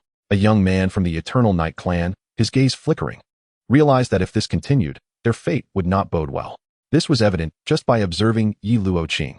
Yixian had struck with such ferocity that it was conceivable he intended to use this opportunity to bind them here indefinitely. They were well aware of the extent of Yixian's murderous intent towards their clan. Contemplating this, he quickly commanded his beast, the flowing cloud leopard, which was locked in combat with the white flame steel bird in the sky, to descend rapidly. Planning to flee? At Yixian's side, Lin Zibai, upon witnessing this, acted without hesitation, directing the white flame steel bird to pursue. At that moment, the black mist zone created by the Black Soul umbrella had dissipated, leaving him with no reservations about the remaining members of the Eternal Night clan. Make your move. However, just as the white flame steel bird soared down swiftly, the young man shouted a command. In the next instant, a black spider near a woman beside him launched a massive golden net towards the sky. A web? Lin Zibai's heart raced at the sight. He instinctively attempted to steer the white flame steel bird out of harm's way. But soon, his expression changed drastically. The moment the golden net was cast, it expanded several dozen times in an instant, accelerating rapidly, and before he knew it, it constricted, ensnaring his white flame steel bird within. Even the white flame steel bird's attempt to unleash its fiery techniques failed to inflict any damage upon the golden net. This was no mere web. It was a treasure of the highest order. Lin Zibai's face paled. He had never expected to falter at such a critical juncture. This misstep could prove fatal for them. Yi Xian, stand down. After the white flame steel bird was ensnared, the young man from the Eternal Night clan bellowed. Simultaneously, their remaining black iron-level beasts swiftly positioned themselves before the golden net, guarding the white flame steel bird. It seemed that should Yi Xian make another move, they would eliminate Lin Jibai's companion without hesitation. A treasure, you say? Yet from a distance atop a mountain. Yi Xian observed this unfolding scene with a cold smirk playing at the corners of his mouth. Chapter 59. A decisive blow, the end of the battle. At that moment, with the white flame steel bird captured, the entire battlefield experienced a fleeting moment of stillness. Only the ancient tree demon in the distance recognized that remaining here would surely lead to its demise. Noticing the cessation of hostilities directed at it, it swiftly retreated, propelled by its roots amidst a thunderous uproar. Yi Xian, the young man from the Eternal Night clan, who had initially addressed Yi Xian, fixed his gaze upon him. Release us, and should we reach 10 miles away, we will free Lin Jibai's beast. Otherwise, if you wish for our demise, we shall first slay Lin Jibai's white flame steel bird. Yi Xian. At that moment, Xuan and the others turned their attention to Yi Xian. A beast to its beast master is akin to family. Once a beast perishes, its master is rendered nearly powerless. Although Lin Jibai had another beast, the Earth Demon Bear, he could only dream of ascending to the bronze level with this single companion, not knowing when that might come to fruition. Moreover, not only the bronze level, but Lin Jibai's future path as a beastmaster would also be irrevocably impacted. Jibai, I will help you retrieve that golden net treasure. Be ready to strike the moment your white flame steel bird breaks free. As all eyes were fixed on Yi Xian, he glanced at the clenched fists of Lin Jibai and whispered in a tone only Lin Jibai could hear. What? Lin Jibai was momentarily taken aback. Yet he dared not inquire further, nor could he betray any hint of his unease. He simply raised his gaze, subtly focusing on the imprisoned white flame steel bird. Remaining composed, he had no inkling of Yi Xian's hidden cards. But the myriad abilities Yi Xian had previously displayed led him to believe that he should place his trust in him. Just as he pondered this, his pupils contracted. He observed a peculiar beast resembling a bizarre hat, with a convex upper half and a concave lower half, suddenly emerge from the void behind the 7 members of the Eternal Night clan, accompanied by subtle spatial fluctuations. At the moment this beast took flight, its shell-like halves opened, releasing a beam of azure light that soared through the air, landing upon the golden net that bound the white flame steel bird. In an instant, that golden net treasure seemed to be influenced by some inexplicable force, rapidly loosening its hold on the white flame steel bird. Following a brief shimmer, it transformed into a streak of light, weaving through the gaps between the astonished Eternal Night clan beastmasters, and disappeared into the maw of the tidal map treasure snail in the distance. The 7 beastmasters of the Eternal Night clan turned to face the tidal map treasure snail. Yet it paid them no mind, darting past the nearby battlefield to fly towards Yi Xian. Caw! At that moment, the white flame steel bird, previously ensnared within the golden net treasure, surged forth, bursting into the fray among several beasts. With a powerful flap of its wings, it extended its claws, engulfed in blazing white flames, and struck fiercely into the body of the flowing cloud leopard, which had just battled against it, incapacitating this bronze-level combatant of the Eternal Night clan on the spot. Then, as the other beasts reacted, the white flame steel bird soared into the skies. Damn it! The expressions of the Eternal Night clan members darkened considerably, especially when they witnessed the white flame steel bird ascend into the air, its form flickering before darting away. Intercepting the sandstorm giant that had just returned, their fury ignited further. Yet their anger would clearly not alter the outcome. As the white flame steel bird engaged with the sandstorm giant, the latter found itself utterly powerless to act, let alone provide any protective assistance. The white flame blue steel bird boasts a superior quality, swifter speed, and the ability to unleash fiery attacks, making its capacity for self-preservation quite commendable. Just then, as the white flame blue steel bird confronted the returning sandstorm giant, the punishing thundercloud wing in the sky suddenly commanded its summoned doppelganger to descend rapidly from above. It plunged directly into the midst of the 3-peak black iron-level beasts guarding the members of the Eternal Night clan. At that moment, the main body of the wing vanished into the void, leaving no trace behind. Boom! In the distance, the ancient tomb tree demon was filled with dread, bewildered by the sudden appearance of so many harbingers of death. Witnessing the conflict between Yi Xian and the Eternal Night clan, it finally abandoned its lair, ready to seek refuge elsewhere. However, just as it frantically dragged countless tendrils across the ground, a flash of lightning erupted above its head. Boom! The punishing thundercloud wing was summoned forth by Yi Xian from the beast nest, immediately unleashing a colossal purple-black bolt of punishing thunder. akin to the wrath of a celestial deity descending upon the world. Amidst the thunderous roar, the massive bolt, as thick as a dragon, struck the ancient tomb tree demon. Sensing the impending doom, the demon exuded an aura of the underworld, with branches shooting skyward like hellish spears, attempting to disrupt the punishing thunder. Yet, as soon as its branch-like spears made contact with the thunder, the dark underworld energy dissipated like exploding smoke, unable to withstand the divine onslaught. Subsequently, the punishing thunder struck directly at its main body, causing it to tremble violently amidst the electric surges. Boom, boom, boom. In that moment, the punishing thundercloud wing continued its relentless assault, unleashing successive bolts of punishing thunder that engulfed the ancient tomb tree demon entirely. Previously, this demon had displayed unparalleled arrogance, leading its subordinates to pursue Yixian and his companions. Yet now, with the ascension of the thundercloud wing, it was rendered docile and compliant. Crack, crack. Under the continuous barrage of the punishing thundercloud wing, the ancient tomb tree demon soon could no longer withstand the assault. Its branches turned to charred remnants, falling from its form. In the blink of an eye, its once mighty frame was reduced to a mere shadow of its former self, with only a blackened trunk remaining, faintly revealing a glimmer of life as it still reached for the heavens. Simultaneously, countless tendrils had fallen, leaving only a few behind. Transformed into this pitiful state, it no longer dared to resist the punishing thundercloud wing, standing motionless, appearing more like an obedient little dark maiden than an ancient demon. Upon witnessing this scene, the punishing thundercloud wing, manifesting as a divine weapon of retribution, nodded in satisfaction. The current appearance of the ancient tomb tree demon struck it as its most exquisite masterpiece, brimming with artistic flair. Meanwhile, on another front, the doppelganger of the punishing thundercloud wing was engaged in fierce combat with the remaining three-peak black iron-level beasts of the Eternal Night clan. In reality, the members of the Eternal Night clan possessed more than just these three-peak black iron-level beasts. Further afield, they had several additional black iron-level beasts. Yet those had been detained by Xuan and the others, unable to return to their side. The doppelganger, having integrated the Millennium Platinum Battle Soul Pearl, had acquired mastery-level spear techniques and formidable combat experience, allowing its close combat prowess to nearly match that of its main body. Its sole limitation was its inability to summon punishing thunder like the original. Nevertheless, even so, as it moved at high speed, it unleashed successive strikes with its punishing spear, swiftly penetrating the defense of a turtle-like beast with an explosive impact. In mere moments, it dispatched the other two-peak black iron-level beasts of the Eternal Night clan, following in the wake of the turtle beast. After vanquishing these three-peak black iron-level beasts, only 7 nearly defenseless beast masters of the Eternal Night clan remained before it. Among them, Yi Luoqing could barely stand, supported by others. They gazed at the scene before them in a daze, utterly incredulous that not long ago, they had been the ones hunting Yixian.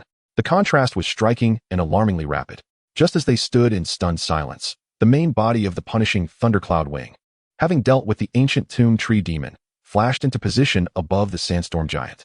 Coordinating with the white flame blue steel bird, one unleashed flames while the other summoned lightning. In just a few breaths, they caused the swirling winds and sands surrounding the sandstorm giant to collapse entirely, leaving only a fist-sized core of swirling sand, akin to hundreds of tiny grains, suspended in midair. It was not dead, yet to restore itself, it would require a substantial amount of life force and spiritual energy. With the sandstorm giant reduced to this state, the remaining beasts of the Eternal Night clan ceased their struggles, allowing Yixian and his companions to push them to the brink of death. Yixian, how shall we deal with them? Lin Zibai inquired, looking towards Yixian once everything had settled. How to deal with them? A smile crept onto Yixian's lips. He then approached the 7 beast masters of the Eternal Night clan alongside Lin Zibai and the others. With his head held high, he regarded the disheveled figures before him and asked, "What do you think will become of you?" Chapter 60. The New Beast, the Bronze 5-Star Shadow. Yixian, what do you intend to do? Knight Luoqing inhaled deeply as he saw Yixian approaching. Are you truly considering killing us?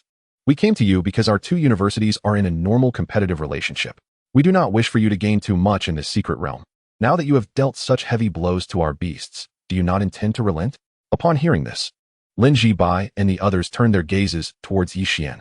They were not Yixian. The animosity between Yixian and the Eternal Night clan remains shrouded in uncertainty. Are you certain that when you came to seek me, you harbored no intention of taking my life? Yixian chuckled softly. You should know how many of your Eternal Night clan members I have slain on the ancient Divine Star. Even I have lost count. The mention of slaying members of the Eternal Night clan stirred the attention of Lin Ji-bai and his companions, who recalled Lin Shiru's earlier words about the number of people Yixian had killed surpassing the beasts they had encountered up close.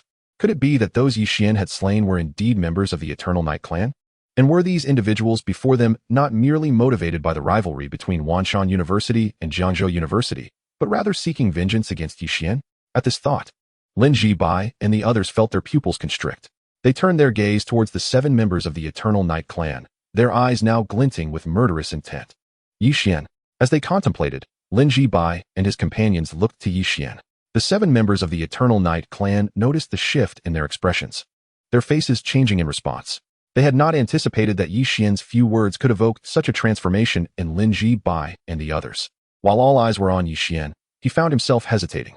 He could unleash carnage on the ancient Divine Star, but on Blue Star, where his power was limited, every action required thorough consideration. Should he eliminate these individuals? Perhaps even drag Lin Ji-bai and the others into the fray, prompting them to act? Observing the change in Lin Ji-bai's gaze, Yixian felt a stirring within. He realized he could not strike down Yi Luoqing and the others, especially not in front of Lin Ji-bai and his companions. The status of the Eternal Night clan on Blue Star was uniquely precarious, and the hearts of men are inscrutable. Even after fighting alongside Lin Ji-bai and the others, he could not guarantee that someone would not betray him for personal gain after he had slain members of the Eternal Night clan. Should news of his actions come to light, not even Lin Shiru could ensure his safety. Such a revelation would ruin his life. Moreover, who were these members of the Eternal Night clan? They could not be dismissed as mere trash. Yet they occupied a position within the clan that was neither lofty nor humble. To sacrifice his future for such individuals would be utterly unworthy. At this realization, Yixian couldn't help but chuckle inwardly. He recalled his true purpose for entering the Little Yellow Spring secret realm, to grow stronger expediently, to act unencumbered by constraints, and to follow his own desires. He no longer wished to endure threats from the 2 beast masters of the Eternal Night clan who trailed behind Yi Tiangu at Jiangzhou University. Feeling compelled to swallow his anger rather than retaliate, his present hesitation stemmed solely from his insufficient power. If he were strong enough, what would it matter to slay them before Lin Ji-bai and the others? Yixian cast a cold glance at Yi Luoqing and the others. Suddenly, an idea struck him, and he divided his consciousness, directing it towards the Tide Map treasure snail he had recently acquired in the Beastmaster nest, as well as the Tyrant Dragon Beast and Xuan. Upgrading his beasts could provide reciprocal benefits to him as their Beastmaster. Additionally, should his strength surpass that of his beasts, he too could bestow a measure of enhancement upon them upon his advancement. However, the benefits he could offer would be relatively modest in comparison. Nonetheless, even so, his recent breakthrough from a mid-black iron Beastmaster to a peak black iron Beastmaster had indeed impacted his beasts. Both the Tyrant Dragon Beast and Xuan made minor advancements in their respective realms, especially the Tyrant Dragon Beast, which fell on the verge of breaking through to a mid-black iron beast. Moreover, the Tide Map treasure snail, already at peak black iron, had also gained from his recent advancement. Intriguingly, Yixian sensed that the benefit to the Tide Map treasure snail was an increased speed in devouring the white flame spirit pearl. One day, Yixian's heart stirred. It seemed that within a day, the Tide Map treasure snail would likely advance to bronze level as well. With the Tide Map treasure snail's advancement, he too would follow suit and ascend to bronze. Upon reaching the bronze level, he would presumably awaken new talents, and he would be able to learn new techniques. Yixian's eyes sparkled with anticipation. However, the most crucial aspect remained. Once he ascended to bronze level, he could contract new beasts. For a Beastmaster, the most vital aspect will always be their beasts. As he pondered, Yixian suddenly realized that the insignificant members of the Eternal Night clan before him were of no consequence. With his innate talent, given time, he would ascend to heights that would leave all others in awe. He was confident that, once he became a king-level Beastmaster, he could eradicate or expel all those from the Eternal Night clan who deemed themselves superior and regarded the inhabitants of Blue Star as inferior beings, driving them back to their own realm. Before that, however, all he needed was the opportunity to grow and rise. With a sudden thought, Yixian's heart quickened, and he retrieved the golden net treasure he had just acquired from the Tide treasure snail's lair. A peculiar smile graced his face as he contemplated a strategy to deal with the beast masters of the Eternal Night clan. Killing you would be far too lenient. Meanwhile, at Jiangzhou University, Lin Shiru sat in her office, her mind wandering. At that moment, she felt a pang of regret. She wished she had arranged for Yixian to be accompanied by stronger beast masters. However, she feared that the talents from affiliated high schools, such as Lin Ji-bai, would truly be inadequate once they entered the Little Yellow Spring secret realm.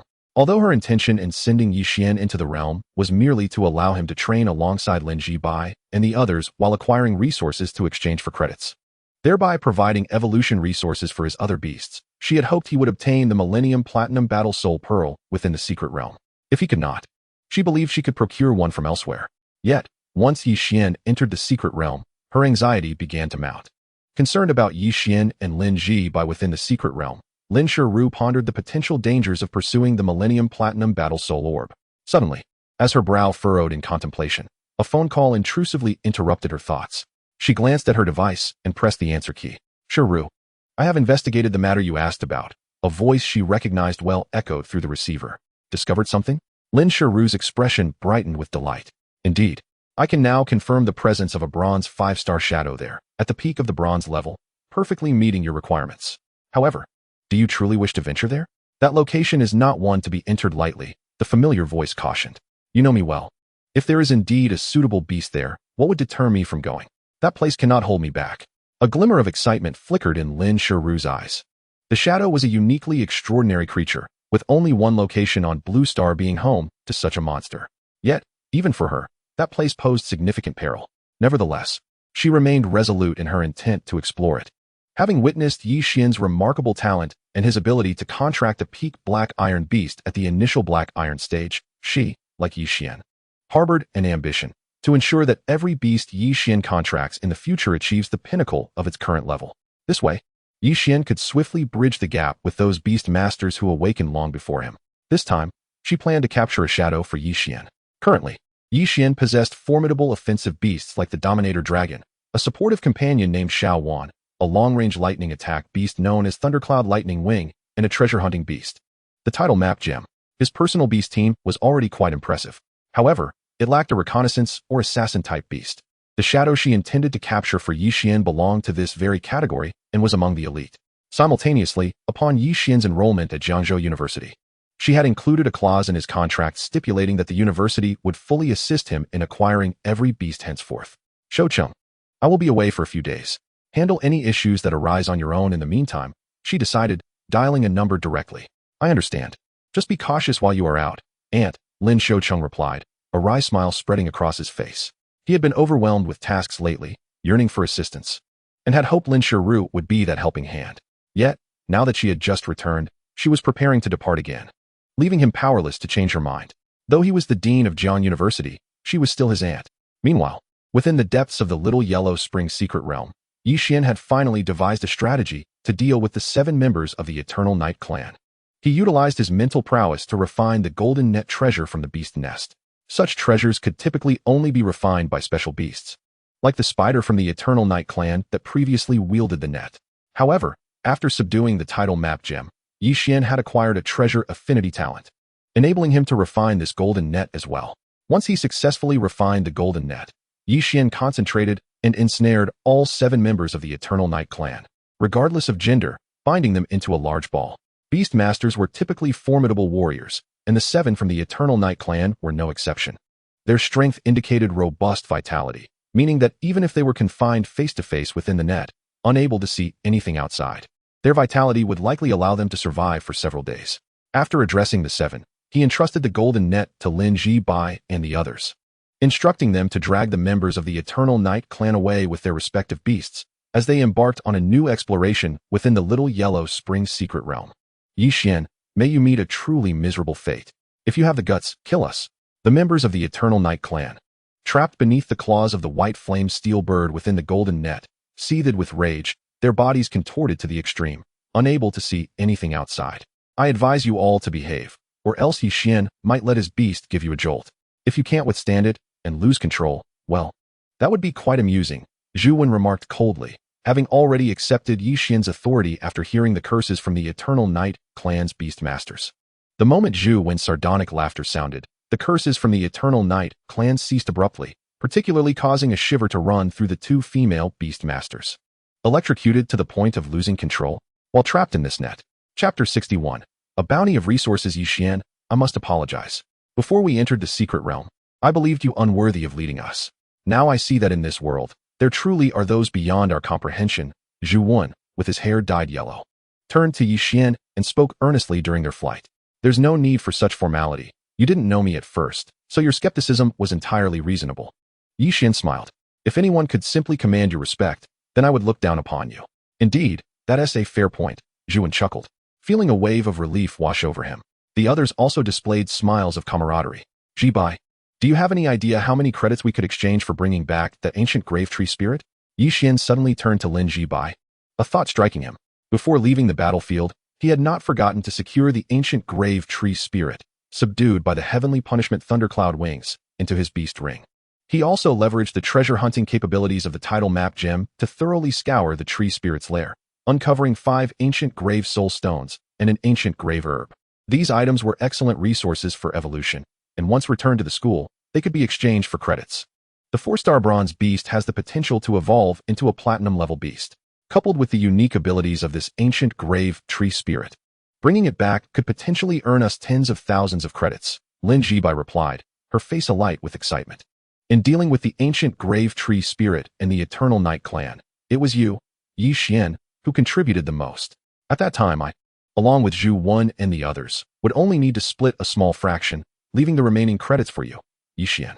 This would undoubtedly alleviate your concerns regarding academic credits for a considerable duration. A considerable duration without worries about credits? Yixian chuckled and shook his head. While others might truly find such an abundance of credits sufficient, for him, tens of thousands of credits would scarcely last him a few days. This is because he not only requires evolution resources to nourish his beasts, but also needs a substantial amount of resources to upgrade their star levels. After voicing this, Lin Jibai suddenly unleashed his mental energy, confining his words within a certain range, and asked, "You previously mentioned that these members of the Eternal Night clan sought to kill you. Is that indeed true?" "Absolutely," Yixian affirmed with a nod. "Not long ago on Ancient God Star, I eradicated a significant number of Eternal Night clan members, and videos of the incident circulated widely. Moreover, if you reflect carefully, prior to our encounters with them, didn't their beasts appear to be set up defensively against creatures capable of materializing suddenly beside them?" Upon hearing Yixian's words, Lin Jibai felt a stir in his heart. Recollecting the events, he realized that Yixian was indeed correct. These individuals. With this thought, Lin Jibai glanced down at the 7 members of the Eternal Night clan ensnared by the white flame steel bird in the golden net. A glint of coldness flashing in his eyes. Had I known this earlier, we should have been more ruthless when we first engaged, eliminating several of their beasts and severely injuring them. Lin Jibai gritted his teeth. There is no need for such harshness. It would merely invite unnecessary trouble. Yixian replied with a wry smile. He then continued, his tone turning somber. Besides, even if we were to act in such a manner, it would still be nothing more than child's play. Child's play? Lin Jibai regarded Yixian with surprise, not anticipating that he would categorize such actions as trivial. Noticing Lin Jibai's astonished expression, Yixian shook his head and remarked, "To resolve the issues with the Eternal Night clan, we must address the root cause. Engaging in petty skirmishes with a handful of their beasts would only squander our time should it attract trouble." As he spoke, he was indeed contemplating this. What he required now was time. Once he grew stronger, and if the affairs of Eternal Night Star remained unaddressed, it would fall upon him to take charge. After all, he would not hesitate to intervene in matters that he found objectionable. At this, Lin Jibai appeared contemplative. "Let us hasten our pace. We should strive to scour for additional evolution resources within the Little Yellow Spring secret realm before we depart." Observing Lin Jibai's expression, Yixian smiled. "Excellent," Lin Jibai responded, and immediately the group quickened their pace. In the Thunder Realm, as Yixian journeyed onward, the Thunder Punishment Cloud Wings transformed into the form of the Thunder Punishment Divine Weapon, manifesting a doppelganger that traversed through the tempestuous skies. Occasionally, it would even engage in sparring with its own replica. This realm of thunder not only expedited its advancement, but also enhanced its comprehension of various skills. Having just broken through to the bronze level, all of its skills had diminished in rank, making this an opportune time for rigorous training, particularly with its newly acquired skill, Thunder Punishment Divine Weapon. Mastering this skill to its fullest capacity, level 4, would enable it to summon 2 identical doppelgangers of the Thunder Punishment Divine Weapon. This prospect filled it with boundless yearning to elevate this skill to its zenith. Of course, it was not solely the Thunder Punishment Cloud Wings that saw progress. The Overlord Dragon Beast and the Tidal Map Treasure Snail were likewise diligently honing their abilities within their respective realms. The Overlord Dragon Beast, once Yixian's premier combatant, found itself eclipsed in strength with the inclusion of the Thundercloud Wings and the Tidal Map Treasure Snail, as well as Xuan's ascension to the Divine Wood Spirit. This sudden shift rendered it the weakest among Yi Xian's companions, igniting an insatiable drive within it to train relentlessly whenever time permitted. Yi Xian, after we leave the Little Yellow Spring secret realm, I must inform your parents that you have been bullying me. Meanwhile, as they journeyed, Xuan whispered into Yi Xian's ear in a voice only he could hear. Yi Xian, perplexed, responded, "What is this? How have I bullied you? Look at me. I remain at the mid-level of black iron, while you have reached the pinnacle, and Xiao Dian has advanced to bronze, with Xiao Shi likely following suit. You still claim I have not bullied you?" Xuan pouted, her face etched with dissatisfaction. "You see, this is what I mean," Yi Xian replied, his face breaking into a smile. "I am merely allowing the title map treasure snail to assist you in locating treasures, so that upon our return to school, you can exchange them for evolution resources suitable for you." Humph. Xuan ignored Yi Xian. "What does it matter when we return to school? How long will that take?" She felt an immense envy upon witnessing the formidable capabilities exhibited by the Thunder Punishment Cloud Wings after its advancement, longing for such strength herself. "What? Are you still unsatisfied?" Yi Xian said, a grin forming on his face. "I was planning to have Teacher Lin devise a way to transform all your future evolution resources into the shape of lollipops once we have acquired sufficient credits. But since you are not pleased, then forget it." He chuckled inwardly as he spoke. "You dare." Xuan huffed, blowing air in annoyance at Yi Xian's ear. When she saw he remained unresponsive, she burrowed into his clothing, scurrying about, making him feel a tickling sensation all over. "All right, stop. What are you doing?" "Xuan, please listen. Don't go there. My stomach is really ticklish. I'll do whatever you say." Having dealt with the members of the Eternal Night clan, Yi Xian felt considerably more relaxed during his journey and did not mind indulging in a bit of playful banter with Xuan. However, when she emerged from his clothing, her cheeks were slightly flushed, having been stifled. During this time, she felt Yi Xian had not treated her well, and in her quest to prank him, she was determined. As time passed, mere hours later, Yi Xian and his companions found themselves still traversing the Wanfen Mountain within the Little Yellow Spring secret realm. However, thanks to Yi Xian's possession of the tidal map treasure snail, he utilized its treasure-seeking abilities to comb through the entirety of Wanfen Mountain, leading Lin Ji Bai and the others to uncover all hidden treasures. "Come, let us proceed this way. There remains one final location. Once we secure the evolution resources here, we shall change our position," Yi Xian stated, guiding the group toward a designated area. Upon entering the secret realm of the Little Yellow Spring, he had two primary objectives. The first was to elevate the Thundercloud Wings to a higher star rank. The second was to seek out evolutionary resources within the secret realm and subsequently return them to the Academy for credit exchange. He had successfully accomplished his first goal, and he was close to achieving the second. Alas, as Yi Xian, accompanied by Lin Ji Bai and others, arrived at the location of his recent discovery, they were met with the startling sight of a multitude of bone spirits occupying the area, an astonishingly large number, totaling over 100. These bone spirits floated above a distant peak, rising and falling in unison to form a colossal visage, watching them with an eerie, fantastical gaze. As Yi Xian and his companions drew nearer, from behind the throng of bone spirits emerged a terrifying specter, draped in a blood-red gown. Standing at least 10 meters tall with a pallid countenance, the fearsome specter immediately fixed its frigid gaze upon Yi Xian and his companions from afar. "Goodness, Yi Xian, something feels amiss here," Lin Ji Bai exclaimed, anxiety etched on their faces. "Indeed, why are there so many bone spirits, and what of this dread specter?" After traversing the myriad graves of the Wan Grave Mountain for hours, they had encountered no such terrifying beings. This specter felt even more formidable than the ancient tomb tree demon they had previously faced. The presence of the woman in red and the multitude of bone spirits instilled a deep sense of trepidation, causing them to contemplate retreat. However, upon hearing Lin Ji Bai's concerns, Yi Xian cast a glance at the woman in red and immediately assessed her attributes. His heart sank as he realized the shocking truth. The woman was a mere illusion. With a swift thought, he summoned the thundercloud wings, transforming them into a bolt of lightning that surged toward the woman. In the blink of an eye, the thundercloud wings reached above the specter. Seeing Yi Xian launch the thundercloud wings, Lin Ji Bai and the others' expressions shifted to one of alarm. With a crackle, the thundercloud wings flickered in the air, morphing into a colossal electric dragon spanning over 10 meters. With a thunderous explosion, it pierced through the specter, creating a cacophony of sound as it tore through the air. In an instant, the imposing, icy figure of the woman was rent asunder, her anguished cries mingling with the fate of the surrounding bone spirits, disintegrating into wisps of smoke. As her form dissipated, one particularly grimy bone spirit fell to the ground with a resounding crash, shattering into fragments. Swiftly, The thundercloud wings swooped down and plucked a solitary 7-section bone grass from the summit of the distant peak before returning to Yixian's side, transforming into a golden electrical rabbit that perched upon his shoulder, eagerly offering the 7-section bone grass to him. The treasure-seeking prowess of the tidal map treasure snail sought after rare and precious materials. This 7-section bone grass was indeed a treasure, favored by many spirit beasts of the underworld.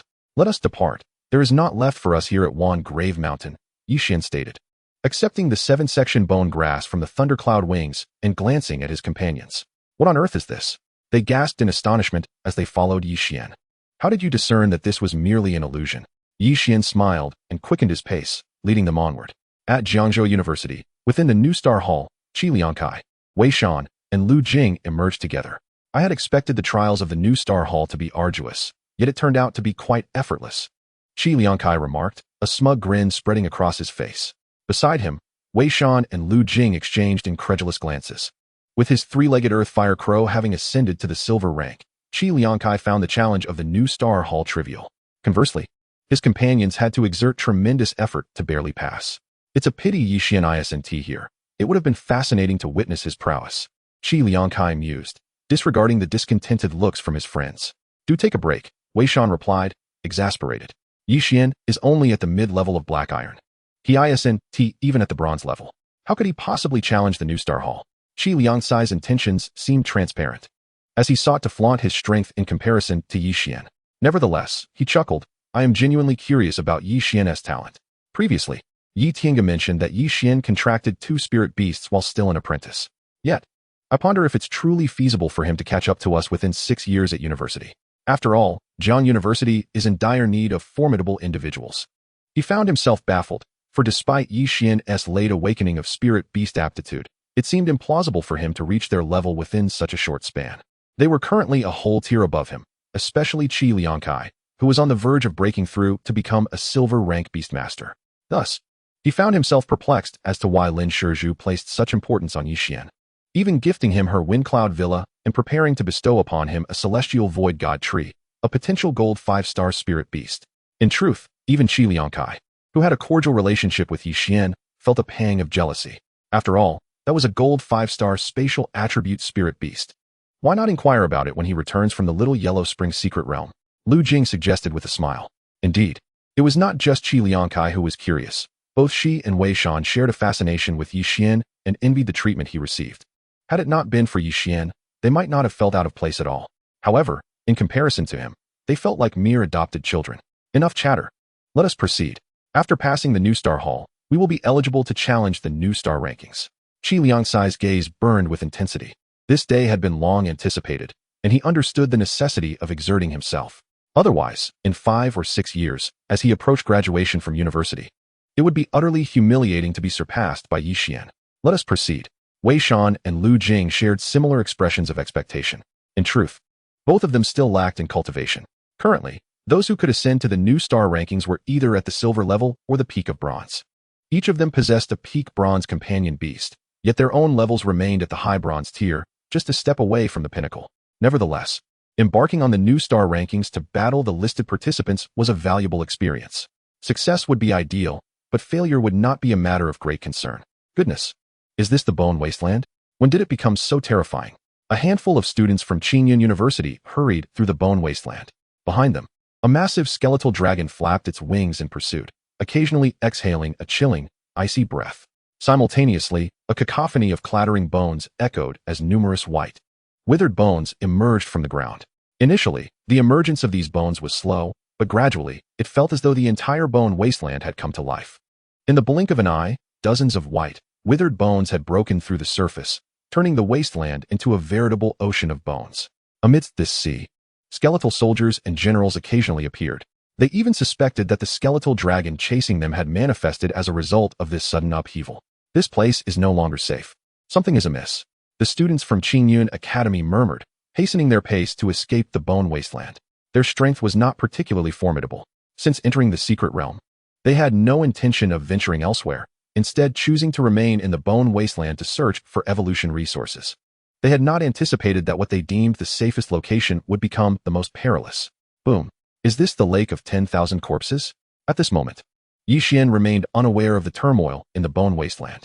He led Lin Ji and the others away from the mound of the dead. Soon, they beheld a vast, murky lake before them, its surface tumultuous, with waves crashing violently. Occasionally, pale bones or enormous tentacles emerged, suggesting the presence of bizarre creatures beneath the surface. However, their attention was soon captured by a colossal monster engaged in fierce combat with a group of individuals. This creature emerged from the water, towering over 10 meters just above the surface, with an estimated height of over 20 meters. Yet, what was most striking was not its height, but the grotesque amalgamation of corpses that formed its body, which vaguely resembled a grotesquely obese human figure. With each step it took, the lake surged with colossal waves. When it swung its fist, the corpses on its arm would launch forward like human cannonballs, clawing and flailing as they hurtled toward the dozen or so students from Xuan University. As they flew, it was evident that their bodies were swollen, with bubbles forming on their skin. When these bubbles burst due to excessive exertion, a thick yellow liquid would ooze out, causing the surrounding air to fill with noxious yellow smoke. What manner of creature is this? Xian observed the scene with astonishment. His gaze then drifted to a peculiar yellow flower hovering in the air above the lake. At first glance, it appeared to be an ordinary flower, seemingly growing in the void rather than soil or water. However, upon closer inspection, one could see that its stamen encased an unusually small skeleton, even smaller than Xuan. What kind of flower is this? Xian scrutinized the flower through his real-time map, feeling a stirring in his heart. Simultaneously, the treasure aura emanating from the flower, as sensed by his tide map shell, far surpassed any previous treasures he had encountered. Yet, in an instant, Xian's attention returned to the massive, terrifying figure beside the yellow flower. Mutated Yellow Spring Corpse King, 4 stars. Rank, High Bronze. Abilities, Corpse Fusion, Dismemberment, Corpse Creation, Corpse Explosion, Corpse King Infection. Corpse King's Fist. In an instant, the attributes of this gargantuan creature appeared in Xian's Beast Master Editor. This creature, upon revealing its attributes, caused Xian's pupils to contract. He had not anticipated that this monster would possess a 4-star quality and a cultivation level of High Bronze, even surpassing the ancient Tomb Tree Demon he had previously encountered. It was vital to note that the Little Yellow Spring Secret Realm had only been sealed for 2 years. According to the information he had received, it typically required over 5 years of sealing for a monster of this caliber to emerge. People from Xuan University? Meanwhile, the group engaged in combat with the mutated Yellow Spring Corpse King noticed Xian and his companion's arrival, their eyes narrowing in recognition. Xian, a student from Xuan University.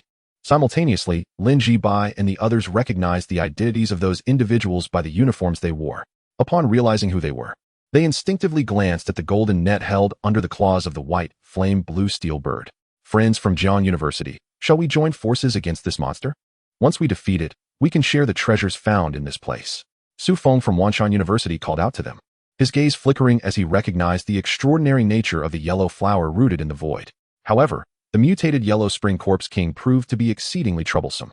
Along with a dozen beast masters, they had been engaged in combat with the creature for quite some time, yet they had been unable to subdue it.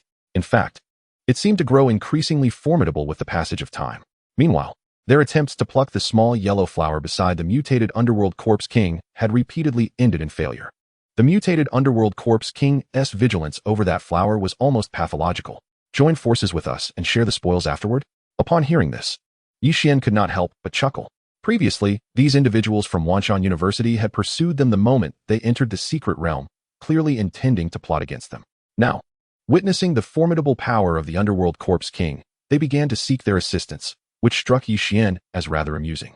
He even found himself pondering, if he were to truly enlist Lin Ji and the others' help, and they teamed up with Xuan University to bring down the Underworld Corpse King, would the Xuan University members genuinely divide the treasures here as they claimed?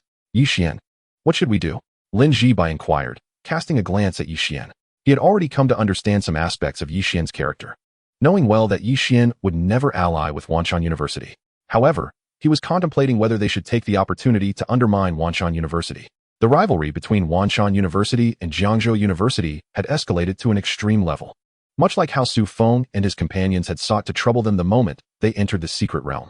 Students from both universities frequently clashed in various secret realms. Encountering Xuan University by chance this time, Lin Ji felt that it would be remiss not to take advantage of the situation. Should we take the plunge? Xian felt a stir within, but neither agreed nor refuted. After a moment of contemplation, he spoke. This time, you need not intervene, just watch me. With that, He cast a distant glance at Su Feng and his companions, as well as the mutated underworld corpse king engaged in battle with them. In the next moment, with a flicker of his thoughts, he directed his gaze to one side of the mutated underworld corpse king's body. With a whoosh, the figure of the Thunder Punishment Lightning Cloud Wing manifested amidst a cascade of crackling electricity from that position. The members of Wanshan University were momentarily stunned by the sudden appearance of the Thunder Punishment Lightning Cloud Wing beside the mutated underworld corpse king. However, before they could react, they witnessed the surging electricity on Thunder Punishment splitting into two identical figures. One of these figures, resembling a fearless warrior, brandished the Thunder Punishment spear and met the mutated underworld corpse king's powerful punch with resolute determination. The other figure, with a flap of its golden electric wings, transformed into a streak of light and darted towards the small yellow flower suspended in the void. Then, with a deft motion of the spear tip, it plucked the yellow flower from the air without inflicting any harm upon it. After successfully retrieving the flower, its form morphed into a bolt of lightning, roaring past a giant ancient whale engaged in battle with the underworld corpse king, and soared skyward towards Jiang University's team. Boom! Simultaneously, the doppelganger of the Thunder Punishment Lightning Cloud Wing collided with the furious punch of the mutated underworld corpse king. With a resounding crash, the doppelganger was sent flying several meters away. Nevertheless, the mutated underworld corpse king trembled in response to the electrical assault, even though its level surpassed that of the Thunder Punishment Lightning Cloud Wing by 2 tiers. In that moment, a burnt odor mixed with the stench of decaying flesh wafted through the air from its body. Roar! The mutated underworld corpse king was consumed by rage. It threw back its head and roared, simultaneously unleashing a grotesque tongue composed of a dozen corpses, aimed directly at the doppelganger of the Thunder Punishment Lightning Cloud Wing. Yet, after delivering a blow to the mutated underworld corpse king, the doppelganger swiftly took flight, evading further entanglement. If the underworld corpse king sought to engage, it should do so with the members of Wanshan University. Damn it, those scoundrels from Jiang University. Upon witnessing this scene, as the Thunder Punishment Lightning Cloud Wing effortlessly seized the yellow flower they had long coveted, Su Feng and his colleagues from Wanshan University were left seething with frustration. Roar! In their moment of exasperation, the underworld corpse king, seeing its long-guarded treasure snatched away, unleashed a furious roar, directing its wrath entirely towards the members of Wanshan University. Charging at them with wild abandon, they found themselves unable to pursue Yi Xian and his companions in their haste. With a thunderous step forward, the mutated underworld corpse king resembled a furious sea monster, channeling all its might into a single punch aimed at the beasts before it. Retreat! Retreat! Retreat! Witnessing this, the faces of the Wanshan University members turned ashen. The treasure they had sought was now in the possession of Jiang University. Remaining here to grapple with the mutated underworld corpse king had become futile. Had they possessed the strength to vanquish this beast and bring it back to their school, they might have reaped substantial rewards. However, with the underworld corpse king's escalating power, such an opportunity was utterly beyond their grasp. It's time to leave. Meanwhile, Yi Xian, having achieved his objective, promptly led Lin Ji Bai and the others away from the sea of corpses. Wow, Yi Xian, your abilities are astonishing.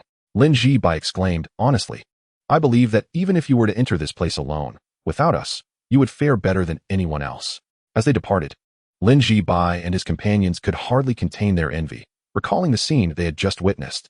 The capacity to summon beasts from over 100 meters away was a skill that filled them with awe.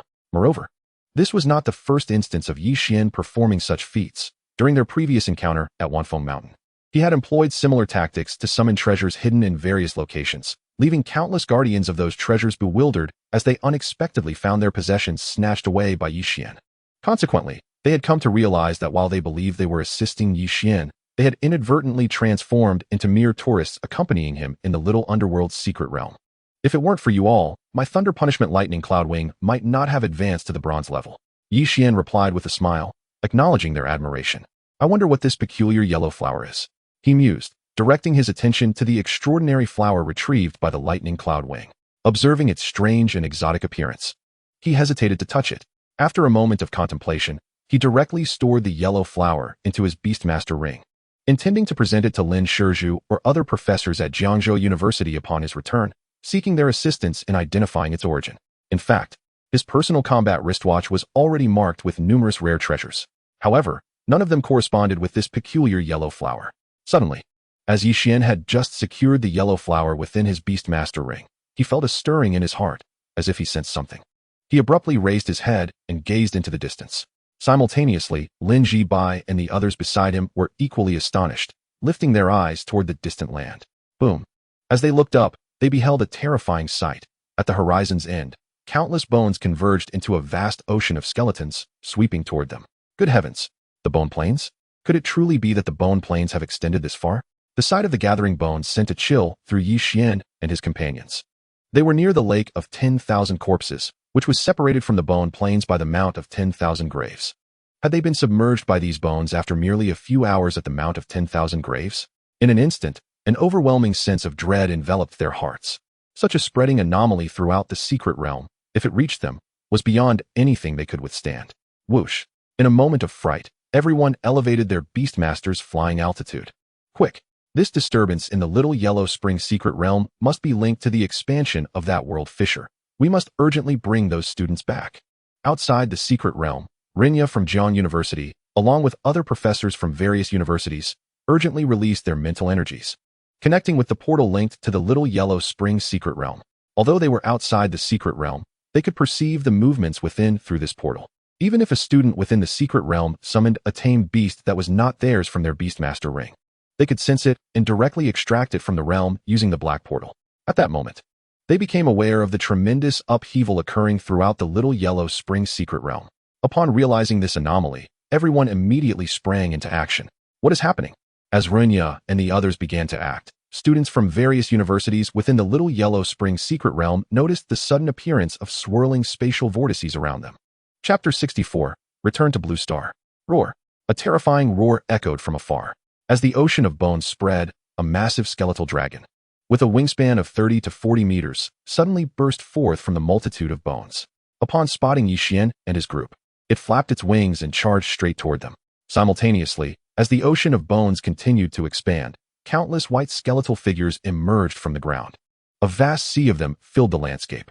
Among these white bones were skeletal soldiers and generals, and even towering skeletal kings, standing 5 or 6 meters tall, their vacant eyes scanning the surroundings as if they too were bewildered about their sudden arrival in this place. Damn it! The heavens! Xuan, riding the Frostfire Dragon Bloodworm, was at Yi Xian's side, his heart racing uncontrollably. He was merely a lowly black iron-level beastmaster, and this was his first venture into a secret realm. To encounter such a situation on his inaugural entry was utterly beyond his comprehension. For him, this upheaval felt akin to a natural disaster. Similarly, Lin Ji-bai and the others were expressions of shock. Coldwing Bone Dragon, 1 star. Rank, Low Tier Gold. Abilities, Icy Breath. Aerial Mastery, Damage Reduction, Dragon S Might.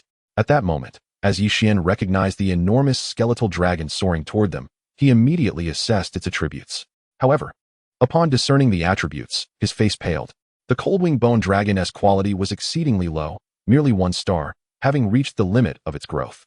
Yet its rank stood at gold level, a classification that represented an overwhelming disparity for Yi Xian and his companions, an absolute crushing force. Generally, a bronze 3-star beast harbored the potential to advance to gold level. However, potential and actual strength were two vastly different matters. Buzz. Just as Yi Xian and the others were gripped by fear and prepared to scatter, a series of rotating spatial vortices suddenly appeared above them. What is this? Seeing these spatial vortices, Yi Xian and his companions' eyes lit up. Before entering the Little Yellow Spring secret realm, they were aware that upon their return to Blue Star, there was no need to traverse the bone plains. Instead, when the time arrived, the professors from each university would create spatial passages around their bodies, allowing them to depart directly. Evidently, the spatial passages before them were precisely that. Let us go. Without a moment's hesitation, Yi Xian called out, leading Lin Ji-bai and the others swiftly toward the swirling spatial vortices. Whoosh! In the distance, the Coldwing Bone Dragon flew at incredible speed, sweeping through the low air, generating a tremendous wind that obliterated countless skeletal figures in an instant. However, it had been over 1,000 meters away from Yi Xian and his group. They were merely a few meters from the spatial vortex passage. By the time it flapped its wings and reached their location, Yi Xian and his companions had already traversed the spatial vortex, departing the Little Yellow Spring secret realm and returning to Blue Star. Roar! The Coldwing Bone Dragon let out a skyward roar, releasing a torrent of dragon might and flapping its wings, instantly sending a multitude of bones within a 100-meter radius flying, creating a scene of utter horror. The distinction between a gold-level beast and those below was stark and absolute. What in the world is happening? Why has the bone plains suddenly expanded to the ancient corpse forest? Even the Mount of the Soul Burial, where we were, has been submerged. As soon as Yixian and his companions emerged from the secret realm, they saw fellow students around them wearing expressions of terror, engaging in hushed discussions. Clearly, they had encountered the same circumstances as Yixian and his group. Quickly check around you. Are any of our companions missing? Amidst the discussions of the crowd, several university instructors approached from a distance, their voices low yet commanding. It was evident that their expressions were far from pleasant. Teachers, we are all present. Not a single one missing, a group of students responded in unison. However, Xiahui has not emerged. During the anomalous event in the secret realm, we encountered a Bone King, and he yet, some students, upon hearing the inquiry, turned as pale as ghosts. Ultimately, after a brief inspection, it was revealed that, due to the recent upheaval in the secret realm, 5 students had tragically remained trapped within its confines. Fortunately, the swift response of the educators from various universities had mitigated the situation, preventing an even greater calamity. Rinya, walking alongside other instructors, cast her gaze over Yixian and his companions. Seeing them safe and sound, a slight relief washed over her. It was indeed fortuitous that Yixian and Lin Zhibai had avoided any mishaps within the secret realm. Had both of them become ensnared in the little yellow spring, she would have been at a loss on how to explain the situation to Lin Shiru. However, just as a smile began to grace her features, her eyes fell upon a spherical object encased in a golden netting, situated before Lin Zhibai's white flame azure steel bird.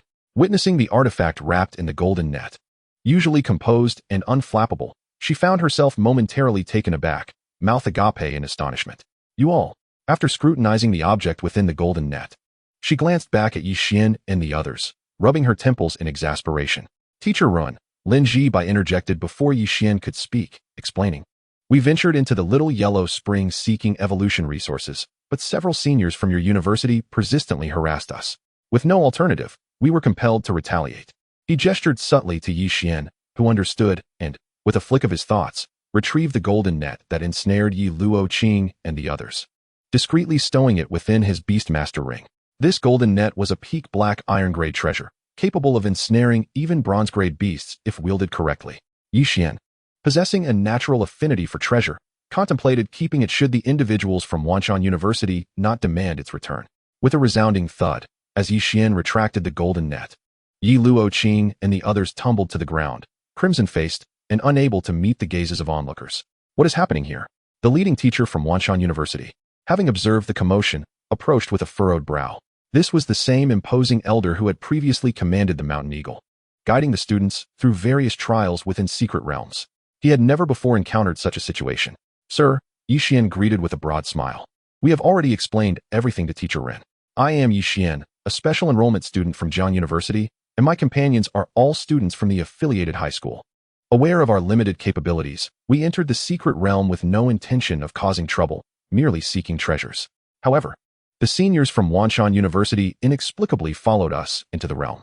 After evading them, they split into teams, and those from your Eternal Night clan confronted us, even threatening our lives. With no other recourse, we resorted to this tactic and brought them back.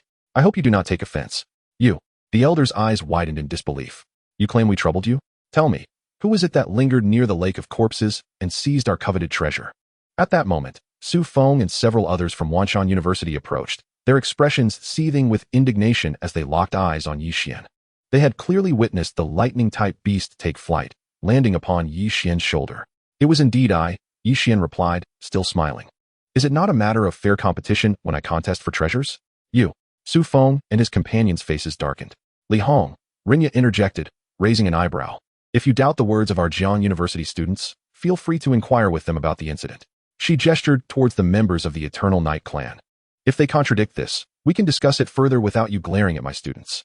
Taking a deep breath, Li Hong turned his gaze towards the Eternal Night Beast Masters. However, upon meeting his scrutinizing eyes, the 7 members of the clan lowered their heads even further. Useless wretches, we are leaving. Realizing the gravity of the situation, Li Hong snorted in frustration, summoning the Mountain Eagle and using his mental power to lift his students, departing in haste. They had brought shame upon themselves, especially with Yixian addressing him with such familiarity, making it difficult for him to confront the youth. You all performed admirably. As Li Hong and his group withdrew, Rinya's gaze fell upon Yixian and his companions, a smile gracing her lips. With a flourish of her hand, she summoned her iron-walled battle carriage, leading Yixian and the others back to Jiangzhou University. The recent upheaval in the Little Yellow Spring secret realm would require a collective discussion among the universities before any resolution could be reached. Chapter 65, 56,000 Academic Credits. What if it multiplies by 5? Fluffy white clouds drifted lazily across the sky as an ancient, blood-stained battle carriage traversed the heavens. We have made it out, Yi Xian mused, standing at the edge of the iron wall battle carriage, gazing at the clouds above. The oppressive sensation that had enveloped him during his time in the Little Yellow Spring vanished completely. Yet, reflecting on the fact that he had only been within the secret realm for a few hours before being compelled to leave, he shook his head in disappointment. His original plan had entailed remaining there for 3 days, and he had even prepared to break through to become a bronze-grade beastmaster during his time in the Little Yellow Spring. However, this arrangement is rather advantageous. After returning to rest, when dawn breaks tomorrow, the Tide Map Treasure Snail should be ready to evolve. Yi Xian sensed the progress of the Tide Map Treasure Snail as it devoured the white flame spirit pearl within the Beastmaster nest. A faint smile unconsciously gracing his face. At that moment, Rinya turned to Yi Xian and remarked, "By your appearance, it seems you have amassed quite a fortune in the Little Yellow Spring secret realm, and you even seized a treasure from Wanshan University?" The rivalry between Wanshan University and Jiangzhou University has persisted for ages. Thus, Yi Xian's ability to accompany a few students from Jiangda-affiliated high school and make Wanshan University's students squander their resources is a matter of pride for her. Consequently, her spirits remained high throughout their journey. Indeed, upon hearing Rinya's inquiry, Yi Xian felt a surge of excitement and promptly waved his hand, producing a small yellow flower contained within a white crystal vial. This yellow flower was the prized possession he had wrested from the hands of those from Wanshan University and the mutated Yellow Spring Corpse King. "Teacher Rin, could you take a look at this? This is the item those from Wanshan University spoke of." Yi Xian extended the white crystal vial towards Rinya. The vial was originally obtained from the Clear Enlightenment secret realm, initially intended to contain the heavenly punishment thundercloud. Now that the thundercloud had been utilized, it served to house the freshly acquired yellow flower. "Oh." Rinya raised an eyebrow upon seeing the yellow flower within the white crystal vial. "You are quite fortunate. This is a Yellow Spring Bone Spirit flower, considered a valuable platinum-level evolutionary resource. You may choose to keep it for personal use to exchange for higher-level evolutionary resources later. Or you could submit it to the school in exchange for credits." Platinum-level evolutionary resource? Yi Xian's eyes sparkled with interest. "Teacher Rin, do you have any idea how many credits this could be worth?" "You'll need to inquire at the Wanbao building upon your return to the academy. But it should certainly be worth around 10,000 credits, Rinya replied with a smile. 10,000 credits? Yi Xian felt a stirring in his heart. Previously, he had obtained that ancient tomb tree demon, which Lin Jibai mentioned could be exchanged for several thousand credits at the academy. Adding these together, it amounted to a considerable sum, likely sufficient for his needs for a while. However, one must not be overly greedy. If it weren't for Lin Jibai and the others, he would not have acquired the Millennium Platinum Battle Soul Pearl. Thus, once the credits were redeemed, he intended to share some with Lin Jibai and the others. Whoosh. As Yi Xian contemplated these matters, the Iron Wall war chariot traversed the skies and swiftly returned to Jiangzhou University. However, this time, Rinya did not allow the chariot to land at the university's entrance, but instead directed it to the front of the Wanbao building. "Come, I'll take you into the Wanbao building to help you process your gains." Once Yi Xian and the others disembarked from the Iron Wall war chariot, Rinya retracted it and led them directly into the Wanbao building. The Wanbao building of Jiangzhou University, often referred to simply as Wanbao Tower, is where students can sell all the evolutionary resources they acquired during their expeditions in exchange for credits. Additionally, the Wanbao building also offers a variety of evolutionary resources for sale. Students of Jiangzhou University may use their credits to purchase various evolutionary resources here. When Yi Xian first arrived at Jiangzhou University, he felt a sense of curiosity about this place. However, lacking any credits and time, he had yet to visit. He only learned of its existence through the campus app. In contrast, Lin Jibai and the others had fared much better than Yi Xian. Although they were also students of Jiangda-affiliated high school, they implemented a credit system, and their affiliated high school was adjacent to Jiangzhou University, allowing for easy access. Thus, they had all been here before. Soon, Yi Xian and his companions entered the Wanbao building and arrived at the first-floor lobby. At that moment, the lobby bustled with students entering and exiting, some, like them, coming to sell treasures, while others arrived to purchase items. However, Rinya did not linger on the first floor. Instead, she guided Yi Xian and the others directly to the underground hall of the Wanbao building. The entire Wanbao building consists of 3 stories above ground, while the underground section boasts an even larger space. Yet, it was relatively quiet here, with only a few staff members tidying up items. Yixian glanced around and deduced that these items were likely those exchanged by the school's students. Teacher Rin, what brings you to my area? A middle-aged man in the underground hall displayed a look of surprise upon seeing her. I brought a group of our academy's students for training. They made some good gains, and I thought to have you assist them in exchanging for credits. Rinya replied succinctly. That's simple enough. The middle-aged man's gaze shifted to Yixian and the others. What have you all acquired? Please take it out. I'll take a look. He quickly assessed that Yixian and the others had relatively low cultivation levels, noting that not one among them was even a bronze-level beastmaster. Given such a team, what could they possibly have gained from their training? Nonetheless, he had to show respect due to Rinya's presence. All right, teacher.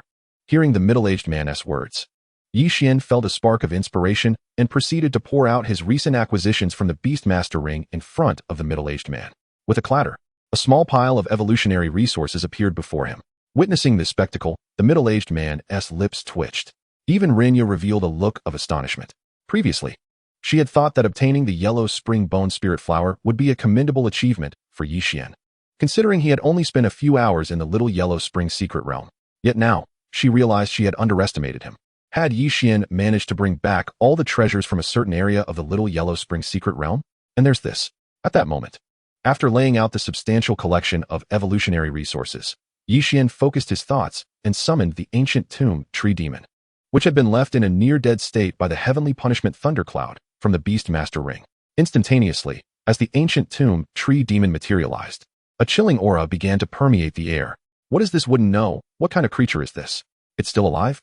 The middle-aged man, after a moment of shock, finally recognized that this was not merely charred wood but a living ancient tree-like entity. However, upon observing the state of the ancient tomb tree demon, he wore a peculiar expression. Uncertainty enveloped him as he pondered what to articulate. What exactly had transpired? Xuan.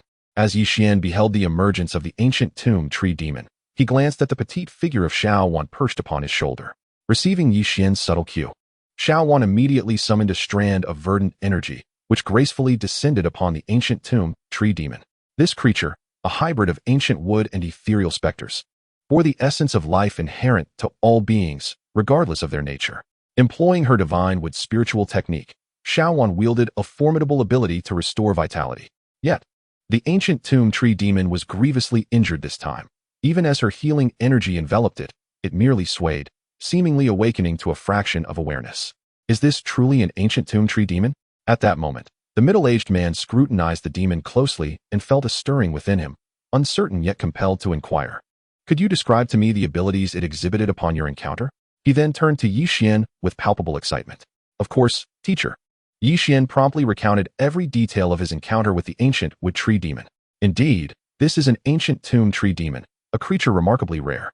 Based on your descriptions, it is highly probable that this is a 4-star quality bronze mid-tier ancient tomb tree demon. As he spoke, a glimmer of anticipation danced in his eyes as he regarded Yixian. What do you think? Would you like to exchange this entity for academic credits? A bronze 4-star beast possesses the potential to ascend to platinum rank. Moreover, such a creature is particularly valuable to promising students. Typically, a single platinum-level evolution resource may fetch anywhere from several thousand to 10,000 credits. However, a 4-star bronze beast could be worth tens of thousands of credits. Indeed. Yixian nodded. Addressing the middle-aged teacher, I intend to convert all the items I brought forth into academic credits. I hope you can assist me in this matter. Certainly. The middle-aged teacher began examining the array of evolution resources Yixian had recently deposited on the ground. This is the stone of the ancient tomb, of modest value. I'll assign you 30 credits for this. As for this 7-segment bone spirit herb, I'll grant you 70 credits. As the teacher continued his assessment, Yixian realized that the majority of the evolution resources he had unearthed from the myriad tomb mountain were of relatively low worth. Most iron-grade evolution resources were merely worth a few dozen credits, and even the bronze-grade resources amounted to just over 100 credits. What do we have here? A Huangquan bone spirit flower? Suddenly, the middle-aged teacher, while rummaging through the items, uncovered a small yellow blossom and exhibited a look of astonishment. This is splendid. I can credit you 12,000 credits for this. Additionally, regarding your 4-star bronze ancient tomb tree demon, given its rarity, I can assign you 43,000 credits. In total, I can provide you with 56,000 credits. 56,000 credits? What if it were multiplied 5-fold? Upon hearing the teacher's words, Yixian felt a surge of exhilaration. 56,000 credits, you say? Yixian turned to Lin Zibai and the others. Zibai, Xuan, I propose taking 50,000 credits for myself. leaving the remaining 6,000 for the 9 of you to share. Does that sound fair? One must be precise in dealings among brothers. Although 56,000 credits left only 6,000 for Lin Ji-bai and the others, which might seem rather ungracious. It was important to note that nearly all the gains from this expedition had been facilitated by Yi Xian's discovery using the tide map shell. Furthermore, he had navigated them through numerous dangers, while Lin Ji-bai and the others had contributed significantly during their initial encounter with the ancient tomb tree demon. The subsequent confrontation with the 7 from the Eternal Night clan and the capture of the ancient tomb tree demon had relied primarily on Yi Xian's efforts. The subsequent treasures acquired were even less related to Lin Ji-bai and the others. Of course, we agree. In fact, 6,000 credits feels excessive. Lin Ji-bai and Xuan chuckled in response. In truth, even the 6,000 credits they would receive was a substantial sum for them, especially given that their expedition had only lasted a few hours. Yi Xian's greatest advantage compared to the others was his ability to elevate his beast's rank. However, to achieve such elevation necessitated an abundance of resources, which explained his considerable expenditures. Had he been like the other students, merely needing to provide suitable evolution resources to hasten the progression of his beasts, he would not have been so burdened by the need for various evolution resources. After some discussion, Lin Ji-bai and Xuan determined their respective shares of credits without any contention. Each individual would receive rewards commensurate with their contributions during the expedition. After all, if one were to insist on acquiring more than their fair share, who would want to team up with them in the future? Teacher, we have concluded our discussion. May we now receive our credits? After everyone had finalized their agreements, Yi Xian turned to the middle-aged teacher. Very well. I will transfer the credits to you now. The middle-aged teacher nodded in acknowledgement. After all, his role was merely to facilitate the acquisition, and he had no vested interest in who ultimately received the credits. With that, he operated his personal assistant wristband, efficiently distributing the agreed-upon credits to Yi Xian and his companions. 250,000 credits. Upon receiving the credits, Yi Xian glanced at his personal information and was astonished to witness his recently acquired 50,000 credits multiply to a staggering 250,000, a remarkable 5-fold increase. What an abundance of credits. Yi Xian felt an exhilarating rush. He had truly struck gold. Typically, a platinum-level evolution resource would cost around 10,000 credits, with some even priced lower. However, credits were not an omnipotent currency. While some resources could be acquired through credits, others remained unattainable regardless of the amount of credits one possessed. For instance, resources like the Heavenly Punishment Thundercloud, Transforming Grass, and the Millennium Platinum Battle Soul Pearl could not be exchanged for credits. Otherwise, Lin Shiru would not have faced such difficulties. Certain evolution resources necessitated bartering with other resources or required one to seek them out personally. Furthermore, according to contractual stipulations, the usage of Yi Xian's credits would be subject to rigorous oversight. For instance, he could only allocate 6,000 credits in advance for the middle-aged teacher to distribute to Lin Ji-bai and the others, and could not have the teacher first deposit those 6,000 credits into his account, converting them into 30,000 credits before redistributing them. Moreover, he could not engage in any illicit trading with his credits. Yi Xian, now that you have amassed such a considerable sum of credits, what are your plans moving forward? After the middle-aged teacher transferred all the credits to everyone, Rinya turned to ask Yi Xian, I need to purchase some evolution resources that will enable my 2 familiars to advance swiftly. Yi Xian replied, recalling how Xuan had already expressed her dissatisfaction with him during their time in the Little Yellow Spring Secret Realm. Additionally, he could sense the envy and eagerness emanating from his Balong beast each time other familiars advanced or leveled up. Is it your Balong beast and that little sprite? Rinya inquired. She was quite familiar with Lin Shiru, who had shared some details about Yi Xian with her. While not divulging anything of great significance, she had acquired a basic understanding of Yi Xian's situation. Hence, after some contemplation, she suggested, how about this? You add my contact information, and later I will have someone deliver the evolution resources that can expedite the advancement of your 2 familiars. At that time, you need only transfer the credits to me. Thank you, Teacher Ren, Yi Xian responded, his face lighting up with joy upon hearing this. Rinya, a seasoned mentor at Jiangzhou University, was undoubtedly a valuable ally for him. No need for formality. Now, do tell me what specific requirements you have for the evolution resources for your familiars. Rinya shook her head, bidding farewell to the middle-aged teacher in the underground hall. And as she walked alongside everyone towards the exit, she turned to Yi Xian and asked, are you looking for resources that will enable them to advance as quickly as possible, or are you considering the relatively inexpensive options? As quickly as possible. The sooner they advance, the better. Yi Xian answered without hesitation. He was acutely aware that if he did not find a way to hasten the advancement of Balong Beast and Xuan, they would fall behind his own cultivation pace. All right, I've noted that down, Rinyo acknowledged, then added, By the way, Teacher Rin. At that moment, Yixian recalled that after the lightning cloud wing had leveled up, although its power had surged, it still remained at the low-tier bronze level. He needed to prepare evolution resources for it as well. Thus, he spoke up. Additionally, I require some evolution resources that can accelerate the training speed of my lightning-type familiar, specifically pure lightning attributes. That is also not a problem, Rinya nodded. Do you have any other requirements? None for now, Yixian replied, shaking his head. Yixian. Next we plan to browse through the Wanbao building to select some evolution resources that can expedite our familiar's training. We won't be heading out just yet. Would you like to join us? Lin Jibai and others turned to Yixian as they arrived at the lobby of Wanbao building. I'll pass, Yixian declined. I have a few friends who plan to challenge the new Star Hall today. I need to check on their progress. All right, we'll see you later, they agreed. And after bidding farewell to Lin Jibai and the others, Yixian exited Wanbao building alongside Rinya. However, once outside, Rinya took her leave. Given the recent anomalies in the Little Yellow Spring secret realm, she needed to report to the university. After Rinya departed, Yixian proceeded towards his residence while taking out his phone to call Qi Liangkai. Hello, Yixian. After a brief pause, Qi Liangkai answered the call with a puzzled expression. Didn't you say you were going to the Little Yellow Spring secret realm? Did you not make it? I have been to the Little Yellow Spring secret realm, Yixian explained over the phone, but there was an unexpected incident, so I returned early. How about you, Brother Qi? Did you and Wei Shan successfully challenge the 7-star hall? Do you even need to ask? Qi Liangcai's voice rose slightly. With your brother Qi and the rest of us on the case, success is guaranteed. Moreover, we've already arranged a match with the students on the new star list. And tomorrow we will be competing in the Academy's beast fighting arena. Tomorrow? Yixian's eyes brightened. Great. I will come to cheer for you, Brother Qi. He was eager to see the level of strength possessed by the students on the new star list, curious about how much stronger they were compared to him at present. Absolutely. Tomorrow will be an eye-opener for you. Qi Liangkai chuckled, then suddenly seemed to recall something, asking, by the way, Yixian, are you interested in challenging the new Star Hall as well, to test its difficulty? Of course, I am interested, Yixian affirmed, but not today. I will give it a try in a couple of days, aiming to make it onto the new star list like you. That's the spirit. Qi Liangcai's voice rose in excitement. However, after a moment, he suddenly paused. Wait a minute, Yixian, what did you just say? I said I would challenge the new Star Hall in a couple of days and test my skills against the members on the new star list, Yixian reiterated. Oh. Qi Liangkai nodded repeatedly from the other end of the line.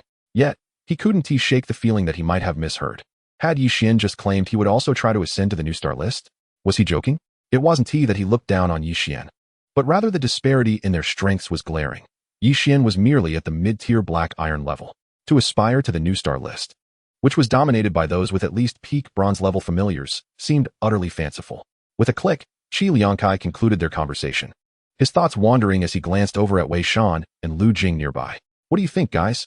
Is Yixian just teasing me? Not necessarily, Lu Jing chuckled. Perhaps he made some significant progress during his trip to the Little Yellow Spring secret realm. Yet deep down, she shared Qi Liangcai's skepticism, believing Yixian was merely playing a prank. After all, with his mid-tier black iron cultivation, the notion of reaching the new star list was the stuff of dreams. Dad, Mom, I'm back. Shortly after Yixian's call with Qi Liangkai, he had Xuan bring him home. Upon entering, he glanced around and spotted Yi Guotao and Su Yunjing watching television. Just yesterday, they had informed him that their eatery in the snack street was not yet ready and would take a few more days to open. Huh? Didn't you say you would be gone for several days? Yi Guotao and Su Yunjing were both taken aback upon seeing Yixian, puzzled as to how he had returned so soon. Encountered a little mishap and came back early, Yixian replied with a grin. Now that you're back, hurry to your room and don't disturb your mother and me while we watch TV. Yi Jiangwo waved dismissively at Yixian, a look of mild disdain on his face. As for the mishap Yixian mentioned, he didn't pry further, as the world of beast tamers was truly beyond his comprehension. Moreover, observing Yixian's expression, it seems that his recent outing did not yield any adverse events. Yixian, upon hearing this, found himself momentarily speechless. After all, this individual is his father. What could he possibly do? The next course of action was simply to retire for the night, awaiting the morrow when the title map treasure snail would evolve into bronze. Chapter 67, Extravagant Spending. In the villa, Yixian reclined against his headboard, phone in hand, perusing information regarding bronze-grade beast tamers on the Jiangzhou University campus app. Given the progress of the title map treasure snail, it was certain that by the next day, it would attain bronze rank. Consequently, he too would follow suit in his evolution. Once he evolved to the bronze level, he would need to contemplate which beasts he could contract at that tier. He found himself in need of a reconnaissance-type beast. Although the real-time mini-map of the tidal map treasure snail proved invaluable, its coverage was still rather limited. Yi Xian's gaze shifted slightly. When he first ascended to the black iron level, he practiced the supreme induction technique. This skill allowed him to communicate with his beasts over considerable distances. In such circumstances, a reconnaissance beast would be of immense utility to him. Furthermore, acquiring a guardian-type beast would also be prudent. While the tyrant dragon beast excelled in defense, its primary inclination remained offensive. In the absence of suitable options, a special-type beast would suffice. Yi Xian murmured to himself while scrolling through his phone. The campus app of Jiangzhou University encompassed numerous sections. Apart from selecting instructors, it also facilitated shopping and accessing a wealth of information. Presently, Yi Xian navigated to the Beast Taming section, searching for his ideal beast. Within the Beast Taming section, various beasts were listed, complete with descriptions of their abilities and their origins, rendering it comprehensive. The ironclad sky armor turtle seems quite promising. Although it hails from the West Dragon Lake's secret realm, which opens in 2 months, somewhat inconvenient. He mused, the sandstorm giant from the Sand Spirit secret realm is also acceptable. I didn't expect it to possess a 5-star quality. As Yi Xian continued his exploration, he suddenly stumbled upon a beast he had recently encountered in the Little Yellow Spring secret realm. This beast belonged to a beast master of the Eternal Night clan. However, its quality was somewhat lacking, rated at 3 stars. Through the campus app, he discovered that a 5-star quality bronze-grade sandstorm giant could indeed be found in the Sand Spirit secret realm. This beast, when it attacked, sent a vast cloud of yellow sand swirling with the slightest movement, perfectly complementing Yi Xian's need for a ranged attack-type beast. It would be excellent if he could contract the sandstorm giant. Additionally, the sandstorm giant boasted remarkable vitality, with most attacks failing to inflict fatal damage upon it. For instance, during his previous encounter in the secret realm, faced with the combined might of a 5-star and a 4-star bronze beast, the sandstorm giant managed to endure until only a fist-sized core of swirling sands remained before it finally succumbed. Moreover, Yi Xian had previously appraised the attributes of that sandstorm giant and knew its growth potential was commendable, with future evolutionary paths leading to the sandstorm giant king, sandstorm sovereign, sandstorm spirit god, and ultimately the sandstorm overlord. He made a mental note to inquire with teacher Lin the following day. Yi Xian, his thoughts racing, tagged the sandstorm giant in his mind before continuing his search for another beast that piqued his interest. Ding ding ding. Just as Yi Xian was immersed in exploring the comprehensive catalog of beasts, his phone rang, signaling an incoming call. Startled, he pressed the answer button, and a voice resonated from the other end. Hello, may I speak with Yi Xian? I am the delivery person from the Wanbao building at Jiang University, here to deliver the evolution resources ordered by teacher Rinya. Are you at home? Yes, I am Yi Xian, he replied, straightening his posture. That's wonderful. Since you're home, I should be able to deliver the items to you in about 3 minutes. The delivery person informed him before exchanging a few more words and then hanging up. That was quick. Once the call ended, Yi Xian promptly leaped out of bed, donned his shoes, and headed outside. It had only been a little over an hour since he returned from the Little Yellow Spring secret realm. Previously, teacher Rinya had already contacted him to discuss the evolution resources for his 3 beasts.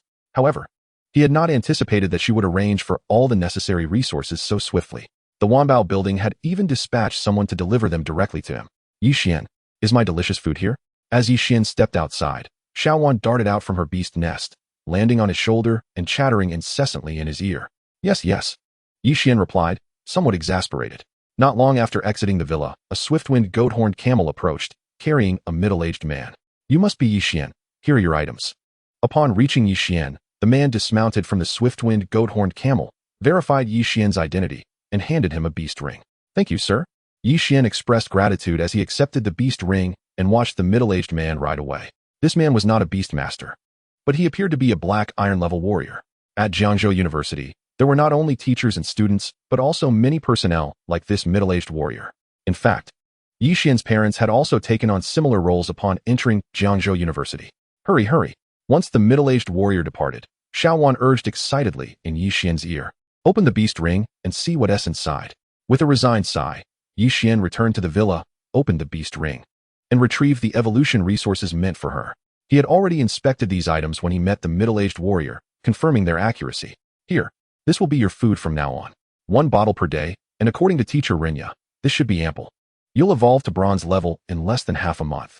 Yi Xian handed Xuan her evolution resources, which were contained in small white crystal bottles filled with a milky liquid. This liquid, scientifically known as wood spirit liquid, appeared simple, yet was a rare elixir composed of countless evolution resources. Rare treasures are often encapsulated by a single word, precious. For instance, a mere vial of wood spirit essence commands a staggering price of 2,000 credits, with Xuan consuming one vial daily. That amounts to a total of 30,000 credits over the span of half a month. It is unlikely that ordinary students would expend such vast resources to nurture their beasts. After all, Yixian sold a bronze 4-star ancient tomb tree demon for just over 40,000 credits, had he not made a 5-fold profit. The thought of purchasing such an item would have pained him greatly. Furthermore, this wood spirit essence is not intended for black iron tier beasts, but rather serves as an evolution resource for golden tier beasts. Moreover, if Xuan did not possess 5-star quality, she would be unable to assimilate this substance at all. Additionally, according to teacher Renya's introduction, this essence does carry certain side effects. Specifically, after utilizing this evolution resource to assist in cultivation, the beasts of the Beast Masters may experience some repercussions during their future star upgrades, should they acquire the appropriate formulas. Thus, when Renya first mentioned this substance, she cautioned Yixian against it. However, Yixian resolutely insisted on obtaining only the wood spirit essence. While it is indeed expensive, if it enables Xuan to advance to the bronze tier within half a month, it would be well worth the investment. As for the potential impact on her future star upgrades, with the beast editor at his disposal, he was unconcerned. Will consuming this allow me to advance to the bronze tier in just half a month? Upon hearing this, Xuan's eyes sparkled with joy, transforming into crescent moons. Indeed, Yixian replied with a smile. Eager for her advancement, he too wished for Xuan to progress swiftly. After sending Xuan on her way, he turned his thoughts inward and retrieved the evolution resources belonging to the Overlord Dragon and the Thundercloud Wings from his beast ring. The evolution resource for the Overlord Dragon was quite peculiar, contained within a wooden box. Upon opening it, Yixian discovered a black orb inside. According to teacher Renya, this orb is a dragon orb. Of course, it is not the mythical Dragon Ball from Legends, but rather a dragon orb originating from a mysterious realm known as the Dragon Blood Secret Realm. This type of dragon orb must be formed by defeating dozens of a particular breed of beasts with dragon blood in the Dragon Blood Secret Realm. The beast orbs obtained from these creatures must then be combined to yield a certain probability of fusion. According to Renya, giving this orb to the Overlord Dragon should allow it to advance to the bronze tier within half a month, much like Xuan. Comparatively, this item possesses no notable side effects, although it is considerably more expensive, priced at 50,000 credits. In contrast, some inferior platinum tier evolution resources are valued at around 10,000 credits. The significance of this item is thus apparent. As for the evolution resources for the Thundercloud Wings, Yixian selected several Thunder-type beast cores. Although these cores are intended for bronze tier Thunder beasts, their cost is substantially lower, each priced at approximately 100 credits. According to Renya, the Thundercloud Wings can only refine 2 to 3 cores per day at most. After some contemplation, Yixian decided to purchase 100 of these cores. This choice was not due to favoritism towards Xuan and the Overlord Dragon, nor was it because Jiangzhou University lacked suitable evolution resources for the Thundercloud Wings to advance quickly. Rather, it was simply that the Thundercloud Wings had already reached the bronze tier, and resources to hasten its evolution were prohibitively expensive, even for Yixian, who possessed over 200,000 credits. How impoverished he felt. After providing these evolution resources to his beasts, Yixian let out a sigh. Glancing at the time, he collapsed onto his bed and swiftly fell into a deep slumber. Buzz, buzz, buzz. Just as Yixian slept soundly until dawn the following day, the title map Treasure Snail, nestled in one corner of the beast nest, suddenly trembled. Chapter 68, Advancing to Bronze. The next morning, bright sunlight streamed through the window, illuminating Yixian's face. He raised an eyebrow and opened his eyes. After a night of rest, he distinctly felt his spiritual sea had expanded further. As a beastmaster, this is one of the joys. His strength grows without the need for rigorous training. Of course, this applies mainly to those with exceptional talent. Those with lesser gifts rarely enjoy such benefits. Suddenly, Yixian, fully awake, had a realization. He quickly sent a fragment of his consciousness to the title map Treasure Snail within the beast nest. In that moment, he observed the title map Treasure Snail floating aimlessly like a rootless weed, swaying amidst the spatial waves of its world. During this floating, its 2 shell pieces opened and closed rhythmically, as if breathing. It is about to advance. Witnessing this, Yixian felt a surge of enlightenment and an overwhelming sense of delight. Although he had a premonition the night before that the title map Treasure Snail would advance today, witnessing the event unfold filled him with uncontainable excitement. Buzz. As Yixian's consciousness settled upon the title map Treasure Snail, its previously rhythmic breathing suddenly faltered. In the next moment, countless streams of spiritual energy and grains of golden sand converged towards its body under the influence of an inexplicable force. Once the tidal map treasure snail absorbed all this spiritual energy and golden sand, its aura shifted dramatically, advancing from the peak of black iron to the bronze tier. It thus became Yixian's second bronze tier beast. Finally, it has advanced. Yixian's face lit up with exhilaration. Meanwhile, the newly advanced tidal map treasure snail immediately transmitted a thought to him, expressing its desire to leave the beast nest. Alright. Sensing the mental wave of the tidal map treasure snail, Yixian summoned it from the confines of the beast nest. Whoosh. As soon as the tidal map treasure snail emerged from the nest, it excitedly flew several laps around Yixian's room before landing atop his head, refusing to come down. You little rascal. Yixian found himself in a state of helplessness. This little creature seemed to have taken a particular liking to his head. It appeared unwilling to reside anywhere else. Yixian speculated that if given the choice each day to either remain on his head or stay in its own beast-keeping nest, it would likely make a choice that would astonish everyone. With this thought in mind, Yixian's consciousness stirred, and he accessed the Beast Master Editor to inspect the current attributes of the tidal map treasure snail. The results were unsurprising. After its advancement, the quality of the tidal map treasure snail had dropped to 4 stars. While most of its skills remained unchanged, the quality of several had diminished. However, its rank had ascended to the bronze level. Although its proficiency had also decreased, it still exhibited an improvement compared to before. Next, he wondered what new skills it could acquire. With a flicker of inspiration, Yixian produced a bicolored pearl from his palm. This pearl, a dazzling blend of gold and silver, was the platinum-level treasure, the Sun-Moon Illusion Pearl, which he had obtained during his trials in the transparent secret realm. The platinum-level treasure was undeniably beyond his reach. Despite having contracted the tidal map treasure snail, and thereby gaining the talent for treasure affinity. With his black iron 3-star treasure affinity, it was utterly impossible for him to refine the Sun-Moon Illusion Pearl.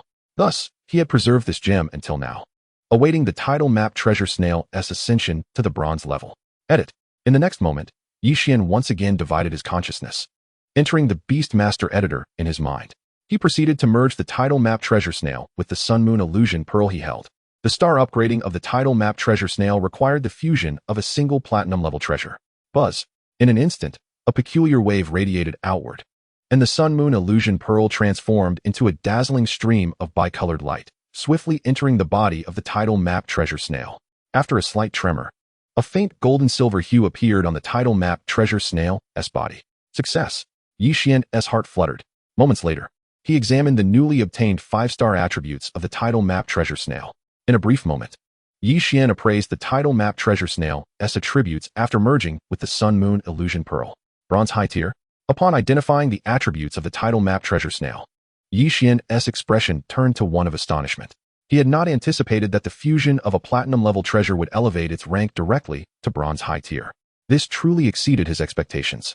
Although he had contemplated the possibility of the tidal map treasure snail's rank being elevated after its star upgrade, he had only considered it might reach the bronze mid-tier.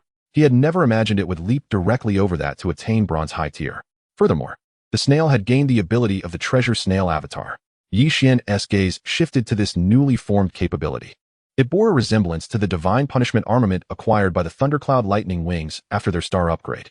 However, unlike the temporary summons of the divine punishment armament, the treasure snail avatar could persist indefinitely and possessed all of its abilities.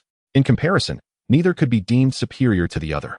The divine punishment armament had its strengths as well, particularly the ability to summon another upon its death immediately. The treasure snail avatar lacked such a feature. 400 meters. As the tidal map treasure snail advanced to bronze high tier and successfully upgraded its stars, Yixian discovered he could summon it within a radius of 400 meters using his beast-keeping nest, a distance exceeding that of the Thundercloud Lightning Wings by 100 meters. Excellent. Yixian gently removed the tidal map treasure snail from his head, toying with it in his hands, reluctant to part with it. He noted that after its advancement, its edges had become sharper.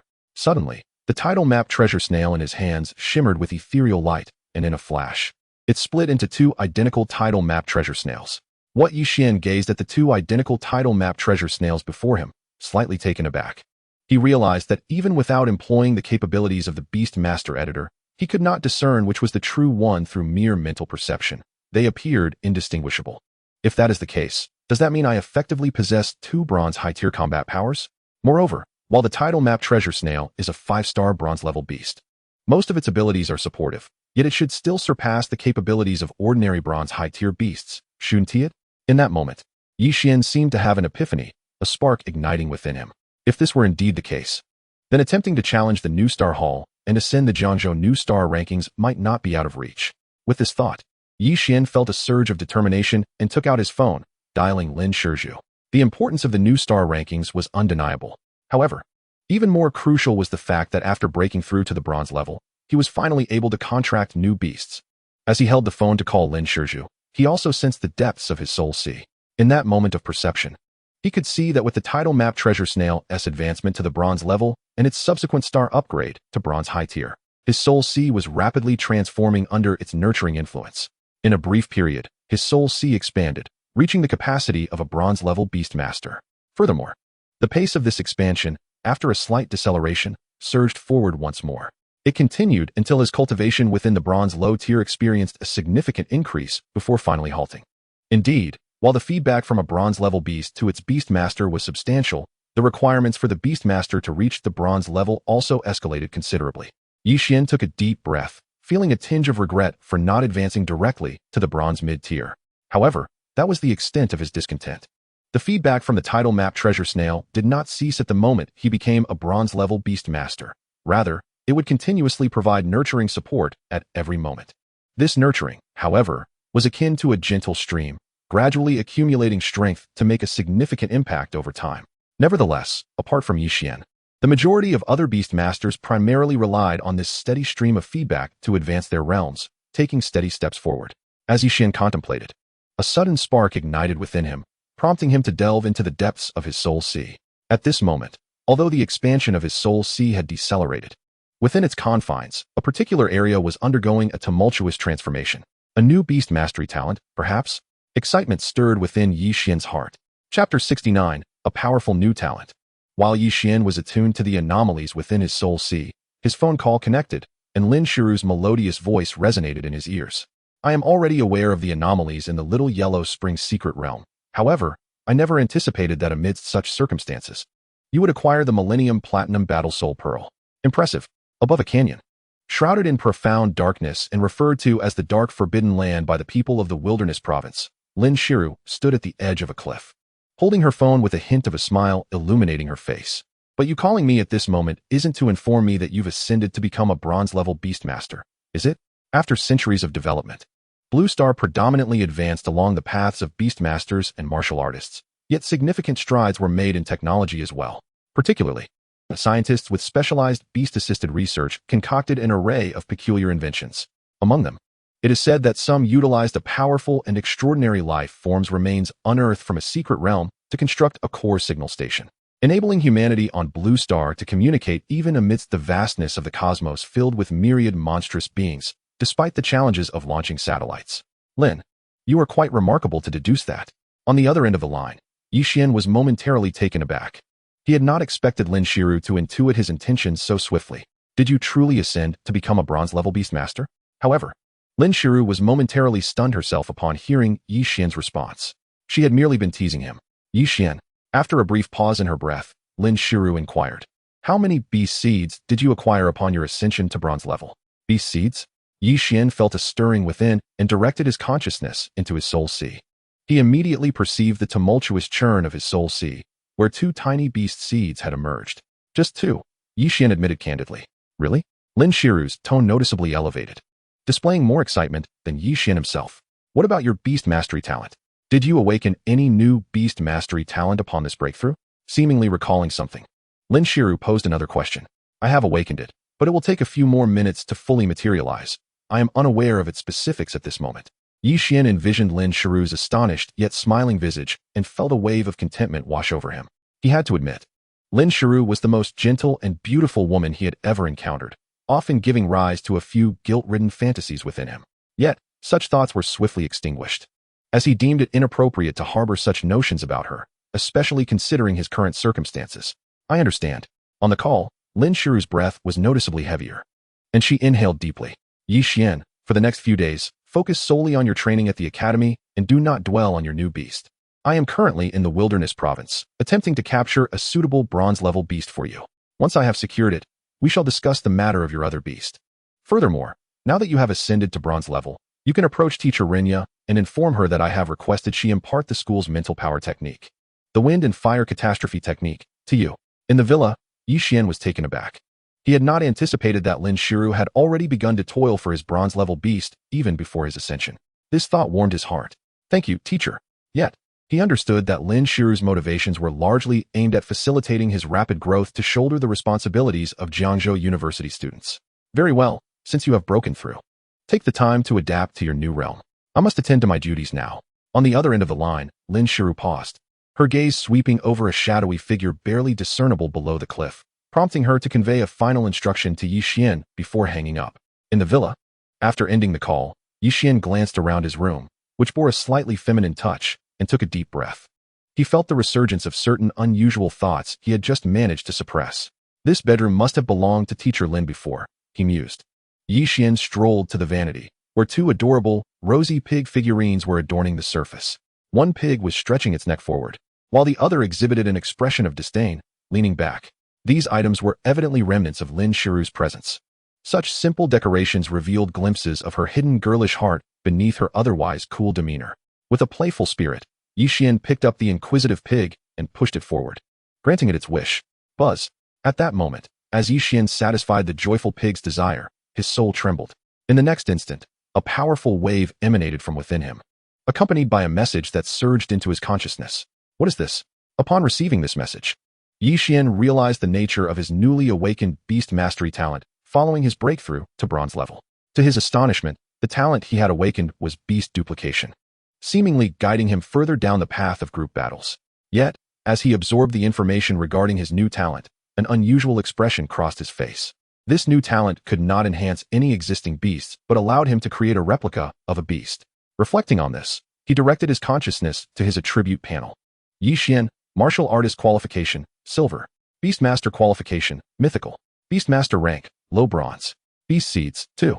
Beasts, Divine Wood Spirit, 5-color Overlord Dragon Beast, Heavenly Punishment, Thundercloud Wing. Title Map Treasure Snail. Beast Rebirth Ability, 1. Divine Wood Affinity, LV2, Black Iron 3 stars. 2. Amber Tyrannosaurus Body, LV3, Black Iron 3 stars. 3. Lightning Resonance, LV1, Bronze 3 stars. 4. Treasure System Resonance, LV1, Bronze 3 stars. Talent 1, Beastmaster's Nest. Talent 2, Beastmaster Replication.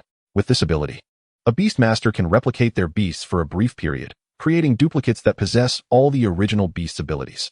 The duration of the replicated beasts is unlimited. After using this ability once, the Beastmaster must wait 10 seconds before it can be used again. However, if other replicated beasts exist, the Beastmaster cannot perform a second replication. Nevertheless, the Beastmaster can directly dispel a specific replicated beast. Once the cooldown period has ended, they may replicate again. Mental Power Technique, Supreme Induction Technique. Martial Arts Technique, Body Refinement Method. In an instant, Yixian utilized the Beast Editor to display all his attributes. Through this editor, he could clearly observe the significant enhancement of his attributes, especially after the successive star upgrades of his Thundercloud Lightning Wings and Title Map Treasure Snail. However, what thrilled him the most was the newly awakened talent.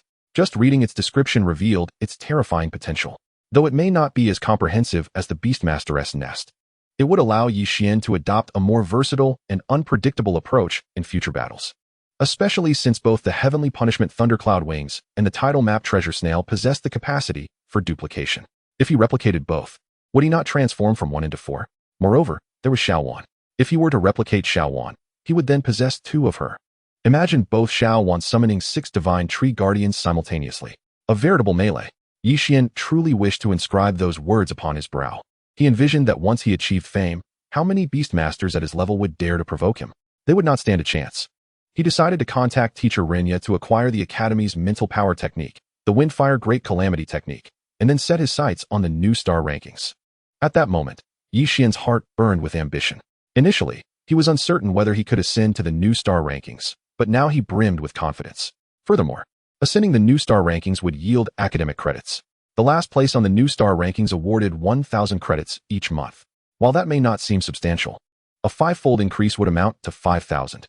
Such an opportunity was not to be missed. Moreover, ascending the new star rankings was inevitable for him. Should he eventually claim the top position, it would translate to 10,000 credits each month. A A 5-fold increase would yield 50,000.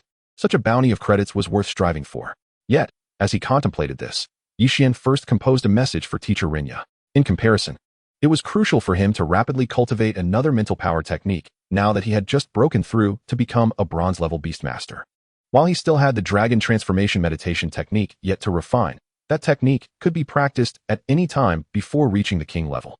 On the other hand, the Windfire Great Calamity technique, as Lin Shiru previously mentioned, was a 2-layer mental power technique that could only be cultivated below the gold level.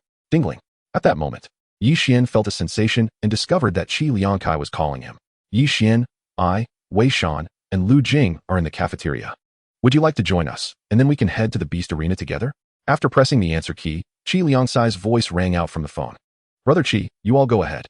I have something to attend to, but rest assured, I will make my way to the Beast Arena as soon as possible.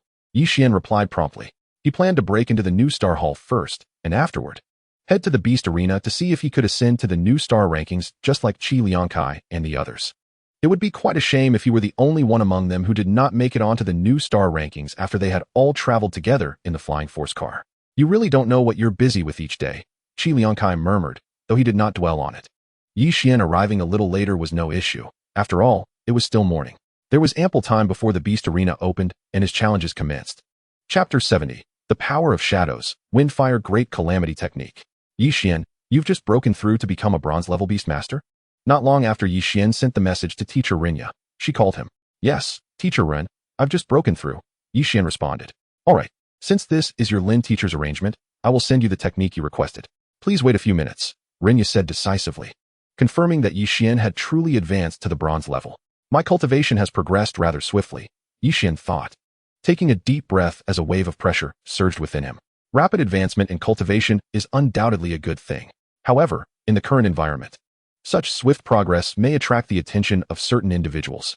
While the internal human factions are manageable, he could not help but worry about the Eternal Night clan. Nonetheless, if they were to focus on him, so be it. One's cultivation level is difficult to conceal, and he could not deliberately slow down his advancement. The only solution was to cultivate even faster, ensuring those who fixated on him would continuously underestimate his potential. Moreover, Lin teacher surely understood his intentions. The beast she sought for him would undoubtedly be of high caliber.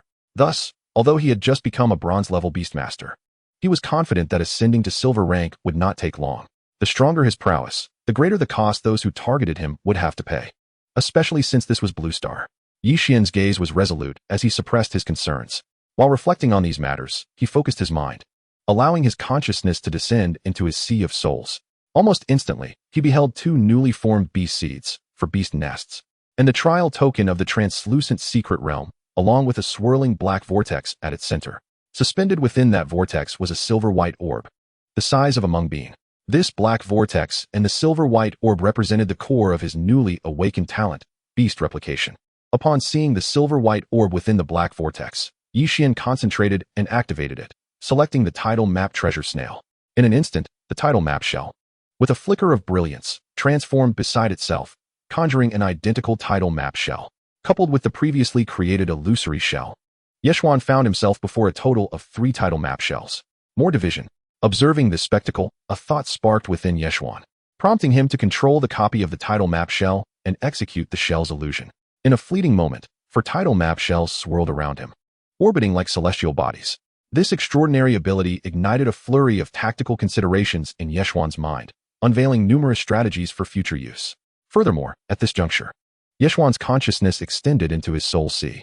There, he discerned that upon successfully employing the Beast Master replication technique, the silvery orb within the incessantly whirling black vortex had vanished.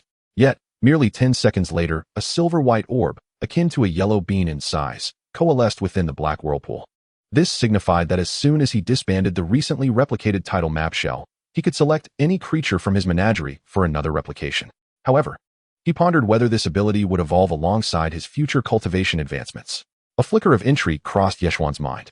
The innate talents awakened within beast masters typically grow stronger as their cultivation levels rise. His beast nest was a prime example. Yet, some unique talents, once awakened, possess fixed abilities that remain unchanged. Contemplating this, Xuan directed his thoughts to the swirling tidal map shells, both the original and its copies, and drew them all into his beast nest, leaving only one of its originals outside. After Yeshuan's ascension to the bronze level, his beast nest subtly transformed. He could now utilize the capabilities of the beast nest to either assimilate or deploy the avatars or summoned entities derived from his beasts. As he pondered this, Yeshuan stood by the window, gazing into the distance, when he suddenly spotted Renya's figure soaring towards him from afar. Renya was not riding a beast, but rather utilizing her mental prowess to fly. As a transcendent-level beast master, even without her beast, she could effortlessly soar through the skies using her spiritual energy. Upon seeing Renya, Yeshuan wasted no time and swiftly exited the villa. As he descended the stairs, he noticed that both Yi Guotao and Su Yunming were absent, presumably at their snack street shop. Thankfully, they had left him a meal. The moment Yeshuan stepped out of the villa, Renya gracefully landed before him. After a brief appraisal, she recognized that Yeshuan had indeed advanced to the bronze-level beast master, stirring a sense of wonder within her.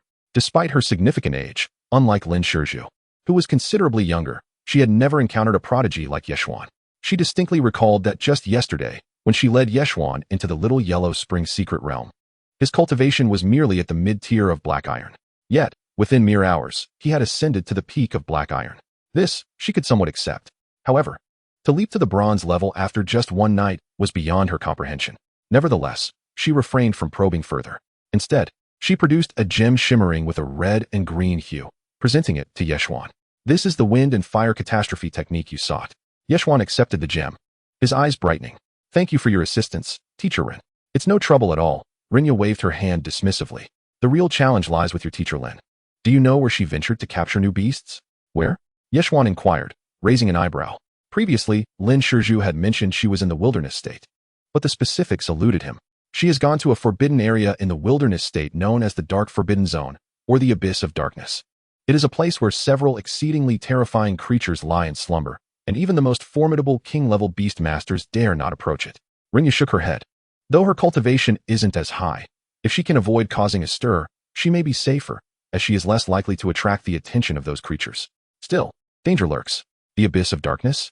Yeshuan frowned upon hearing this. He hadn't anticipated Lin Shizhu would venture to such a perilous location in search of a bronze-level beast for him. Given Jiang University's substantial resources, acquiring a bronze 5-star beast shouldn't necessitate such a risk. With this in mind, Yeshuan asked, Teacher Ren, do you know what kind of beast Lin Shizhu is trying to capture for me? The shadow, Renya replied, meeting Yeshuan's gaze. It is an exceedingly rare species, even within the Abyss of Darkness, known simply as shadow. It serves as both a reconnaissance and assassin-type beast, possessing formidable strength, particularly its ability to employ invisibility, effectively shielding it from most forms of detection.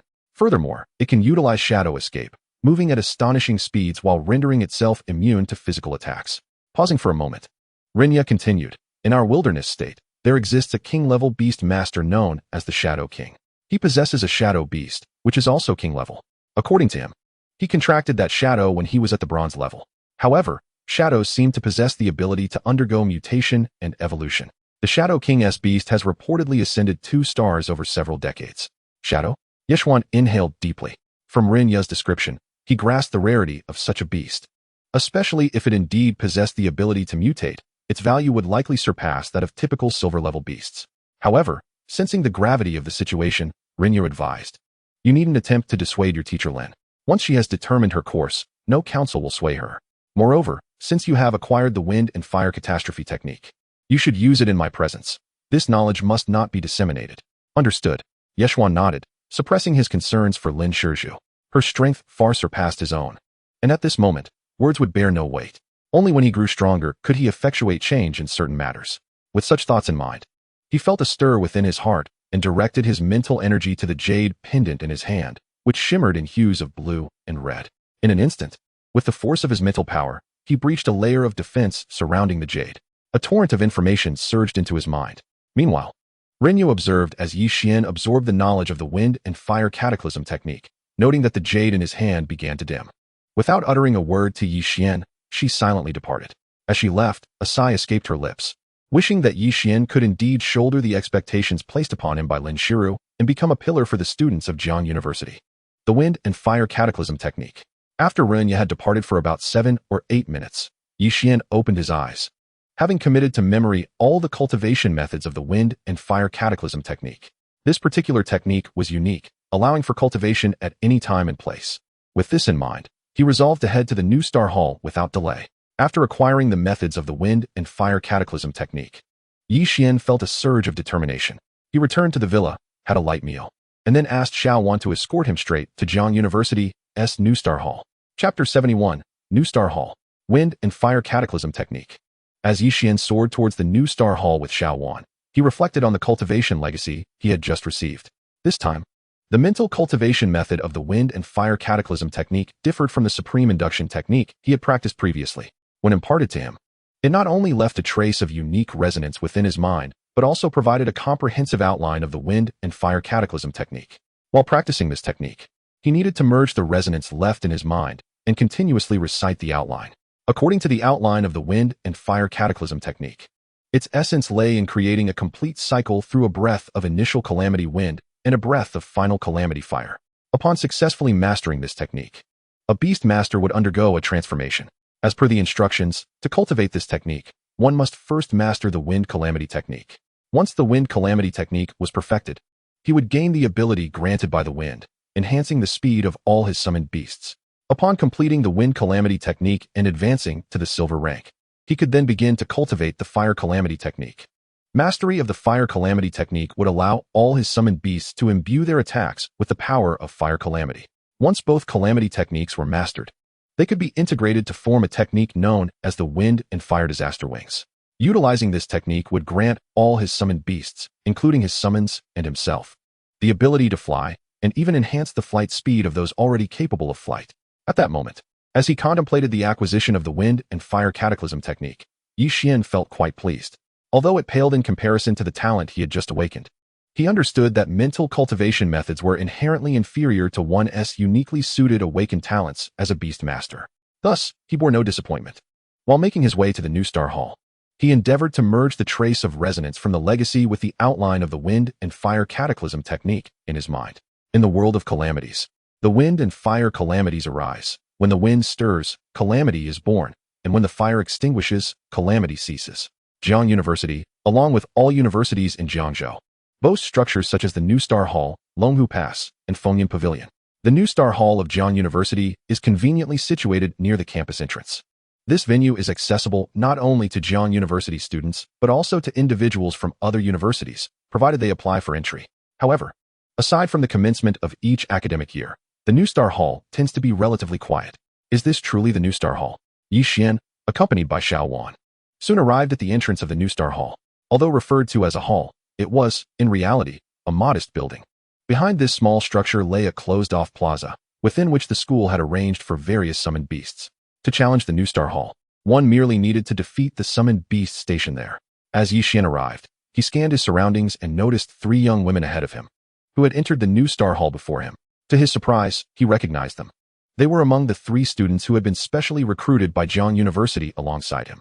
Among them, he could recall the names of 2, Xuan, known for her towering stature and icy demeanor, and Yang Yusin, a long-legged beauty. Unexpectedly encountering others, Yi Xian raised an eyebrow. However, he quickly came to terms with the situation. As it was the beginning of their academic journey, it was only natural that those specially recruited by Jiang University, with the exception of himself, would be bronze-level beast masters. Such individuals would have been the pride of their respective schools and, upon arriving at university, would naturally share his interest in the New Star Hall.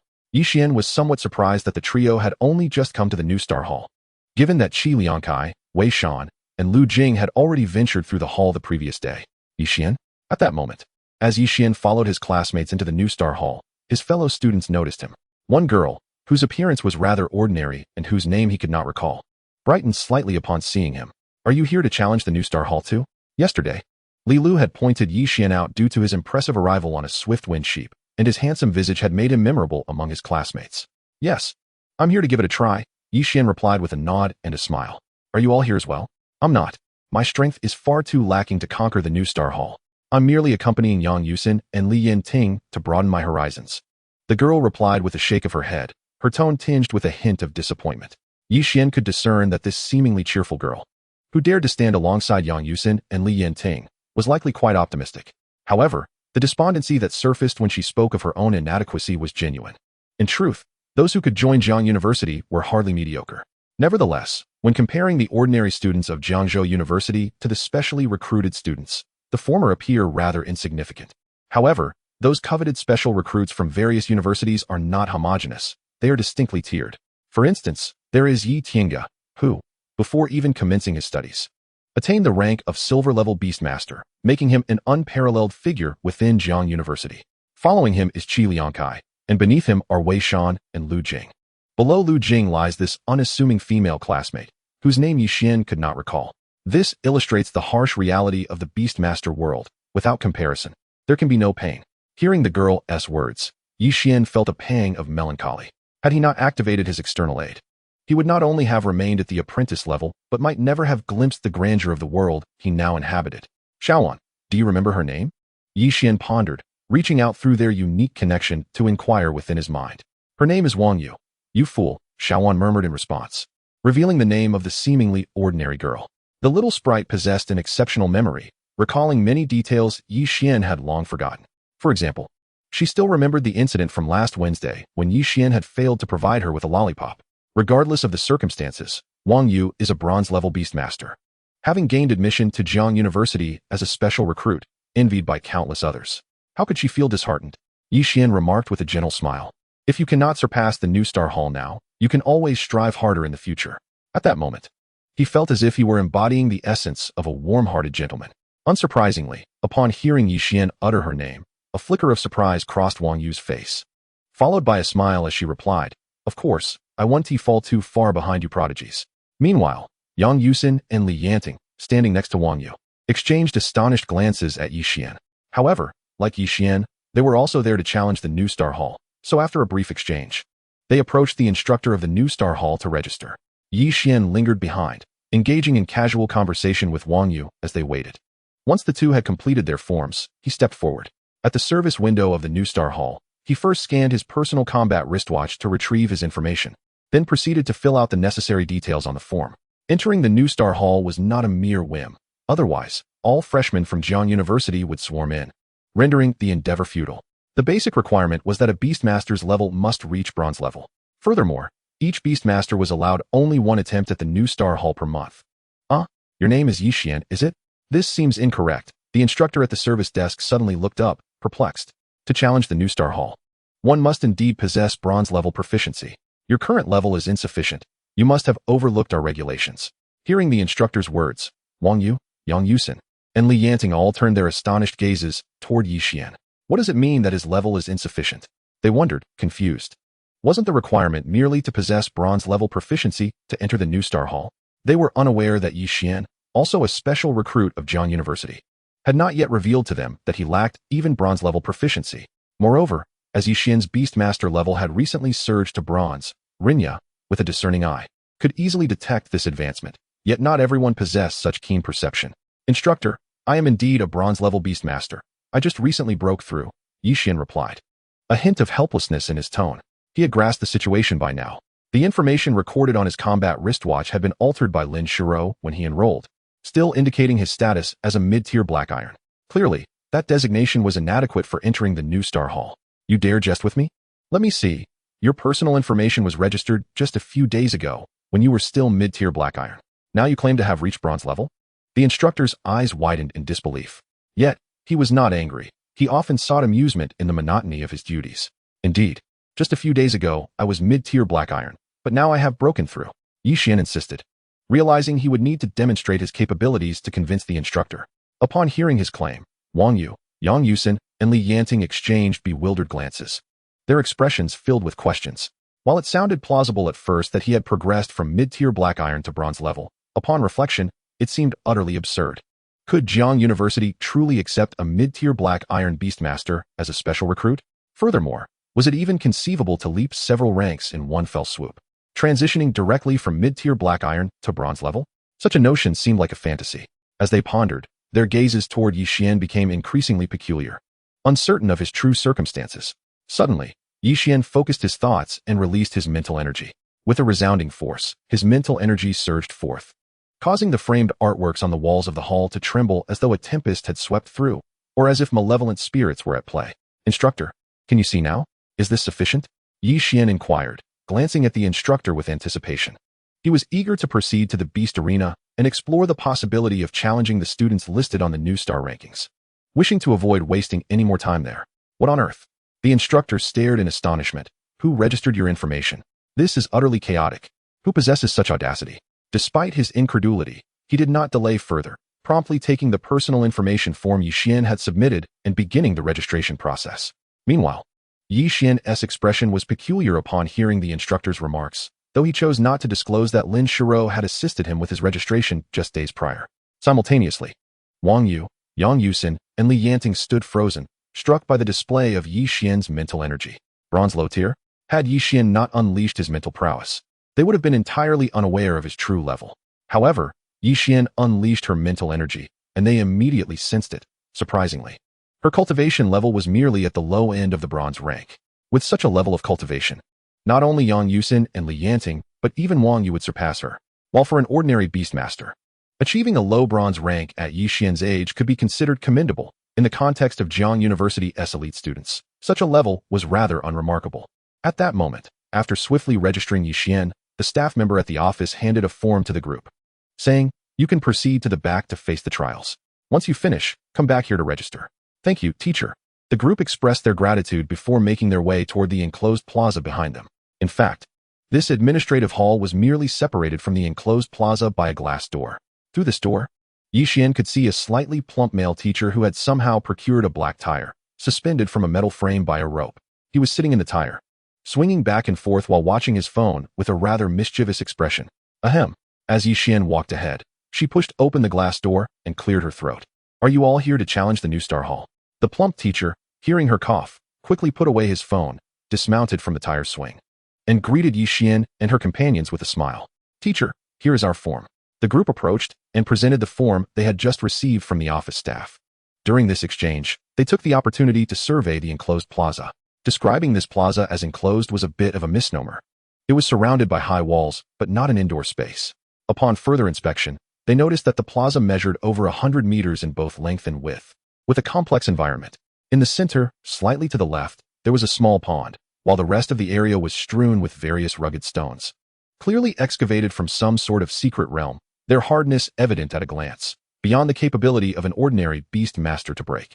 What truly captured Yixian and her companion's attention, however, was a plump turtle with a diameter of around 4 to 5 meters lounging in the small pond, a black monkey leaning against a 3 to 4 meter high boulder, and a large red bird perched on a charred tree to the right.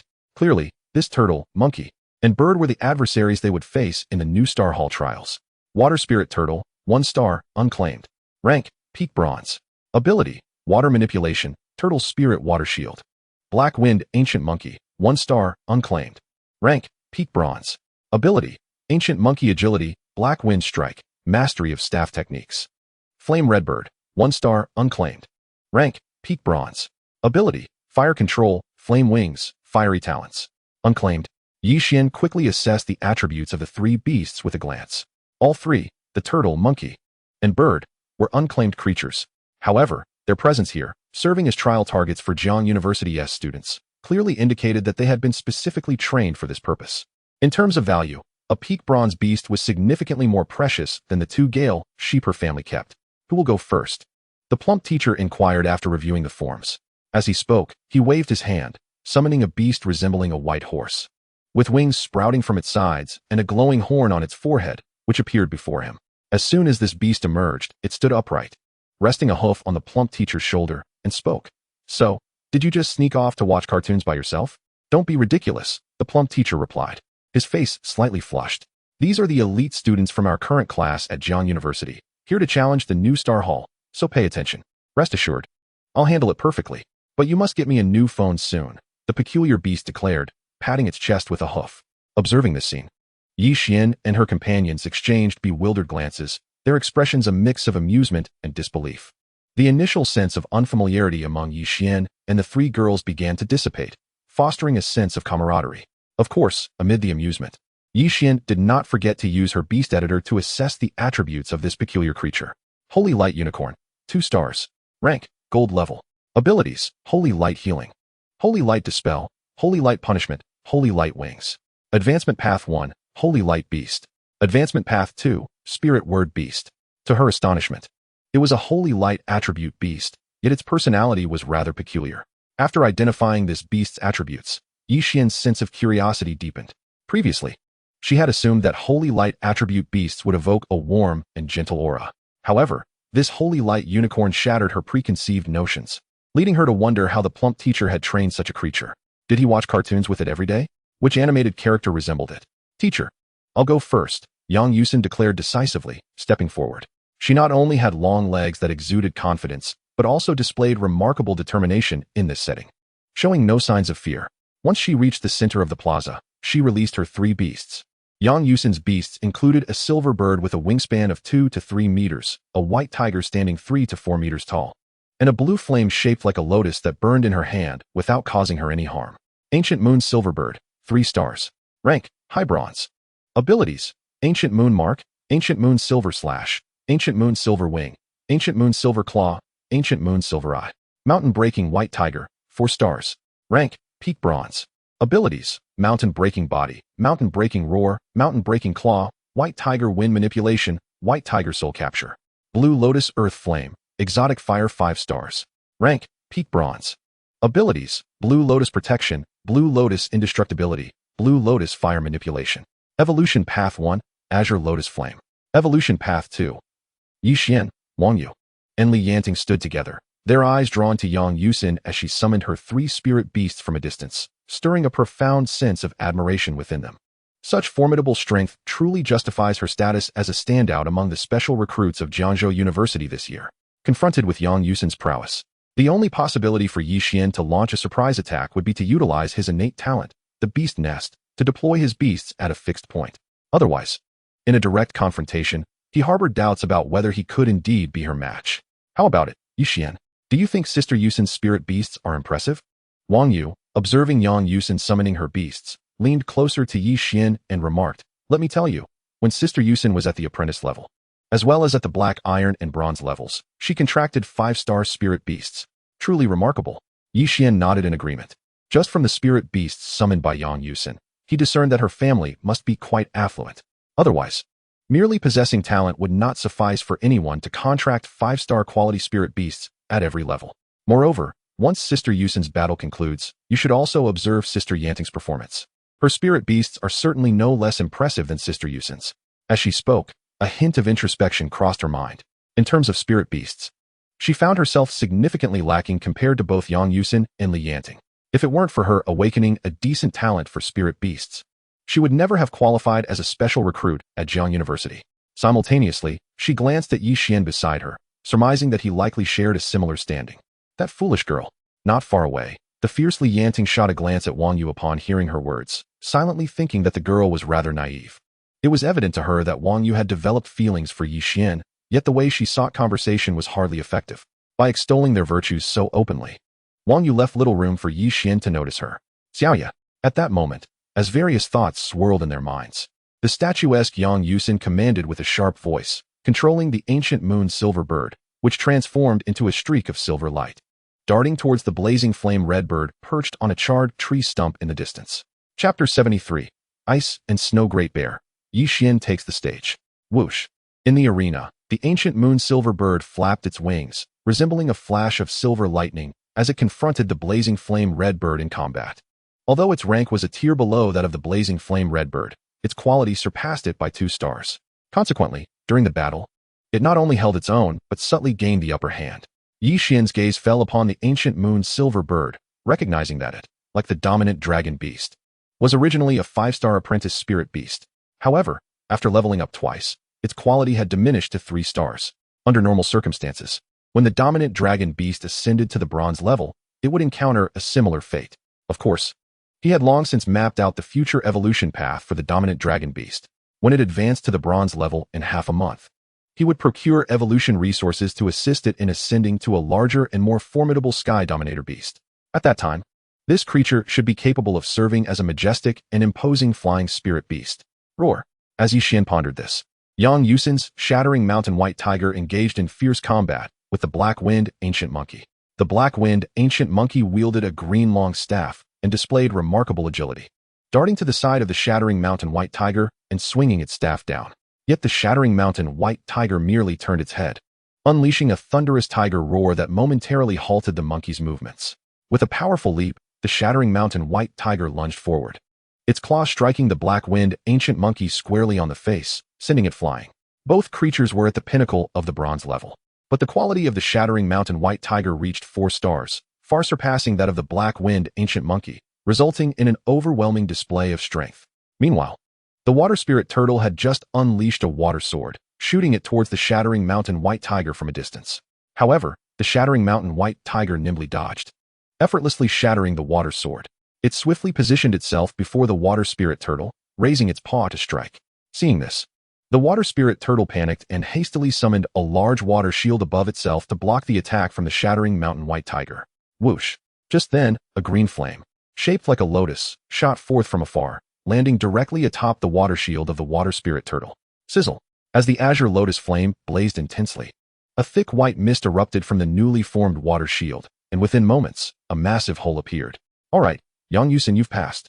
Noticing this spectacle, the slightly plump teacher promptly called for a halt. Such strength warranted a successful passage. Of course, while this battle appeared effortless in Yang Yusin's hands, it was a testament to her formidable capabilities. Most other spirit beast masters would typically need to wait until reaching the pinnacle of the bronze level to succeed in this trial. A select few who managed to pass at a higher tier of bronze were already considered commendable, much like Wei Shan and Lu Jing. In the arena, upon hearing the teacher's words, Yang Yusin immediately recalled her spirit beasts and, with a hint of joy, made her way back. Although this battle posed little challenge for her, succeeding in the trial signified her qualification for the Rising Star list.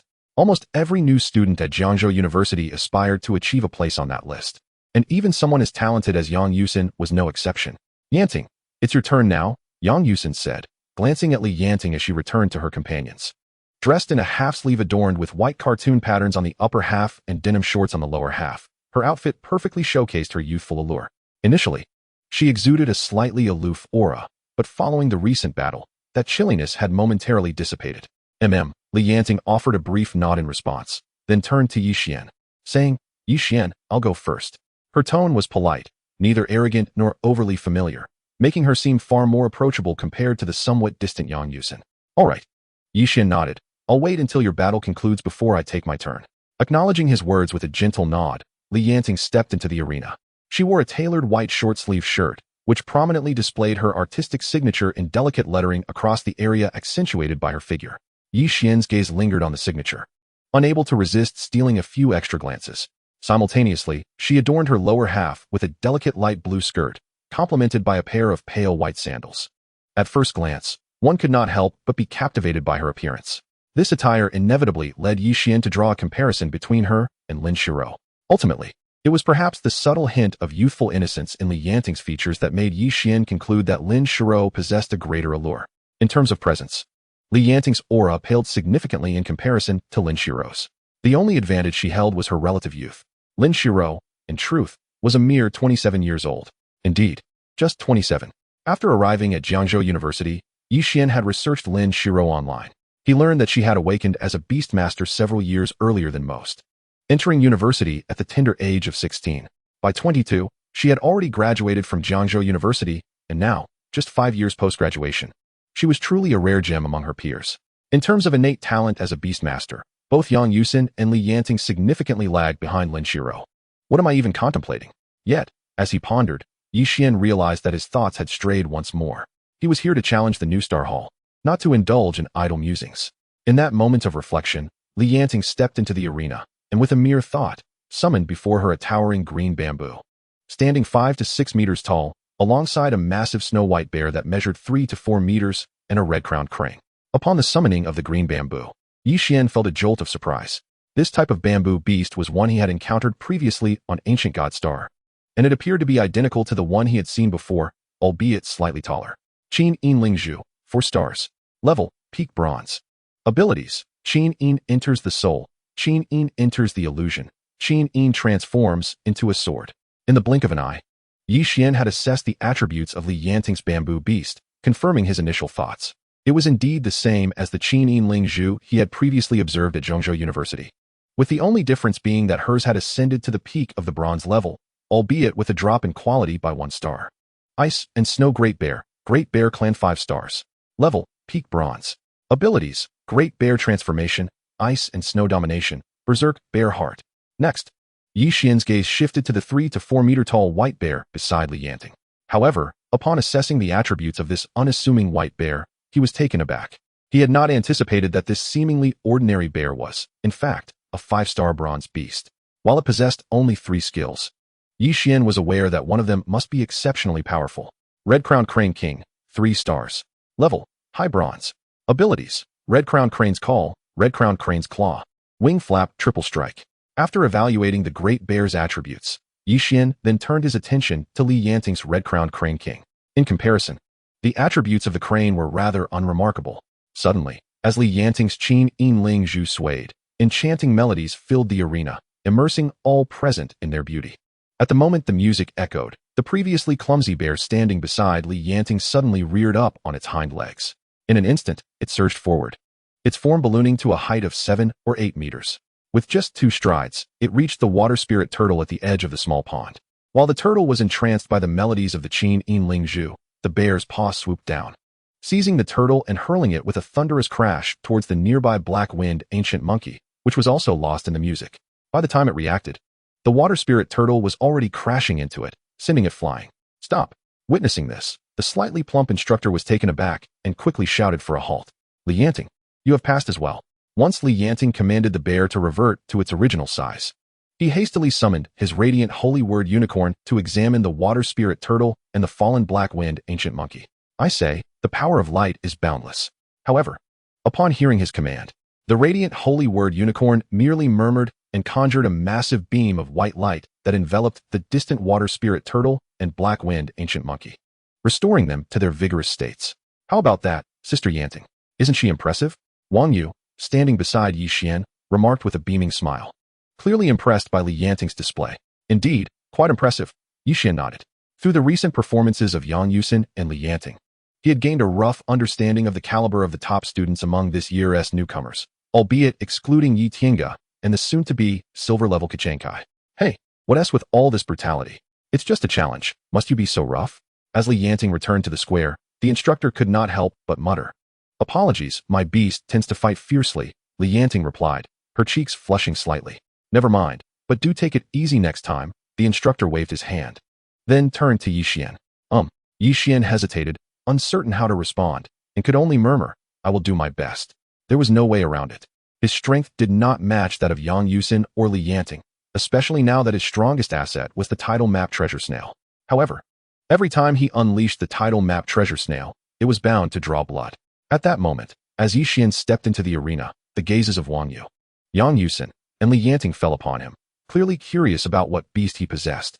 Chapter 74, Successful Challenge, Astonishment. At the entrance of Jiangzhou University, several youths clad in the uniforms of other universities, after entering their information in front of the gate, followed a teacher into Jiangzhou University, heading directly towards the beast fighting arena. Is this Jiang University? Truly impressive, remarked a handsome youth as he surveyed his surroundings. Indeed, Jiang University, with its long-standing heritage, certainly has depth. A young man adorned with a silver earring on his left ear chuckled. I wonder how much strength Jiang University still possesses. Well, we shall find out shortly, won't we? The others replied, their banter laced with an air of condescension towards Jiangzhou University. In the distance, a group of Jiangzhou University students cast a glance their way, recognizing them as representatives from Wanshan University. Were they here to stir trouble again? The sight of these newcomers, especially the bald instructor leading them, stirred a flicker of concern among the senior students, who surmised that these unfamiliar faces were likely the special recruits of this year's Wanshan University cohort. Unfazed by the scrutiny from Jiangzhou University's veterans, the Wanshan freshmen exhibited an air of indifference, as if they regarded their counterparts with little respect. A senior student, observing this scene, couldn't he help but feel a pang of worry. I've heard that Director Yi Yuanming's grandson is among this year's newcomers and has already achieved silver rank before even enrolling, a classmate remarked. Are you referring to Yi Tiange? Someone furrowed their brow in recognition. I've heard of him, but as for the Evernight clan, the mention of the Evernight clan's name hung in the air, laden with sensitivity, particularly at Jiangzhou University. Recently, rumors had circulated suggesting that Director Yi Yuanming intended to split from Jiangzhou University, taking several faculty members with him to join Wanshan University. Some students and even teachers speculated that this could lead to a purer academic environment at Jiangzhou University, which currently felt muddied. However, if the deputy director truly departed with a cohort of educators, Jiangzhou University would likely lose not only talented students, but also valuable resources and secret realms cultivated by those instructors over the years. In such a scenario, the future of Jiangzhou University, already in decline, remained uncertain. Is there truly no one else capable of bearing the weight aside from Yi Tiange? A student voiced their discontent. While Jiangzhou University had diminished significantly, it still held a place of reverence for many, especially those already enrolled. I've heard there's another promising individual named Qi Liangkai from Yinchuan City, but I'm not sure of his capabilities. Another student shook their head. Yi Xian, you can do it. Wang Yu, standing beside Yang Yusin and Li Yanting, couldn't help but cheer as Yi Xian stepped into the arena. At that moment, Wang Yu still regarded Yi Xian as just another ordinary special recruit, believing he had come merely to make an appearance or to hone his skills using the beasts in the New Star Hall. Nevertheless, she couldn't resist calling out encouragement as he entered. Upon hearing Wang Yu's supportive shout, Yi Xian turned back and smiled at her before striding confidently into the arena. Once inside, he glanced at the three stationary beasts in the distance, furrowing his brow. He then turned to the plump instructor and asked, "May I make my move now?" "Of course," the instructor replied, momentarily taken aback, then added with a teasing tone. "For first-time students like you, there is a certain consideration. You must first summon your respective beasts before the three creatures in the New Star Hall will initiate their attack. For veteran students, however, simply stepping onto the square signifies the commencement of battle. But should you wish to forego this privilege, I can instruct them to engage immediately." "Oh, I see," Yi Xian nodded in understanding. "In that case, I shall make my move now." In an instant, while still conversing with the instructor, Yi Xian pinpointed the position of the creatures using the real-time mini-map. He swiftly summoned three title map conks before the Yu Shui Ling Gui, Hei Feng Gu Ho, and Lai Yin Hong Yao. Whoosh! The three title map conks materialized and transformed into streaks of light, executing the tidal spiral technique. Dashing toward the three beasts in an instant. With blinding speed, they slashed through the flesh of the three creatures, leaving them bewildered and spraying hot blood. Roar! The Hei Feng Gu Ho was the first to react, witnessing its wounds and the blood gushing from them. It let out a furious roar and raised its staff, attempting to pursue the tidal map conch that had darted behind it. However, at that moment, the conch had already evaded over 20 meters away under Yi Xian's command, as had the other two. "Stop!" The plump instructor, finally realizing what was happening, shouted to halt the enraged beasts. After doing so, he turned his gaze to the three tidal map conchs. "What are these?" he pondered, bewildered. Did they just utilize spatial abilities upon their sudden appearance? He scrutinized the conchs, his eyes filled with profound confusion. And why do they all look identical? Could it be that this student, Yi Xian, has contracted the same type of beast at every level? The instructor felt as though his understanding of the world had been shaken. As his mind raced, he found himself unable to deduce the truth. Since taking charge here, he had encountered countless unusual beasts, from Yang Yusin's Qinglian Dixin Hua to Li Yanting's Ice and Snow Great Bear, none of which had astonished him quite like Yi Xian's title map conchs. Buzz. Just as these thoughts crossed his mind, with the three beasts halting, Yi Xian focused his will and, through the beast nest, summoned the duplicates and phantasms of the three title map conchs into the nest. Is this a spatial ability? Is it truly a spatial ability? With the disappearance of the three title map conchs, the plump instructor, Wang Yu, Yang Yusin, and Li Yanting all turned their attention to Yi Xian. This time, they finally began to grasp a clearer understanding of the situation. Upon discerning the truth, a tremor coursed through their hearts. "Teacher, does this mean I have passed?" At this moment, Yi Xian returned from the square and approached the portly teacher, inquiring eagerly. "Certainly," the portly teacher nodded.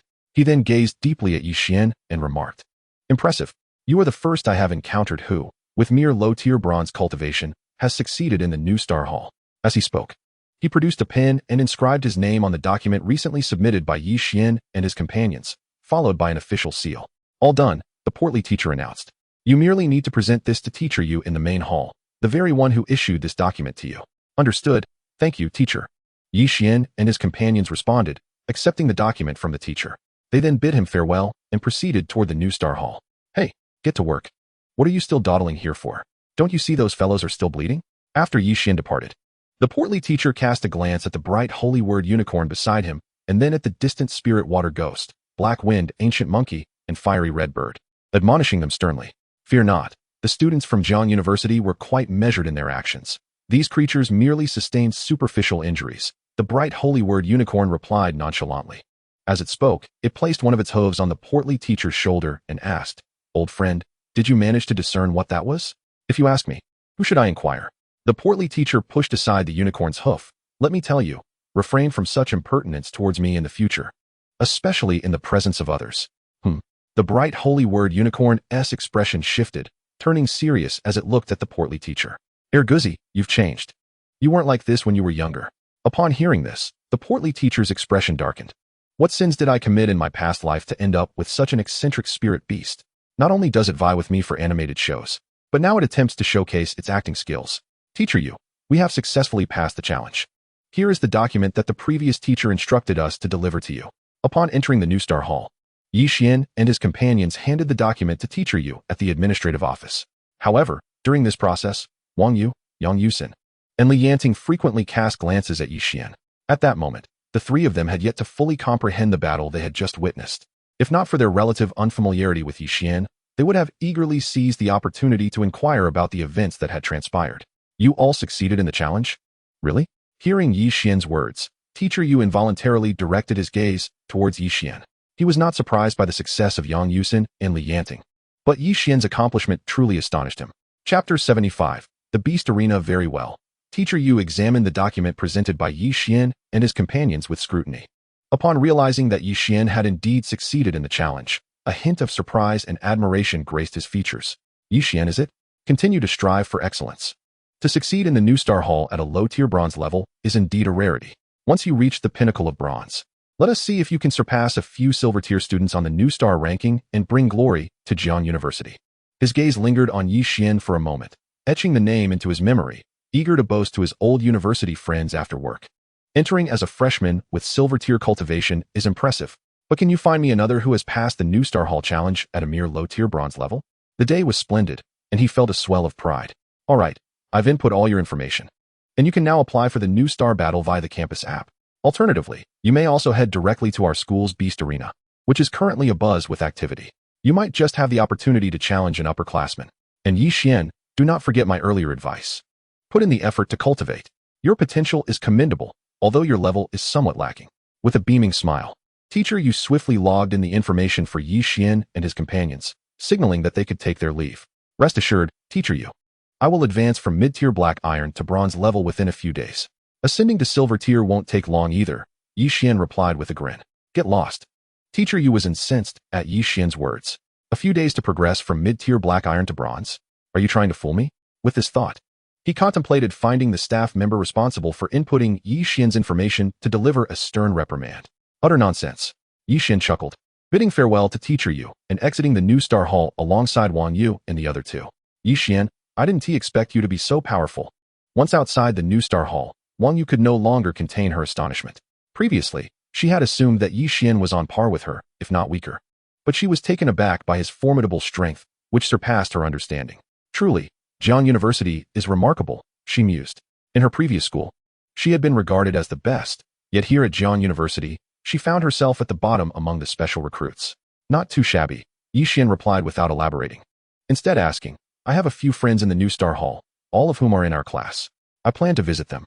Would you like to join? Of course. This time, it was Yang Yusin who spoke up. Our goal this time is also to head to the New Star Hall. Her eyes sparkled with anticipation, clearly eager for the upcoming New Star battle. Yes, I'll join you, Wang Yu nodded. In that moment, she felt a tinge of disappointment, sensing that someone as talented as Yi Xian might not share the same path as her. Despite Yi Xian's gentle demeanor during their conversation, this was merely a fleeting sentiment of a youthful heart. Once regarded as a genius herself, she quickly gathered her emotions. Soon, the four of them summoned their flying spirit beasts and soared towards the Beast Arena. Wang Yu's flying beast was a bronze 2-star light wind swallow. Evidently a 4-star apprentice beast she had contracted during her apprentice level, though it had since diminished to bronze 2-star and now only possessed a low-tier bronze level. Yet, Yi Xian understood that Wang Yu must still possess stronger spirit beasts, considering her status as a special recruit at Jian University. At that moment, as the group pressed onward, several of the young women simultaneously turned their gazes toward Yi Xian. Their attention was drawn not for any trivial reason, but because Yi Xian had astonishingly summoned a diminutive sprite to accompany him on their journey, utilizing its psychic energy to facilitate their travel. However, it was not merely this act that piqued their interest. Rather, it was the sprite's remarkably low level of power that raised their eyebrows. Moreover, it seemed coincidentally aligned with the personal information Yi Xian had previously displayed on his combat wristwatch, indicating a status of Black Iron Intermediate. This peculiar situation left the women pondering, secretly speculating whether Yixian had indeed ascended from Black Iron Intermediate to Bronze level in a matter of mere days. Yet, how could that possibly be? Yixian, is this sprite your summoned beast? Wang Yu, standing beside Qin Fengyan, could not restrain her curiosity and inquired. Yes, this is Xiao Wan. She grew up with me, Yixian replied, offering a brief introduction without elaborating further. Upon hearing his words, the women's intrigue regarding him deepened. He exuded an air of mystery and peculiarity, with the presence of a sprite only at the Black Iron Intermediate level, juxtaposed against the formidable Bronze-level beasts he had previously unleashed, leaving them increasingly perplexed by Yixian. As they continued their journey, even if Xiao Wan's pace was somewhat slow, they swiftly arrived at the entrance of the beast fighting arena. Standing before the vast structure, which resembled a colossal tiger, Yixian finally comprehended the significance of the tiger-shaped edifice he had glimpsed upon entering Jiang University. Another batch of new students, I see, he mused, noting the bustling atmosphere surrounding the arena, which stood in stark contrast to the relative quiet of the New Star Hall. As Yixian's group landed, they attracted the attention of nearby onlookers. His team, with Yixian's dashing looks complemented by the distinctive beauty of Yang Yusin and Li Yanting, formed an undeniably captivating sight. In contrast, Wang Yu found herself overshadowed, as the harsh reality of the world dictated that unless one achieved renown through personal effort, an ordinary appearance would render one invisible amidst a crowd of striking individuals. It appears a considerable number of people have gathered today, Yang Yusin remarked, her excitement evident as she raised an eyebrow, revealing a latent combative spirit beneath her seemingly aloof demeanor. Quite a few indeed. Let us venture inside, Yixian replied, his expression reflecting anticipation. Although the new students had yet to officially commence their studies, the specially recruited candidates had already arrived, marking their formal entry into the university. These exceptional students were the ones truly capable of bearing the weight of the institution. With that, they made their way into the beast fighting arena. Jiang University's arena was divided into two sections, with Yixian's group entering the eastern arena, predominantly frequented by first and second-year students. In contrast, third and fourth-year students typically gravitated towards the more advanced western arena. While the arena was termed a hall, its interior resembled an open plaza akin to the New Star Hall, as many students had contracted flying beasts. Consequently, some referred to it as the Beast Arena. However, this venue's area was significantly larger than that of the New Star Hall. Upon entering the arena, they were struck by its vastness, comparable to 2 football fields. Surrounding the arena were steps crafted from white jade, serving as bleachers, where students gathered in groups, observing the ongoing battles below. At that moment, 2 students were engaged in an intense confrontation, commanding their beasts in a spirited clash, with echoes of their combat resonating throughout the arena. Yixian. As Yixian's gaze fell upon the battling students, a voice suddenly rang out from several meters away on a white jade step. Turning his head, he spotted Qi Liangkai, Wei Shan, and Lu Jing waving at him. It was clear that Qi Liangkai had been the one to call out. Wang Yu, Yang Yusin, Li Yanting. Shall we join them? Yixian inquired tentatively, aware that Qi Liangcai's antics from the previous day might have left a negative impression on the women. Sure. Lu Jing replied with a smile, while Wang Yu and Yang Yusin offered no objections. Yixian breathed a sigh of relief and led the 3 women down the steps towards Qi Liangkai and his companions. Wow, Yixian is quite the charmer. Having already befriended both Yang Yusin and Li Yanting right after starting school, Qi Liangkai exclaimed, his face displaying exaggerated surprise. Enough, mind your words. Both of them are formidable and not to be underestimated, Lu Jing cautioned. Formidable? You mean them? Qi Liangkai scoffed, dismissing their capabilities. If they dare to challenge me, I would easily defeat them. You idiot, Lu Jing retorted, seemingly recalling her own unfortunate experiences, her expression darkening as hints of exasperation appeared on her previously graceful features. Meanwhile, Wei Shan observed the exchange with a bemused expression. Quite impressive indeed, he remarked as Yixian and his companions approached Qi Liangkai and the others. As they passed a set of steps, a youth from Wanshan University, adorned with a silver earring on his left ear, cast a lascivious gaze at the striking Li Yanting as she walked by, his eyes following her with unabashed admiration. From Wanshan University? Yixian heard the youth's admiration and turned to regard him, his gaze turning icy. Chapter 76, Qi Liangcai's Astonishment. Upon noticing Yixian's scrutiny, the silver-eared youth smirked, emanating a provocative aura. He and his companions had come specifically to provoke the fresh recruits of Jiang University. Meanwhile, Li Yanting and her companions also paused, directing their gaze towards the young man adorned with silver ear studs, their eyes ablaze with fury. What transpired? In the distance, upon witnessing Yixian and his group halt before the students of Wanshan University, Qi Liangkai and his companions swiftly approached. TSK, Jiang University truly is formidable. What? Are you planning to besiege us? The silver-studded youth raised an eyebrow and smiled at this scene. Besiege you? Qi Liangkai fixed his gaze on the silver-studded youth, saying, I found you lot displeasing for a while now. You dare to provoke us at Jiang University? Rest assured, I shall oblige you. He then glanced at the battle unfolding in the arena and declared, Wait a moment. I will descend and ascend the new stars list. Once I achieve that, you shall come down and face me in combat. If you refuse to descend, that is acceptable. Simply shout I am trash 3 times and roll back to your school. So, what say you? Dare you? The silver-studded youth exhibited arrogance, yet Qi Liangkai approached with a commanding presence that eclipsed his own. His voice boomed, echoing far and wide, akin to a grand trumpet, capturing the attention of all nearby. The expression of the silver-studded youth shifted slightly as he scrutinized Qi Liangkai. What's wrong? Have you grown timid? Observing the silver-studded youth's demeanor, Qi Liangkai sneered repeatedly. A real man should possess some grit. Bullying women is hardly an accomplishment. I declare this. Descend and face me in battle, and should you triumph, I will run naked 3 laps around this arena. You wish to fight? I shall gladly oblige. At that moment, a handsome youth standing beside the silver-studded man cast a glance at Qi Liangkai and suddenly spoke in a low voice. You? Qi Liangkai shot him a glance. And what are you, pray tell? However, if you insist on battling me, I shan't mind granting you the opportunity. He then shifted his focus back to the silver-studded youth. Have this foul-mouthed fellow descend first. After he faces me, I shall contend with you. Very well. Upon hearing Qi Liangkai's words, the silver-studded youth found himself cornered, with all eyes upon him. His face flushed slightly. Then I shall await your ascent to the new stars list and challenge you to a duel, to see what audacity you truly possess. TSK, splendid. Qi Liangkai's eyebrows shot up at the response. Further away, the bald-headed instructor from Xuan University observed this unfolding scene with a change in expression. He then turned to a Jiang University teacher beside him and inquired, Teacher Zhao, may I ask about the background of this student of yours? Such arrogance. Arrogance. Teacher Zhao of Jiang University shook his head and smiled.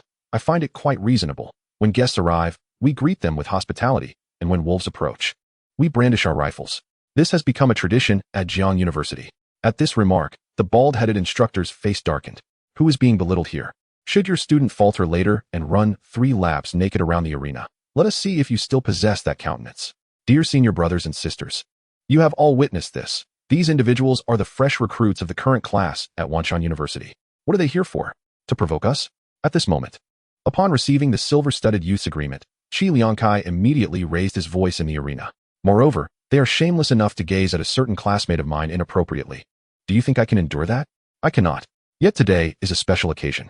Only those on the new stars list and those challenging it may descend to the arena. Therefore, I hope everyone can assist me by allowing me to cut the line. Is there anyone present ranked within the bottom 30 of the new stars list? If so, please grant me this opportunity. Damn. Instantly, as Qi Liangkai's shout resonated, the surrounding crowd internally cursed. Initially, they thought Qi Liangkai had arranged to battle a student from the new stars list and was about to take the stage. However, in reality, he had not made any such arrangement. Instead, he sought to seize this opportunity to cut in line, even subtly implying pressure on the students of the new stars list to accept his challenge. It is well known that students on the new stars list are not obliged to accept every challenge. Otherwise, when would they find time to train? Each student on the new stars list is only required to accept 3 challenges per month, and they may disregard other challenges. Thus, faced with challenges, most students on the new stars list are reluctant to comply. After all, accepting a challenge and then being defeated, thus losing their standing, is hardly a desirable outcome. Not only the second-year students nearby, but also Li Yanting, upon hearing Qi Liangkai's words, wore a grim expression. If you wish to find an excuse, so be it. But why drag me into this? Are we so familiar? Meanwhile, Yi Xian felt equally exasperated. Qi Liangkai's antics were utterly distasteful, his thought process seemingly devoid of rationality. Yet, he surmised that Qi Liangkai must have been waiting here for some time, and only upon receiving no acceptance of his challenge did he resort to such tactics. Senior brothers and sisters, please show me some kindness and do not leave me standing here. These morally bankrupt rascals from Xuan University are still watching. I implore you, grant me this favor. At this moment, Qi Liangkai, seeing no one pay him heed, once again clasped his fists and called out to the crowd. Damn! Yi Xian, witnessing this scene, felt that remaining by Qi Liangkai's side would surely result in the surrounding gazes piercing through him. Thus, he promptly made his way toward the steps where Qi Liangkai and his companions had previously stood. Of course, Wei Shan and Lu Jing, already accustomed to Qi Liangcai's antics, reacted even quicker. Before Yixian could step forward, they had already distanced themselves from Qi Liangcai. This fellow. Behind them, Wang Yu Lianting and Yang Yusin quickly followed Yixian, distancing themselves from the still begging Qi Liangcai. Damn it, this insufferable brat. Meanwhile, an older-looking second-year student, witnessing the attention shift towards him following Qi Liangcai's words, felt his expression darken. He was a student from Jiangzhou University and ranked on the New Stars list, albeit at a rather lowly position, specifically 94th. Furthermore, this rank was something he had barely secured after ascending from second year to third year. Enough. At this moment, as he felt the multitude of gazes upon him, he grappled internally before finally calling out to Qi Liangcai from afar. Once those two are done, I shall descend and battle you. Excellent. Thank you, senior. You must remember my name. I am Qi Liangcai, and I vow to repay your kindness in my next life as your devoted wife. Upon hearing this, Qi Liangcai's eyes brightened immediately. Damn, get lost. The older student's face darkened further at the remark. This fellow is insufferably shameless. He. After Qi Liangcai finally attained his desires, he chuckled with satisfaction and approached Yixian, proclaiming with a sense of triumph. Well, what do you think? I've got quite the strategy, Haven Ti. Aren't you afraid of being ambushed and met with an untimely demise when you venture outside? Yixian cast a glance at him, unfazed. What is there to fear? As a man, if I were to die, I'd simply meet my end facing the sky. Life is meant to be lived freely. Qi Liangcai, seemingly indifferent, continued to speak. Yixian found amusement in his words. Being in the company of this fellow always promised a good time. By the way, as if struck by a sudden thought, Qi Liangcai leaned closer to Yixian and whispered in a rather lewd manner, "Come on, tell me how you managed to mingle with Li Yanting and Yang Yusin?" This fellow, with his thick brows and large eyes. Had I known you were off charming beauties when I invited you for breakfast this morning, I would have thought twice. Nearby, although Qi Liangcai's voice was low, it still reached the ears of Li Yanting and Yang Yusin, prompting them to cast icy glares in his direction.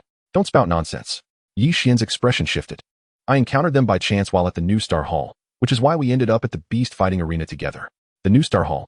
Qi Liangcai paused, taken aback. What business do you have there? As he spoke, he scrutinized Yixian, suddenly furrowing his brow. Something's off. I can't quite gauge your level anymore. It's nothing much. I simply made a breakthrough. Yixian replied nonchalantly. A breakthrough? Qi Liangcai exclaimed incredulously. You were at the mid-level of black iron before. Even if you did break through, you should only have reached the high level of black iron. Yet if that were the case, I wouldn't be unable to discern your level. He scratched his head, but then a light bulb went off in his mind. He suddenly recalled Yixian mentioning something about challenging the New Star Hall. His expression became exceedingly peculiar. Yixian, are you telling me that when you went to the New Star Hall, you actually succeeded? Indeed. Yixian met his gaze. If I was going to challenge the New Star Hall, why would I go there alone? One must possess bronze-level cultivation to challenge the New Star Hall. Have you reached that level? Qi Liangcai's eyes widened. Only then did he realize the peculiarity of Yixian's situation. The fact that he couldn't sense Yixian's cultivation meant he must have advanced to bronze level. However, Yixian was still at mid-level black iron just yesterday. He felt utterly bewildered. What on earth is happening? Did you meet an old man on the road who imparted wisdom to you? Meanwhile, upon hearing Qi Liangcai's words, Li Yanting, Yang Yusin, and Wang Yu exchanged glances, their expressions filled with astonishment. What does this mean? Yixian was truly just a mid-level black iron beastmaster yesterday? Did he really break through to bronze level in just one day? Yixian, Qi Liangcai seemed to have a sudden revelation. You can't be telling me that you succeeded in your challenge at the New Star Hall, can you? I came to the New Star Hall for the same reason as you, to see if I could make it onto the New Star ranking, Yixian stated. According to the usual procedures, students who successfully passed the New Star Hall could apply through the Jiang University campus app to challenge for the New Star battle. However, such applications would require waiting in line, which was notoriously slow. Are you serious? You actually passed through the New Star Hall? Qi Liangcai stared at him, his eyes wide with disbelief. After all, Yixian was merely at mid-level black iron yesterday, and now he had suddenly advanced to bronze level and even passed the New Star Hall. It was nothing short of monstrous. At the same time, Wei Shan and Lu Jing, observing Yixian, wore equally bewildered expressions. Such talent made them feel utterly inadequate. It seems I must retract my previous statement. Qi Liangcai took a deep breath. What statement? Yixian inquired, puzzled. He couldn't recall anything particular Qi Liangcai had said. While you were away, I mentioned to Wei Shan and Lu Jing that I needed to train diligently, lest you catch up to me in 5 or 6 years, which would be quite embarrassing. Qi Liangcai remarked seriously. But at this rate, if I don't put in the effort, you might surpass me in just 3 or 4 years. Of course, That's assuming you don't continue this abnormal pace. Qi Liangkai suspected that Yi Xian's remarkable speed of advancement was likely due to the extensive use of evolution resources, allowing one or several of his beasts to level up, or even to promote their stars. Otherwise, he could hardly believe Yi Xian could progress at such a rate. However, nurturing beasts in such a manner consumed an enormous amount of resources. Even if Jiang University valued Yi Xian highly, could they continuously provide him with such evolution resources? Especially after Yi Xian advanced to bronze level. If he wished to maintain such a rapid pace, the resources required would multiply tenfold. Yi Xian glanced at Qi Liangkai upon hearing this. His own rate of advancement was something he could hardly quantify, but he was certain it would exceed Qi Liangkai's expectations. He just hoped that this fellow wouldn't be too disheartened by it. Just then, as Yi Xian pondered this, Qi Liangkai caught sight of the battle within the beast fighting arena, his eyes lighting up. He observed one of the combatants skillfully maneuvering his beast to evade an attack and swiftly darting towards the opposing beast master. In battles between beast masters, evading the opponent's beasts to directly strike at the opposing beast master was universally acknowledged as a top-tier strategy.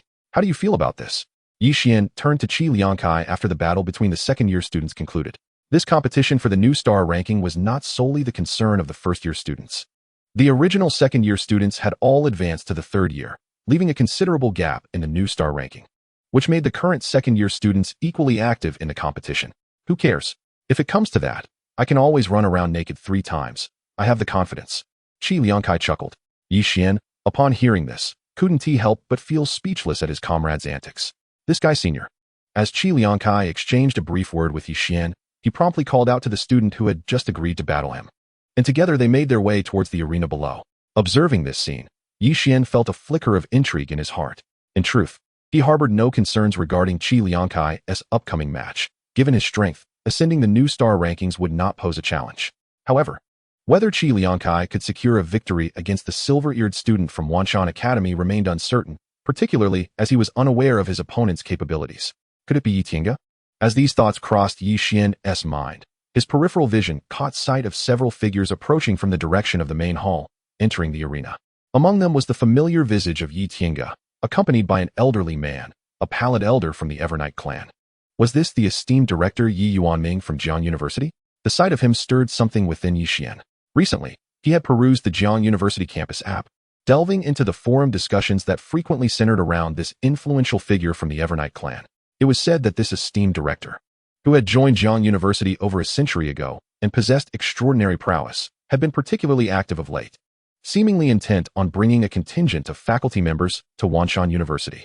Should such a transfer occur, it would undoubtedly send shockwaves throughout the entirety of the Xia Kingdom, particularly given the reputation of Jiang University. One could only speculate how the external world would perceive Jiang University under such circumstances. Was this rumor indeed true? Yi Xian regarded Yi Yuanming from a distance, lost in contemplation. Even if the rumors held merit, there was little he could do to alter the course of events. Compounding matters, the forum was rife with students expressing their disdain, some even wishing fervently for Yi Yuanming's departure from Jiang University, believing it would restore a sense of purity to the institution and rectify certain policies that had led to widespread dissatisfaction. Currently, Jiang University treated the Evernight clan as a minority, albeit an exceedingly rare one. All Evernight students applying to Jiang University enjoyed certain privileges. If the Evernight clan were indeed a minority on Blue Star, perhaps it would be acceptable. However, they were not. In recent years, there had even been murmurs of historical revisionism among them. A century ago, Blue Star and Evernight Star had allied against the Silverblood clan. Yet the narrative had shifted in the mouths of the Evernight clan, now claiming they had aided Blue Star in that endeavor.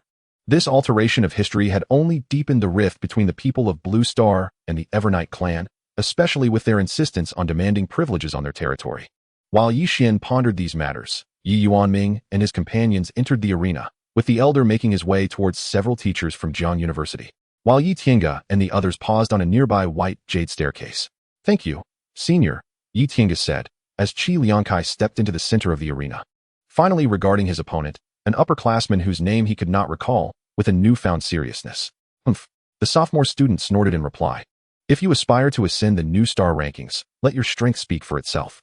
If you can defeat me, I shall have no objections. However, should your prowess fall short, do not expect me to go easy on you." "Very well," Qi Liangkai nodded. And as the Jiang University teacher overseeing the match signaled for the contest to commence, he immediately summoned his 3-legged fire crow.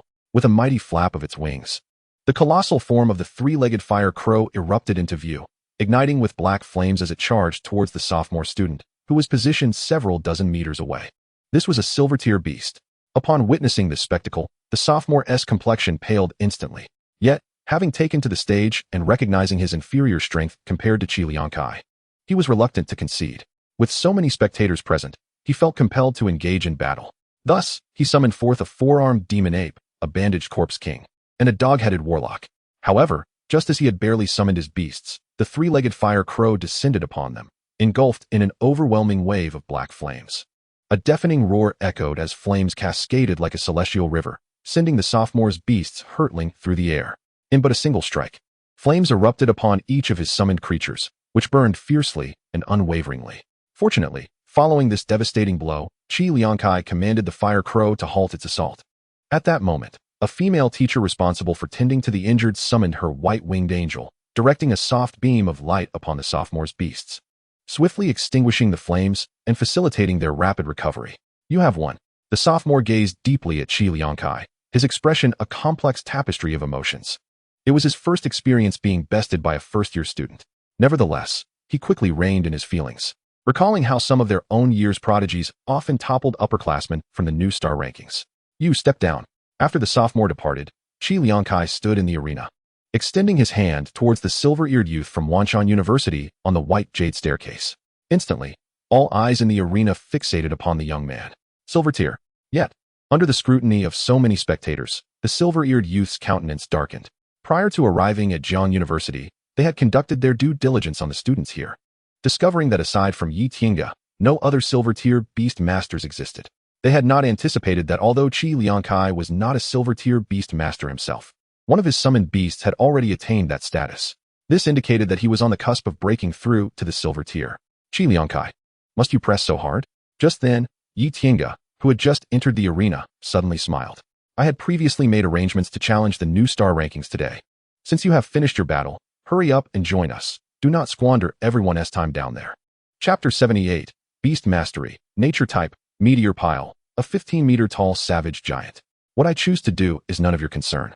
In the arena, Qi Liang cast a glance at Yi Tiange in the stands and sneered. What is this?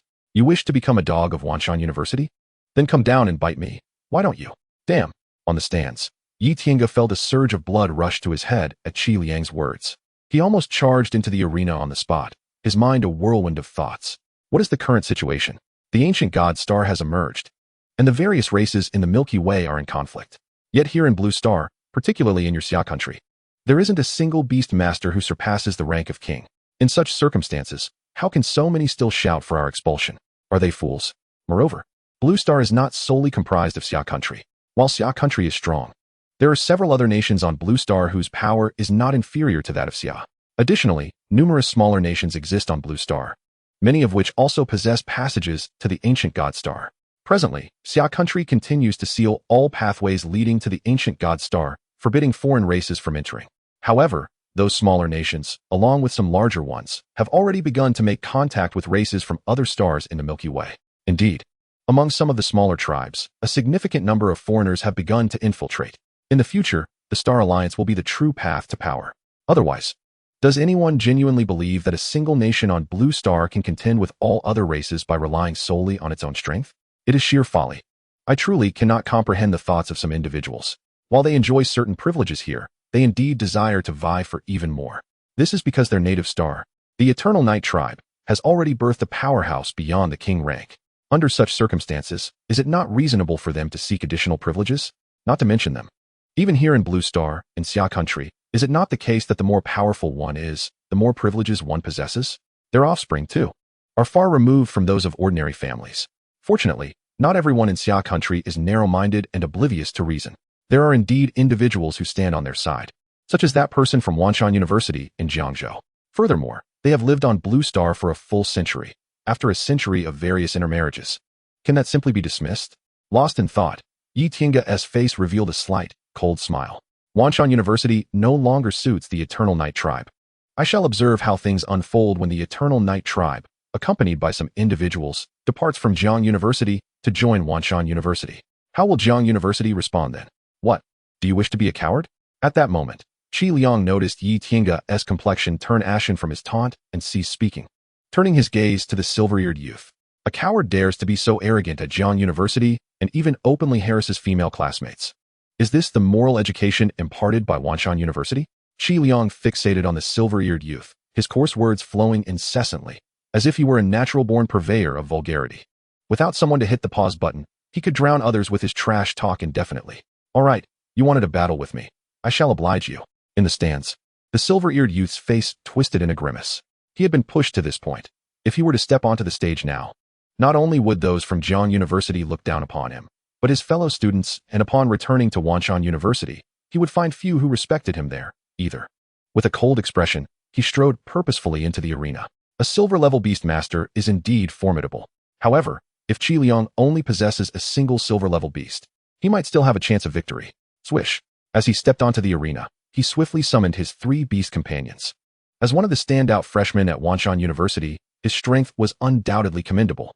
The 3 summoned beasts consisted of a pile of meteors, formed from numerous stones of varying sizes, levitating in midair, a diamond mole king that immediately burrowed into the ground upon its appearance, and a wall rhinoceros, its body covered in dark scales.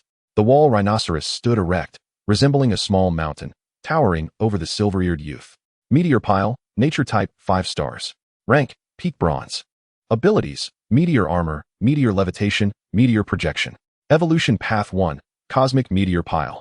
Wall rhinoceros, 3 stars. Rank, high bronze. Abilities, iron wall body, rhinoceros roar, wall rhinoceros fist. In the stands, Yi Xian assessed the attributes of the silver-eared youth's beasts after their summoning. The meteor pile particularly piqued his interest. He had not anticipated such a beast existing in this world. However, he only managed to identify the attributes of 2 of the silver-eared youth's beasts, as the third had immediately burrowed underground, causing him to be a step too late. A subterranean-type beast, is it? In the arena? Qi Liang observed this scene with a raised eyebrow, a peculiar smile creeping onto his face. Then, under the watchful eyes of countless spectators, he extended his hand and summoned his other beast. Boom! In an instant, a colossal creature materialized before Qi Liang. This beast was a savage giant, adorned with tusks and rippling muscles.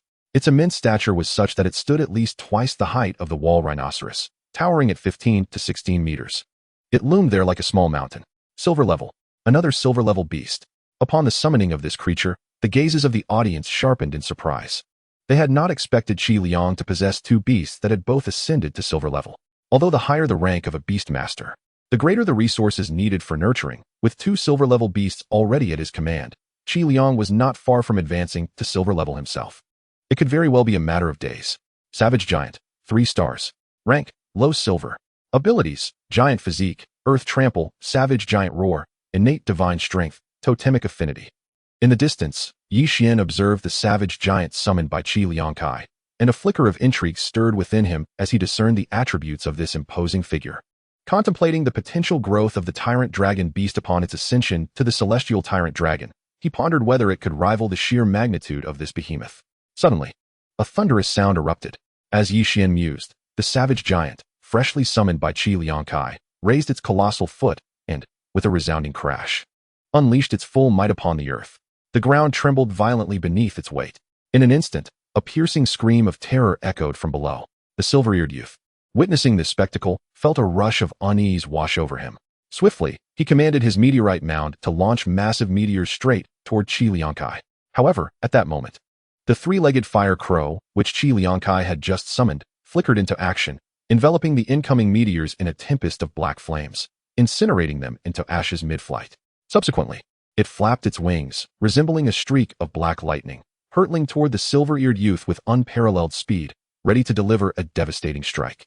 The Iron Wall Rhino, positioned before the silver-eared youth, witnessed this and instinctively raised a foreleg, akin to a human fist, aiming a blow at the airborne fire crow. This creature appeared to possess a rudimentary understanding of martial arts. It unleashed a powerful punch, dispersing the surrounding air as though it were ocean waves. Yet, its star level was woefully inadequate, merely at 3 stars, unable to contend against the fire crow. The fire crow, with its claws ablaze in black-red flames, reached out and extinguished the force of the rhino's punch, subsequently crashing down upon its chest with a thunderous impact, sending it hurtling through the air. The shockwave from the strike even swept away the silver-eared youth standing behind it, causing him to spit blood mid-air. Had he not been a black iron-level warrior, and had the Iron Wall Rhino not shielded him, that blow could have easily claimed his life. Next time, remember to keep your tongue in check, especially when your strength is lacking, Qi Liangkai declared, standing in the arena, his not-so-tall figure exuding an imposing presence alongside the Fire Crow and the Savage Giant.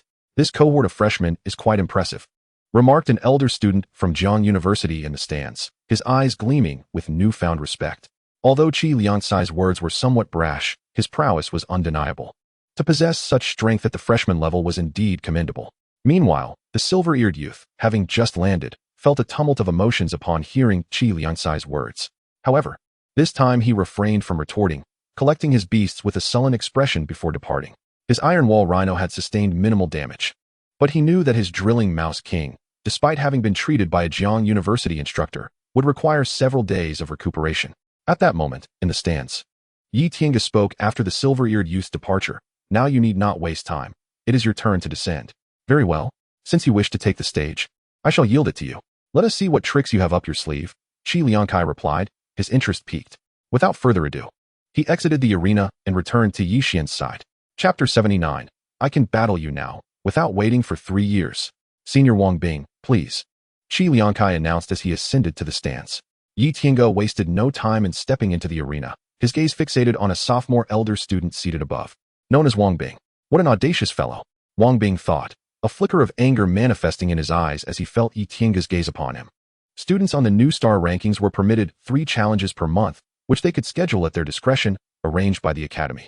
Wang Bing had chosen today for his challenge, but he had not anticipated facing Yi Tiange, whose reputation allowed him to circumvent certain protocols and claim a spot against Wang Bing. I'm eager to see what skills you possess that embolden you to challenge me, Wang Bing scoffed, striding into the arena. With a swift motion, he summoned 4 of his beasts, which materialized before him in an instant.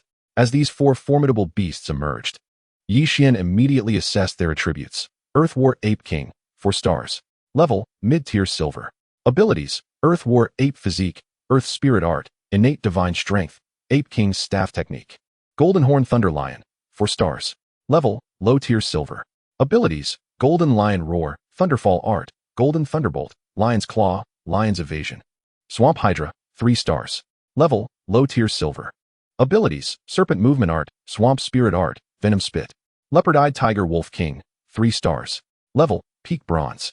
Abilities, Ancient Leopard Agility, Tiger Wolf Strength, King S Roar. Tiger Wolf Claw. Upon witnessing Wang Bing's summoned beasts, Yi Xian was momentarily taken aback. Such a formidable lineup, particularly the 4-star mid-tier Silver Earth War Ape King, indicated that Wang Bing had undoubtedly reached the silver level, likely having spent considerable time at that rank. Realizing this, Yi Xian felt a surge of astonishment. He recognized that even among sophomores, Wang Bing was not to be underestimated. However, Yi Tiange's audacity to challenge him suggested a profound self-confidence. Wang Bing held the 32nd position on the new star rankings. At this juncture, Qi Liangkai, standing beside Yi Xian, wore a grave expression, a stark contrast to his earlier demeanor. Clearly, he too felt the immense pressure of Yi Tiange's audacity to confront Wang Bing. 32nd, you say? Yi Xian mused, aware that over half of the students on the new star rankings were silver level, with only a select few at the bronze level. Wang Bing's position at 32nd was indeed impressive, especially considering he was merely a sophomore with a year left before advancing to junior status. Qi Liangkai, have you not longed to witness my prowess? Today, I shall unveil my strength. At this moment, within the arena, Yi Tiange beheld Wang Bing summoning his beast, yet abruptly turned his gaze towards the stands. In the next instant, with a flourish of his hand, he conjured forth his own 4 beasts before him. These creatures emanated a chilling aura, steeped in an ominous presence. Among them was an 8-armed Yiksha, each arm wielding a peculiar weapon. Another was a fiery Chihuahanjia, cloaked in a blazing crimson flame. The remaining 2 were a bizarre black pin that spiraled around him and a white shroud stained with threads of black blood, which immediately coiled around his body upon summoning, rendering him an eerie sight.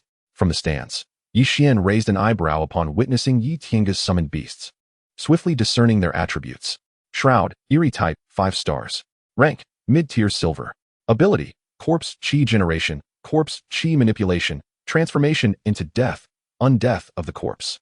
Crimson Fire Hanjia, Netherworld type, 4 stars. Rank, low-tier silver. Ability, Indestructible Body, Eternal Flames, Hanjia's Eyes, Hanjia's Claws, Hanjia's Calamity. 8-armed Yiksha, Netherworld type, 3 stars. Rank, Low-tier silver. Ability, divine strength of the Yiksha, soul capture, mastery of weapons, chaotic blade soul rand, Yiksha's 8 weapons dance. Evil spirit pen, eerie type, 3 stars. Rank, pinnacle bronze. Ability, summon evil spirits, manifest evil spirits, sacrifice to evil spirits. Yi Xian, standing in the stands, could not help but raise an eyebrow at the 4 beasts summoned by Yi Tiange. He recognized that Yi Tiange's talent was indeed formidable. Remarkably, having just advanced to the silver rank, he had already contracted a 5-star mid-tier silver shroud. While he could not compare to Yi Tiange, he was undoubtedly strong relative to others. At this juncture, after summoning all 4 of his beasts, Yi Tiange commanded them to charge towards Wang Bing. With a thunderous roar, his 8-armed Yiksha and Crimson Hanjia towered at 7 to 8 meters in height. They surged forward, reaching Wang Bing's 4 beasts in mere strides. Simultaneously, Yi Tiange himself, enveloped in the shroud, soared through the air, with the evil spirit pen hovering around him, closely trailing the Yiksha and Hanjia. A deafening boom echoed as Wang Bing's golden unicorn thunder lion summoned a colossal bolt of lightning, hurtling towards Yi Tiange's form. Yet, with a mere wave of his arm, the shroud coiled around him transformed into a blinding white light, intercepting the strike. Generally, lightning is highly effective against corpse energy. However, Yi Tiange's shroud, being of higher rank and superior quality, exhibited no fear of the golden unicorn thunder lion's assault. In fact, after dispersing the golden lightning, it continued to lash out at the thunder lion. Caught off guard, the golden unicorn thunder lion was struck by the shroud, causing its body to tremble as if death itself seeped into its form, rendering part of it lifeless and rigid. Following this, Yi Tiange did not relent, directing the shroud to sweep across the battlefield. Whether it was the venomous spray from Wang Bing's Hydra or the earth-shattering techniques of the Earth Battle Ape King, any obstacle met by the shroud disintegrated without exception. This fellow. In the stands, Qi Liangcai's expression grew increasingly grave. To overcome Yi Tiange, he would need to wait several days to break through to become a silver-ranked beastmaster and then contract a silver-tier beast. Otherwise, he would certainly stand no chance against Yi Tiange. With his discerning eye, he could also tell that Wang Bing, who faced Yi Tiange, was no match for him. Meanwhile, Yi Xian's gaze remained fixed on Yi Tiange. Although they were foes, he could not deny that even an ambush would likely not suffice against Yi Tiange's strength. To engage him in battle, he would likely have to reach the pinnacle of bronze and possess a silver-tier beast. Otherwise, attempting to contend with a silver-ranked beastmaster using only bronze-tier beasts would be an insurmountable challenge. Boom. As the battle progressed, within mere 3 to 5 minutes, Yi Tiange had forced Wang Bing into a corner. With a swift motion of the shroud, he sent the already partially immobilized Earth Battle Ape King flying. Just then, a beam of white light descended upon Wang Bing and his beasts. It was a female teacher from Jiangzhou University intervening to halt the conflict. Senior Wang, I concede. After besting Wang Bing, Yi Tiange retracted the shroud and gently descended to the ground, gathering his other beasts. He then glanced up at Qi Liangcai and Yi Xian in the stands before slowly making his way to the arena's edge. Senior Qinzhua, please. Just as Yi Tiange reached the arena's periphery, a young man from the Eternal Night clan, who had accompanied him, stepped into the arena. Upon entering, he summoned his 3 beasts and directed his gaze towards a sophomore in the stands, Qinzhua. The moment Qinzhua met his gaze, his expression darkened. Yet, like Wang Bing before him, he had no choice but to approach the arena. What is happening? What do these Eternal Night clan fellows intend to do? Witnessing this scene, those who had yet to react suddenly understood. First, it was Yi Tiange, and now this young man from the Eternal Night clan. Clearly, they sought to instigate trouble. Otherwise, what kind of challenge was this? Was it an affront to the Beastmasters of Blue Star? Instantly, the expressions of the Jiangzhou University students shifted. Only a few students from Wanshan University and the teachers in the stands displayed peculiar expressions, as if they had anticipated this very moment. Boom. In the arena, the young man from the Eternal Night clan had already engaged in combat with sophomore Qinzhua. Both were at the pinnacle of bronze rank. However, the young man from the Eternal Night clan exhibited a distinctly superior strength. These rascals. Qin Liangcai's countenance darkened as he witnessed the unfolding scene. However, his current prowess paled in comparison to that of Yi Tiange, and the youth from the Eternal Night clan seated below him evidently had no intention of challenging him, leaving him with no outlet for his simmering frustration. Beside Qin Liangcai, Yi Xian's expression also grew somber. Yet, regardless of their emotions, mere minutes later, the youth from the Eternal Night clan triumphed over Qinzhua, securing victory in the contest. Senior Luo Yingwei, please proceed. After this Eternal Night youth stepped down, another from the same clan approached the arena. Yi Tiange, what are your intentions? Unable to contain himself any longer, Qin Liangcai turned to confront Yi Tiange. What do you mean? Yi Tiange lifted his gaze and replied, "We mean no harm. We have merely decided to transfer to Wanshan University. Before formally joining, we wish to bid farewell to our seniors from Jiangzhou University." What? At Yi Tiange's words, an uproar erupted in the arena. No one had anticipated Yi Tiange would make such a declaration in this setting. This proclamation clearly signified that Jiangzhou University was on the brink of a schism, one that appeared irreversible. "Yi Yuanming, what do you mean by that?" Meanwhile, atop the platform, a faculty member from Jiang University demanded an explanation from Yi Yuanming. "Surely, you must have known my meaning all along. If Jiangzhou University cannot accommodate us, we shall seek another refuge." Yi Yuanming replied with a sardonic smile. "What? Are you suggesting I cannot remain at Jiangzhou University while also seeking a new place?" The faculty member was left exasperated. However, as just an ordinary teacher, he found it challenging to navigate such a predicament. He could only hastily report the matter to the dean of Jiang University, Lin Shouqing. Jiang University was indeed on the verge of a split. Concurrently, as Yi Tiange spoke, news of this development spread rapidly. "Qin Liangkai, you needn't be so flustered," Yi Tiange remarked, observing Qin Liangcai's expression. "Currently, you are not my match, so your agitation is futile. However, I can grant you a span of 10 days. After that time, you should be able to break through to the silver level and contract your fourth beast, correct? If you are unwilling to accept this, you may challenge me at Wanshan University in 10 days. I shall await your arrival." 10 days? Qin Liangcai's eyes flickered with determination. "Very well. I shall come to Wanshan University in 10 days to witness your strength." Yi Xian. Following Qin Liangcai's declaration, the Eternal Night youth who had just defeated Qin was suddenly fixed his gaze upon Yi Xian. "I find myself quite intrigued. What is it that makes you so remarkable? The Vice Dean Lin has not only bestowed upon you her Wind and Cloud Villa, but is also prepared to gift you her 5-star Golden Sky Divine Tree. Truthfully, I am envious. Alas, your cultivation is too low and your power too weak. I seek to challenge you, yet I find no opportunity. How about this? I shall grant you 3 years. After that period, do you possess the confidence to catch up with me? If so, feel free to seek me out at Wanshan University. I would love to witness how far you can progress within 3 years, given the Vice Dean's high regard for you."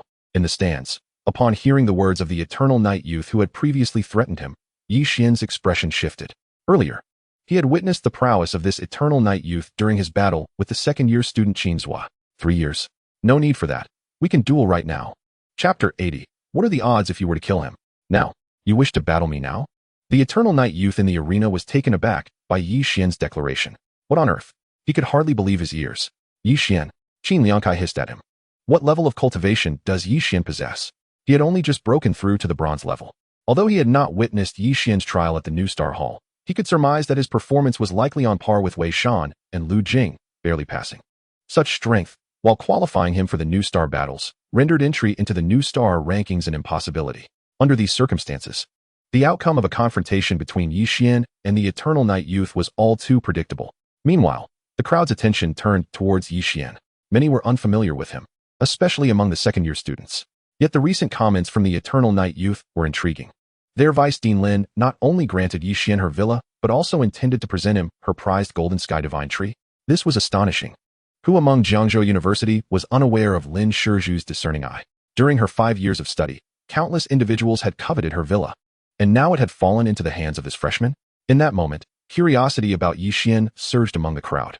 Moreover, what did the Eternal Night youth's offer of 3 years signify?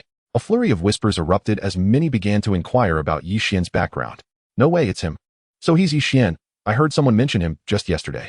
Suddenly, someone in the crowd exclaimed. "What? You know him?" Another inquired. "Indeed. I heard he led a group of students from Jiang University's affiliated high school into the Little Yellow Spring Secret Realm. While there, he competed against other second-year students from various universities. When he entered the realm, he was merely at the mid-level of Black Iron, but by some stroke of fortune, he managed to promote one of his beasts to the bronze level. He himself also ascended to the peak of Black Iron. When he exited the realm, he even subdued 7 peak Black Iron Eternal Night Beast Masters. Peak Black Iron? Are you jesting? Even at that level, he cannot possibly contend with that fellow down below." In an instant, the crowd buzzed with speculation about Yi Xian. The extraordinary tales surrounding him piqued their interest even more than the formidable display of strength shown by Qin Liangcai moments ago. No worries. At this moment, Yi Xian, confronted by Qi Liangcai's gaze, opted for silence. He merely nodded at Qi Liangcai before striding directly towards the beast arena. For him, this was also an opportunity. The young man from the Eternal Night clan had successfully challenged Qin Zhua, a sophomore, and had thus ascended the new star ranking. Therefore, should Yi Xian defeat this young adversary, he too would find himself on that esteemed list. Can you truly handle this? Qi Liangkai thought, bewildered as he watched Yi Xian depart. Was Yi Xian genuinely going to face him? Yi Xian advanced step by step into the arena. Upon reaching the young man from the Eternal Night clan, he raised an eyebrow and stated, I am here to challenge you. You wouldn't dare refuse, would you? With your abilities, do you really think you can intimidate me into backing down? The young man from the Eternal Night clan sneered from several meters away. But tell me, in such a setting today, do you even possess the qualifications to challenge me? Apologies, but I have just acquired the requisite qualifications to commence the new star battle. Yi Xian replied with an air of confidence. Obtained qualifications to start the new star battle? How can that be? The young man's pupils constricted at this revelation. They had thoroughly investigated Yi Xian's cultivation level, the beast he commanded, and his potential talents. They were aware that he had recently nurtured a formidable thunder attribute bronze-level beast in the Little Yellow Spring secret realm. Yet, when had Yi Xian transitioned to being a bronze-level beastmaster? When had he ever breached the New Star Hall? In that moment, a profound wariness enveloped him. Not of Yi Xian's current prowess, but of the potential he harbored. A genius from Blue Star, advancing realms at an astonishing rate. Who could remain unperturbed by that? Furthermore, it was known that Yi Xian had contracted 2 beasts at the apprentice and black iron levels. Now that he had ascended to bronze, how many more could he summon? He lifted his gaze, a glint of malice flickering in his eyes as he contemplated. What if he could eliminate Yi Xian during this sparring match? Undoubtedly, he would earn the enmity of Jiangda, yet the Eternal Night clan would undoubtedly elevate him. Indeed, he mused, his eyes fixated on Yi Xian. I never anticipated you would acquire the qualifications to initiate the new star battle so swiftly. Come, if you wish to duel, I shall indulge you. With that, he stepped forward alongside Yi Xian into the arena. In that instant, a resolution solidified within him. He would seek an opportunity to attempt to slay Yi Xian. Meanwhile, as Yi Xian and the young man from the Eternal Night clan made their way into the arena, a refined man in his 30s, accompanied by several mentors from Jiangzhou University, entered the arena with commanding presence. This elegant figure was Lin Shouqing, the current president of Jiangzhou University. Upon entering, he quickly approached Knight Yuanming on the high platform. Knight Yuanming, have you truly made your decision? Lin Shouqing's voice was cold as he addressed Knight Yuanming. I have no choice. Since you and your niece have left me no path forward, I must find a way to relocate. Knight Yuanming replied with a hint of a smile. Upon hearing this, Lin Shouqing's eyes lingered on him for a moment before he stated, very well. Our paths diverge. If you wish to depart, then go, but I hope you do not come to regret it. Knight Yuanming chuckled faintly, opting not to engage in further debate. After Lin Shouqing's remark, his gaze shifted to Yi Xian and the young man from the Eternal Night clan in the arena. What is transpiring here? Lin Shouqing's brow furrowed upon spotting Yi Xian. As the chosen future pillar of Jiangda by Lin Shiro, he had yet to meet Yi Xian in person, but he was familiar with his appearance from photos. President, one of the teachers present promptly relayed the details of the situation involving Yi Xian and the young man from the Eternal Night clan. Oh. Lin Shouqing's brow arched sharply upon hearing the teacher's account, especially when informed that Yi Xian had already acquired the qualifications to initiate the new star battle. Standing on the high platform, he observed Yi Xian from a distance, as if contemplating something, his eyes flickering with intrigue. Yi Xian, I am Lin Shouqing, the president of Jiangzhou University. How confident are you in this battle? Simultaneously, as Yi Xian reached the center of the arena with the young man from the Eternal Night clan, Lin Shouqing's voice unexpectedly echoed in his mind. Yi Xian paused momentarily, raising his gaze to see Lin Shouqing atop the high platform. This was their first encounter. Though he had seen Lin Shouqing's photograph on Jiangzhou University's campus app and immediately recognized him, he composed himself and thought, there is a high probability of success. Is that so? What if I were to instruct you to eliminate him? How confident would you be then?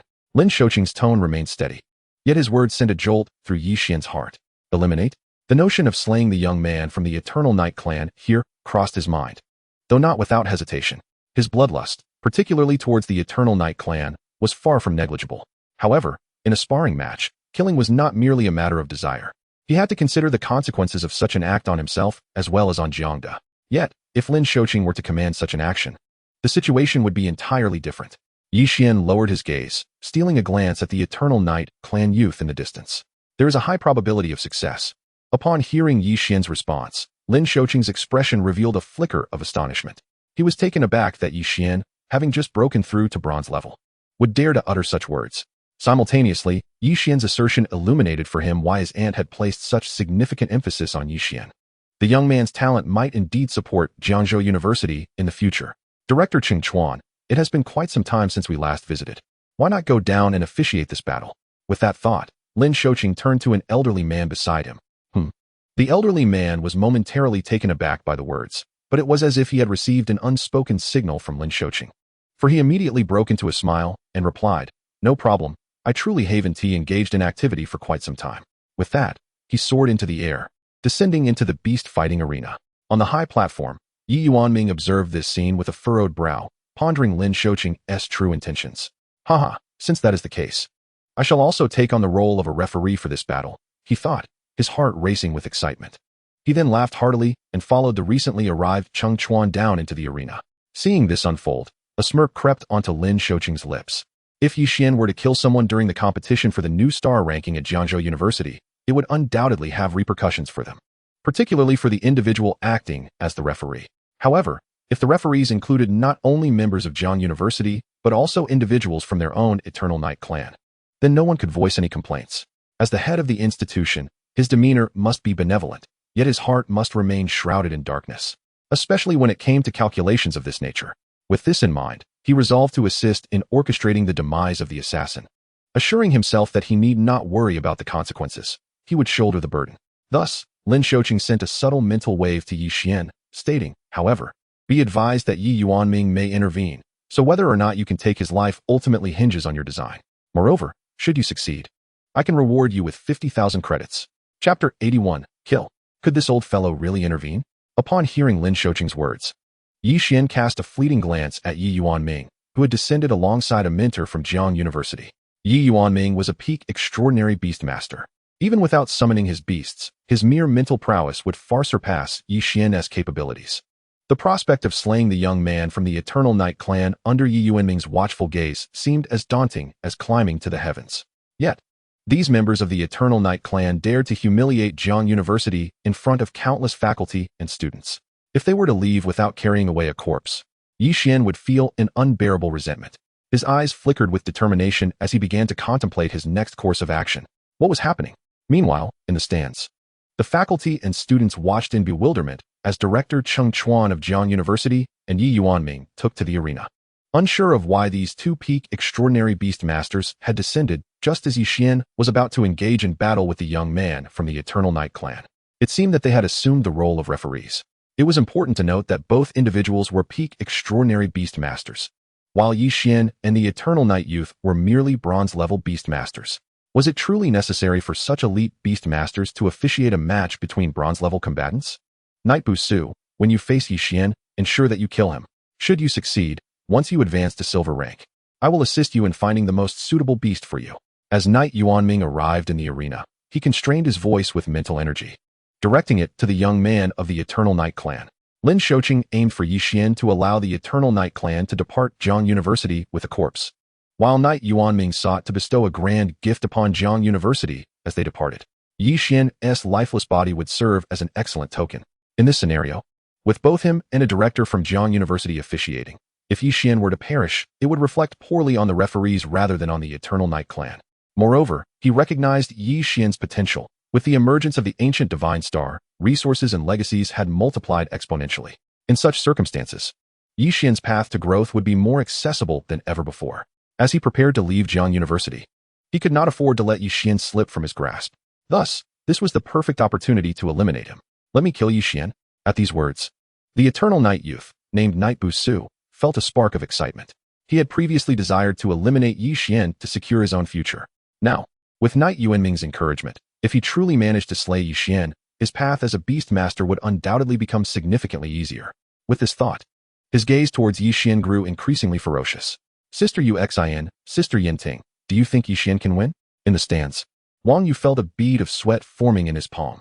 The stakes were exceptionally high this time. Unlike previous battles involving Qi Liangkai and others, Yi Xian's appearance represented not just a clash between him and the Eternal Night youth, but also a confrontation between Jiang University and its traitors. Following the descent of Yi Yuanming and Director Cheng Chuan, if Yi Xian were to falter, his reputation at Jiang University would suffer, potentially tarnishing his name for a long time. After all, lacking strength is one thing, but to be outclassed and humiliated on stage, dragging the entire university into disgrace. would leave no one inclined to tolerate him. Yi Xian's capabilities were a mystery to Yang Yuxian and Li Yanting, who frowned, unsure of what to say. They were unaware of the full extent of his strength, only knowing that he was incredibly enigmatic, with abilities and beasts that were utterly peculiar. Thus, they could not predict the outcome of this battle. He dares to step onto the stage. Perhaps he has some confidence, they concluded.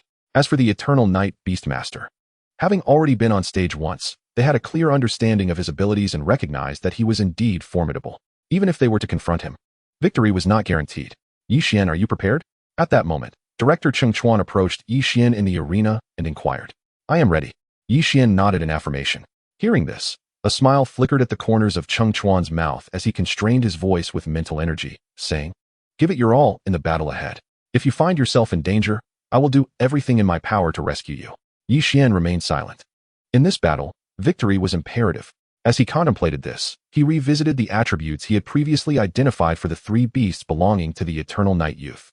Thousand Sound Brainworm, 4 stars. Rank, Peak Bronze.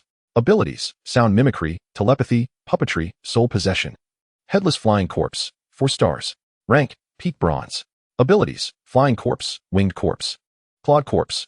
Extremely Ferocious Skull, 5 stars. Rank, Peak Bronze. Abilities, Corpse Chi Manipulation, Corpse Hair Generation, Malevolent Skull Opening Eyes, Words of Extreme Malice. In an instant, the attributes of the three beasts belonging to the youth of the Eternal Night clan manifested vividly in Yi Xian's mind. This youth possessed a total of 2 bronze 4-star beasts and 1 bronze 5-star beast.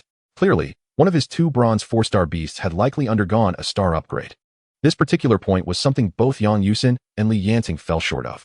If either of them were to take the stage and face this youth from the Eternal Night clan, the outcome remained uncertain. Swish, swish, swish. At that moment, after positioning himself, Yi Xian concentrated his thoughts.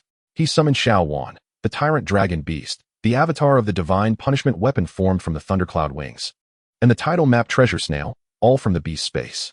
Clop, clop, clop.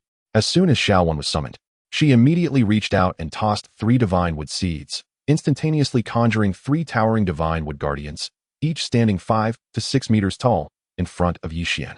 The 3 guardians promptly stepped forward, forming a protective barrier around Yi Xian's body. Could such strength truly suffice? Observing this scene, Cheng Xuan, who was acting as the referee, furrowed his brow slightly. Yi Xian's summoned beasts appeared to possess decent quality, yet their levels were rather insufficient. The only one of higher rank was the title map treasure snail, which was merely a high-level bronze beast, unable to compete with any of the Eternal Night Clan youth's beasts. Such meager strength? On the other side, upon witnessing Yi Xian summon his beasts, Yi Yuanming raised an eyebrow in surprise. He was taken aback by the revelation that Yi Xian's strength was weaker than he had anticipated. Initially, when Lin Shouqing had sent Cheng Xuan down, he had assumed Lin might harbor ulterior motives. However, it now appeared highly likely that Lin Shouqing's intention was simply to have Cheng Xuan safeguard Yi Xian. Safeguard? Contemplating this, Yi Yuanming's brow furrowed. If that were indeed the case, then his plan to have Yi Buxu eliminate Yi Xian might prove rather challenging. Yet, as this thought crossed his mind, he did not forget to once again convey a message to Yi Buxu, cautioning him about Yi Xian's lightning attribute beast, noting that the current summon was merely an avatar of that beast. Upon hearing Yi Yuanming's transmission, Yi Buxu felt a sudden chill. For beasts? Meanwhile, the students in the stands of Jiang University were momentarily stunned upon witnessing the 4 beasts summoned by Yi Xian. Then, realization dawned upon them, finally elucidating why Lin Shiru held such high regard for Yi Xian, even going so far as to bestow her Fengyun Villa upon him. Yet, it turned out that Yi Xian possessed 4 beasts. No, 2 of Yi Xian's beasts were actually of the Black Iron rank, one being at the initial stage and the other at the mid-stage. His remaining 2 beasts were merely at the initial and high stages of bronze, respectively. Such strength was utterly inadequate to confront that youth from the Eternal Night clan. Suddenly, an astute student, endowed with the unique ability to discern the levels of others through feedback from his own beasts, raised an eyebrow and remarked, "What? If it's merely this, then he is undoubtedly doomed." Hearing this student's words, the other Jiang University students were taken aback, unable to comprehend why Yi Xian would dare to take the stage with such limited strength. Had he lost his wits? Begin. However, while Cheng Xuan and Yi Yuanming pondered this, they did not hesitate. With a mere wave of their hands, they signaled for Yi Xian and the youth from the Eternal Night clan to commence their match. Swish. As soon as Cheng Xuan's words fell, Yi Xian commanded the copy of the title map treasure snail. With a flash, it surged through the heavy air, slicing toward the distant youth from the Eternal Night clan. Simultaneously, the Divine Punishment weapon avatar flapped its wings, soaring above the youth's head, raising the Thunder Spear of Divine Punishment and launching it toward the youth with great force. Facing the onslaught of the Thunder Spear imbued with lightning, the youth from the Eternal Night clan felt a stir within. The malevolent skull hovering before him trembled violently, and from it, a multitude of black hair erupted, sweeping toward the heavens. Crackle! The lightning unleashed by the Divine Punishment weapon avatar struck the malevolent skull's hair, erupting in a cacophony of thunderous roars. The youth furrowed his brow, taken aback by the formidable strength of Yi Xian's beast's avatar, which had summoned such potent lightning, effectively countering his own beasts. Fortunately, the level of the thundercloud wings was too low, merely a low-level bronze. Undeterred by the expenditure, the malevolent skull generated vast amounts of black hair, resembling dark seaweed, swiftly engulfing all the Divine Punishment lightning. Simultaneously, in response to the ambush of the tidal map treasure snail, the headless flying corpse beside the youth flapped its wings and ascended into the air. With a swipe of its claws, it lunged fiercely toward the tidal map treasure snail. Swish! The tidal map treasure snail, moving at remarkable speed, deftly evaded the headless flying corpse, continuing its charge toward the youth of the Eternal Night clan. Humph! Observing this, the youth from the Eternal Night clan let out a cold snort, commanding the malevolent skull to generate even more hair, spreading across a radius of several dozen meters. Strands of hair transformed into whips, striking violently toward the tidal map treasure snail. Meanwhile, under his control, the headless flying corpse, wings ablaze, charged directly toward Yi Xian. His intent was not to defend, but to slay Yi Xian. Yi Xian, you shall perish. You shall perish. You shall perish. Just as the headless flying corpse barreled toward Yi Xian, the malevolent skull hovering before the youth suddenly opened its mouth and spoke human words. In that moment, as the malevolent skull uttered its words of extreme malice, Yi Xian felt a chill seep into his heart. All his consciousness seemed to slow down in that instant. Roar! The tyrant dragon, standing beside Yi Xian, suddenly let out a furious roar. In the midst of its thunderous outcry, it swiftly suppressed the extreme words of the malevolent skull. Although the quality and level of the malevolent skull were considerably higher than that of the tyrant dragon, the latter's unique ability effectively countered the former. This was a realization Yi Xian had made after reviewing the detailed attributes of the malevolent skull, which is precisely why he had positioned the tyrant dragon beside him from the outset. Swish, swish. At that moment, navigating through the swirling black corpse hair, the tidal map treasure snail abruptly split into two. From two distinct directions, it charged simultaneously toward the youth of the Eternal Night clan. Witnessing this scene, the youth from the Eternal Night clan was taken aback, finally understanding the trump card that emboldened Yi Xian to confront him. He dared not be negligent. Hastily, he maneuvered the malevolent skull, summoning all the spectral tendrils to defend against the two tidal map treasure snails. With a swift motion, just as the youth of the Eternal Night clan positioned himself against the two treasure snails, Yi Xian's thoughts shifted. Suddenly, he summoned the thundercloud lightning wings from the Beastmaster nest, appearing at the side of the Eternal Night youth's body. Boom! At that moment, as the heavenly punishment thundercloud wings emerged, it brandished its weapon, releasing a bolt of divine thunder, hurtling towards the Eternal Night youth with lethal intent. Indeed, however, upon witnessing Yi Xian summon the thundercloud lightning wings, the youth's eyes brightened. He was already aware that Yi Xian's thundercloud lightning wings possessed the ability to create duplicates. He also understood that Yi Xian was likely capable of swiftly teleporting his summoned beasts to a specific location. Not to mention, just moments ago, Yi Yuanming had sent him a telepathic message. Thus, he had been on guard against this possibility even before engaging in battle with Yi Xian. With that thought in mind, the ominous skull hovering before him suddenly opened its eyes as the thundercloud lightning wings charged towards him. As its eyes widened, the divine weapon clone aimed at him froze midair. Die! The Eternal Night youth's heart brimmed with murderous intent. Even if he could not kill Yi Xian, he was determined to slay one of Yi Xian's beasts. With this resolve, he swiftly directed some of the spectral tendrils to strike fiercely at the suspended thundercloud lightning wings. Buzz! Buzz! Yet, just as the youth divided some of the spectral tendrils to block the tidal map treasure snails and their illusory forms, he simultaneously sent another portion towards the thundercloud lightning wings. Standing at a distance, Yi Xian's gaze lowered. The next moment, another tidal map treasure snail appeared to the right side of the Eternal Night youth's body. As soon as this snail materialized, it dashed forward with unparalleled speed, aiming to slice through the youth's neck. What? The Eternal Night youth's pupils constricted at this sight, his face paling in disbelief. He never anticipated that Yi Xian would possess yet another tidal map treasure snail. You dare! Just then, sensing something amiss, Yi Yuanming suddenly reacted. His formidable mental energy surged forth, intercepting the unexpectedly appeared tidal map treasure snail.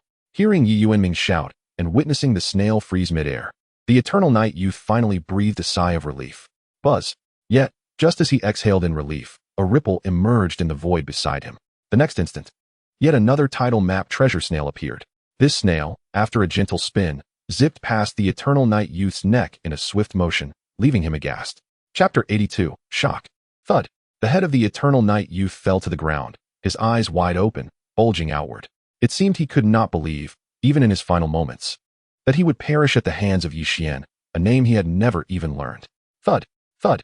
Simultaneously, as the Eternal Night Youth met his demise, the headless flying corpse hovering in the air, along with the ominous skull before him, fell to the ground, motionless, devoid of its previous ferocity. What on earth just happened? Yi Xian killed someone? He actually slayed that Eternal Night fellow. In that instant, all the students in the stands rose to their feet, their minds shaken.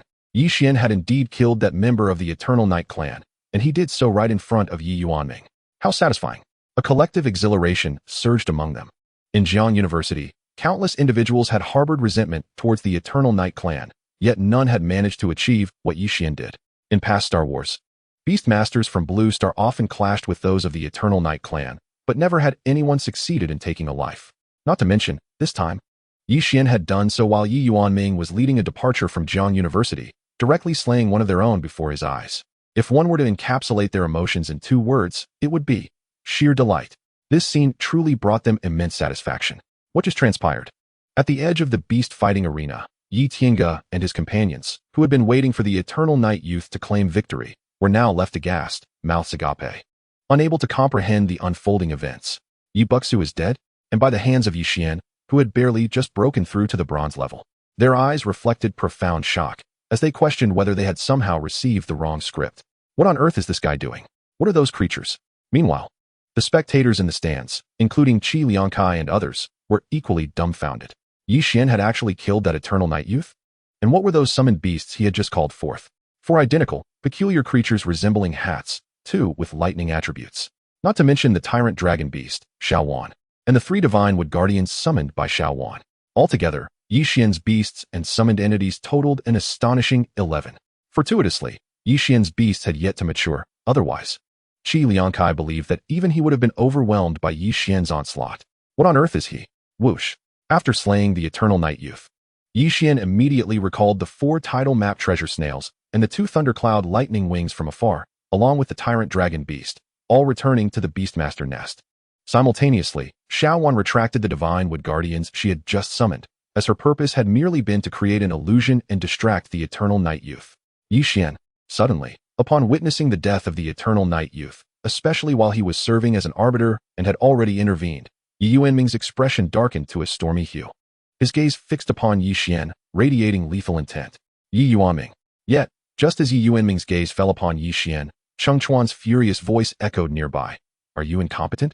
Before Yi Xian engaged in a spar with your clan's disciples, I had already made it clear that I would ensure Yi Xian's safety, while you were responsible for the arrangements of your clan's disciples. Yet, as a peak extraordinary beastmaster, you merely stood by as your kin perished. Are you not utterly useless? Moreover, this is the New Star battle. It has been many years since any of our students from Jiang University have perished in the New Star battle. You must provide us with an explanation for the death of your kin here. You. Upon hearing Cheng Chuan's furious outburst, Yi Yuanming's gaze shifted from Yi Xian to Cheng Chuan. This was akin to the wicked accusing the innocent. And yet his words were laced with reason and evidence that made them utterly convincing. Yi Yuanming felt as though he might explode with rage, his fury surging forth from his eyes. How dare you glare at me? What is the matter? Are you so inept that you wish to blame us at Jiang University for the death of your own? How shameless can you be? Cheng Chuan did not flinch from Yi Yuanming's glare. In fact, the anger reflected in his eyes seemed to surpass that of Yi Yuanming's, as if he longed to devour Yi Yuanming whole. Damn it! Yi Yuanming clenched his fists, filled with immense indignation. At that moment, he realized he had been deceived, betrayed by Lin Shouqing. He turned his gaze toward the stands and immediately spotted Lin Shouqing looking down at him with a calm demeanor. Do you remember my words? Once you leave Jiang University, do not harbor regrets. In the next instant, he saw Lin Shouqing's lips move, and a voice resonated in his mind. Nonsense. Upon hearing that voice, Yi Yuanming trembled all over. It took him a moment to compose himself. and he bent down to retrieve the body of the young member of the Eternal Night clan before striding over to stand beside Yi Tiange and the others, preparing to depart and no longer linger at Jiang University. He, too, had his pride. In such circumstances, how could he remain at Jiang University? However, just as he was about to leave with Yi Tiange and the others, Yi Tiange, who had finally grasped the situation after witnessing Yi Busu's defeat, suddenly fixed his piercing gaze on Yi Xian. Yi Xian, you are impressive. I never expected you to possess the strength to slay a peak bronze beastmaster. The question is, do you have the same courage as Qi Liangkai to face him in 10 days at Wanshan University? Yi Tiange stared intently at Yi Xian, awaiting his response. 10 days is not enough. I will need 3 years. I feel it may take me that long to catch up to you. How about you grant me 3 years' time? Yet, upon hearing this, Yi Xian merely chuckled lightly, entirely dismissing Yi Tiange's words. Hearing Yi Xian's response, Yi Tiange's expression darkened with anger. The mention of 3 years echoed the words of that young member of the Eternal Night clan. Now, Yi Xian reiterated it. This was a complete humiliation. Yi Xian, we are all men. Do you lack even this little bit of courage? Enraged, Yi Tiange immediately employed the tactic of provocation. Courage? Yi Xian lifted his gaze to meet Yi Tiange's. You are a silver-level beastmaster, while I am but a newly minted bronze-level beastmaster. Do you think it wise to challenge me to a duel in 10 days? Who is the fool here? You or I? Yi Xian scoffed disdainfully. After that, a thought crossed his mind, and he added, furthermore, regarding the 10-day agreement you made with Qi Liangkai, I believe it is best to let that go. If you genuinely wish to battle Qi Liangkai, you may come to Jiang University in 10 days. As for going to Wanshan University, to be frank, we truly do not trust you. As he spoke, Yi Xian's gaze drifted to Qi Liangkai in the distant stands. Indeed, Qi Liangkai readily concurred.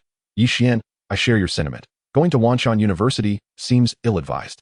He then turned his attention back to Yi Tiange. Perhaps we should cancel our agreement of 10 days, or as Yi Xian suggested. You may come to Jiang University once more in 10 days? Very well. A sinister expression appeared on Yi Tiange's face, yet he hesitated not for a moment. Since you refused to go to Wanshan University, then I shall return to Jiang University in 10 days. I refuse to believe that Jiang University has turned into a den of dragons and tigers, and that you can keep me here. Yi Tiange's fury had reached its zenith. This time, if he did not reclaim his honor, he would never find peace. Jiang University is not a den of dragons and tigers. We are, in fact, quite hospitable towards our friends. Yi Xian responded leisurely to Yi Tiange's remarks. As for the recent battle, it was truly unavoidable. After all, one must give their all in battle, for otherwise, it loses its meaning. However, it was your own referee who reacted too slowly. Do not place the blame on Jiang University. Humph. Upon hearing this, Yi Tiange's lips twitched, realizing he could not best Yi Xian in argument. With a cold snort, he followed Yi Yuanming out. Meanwhile, from a higher vantage point, the balding instructor from Wanshan University observed the scene with a grimace. He hastily called to his students, akin to a pack of frightened dogs, and hurriedly vacated the Jiang University beast fighting arena. How impressive! As Yi Yuanming and his entourage, along with Wanshan University's personnel, departed, a fervent cheer erupted within the Jiang University beast fighting arena. A life was lost, yet the life taken was that of a member of the Eternal Night clan. The one who perished was a fool who had brought this upon himself at Jiang University, and thus, it was worthy of celebration. Moreover, with the departure of the Eternal Night clan, Jiang University would undoubtedly become more pure than ever before. This event was something many students had longed for. Dinyi. Amidst the cheers from the students of Jiang University, the recently departed instructor from Wanshan University caught up with Yi Yuanming. He looked at Yi Yuanming awkwardly and said, We have prepared a welcome party for you today. What do you think? A welcome party? To hell with your welcome party. Are you foolish or what? Did you not see that we have a corpse here? Do you wish for us to attend a welcome party with a body in tow? Yi Yuanming shot a cold glance at the instructor from Wanshan University, snorted disdainfully, and quickly departed with Yi Tiange and the others. At this moment, after Yi Yuanming and the others had left, Yi Xian did not linger below for long. He exchanged greetings with Xuan, expressed his gratitude, and then made his way toward Qi Liangkai and the others in the stands. Yi Xian impressive. However, before he could ascend to the platform, Qi Liangkai and his group rushed to meet him. Upon reaching Yi Xian, Qi Liangkai immediately delivered a friendly punch to him. Damn it, you. I have decided to retract my previous statements. I will absolutely refrain from mentioning years again, lest I face such embarrassment. Yet, a few months, 3 to 5 months. That should not pose any issues, right? Chapter 83, Aftermath. Fellow classmates. As the jubilant cheers of the students resonated around him, Lin Shouqing abruptly ascended the platform and addressed the assembly. I am Lin Shoqing, the president of Jiang University. You have all seen me and are familiar with my presence. Today, I stand before you to extend my sincerest apologies. Since my appointment as the president, I have regrettably failed to foster the prosperity of Jiang University. Instead, it has descended into decline, leading to discontent among some of the students, which I acknowledge as my failure. Moreover, today, a number of our esteemed faculty and students have chosen to join Wanshan University alongside Yi Yuanming, marking a significant loss for our institution, which has been a pillar of education for centuries. It is evident that the challenges ahead for Jiang University are only set to intensify. However, I firmly believe that, devoid of these individuals, we can cultivate a more pure and united environment. If we all pull together, striving towards innovation and progress, we shall surely achieve remarkable success. In the future, I assure you, on behalf of all the faculty, that we shall exhaust every effort to explore new realms and acquire resources, ensuring that every student at Jiang University has ample access to the tools necessary for their education. Let us strive together. I am confident that through this experience, we shall emerge transformed, like butterflies from a chrysalis, reborn from the ashes. With these words, Lin Shoqing bowed deeply to the students before departing with his fellow educators. After Lin Shoqing's somewhat official discourse, Yi Xian inhaled deeply. He did not know Lin Shoqing well, yet he held a favorable impression of him due to the latter's decisive action against a member of the Eternal Night clan. Had it not been for that intervention, Yi Yuanming would have left unchallenged today. Furthermore, the boastful displays of Yi Tiange and his entourage in the Beast Arena would have brought great shame to Jiang University. In Yi Xian's view, the departure of the Eternal Night clan members had indeed rendered Jiang University more authentic. Forcing disparate elements together only breeds conflict. And now that the Eternal Night clan has transferred to Wanshan University, it may invigorate Jiang University's spirit. Subsequently, following Lin Shoqing's exit, Yi Xian and his companions also vacated the Beast Arena. Originally, Yang Yusin and Li Yanting had come with aspirations to ascend the new star rankings. However, with the current upheaval, who would dare to engage in battle under such circumstances? Thus, they followed Yi Xian out of the arena. Qi Liangkai, do you believe you can break through to the silver level in 10 days? Yi Xian inquired after exiting the arena. Rest assured, when I say it's possible, it is indeed possible. Qi Liangkai replied confidently, seemingly unperturbed by the impending battle with Yi Tiange. 10 days. Yi Xian pondered, shaking his head. Such a short time frame left little room for assistance, especially considering that Yi Tiange commanded 3 silver-level beasts, one of which was a 5-star silver mid-tier corpse cloth of the eerie variety. I wonder when I will ascend to the silver level, Yi Xian mused internally. Though his current strength was commendable, he remained below the silver threshold. Against a silver-level beastmaster like Yi Tiange, he felt utterly inadequate. Additionally, despite having reached the new star rankings, he found himself languishing at the 94th position. To rise within the rankings, he needed to achieve silver-level prowess. Yi Xian, Qi Liangkai chuckled, we should have celebrated your breakthrough to the bronze level. However, since I am on the verge of advancing to silver, I must return and consult with my mentor about the most suitable beast to contract after my progression. So, if you wish to celebrate, let us do so after I attain silver. Get lost. Yi Xian playfully punched Qi Liangkai. It was clear to him that, despite Qi Liangkai's nonchalant demeanor, he felt the urgency of the situation. 10 days was indeed a fleeting moment.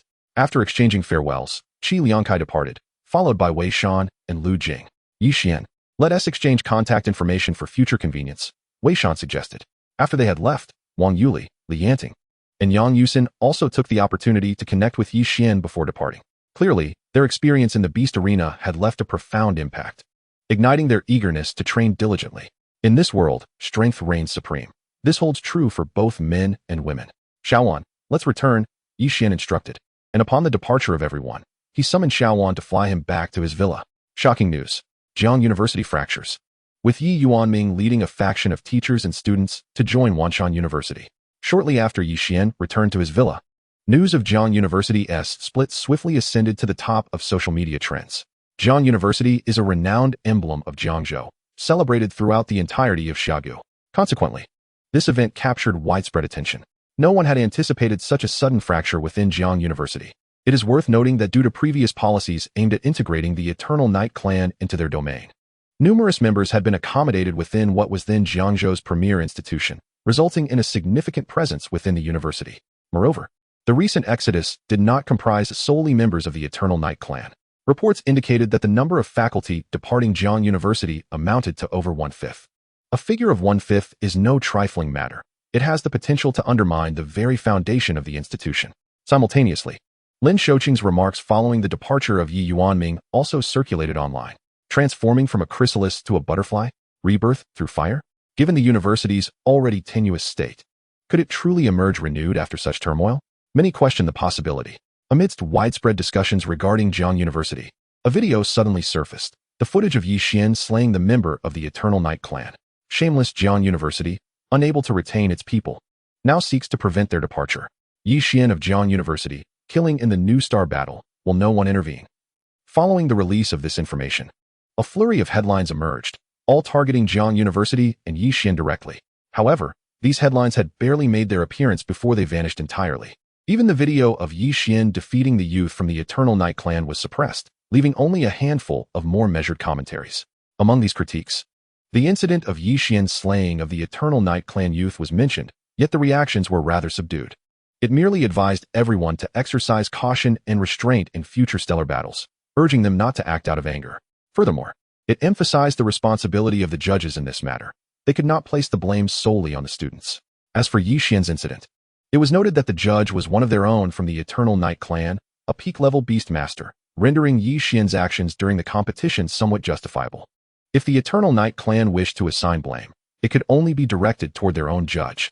These scoundrels, within the confines of Wanshan University, Yi Yuanming, who had relocated entirely to this place, was incensed as he perused some discussions online, leading him to smash his room's table into splinters. Haha, that old coot must be furious upon seeing this. Meanwhile, upon returning to his villa, Yi Xian stumbled upon these comments and chuckled oddly. The fact that he had slain that youth from the Eternal Night clan in front of Yi Yuanming truly brought him a sense of exhilaration. Ding ding. As he pondered this, he felt a stir in his heart and suddenly noticed a flurry of messages arriving on his phone. Startled, he picked it up and saw that the messages were from a small group chat he had been pulled into by Fong Lan and others when he rescued them at the Zhongzhou University-affiliated girls' high school on the Ancient God Star. This small group had been silent since his departure from Ancient God Star, yet today, messages began flooding in. The most adorable Xiaoka, Yi Xian, Yi Xian. We're back from Ancient God Star. Have you gone to Jiang University yet? Yulio, Yi Xian, you didn't even say goodbye before you left last time. How are you doing now? Fong Lan, I just saw a video. Yi Xian just killed a member of the Eternal Night clan at Jiang University. He must be busy now, so let us not disturb him. Yi Xian's #1 fan. What is going on? Fong Lan, tell us quickly. Opening the group chat, Yi Xian was greeted with a barrage of messages flashing across the screen. It felt as if Fong Lan and the other girls were chattering right beside him. A smile crept across his face, filled with a profound sense of accomplishment.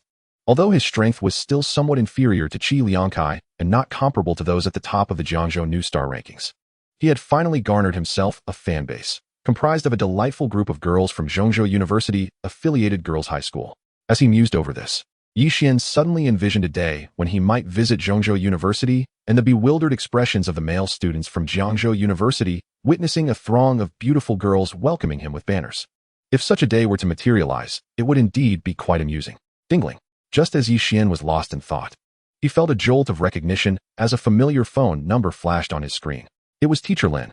Instantly, Yi Xian pressed the answer button. Chapter 84. The Opportunity for a New Contracted Beast. Yi Xian, Lin Shiru's melodious voice resonated from the phone. I am aware of the situation at Jiang University.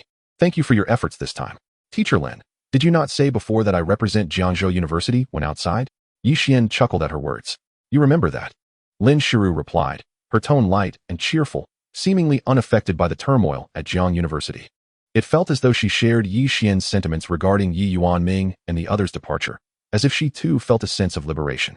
Consequently, her conversation with Yi Xian was more casual, akin to friends chatting rather than the formal teacher-student dynamic they typically shared. Yi Xian, I will need some time before I can return. In the meantime, focus on mastering the wind and fire catastrophe technique.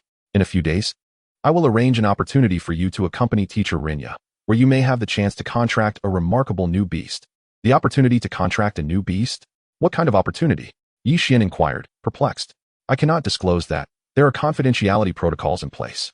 When the time comes, if you manage to secure it, you will need to sign a confidentiality agreement to enter, Lin Shiru explained.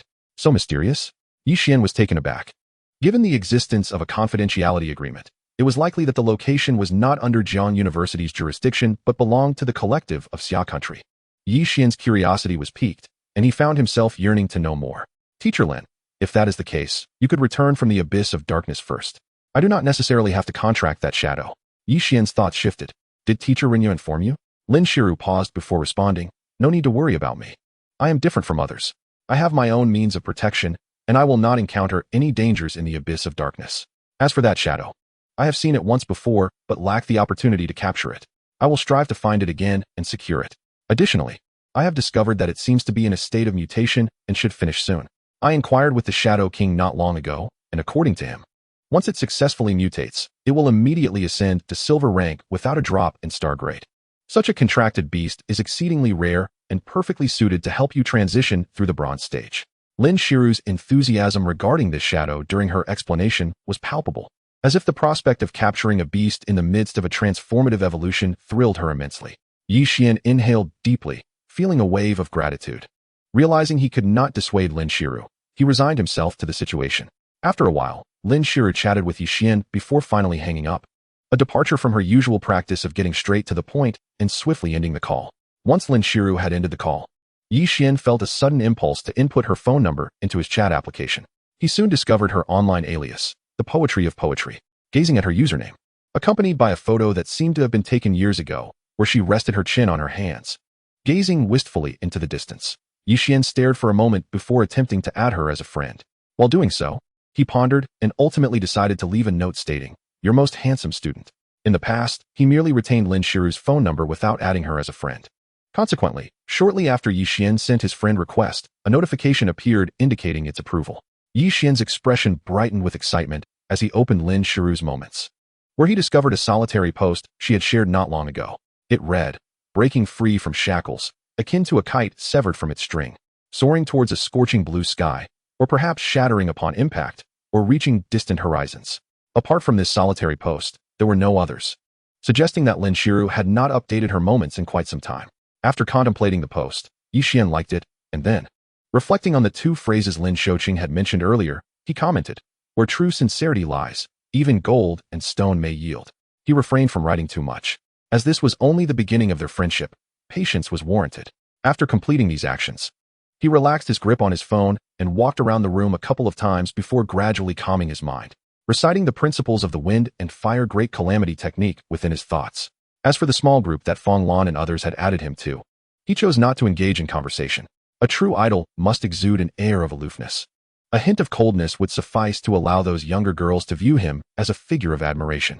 "Yi Xian, you've killed again." Yi Xian had not lingered at home for long when Su Yunming and Yi Guotao hurriedly returned. The incident had stirred quite a commotion, and given their presence at Jiangzhou University, they were well aware of it. Yi Xian nodded. "Mom and Dad, you needn't worry. The one who died was a member of the Eternal Night clan. I emerged unscathed." I know, Su Yunming replied, surprisingly refraining from admonishing Yi Xian as she had previously. Instead, she repeatedly cautioned, "Just don't act so impulsively next time. With so many people at Jiangzhou University, there are taller ones who can take the fall for you. There's no need for you to step forward." She truly could not comprehend how Yi Xian had become entangled in such matters so soon after joining the university. Although online discussions labeled it a case of mistaken killing, she, as a mere bystander, could deduce certain truths. Observing Su Yunming's expression of concern, Yi Xian felt a pang of guilt. Yet, he had already embarked on this path. His talents dictated that he could not remain ordinary in such a competitive environment among various factions. Striving for recognition would inevitably attract attention. Therefore, there was no turning back for him. He could only forge ahead. Whoever stood in his way would face his blade. There was no room for mercy. "Dad, Mom," he began, "I will be leaving Jiang University in a couple of days to forge a contract with a new beast. I cannot yet determine how long I will be away." "A new beast contract?" Su Yunming responded, nodding. "Very well, we understand. Just focus on your training from now on." At that moment, she genuinely wished for Yi Xian to grow stronger. Yi Xian nodded, then shifted the conversation to discuss the snack shop his parents were still preparing. According to Su Yunming and Yi Guotao, they did not intend to open the shop immediately, but rather wanted to wait until the new semester commenced, coinciding with the arrival of freshmen. As time passed, 2 days swiftly slipped by. On the second day, while Yi Xian was in his room reciting the principles of the wind and fire great calamity technique, a moment of inspiration struck him.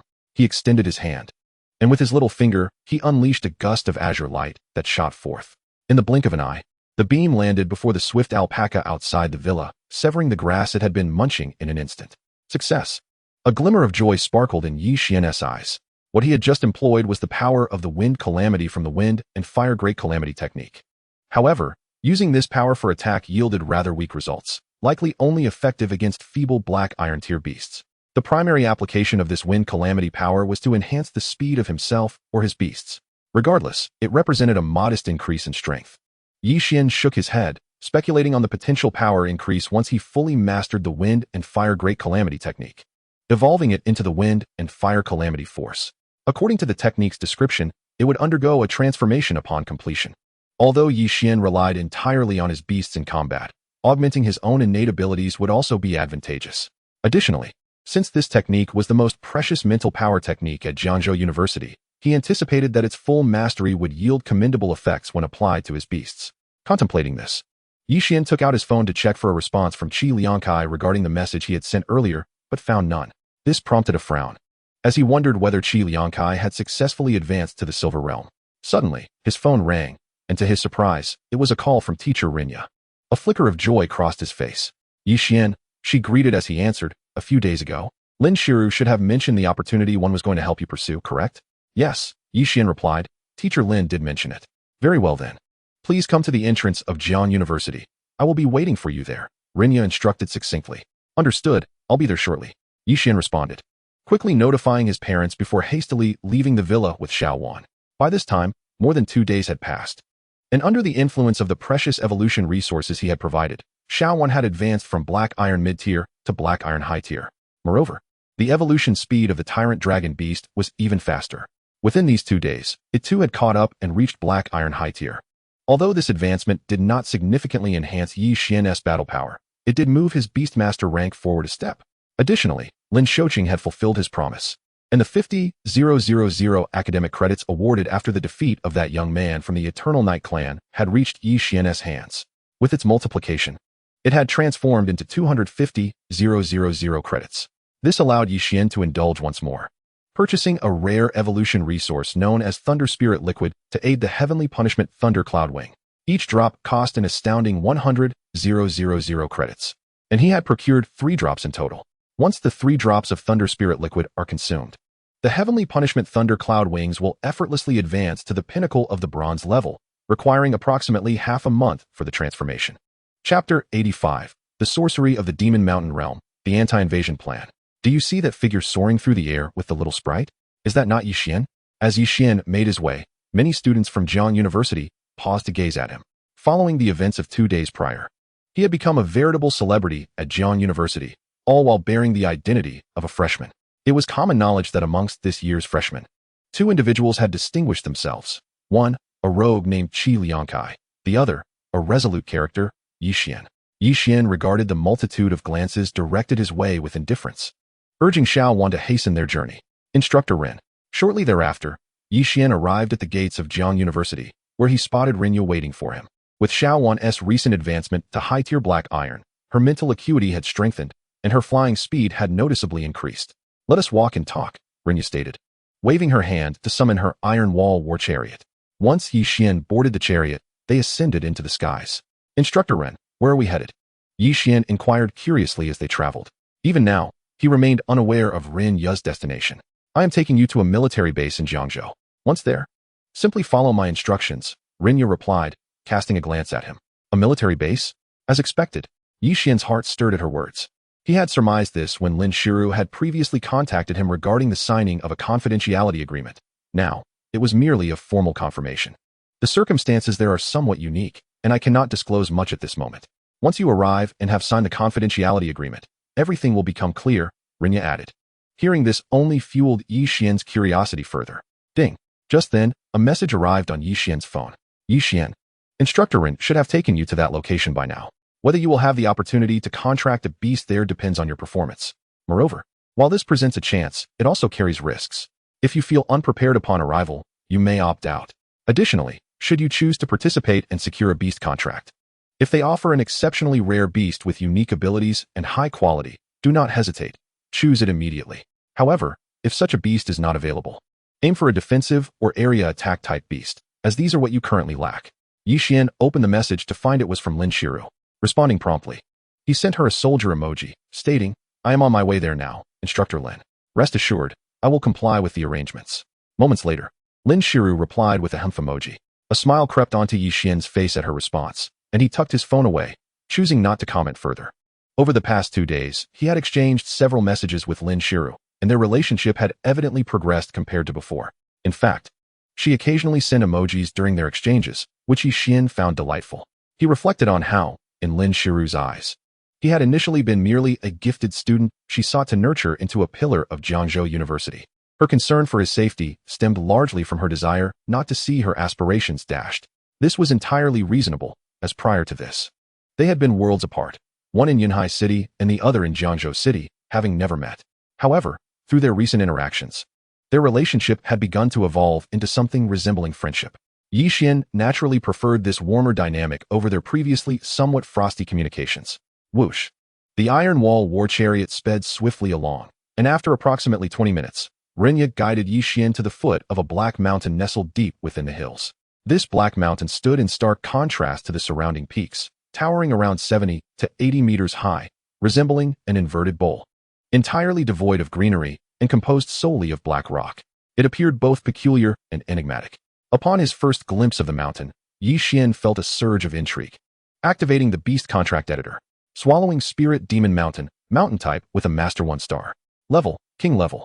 Abilities, Demon Mountain Suppression Technique, Demon Mountain Realm Technique, Demon Mountain Transformation Technique, Demon Mountain Swallowing Spirit Fist. In an instant, the attributes of the imposing mountain materialized before Yi Xian's eyes, leaving him astonished.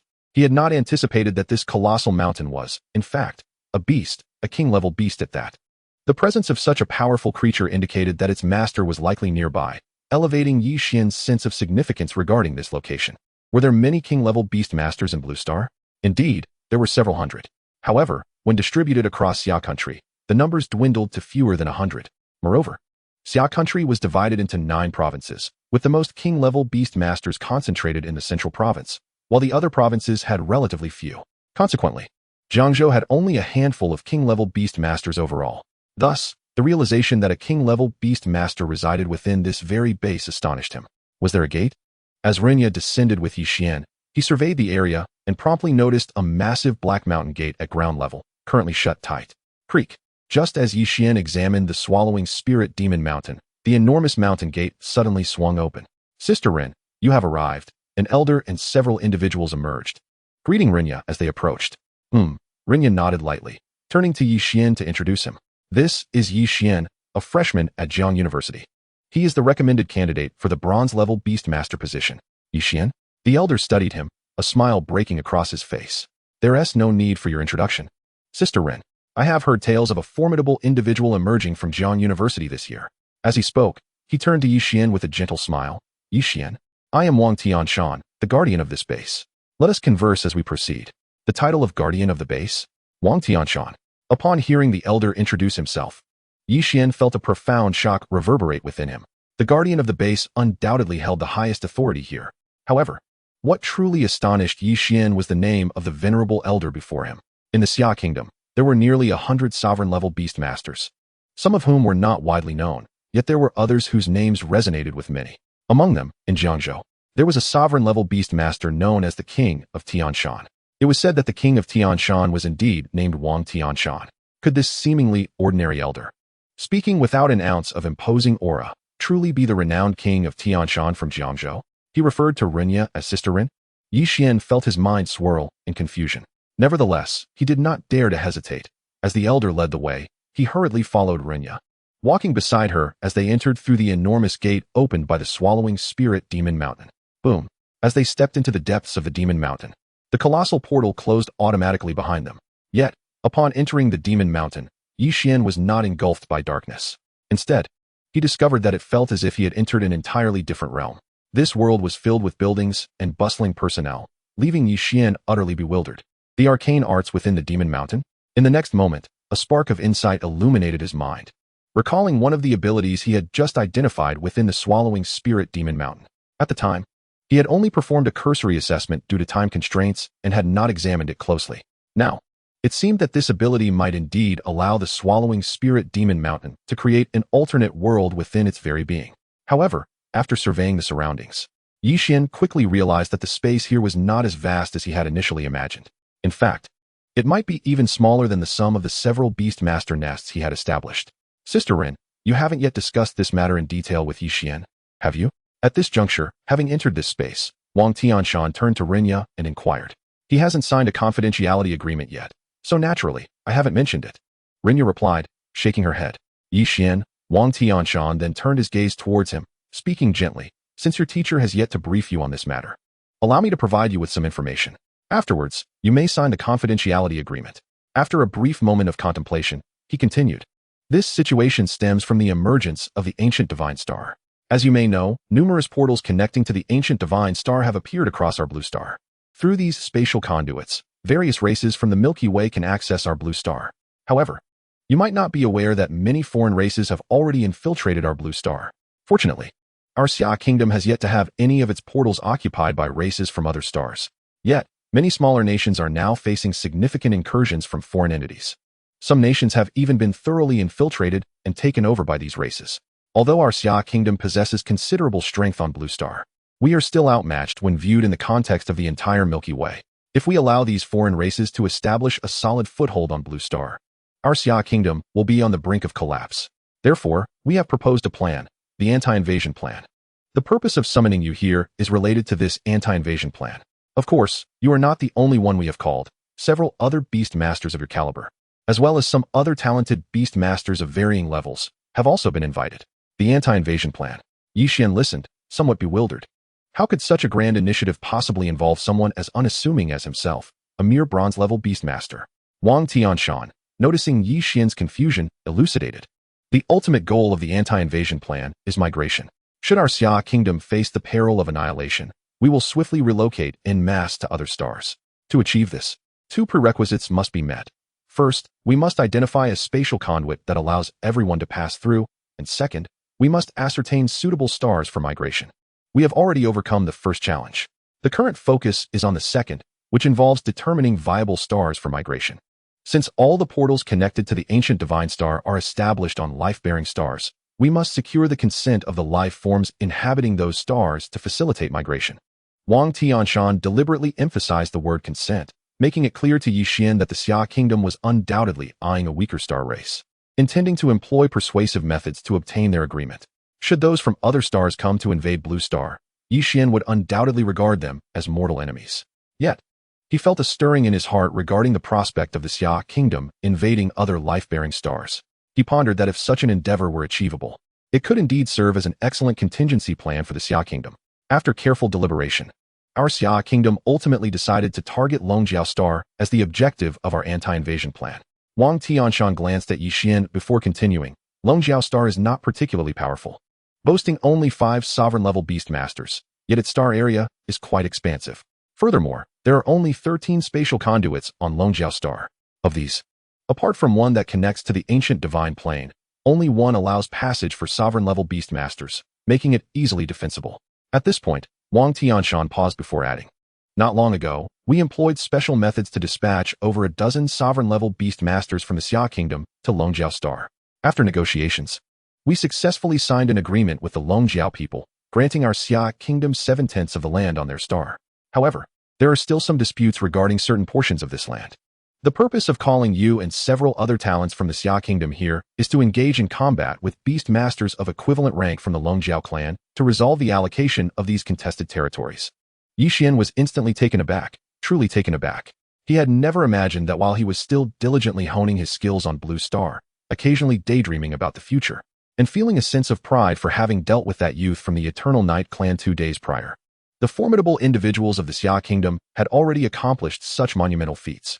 This matter remained unknown to the public, but once it was revealed, the repercussions would undoubtedly send shockwaves through countless hearts. Seizing 70% of the territory of Dragonhorn Star, what does this entail? Even Xian felt that this might truly reflect the relatively merciful methods of the Xia nation.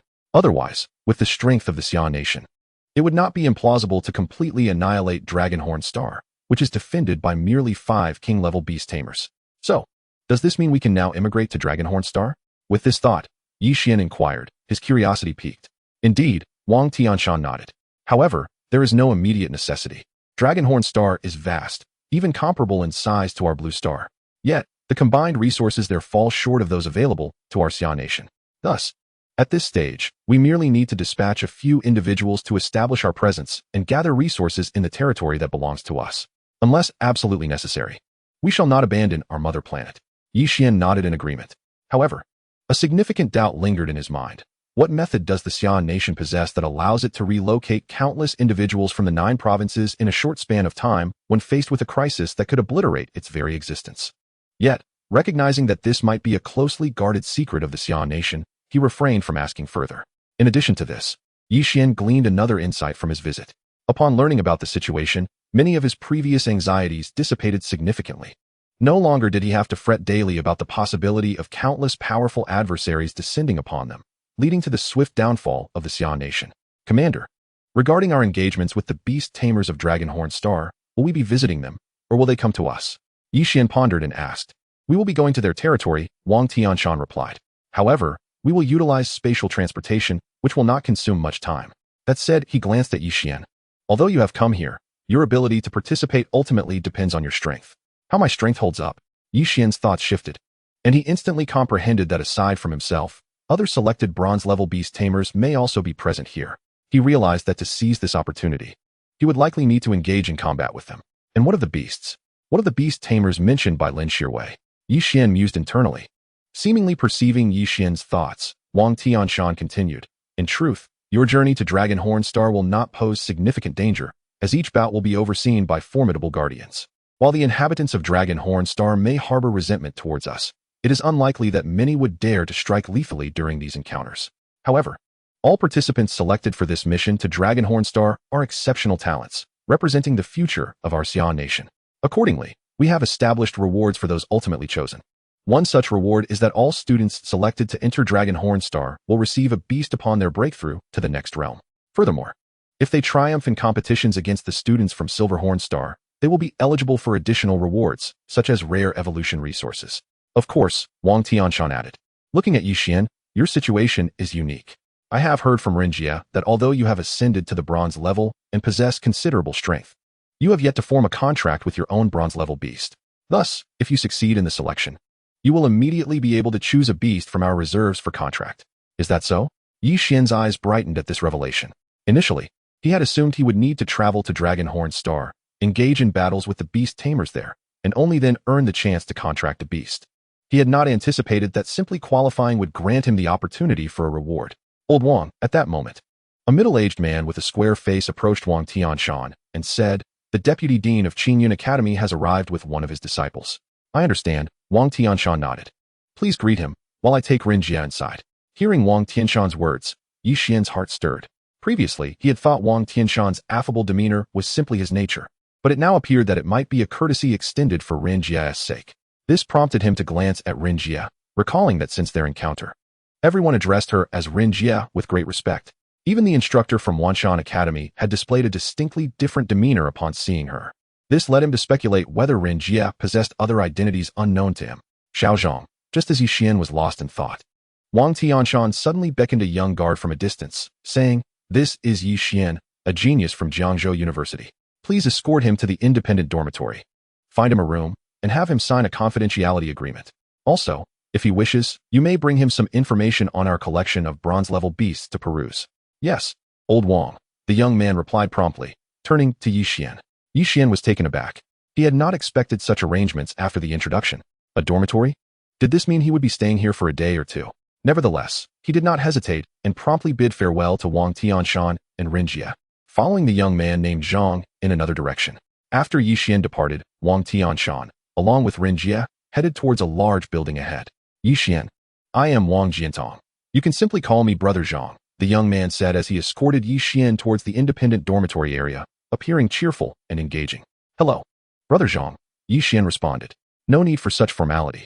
Just now, old Wang mentioned you wanted to look at the information on our collection of bronze-level beasts. Zhang Jiantong smiled. If you're interested, I can fetch it for you shortly. Yes, that would be much appreciated, Brother Zhang, Yixian replied eagerly, curious about the bronze-level beasts hidden within this official base. As they conversed, Zhang Jiantong soon led Yixian to a red-brick dormitory area, guiding him into one of the single rooms. Shortly thereafter, Zhang Jiantong left, promising to return in 3 to 4 minutes. Simultaneously, he brought over a stack of documents. Chapter 87. The Beast of Contracts Unattainable by Anyone. Yixian. After Zhang Jiantong returned to the dormitory he had arranged for Yixian, he handed the stack of documents to Yixian, stating, "This is the confidentiality agreement for our Tianshan base. You must sign it." "All right," Yixian nodded, taking a glance at the documents, discovering that it was a standard confidentiality agreement. It merely stipulated that he could not disclose anything he saw or heard at Tianshan base to the outside world. However, despite its simplicity, Yixian understood that if he were to leak any information and it were traced back to him, the consequences would undoubtedly be dire. Furthermore, he harbored a sense of unease. Anyone who could gain entry here had likely been thoroughly investigated by Tianshan base long before. Even he might have been under scrutiny for quite some time, perhaps with Lin Shiru and Rinya vouching for him to gain access. He had also recently heard about a disciple brought by a vice president from Qingyun Academy, who was likely in a similar situation. Thus, after only a brief glance, he followed Zhang Jiantong's guidance and signed his name in several designated places. "Yixian, while I know you are aware of this, I must remind you, you must not divulge anything regarding Tianshan base, especially matters concerning Longjiao Star." Once Yixian completed the agreement, Zhang Jiantong stored it away and turned to him earnestly. "Rest assured, Brother Zhang, I understand," Yixian replied with a nod. He then looked at Zhang Jiantong with eager anticipation, asking, "Brother Zhang, about the information regarding the bronze-level beasts from your Tianshan base." "Haha, I knew you couldn't wait," Zhang Jiantong chuckled upon seeing Yixian's expression. "However, merely viewing the documents may not fully satisfy your curiosity. Therefore, I arranged for some videos related to those beasts to be brought back with me. Let me show them to you." "Thank you, Brother Zhang." Yixian's eyes instantly brightened at his words. While he awaited, Zhang Jiantong reached out and tapped his personal assistant wristwatch, causing a virtual screen to project outward. After a few more adjustments, the screen expanded before Yixian and himself, resembling a 50-inch television. "Our Tianshan base currently houses 8 bronze-level beasts of commendable quality.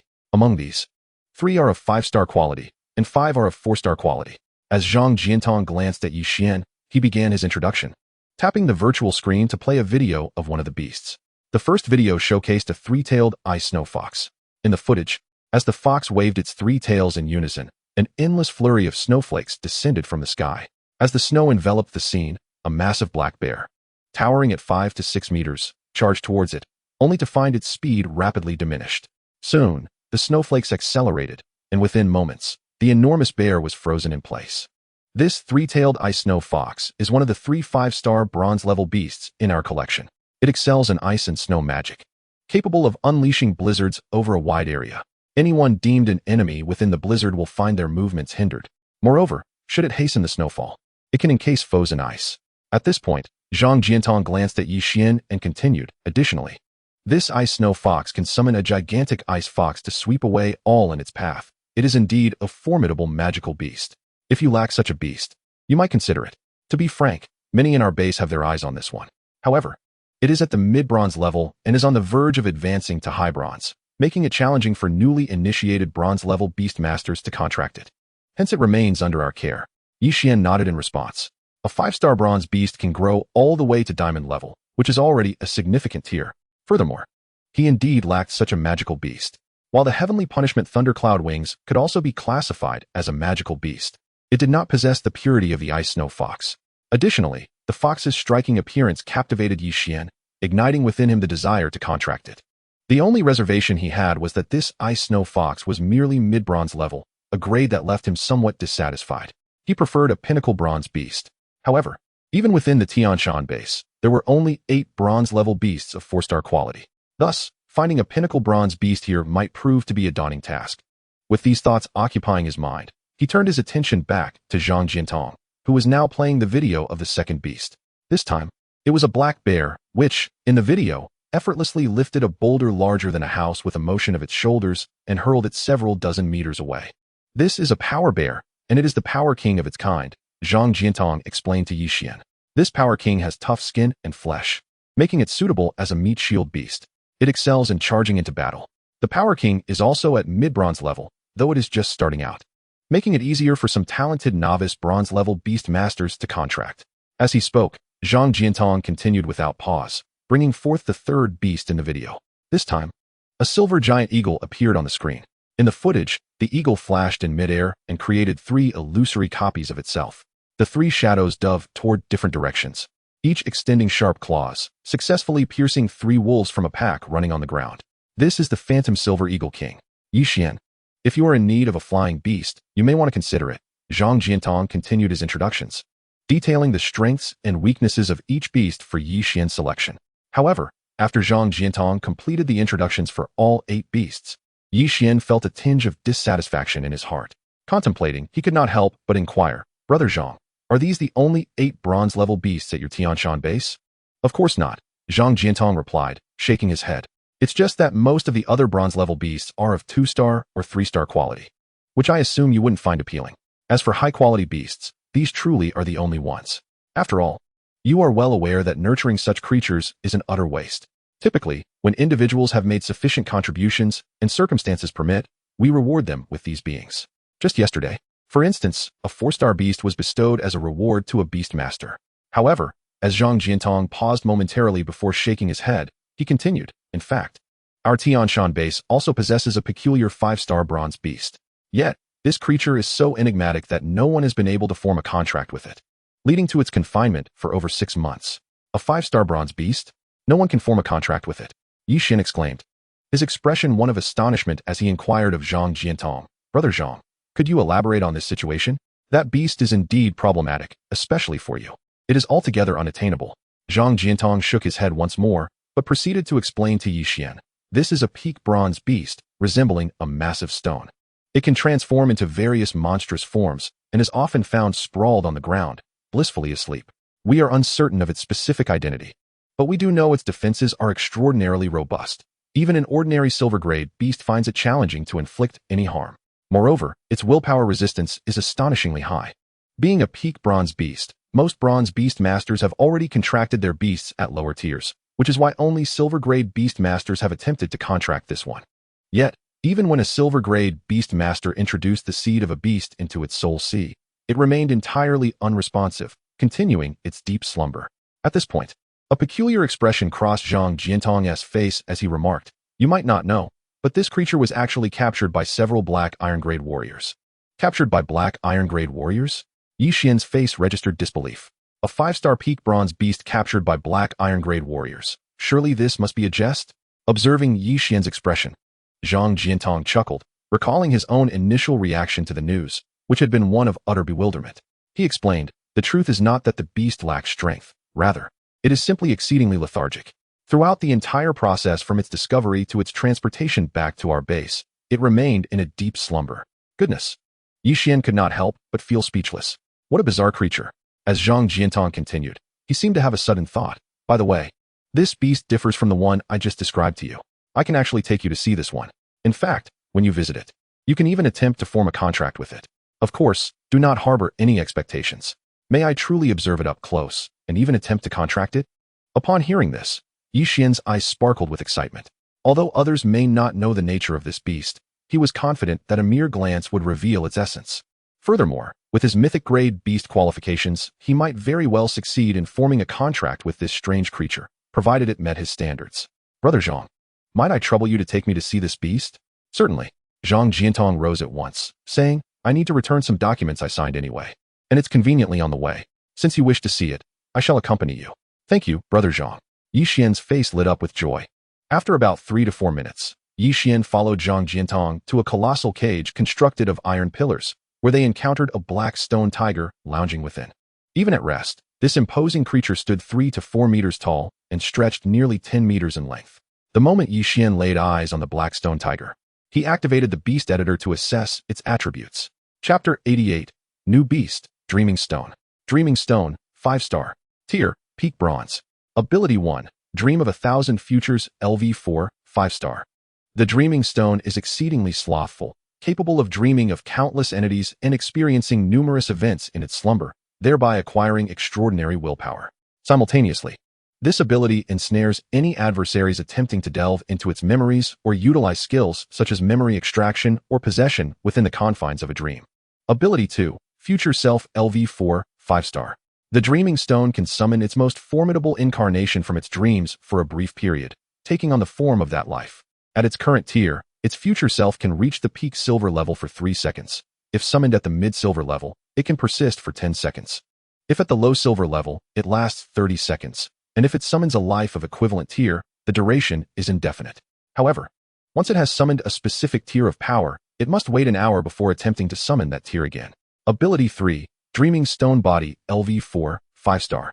In its slumber, the Dreaming Stone has cultivated a desireless, yet formidable physique, granting it substantial resistance to most forms of attack. Evolution direction. The Dreaming Stone has a singular path of evolution. Its name remains unchanged with each evolution. The next advancement requires reaching the gold tier and necessitates 10 fragments of Dream Realm. It can also undergo gradual evolution through sleep. The Dreaming Stone? A bronze tier creature capable of exhibiting combat prowess equivalent to that of a peak silver beast? Upon discerning the attributes of the Dreaming Stone, Yixian's mind was set ablaze with incredulity. He marveled at the creature's extraordinary capabilities. Moreover, while his previously contracted title map Conch possessed the ability to consume rare treasures for self-evolution, this creature was no less impressive, capable of evolving even in its slumber.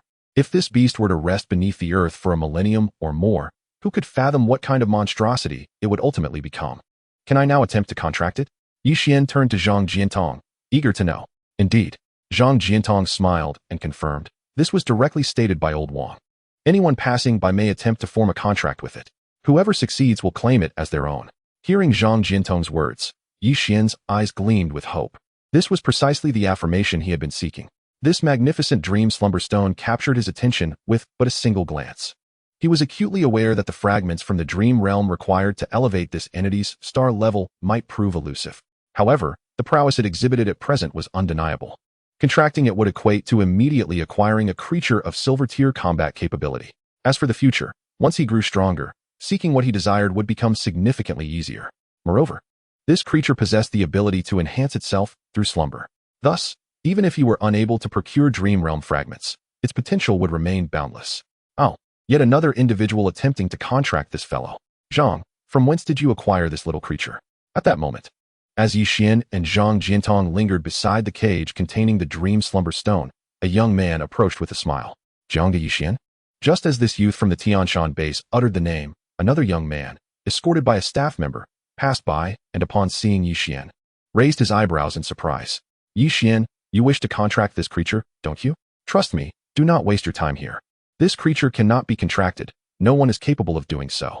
I am a silver tier beast master, and yesterday I attempted to contract it, yet after spending over half an hour, I failed to succeed. Upon hearing his name called, Yixian momentarily paused. He scrutinized the young man, quickly deducing from his attire that he was likely a beast master from the Giant Tree University. No matter, he mused, I find myself with some leisure time, so I might as well give it a try. The relationship between Giant Tree University and Jiangzhou University was relatively amicable. Additionally, his cousin Yihan was also at Giant Tree University, so Yixian held a moderately favorable impression of the individuals he encountered from there. Very well. Then you may attempt it, replied the youth from Giant Tree University, offering no further persuasion. I have some matters to attend to, so I shall not linger here. With that, he bid farewell to Yixian and followed the staff member away. With the departure of the Giant Tree University youth, only Yixian, Zhang Jiantong, and a member of the Tianshan base remained. Is this creature truly that difficult to contract? Yixian pondered aloud, directing his gaze toward the dream slumber stone within the iron cage, and without further hesitation, he focused his intent, sending forth a fragment of his own Beastmaster seed, which swiftly flew toward the slumbering entity resembling a black tiger. In an instant, under his guidance, Yixian's Beastmaster seed entered the body of the dream slumber stone. Beside him, Zhang Jiantong watched this unfolding scene with a smile, refraining from dissuading Yixian. He understood the temperament of these prodigies well. The more challenging a task, the more they yearned to attempt it, especially when others had failed. Much like the previous student from Giant Tree University, who had squandered a considerable amount of time in vain. In his eyes, Yixian appeared to be no different, undaunted until the bitter end. What is happening? Just then, as Yixian infused his Beastmaster seed into the dream slumber stone, he sensed a flicker of consciousness awakening from its slumber. Approaching his seed with a curiosity akin to discovering a novel plaything, it playfully brushed against his seed, frolicking about. Moments later, this consciousness, seemingly unsatisfied, directly tugged at Yixian's Beastmaster seed, pulling it toward its soul core. Caught off guard by this development, Yixian was left bewildered. Difficult to contract? Is this what you all meant about the dream slumber stone being hard to contract? I have scarcely initiated anything. and yet it is drawing my Beastmaster seed toward its soul core. Yixian, have you sensed something amiss? Do you feel as though no matter how you attempt to communicate with this creature using your Beastmaster seed, it remains indifferent, merely continuing its slumber? And that any attempt to force a contract fails to breach its soul defenses?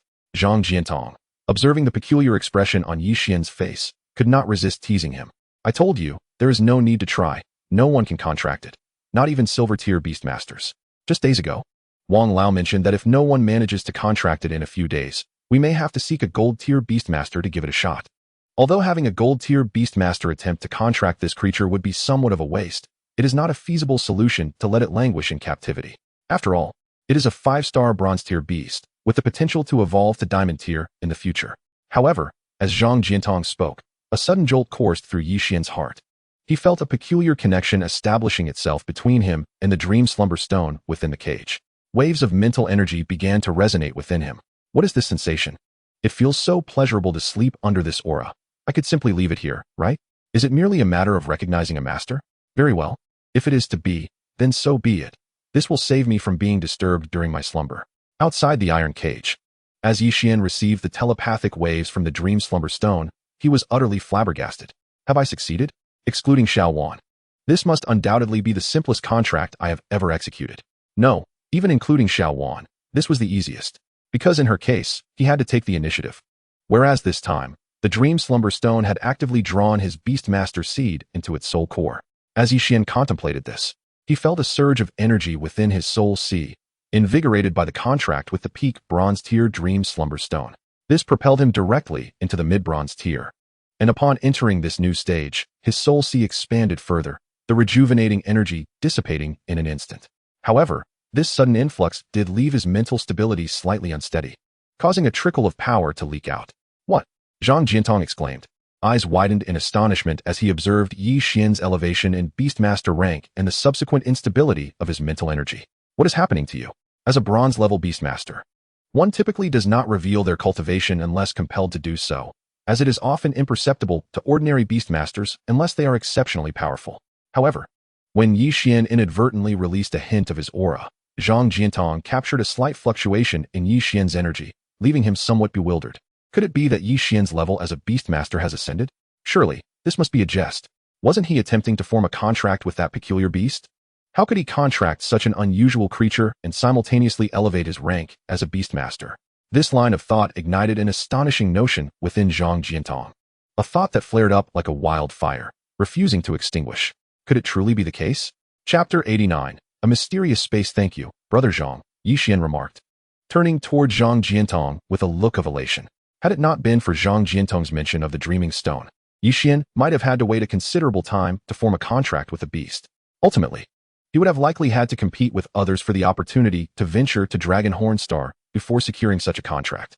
In that scenario, the beast he would have contracted might not have been the Dreaming Stone, but one of the other 8 beasts Zhang Jiantong had introduced to him. Yet, how could those 8 beasts possibly compare to the Dreaming Stone? Its abilities were nothing short of extraordinary. Thank you. Zhang Jiantong stared at Yixian in disbelief. You cannot be suggesting that you successfully contracted that creature? He glanced between Yixian and the Dreaming Stone in its cage, his expression rife with incredulity. How could this be possible? Countless individuals had attempted and failed to form a contract with this peculiar beast, and yet Yixian had succeeded in such a brief span of time, as if it required no effort whatsoever. Suddenly, just as Yixian smiled and prepared to speak, a surge of spiritual energy converged in the space around him, forming a vortex that swiftly poured into him. Not again, Yixian thought with resignation. While it was indeed a cause for celebration to contract a beast, the commotion that accompanied the emergence of a new beast's nest within his soul sea was becoming tiresome. In the distance, a young man from Giantwood University, who had just taken his leave from Yixian, sensed the ensuing spiritual fluctuations and felt a stirring in his heart. It's a normal occurrence, remarked a staff member from the Tianshan base, noticing the young man's puzzled expression. Although that peculiar beast usually sleeps, it periodically awakens to absorb the ambient spiritual energy. Oh, I see. The young man nodded in understanding, yet he couldn't shake off a sense of regret. Despite being a bronze-level beast, the Dreaming Stone's defenses were astounding. Just yesterday, he had even commanded one of his silver-level beasts to attack it. Yet the Dreaming Stone had not budged, continuing to slumber peacefully. Such an impressively defensive beast stirred his desire to form a contract, but alas, it seemed impossible. What is happening? Meanwhile, Zhang Jiantong was utterly baffled. Initially, as the spiritual energy coalesced, he suspected it was yet another trick of the Dreaming Stone. However, when he observed that the creature remained motionless, still asleep, while the energy poured into Yi Xian, he began to comprehend the reality of the situation. Brother Zhang, there's no need for concern. I've merely broken through to a minor realm, Yi Xian reassured Zhang Jiantong, a smile gracing his face. He then sensed the newly formed nest of the Dreaming Stone within his mind and directed his thoughts toward the creature in its cage, swiftly incorporating it into his beast nest. At this point, he felt no need to conceal the capabilities of his beast nest, as those who knew him were already aware of his unique spatial talents. Wow! Zhang Jiantong exclaimed, witnessing Yi Xian's actions and the sudden disappearance of the Dreaming Stone before his very eyes. A curse escaped his lips, uncharacteristic of his demeanor. It was as if he had been struck by a revelation. Yi Xian had successfully contracted a creature that had eluded everyone else for months. Yi Xian, how did you accomplish this? Zhang Jiantong and the staff member bombarded him with questions, their gazes filled with fervor. Yi Xian found himself at a loss for words, unsure of how to respond. Should he admit that he had done nothing, that the Dreaming Stone had drawn his beast seed into its core? After a moment of contemplation, he decided to embellish the truth slightly to avoid disheartening them. Brother Zhang, I didn't do anything special while communicating with it. I merely mentioned that if it refused to let me contract it, I would disturb its sleep daily, and then it yielded. Is that really all? Zhang Jiantong and the staff member exchanged bewildered glances, unable to comprehend the simplicity of his claim. Yet, they refrained from probing further, for the secrets of a beastmaster's talent were often deeply guarded. All right then, Zhang Jiantong waved his hand dismissively. Yi Xian, I need to deliver the confidentiality agreement you just signed. I won't keep you any longer. You can head back to your dormitory. Just remember not to wander around the base. He felt genuinely shaken by the experience. The name Yi Xian was now firmly etched in his mind, as he was a member of the Tianshan base and not just another university student like the youth from Giantwood University. Zhang Jiantong thought to himself, I must report this matter to Elder Wang. With that, he quickened his pace to depart. As Zhang Jiantong left, Yi Xian did not linger, bidding farewell to the staff member before retracing his steps to his dormitory. Where did this prodigy come from? Yi Xian from Jiang University? The staff member remained in shock after Yi Xian's departure, realizing that once this news spread, Yi Xian would undoubtedly gain fame within their base. After all, this peculiar beast, having been confined here for such an extended period, remains uncontracted, a fact that has become widely acknowledged within the Tianshan base. Meanwhile, upon returning to his dormitory, Yi Xian divided his consciousness and descended into the recently established lair of the Dreaming Stone. Upon entering this realm, he was immediately struck by its extraordinary nature. The lair was teeming with countless illusions, shifting weather patterns, colossal beasts roaring incessantly, apocalyptic hands descending from the heavens, alongside towering skyscrapers and bustling streets. These myriad visions flowed ceaselessly within the Dreaming Stone's domain, constantly morphing. At the very heart of this world lay the Dreaming Stone itself, in slumber, with each breath. It absorbed the bizarre illusions surrounding it. Yi Xian could faintly sense that each time it absorbed one of these visions, its aura would strengthen incrementally. Was this creature's talent not exceedingly monstrous? Moreover, this lair seemed perfectly attuned to it. Witnessing this scene stirred something within Yi Xian's heart. He speculated that if this continued, the Dreaming Stone, already at the pinnacle of the bronze level and on the verge of advancing to silver, would eventually break through and achieve that next level. It seemed that in a mere 20 days or so, it might ascend to the silver tier. What level of combat prowess could it possibly unleash upon reaching silver? The pinnacle of silver, or even gold? Yi Xian felt a surge of anticipation. Undoubtedly, the Dreaming Stone had become his most formidable trump card. Sleep now, sleep well. In the future, aside from when battle calls, you need only rest here, he mused, his gaze contemplative. His goal for coming to the Tianshan base had been wholly fulfilled, and in a manner entirely unforeseen. He had not anticipated that he would so effortlessly contract a new beast at the Tianshan base, one whose abilities exceeded his expectations. That girl Lin Shiro truly had the audacity to set her sights on him. In the office of Wang Tianshan, he looked at Renya before him, offering a wry smile. While I may not heed that girl's wishes, I certainly must respect yours. He understood Yi Xian's talent somewhat. Indeed, he was extraordinary among the younger generation and worthy of cultivation. Thus, I shall take the initiative to arrange for a 5-star pinnacle bronze beast to be brought to him for contracting within the next couple of days. However, let it be clear that regardless of whether he succeeds in the contract, he must still participate in the upcoming selection. Only through this selection can I permit him to advance to the Dragonhorn Star. Understood, Rinyan nodded in agreement. Thank you for this, sister. And what of Yi Xian from Jiang University? He is not up to the task. Shortly after Renya departed from the Tianshan Wang's office, an elder entered, accompanied by a young man. Upon reaching the office, the elder, during casual conversation, heard Wang Tianshan mention Yi Xian and shook his head, saying, I know that Yi Xian possesses remarkable talent, yet despite his strengths, he is still merely at the beginning stages of the bronze level. To aspire to go to Dragon Horn Star and represent our Xia country against the Silver Horn race at this stage is rather absurd. The participants we send are typically beast masters on the brink of advancing to silver level, each accompanied by silver tier beasts. Yi Xian, however, cannot possibly possess such a beast. Wang Tianshan nodded in agreement. He too held reservations about Yi Xian. Even if he managed to procure a pinnacle bronze beast for Yi Xian to contract, it wouldn't significantly alter the situation. Moreover, could Yi Xian, being at the nascent stage of bronze, truly succeed in contracting a pinnacle bronze beast? Just then, a knock echoed from the door. Come in, he called out. Zhang Jiantong entered his office, a peculiar expression adorning his face. Wang Tianshan raised an eyebrow. What is it? Something amiss? Zhang Jiantong, glancing at the elder and the youth present, hesitated before speaking. However, recalling that Yi Xian had contracted the peculiar beast, which could not remain a secret for long, he finally said, Wang Lao, I just took Yi Xian to the beast that no one in our base could contract.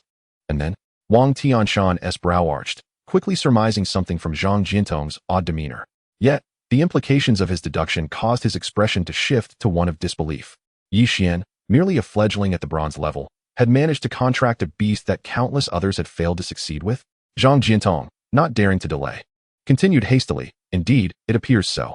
Is that truly the case? Wang Tianshan's eyes widened in astonishment, his mind racing with incredulity. This fellow indeed possessed some intrigue. The next moment, he felt a stirring within. Contemplating how Yi Xian had just recently broken through to the bronze level and was being cultivated with such vigor by Jiang University. Tianshan Wang, may I inquire what beast you are referring to? The elder seated on the sofa asked with curiosity. A pinnacle bronze level peculiar beast, Wang Tianshan replied with a grin. Can you believe that Yi Xian, having just recently advanced to the bronze level, arrived at our base and managed to contract a beast that even silver level beast masters could not? Isn't that remarkable? At that moment, curiosity about Yi Xian filled his heart, alongside thoughts of whether he might one day have the opportunity to recruit him to their Tianshan base. Although Yi Xian was currently a student at Jiang University, every student would eventually graduate.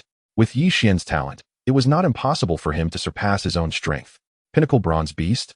The elder was visibly moved, astounded by Yi Xian's talent. Such abilities were indeed formidable. One could only imagine that his speed of cultivation at the bronze level would far exceed that of his peers. Moreover, it is rumored that Yi Xian has contracted 2 beast companions, whether at the apprentice level or the black iron level. Under such circumstances, it is likely that within a few months, Yi Xian will ascend to the pinnacle of bronze. Is this fellow truly that formidable? At the same time, the young man beside the elder also exhibited a flicker of emotion. He was the new student from Qingyun University who had arrived just a short while after Yi Xian. The elder next to him was his master, who also held the position of vice president at Qingyun University. Upon hearing that Yi Xian, despite being at the initial stage of bronze, had contracted a beast companion at the pinnacle of bronze, the young man could not help but feel a surge of astonishment. Like the earlier student from Giantwood University, he was also aware of Yi Xian's reputation. In fact, it is rare to find anyone in Jiangzhou, especially among university students, who is unfamiliar with Yi Xian. Old Shun. At that moment, Wang Tianshan suddenly lifted his head, directing his gaze towards the elder seated on the sofa, and with a smile remarked, Do not blame me for not warning you. The beast companion that Yi Xian has contracted this time is quite powerful. Tomorrow, when your disciple participates in the selection alongside Yi Xian, he must exercise caution to avoid any mishaps. Impossible. In response to Wang Tianshan's words, the elder confidently declared, My disciple has already reached the threshold for advancement to the silver level, and both of his beast companions have attained the silver level. No matter how talented Yi Xian may be, he shall not surpass my disciple at this stage. Beside him, his disciple chuckled. He was not merely aware of Yi Xian. He had even sought out the video of Yi Xian defeating a member of the Eternal Night clan and studied it meticulously.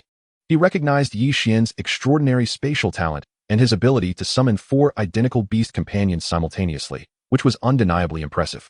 However, with 2 silver-level beasts at his disposal, he felt no fear. Furthermore, this world is not solely inhabited by Yi Xian, who possesses the ability to awaken beast companions. How could the Dragon Riders possibly lose? As for the news of Yi Xian acquiring a beast companion at the pinnacle of bronze, he paid it no mind.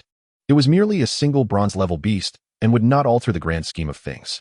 After completing the task, the evolution resource, life essence, rewarded by the Tianshan base, which had recently been procured from the ancient god star, was certainly within his grasp.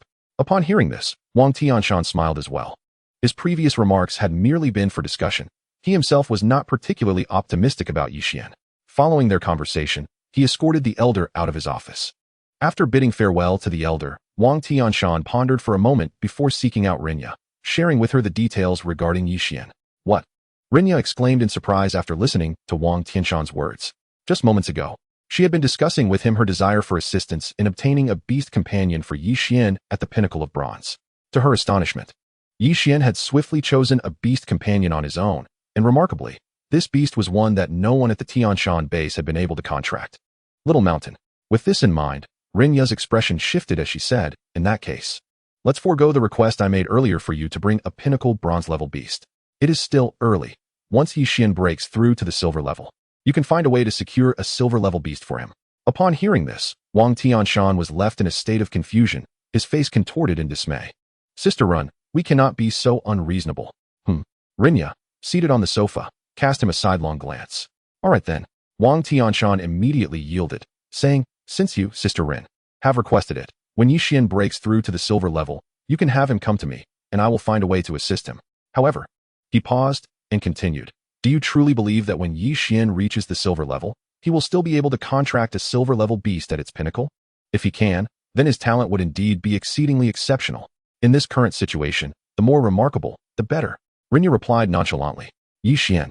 Shortly after leaving the residence arranged for her by Wang Tianshan, Rinya arrived at Yixian's dormitory. Teacher Rin. Upon seeing Rinya, Yixian promptly welcomed her inside. How is it? I heard you have successfully contracted a new beast companion. What are its attributes? After stepping into Yixian's room, Rinya inquired. Very strong. After a moment of hesitation in response to Rinya's question, Yixian replied, the attributes of this beast companion are exceptionally powerful. If I were to command it into action, even a beast master on the verge of advancing to the silver level would hardly stand a chance against me. Should any beast master unaware of my talent, even if they are silver level, face me with this beast, I could potentially eliminate them in an instant. Oh. Rinya expressed her surprise upon hearing Yixian's declaration. She had not anticipated that Yixian would possess such confidence in his newly contracted beast. Moreover, she was acutely aware that the beast masters Yixian referred to, standing at the threshold of silver level, as well as those he deemed true silver-level masters, were likely to be talented individuals. After all, ordinary beast masters rarely caught the attention of a prodigy like Yixian. With this thought, she was immediately inspired and proposed. In that case, when the selection competition commences tomorrow, you might genuinely consider vying for the opportunity to secure a spot at Dragonhorn Star. Yixian was momentarily taken aback. What do you mean? Wasn't this the very goal that Rinya and Lin Shiru had originally set for him? Noticing the bewildered expression on Yixian's face, Rinya smiled. She would not divulge that she and Lin Shiru had initially held little hope for Yixian's success in this selection. Their true intentions for bringing Yixian here were twofold. One was to allow him to engage with certain matters ahead of time, and the other was to have Wang Tianshan lend a helping hand to Yixian in acquiring a decent beast. After all, prior to this, Yixian's strength was still somewhat lacking compared to those beast masters on the verge of advancing to silver level. With this in mind, she spoke up, if possible. Do your utmost to strive for it. The rewards being offered by the Summer Nation this time are quite impressive. If you manage to pass the selection and gain entry to Dragonhorn Star, and achieve victory in the ensuing exchanges with the beast masters there, you could obtain a special evolution resource known as Life Essence. Life Essence. Yixian felt a stir of curiosity within, intrigued by this evolution resource that seemed to hold great significance to Rinya. This life essence is a resource that can facilitate rapid advancement for most beast companions. Rinya explained, glancing at Yixian. If you can acquire this life essence, and subsequently feed it to your tyrant dragon beast, and that little sprite once they advance to the bronze level, they could swiftly reach the pinnacle of bronze. I spoke swiftly, not in 10 days or half a month, but rather within a day or two. Is there such a thing? Upon hearing this, Yixian's heart stirred with excitement. The Balong beast and Xuan were now severely lagging behind his rapid ascension in levels. If he could obtain sufficient life essence, it would be immensely beneficial to him. I understand. With this thought, Yixian nodded at Rinya. He must strive for this life essence. I'm glad you comprehend. Rinya smiled. She then briefly outlined the matters related to the upcoming selection and the potential opponents Yixian might encounter before taking her leave. After Rinya departed, Yixian quickly calmed his mind, reflecting on her words. The selection is to commence tomorrow. Chapter 91. The selection. Yi Xian, Martial Artist Aptitude, Gold. Beast Master Rank, Mid-Level Bronze. Beast Seeds, 1. Beasts, Dreamstone, Spirit of the Divine Tree, Balong Beast. Beast Rebirth Abilities, 1. Divine Tree Affinity, 2. Amber Balong Physique, 3. Lightning Affinity, 4. Treasure Affinity, 5. Dreamstone Physique. In the room, Yi Xian glanced at his current attributes, particularly focusing his awareness on the abilities stemming from the Dreamstone Physique. Dreamstone Physique, LV1 Bronze 3 stars. The ability conferred by the Dreamstone enhances the body, spiritual power, and will of the Beast Master imperceptibly. It possesses formidable resistance, particularly against mental-type skills. Additionally, this ability can, to some extent, augment the Beast Master's comprehension. In an instant, Yi Xian absorbed the detailed information of this attribute. Clearly, the ability he derived from the Dreamstone was not wholly identical to the Dreamstone's inherent abilities, but had undergone certain transformations. For instance, the enhancement of comprehension was something the Dreamstone itself did not possess. This was also evident from his previous contract with the Tidal Map Treasure Snail, wherein he acquired a treasure affinity that the Tidal Map Treasure Snail lacked. Moreover, after acquiring the Amber Balong Physique, he did not truly transform his body into that of an amber form, as the Balong Beast did. And what of the gold-level martial artist aptitude? Yi Xian's thoughts shifted again. After contracting the Dreamstone, his martial artist aptitude had also been elevated, transforming from silver level to gold level. Gold-level martial artist aptitude is already considered exceptionally powerful, particularly on Blue Star. On Blue Star, martial artists cannot be compared to beast masters. Most martial artists manage to reach bronze or silver levels, which is commendable. Few ever attain gold level, and the number of those who reach the king level is even more scant. With nothing more to train at the moment, he decided to practice martial arts. Yi Xian felt a surge of determination. In his room, he slowly began to practice his fist technique. For him, every increment in strength was valuable. He continued with the previous body-forging fist. This technique is quite common, lacking any extraordinary functions. However, utilizing it to strengthen the physique and enhance vitality can lead one all the way to the king level, provided one possesses the requisite talent. Upon completing a set of the fist technique, Yi Xian exhaled a breath of stale air. The training speed remains too slow. Unlike before, he no longer faces financial constraints. Once he returns this time, he intends to procure resources that can assist in martial arts training. Martial arts can bolster his self-defense capabilities. Furthermore, he would undoubtedly continue to gain from each beast, enhancing his martial arts aptitude over time. In this circumstance, he could certainly endeavor to invest more effort into this aspect. As for the path of the Beast Master, he felt he could comfortably tread it in the future. The following day, Yi Xian, I am here to take you to the training ground. After rising early and practicing the body-forging fist, Zhang Jiantong approached him. Is the selection commencing? Upon seeing Zhang Jiantong, Yi Xian's heart stirred immediately. He tidied himself up slightly and followed Zhang Jiantong towards a training ground within the inner world of the Tunling Demon Mountain. Upon arriving at the training ground, Yi Xian observed that, in addition to Wang Tianshan, Rinya and others were present, along with a dozen or so youths of similar age, who were already waiting here.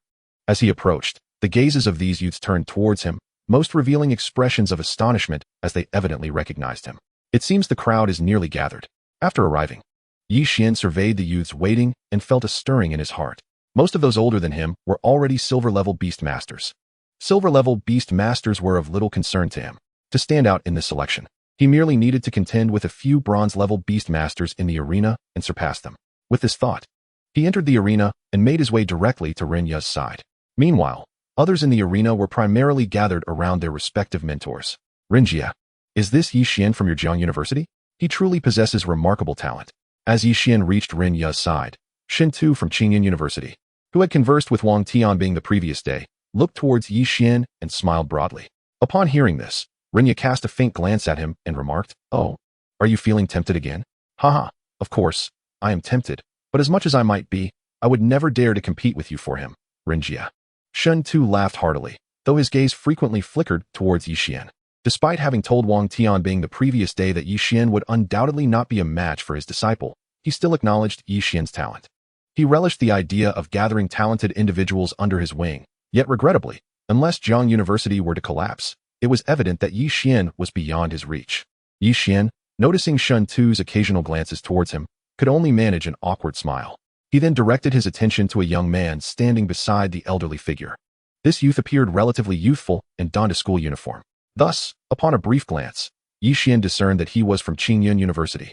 From his age, Yi Xian surmised that he too was likely a bronze-level beast master, much like himself. Moreover, it is very likely that one of his competitors will be present shortly. Is this the renowned Bu Xiang that Teacher Rin spoke of yesterday? A flicker of realization stirred within Yi Xian. Yesterday, Rinya had mentioned several potential rivals he might encounter today.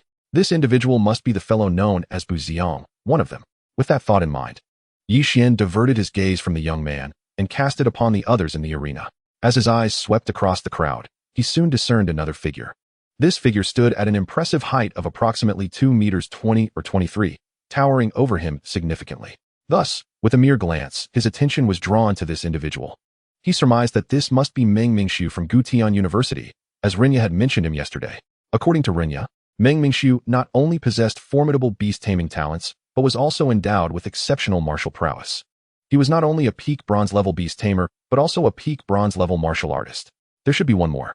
After casting a glance at Meng Mingxiu, Yi Xian resumed his search through the crowd. However, after a thorough survey, he failed to locate the last individual Runya had spoken of. Just then, he spotted a young woman approaching swiftly, accompanied by a staff member from the Tianshan base. Su Yunying. The sight of this young lady immediately stirred something within Yi Xian. According to Runya's introduction, she was his final competitor, named Su Yunying. Like him, Bu Xiang, and Meng Mingxiu, she was also a newcomer this year. However, Su Yunying hailed from Danqing University. Of course, like Bu Xiang and Meng Mingxiu, she too was a peak bronze-level beast tamer. Among the four, only Yi Xian's cultivation seemed somewhat lacking. Yet, Yi Xian paid it no mind. When he first entered Jiangzhou University, he had merely been at the mid-tier black iron level. Such a level was only comparable to the beast tamers who could gain admission to Jiangzhou University. Now, in a remarkably short period, his cultivation had ascended to the mid-tier bronze level. The mid-tier bronze level was already on par with the special admissions tier of Jiang University. At this moment, all individuals had gathered. Wang Tianbing surveyed the arena and, upon confirming that everyone had arrived, spoke. You 12 are the selected candidates for Jiangzhou's competition for entry into the Longjiao secret realm. The 8 of you who are silver-level beast tamers will vie for 2 slots, while the 4 bronze-level beast tamers will also contend for 2 slots. The silver-level beast tamers will take their positions at the back. Now, the 4 bronze-level beast tamers may step forward. Yi Xian, Bu Xiang, Meng Mingxiu, and Su Yunying were all momentarily taken aback. They had not anticipated that Wang Tianbing would allow them to choose their opponents. Who shall I battle against? Yi Xian glanced at Bu Xiang and the others, noticing that none of them stepped forward. A thought flickered in his mind, and he boldly advanced. After all, a confrontation was inevitable, so it was better to face it sooner rather than later. At this moment, there was no room for hesitation. Moreover, he represented Jiangzhou University. As Yi Xian made his way to the center of the arena, all eyes turned to him. Truly, a young bull is not afraid of tigers. Wang Tianbing was momentarily taken aback to see Yi Xian stepping forward first, which only heightened his appreciation for the young man. As Yi Xian confidently stood in the arena, a palpable aura of brilliance emanated from him. Jiangzhou University was indeed fortunate to have recruited a prodigious talent like Yi Xian during such challenging times. The only regret was that this young fellow's cultivation was still somewhat lacking. It remained uncertain how long it would take for him to truly flourish. High-ranking individuals from various universities observed Yi Xian from a distance, their hearts stirred. Meanwhile, Bu Xiang and the others exchanged glances, their expressions shifting upon witnessing Yi Xian's boldness. Each of them, being outstanding figures within their respective universities, were unwilling to be overshadowed by Yi Xian. Thus, feeling compelled, they too stepped into the arena. However, upon seeing each other's movements, they all exchanged uncertain glances. In this situation, who among them would stand against Yi Xian? Bu Xiang. However, just as they hesitated, Yi Xian's voice rang out in the arena. If possible, shall we have our match first? His words shattered the somewhat tense atmosphere, spoken with clarity and decisiveness, as though he had effortlessly chosen an opponent. All right, Bu Xiang replied, his expression serious. Regardless of Yi Xian's strength, the mere act of stepping boldly into the arena, standing there with unwavering focus, and choosing his opponent with such ease left a profound impression on him. He had encountered many geniuses, yet none had possessed an aura as commanding as Yi Xian's. On the other side, Meng Mingxiu and Su Yunying were equally astonished by Yi Xian's demeanor.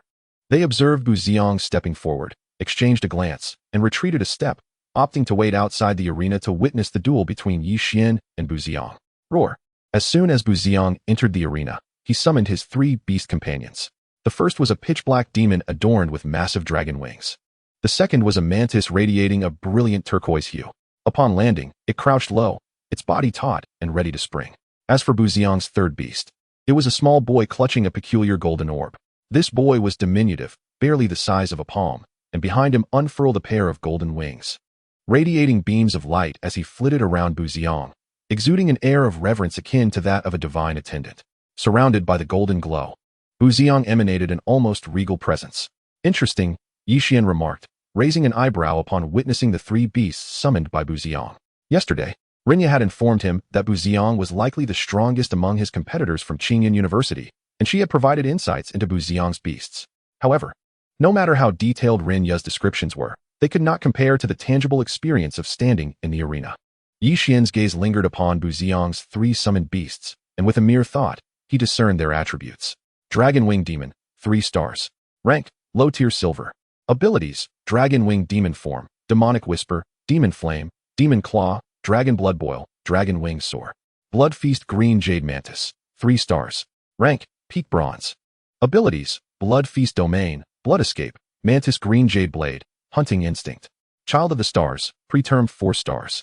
Rank, low tier silver. Abilities, Starlight Release, Star Pearl. Multiple Star Pearl Transformation, Star Spiral, Meteor Void. Advancement Direction 1, Starry Celestial Maiden. Indeed formidable.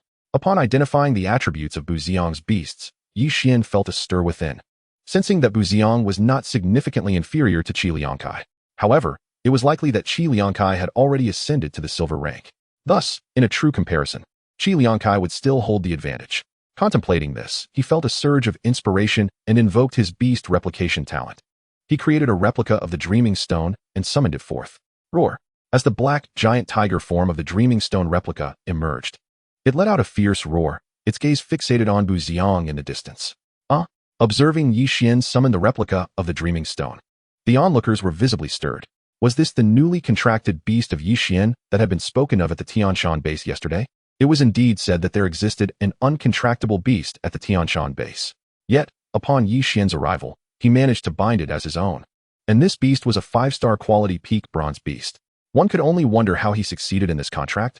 At that moment, all eyes were drawn to Yixian and the Dreaming Stone replica before him, especially those of Meng Mingxiu and Su Yuning, both paragons of their generation.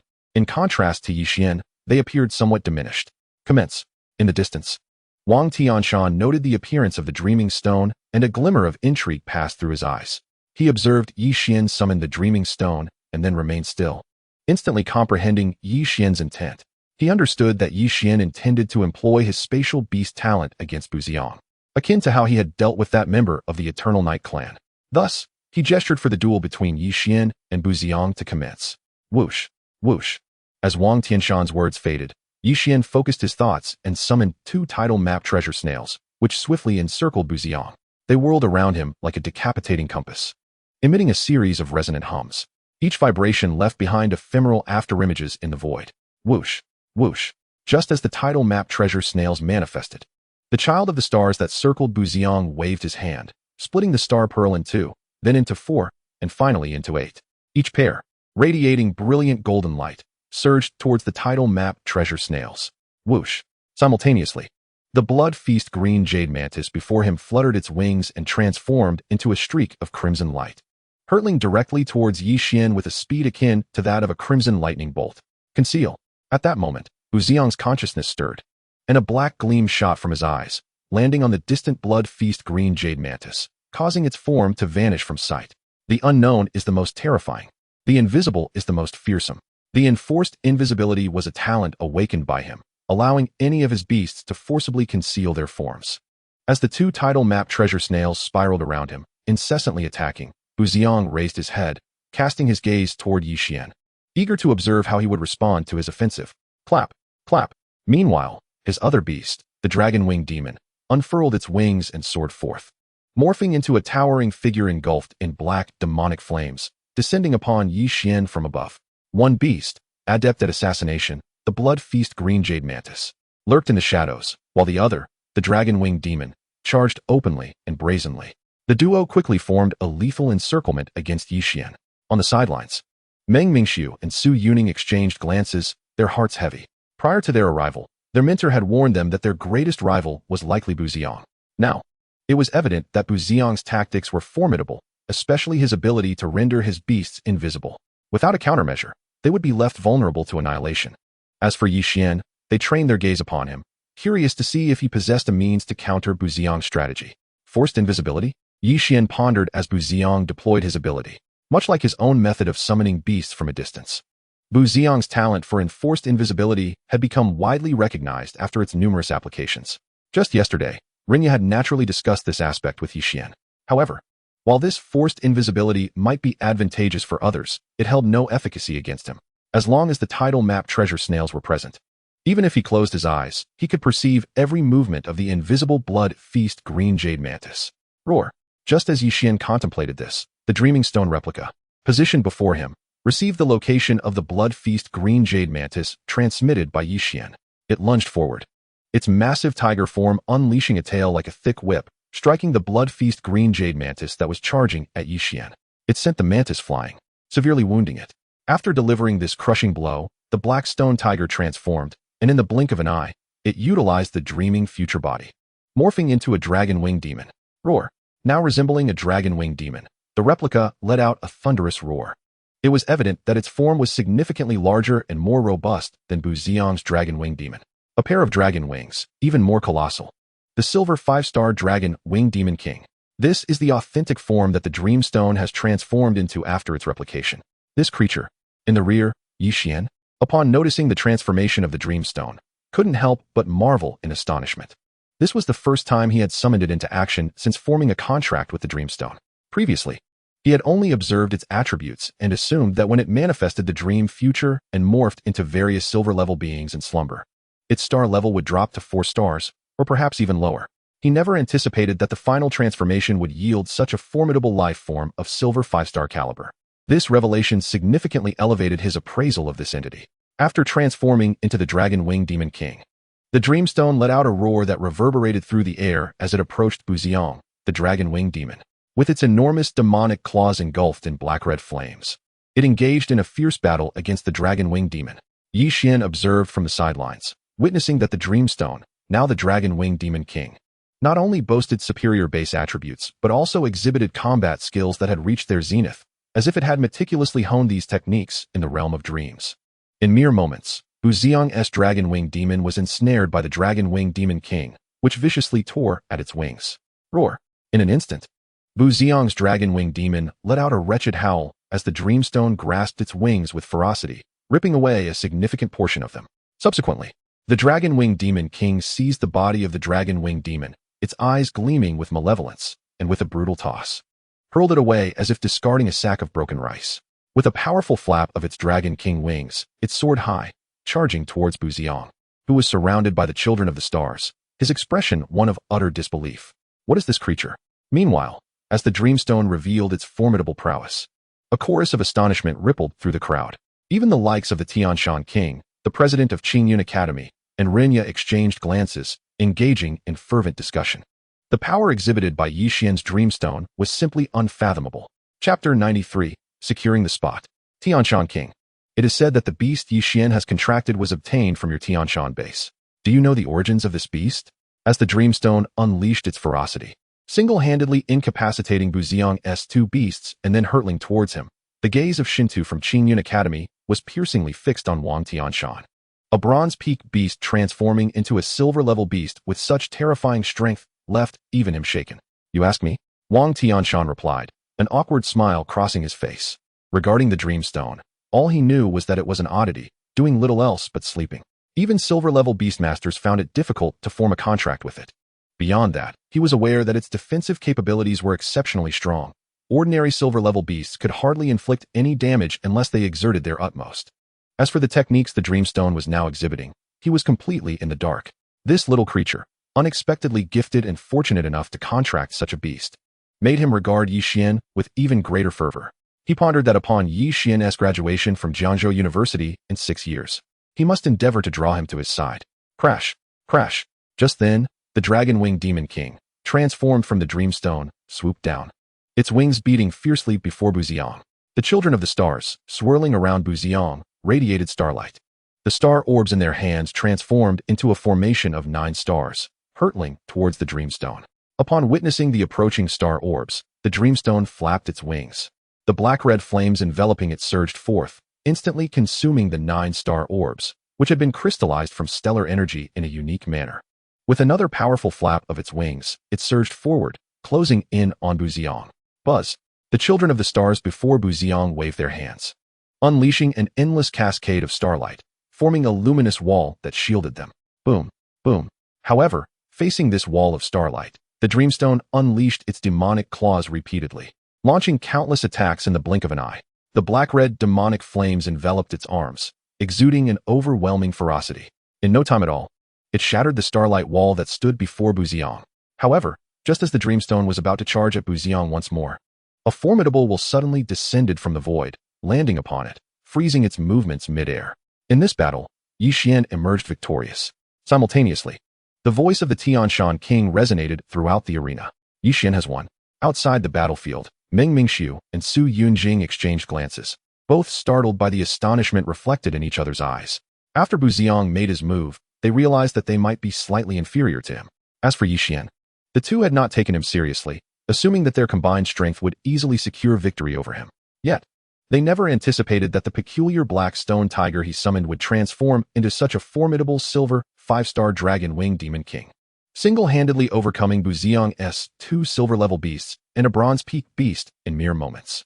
Their minds were shaken as they envisioned themselves in Buziong's position, knowing they would inevitably meet the same unfortunate fate should they enter the fray.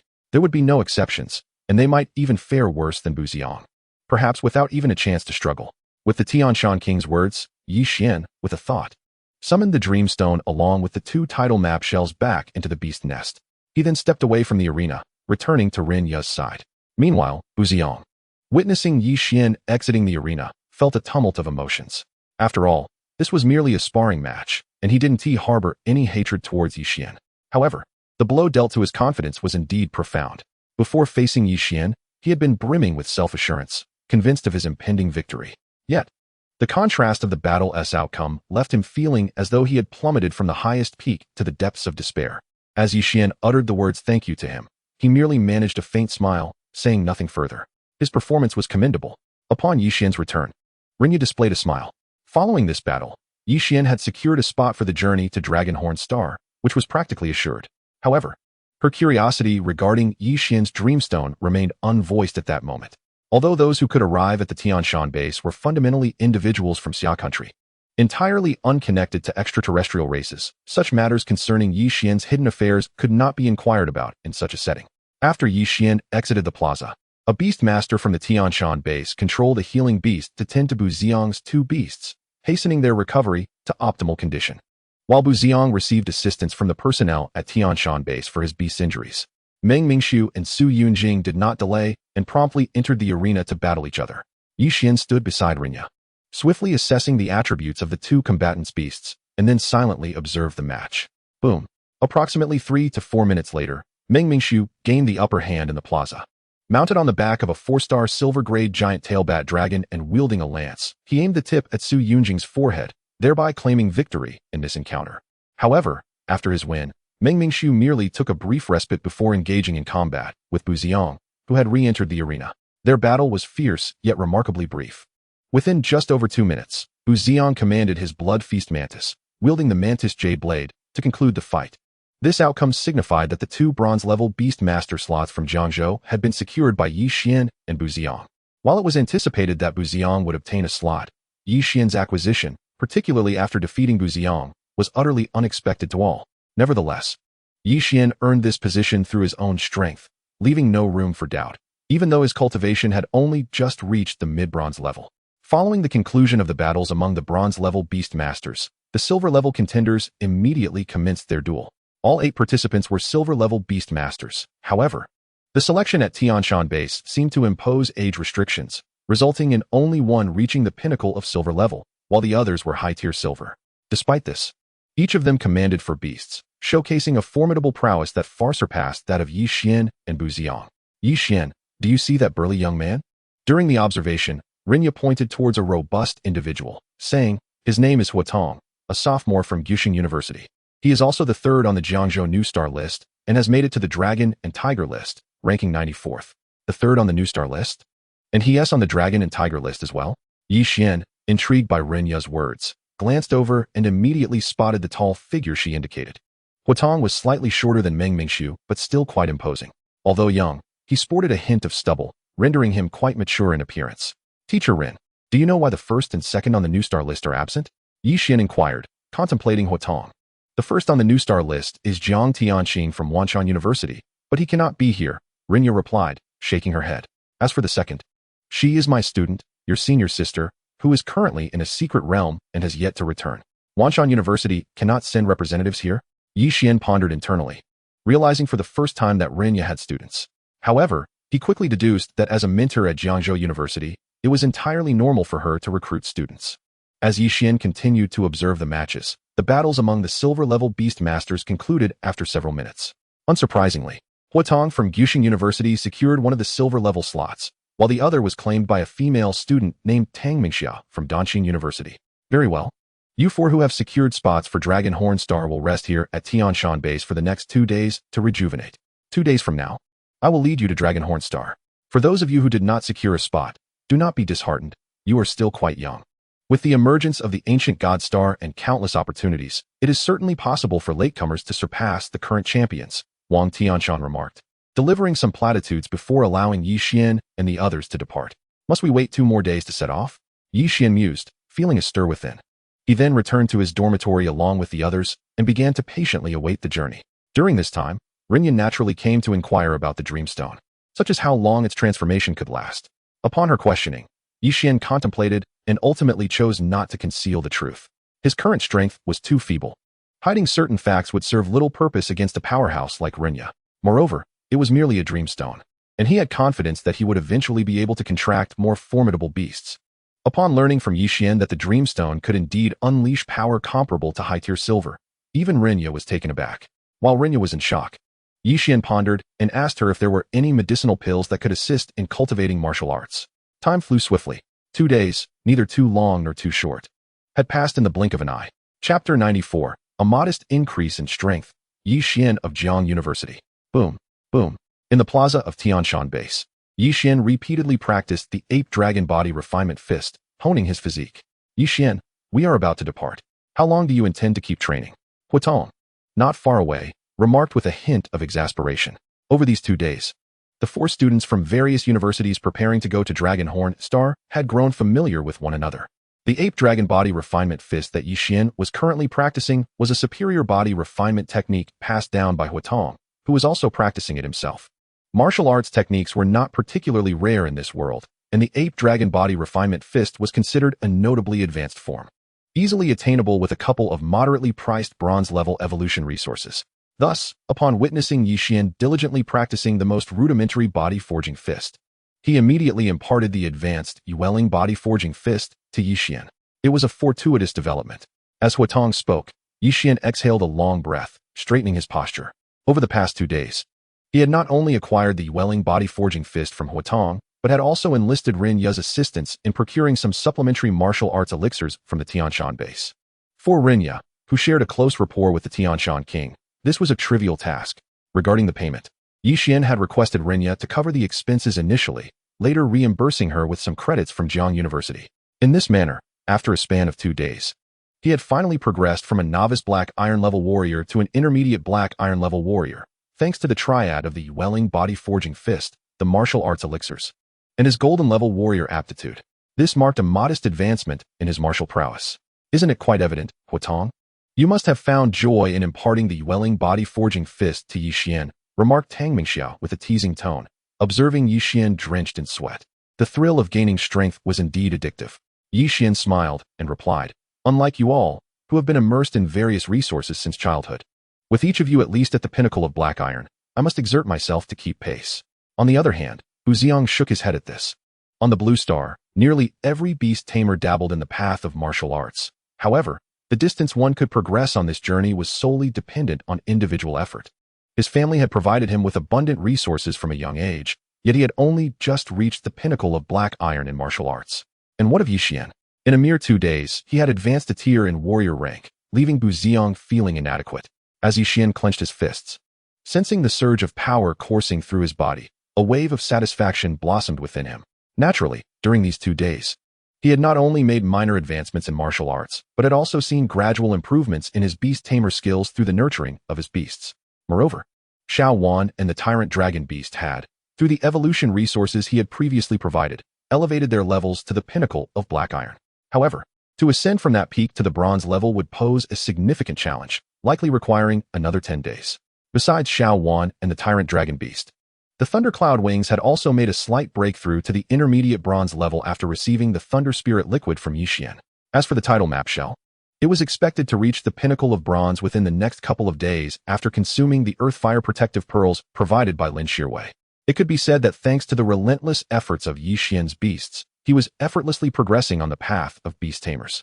Just as Yixian pondered these matters, he noticed Wang Tianshan and several others approaching alongside their teacher. Upon seeing them, Yixian and his companions' eyes brightened, realizing they were finally set to journey to Dragonhorn Star. They had found the past 2 days at the Tianshan base exceedingly dull, and were eager to experience the wonders of Dragonhorn Star firsthand. More importantly, completing this mission would grant them a substantial amount of life essence, a coveted item they all yearned for, especially since it was a rare treasure obtained from the ancient Divine Star, which they had previously lacked on Blue Star. You all seem remarkably rejuvenated after these 2 days, Wang Tianshan remarked with a smile upon noticing their demeanor. Without further ado, he turned his attention to a middle-aged man beside him and instructed, Luo Hong, activate the teleportation array. It would be unwise to delay our departure. Understood, Elder Wang, replied the middle-aged man named Luo Hong, who with a wave of his hand summoned a cerulean tortoise that settled before the group. Azure Light Array Spirit Tortoise, 2 stars. Level, Diamond. Abilities, Array Spirit Gathering, Azure Light Tortoise Shell Array, Array Diagram Storage. Advancement Direction, Azure Light White Spirit Tortoise, Heavenly Spirit Tortoise. As Yixian focused on the Azure Tortoise and assessed its attributes, a hint of astonishment flickered in his eyes. He had not anticipated encountering such a rare array beast here. His first knowledge of array beasts had come during his time in the Spirit Taming Secret Realm when he had heard the Array Master mention them. Is there a teleportation array? He pondered, as Wang Tianshan's earlier words stirred intrigue within him. Previously, he had assumed they would have to transit through the ancient Divine Star to reach Dragonhorn Star, but it appeared that was not the case. Buzz. Just as Yixian was musing, he observed the array tortoise summoned by Luo Hong radiating a brilliant light that enveloped the area with a vast expanse of azure luminescence. In the next instant, Yixian and his companions were astounded to witness an array of peculiar patterns materialize on the small plaza they stood upon. Patterns they had never noticed before. Had this place been secretly laid with an array? In utter disbelief, Yixian and his companions stared, realizing that the very plaza where they had fought and trained for most of these past days was, in fact, a conduit for an array. Buzz. As they contemplated this revelation, ethereal light converged in the void, rapidly engulfing them all. This is a star system teleportation array, recently constructed by our Xia nation using some array plates obtained from the ancient Divine Star. It allows us to traverse space swiftly among the celestial bodies within a star system. Wang Tianshan's voice resounded from the darkness. Utilizing this star system teleportation array, we can efficiently relocate our several king-level beast tamers to Dragonhorn Star, persuading the inhabitants to sign an agreement. A star system teleportation array, a device that facilitates travel within a star system? Yixian and the others were utterly astounded. Yet, soon after, excitement surged within them. For possessing such a star system teleportation array was akin to wielding a formidable nuclear weapon. Buzz. However, the duration spent within the star system teleportation array exceeded Yixian's expectations. Rather than what he initially presumed, akin to a swift journey to the ancient god star, they found themselves waiting for an extended period. It was not until 5 or 6 minutes had elapsed that they felt a tremor in the fabric of space. A shimmering light flickered before them, and after a brief interval, they emerged from the dark spatial passage, standing upon a vast plaza. Upon gazing upward, Yixian was immediately struck by the sight of 2 golden suns, resembling dragon eyes, suspended high in the sky. It was evident that they had arrived at Dragonhorn Star, no longer within the confines of Blue Star. Wang Tianshan. As Yixian and his companions materialized in the expansive plaza, an elderly man in the distance promptly approached them, accompanied by several individuals. Elder Ding. Upon seeing the newcomer, Wang Tianshan greeted him with a smile. So, have the other teams arrived yet, aside from us? This time, the exchange between the Xia Kingdom and the Dragonhorn clan involved not only Jiangzhou but all 9 provinces of the Xia Kingdom. Not yet. Qingzhou and Yuzhou have yet to arrive. However, the other provinces are already here, currently waiting in the office building, Elder Ding replied, shaking his head. As he spoke, Yi Xian and the others noticed a newly constructed building rising prominently at the far end of the plaza, the Xia Kingdom's office building on Silverhorn Star. The inscription adorning the building elicited peculiar expressions from Yi Xian and his companions. Very well, in that case, let us proceed to the office building to await further developments. Wang Tianshan declared, leading Yi Xian and his group alongside Elder Ding towards the distant edifice. Is this the Jiangzhou University team? Meanwhile, within the office building, several individuals caught sight of Yi Xian and his companions through the windows. What trick is Wang Tianshan playing? How is there a mid-level bronze beast master among his ranks? A mid-level bronze beast master? The others displayed expressions of surprise. Peering through the window, they scrutinized the Jiangzhou team and were astonished to indeed find a mid-level bronze beast master among them. Although Yi Xian had ascended to the bronze level, it was not immediately discernible to everyone. However, for these sovereign-level beast masters, discerning his prowess was a trivial task. Mid-level bronze? Concurrently, as the discussions among these powerful figures ensued, the students accompanying them exchanged bewildered glances. Wait, something feels familiar about him. Just as the crowd was engulfed in confusion regarding Wang Tianshan's peculiarities, a student from Zhangzhou caught sight of Yi Xian and momentarily paused in recognition. Jiangzhou, Yi Xian. At that moment, a somewhat laid-back young man glanced outside and directly called out Yi Xian's name. Chapter 95, the first to take the stage. Jiangzhou Yi Xian? Upon hearing the laid-back youth utter his name, many within the office building exhibited subtle shifts in expression. Throughout this period, due to the disintegration of Jiangzhou University and the incident where Yi Xian had slain a member of the Eternal Night clan, he had become a notable figure within the Xia Kingdom. I have seen that video of Yi Xian. He was able to slay a peak bronze member of the Eternal Night clan at the mid-level bronze stage. His talent is indeed remarkable. Upon learning of Yi Xian's presence in the Jiangzhou team, a student queried, but considering his strength, there should still be a noticeable gap compared to us, right? At his inquiry, other bronze-level students within the building nodded in agreement. Although they were all classified as bronze-level beast masters, the majority of those present were on the verge of advancing to silver level, which made Yi Xian's presence feel somewhat dissonant. As the discussions unfolded, the sound of footsteps echoed, and Wang Tianshan led Yi Xian and the others into the hall of the office building. Upon entering, Yi Xian and Huatong immediately noticed several renowned sovereign-level figures they had heard about and seen reported online. Additionally, along one side of the hall, numerous beast masters of similar ages stood or sat in groups. Yi Xian, you all should go over there and get acquainted with the prodigies from our various provinces in the Xia Kingdom. In future competitions, most of them will likely become your adversaries, Wang Tianshan remarked with a smile as he spotted the talents from other provinces. Upon hearing this, Yi Xian and Huatong promptly acknowledged him before making their way towards the cluster of talented individuals gathered on the left side of the hall. These individuals appeared to be unfamiliar with one another, much like Yi Xian and Huatong. Yi Xian, take a seat here. Just as Yi Xian and Huatong approached, a seemingly languid young man standing before a few seats beckoned them over. Yi Xian was momentarily taken aback, feeling a sense of familiarity upon gazing at the young man, despite being certain that they had never met before. However, he quickly recognized the young man's attire as that of a student from Zhongzhou University. Greetings. In response to the young man's invitation, Yi Xian felt compelled to accept, and alongside Huatong, he approached. Yi Xian, allow me to introduce myself. I am Feng Luotian from Zhongzhou University. As Yi Xian drew nearer, Feng Luotian introduced himself with a smile. I never anticipated encountering you here on Dragonhorn Star. Feng Luotian. Upon hearing the introduction, Yi Xian's mind stirred with recognition, leading him to inquire, are you related to Feng Lan? In that instant, he recalled why the young man seemed familiar. It was due to the resemblance to Feng Lan, whom he had saved on Ancient God Star. I am Feng Lan's second elder brother, Feng Luotian replied with a faint smile. After my sister returned home, she spoke of you. I ought to have expressed my gratitude to you long ago. Feng Xiong is too kind. Even without my assistance, given Feng Lan's strength, she would have fared well. Yi Xian responded, shaking his head modestly. As they conversed, Yi Xian and his companions took their seats. The seating arrangement resembled that of benches in a train station. So Yi Xian sat in a row alongside Huatong and the others. Feng Luotian and several companions sat across from Yi Xian and his group. Oh, you have no idea about my sister's temperament. In such a situation, if left to her own devices, she would never escape alone, Feng Luotian sighed. Upon mentioning Feng Lan, a tender affection flickered across his face, stirring a pang of jealousy within Yi Xian. When would he ever have a sister of his own? Waiting for his parents? That seemed an eternity away. Besides, wouldn't a little girl be rather unappealing at such a young age? Oblivious to Yi Xian's envy, Feng Luotian spoke fondly of Feng Lan, his words flowing effortlessly. Consequently, Under his influence, after settling in, Huatong and the others engaged in lively conversation with those from Zhongzhou, quickly becoming acquainted.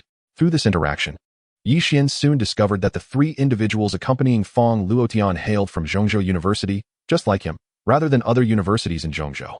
Moreover, they were all, like Yixian, 2 bronze-level beastmasters and 2 silver-level beastmasters. However, unlike Yixian, Fong Luotian was a silver-level beastmaster who had just advanced to his second year at Zhongzhou University. Brother Fong, once the introductions were made, Yixian felt a spark of curiosity and inquired, "Do you know when we will engage in a friendly match with the people from Longjiao Star?" "Soon. It won't be long now," Fong Luotian replied. "At present, we are merely awaiting the arrival of those from Qingzhou and Yuzhou.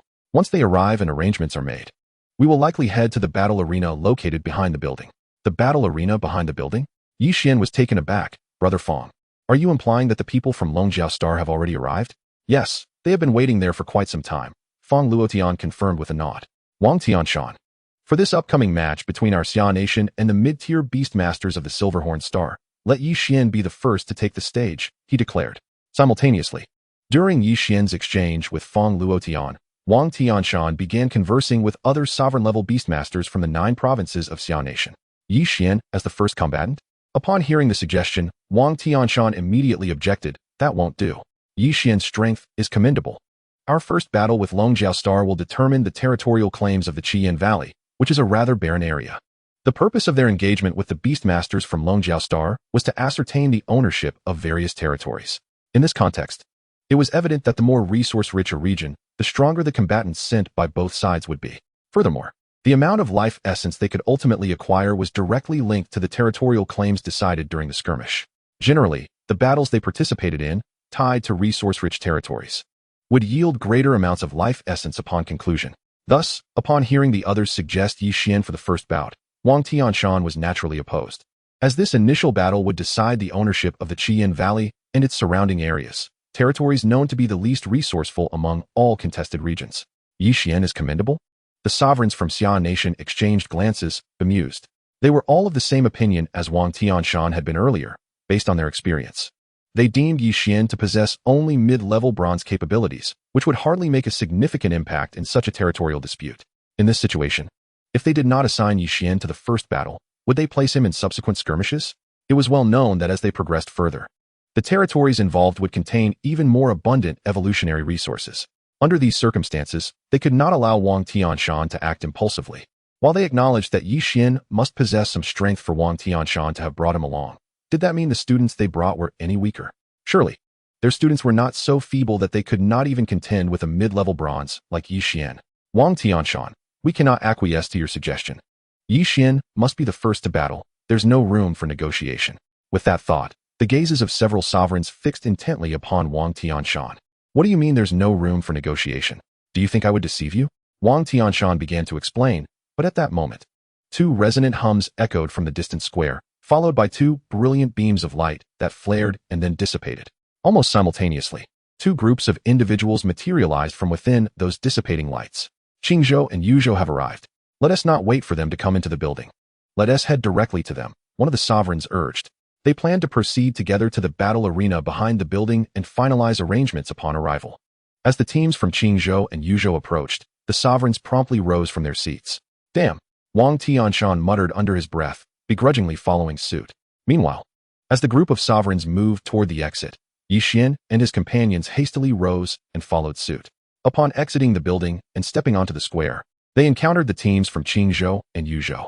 After a brief exchange of pleasantries between the sovereign-level beastmasters and the leaders from both states, they wasted no time and led Yixian and the other students toward the battle arena situated behind the office building. During this process, the students from Qingzhou and Yuzhou looked bewildered, not anticipating that their matches with the beastmasters from Longjiao Star would commence so soon. Is this what the beastmasters from Longjiao Star are like? Shortly thereafter, Yixian and his group arrived at the battle arena behind the office building, where they encountered a contingent of beastmasters who closely resembled them, yet each bore a singular curved horn atop their foreheads, clearly the beastmasters of the Longjiao clan. Among them, the male beastmasters sported black horns, while the female beastmasters had pink ones. "Brook, you will be the first to compete. Remember to give it your all and secure victory in this battle." An elder from Longjiao Star communicated telepathically to a young man named Brook upon spotting Yixian's group. Elder Kasa, Brooke replied somewhat helplessly. In the first battle, we are vying for control over the Cheyenne Valley. The Beastmasters dispatched by these Blue Star individuals will surely be of limited strength. Sending me out first seems like a waste. Humph. What do you know? The newly emerged secret realm within the Cheyenne Valley is extraordinarily resource-rich. Thus we must ensure absolute victory in this battle. Elder Casa, upon hearing the words, let out a cold snort. Chapter 96. Something is amiss. Alas, Brooke sighed, a look of regret etched upon his face. His prowess was among the elite of the younger generation within the Dragonhorn clan. Therefore, he was eager to step into the arena and engage in a contest of skill against the talented Beast Masters of Blue Star to discern who was superior. Initially, he presumed that even if he were not assigned to be the last to participate, he would at least be second or third. However, to his astonishment, the clan had placed him in the very first match against the low-tier Beast Masters from Blue Star. Curiosity sparked within Brooke as he pondered who among Blue Star would become the unfortunate soul to be crushed beneath his might. With this thought in mind, he cast a curious glance towards the team from Blue Star. Wang Tianshan, make sure to inform Yixian that he should prepare to be the first one up. Upon arriving at the battleground, the group from Blue Star, after a brief discussion among several king-level Beast Masters, quickly determined which student would take the stage and the order of their participation, as well as the area they would contend for. Without a doubt, Yixian was assigned as the first participant by the other king-level Beast Masters. Despite Wang Tianshan's repeated attempts to advocate for Yixian, he was unsuccessful. Damn it. First to go up is first to go up. Wang Tianshan's face darkened, silently cursing. Once Yixian reveals his strength, if any of your fighters lose, I shall certainly extract something from you. He genuinely valued Yixian's talent and aimed to recruit him to his Tianshan base after his university graduation. Hence he was relentless in securing advantages for Yixian. Yixian, contemplating this, Wang Tianshan focused his voice into a beam, transmitting it to Yixian, who stood among the other students at a distance. Be ready, you'll be the first to fight. And remember, once you step into the arena, give it your all. Unleash your full potential. If you perform well this time, I will secure even more benefits for you afterward. The first to fight? Yixian was momentarily taken aback upon hearing Wang Tianshan's words, but then quickly collected himself. Being the first to step up meant he would simply take the stage. The decision regarding the order of participation was in the hands of the king-level Beast Masters. Thus he needed only to focus on performing well in his match. Furthermore, the better he performed, the more advantages Wang Tianshan could procure for him. Yixian's heart stirred. Such benefits were undoubtedly welcome, for he raised numerous beasts and consumed substantial resources, akin to a voracious beast that required ceaseless efforts for evolutionary materials until reaching its zenith. What's wrong? Beside him, Fong Luotian noticed the change in Yixian's expression and inquired. It's nothing. Yixian shook his head. I'll be the first to take the stage. The first to take the stage? Fong Luotian's heart stirred at this revelation. He had anticipated this outcome. He had watched the video of Yixian's battle against the Eternal Night clan and was aware of Yixian's formidable talent. Yet, no matter how exceptional his talent, he remained a mid-tier bronze beastmaster. The chasm between a mid-tier bronze beastmaster and those on the cusp of advancing to silver level was as vast as a great divide, one that few could traverse. I've heard that the first match in this contest will determine the ownership of a region called Red Flame Valley. Reflecting on this, Fong Luotian spoke. This area is relatively barren, so it is likely that the Dragonhorn clan will not dispatch their strongest beastmasters. Therefore, Yixian, if you employ a surprise attack strategy, you still have a chance of victory. Fong Luotian, sensing Yixian's impending competition, felt anxious, which reflected in his expression, prompting him to offer words of encouragement. I understand. Yixian nodded, refraining from further comment. Yixian, why don't I take the first match instead? And you can step in for me when I'm needed? At this moment, Bu Ziang, standing beside Yixian, furrowed his brow and spoke softly. Upon learning that Yixian would be the first to compete, he felt a knot form in his heart. After all, among the bronze-level beast masters, he alone knew the extent of Yixian's strength. No need. Yixian was taken aback by Bu Ziang's audacity. This was a decision made by the king-level beast masters. If they were to act recklessly, regardless of the outcome, they would surely face repercussions afterward. Moreover, although he was stronger than Bu Ziang, he would not seize opportunities that rightfully belonged to Bu Ziang. Elder Casa. At this moment, several king-level members from Blue Star, having finalized the order of participation, turned their attention to an elder from the Dragonhorn clan and inquired, shall we commence? Certainly. Elder Casa of the Dragonhorn clan, with no hesitation, nodded in agreement and gestured to Brooke, signaling him to take the stage. With Casa's signal, Brooke promptly stepped forth from his team, approaching the battleground. The arena here resembled Jiang University's beast fighting arena, surrounded by tiered stands. In the center of the stands, a battleground larger than 2 football fields had been designed. Yixian. Observing Brook's entrance, Wang Tianshan immediately shifted his gaze to Yixian. With his keen eye, he discerned that Brook had already reached the pinnacle of bronze level, being on the verge of a breakthrough to silver level. This was quite normal. Although the Dragon Horn Star was significantly weaker than the Xian nation, it could still muster dozens of young beast masters at the critical threshold of advancing to silver level. As for the specifics of Brook's strength, Wang Tianshan would only be able to ascertain that once Brook summoned his beasts. Huff! Yixian exhaled a breath of stale air. Rising from his seat, he swiftly ascended into the arena with the aid of Xuan. Is this the unfortunate soul I am about to face? However, what is this fellow doing with a black iron-level sprite? As Yixian landed, Brook, whose complexion was somewhat darkened, fixed his gaze upon Yixian. He regarded Yixian with a peculiar expression, while inwardly contemplating how bewildered this beast master, of similar age to himself, would be once he summoned his 3 beasts. Bronze Intermediate?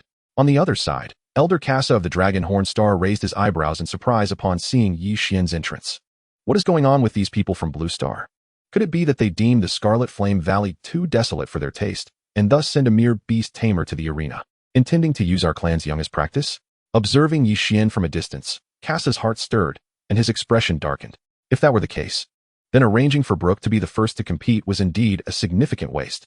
As both sides prepared, the battle was set to commence in 3 seconds. Just then, as Yixian descended into the arena, one of the referees spoke up. Finally, it is about to begin.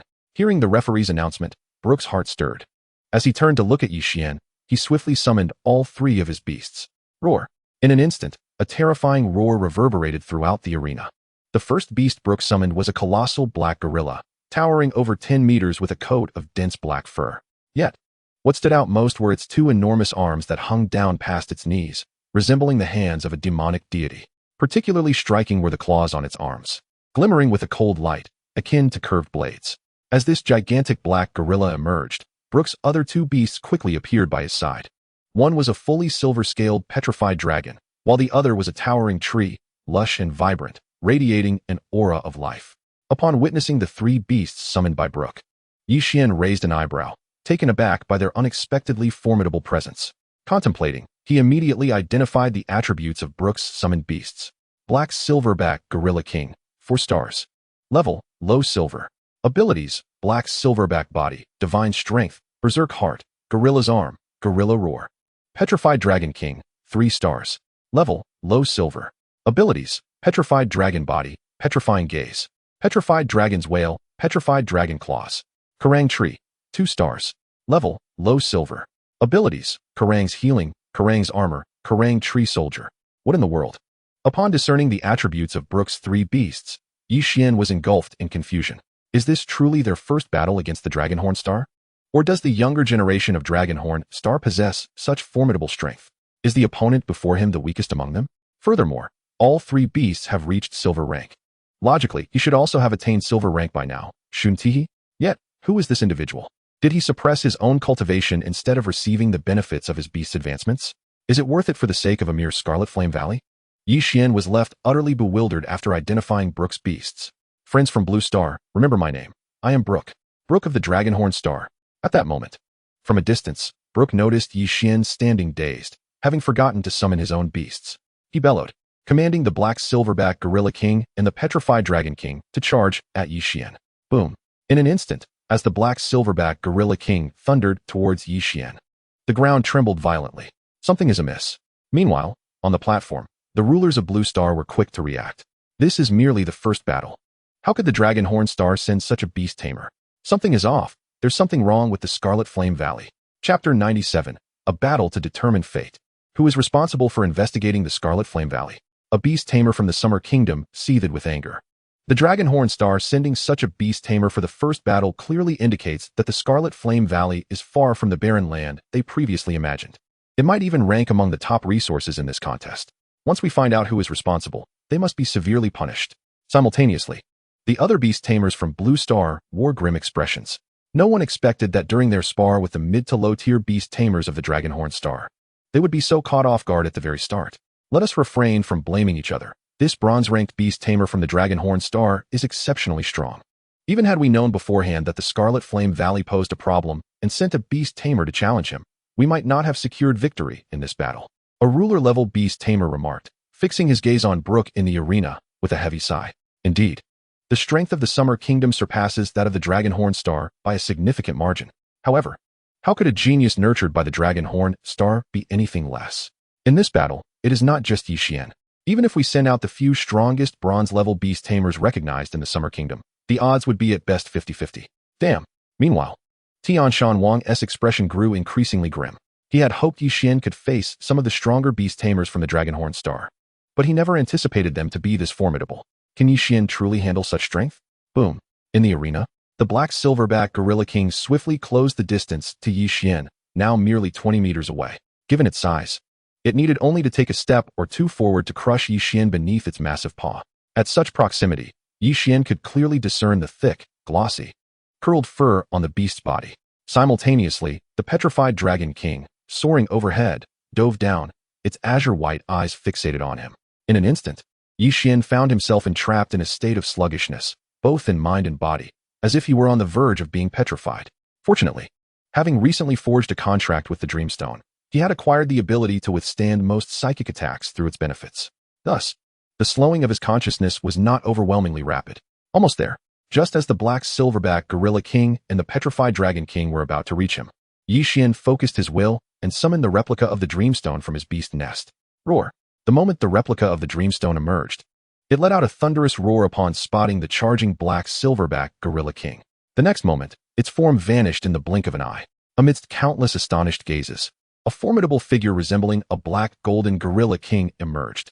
However, this manifestation, born from the Dreamstone replica, towered over Brook's black golden Gorilla King, exhibiting greater stature, strength, and size. The intricate wrinkles between its brows subtly formed the character for King. This was the true form of the silver 5-star golden Gorilla King, a transformation brought forth by the Dreamstone. In its slumber, it had undoubtedly envisioned a myriad of extraordinary beings.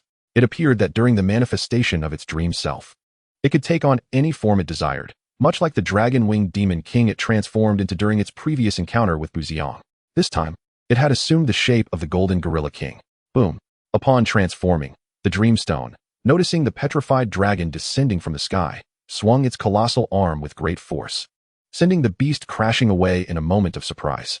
It then surged forward, engaging in a fierce battle with Brook's black golden Gorilla King, who was charging towards Yixian. Observers could easily discern that, in terms of combat experience and fundamental attributes, it was evidently superior to Brook's Gorilla King. What kind of beastmaster is this? Wang Tianshan, were you aware of Yixian's capabilities all along? At that moment, several king-level beastmasters from Blue Star directed their attention towards Wang Tianshan. Initially, they had despaired over this battle, but they were taken aback by Yixian's unexpected surge in strength at such a critical moment.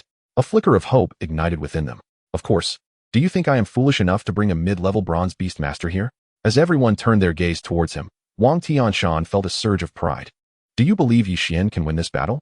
The kings exchanged awkward glances and hastily changed the subject. That's hard to say, but the odds are not insignificant. Wang Tianshan pondered, refraining from overcommitting, as he was uncertain whether Brook had any hidden trump cards yet to be unveiled. What is this? Meanwhile, in the battlefield, Brook's expression shifted drastically upon witnessing Yixian summon the Dreamstone, which transformed into a more formidable entity than his own black golden Gorilla King. He had not anticipated such an unforeseen turn in what he had believed to be a nearly certain victory. Gorilla empowerment. Seeing this, he focused his thoughts and executed a peculiar hand seal, directing it towards the distant black golden Gorilla King. Buzz. In an instant, the black golden Gorilla King, locked in combat with the Dreamstone, was enveloped in a golden aura. With this golden enhancement, its power and defense surged appreciably. The gorilla empowerment was a skill inherent to the spiritual power technique that Brook cultivated. Without pausing, Brook's gaze flickered, and the distant black golden Gorilla King trembled violently in the midst of battle with the Dreamstone, transforming into a fearsome three-headed, six-armed form. Beastmaster talent, three-headed, six-armed. Upon this transformation, its strength evidently surged once more, allowing it to contend equally with the Dreamstone. Crack, crack. Simultaneously, the petrified Dragon King, recently sent flying by the Dreamstone, flapped its stone wings and soared back from afar. Before Brook, the Karangu tree's branches swayed, casting verdant light upon the petrified Dragon King, swiftly mending its earlier wounds. In the midst of this, two branches detached, morphing into two Karangu tree soldiers that charged towards Yixian. Although these two soldiers were not high in rank, being merely peak bronze, their advance posed a significant threat to Yixian. Going all out now? With Xiao Wan's assistance, Yixian hovered above the Dreamstone, evading the aftermath of their clash. From a distance, he observed Brook's movements, and with a surge of intent, summoned the heavenly punishment thundercloud wings and the tidal map treasure snail from his beast lair surrounding Brook. Buzz, buzz. In an instant, as the two entities emerged from the spatial void, each produced a mirror image of itself, charging towards Brook. What is happening? Brook, standing beside the Kuranga tree, was taken aback at this unexpected turn of events. He had not anticipated this to be Yixian's ultimate weapon, the Dreamstone. Engaged in combat with his two black golden gorilla kings and the petrified dragon king, was merely a distraction. Swish, swish. As this realization dawned upon him, he hastily manipulated the Kuranga tree, lowering its branches to strike at the two tidal map treasure snails and the two heavenly punishment thundercloud wings that had transformed into divine weapons. In a desperate move, he formed another hand seal, casting a green light upon the distant petrified dragon king, hastening its speed as it dove back toward the fray. What the? Witnessing this sequence of events, the beast masters in the stands were rendered speechless by the unfolding chaos. Initially, they had little faith in Yixian, especially after Brook had summoned 3 silver-tier beasts in an instant. They had been convinced that Yixian was destined to lose this battle, for even they, at their peak, would struggle against such a formidable Brook.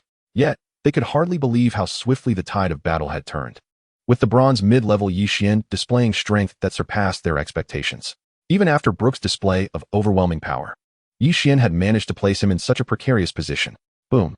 Just then, as countless eyes widened in astonishment, the heavenly punishment divine weapons summoned by the thundercloud wings and the illusory forms created by the tidal map treasure snail unleashed their potential, disregarding their own injuries.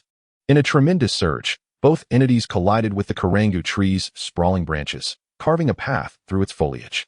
Boom. As the gap formed, the heavenly punishment thundercloud wings reverted to their original form, unleashing a bolt of divine thunder that surged through the breach towards Brook. Halt. Upon witnessing this scene, Casa from Longjiao Star displayed a fleeting expression of disappointment. Then, with a mere thought, he summoned a powerful will, using his immense mental strength to halt the divine retribution lightning unleashed by the thundercloud wings.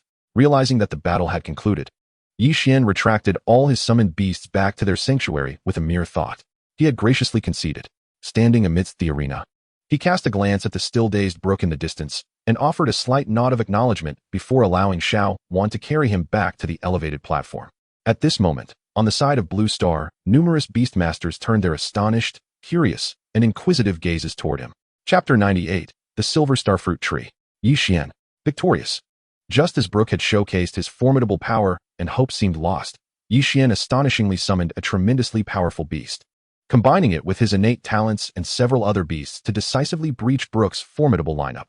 Remarkably, Brook's trio of silver-tier beasts could not withstand Yixian's onslaught. In that instant, the way the crowd regarded Yixian transformed, particularly those beastmasters of the bronze tier, who had previously believed that Jiangzhou had made a grave mistake by including a mid-tier bronze beastmaster like Yixian in such an endeavor, found themselves utterly mistaken. With Brook's recently displayed prowess, none among them dared to claim they could best Yixian in combat. Yixian of Jiangda. At that moment, these words were etched into their memories. Many regarded Yixian with newfound resolve, their eyes brimming with combativeness. Despite Yixian's remarkable strength, they were all university students, peers who were unwilling to be overshadowed. Well done, came Rinya's voice as Yixian rejoined his team. He turned to see her, smiling and standing with several leaders in the distance. Letting out a breath, the tension that had gripped him during the battle with Brook gradually eased. Yixian. Simultaneously, Wang Tianshan's voice resonated in his ears. You fought splendidly. Now, take the time to rest. Once all the competitions conclude, your well-deserved resources will not be diminished by a single fraction. Yixian looked toward Wang Tianshan, who nodded affirmatively from afar. The essence of life, perhaps? Upon hearing Wang Tianshan's promise, Yixian felt a stirring within. According to Rinya, this substance could be utilized on beasts of bronze tier and above. If sufficient in quantity, it could even enable a 2-star quality bronze beast to swiftly ascend to silver tier. Thus, he eagerly anticipated how much essence of life he might acquire. Of course, this essence was not universally beneficial to all beasts. For instance, the thundercloud wings, tidal map treasure snail, and the dreamstone might not respond to it. However, the corporeal Xiao Wan would undoubtedly benefit from the essence of life. As for whether the tyrant dragon beast could utilize it, Yixian remained uncertain. Nonetheless, Once the Tyrant Dragon Beast ascended to Bronze tier, he would endeavor to elevate it to the Sky Tyrant Dragon Beast. Upon evolving into the Sky Tyrant Dragon Beast, it would shed its amber form, gradually transforming into a colossal celestial beast. At that time, it would surely be able to utilize the essence of life. The Sky Tyrant Dragon Beast. The mere thought of the Tyrant Dragon Beast's next evolutionary form filled Yi Xian with anticipation. According to the Beast Editor's description, a Bronze-tier Sky Tyrant Dragon Beast would measure over 20 meters tall and span over 40 meters in length. He envisioned that he could easily erect a small dwelling upon its back. Yi Xian. Just then, Huatong, along with several others, gave him a thumbs up as he returned to the team. This battle had showcased Yi Xian's extraordinary prowess, altering the perception of their Jiangzhou team in the eyes of others. Yi Xian, I fear I may have a rival when the next inter-school tournament occurs in a few years, Fong Luotian remarked. His expression one of awe as he observed Yi Xian land. Although he was a silver-tier beastmaster, having reached the pinnacle of silver, just like Huatong, the thought of Yi Xian's rapid growth instilled a sense of urgency within him. Indeed, Yi Xian had saved his sister, and he held him in high regard. Nevertheless, should the inter-school tournament commence, he would show no mercy, for he would be representing Zhongzhou University. Yi Xian glanced at Fong Luotian. I may not even participate in the same tournament as you. May not. Fong Luotian raised an eyebrow, interpreting it as Yi Xian's modesty. Given Yi Xian's training speed, it was indeed plausible he could catch up within 5 years. In 4 or 5 years, with his talents, he would undoubtedly represent Zhongzhou University in the tournament. Boom. While the two conversed, another Beastmaster from Blue Star had already surged forth from the ranks, engaging in a fierce battle with a Beastmaster from Longjiao Star. As the clash erupted, Yi Xian and his companions immediately turned their attention to the battlefield. Battles between Beastmasters typically did not last long, often concluding within 3 to 5 minutes, or even shorter. On rare occasions, they might extend to 7 or 8 minutes. The battles showcased formidable beasts such as the Diamond Bone Dragon, the Falling Heart Flame, and the sky-obscuring Blue Demon Rock. While observing, Yi Xian discerned the attributes of each beast. Every Beastmaster participating in this competition was a standout from the younger generation of their respective factions. No contracted beast was weak. As time passed, the number of remaining battles dwindled. It became evident that the overall strength of the Xia Kingdom side was significantly superior to that of the Longjiao clan. Following several consecutive defeats, the Longjiao clan promptly altered their strategy, employing a tactic akin to the Tianji's horse racing strategy. They began dispatching their relatively stronger beastmasters to compete for regions with fewer resources. From that moment, the Blue Star side also began to experience setbacks. During this phase, Bu Xiang, Tang Mingxia, and Huatong each took their turns in battle. Among them, Tang Mingxia faced unfortunate circumstances, encountering a powerful beastmaster from the Longjiao clan. After a fierce struggle, she ultimately succumbed. In contrast, both Bu Xiang and Huatong emerged victorious. Then there was Fong Luotian. This individual possessed terrifying strength, emerging as the last beastmaster of the Xia nation. Upon entering the arena, he summoned merely 3 beasts, yet within 2 minutes, he dispatched an opponent deemed a beacon of hope by the Dragonhorn clan. Among the 3 summoned beasts, one boasted a 4-star quality, while the remaining 2 were all of 3-star caliber. This indicated that he had undoubtedly utilized an evolution formula to concoct elixirs, thereby enhancing the star rating of his beasts. Innate Sword Bamboo, 4-star. Level, Peak Silver. Ability, Tenjiang Sword Qi, with sword energy surging, ceaseless sword aura, bamboo sound resonating, and divine sound bamboo slashing. Northern Ice of 3 Zhang, damaged, origin missing 3-star. Level, High Silver. Ability, 3 Zhang Ice River Domain, Ice River Transformation, Century Cold Ice. Southern Bright Unquenchable Fire, damaged, origin missing 3-star. Level, High Silver. Ability, Eternal Fire, 9-fold Explosive Flame, Southern Bright Vermilion Bird Transformation. As Fong Luotian summoned his 3 beasts, Yi Xian discerned the attributes of all of them. Under his appraisal, he noted that although Fong Luotian's last 2 beasts currently bore low star ratings, if a suitable evolution formula could be discovered to concoct elixirs, their future potential would be immense. Of course, without a beast editor, achieving this would not be a simple task. Exotic fire and ice beasts, perhaps? Upon identifying the attributes of Fong Luotian's 3 beasts, Yi Xian felt a stir within. He contemplated that, should an opportunity arise, he might also endeavor to seek a contract with a beast of such a type. Shi Haonan. When all the battles concluded, an elder named Kasa from the Dragonhorn clan stepped forth from their ranks, approaching the formidable beastmasters of the Xia nation. His gaze settled upon one among them. Instantly, as Kasa advanced, the eyes of the Xia contingent converged upon him. Elder Kasa, Now that this exchange battle has ended, shall we proceed to allocate the disputed territories in accordance with the previously signed agreement? Upon meeting Cass's gaze, an elder from the Blue Star faction, Xuan, raised his head to speak. He was the strongest among the king-level beastmasters from Xia Nation who had come this time. Certainly, Cassa replied, his voice somewhat hoarse. This time, the Dragonhorn clan had engaged in 36 battles against the Blue Star, yet ultimately, they emerged victorious in merely 9. Furthermore, the territories they secured ranked only in the middle tier among the 36 resource areas. As for the more advantageous territories, they had seized only 1. This left his spirits profoundly dejected, pondering how he would report to their queen upon returning. However, at this juncture, Cassa paused and stated, I wish to present a request to your side. We are willing to offer the Qianyu Mountains as a gift in exchange for collaborating with you to develop the Qian Valley region. I wonder if you, Lord Xiaonan, and the others would be amenable? Collaborate on developing the Qian Valley region? Upon hearing this, the several kings from Xia were momentarily taken aback. Elder Cassa, could you elaborate on the significance of the Qian Valley region and why it holds such value for you? Cassa's expression shifted to one of incredulity. You are unaware?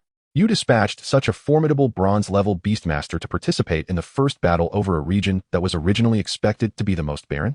What on earth were you thinking? At that moment, his emotions were a tumultuous blend of confusion and incredulity. Initially, he had assumed that the Xia faction had recognized the anomalies of the Qian Valley, but it now appeared they were utterly oblivious. Hearing this, Xiaonan and the others felt a twinge of embarrassment. Had it not been for their miscalculation in sending Yi Xian to the forefront, they would have certainly lost the Qian Valley. Recently, a secret realm had emerged within the valley, harboring a silver starfruit tree documented in their records. Are you aware of the effects of the fruit produced by this tree, the silver starfruit tree? At this revelation, the eyes of the Xia kings brightened. Are you referring to the kind of fruit that allows certain silver-level beastmasters to rapidly ascend to peak silver status? Xiaonan eagerly inquired of Cassa. The silver starfruit, while of no use to them directly, represented a significant evolutionary resource for silver-level beastmasters. Additionally, records indicated that the silver starfruit tree bore fruit once every year and could yield a starfruit once every 10 years, which held substantial benefits even for certain king-level beasts. Indeed, Cassa replied with a wry smile, shaking his head. Observing Xiaonan's expression, he understood that acquiring the opportunity to jointly develop the Qian Valley secret realm with the Blue Star would require a hefty price. The existence of a starfruit tree within the secret realm would not suffice for merely trading the Qianyu Mountains. In the next moment, Xiaonan, as anticipated, proposed. Let us add the northern ice field to the agreement. If you include that, I can assure you that each time the silver starfruit tree secret realm opens, we can send representatives to compete with you fairly. The northern ice field? Cassa's countenance shifted through a spectrum of emotions. The northern ice field was rich in cold ice attribute evolution resources, holding value comparable to the Qianyu Mountains he had initially proposed. He was to relinquish 2 such regions in exchange for the opportunity to collaboratively develop the silver starfruit tree secret realm with the Xia Nation. After a prolonged moment of hesitation, Cassa grit his teeth and declared, I can take it upon myself to offer half of the northern ice field to your Xia Nation. Half of the northern ice field? Xiaonan's eyes gleamed with delight. He had not expected Cassa to genuinely acquiesce. Although it was merely half, it was sufficient to satisfy him, considering he had initially made a rather audacious request regarding the northern ice field. Not enough. However, just as Xiaonan was about to agree, Wang Tianshan, standing nearby, suddenly interjected. In addition to the Qianyu Mountains and half of the northern ice field, I have a modest request. A modest request? Cassa's brow furrowed. I implore you, Lord Wang Tianshan, to articulate it clearly. Haha, rest assured, when I say it's modest, it truly is, Wang Tianshan chuckled. The little fellow who helped us secure the Qian Valley region is one I brought along. I presume Elder Cassa has noticed that this young man is rather low in level, having just reached the mid-bronze tier. And he has 2 beasts that have yet to advance to the bronze level.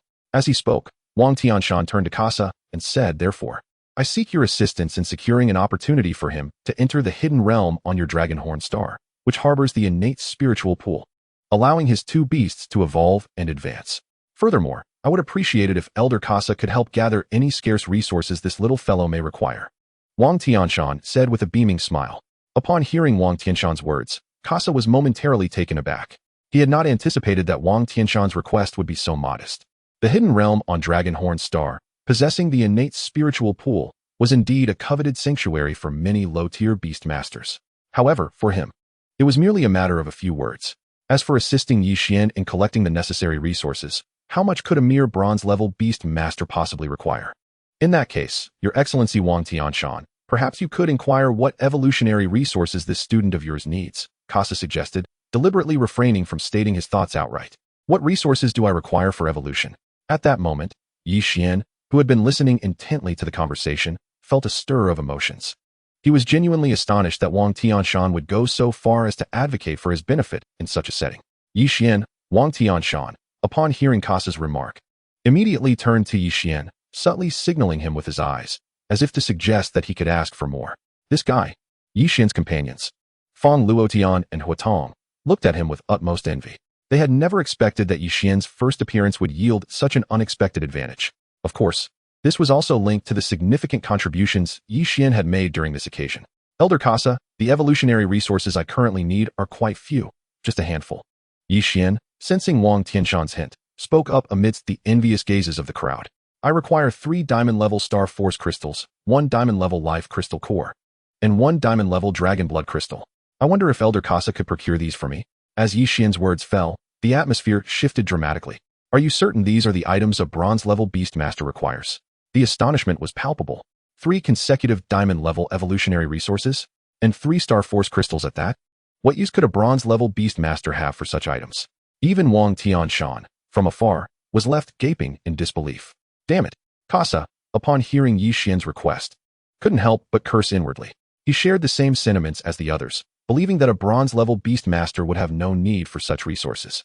Yet, why would Yi Xian, who ostensibly had no need for such high-level evolutionary resources, suddenly request so many? It was evident that Wang Tianshan was orchestrating this behind the scenes. He shot a glance at Wang Tianshan, suspecting that he intended to exploit this opportunity to ensnare him. That old rascal. However, despite Yi Xian's demands being somewhat excessive and of diamond level, the requested resources conveniently fell within his limits of acceptance. Had Yi Xian sought any transcendent-level evolutionary resources, he would have firmly refused. But considering that Yi Xian's requests were solely diamond level, he couldn't help but glance at Wang Tianshan again.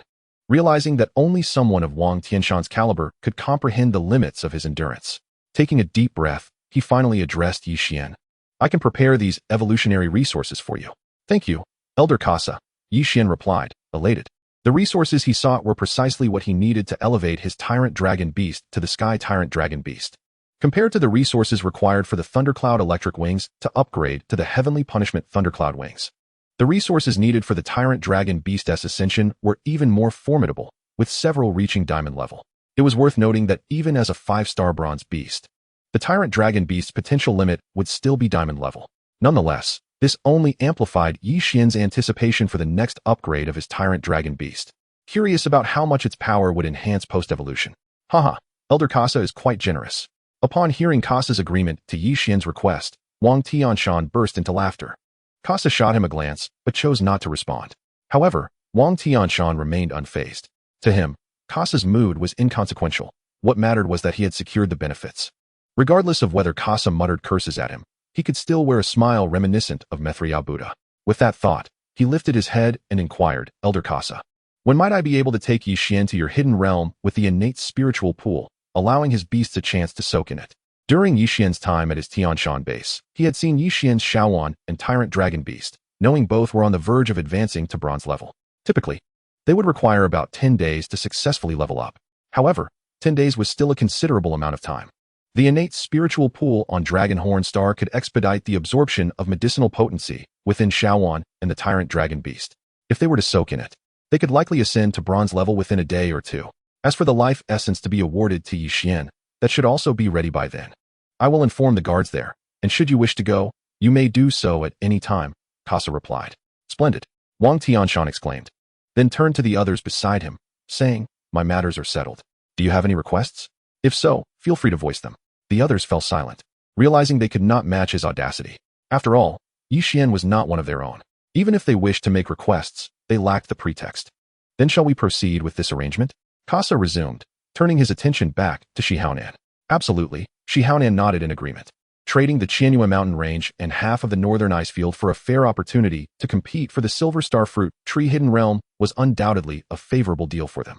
Of course, in comparison, Silverhorn Star might have a greater need for the Silver Star Fruit. Thus, this exchange posed no dilemma for the Silverhorn Star, representing a mutually beneficial arrangement. Having stated this, he promptly instructed his associates to draft the agreement and signed it on the spot with Casa.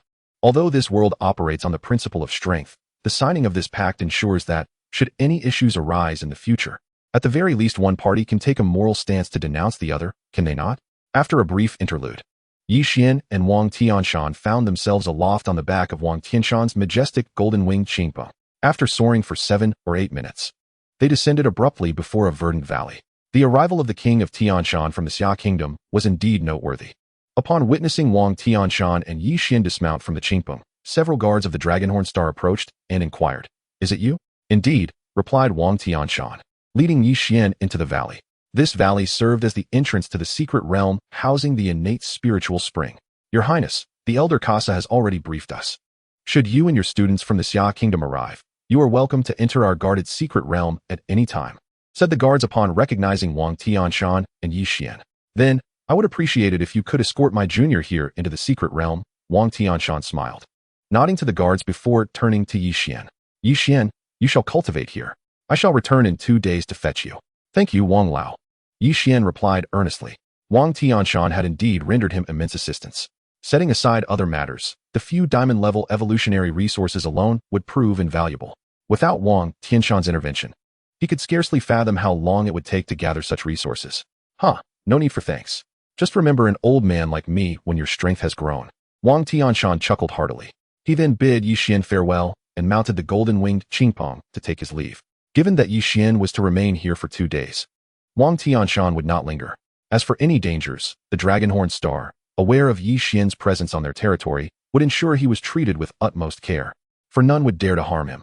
Once Wang Tianshan departed, several guards of the Dragonhorn clan exchanged glances, each displaying a hint of intrigue as they observed Yi Xian standing alone.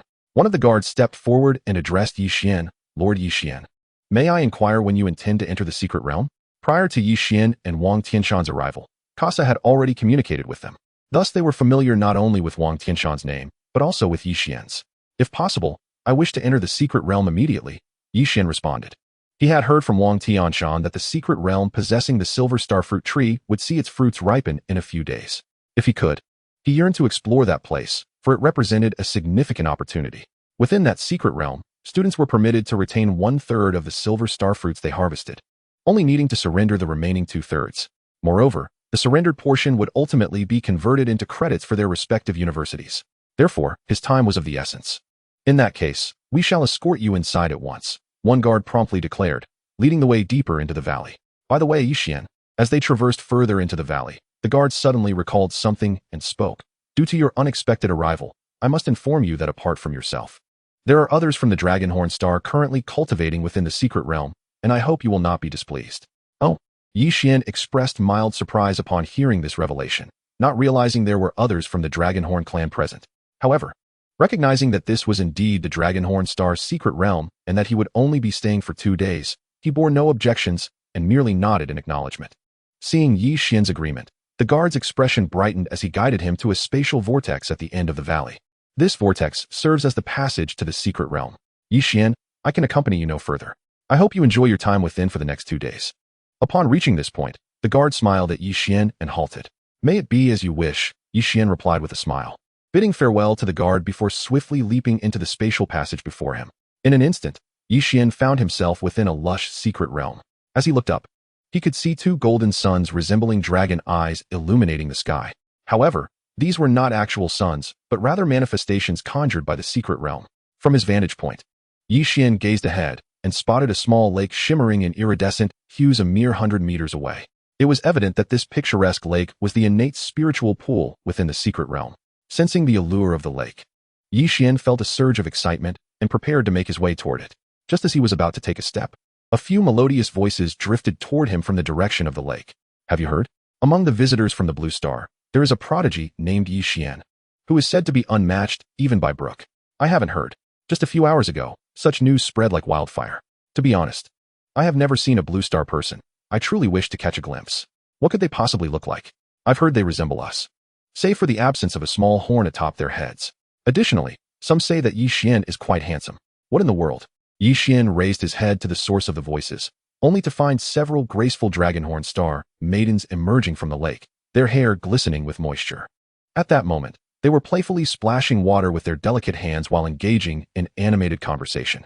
Goodness, this scene caused Yixian's breath to quicken. The Dragonhorn people and the humans of the Blue Star truly bore striking similarities in appearance. The sole distinction lay in the small horn adorning their heads, which, unlike the more pronounced horns of the Silverhorn and Goldhorn clans, were modest in size. The male Dragonhorn individuals sported slightly longer horns, while the females bore petite, round pink protrusions that, rather than being unattractive, appeared rather endearing, akin to a charming forehead ornament. Did they not know of my impending arrival? Or were they simply unconcerned about the presence of others here? Or perhaps, the Dragonhorn people were inherently so open-minded? Yixian cast a couple of glances, then inhaled deeply. His throat parched, as he finally averted his gaze. It appeared he would need to seek a different location. Shaking his head, he turned and meandered around the small lake, heading towards another area. This small lake was not circular at first glance, but rather exhibited a serpentine shape. Thus, he figured that by moving to the opposite side, he could avoid the group of Dragonhorn Star Maidens. With this thought in mind, Yixian proceeded forward, simultaneously communicating with the tidal map conch to unveil the small map and scrutinize the lake's layout. However, as soon as he opened the map, he discovered that this secret realm housed not only himself and the aforementioned maidens, but also several members of the Dragonhorn clan along the opposite bank of the lake. Who were these individuals? Yixian felt a touch of helplessness. All he desired was a tranquil place to cultivate. With this in mind, he examined the Dragonhorn clan members on the other side through the real-time map. To his dismay, he couldn't help but mutter a curse under his breath, not from anger, but from resignation. Upon inspecting the tidal map conch's small map, he observed that on the far side of the lake, several women, seemingly older than the previous Dragonhorn maidens, were clad in scant garments, languidly sitting or reclining, exhibiting graceful postures while engaged in casual conversation. What was going on here? Were they on a leisurely excursion in this secret realm? Why was it so difficult to find a peaceful place to cultivate? Feeling quite exasperated by the scene before him, Yixian realized that this was not a mere coincidence. After calming his thoughts, he suddenly experienced a moment of clarity. The Dragonhorn clan seemed intent on using this approach to draw him in or to establish a rapport with him. Was it possible they desired him to form a connection with them? A flash of insight struck him. He understood the Dragonhorn clan's intentions. Although they bore no ill will towards him, it appeared they had recognized his formidable potential and sought to win him over through such means, hoping that once he matured, he could advocate for their clan. Was this the helplessness of a star system under foreign domination? Taking a deep breath, Yixian did not harbor any disdain for the Dragonhorn clan's actions. He realized that even in Blue Star, should a day come when it was similarly occupied, there would likely be individuals who would resort to such tactics. He felt a measure of sympathy for the Dragonhorn Star and for the maiden sent here. Yet, that was where his compassion ended. Feeling quite vexed, Yixian exhaled a deep breath. Then, with a flicker of thought, he summoned Xuan and the Ba Long beast from their nest, bringing them forth from over 100 meters away to the innate spiritual pool. With a resounding splash, the immense form of the Ba Long beast crashed into the lake, sending ripples cascading outward, letting out a low growl as it sensed the change in its surroundings. The Ba Long beast unleashed a wave of sound, akin to a colossal beast emerging from the secret realm, eager to devour. A startled cry arose from a distance, clearly taken aback by the sudden commotion. However, Yixian paid it no heed. Why should he endure discomfort without retaliation? With a smirk, he retrieved a pill and tossed it into his mouth.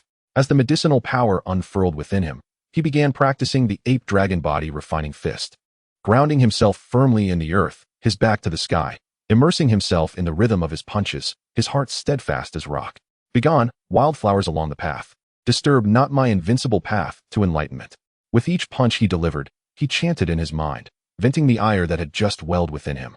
Above the innate spiritual pool, mist swirled, and clouds danced in a mesmerizing display. The Ba Long beast lay submerged in the depths, with a portion of its massive form still above the water's surface. Fortunately, this did not hinder its ability to consume the black dragon pearl Yixian had procured for it, as a substantial influx of innate spiritual energy permeated its being. The various forces within it became remarkably vibrant. The black dragon pearl, already swallowed, swiftly released threads of power, melding into its body, catalyzing a rapid transformation. Meanwhile, Xuan immersed her petite form in the spiritual pool, intermittently surfacing to gulp down the wood spirit liquid, which ordinarily required an entire day to consume a single bottle. After downing several bottles, her aura noticeably surged, elevating her presence at an incredible pace. Yixian, we prepared some delicacies from Dragonhorn Star. Would you care to indulge before you cultivate? As the Ba Long beast and Xuan focused on their training, A stunning young woman clad in a flowing white silk gown approached, her figure swaying enticingly, casting a captivating glance at Yixian. Sana, I surmise we shall be departing this secret realm today, so please refrain from tormenting me any further, Yixian replied, exasperation evident as he looked at the woman. Having just completed his rigorous training and drenched in sweat, he truly wished to practice undisturbed, yet distractions seemed to incessantly plague his efforts. The enchanting figure before him bore a delicate pink horn atop her forehead, resembling a finely crafted gem. Her visage radiated an indescribable nobility and allure, evoking a sense of impulsive attraction at first glance. She was not one of the dragon horn maidens he had startled with the Ba-Long beast a couple of days prior, but rather one who had arrived subsequently, explicitly designated to attend to him during his stay in the realm. Yixian naturally declined the invitation. He was simply unaccustomed to having someone like her by his side. Yet Sana persisted, shadowing him for the past 2 days, inquiring after his well-being, leaving him with no recourse. Could he really resort to using his still imperfect martial skills to make her cry? It is precisely because you wish to leave that we should come together, surely. You would not be so heartless as to deny such a modest request, Sana countered, her expression tinged with a hint of melancholy. Besides, did you not find our cooking delightful when you dined on it the other day? As she spoke, she drew closer to him, and Yixian realized he was in a predicament. Once again, the hands were poised for mischief. A pang of discomfort shot through Yixian's head. In truth, sharing a meal wasn't an issue. Even if they insisted on overindulging me during dinner, I might have let it slide. However, adding extra ingredients to the food seems a tad excessive, doesn't it? Just the other night, he had succumbed to his soft-heartedness, dining with Shauna and several other women from the Dragonhorn clan. What was the result? He spent an indeterminate amount of time throwing punches to alleviate the stiffness in his body. And now, they expect me to dine with them again? Am I bold enough for that? If I eat any more, I fear I shall be rendered useless. A roar erupted from the distant waters of the lake, as the Overlord Dragon Beast suddenly unleashed a thunderous growl. Its form seemed to have grown slightly more formidable. With a powerful leap, it soared from the water, sending countless droplets into the air. With the little one on its back, it began to spiral around the secret realm. After several loops, it finally flapped its dragon wings, let out a low growl, and landed before Yixian. Had it succeeded? Observing Xuan and the Overlord Dragon Beast returning to his side, Yixian felt a spark of hope and utilized the Beastmaster editor to inspect their attributes. Moments later, a hint of joy graced his face. After 2 days of training, both Xuan and the Overlord Dragon Beast had ascended to the bronze tier. However, upon promotion, Xuan's quality had diminished from 5 stars to 4, while the Overlord Dragon Beast's quality had dropped from 4 stars to 3. One would need to reach the silver tier before she could aspire to ascend once more. Conversely, the Overlord Dragon Beast was now ready for its ascension. It was time to return. Yixian let out a long sigh. Upon returning, he could inquire with Wang Tianshan about the evolutionary resources that Elder Casa had promised him, if they had indeed arrived. The Overlord Dragon Beast could swiftly ascend from the 5-colored amber Overlord Dragon Beast to the Sky Overlord Dragon Beast. At that moment, as the Overlord Dragon Beast touched down, Xuan leaped off its back and perched herself on Yixian's shoulder, casting a vigilant glance at Shauna, who was almost imperceptibly leaning against Yixian. How infuriating! She had merely trained for 2 days, and yet this enchanting creature was attempting to ensnare Yixian? How dare she take advantage of my little Xian shamelessly? Moreover, she couldn't fathom why Yixian attracted so many admirers. While he was undeniably handsome, were the Silverhorn clan's tastes truly aligned with those of the Blue Star humans? Sister Shauna, I truly must take my leave this time. If fate allows, we shall meet again in the future. As Yixian evaded the contact with Shauna's body, he gestured to Xuan. Receiving his signal, Xuan huffed indignantly and immediately took to the skies, landing on the back of the Overlord Dragon Beast. With a roar, the Overlord Dragon Beast flapped its wings and soared away towards the exit of the secret realm, carrying Yixian with it. This fellow, Shauna, donned in a flowing white gown, sighed as she witnessed Yixian's heartless departure. Sister Shauna, at that moment, several women approached from the distance, coming to stand before her. Shall we depart as well? Although we were unable to win him over, he seems to harbor no ill will towards our Dragonhorn clan. Once we return, let us draft a report suggesting that our clan attempt to court him with evolutionary resources. Shauna shook her head, feeling a tinge of regret. The aesthetic values of her kin, the Dragonhorn people, mirrored those of the Blue Star humans. A prodigious talent like Yixian, so striking and full of potential, coupled with his identity as a Blue Star human, would have been a perfect match for her. Alas, she lamented, she had never captured Yixian's heart. As Yixian exited the secret realm, he spotted Wang Tianshan standing beside his golden-winged Qingpa. So, how did your 2 beasts fare? Did they successfully advance in the past few days? Wang Tianshan inquired upon seeing Yixian emerge from the secret realm. Indeed, they have succeeded. Both Wan and the Overlord Dragon Beast have now ascended to the bronze tier, Yixian replied. Following this brief exchange, he bid farewell to the Dragonhorn clan guards and departed with Wang Tianshan aboard the Golden Winged Qingpa. This fellow. He must have had a splendid time these past 2 days. Several guards watched Yixian's retreating figure with a mix of anger and envy. The women from their clan who had entered the secret realm during these days were all stunning beauties. As for the last to enter, Shauna, she possessed royal blood of their Dragonhorn clan, a coveted jewel that many desired. Yet, it seemed that all their efforts had merely benefited that blue star human. Elder Wang, on the return journey, Yixian glanced at Wang Tianshan and tentatively asked, "Have the evolutionary resources that Elder Kasa of the Dragonhorn clan promised me arrived?" Hearing this, Wang Tianshan shot a glance at Yixian. "Yixian, you wouldn't happen to possess a formula for the ascension of certain beasts, would you? That would explain your need for such high-tier evolutionary resources. In this world, all ascension formulas were exceedingly precious. Furthermore, the evolutionary medicines required to formulate ascension recipes generally demanded exceptionally high-tier evolutionary resources.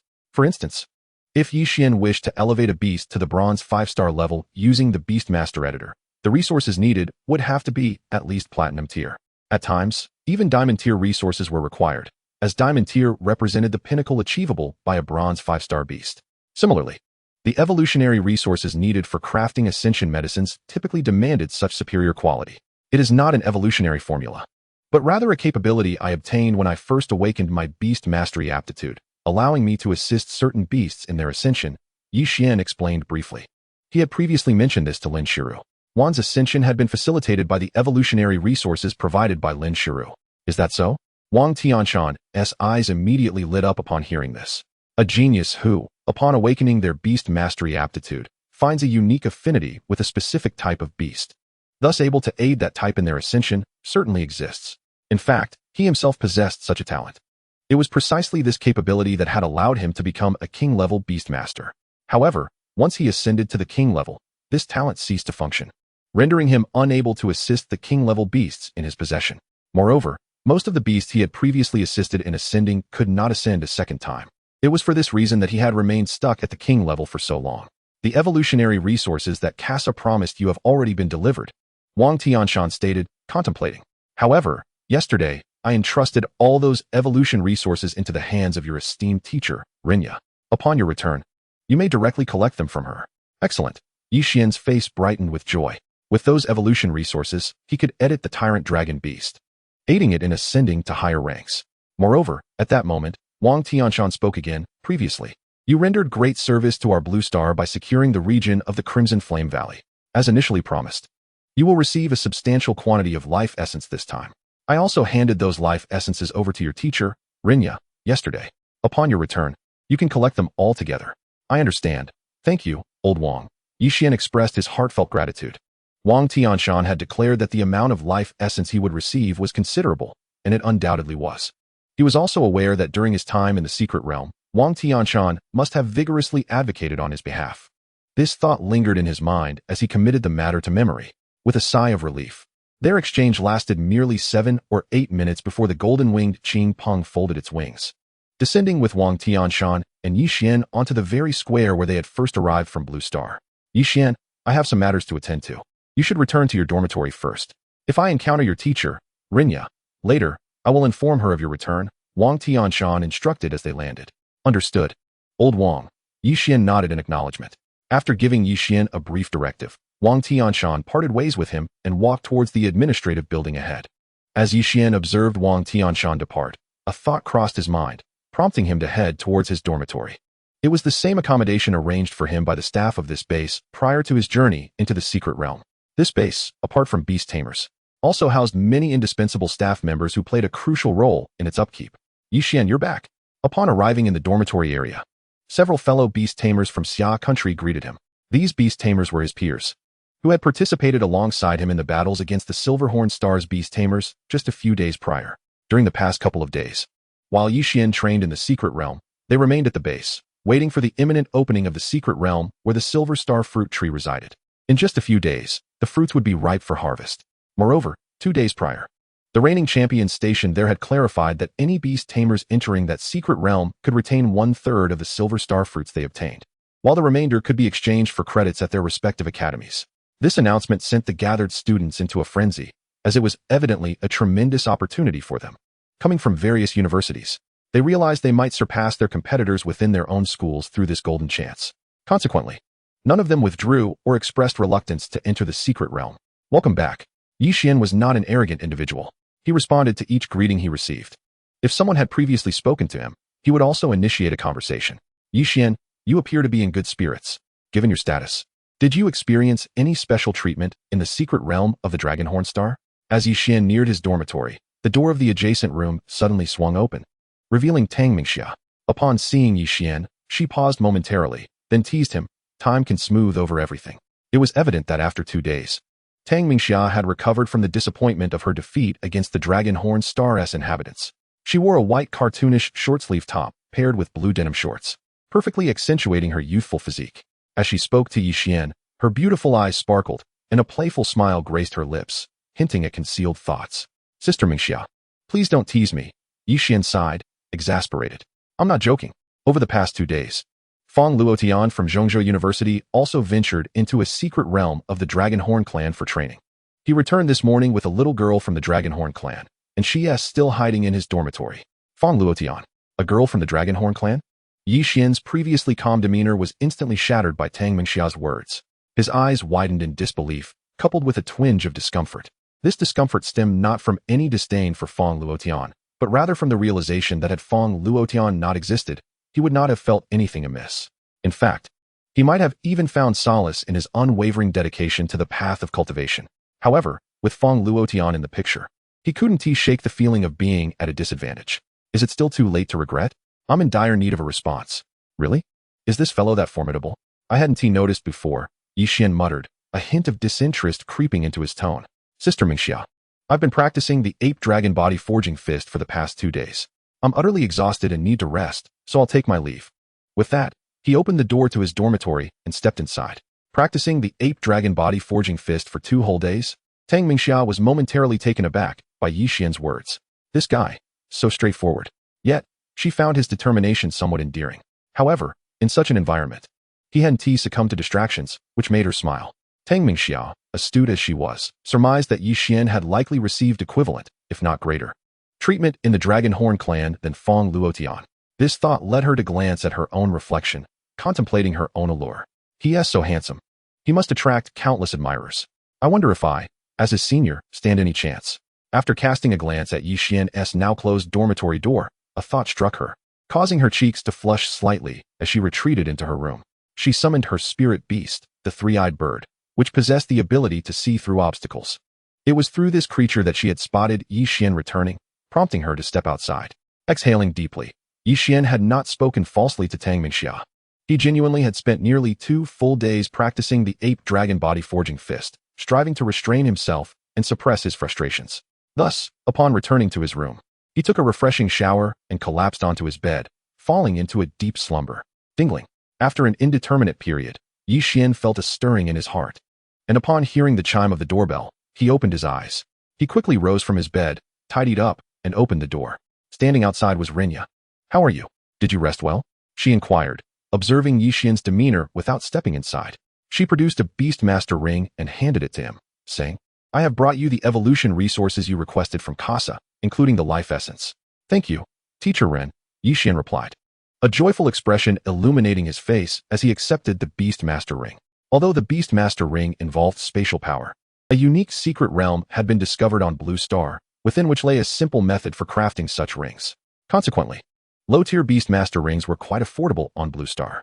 Moreover, as these rings could also serve as storage devices, nearly every Beastmaster possessed more than one.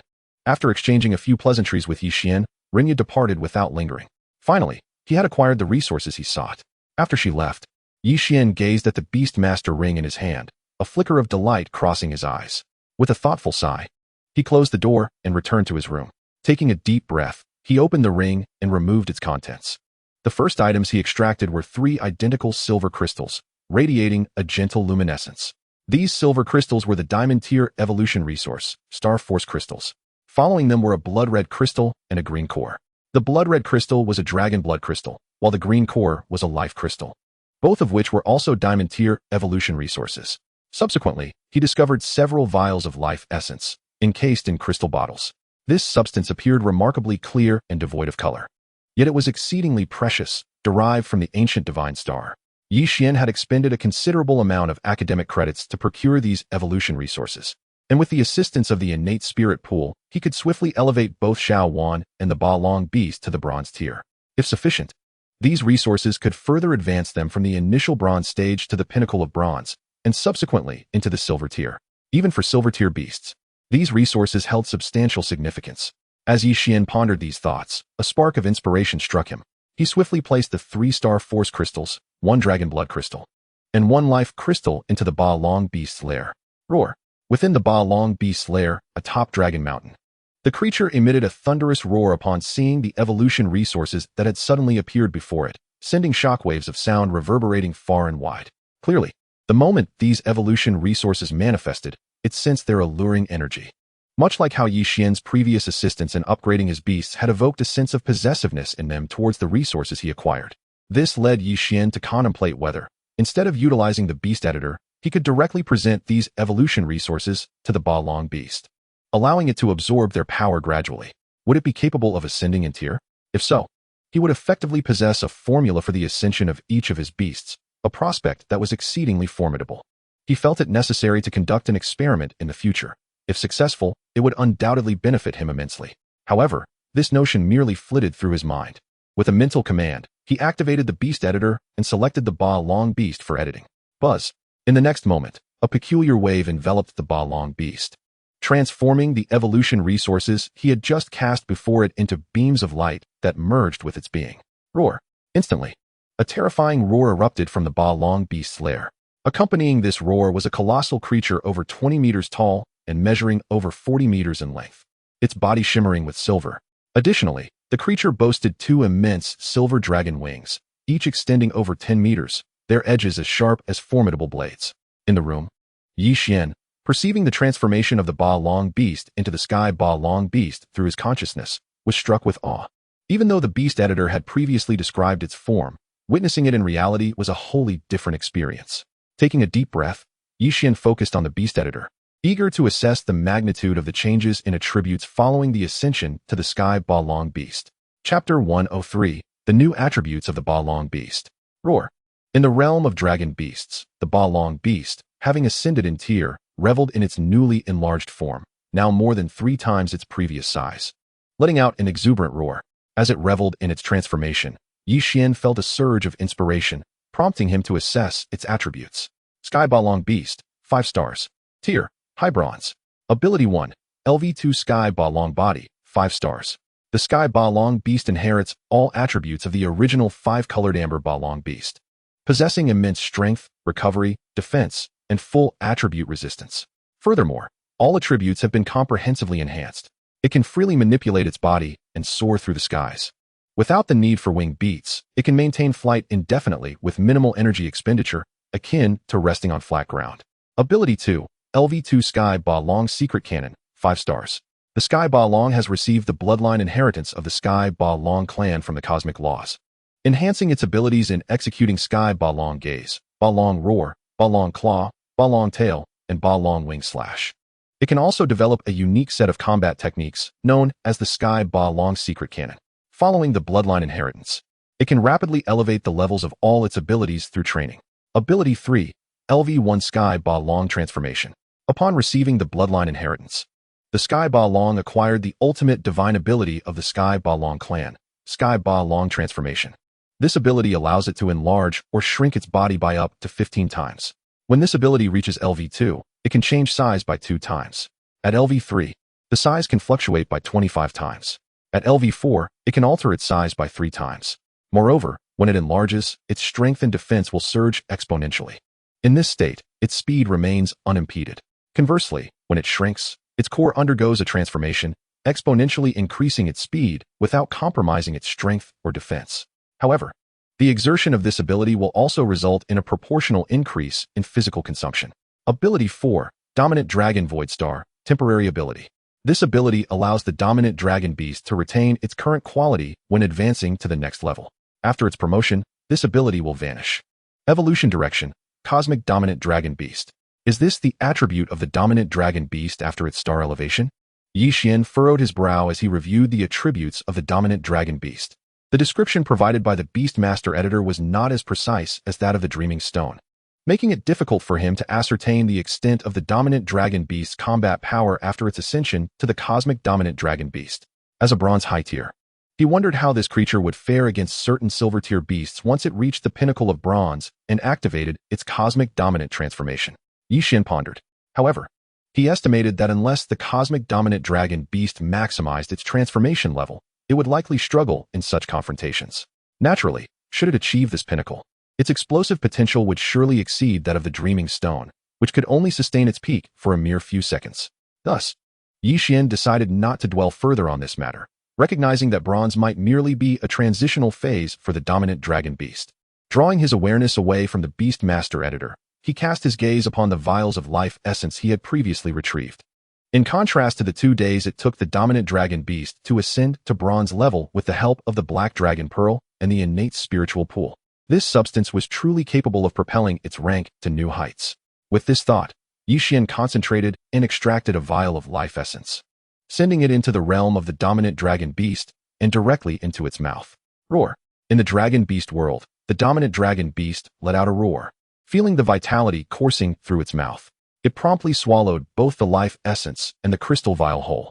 Transform, dominant dragon beast. Yi Xian's eyes sparkled with fervor, reflecting on how the emergence of the ancient divine star had indeed changed the game. In the past, he would never have had access to such exceptional resources.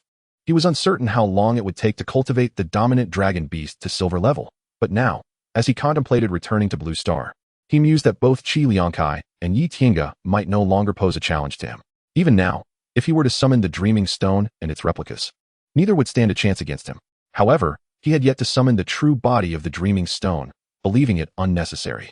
He intended to keep it as a trump card, allowing it to rest in his Beastmaster sanctuary indefinitely, as this creature grew stronger with slumber. And then there was Xuan. With this thought, Yi Xian focused his awareness and directed it into the realm of Xuan, who was now a bronze 4-star spirit of the divine tree. Once she advanced to silver level, she too would be eligible for star elevation.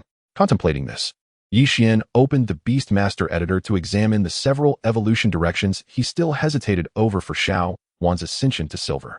1. Life Spirit. Upon advancing from Divine Tree Spirit to Life Spirit, her original skills would experience significant enhancement. Choosing this path would ultimately lead to the godhood of the Life Spirit. 2. Light and Dark Spirit. Upon elevation to Light and Dark Spirit, she would acquire the powers of both light and dark attributes, gaining divine techniques of these attributes while retaining her original life attribute. This path would culminate in her evolution to the goddess of light and dark. 3. Fallen Spirit. Upon advancing to Fallen Spirit, her physique would resemble that of an ordinary human, and while her nature would remain largely unchanged, she would develop a penchant for revealing attire. Concurrently, all her abilities would undergo a transformation into their fallen counterparts.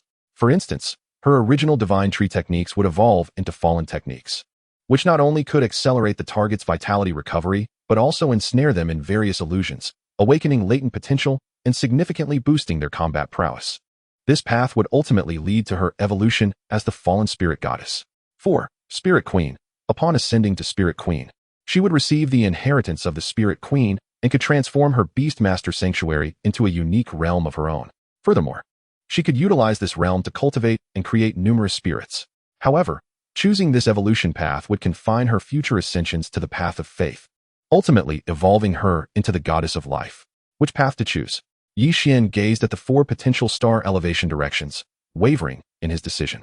In terms of ultimate potential, the first path, leading to the life spirit god, and the last, the goddess of life, were the most formidable. Yet, the former required a gender transformation, and he wondered if Xuan would harbor resentment towards him for eternity should he choose it. The latter path, while equally potent, would involve more ascensions and might prove more convoluted.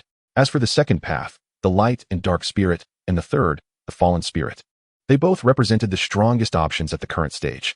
Ultimately, he resolved to wait for her to advance to silver level first. With a focused thought, Yi Xian retrieved another vial of life essence and sent it into Xuan's realm. This time, Wang Tianshan had secured a total of 20 vials of life essence for him.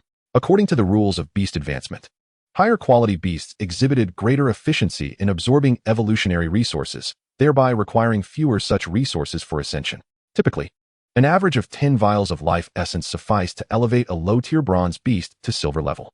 Given that both Xuan and the dominant dragon beast possessed commendable qualities, one at 4 stars and the other at 5, Yixian anticipated that they would likely ascend to silver level while leaving him with some life essence remaining. Indeed, his journey to Dragonhorn Star had yielded remarkable rewards. Suddenly, as Yixian contemplated this, he felt a tremor in his soul sea, followed by a surge of power flooding in, instantly elevating his rank from mid-tier bronze to high-tier bronze. This was Yixian quickly directed his awareness to his Beastmaster Sanctuary and discovered that the tidal map shell had consumed a portion of the Earth Fire Protective Pearl and had finally advanced to the pinnacle of bronze. Just in time. Upon observing the tidal map of the treasure snail's advancement, Yixian's expression brightened with joy. It would not be long before he entered the secret realm housing the silver starfruit tree.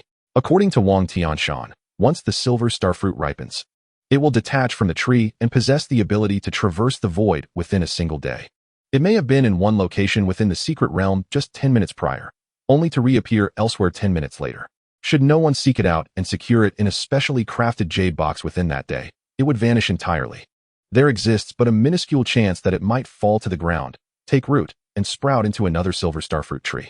Thus, the quest for the silver starfruit becomes a formidable challenge.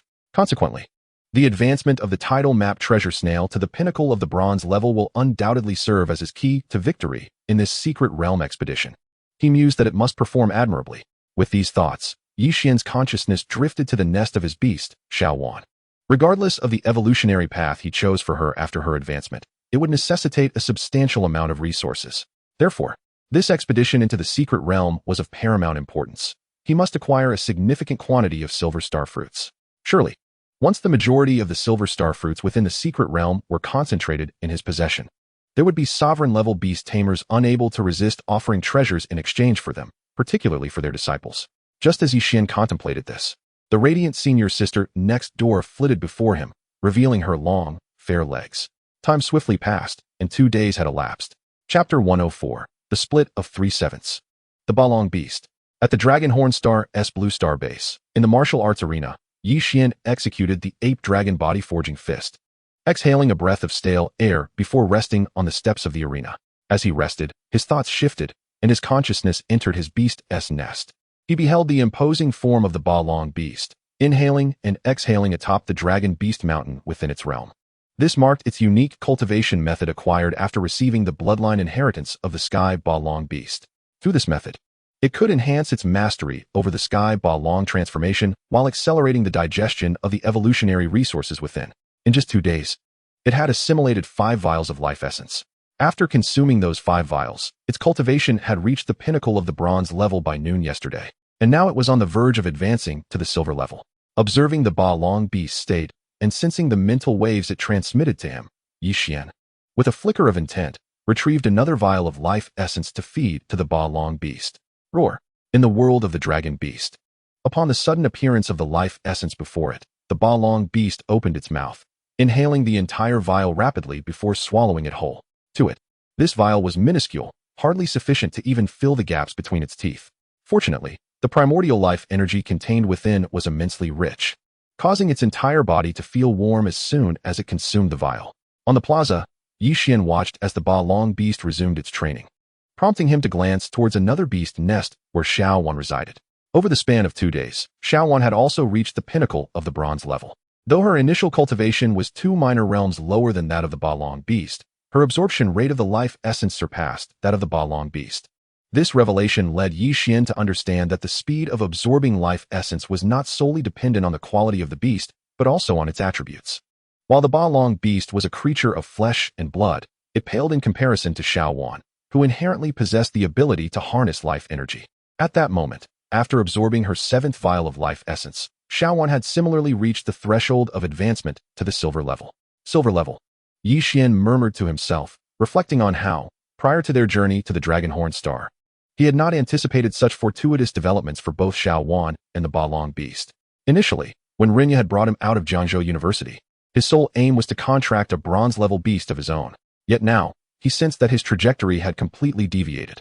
Perhaps, by the time he returned to Blue Star, when Lin Shiru brought back that shadow beast for him, he might even find himself on the brink of breaking through to the silver level as well. Of course, he could not advance until he successfully contracted his sixth beast, a rule that every beast tamer had to abide by. With these thoughts in mind, Yixian decided to feed another vial of life essence to Xuan. Yixian. As he administered the life essence to Xuan, she immediately projected her mental waves towards him, inquiring about the nature of her evolutionary path upon reaching the silver level. The nature of the evolutionary path? He felt a twinge of confusion but refrained from divulging the details to Xuan. If he did, it would no longer be within his control, given her ambitions. He was almost certain she would choose the path of descent, the evolution route that caused him such inner conflict. However, that evolutionary path was ultimately somewhat lacking in potential. Rest assured, I would never lead you astray. I will certainly help you select the evolutionary path that you will cherish the most, Yixian assured her, which immediately plunged Xuan into a realm of boundless imagination. She then eagerly opened the vial of life essence he had just given her, consuming it all in one go, filling her small belly to the brim. Almost instantly, she felt a wave of dizziness wash over her, as if she had indulged in too much drink, causing her to sway gently within her world. This little one. Yixian gazed at Xuan with fondness before withdrawing his consciousness. He realized that given the rapid absorption rates of both Xuan and the Balong beast, it was likely that within a few minutes, they would both achieve their advancements. Once they did, he would finally possess two conventional silver-level combatants, eliminating the need to deploy the Dreamstone each time. Moreover, he would inevitably be able to advance to the pinnacle of the bronze level following their upgrades. Yixian, how long have you been practicing your martial arts? Dripping with sweat.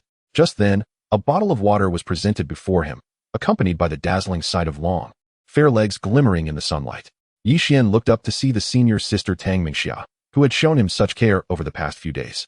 Standing before him, Mengxiajia, Yixian did not hesitate to accept the water bottle handed to him by Tang Mingxia, drinking eagerly. The water she provided was not ordinary. It was imbued with spiritual energy, capable of swiftly replenishing one's stamina. This was something Yixian had never tasted before. However, due to Tang Mengxia's frequent visits over the past few days, he found himself contemplating acquiring more of this for himself upon returning to Blue Star. For him, the benefits were somewhat negligible.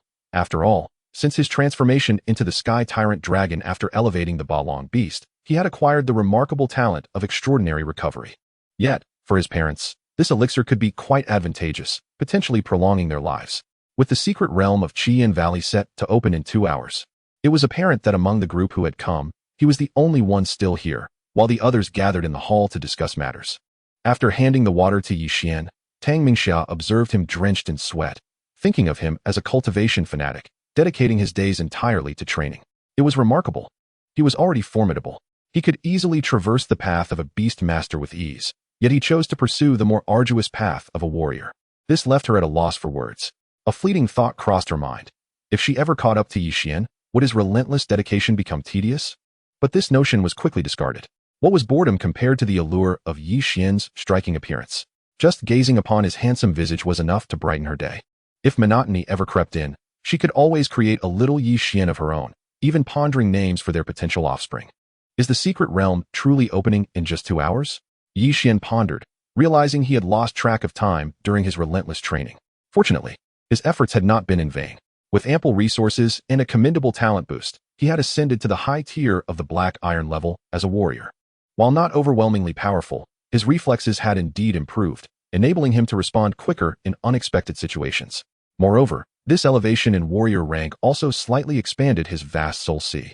Though the enhancement was modest, it still held significance for him. Since everyone else is present, let us join them, he declared, rising from the steps, his gaze reluctantly retracting from Tang Mengxia's fair, alluring legs.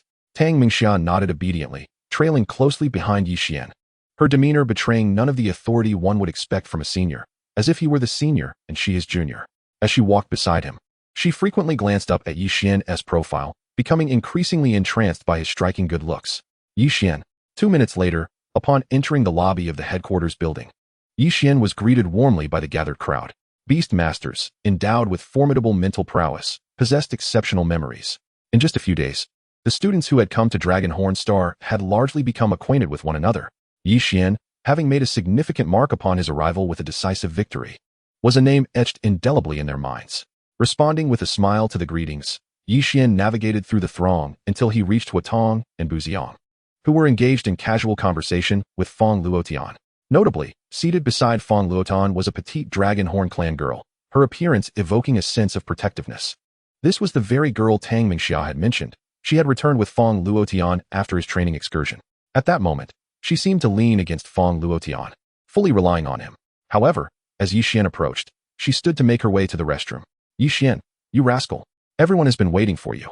Yet you chose to train alone in the back, Fong Luotian chided upon spotting him.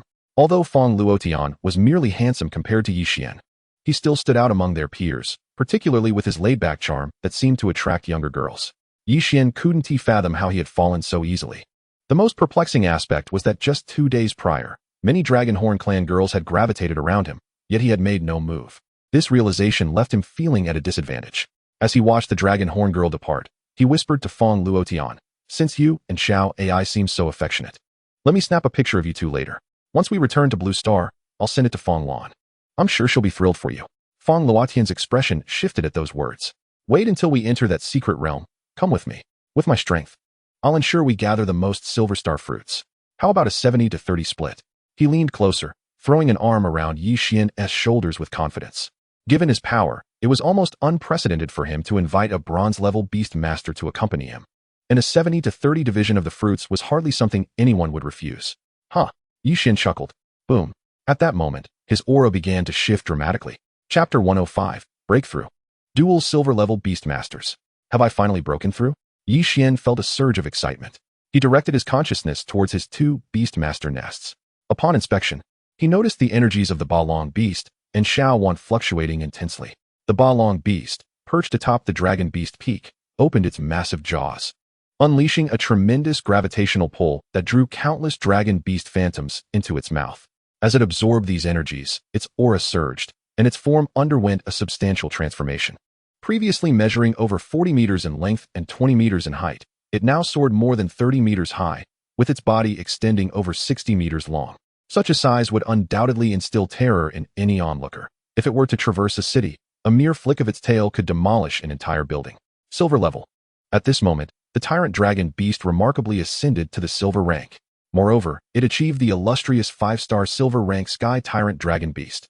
Simultaneously, as the Tyrant Dragon Beast advanced to the silver rank, a torrent of power began to surge into Yixian's body, nurturing him in return. Yet this was not all.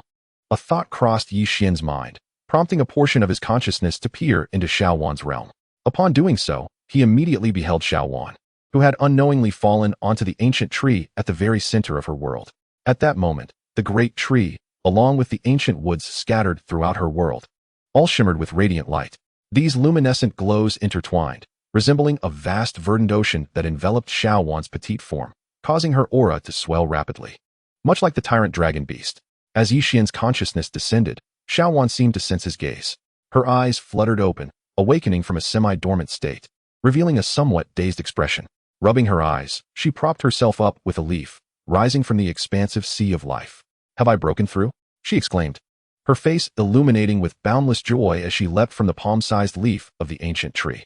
"Indeed, you have broken through," Yixian chuckled, retracting his gaze with amusement. "Wait, Yixian, what is happening here?" As Yixian withdrew his consciousness, he noticed Fong Luotian, who was resting his arm on his shoulder, looking utterly bewildered. It was not just Fong Luotian. Every individual in the hall turned their attention toward him, each face reflecting a mix of peculiarity and astonishment, as if they had witnessed something utterly inconceivable. Bronze Pinnacle. However, in the next instant, Fong Luotian's realization dawned upon him. From the intense fluctuation of Yixian's aura, he discerned the extent of Yixian's cultivation. "What is going on?" Yixian inquired in surprise. "Why are you all staring at me? I merely fed the life essence I obtained from my battle with that brook fellow a few days ago to my beast. My beast has advanced, and I merely experienced a breakthrough alongside it. What is so peculiar about that? Did none of you see an improvement in your own cultivation from the life essence? Normal?" The others, hearing Yixian's words, could hardly contain their urge to unleash their beasts upon him. "What the hell do you mean by normal?" "Yes, we have all made some progress over these past few days, but how long have we been accumulating in this realm? And you? Who doesn't know your background? How long has it been since you became a beast master? Initially, we believed it would be a remarkable feat for you to catch up to us within a few years. Yet, here you are, breaking through every few days. How long has it even been? And you've already reached the bronze pinnacle. They distinctly remembered Yi Xian only recently being at the mid-bronze level. And now, just a few days later, he had begun to leap ranks? If it were not for the fact that he had broken through in such a public setting, they might have remained oblivious to his progress. Some of the students speculated whether Yi Xian's current elevation to the bronze pinnacle indicated that he had already acquired a beast that had reached the silver rank. If that were the case, it would be utterly terrifying. After all, there exists a significant disparity between the pinnacle of bronze and even the silver rank. Some pinnacle bronze beast masters possess beasts that remain at the bronze level, while others have already achieved a beast that has ascended to silver. Those beast masters on the verge of reaching silver merely need to wait a while for their beast's nurturing to accumulate to a sufficient degree before they can ascend to silver rank themselves. At this moment, several figures descended from the upper levels, having sensed the shift in Yi Xian's aura. Among them were several kings, including Wang Tianshan. Although the king-level beast masters were often preoccupied with their own affairs, they were compelled to maintain a constant presence on Longjiao Star, as it had only recently been secured through their persuasion. Wang Tianshan and his companions were among those king-level beast masters stationed there during this period. As they descended, they cast a glance at Yi Xian and swiftly discerned his cultivation level. Yi Xian, did your beast successfully ascend? Summon it forth for me to see, Wang Tianshan inquired, his eyes gleaming with curiosity. There was no need for discretion in this matter. After all, many had witnessed Yi Xian's first beast, the tyrant dragon beast. Moreover, how significant could the changes be after its ascension? Merely a glance would suffice to ascertain its new rank. However, upon hearing Wang Tianshan's request, Yi Xian paused momentarily, then quickly shook his head. Old Wang, my beast is rather unique. It's best if I do not summon it. Come on now. Wang Tianshan was taken aback, but did not express anger. Instead, he wore a contemplative expression. Meanwhile, the others in the hall revealed disappointment upon Yi Xian's refusal to summon his beast after Wang Tianshan's request. Yet, in their disappointment, their curiosity only intensified. They wondered which of Yi Xian's beasts was being discussed and what peculiarities it possessed that warranted such a refusal from Yi Xian. You, my friend, Fang Luotan murmured beside Yi Xian, astonished to discover not only had Yi Xian ascended to the pinnacle of bronze, but he also possessed a beast that had ascended in rank. It was well known that the ascension of a beast was an even more enthralling achievement than merely advancing one's own cultivation. Indeed, it seems that your beast is quite extraordinary, remarked a king who had descended alongside Wang Tianshan, lightly dismissing the matter. They were all king-level beast masters, and for them, the primary focus lay in how to elevate their own beasts to higher ranks and transcend the level of kings. Very well, time is of the essence. Since everyone is gathered here, let us now proceed to Qian Valley, announced another king-level beast master, casting a glance at Yi Xian and the others. Although there are still nearly 2 hours until the official commencement of the secret realm, they decided to head there early and wait. With that, he strode out of the building, while Yi Xian and the others swiftly followed in his wake. Damn it! Fang Luotian, standing beside Yi Xian, cursed under his breath and hurried off to the restroom, moving with the speed of a rabbit. Moments later, he rushed back out, catching up with Yi Xian and the others. Fang Luotian, what on earth are you thinking? Do you plan to bring Xiao Aiko back to Blue Star? Yi Xian inquired curiously, glancing at Fang Luotian upon his return. Bring her back to Blue Star? Fang Luotian exclaimed, his eyes widening in disbelief. Are you trying to get me killed? If my girlfriend finds out, she would surely butcher me. Of course, I intend to leave Xiao Aiko here. It won't be long before our country, Summer, establishes more teleportation arrays with Dragonhorn Star. I can simply come back a few times each month. Good grief. Yi Xian exclaimed, his mouth agape. At that moment, he realized he had overestimated the integrity of Fang Luotian, who appeared to be a decent fellow. What a scoundrel! Yi Xian inwardly scolded, feeling a tinge of envy for such depravity. Unfortunately, while he occasionally entertained similar thoughts, he always faltered when it came to acting on them. He still believed that being an innocent young boy had its merits, even though he was quite grown up considering his age. Despite still being a novice, what did age matter? In every older man's heart, aren't they perpetually 18 or 19? With a whoosh, Wang Tianshan summoned his golden-winged rock, which soared swiftly through the skies of Dragonhorn Star. Moving with the grace of a golden-blue lightning bolt, Yi Xian and Fang Luotian stood atop the rock's back. This magnificent creature was a peak extraordinary-level flying beast. With their journey accelerated, they soon arrived at Qian Valley. Listen up, everyone. This time, I do not require you to gather an excessive amount of silver star fruits. A single silver star fruit tree yields 300 fruits annually. I only need you to bring back 50. Is that manageable? In Qian Valley, Casa addressed the gathered Dragonhorn Star Beastmasters. If the people he brought couldn't even secure 50 fruits, it would be a tremendous embarrassment. In such a case, He would have to purchase them from the summer country, and those rascals would surely take advantage of him. Absolutely not a problem. The young beastmasters from Dragonhorn Star roared with fervor upon hearing Cass's words. If they failed to acquire 50 Silver Star fruits, they might as well find a pig and meet their end in a most humiliating manner. In that moment, these young beastmasters, of similar age to Yixian, all silently vowed to themselves. Chapter 106. Time to work, partners. Let us go treasure hunting. Just as the young generation of Dragonhorn Star beastmasters were filled with fighting spirit, Wang Tianshan's golden-winged rock suddenly appeared from the horizon. The small that rapidly expanded until it overshadowed the valley, landing in Qian Valley. Wang Tianshan's golden-winged rock boasted a wingspan of approximately 150 meters and could wield wind control techniques. Throughout their flight, it hardly flapped its wings, maintaining a stable and smooth journey. Yixian and the others found ample space atop its back. Once they disembarked, they immediately recognized the Dragonhorn Star beastmasters waiting in the valley. Most of them were individuals they had clashed with a few days prior at their own camp. Upon seeing these young Dragonhorn Star beastmasters, the Summer Country beastmasters felt a surge of superiority. A single Silver Star fruit tree could yield 300 fruits annually. During this time, most of them had utilized life essence, enhancing their personal strength. However, life essence was a scarce resource obtained from ancient God Star. They didn't believe that the people from Dragonhorn Star could have similarly improved their abilities in such a short span. Given this context, acquiring 300 Silver Star fruits, they believed, would likely yield them 200 or even more. With that thought in mind, the dozens of young beastmasters from Summer Country eagerly prepared for action. This world is indeed pragmatic. They, as outsiders, had come to the territory of Dragonhorn Star, compelling its inhabitants to expend substantial resources for an opportunity to compete fairly. Yet, they all harbored intentions to monopolize this opportunity entirely, leaving nothing for Dragonhorn Star. Even Feng Luotian, who had been fervently engaged with Xiao Aiko these past few days, shared the same sentiment. The only exception among them was Yixian. His thoughts diverged from those of the others. While most were focused on acquiring 7 or 8 Silver Star fruits, or even more during their expedition into the secret realm, Yixian pondered whether, with so many people around, he would even be able to fulfill his desires. He hoped to acquire the majority of the Silver Star fruits for himself. If that were the case, he believed he could exchange those Silver Star fruits with various kings for the resources he needed, especially since the people of Dragonhorn Star seemed to have a pressing need for them. Yixian, how about it? Have you made up your mind? As I suggested earlier, once we enter the secret realm, let us team up. I'll take 70 and you 30.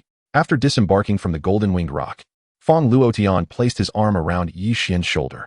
His prowess was unparalleled within the secret realm, and he sought to bring Yixian along simply because he found him likable and wished to provide him with some benefits. Moreover, the Silver Star fruits were only beneficial for silver-tier beasts. Of his several beasts, only 2 had yet to reach the pinnacle of silver. Thus, his actual need for Silver Star fruits was minimal. Furthermore, not all beasts could utilize Silver Star fruits for their advancement. Compared to life essence, the usage restrictions of Silver Star fruits were even more stringent. Only those beasts with a connection to the cosmic attribute could utilize Silver Star fruits to accelerate their progression. Thus, Feng Luotian did not mind guiding Yixian. However, Yixian shook his head and replied, "For this expedition into the secret realm, I intend to wander freely. Any gains would be a bonus, and if not, it matters not. You are just too proud for your own good."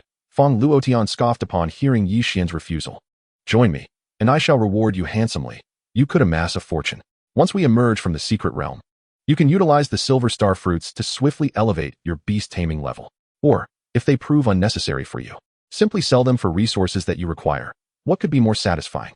Not far off, Buziang listened to Feng Luotian's words, feeling a pang of envy for Yixian. Unfortunately, he had not saved Feng Luotian's sister, and was merely an acquaintance of this illustrious talent from Zhongzhou University. After all, his own cultivation level paled in comparison to Feng Luotian's. While he was indeed a prodigy at Qingyun University and even held a reputable position in Jiangzhou, on a broader scale across the 9 provinces of Xia, he remained rather inconspicuous, lacking entry into the ranks of the most elite geniuses. Nevertheless, Feng Luotian merely mentioned this matter in passing. Upon Yixian's second refusal, he chose not to press further. Ignoring the wisdom of the elders often leads to misfortune, and when Yixian inevitably stumbles in this venture, he would come to understand the weight of his choices. Yet, although Feng Luotian refrained from further persuasion, it did not dampen his enthusiasm. As he gazed at Yixian, a thought struck him, and he suddenly inquired, "Previously, while I was away training, the Dragonhorn clan sent Xiao Yak to my side. What about you? Surely you have enjoyed similar treatment?" At that moment, as they descended into the Crimson Flame Valley, Wang Tianshan and the others enveloped them with their mental prowess, ensuring that their conversation remained unheard by the distant Dragon Horn clan members. Otherwise, Fong Luotian would dare not pose such a question in this context, as those from the Dragon Horn clan might very well tear him apart. Although the incident was indeed instigated by the Dragon Horn clan, it was not something that could be brought to light. Otherwise, it would be akin to nailing someone else's disgrace upon a wall for public viewing. Why bring up such an uncomfortable subject? Upon hearing Fong Luotian's words, Yi Xian's expression darkened, and he silently cursed. Meanwhile, Tang Mingxia, standing nearby, blinked her curious eyes at Yi Xian, seemingly intrigued. Yes, there were several, Yi Xian replied. Initially, I released the tyrant dragon beast to scare them off. Although a few cried and fled, they were soon replaced by others. With no other choice, I ended up boxing for 3 days without much interaction with them. Fong Luotian was utterly bewildered. You boxed for 3 days, and that is one thing. But releasing a tyrant dragon beast to frighten delicate young ladies into tears, what sort of madness is that? Are you a cosmic grade, alloy steel, straight man? Simultaneously, Yi Xian's declaration elicited strange expressions from the king-level beast tamers, including Wang Tianshan, who stood at the forefront. Kid, do you intend to remain single for life? Among the crowd, those who appeared somewhat pleased were likely Tang Mingxia and a few others who had subtly approached Yi Xian in recent days. However, while they were delighted, they also felt a tinge of frustration. This ironclad individual was not easily swayed. Buzz. Just then, after a brief period of idle chatter, a sudden buzzing resonated from the fiery red valley. In the next moment, the space there transformed into a silvery expanse, resembling a vast screen suspended in the heavens. Could that be the Silver Star Fruit Tree? Moments later, as the youthful beast tamers from the Xia Kingdom and the Dragon Horn Star cast their gazes towards the large screen, they beheld an immense fruit tree emerging. This tree was colossal, with branches sprawling for several miles, as if it were obscuring the very sky. Upon its branches, one could faintly discern numerous fist-sized silver fruits. Buzz. Just as everyone fixated on the gigantic fruit tree, it suddenly trembled, and the silver star fruits took flight from its boughs, transforming into streams of light, vanishing into the unknown. All present prepared to enter the secret realm. Observing this scene, Wang Tianshan issued a command, after which he and the others utilized their mental power to propel Yi Xian and the others towards the distant end of the valley, where the silvery expanse loomed like a grand screen. Wait, is this how one enters the secret realm? What a scam. Why weren't we informed in advance? Muttered a student under his breath. However, before his words could fully escape, their group transformed into streaks of light, instantly entering the celestial silvery domain. Following a wave of dizziness, they discovered themselves within a vast secret realm. At the same time, not far from their position, dozens of beast tamers from the Silver Horn Star appeared. Songshan, Qiyongla were off. A student, upon landing and surveying the surroundings, called out to his previously arranged teammates and quickly departed, acknowledging the urgency of their situation. This expedition into the secret realm allowed them only a single day, and given that they were all rivals, every moment counted. Let us go. Let us go. As the beast tamers from the Blue Star rushed forth, the Silverhorn clan's beast tamers surged with fervor, as if they had consumed some invigorating potion, charging ahead in a frenzy. It was evident that they were prepared to risk everything in this expedition. Holy cow! Witnessing this spectacle, Fong Luotian and his companions exchanged startled glances. While this secret realm journey was contingent on strength, luck played an equally crucial role, perhaps even more so. If they lagged, the Silver Star fruits might be snatched away by the Dragonhorn clan, leaving them utterly humiliated. We must also depart, Yi Xian, until we meet again. Once we exit the secret realm, I will show you the fruits of my labor, Fong Luotian said, pausing briefly before summoning Yi Xian and then swiftly taking his leave. It appeared he was also determined to compete. Yi Xian, would you like me to accompany you? At that moment, Tang Mingxia suddenly approached Yi Xian and inquired. No. Yi Xian's expression changed at her suggestion. After all, with everyone else gone, why should she remain?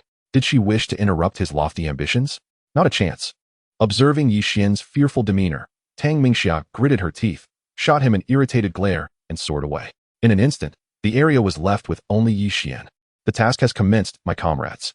Moments later, Yi Xian observed that everyone had departed, and a thought crossed his mind. He summoned forth 4 tide map shells before him. Chapter 107, Scavenging Everywhere. Among these 4 tide map shells, one was the original, one a replica, and the other 2 were phantoms. Yet, their abilities were identical, each possessing the power of treasure seeking. In addition to this, they also wielded the capability of a real-time mini-map. This secret realm was not devoid of danger. Besides the towering silver starfruit tree, numerous indigenous monsters roamed within. Under such circumstances, to avoid peril or to be hindered by these creatures, the real-time minimap from the tide map shells proved to be the most practical ability. The treasure hunt had begun. After summoning the tide map shells, Yixian directed them to disperse in 4 different directions. When at the pinnacle of the black iron level, the minimap of the tide map shell could reveal everything within a radius of 500 meters with exquisite clarity. Now, with his ascent to the peak of the bronze level, this ability had expanded to encompass a 2,000-meter radius. In this context, how vast was the area covered by the 4 tide map shells as they spread out? Those proficient in mathematics, please respond promptly. It is quite urgent. Whoosh, whoosh, whoosh. Upon Yixian's command, the 4 tide map shells spiraled away into the distance. Having reached the peak of the bronze level, their strength had increased further, manifesting in a speed that resembled a flash of light, swiftly carrying them far away. Soon, the 4 tide map shells, bearing the Beastmaster rings he had entrusted to them, along with the jade boxes crafted from special materials within, arrived 2,000 meters from Yixian. These jade boxes were specifically designed to contain the silver star fruit. Concurrently, as the 4 tide map shells dispersed, 4 real-time mini-maps emerged in Yixian's mind. He had cultivated the supreme induction technique, a skill that allowed him to establish an extraordinarily long-distance connection with his summoned beasts. Even with the avatars or summoned entities, he could attach a fragment of his consciousness to them, sensing their every movement from afar. At the moment the 4 real-time mini-maps materialized, countless red dots appeared in his mind. Upon magnifying these red dots, he soon discovered that they represented the various monsters within the secret realm, as well as the students who had just entered the realm alongside him and the Beastmasters from the Dragonhorn Star. Yixian's consciousness scrutinized these individuals briefly, pausing for 0.5 seconds on Fong Luotian, another 0.5 seconds on Huatong, and finally lingering for 2.5 second intervals on Tang Xiaoming, before retracting his awareness. Xiaowan. In the next instant, he summoned Xiaowan, who had recently advanced to the silver level, instructing her to fly in a specific direction. In a short span of time, he had located a silver starfruit through the tide map shell. This particular silver starfruit was uniquely situated within the belly of a peak bronze-level windwing two-headed wolf. Therefore, it was imperative to slay this beast to obtain it. The silver starfruit held an allure for these monsters. Even a bronze-level creature, if it swallowed this object, might see its strength enhanced over the course of a decade or two, even if the attributes did not align. Should fortune favor them, and a mutation occur, it would be a significant gain. Of course, this applied solely to those creatures with unique stomach attributes capable of preventing the silver starfruit from dissipating. Simultaneously, during the consumption of the silver starfruit, their bodies would emit a radiant white light, making them easily recognizable. However, this would also attract other monsters seeking the silver starfruit to attack them. Thus, Yixian mused that this windwing two-headed wolf might be somewhat foolish for having swallowed such a thing. Whoosh! Xiaowan moved with remarkable speed, vanishing from Yixian's sight in the blink of an eye. She understood that Yixian's purpose for entering this secret realm was to acquire a wealth of resources to exchange for evolution materials for her star upgrade. So she was filled with resolve. Moreover, having just advanced to the silver level, she was eager to test her newfound strength. This little creature, Yixian watched Xiaowan depart, a flicker of emotion stirring within him. In truth, he could have dealt with the peak bronze-level windwing two-headed wolf solely with the tide map shell. However, that would have consumed some time, thus releasing Xiaowan was indeed a more prudent choice. We shall head this way. Suddenly, after Xiaowan's departure, Yixian felt a surge of inspiration and summoned the heavenly punishment thundercloud wings, transforming them into a pair of electric wings that enveloped him, propelling him into the distance. Through the sensing ability of one of the tide map shells, he soon located another silver starfruit. Upon discovering this silver starfruit, the tide map shell did not collect it, but instead flew towards another location rich in treasure energy. Thus, Yixian had to retrieve this silver starfruit himself. In mere seconds, the heavenly punishment thundercloud wings carried Yixian to the base of a grand tree.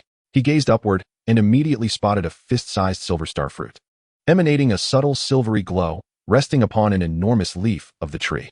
Whoosh! Upon sighting this silver starfruit, Yixian felt a rush of excitement, swiftly approaching it and retrieving a jade box from his possession to store it. During this process, the silver starfruit flickered with white light, seemingly sensing the impending danger and attempting to use spatial translocation to escape. However, it was ultimately too late, as Yixian successfully claimed it. 3 in total. After securing this silver starfruit, a faint smile of satisfaction emerged on Yixian's face. At this moment, he had successfully obtained 3 silver starfruits, including the one in his hand, another just collected by a tide map shell, and the final one freshly acquired by Xiaowan. As for the unfortunate windwing two-headed wolf that had swallowed the silver starfruit, It had met a tragic end at Xuan's hands. Is this what the silver starfruit is? In a distant valley, after piercing through the windowing two-headed wolf with her divine woodvine emperor spear, Xuan summoned it into her grasp with a mental command. After a brief assessment, she snorted twice and promptly stored the item away. Clearly, the silver starfruit held no value for her. Whoosh! As she pondered, she swiftly followed the scents towards Yixian's location. Everyone disperse, scour the entire secret realm, and gather every silver starfruit you can find before returning. Just as Xuan was soaring towards Yixian, he, after gauging the distance between himself and the 4 tidal map shells, decided to disperse them completely. An epiphany struck him. There was no need for the 4 little creatures to remain by his side, given their capabilities. As long as they did not seek their own demise, they would encounter no peril wandering through this secret realm. In fact, he could allow them to scatter completely, enabling them to rapidly explore the entire secret realm. First and foremost, they should collect all accessible silver starfruits. As for those that were momentarily unattainable, they could be set aside for later. Yixian, wait for me. At that moment, just after the tidal map shells had dispersed, Xuan caught up to him from behind, landing swiftly on his shoulder. As soon as she perched upon him, she prepared to send the thundercloud wings back to the beast nest. This is our little world. You need not linger as an unnecessary presence. Xuan, do me a favor. Please head back to the beast nest. With Xiaoxi absent, I need your assistance to sense any dangers. Sure thing. Xuan readily agreed. With a flash of her figure, she entered her beast nest. The notion of their little world had dissipated in an instant, overshadowed by Yixian's request. I recall that one of the tidal map shells transmitted an image before it vanished from my perception. It indicated that a silver starfruit, elusive in nature, was located near a silver-grade monster. Following the direction indicated by the last image from a tidal map shell, Yixian swiftly darted towards it. He intended merely to test whether he could acquire this silver starfruit, all the while leisurely exploring the secret realm and awaiting further tidings. Otherwise, while the 4 tidal map shells scoured the secret realm at a rapid pace, gathering silver starfruits, he and Xuan might be running around for an hour or two with little to show for it. Yixian, change direction, go left, not right. During this process, Xuan stood atop the ancient tree in her world, intently sensing everything outside. She was naturally adept at perception, and within the beast nest, her ability was even stronger, allowing her to help Yixian avoid numerous dangers in advance. Hurry! In a certain region of the secret realm, 3 beast masters from the Summer Kingdom, their faces etched with frustration after slaying a pack of silver moon flying wolves, hurriedly flew towards a particular direction. Not long ago, from a considerable distance, they had seen a silver starfruit glimmering atop a hillside. Had it not been for the foolishness of the silver moon flying wolves, they would have already claimed that silver starfruit. How unfortunate that they now found themselves in such a rush, anxious that the silver starfruit might vanish at any moment. Whoosh! Just as they accelerated, a circular streak of light suddenly appeared from the other side of the hill. It swept past a large rock on the hillside, snatching up the silver starfruit and swiftly departing. What on earth was that? Return my silver starfruit. The beast masters, who were hastening towards it, felt as if the silver starfruit had vanished in the blink of an eye. Enraged, they quickly charged up the small hill. However, upon reaching the summit, they found no trace of the entity they had just been pursuing. Little did they know, similar occurrences were transpiring throughout the secret realm. Damn it, what was that? It feels somewhat reminiscent of one of Yixian's beasts. Impossible, how could that be? Chapter 108. The debut of the Sky Tyrant Dragon Beast. The title map shell, possessing only the peak cultivation of the bronze level, paled in comparison to most of the students entering the secret realm, especially when juxtaposed with the silver-grade beast masters. Yet, its treasure-seeking abilities allowed it to sense the aura of treasures. With its real-time minimap, it could detect all threats within a 2-kilometer radius. These 2 non-combat related abilities enabled it to shine brightly within the secret realm. In a short span, countless silver starfruits fell into its possession, much to Yixian's oblivion. Given Yixian's current level, if the tidal map shell strayed more than 20 or 30 miles away, even with his mastery of the supreme perception technique, he would be left in the dark, capable only of sensing their approximate location and issuing simple commands, such as instructing them to return or remain in place. Yixian, veer slightly to the left. It seems there's something there. Guided by Xuan's instructions, Yixian allowed the thundercloud wings to carry him as he flew onward. What is happening? What do you sense? Upon hearing Xuan's words, Yixian felt a surge of curiosity and shifted his direction. Not long after, the sounds of battle reached his ears from a distance. After flying another 100 meters, he spotted 2 youths from the Dragonhorn clan and a young girl directing their beasts in a fierce struggle against a silver-grade Sky White Tiger King atop a hillside. This silver-grade Sky White Tiger King, faced with 3 peak bronze-grade beast masters from the Dragonhorn clan, was destined for slaughter. After all, each of these Dragonhorn clan beast masters wielded a silver-grade beast. Thus, Yixian quickly realized that the Sky White Tiger King was on the verge of being subdued. Moreover, the Dragonhorn clan beast masters were now quite close to the Silver Starfruit. So this is the place. Upon recognizing the surroundings, Yixian was struck by a memory of an earlier vision relayed to him by a tidal map shell before its departure. The location depicted in that vision was precisely here. With this thought, Yixian raised his head and immediately spotted a shimmering silver starfruit atop the distant hill. The previous tidal map shell had informed him that a silver-grade monster was nearby, which was evidently the Sky White Tiger King. Although he felt a twinge of guilt, it truly was unfortunate for them to encounter him. From a distance, Yixian beheld a fierce confrontation between several beast masters of the Dragonhorn clan and the formidable Sky White Tiger King. A surge of inspiration ignited within him. In the next instant, he summoned the imposing figure of the tyrant dragon beast from a distance of 800 to 900 meters, manifesting it precisely on the opposite side of the mountain peak. With the tyrant dragon beast having advanced to the silver level, Yixian had now acquired the ability to summon it within a range of 1,000 meters at will. Boom, boom. As soon as the tyrant dragon beast emerged at Yixian's behest, it immediately unleashed its sky tyrant transformation, doubling its already colossal form. Perhaps due to the bloodline inheritance of the Sky Tyrant Dragon, the beast swiftly grasped this ability. In just a few days, it had not only broken through its realm but also trained in the Sky Tyrant transformation, elevating this ancestral skill of its kind to level 2. At that moment, the Tyrant Dragon beast, now towering at over 60 meters in height and stretching 120 meters in length, took a single step to reach the summit of the mountain.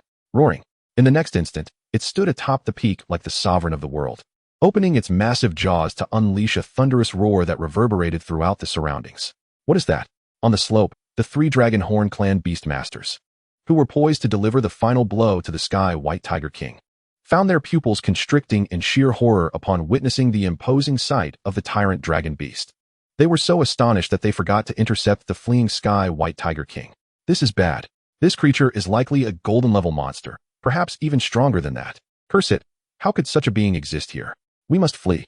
One of the Dragonhorn clan beastmasters caught a glimpse of the tyrant dragon beast, and immediately, the frigid gaze of the beast sent shivers through his very soul. With a shout, he hastily mounted his flying beast and sped away. Flee! Flee! Simultaneously, the other 2 Dragonhorn clan beastmasters reacted swiftly, urging their beasts to carry them away from the mountain.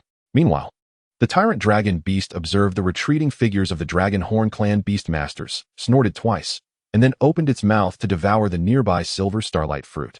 Subsequently, it turned and began to head back towards the direction from which it had just emerged.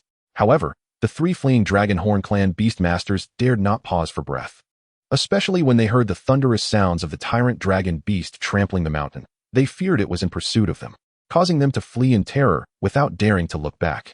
Upon the tyrant dragon beast's silhouette disappearing behind the mountain, Yixian felt a surge of thought and summoned it back into his beast nest.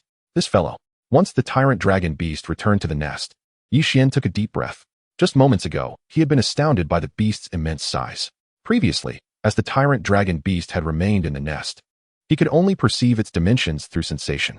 However, witnessing it directly was an entirely different experience, especially after it had executed the Sky Tyrant transformation. Its gigantic form truly made him realize that he had indeed summoned something extraordinary. Furthermore, could a beast of such colossal stature possibly lack in combat prowess? Yixian?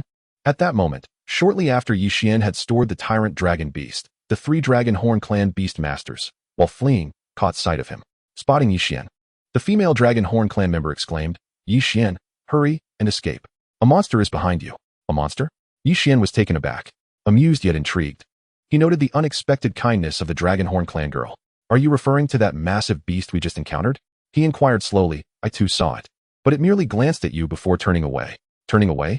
The 3 Dragonhorn clan beastmasters were momentarily stunned. They then turned to look and were astonished to find that the terrifying creature, which could instill fear to the core, had indeed not pursued them. It was only then that they registered that the sound it had made had vanished into silence. This, in an instant, their expressions shifted to one of awkwardness. They could hardly comprehend the nature of that colossal creature, likely a golden-level beast at the very least. At this juncture, a young Dragonhorn clan member spoke up. "I never anticipated such beings existed within this secret realm. I wonder how the elders dispatched people to investigate this. Despite the fact that the creature did not pursue us this time, Staying here could be perilous. Therefore, I believe we should depart swiftly. Yes, yes. Another young member chimed in hastily. Are you all leaving? Yi Xian interjected, promptly indicating a direction. If you wish to escape, you can go this way.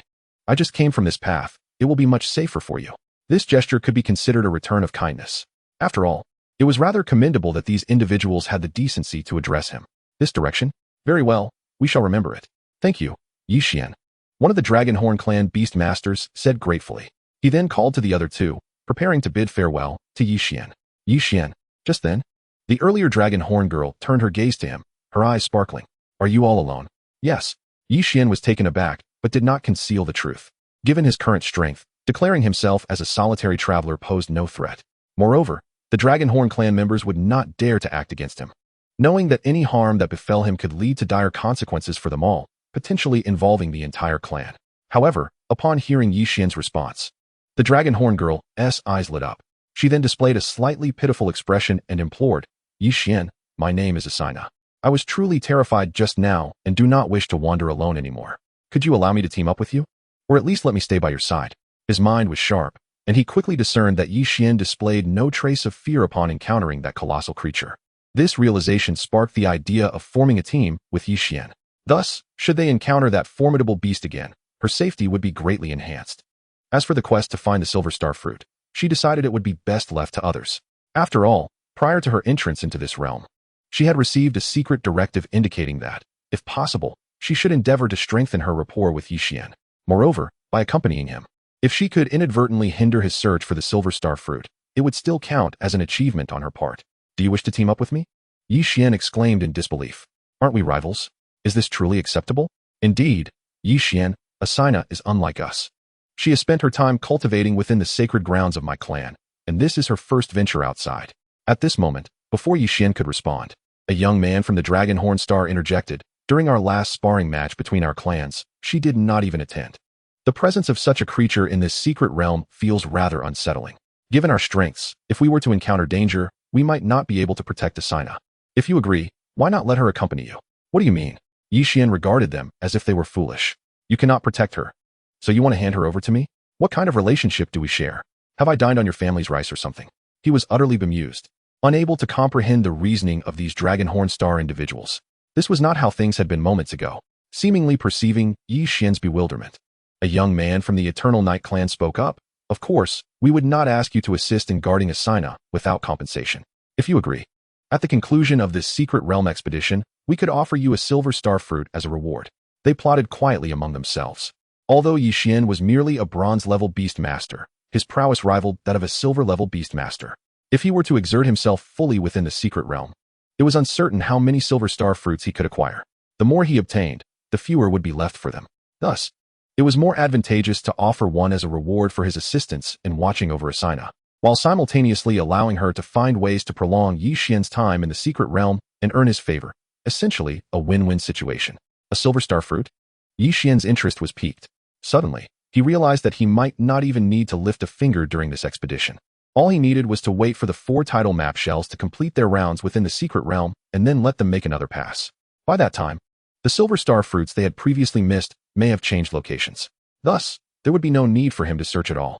He estimated that as long as his 4 title map shells traversed the entire secret realm a couple of times, there would hardly be any Silver Star Fruits left to find.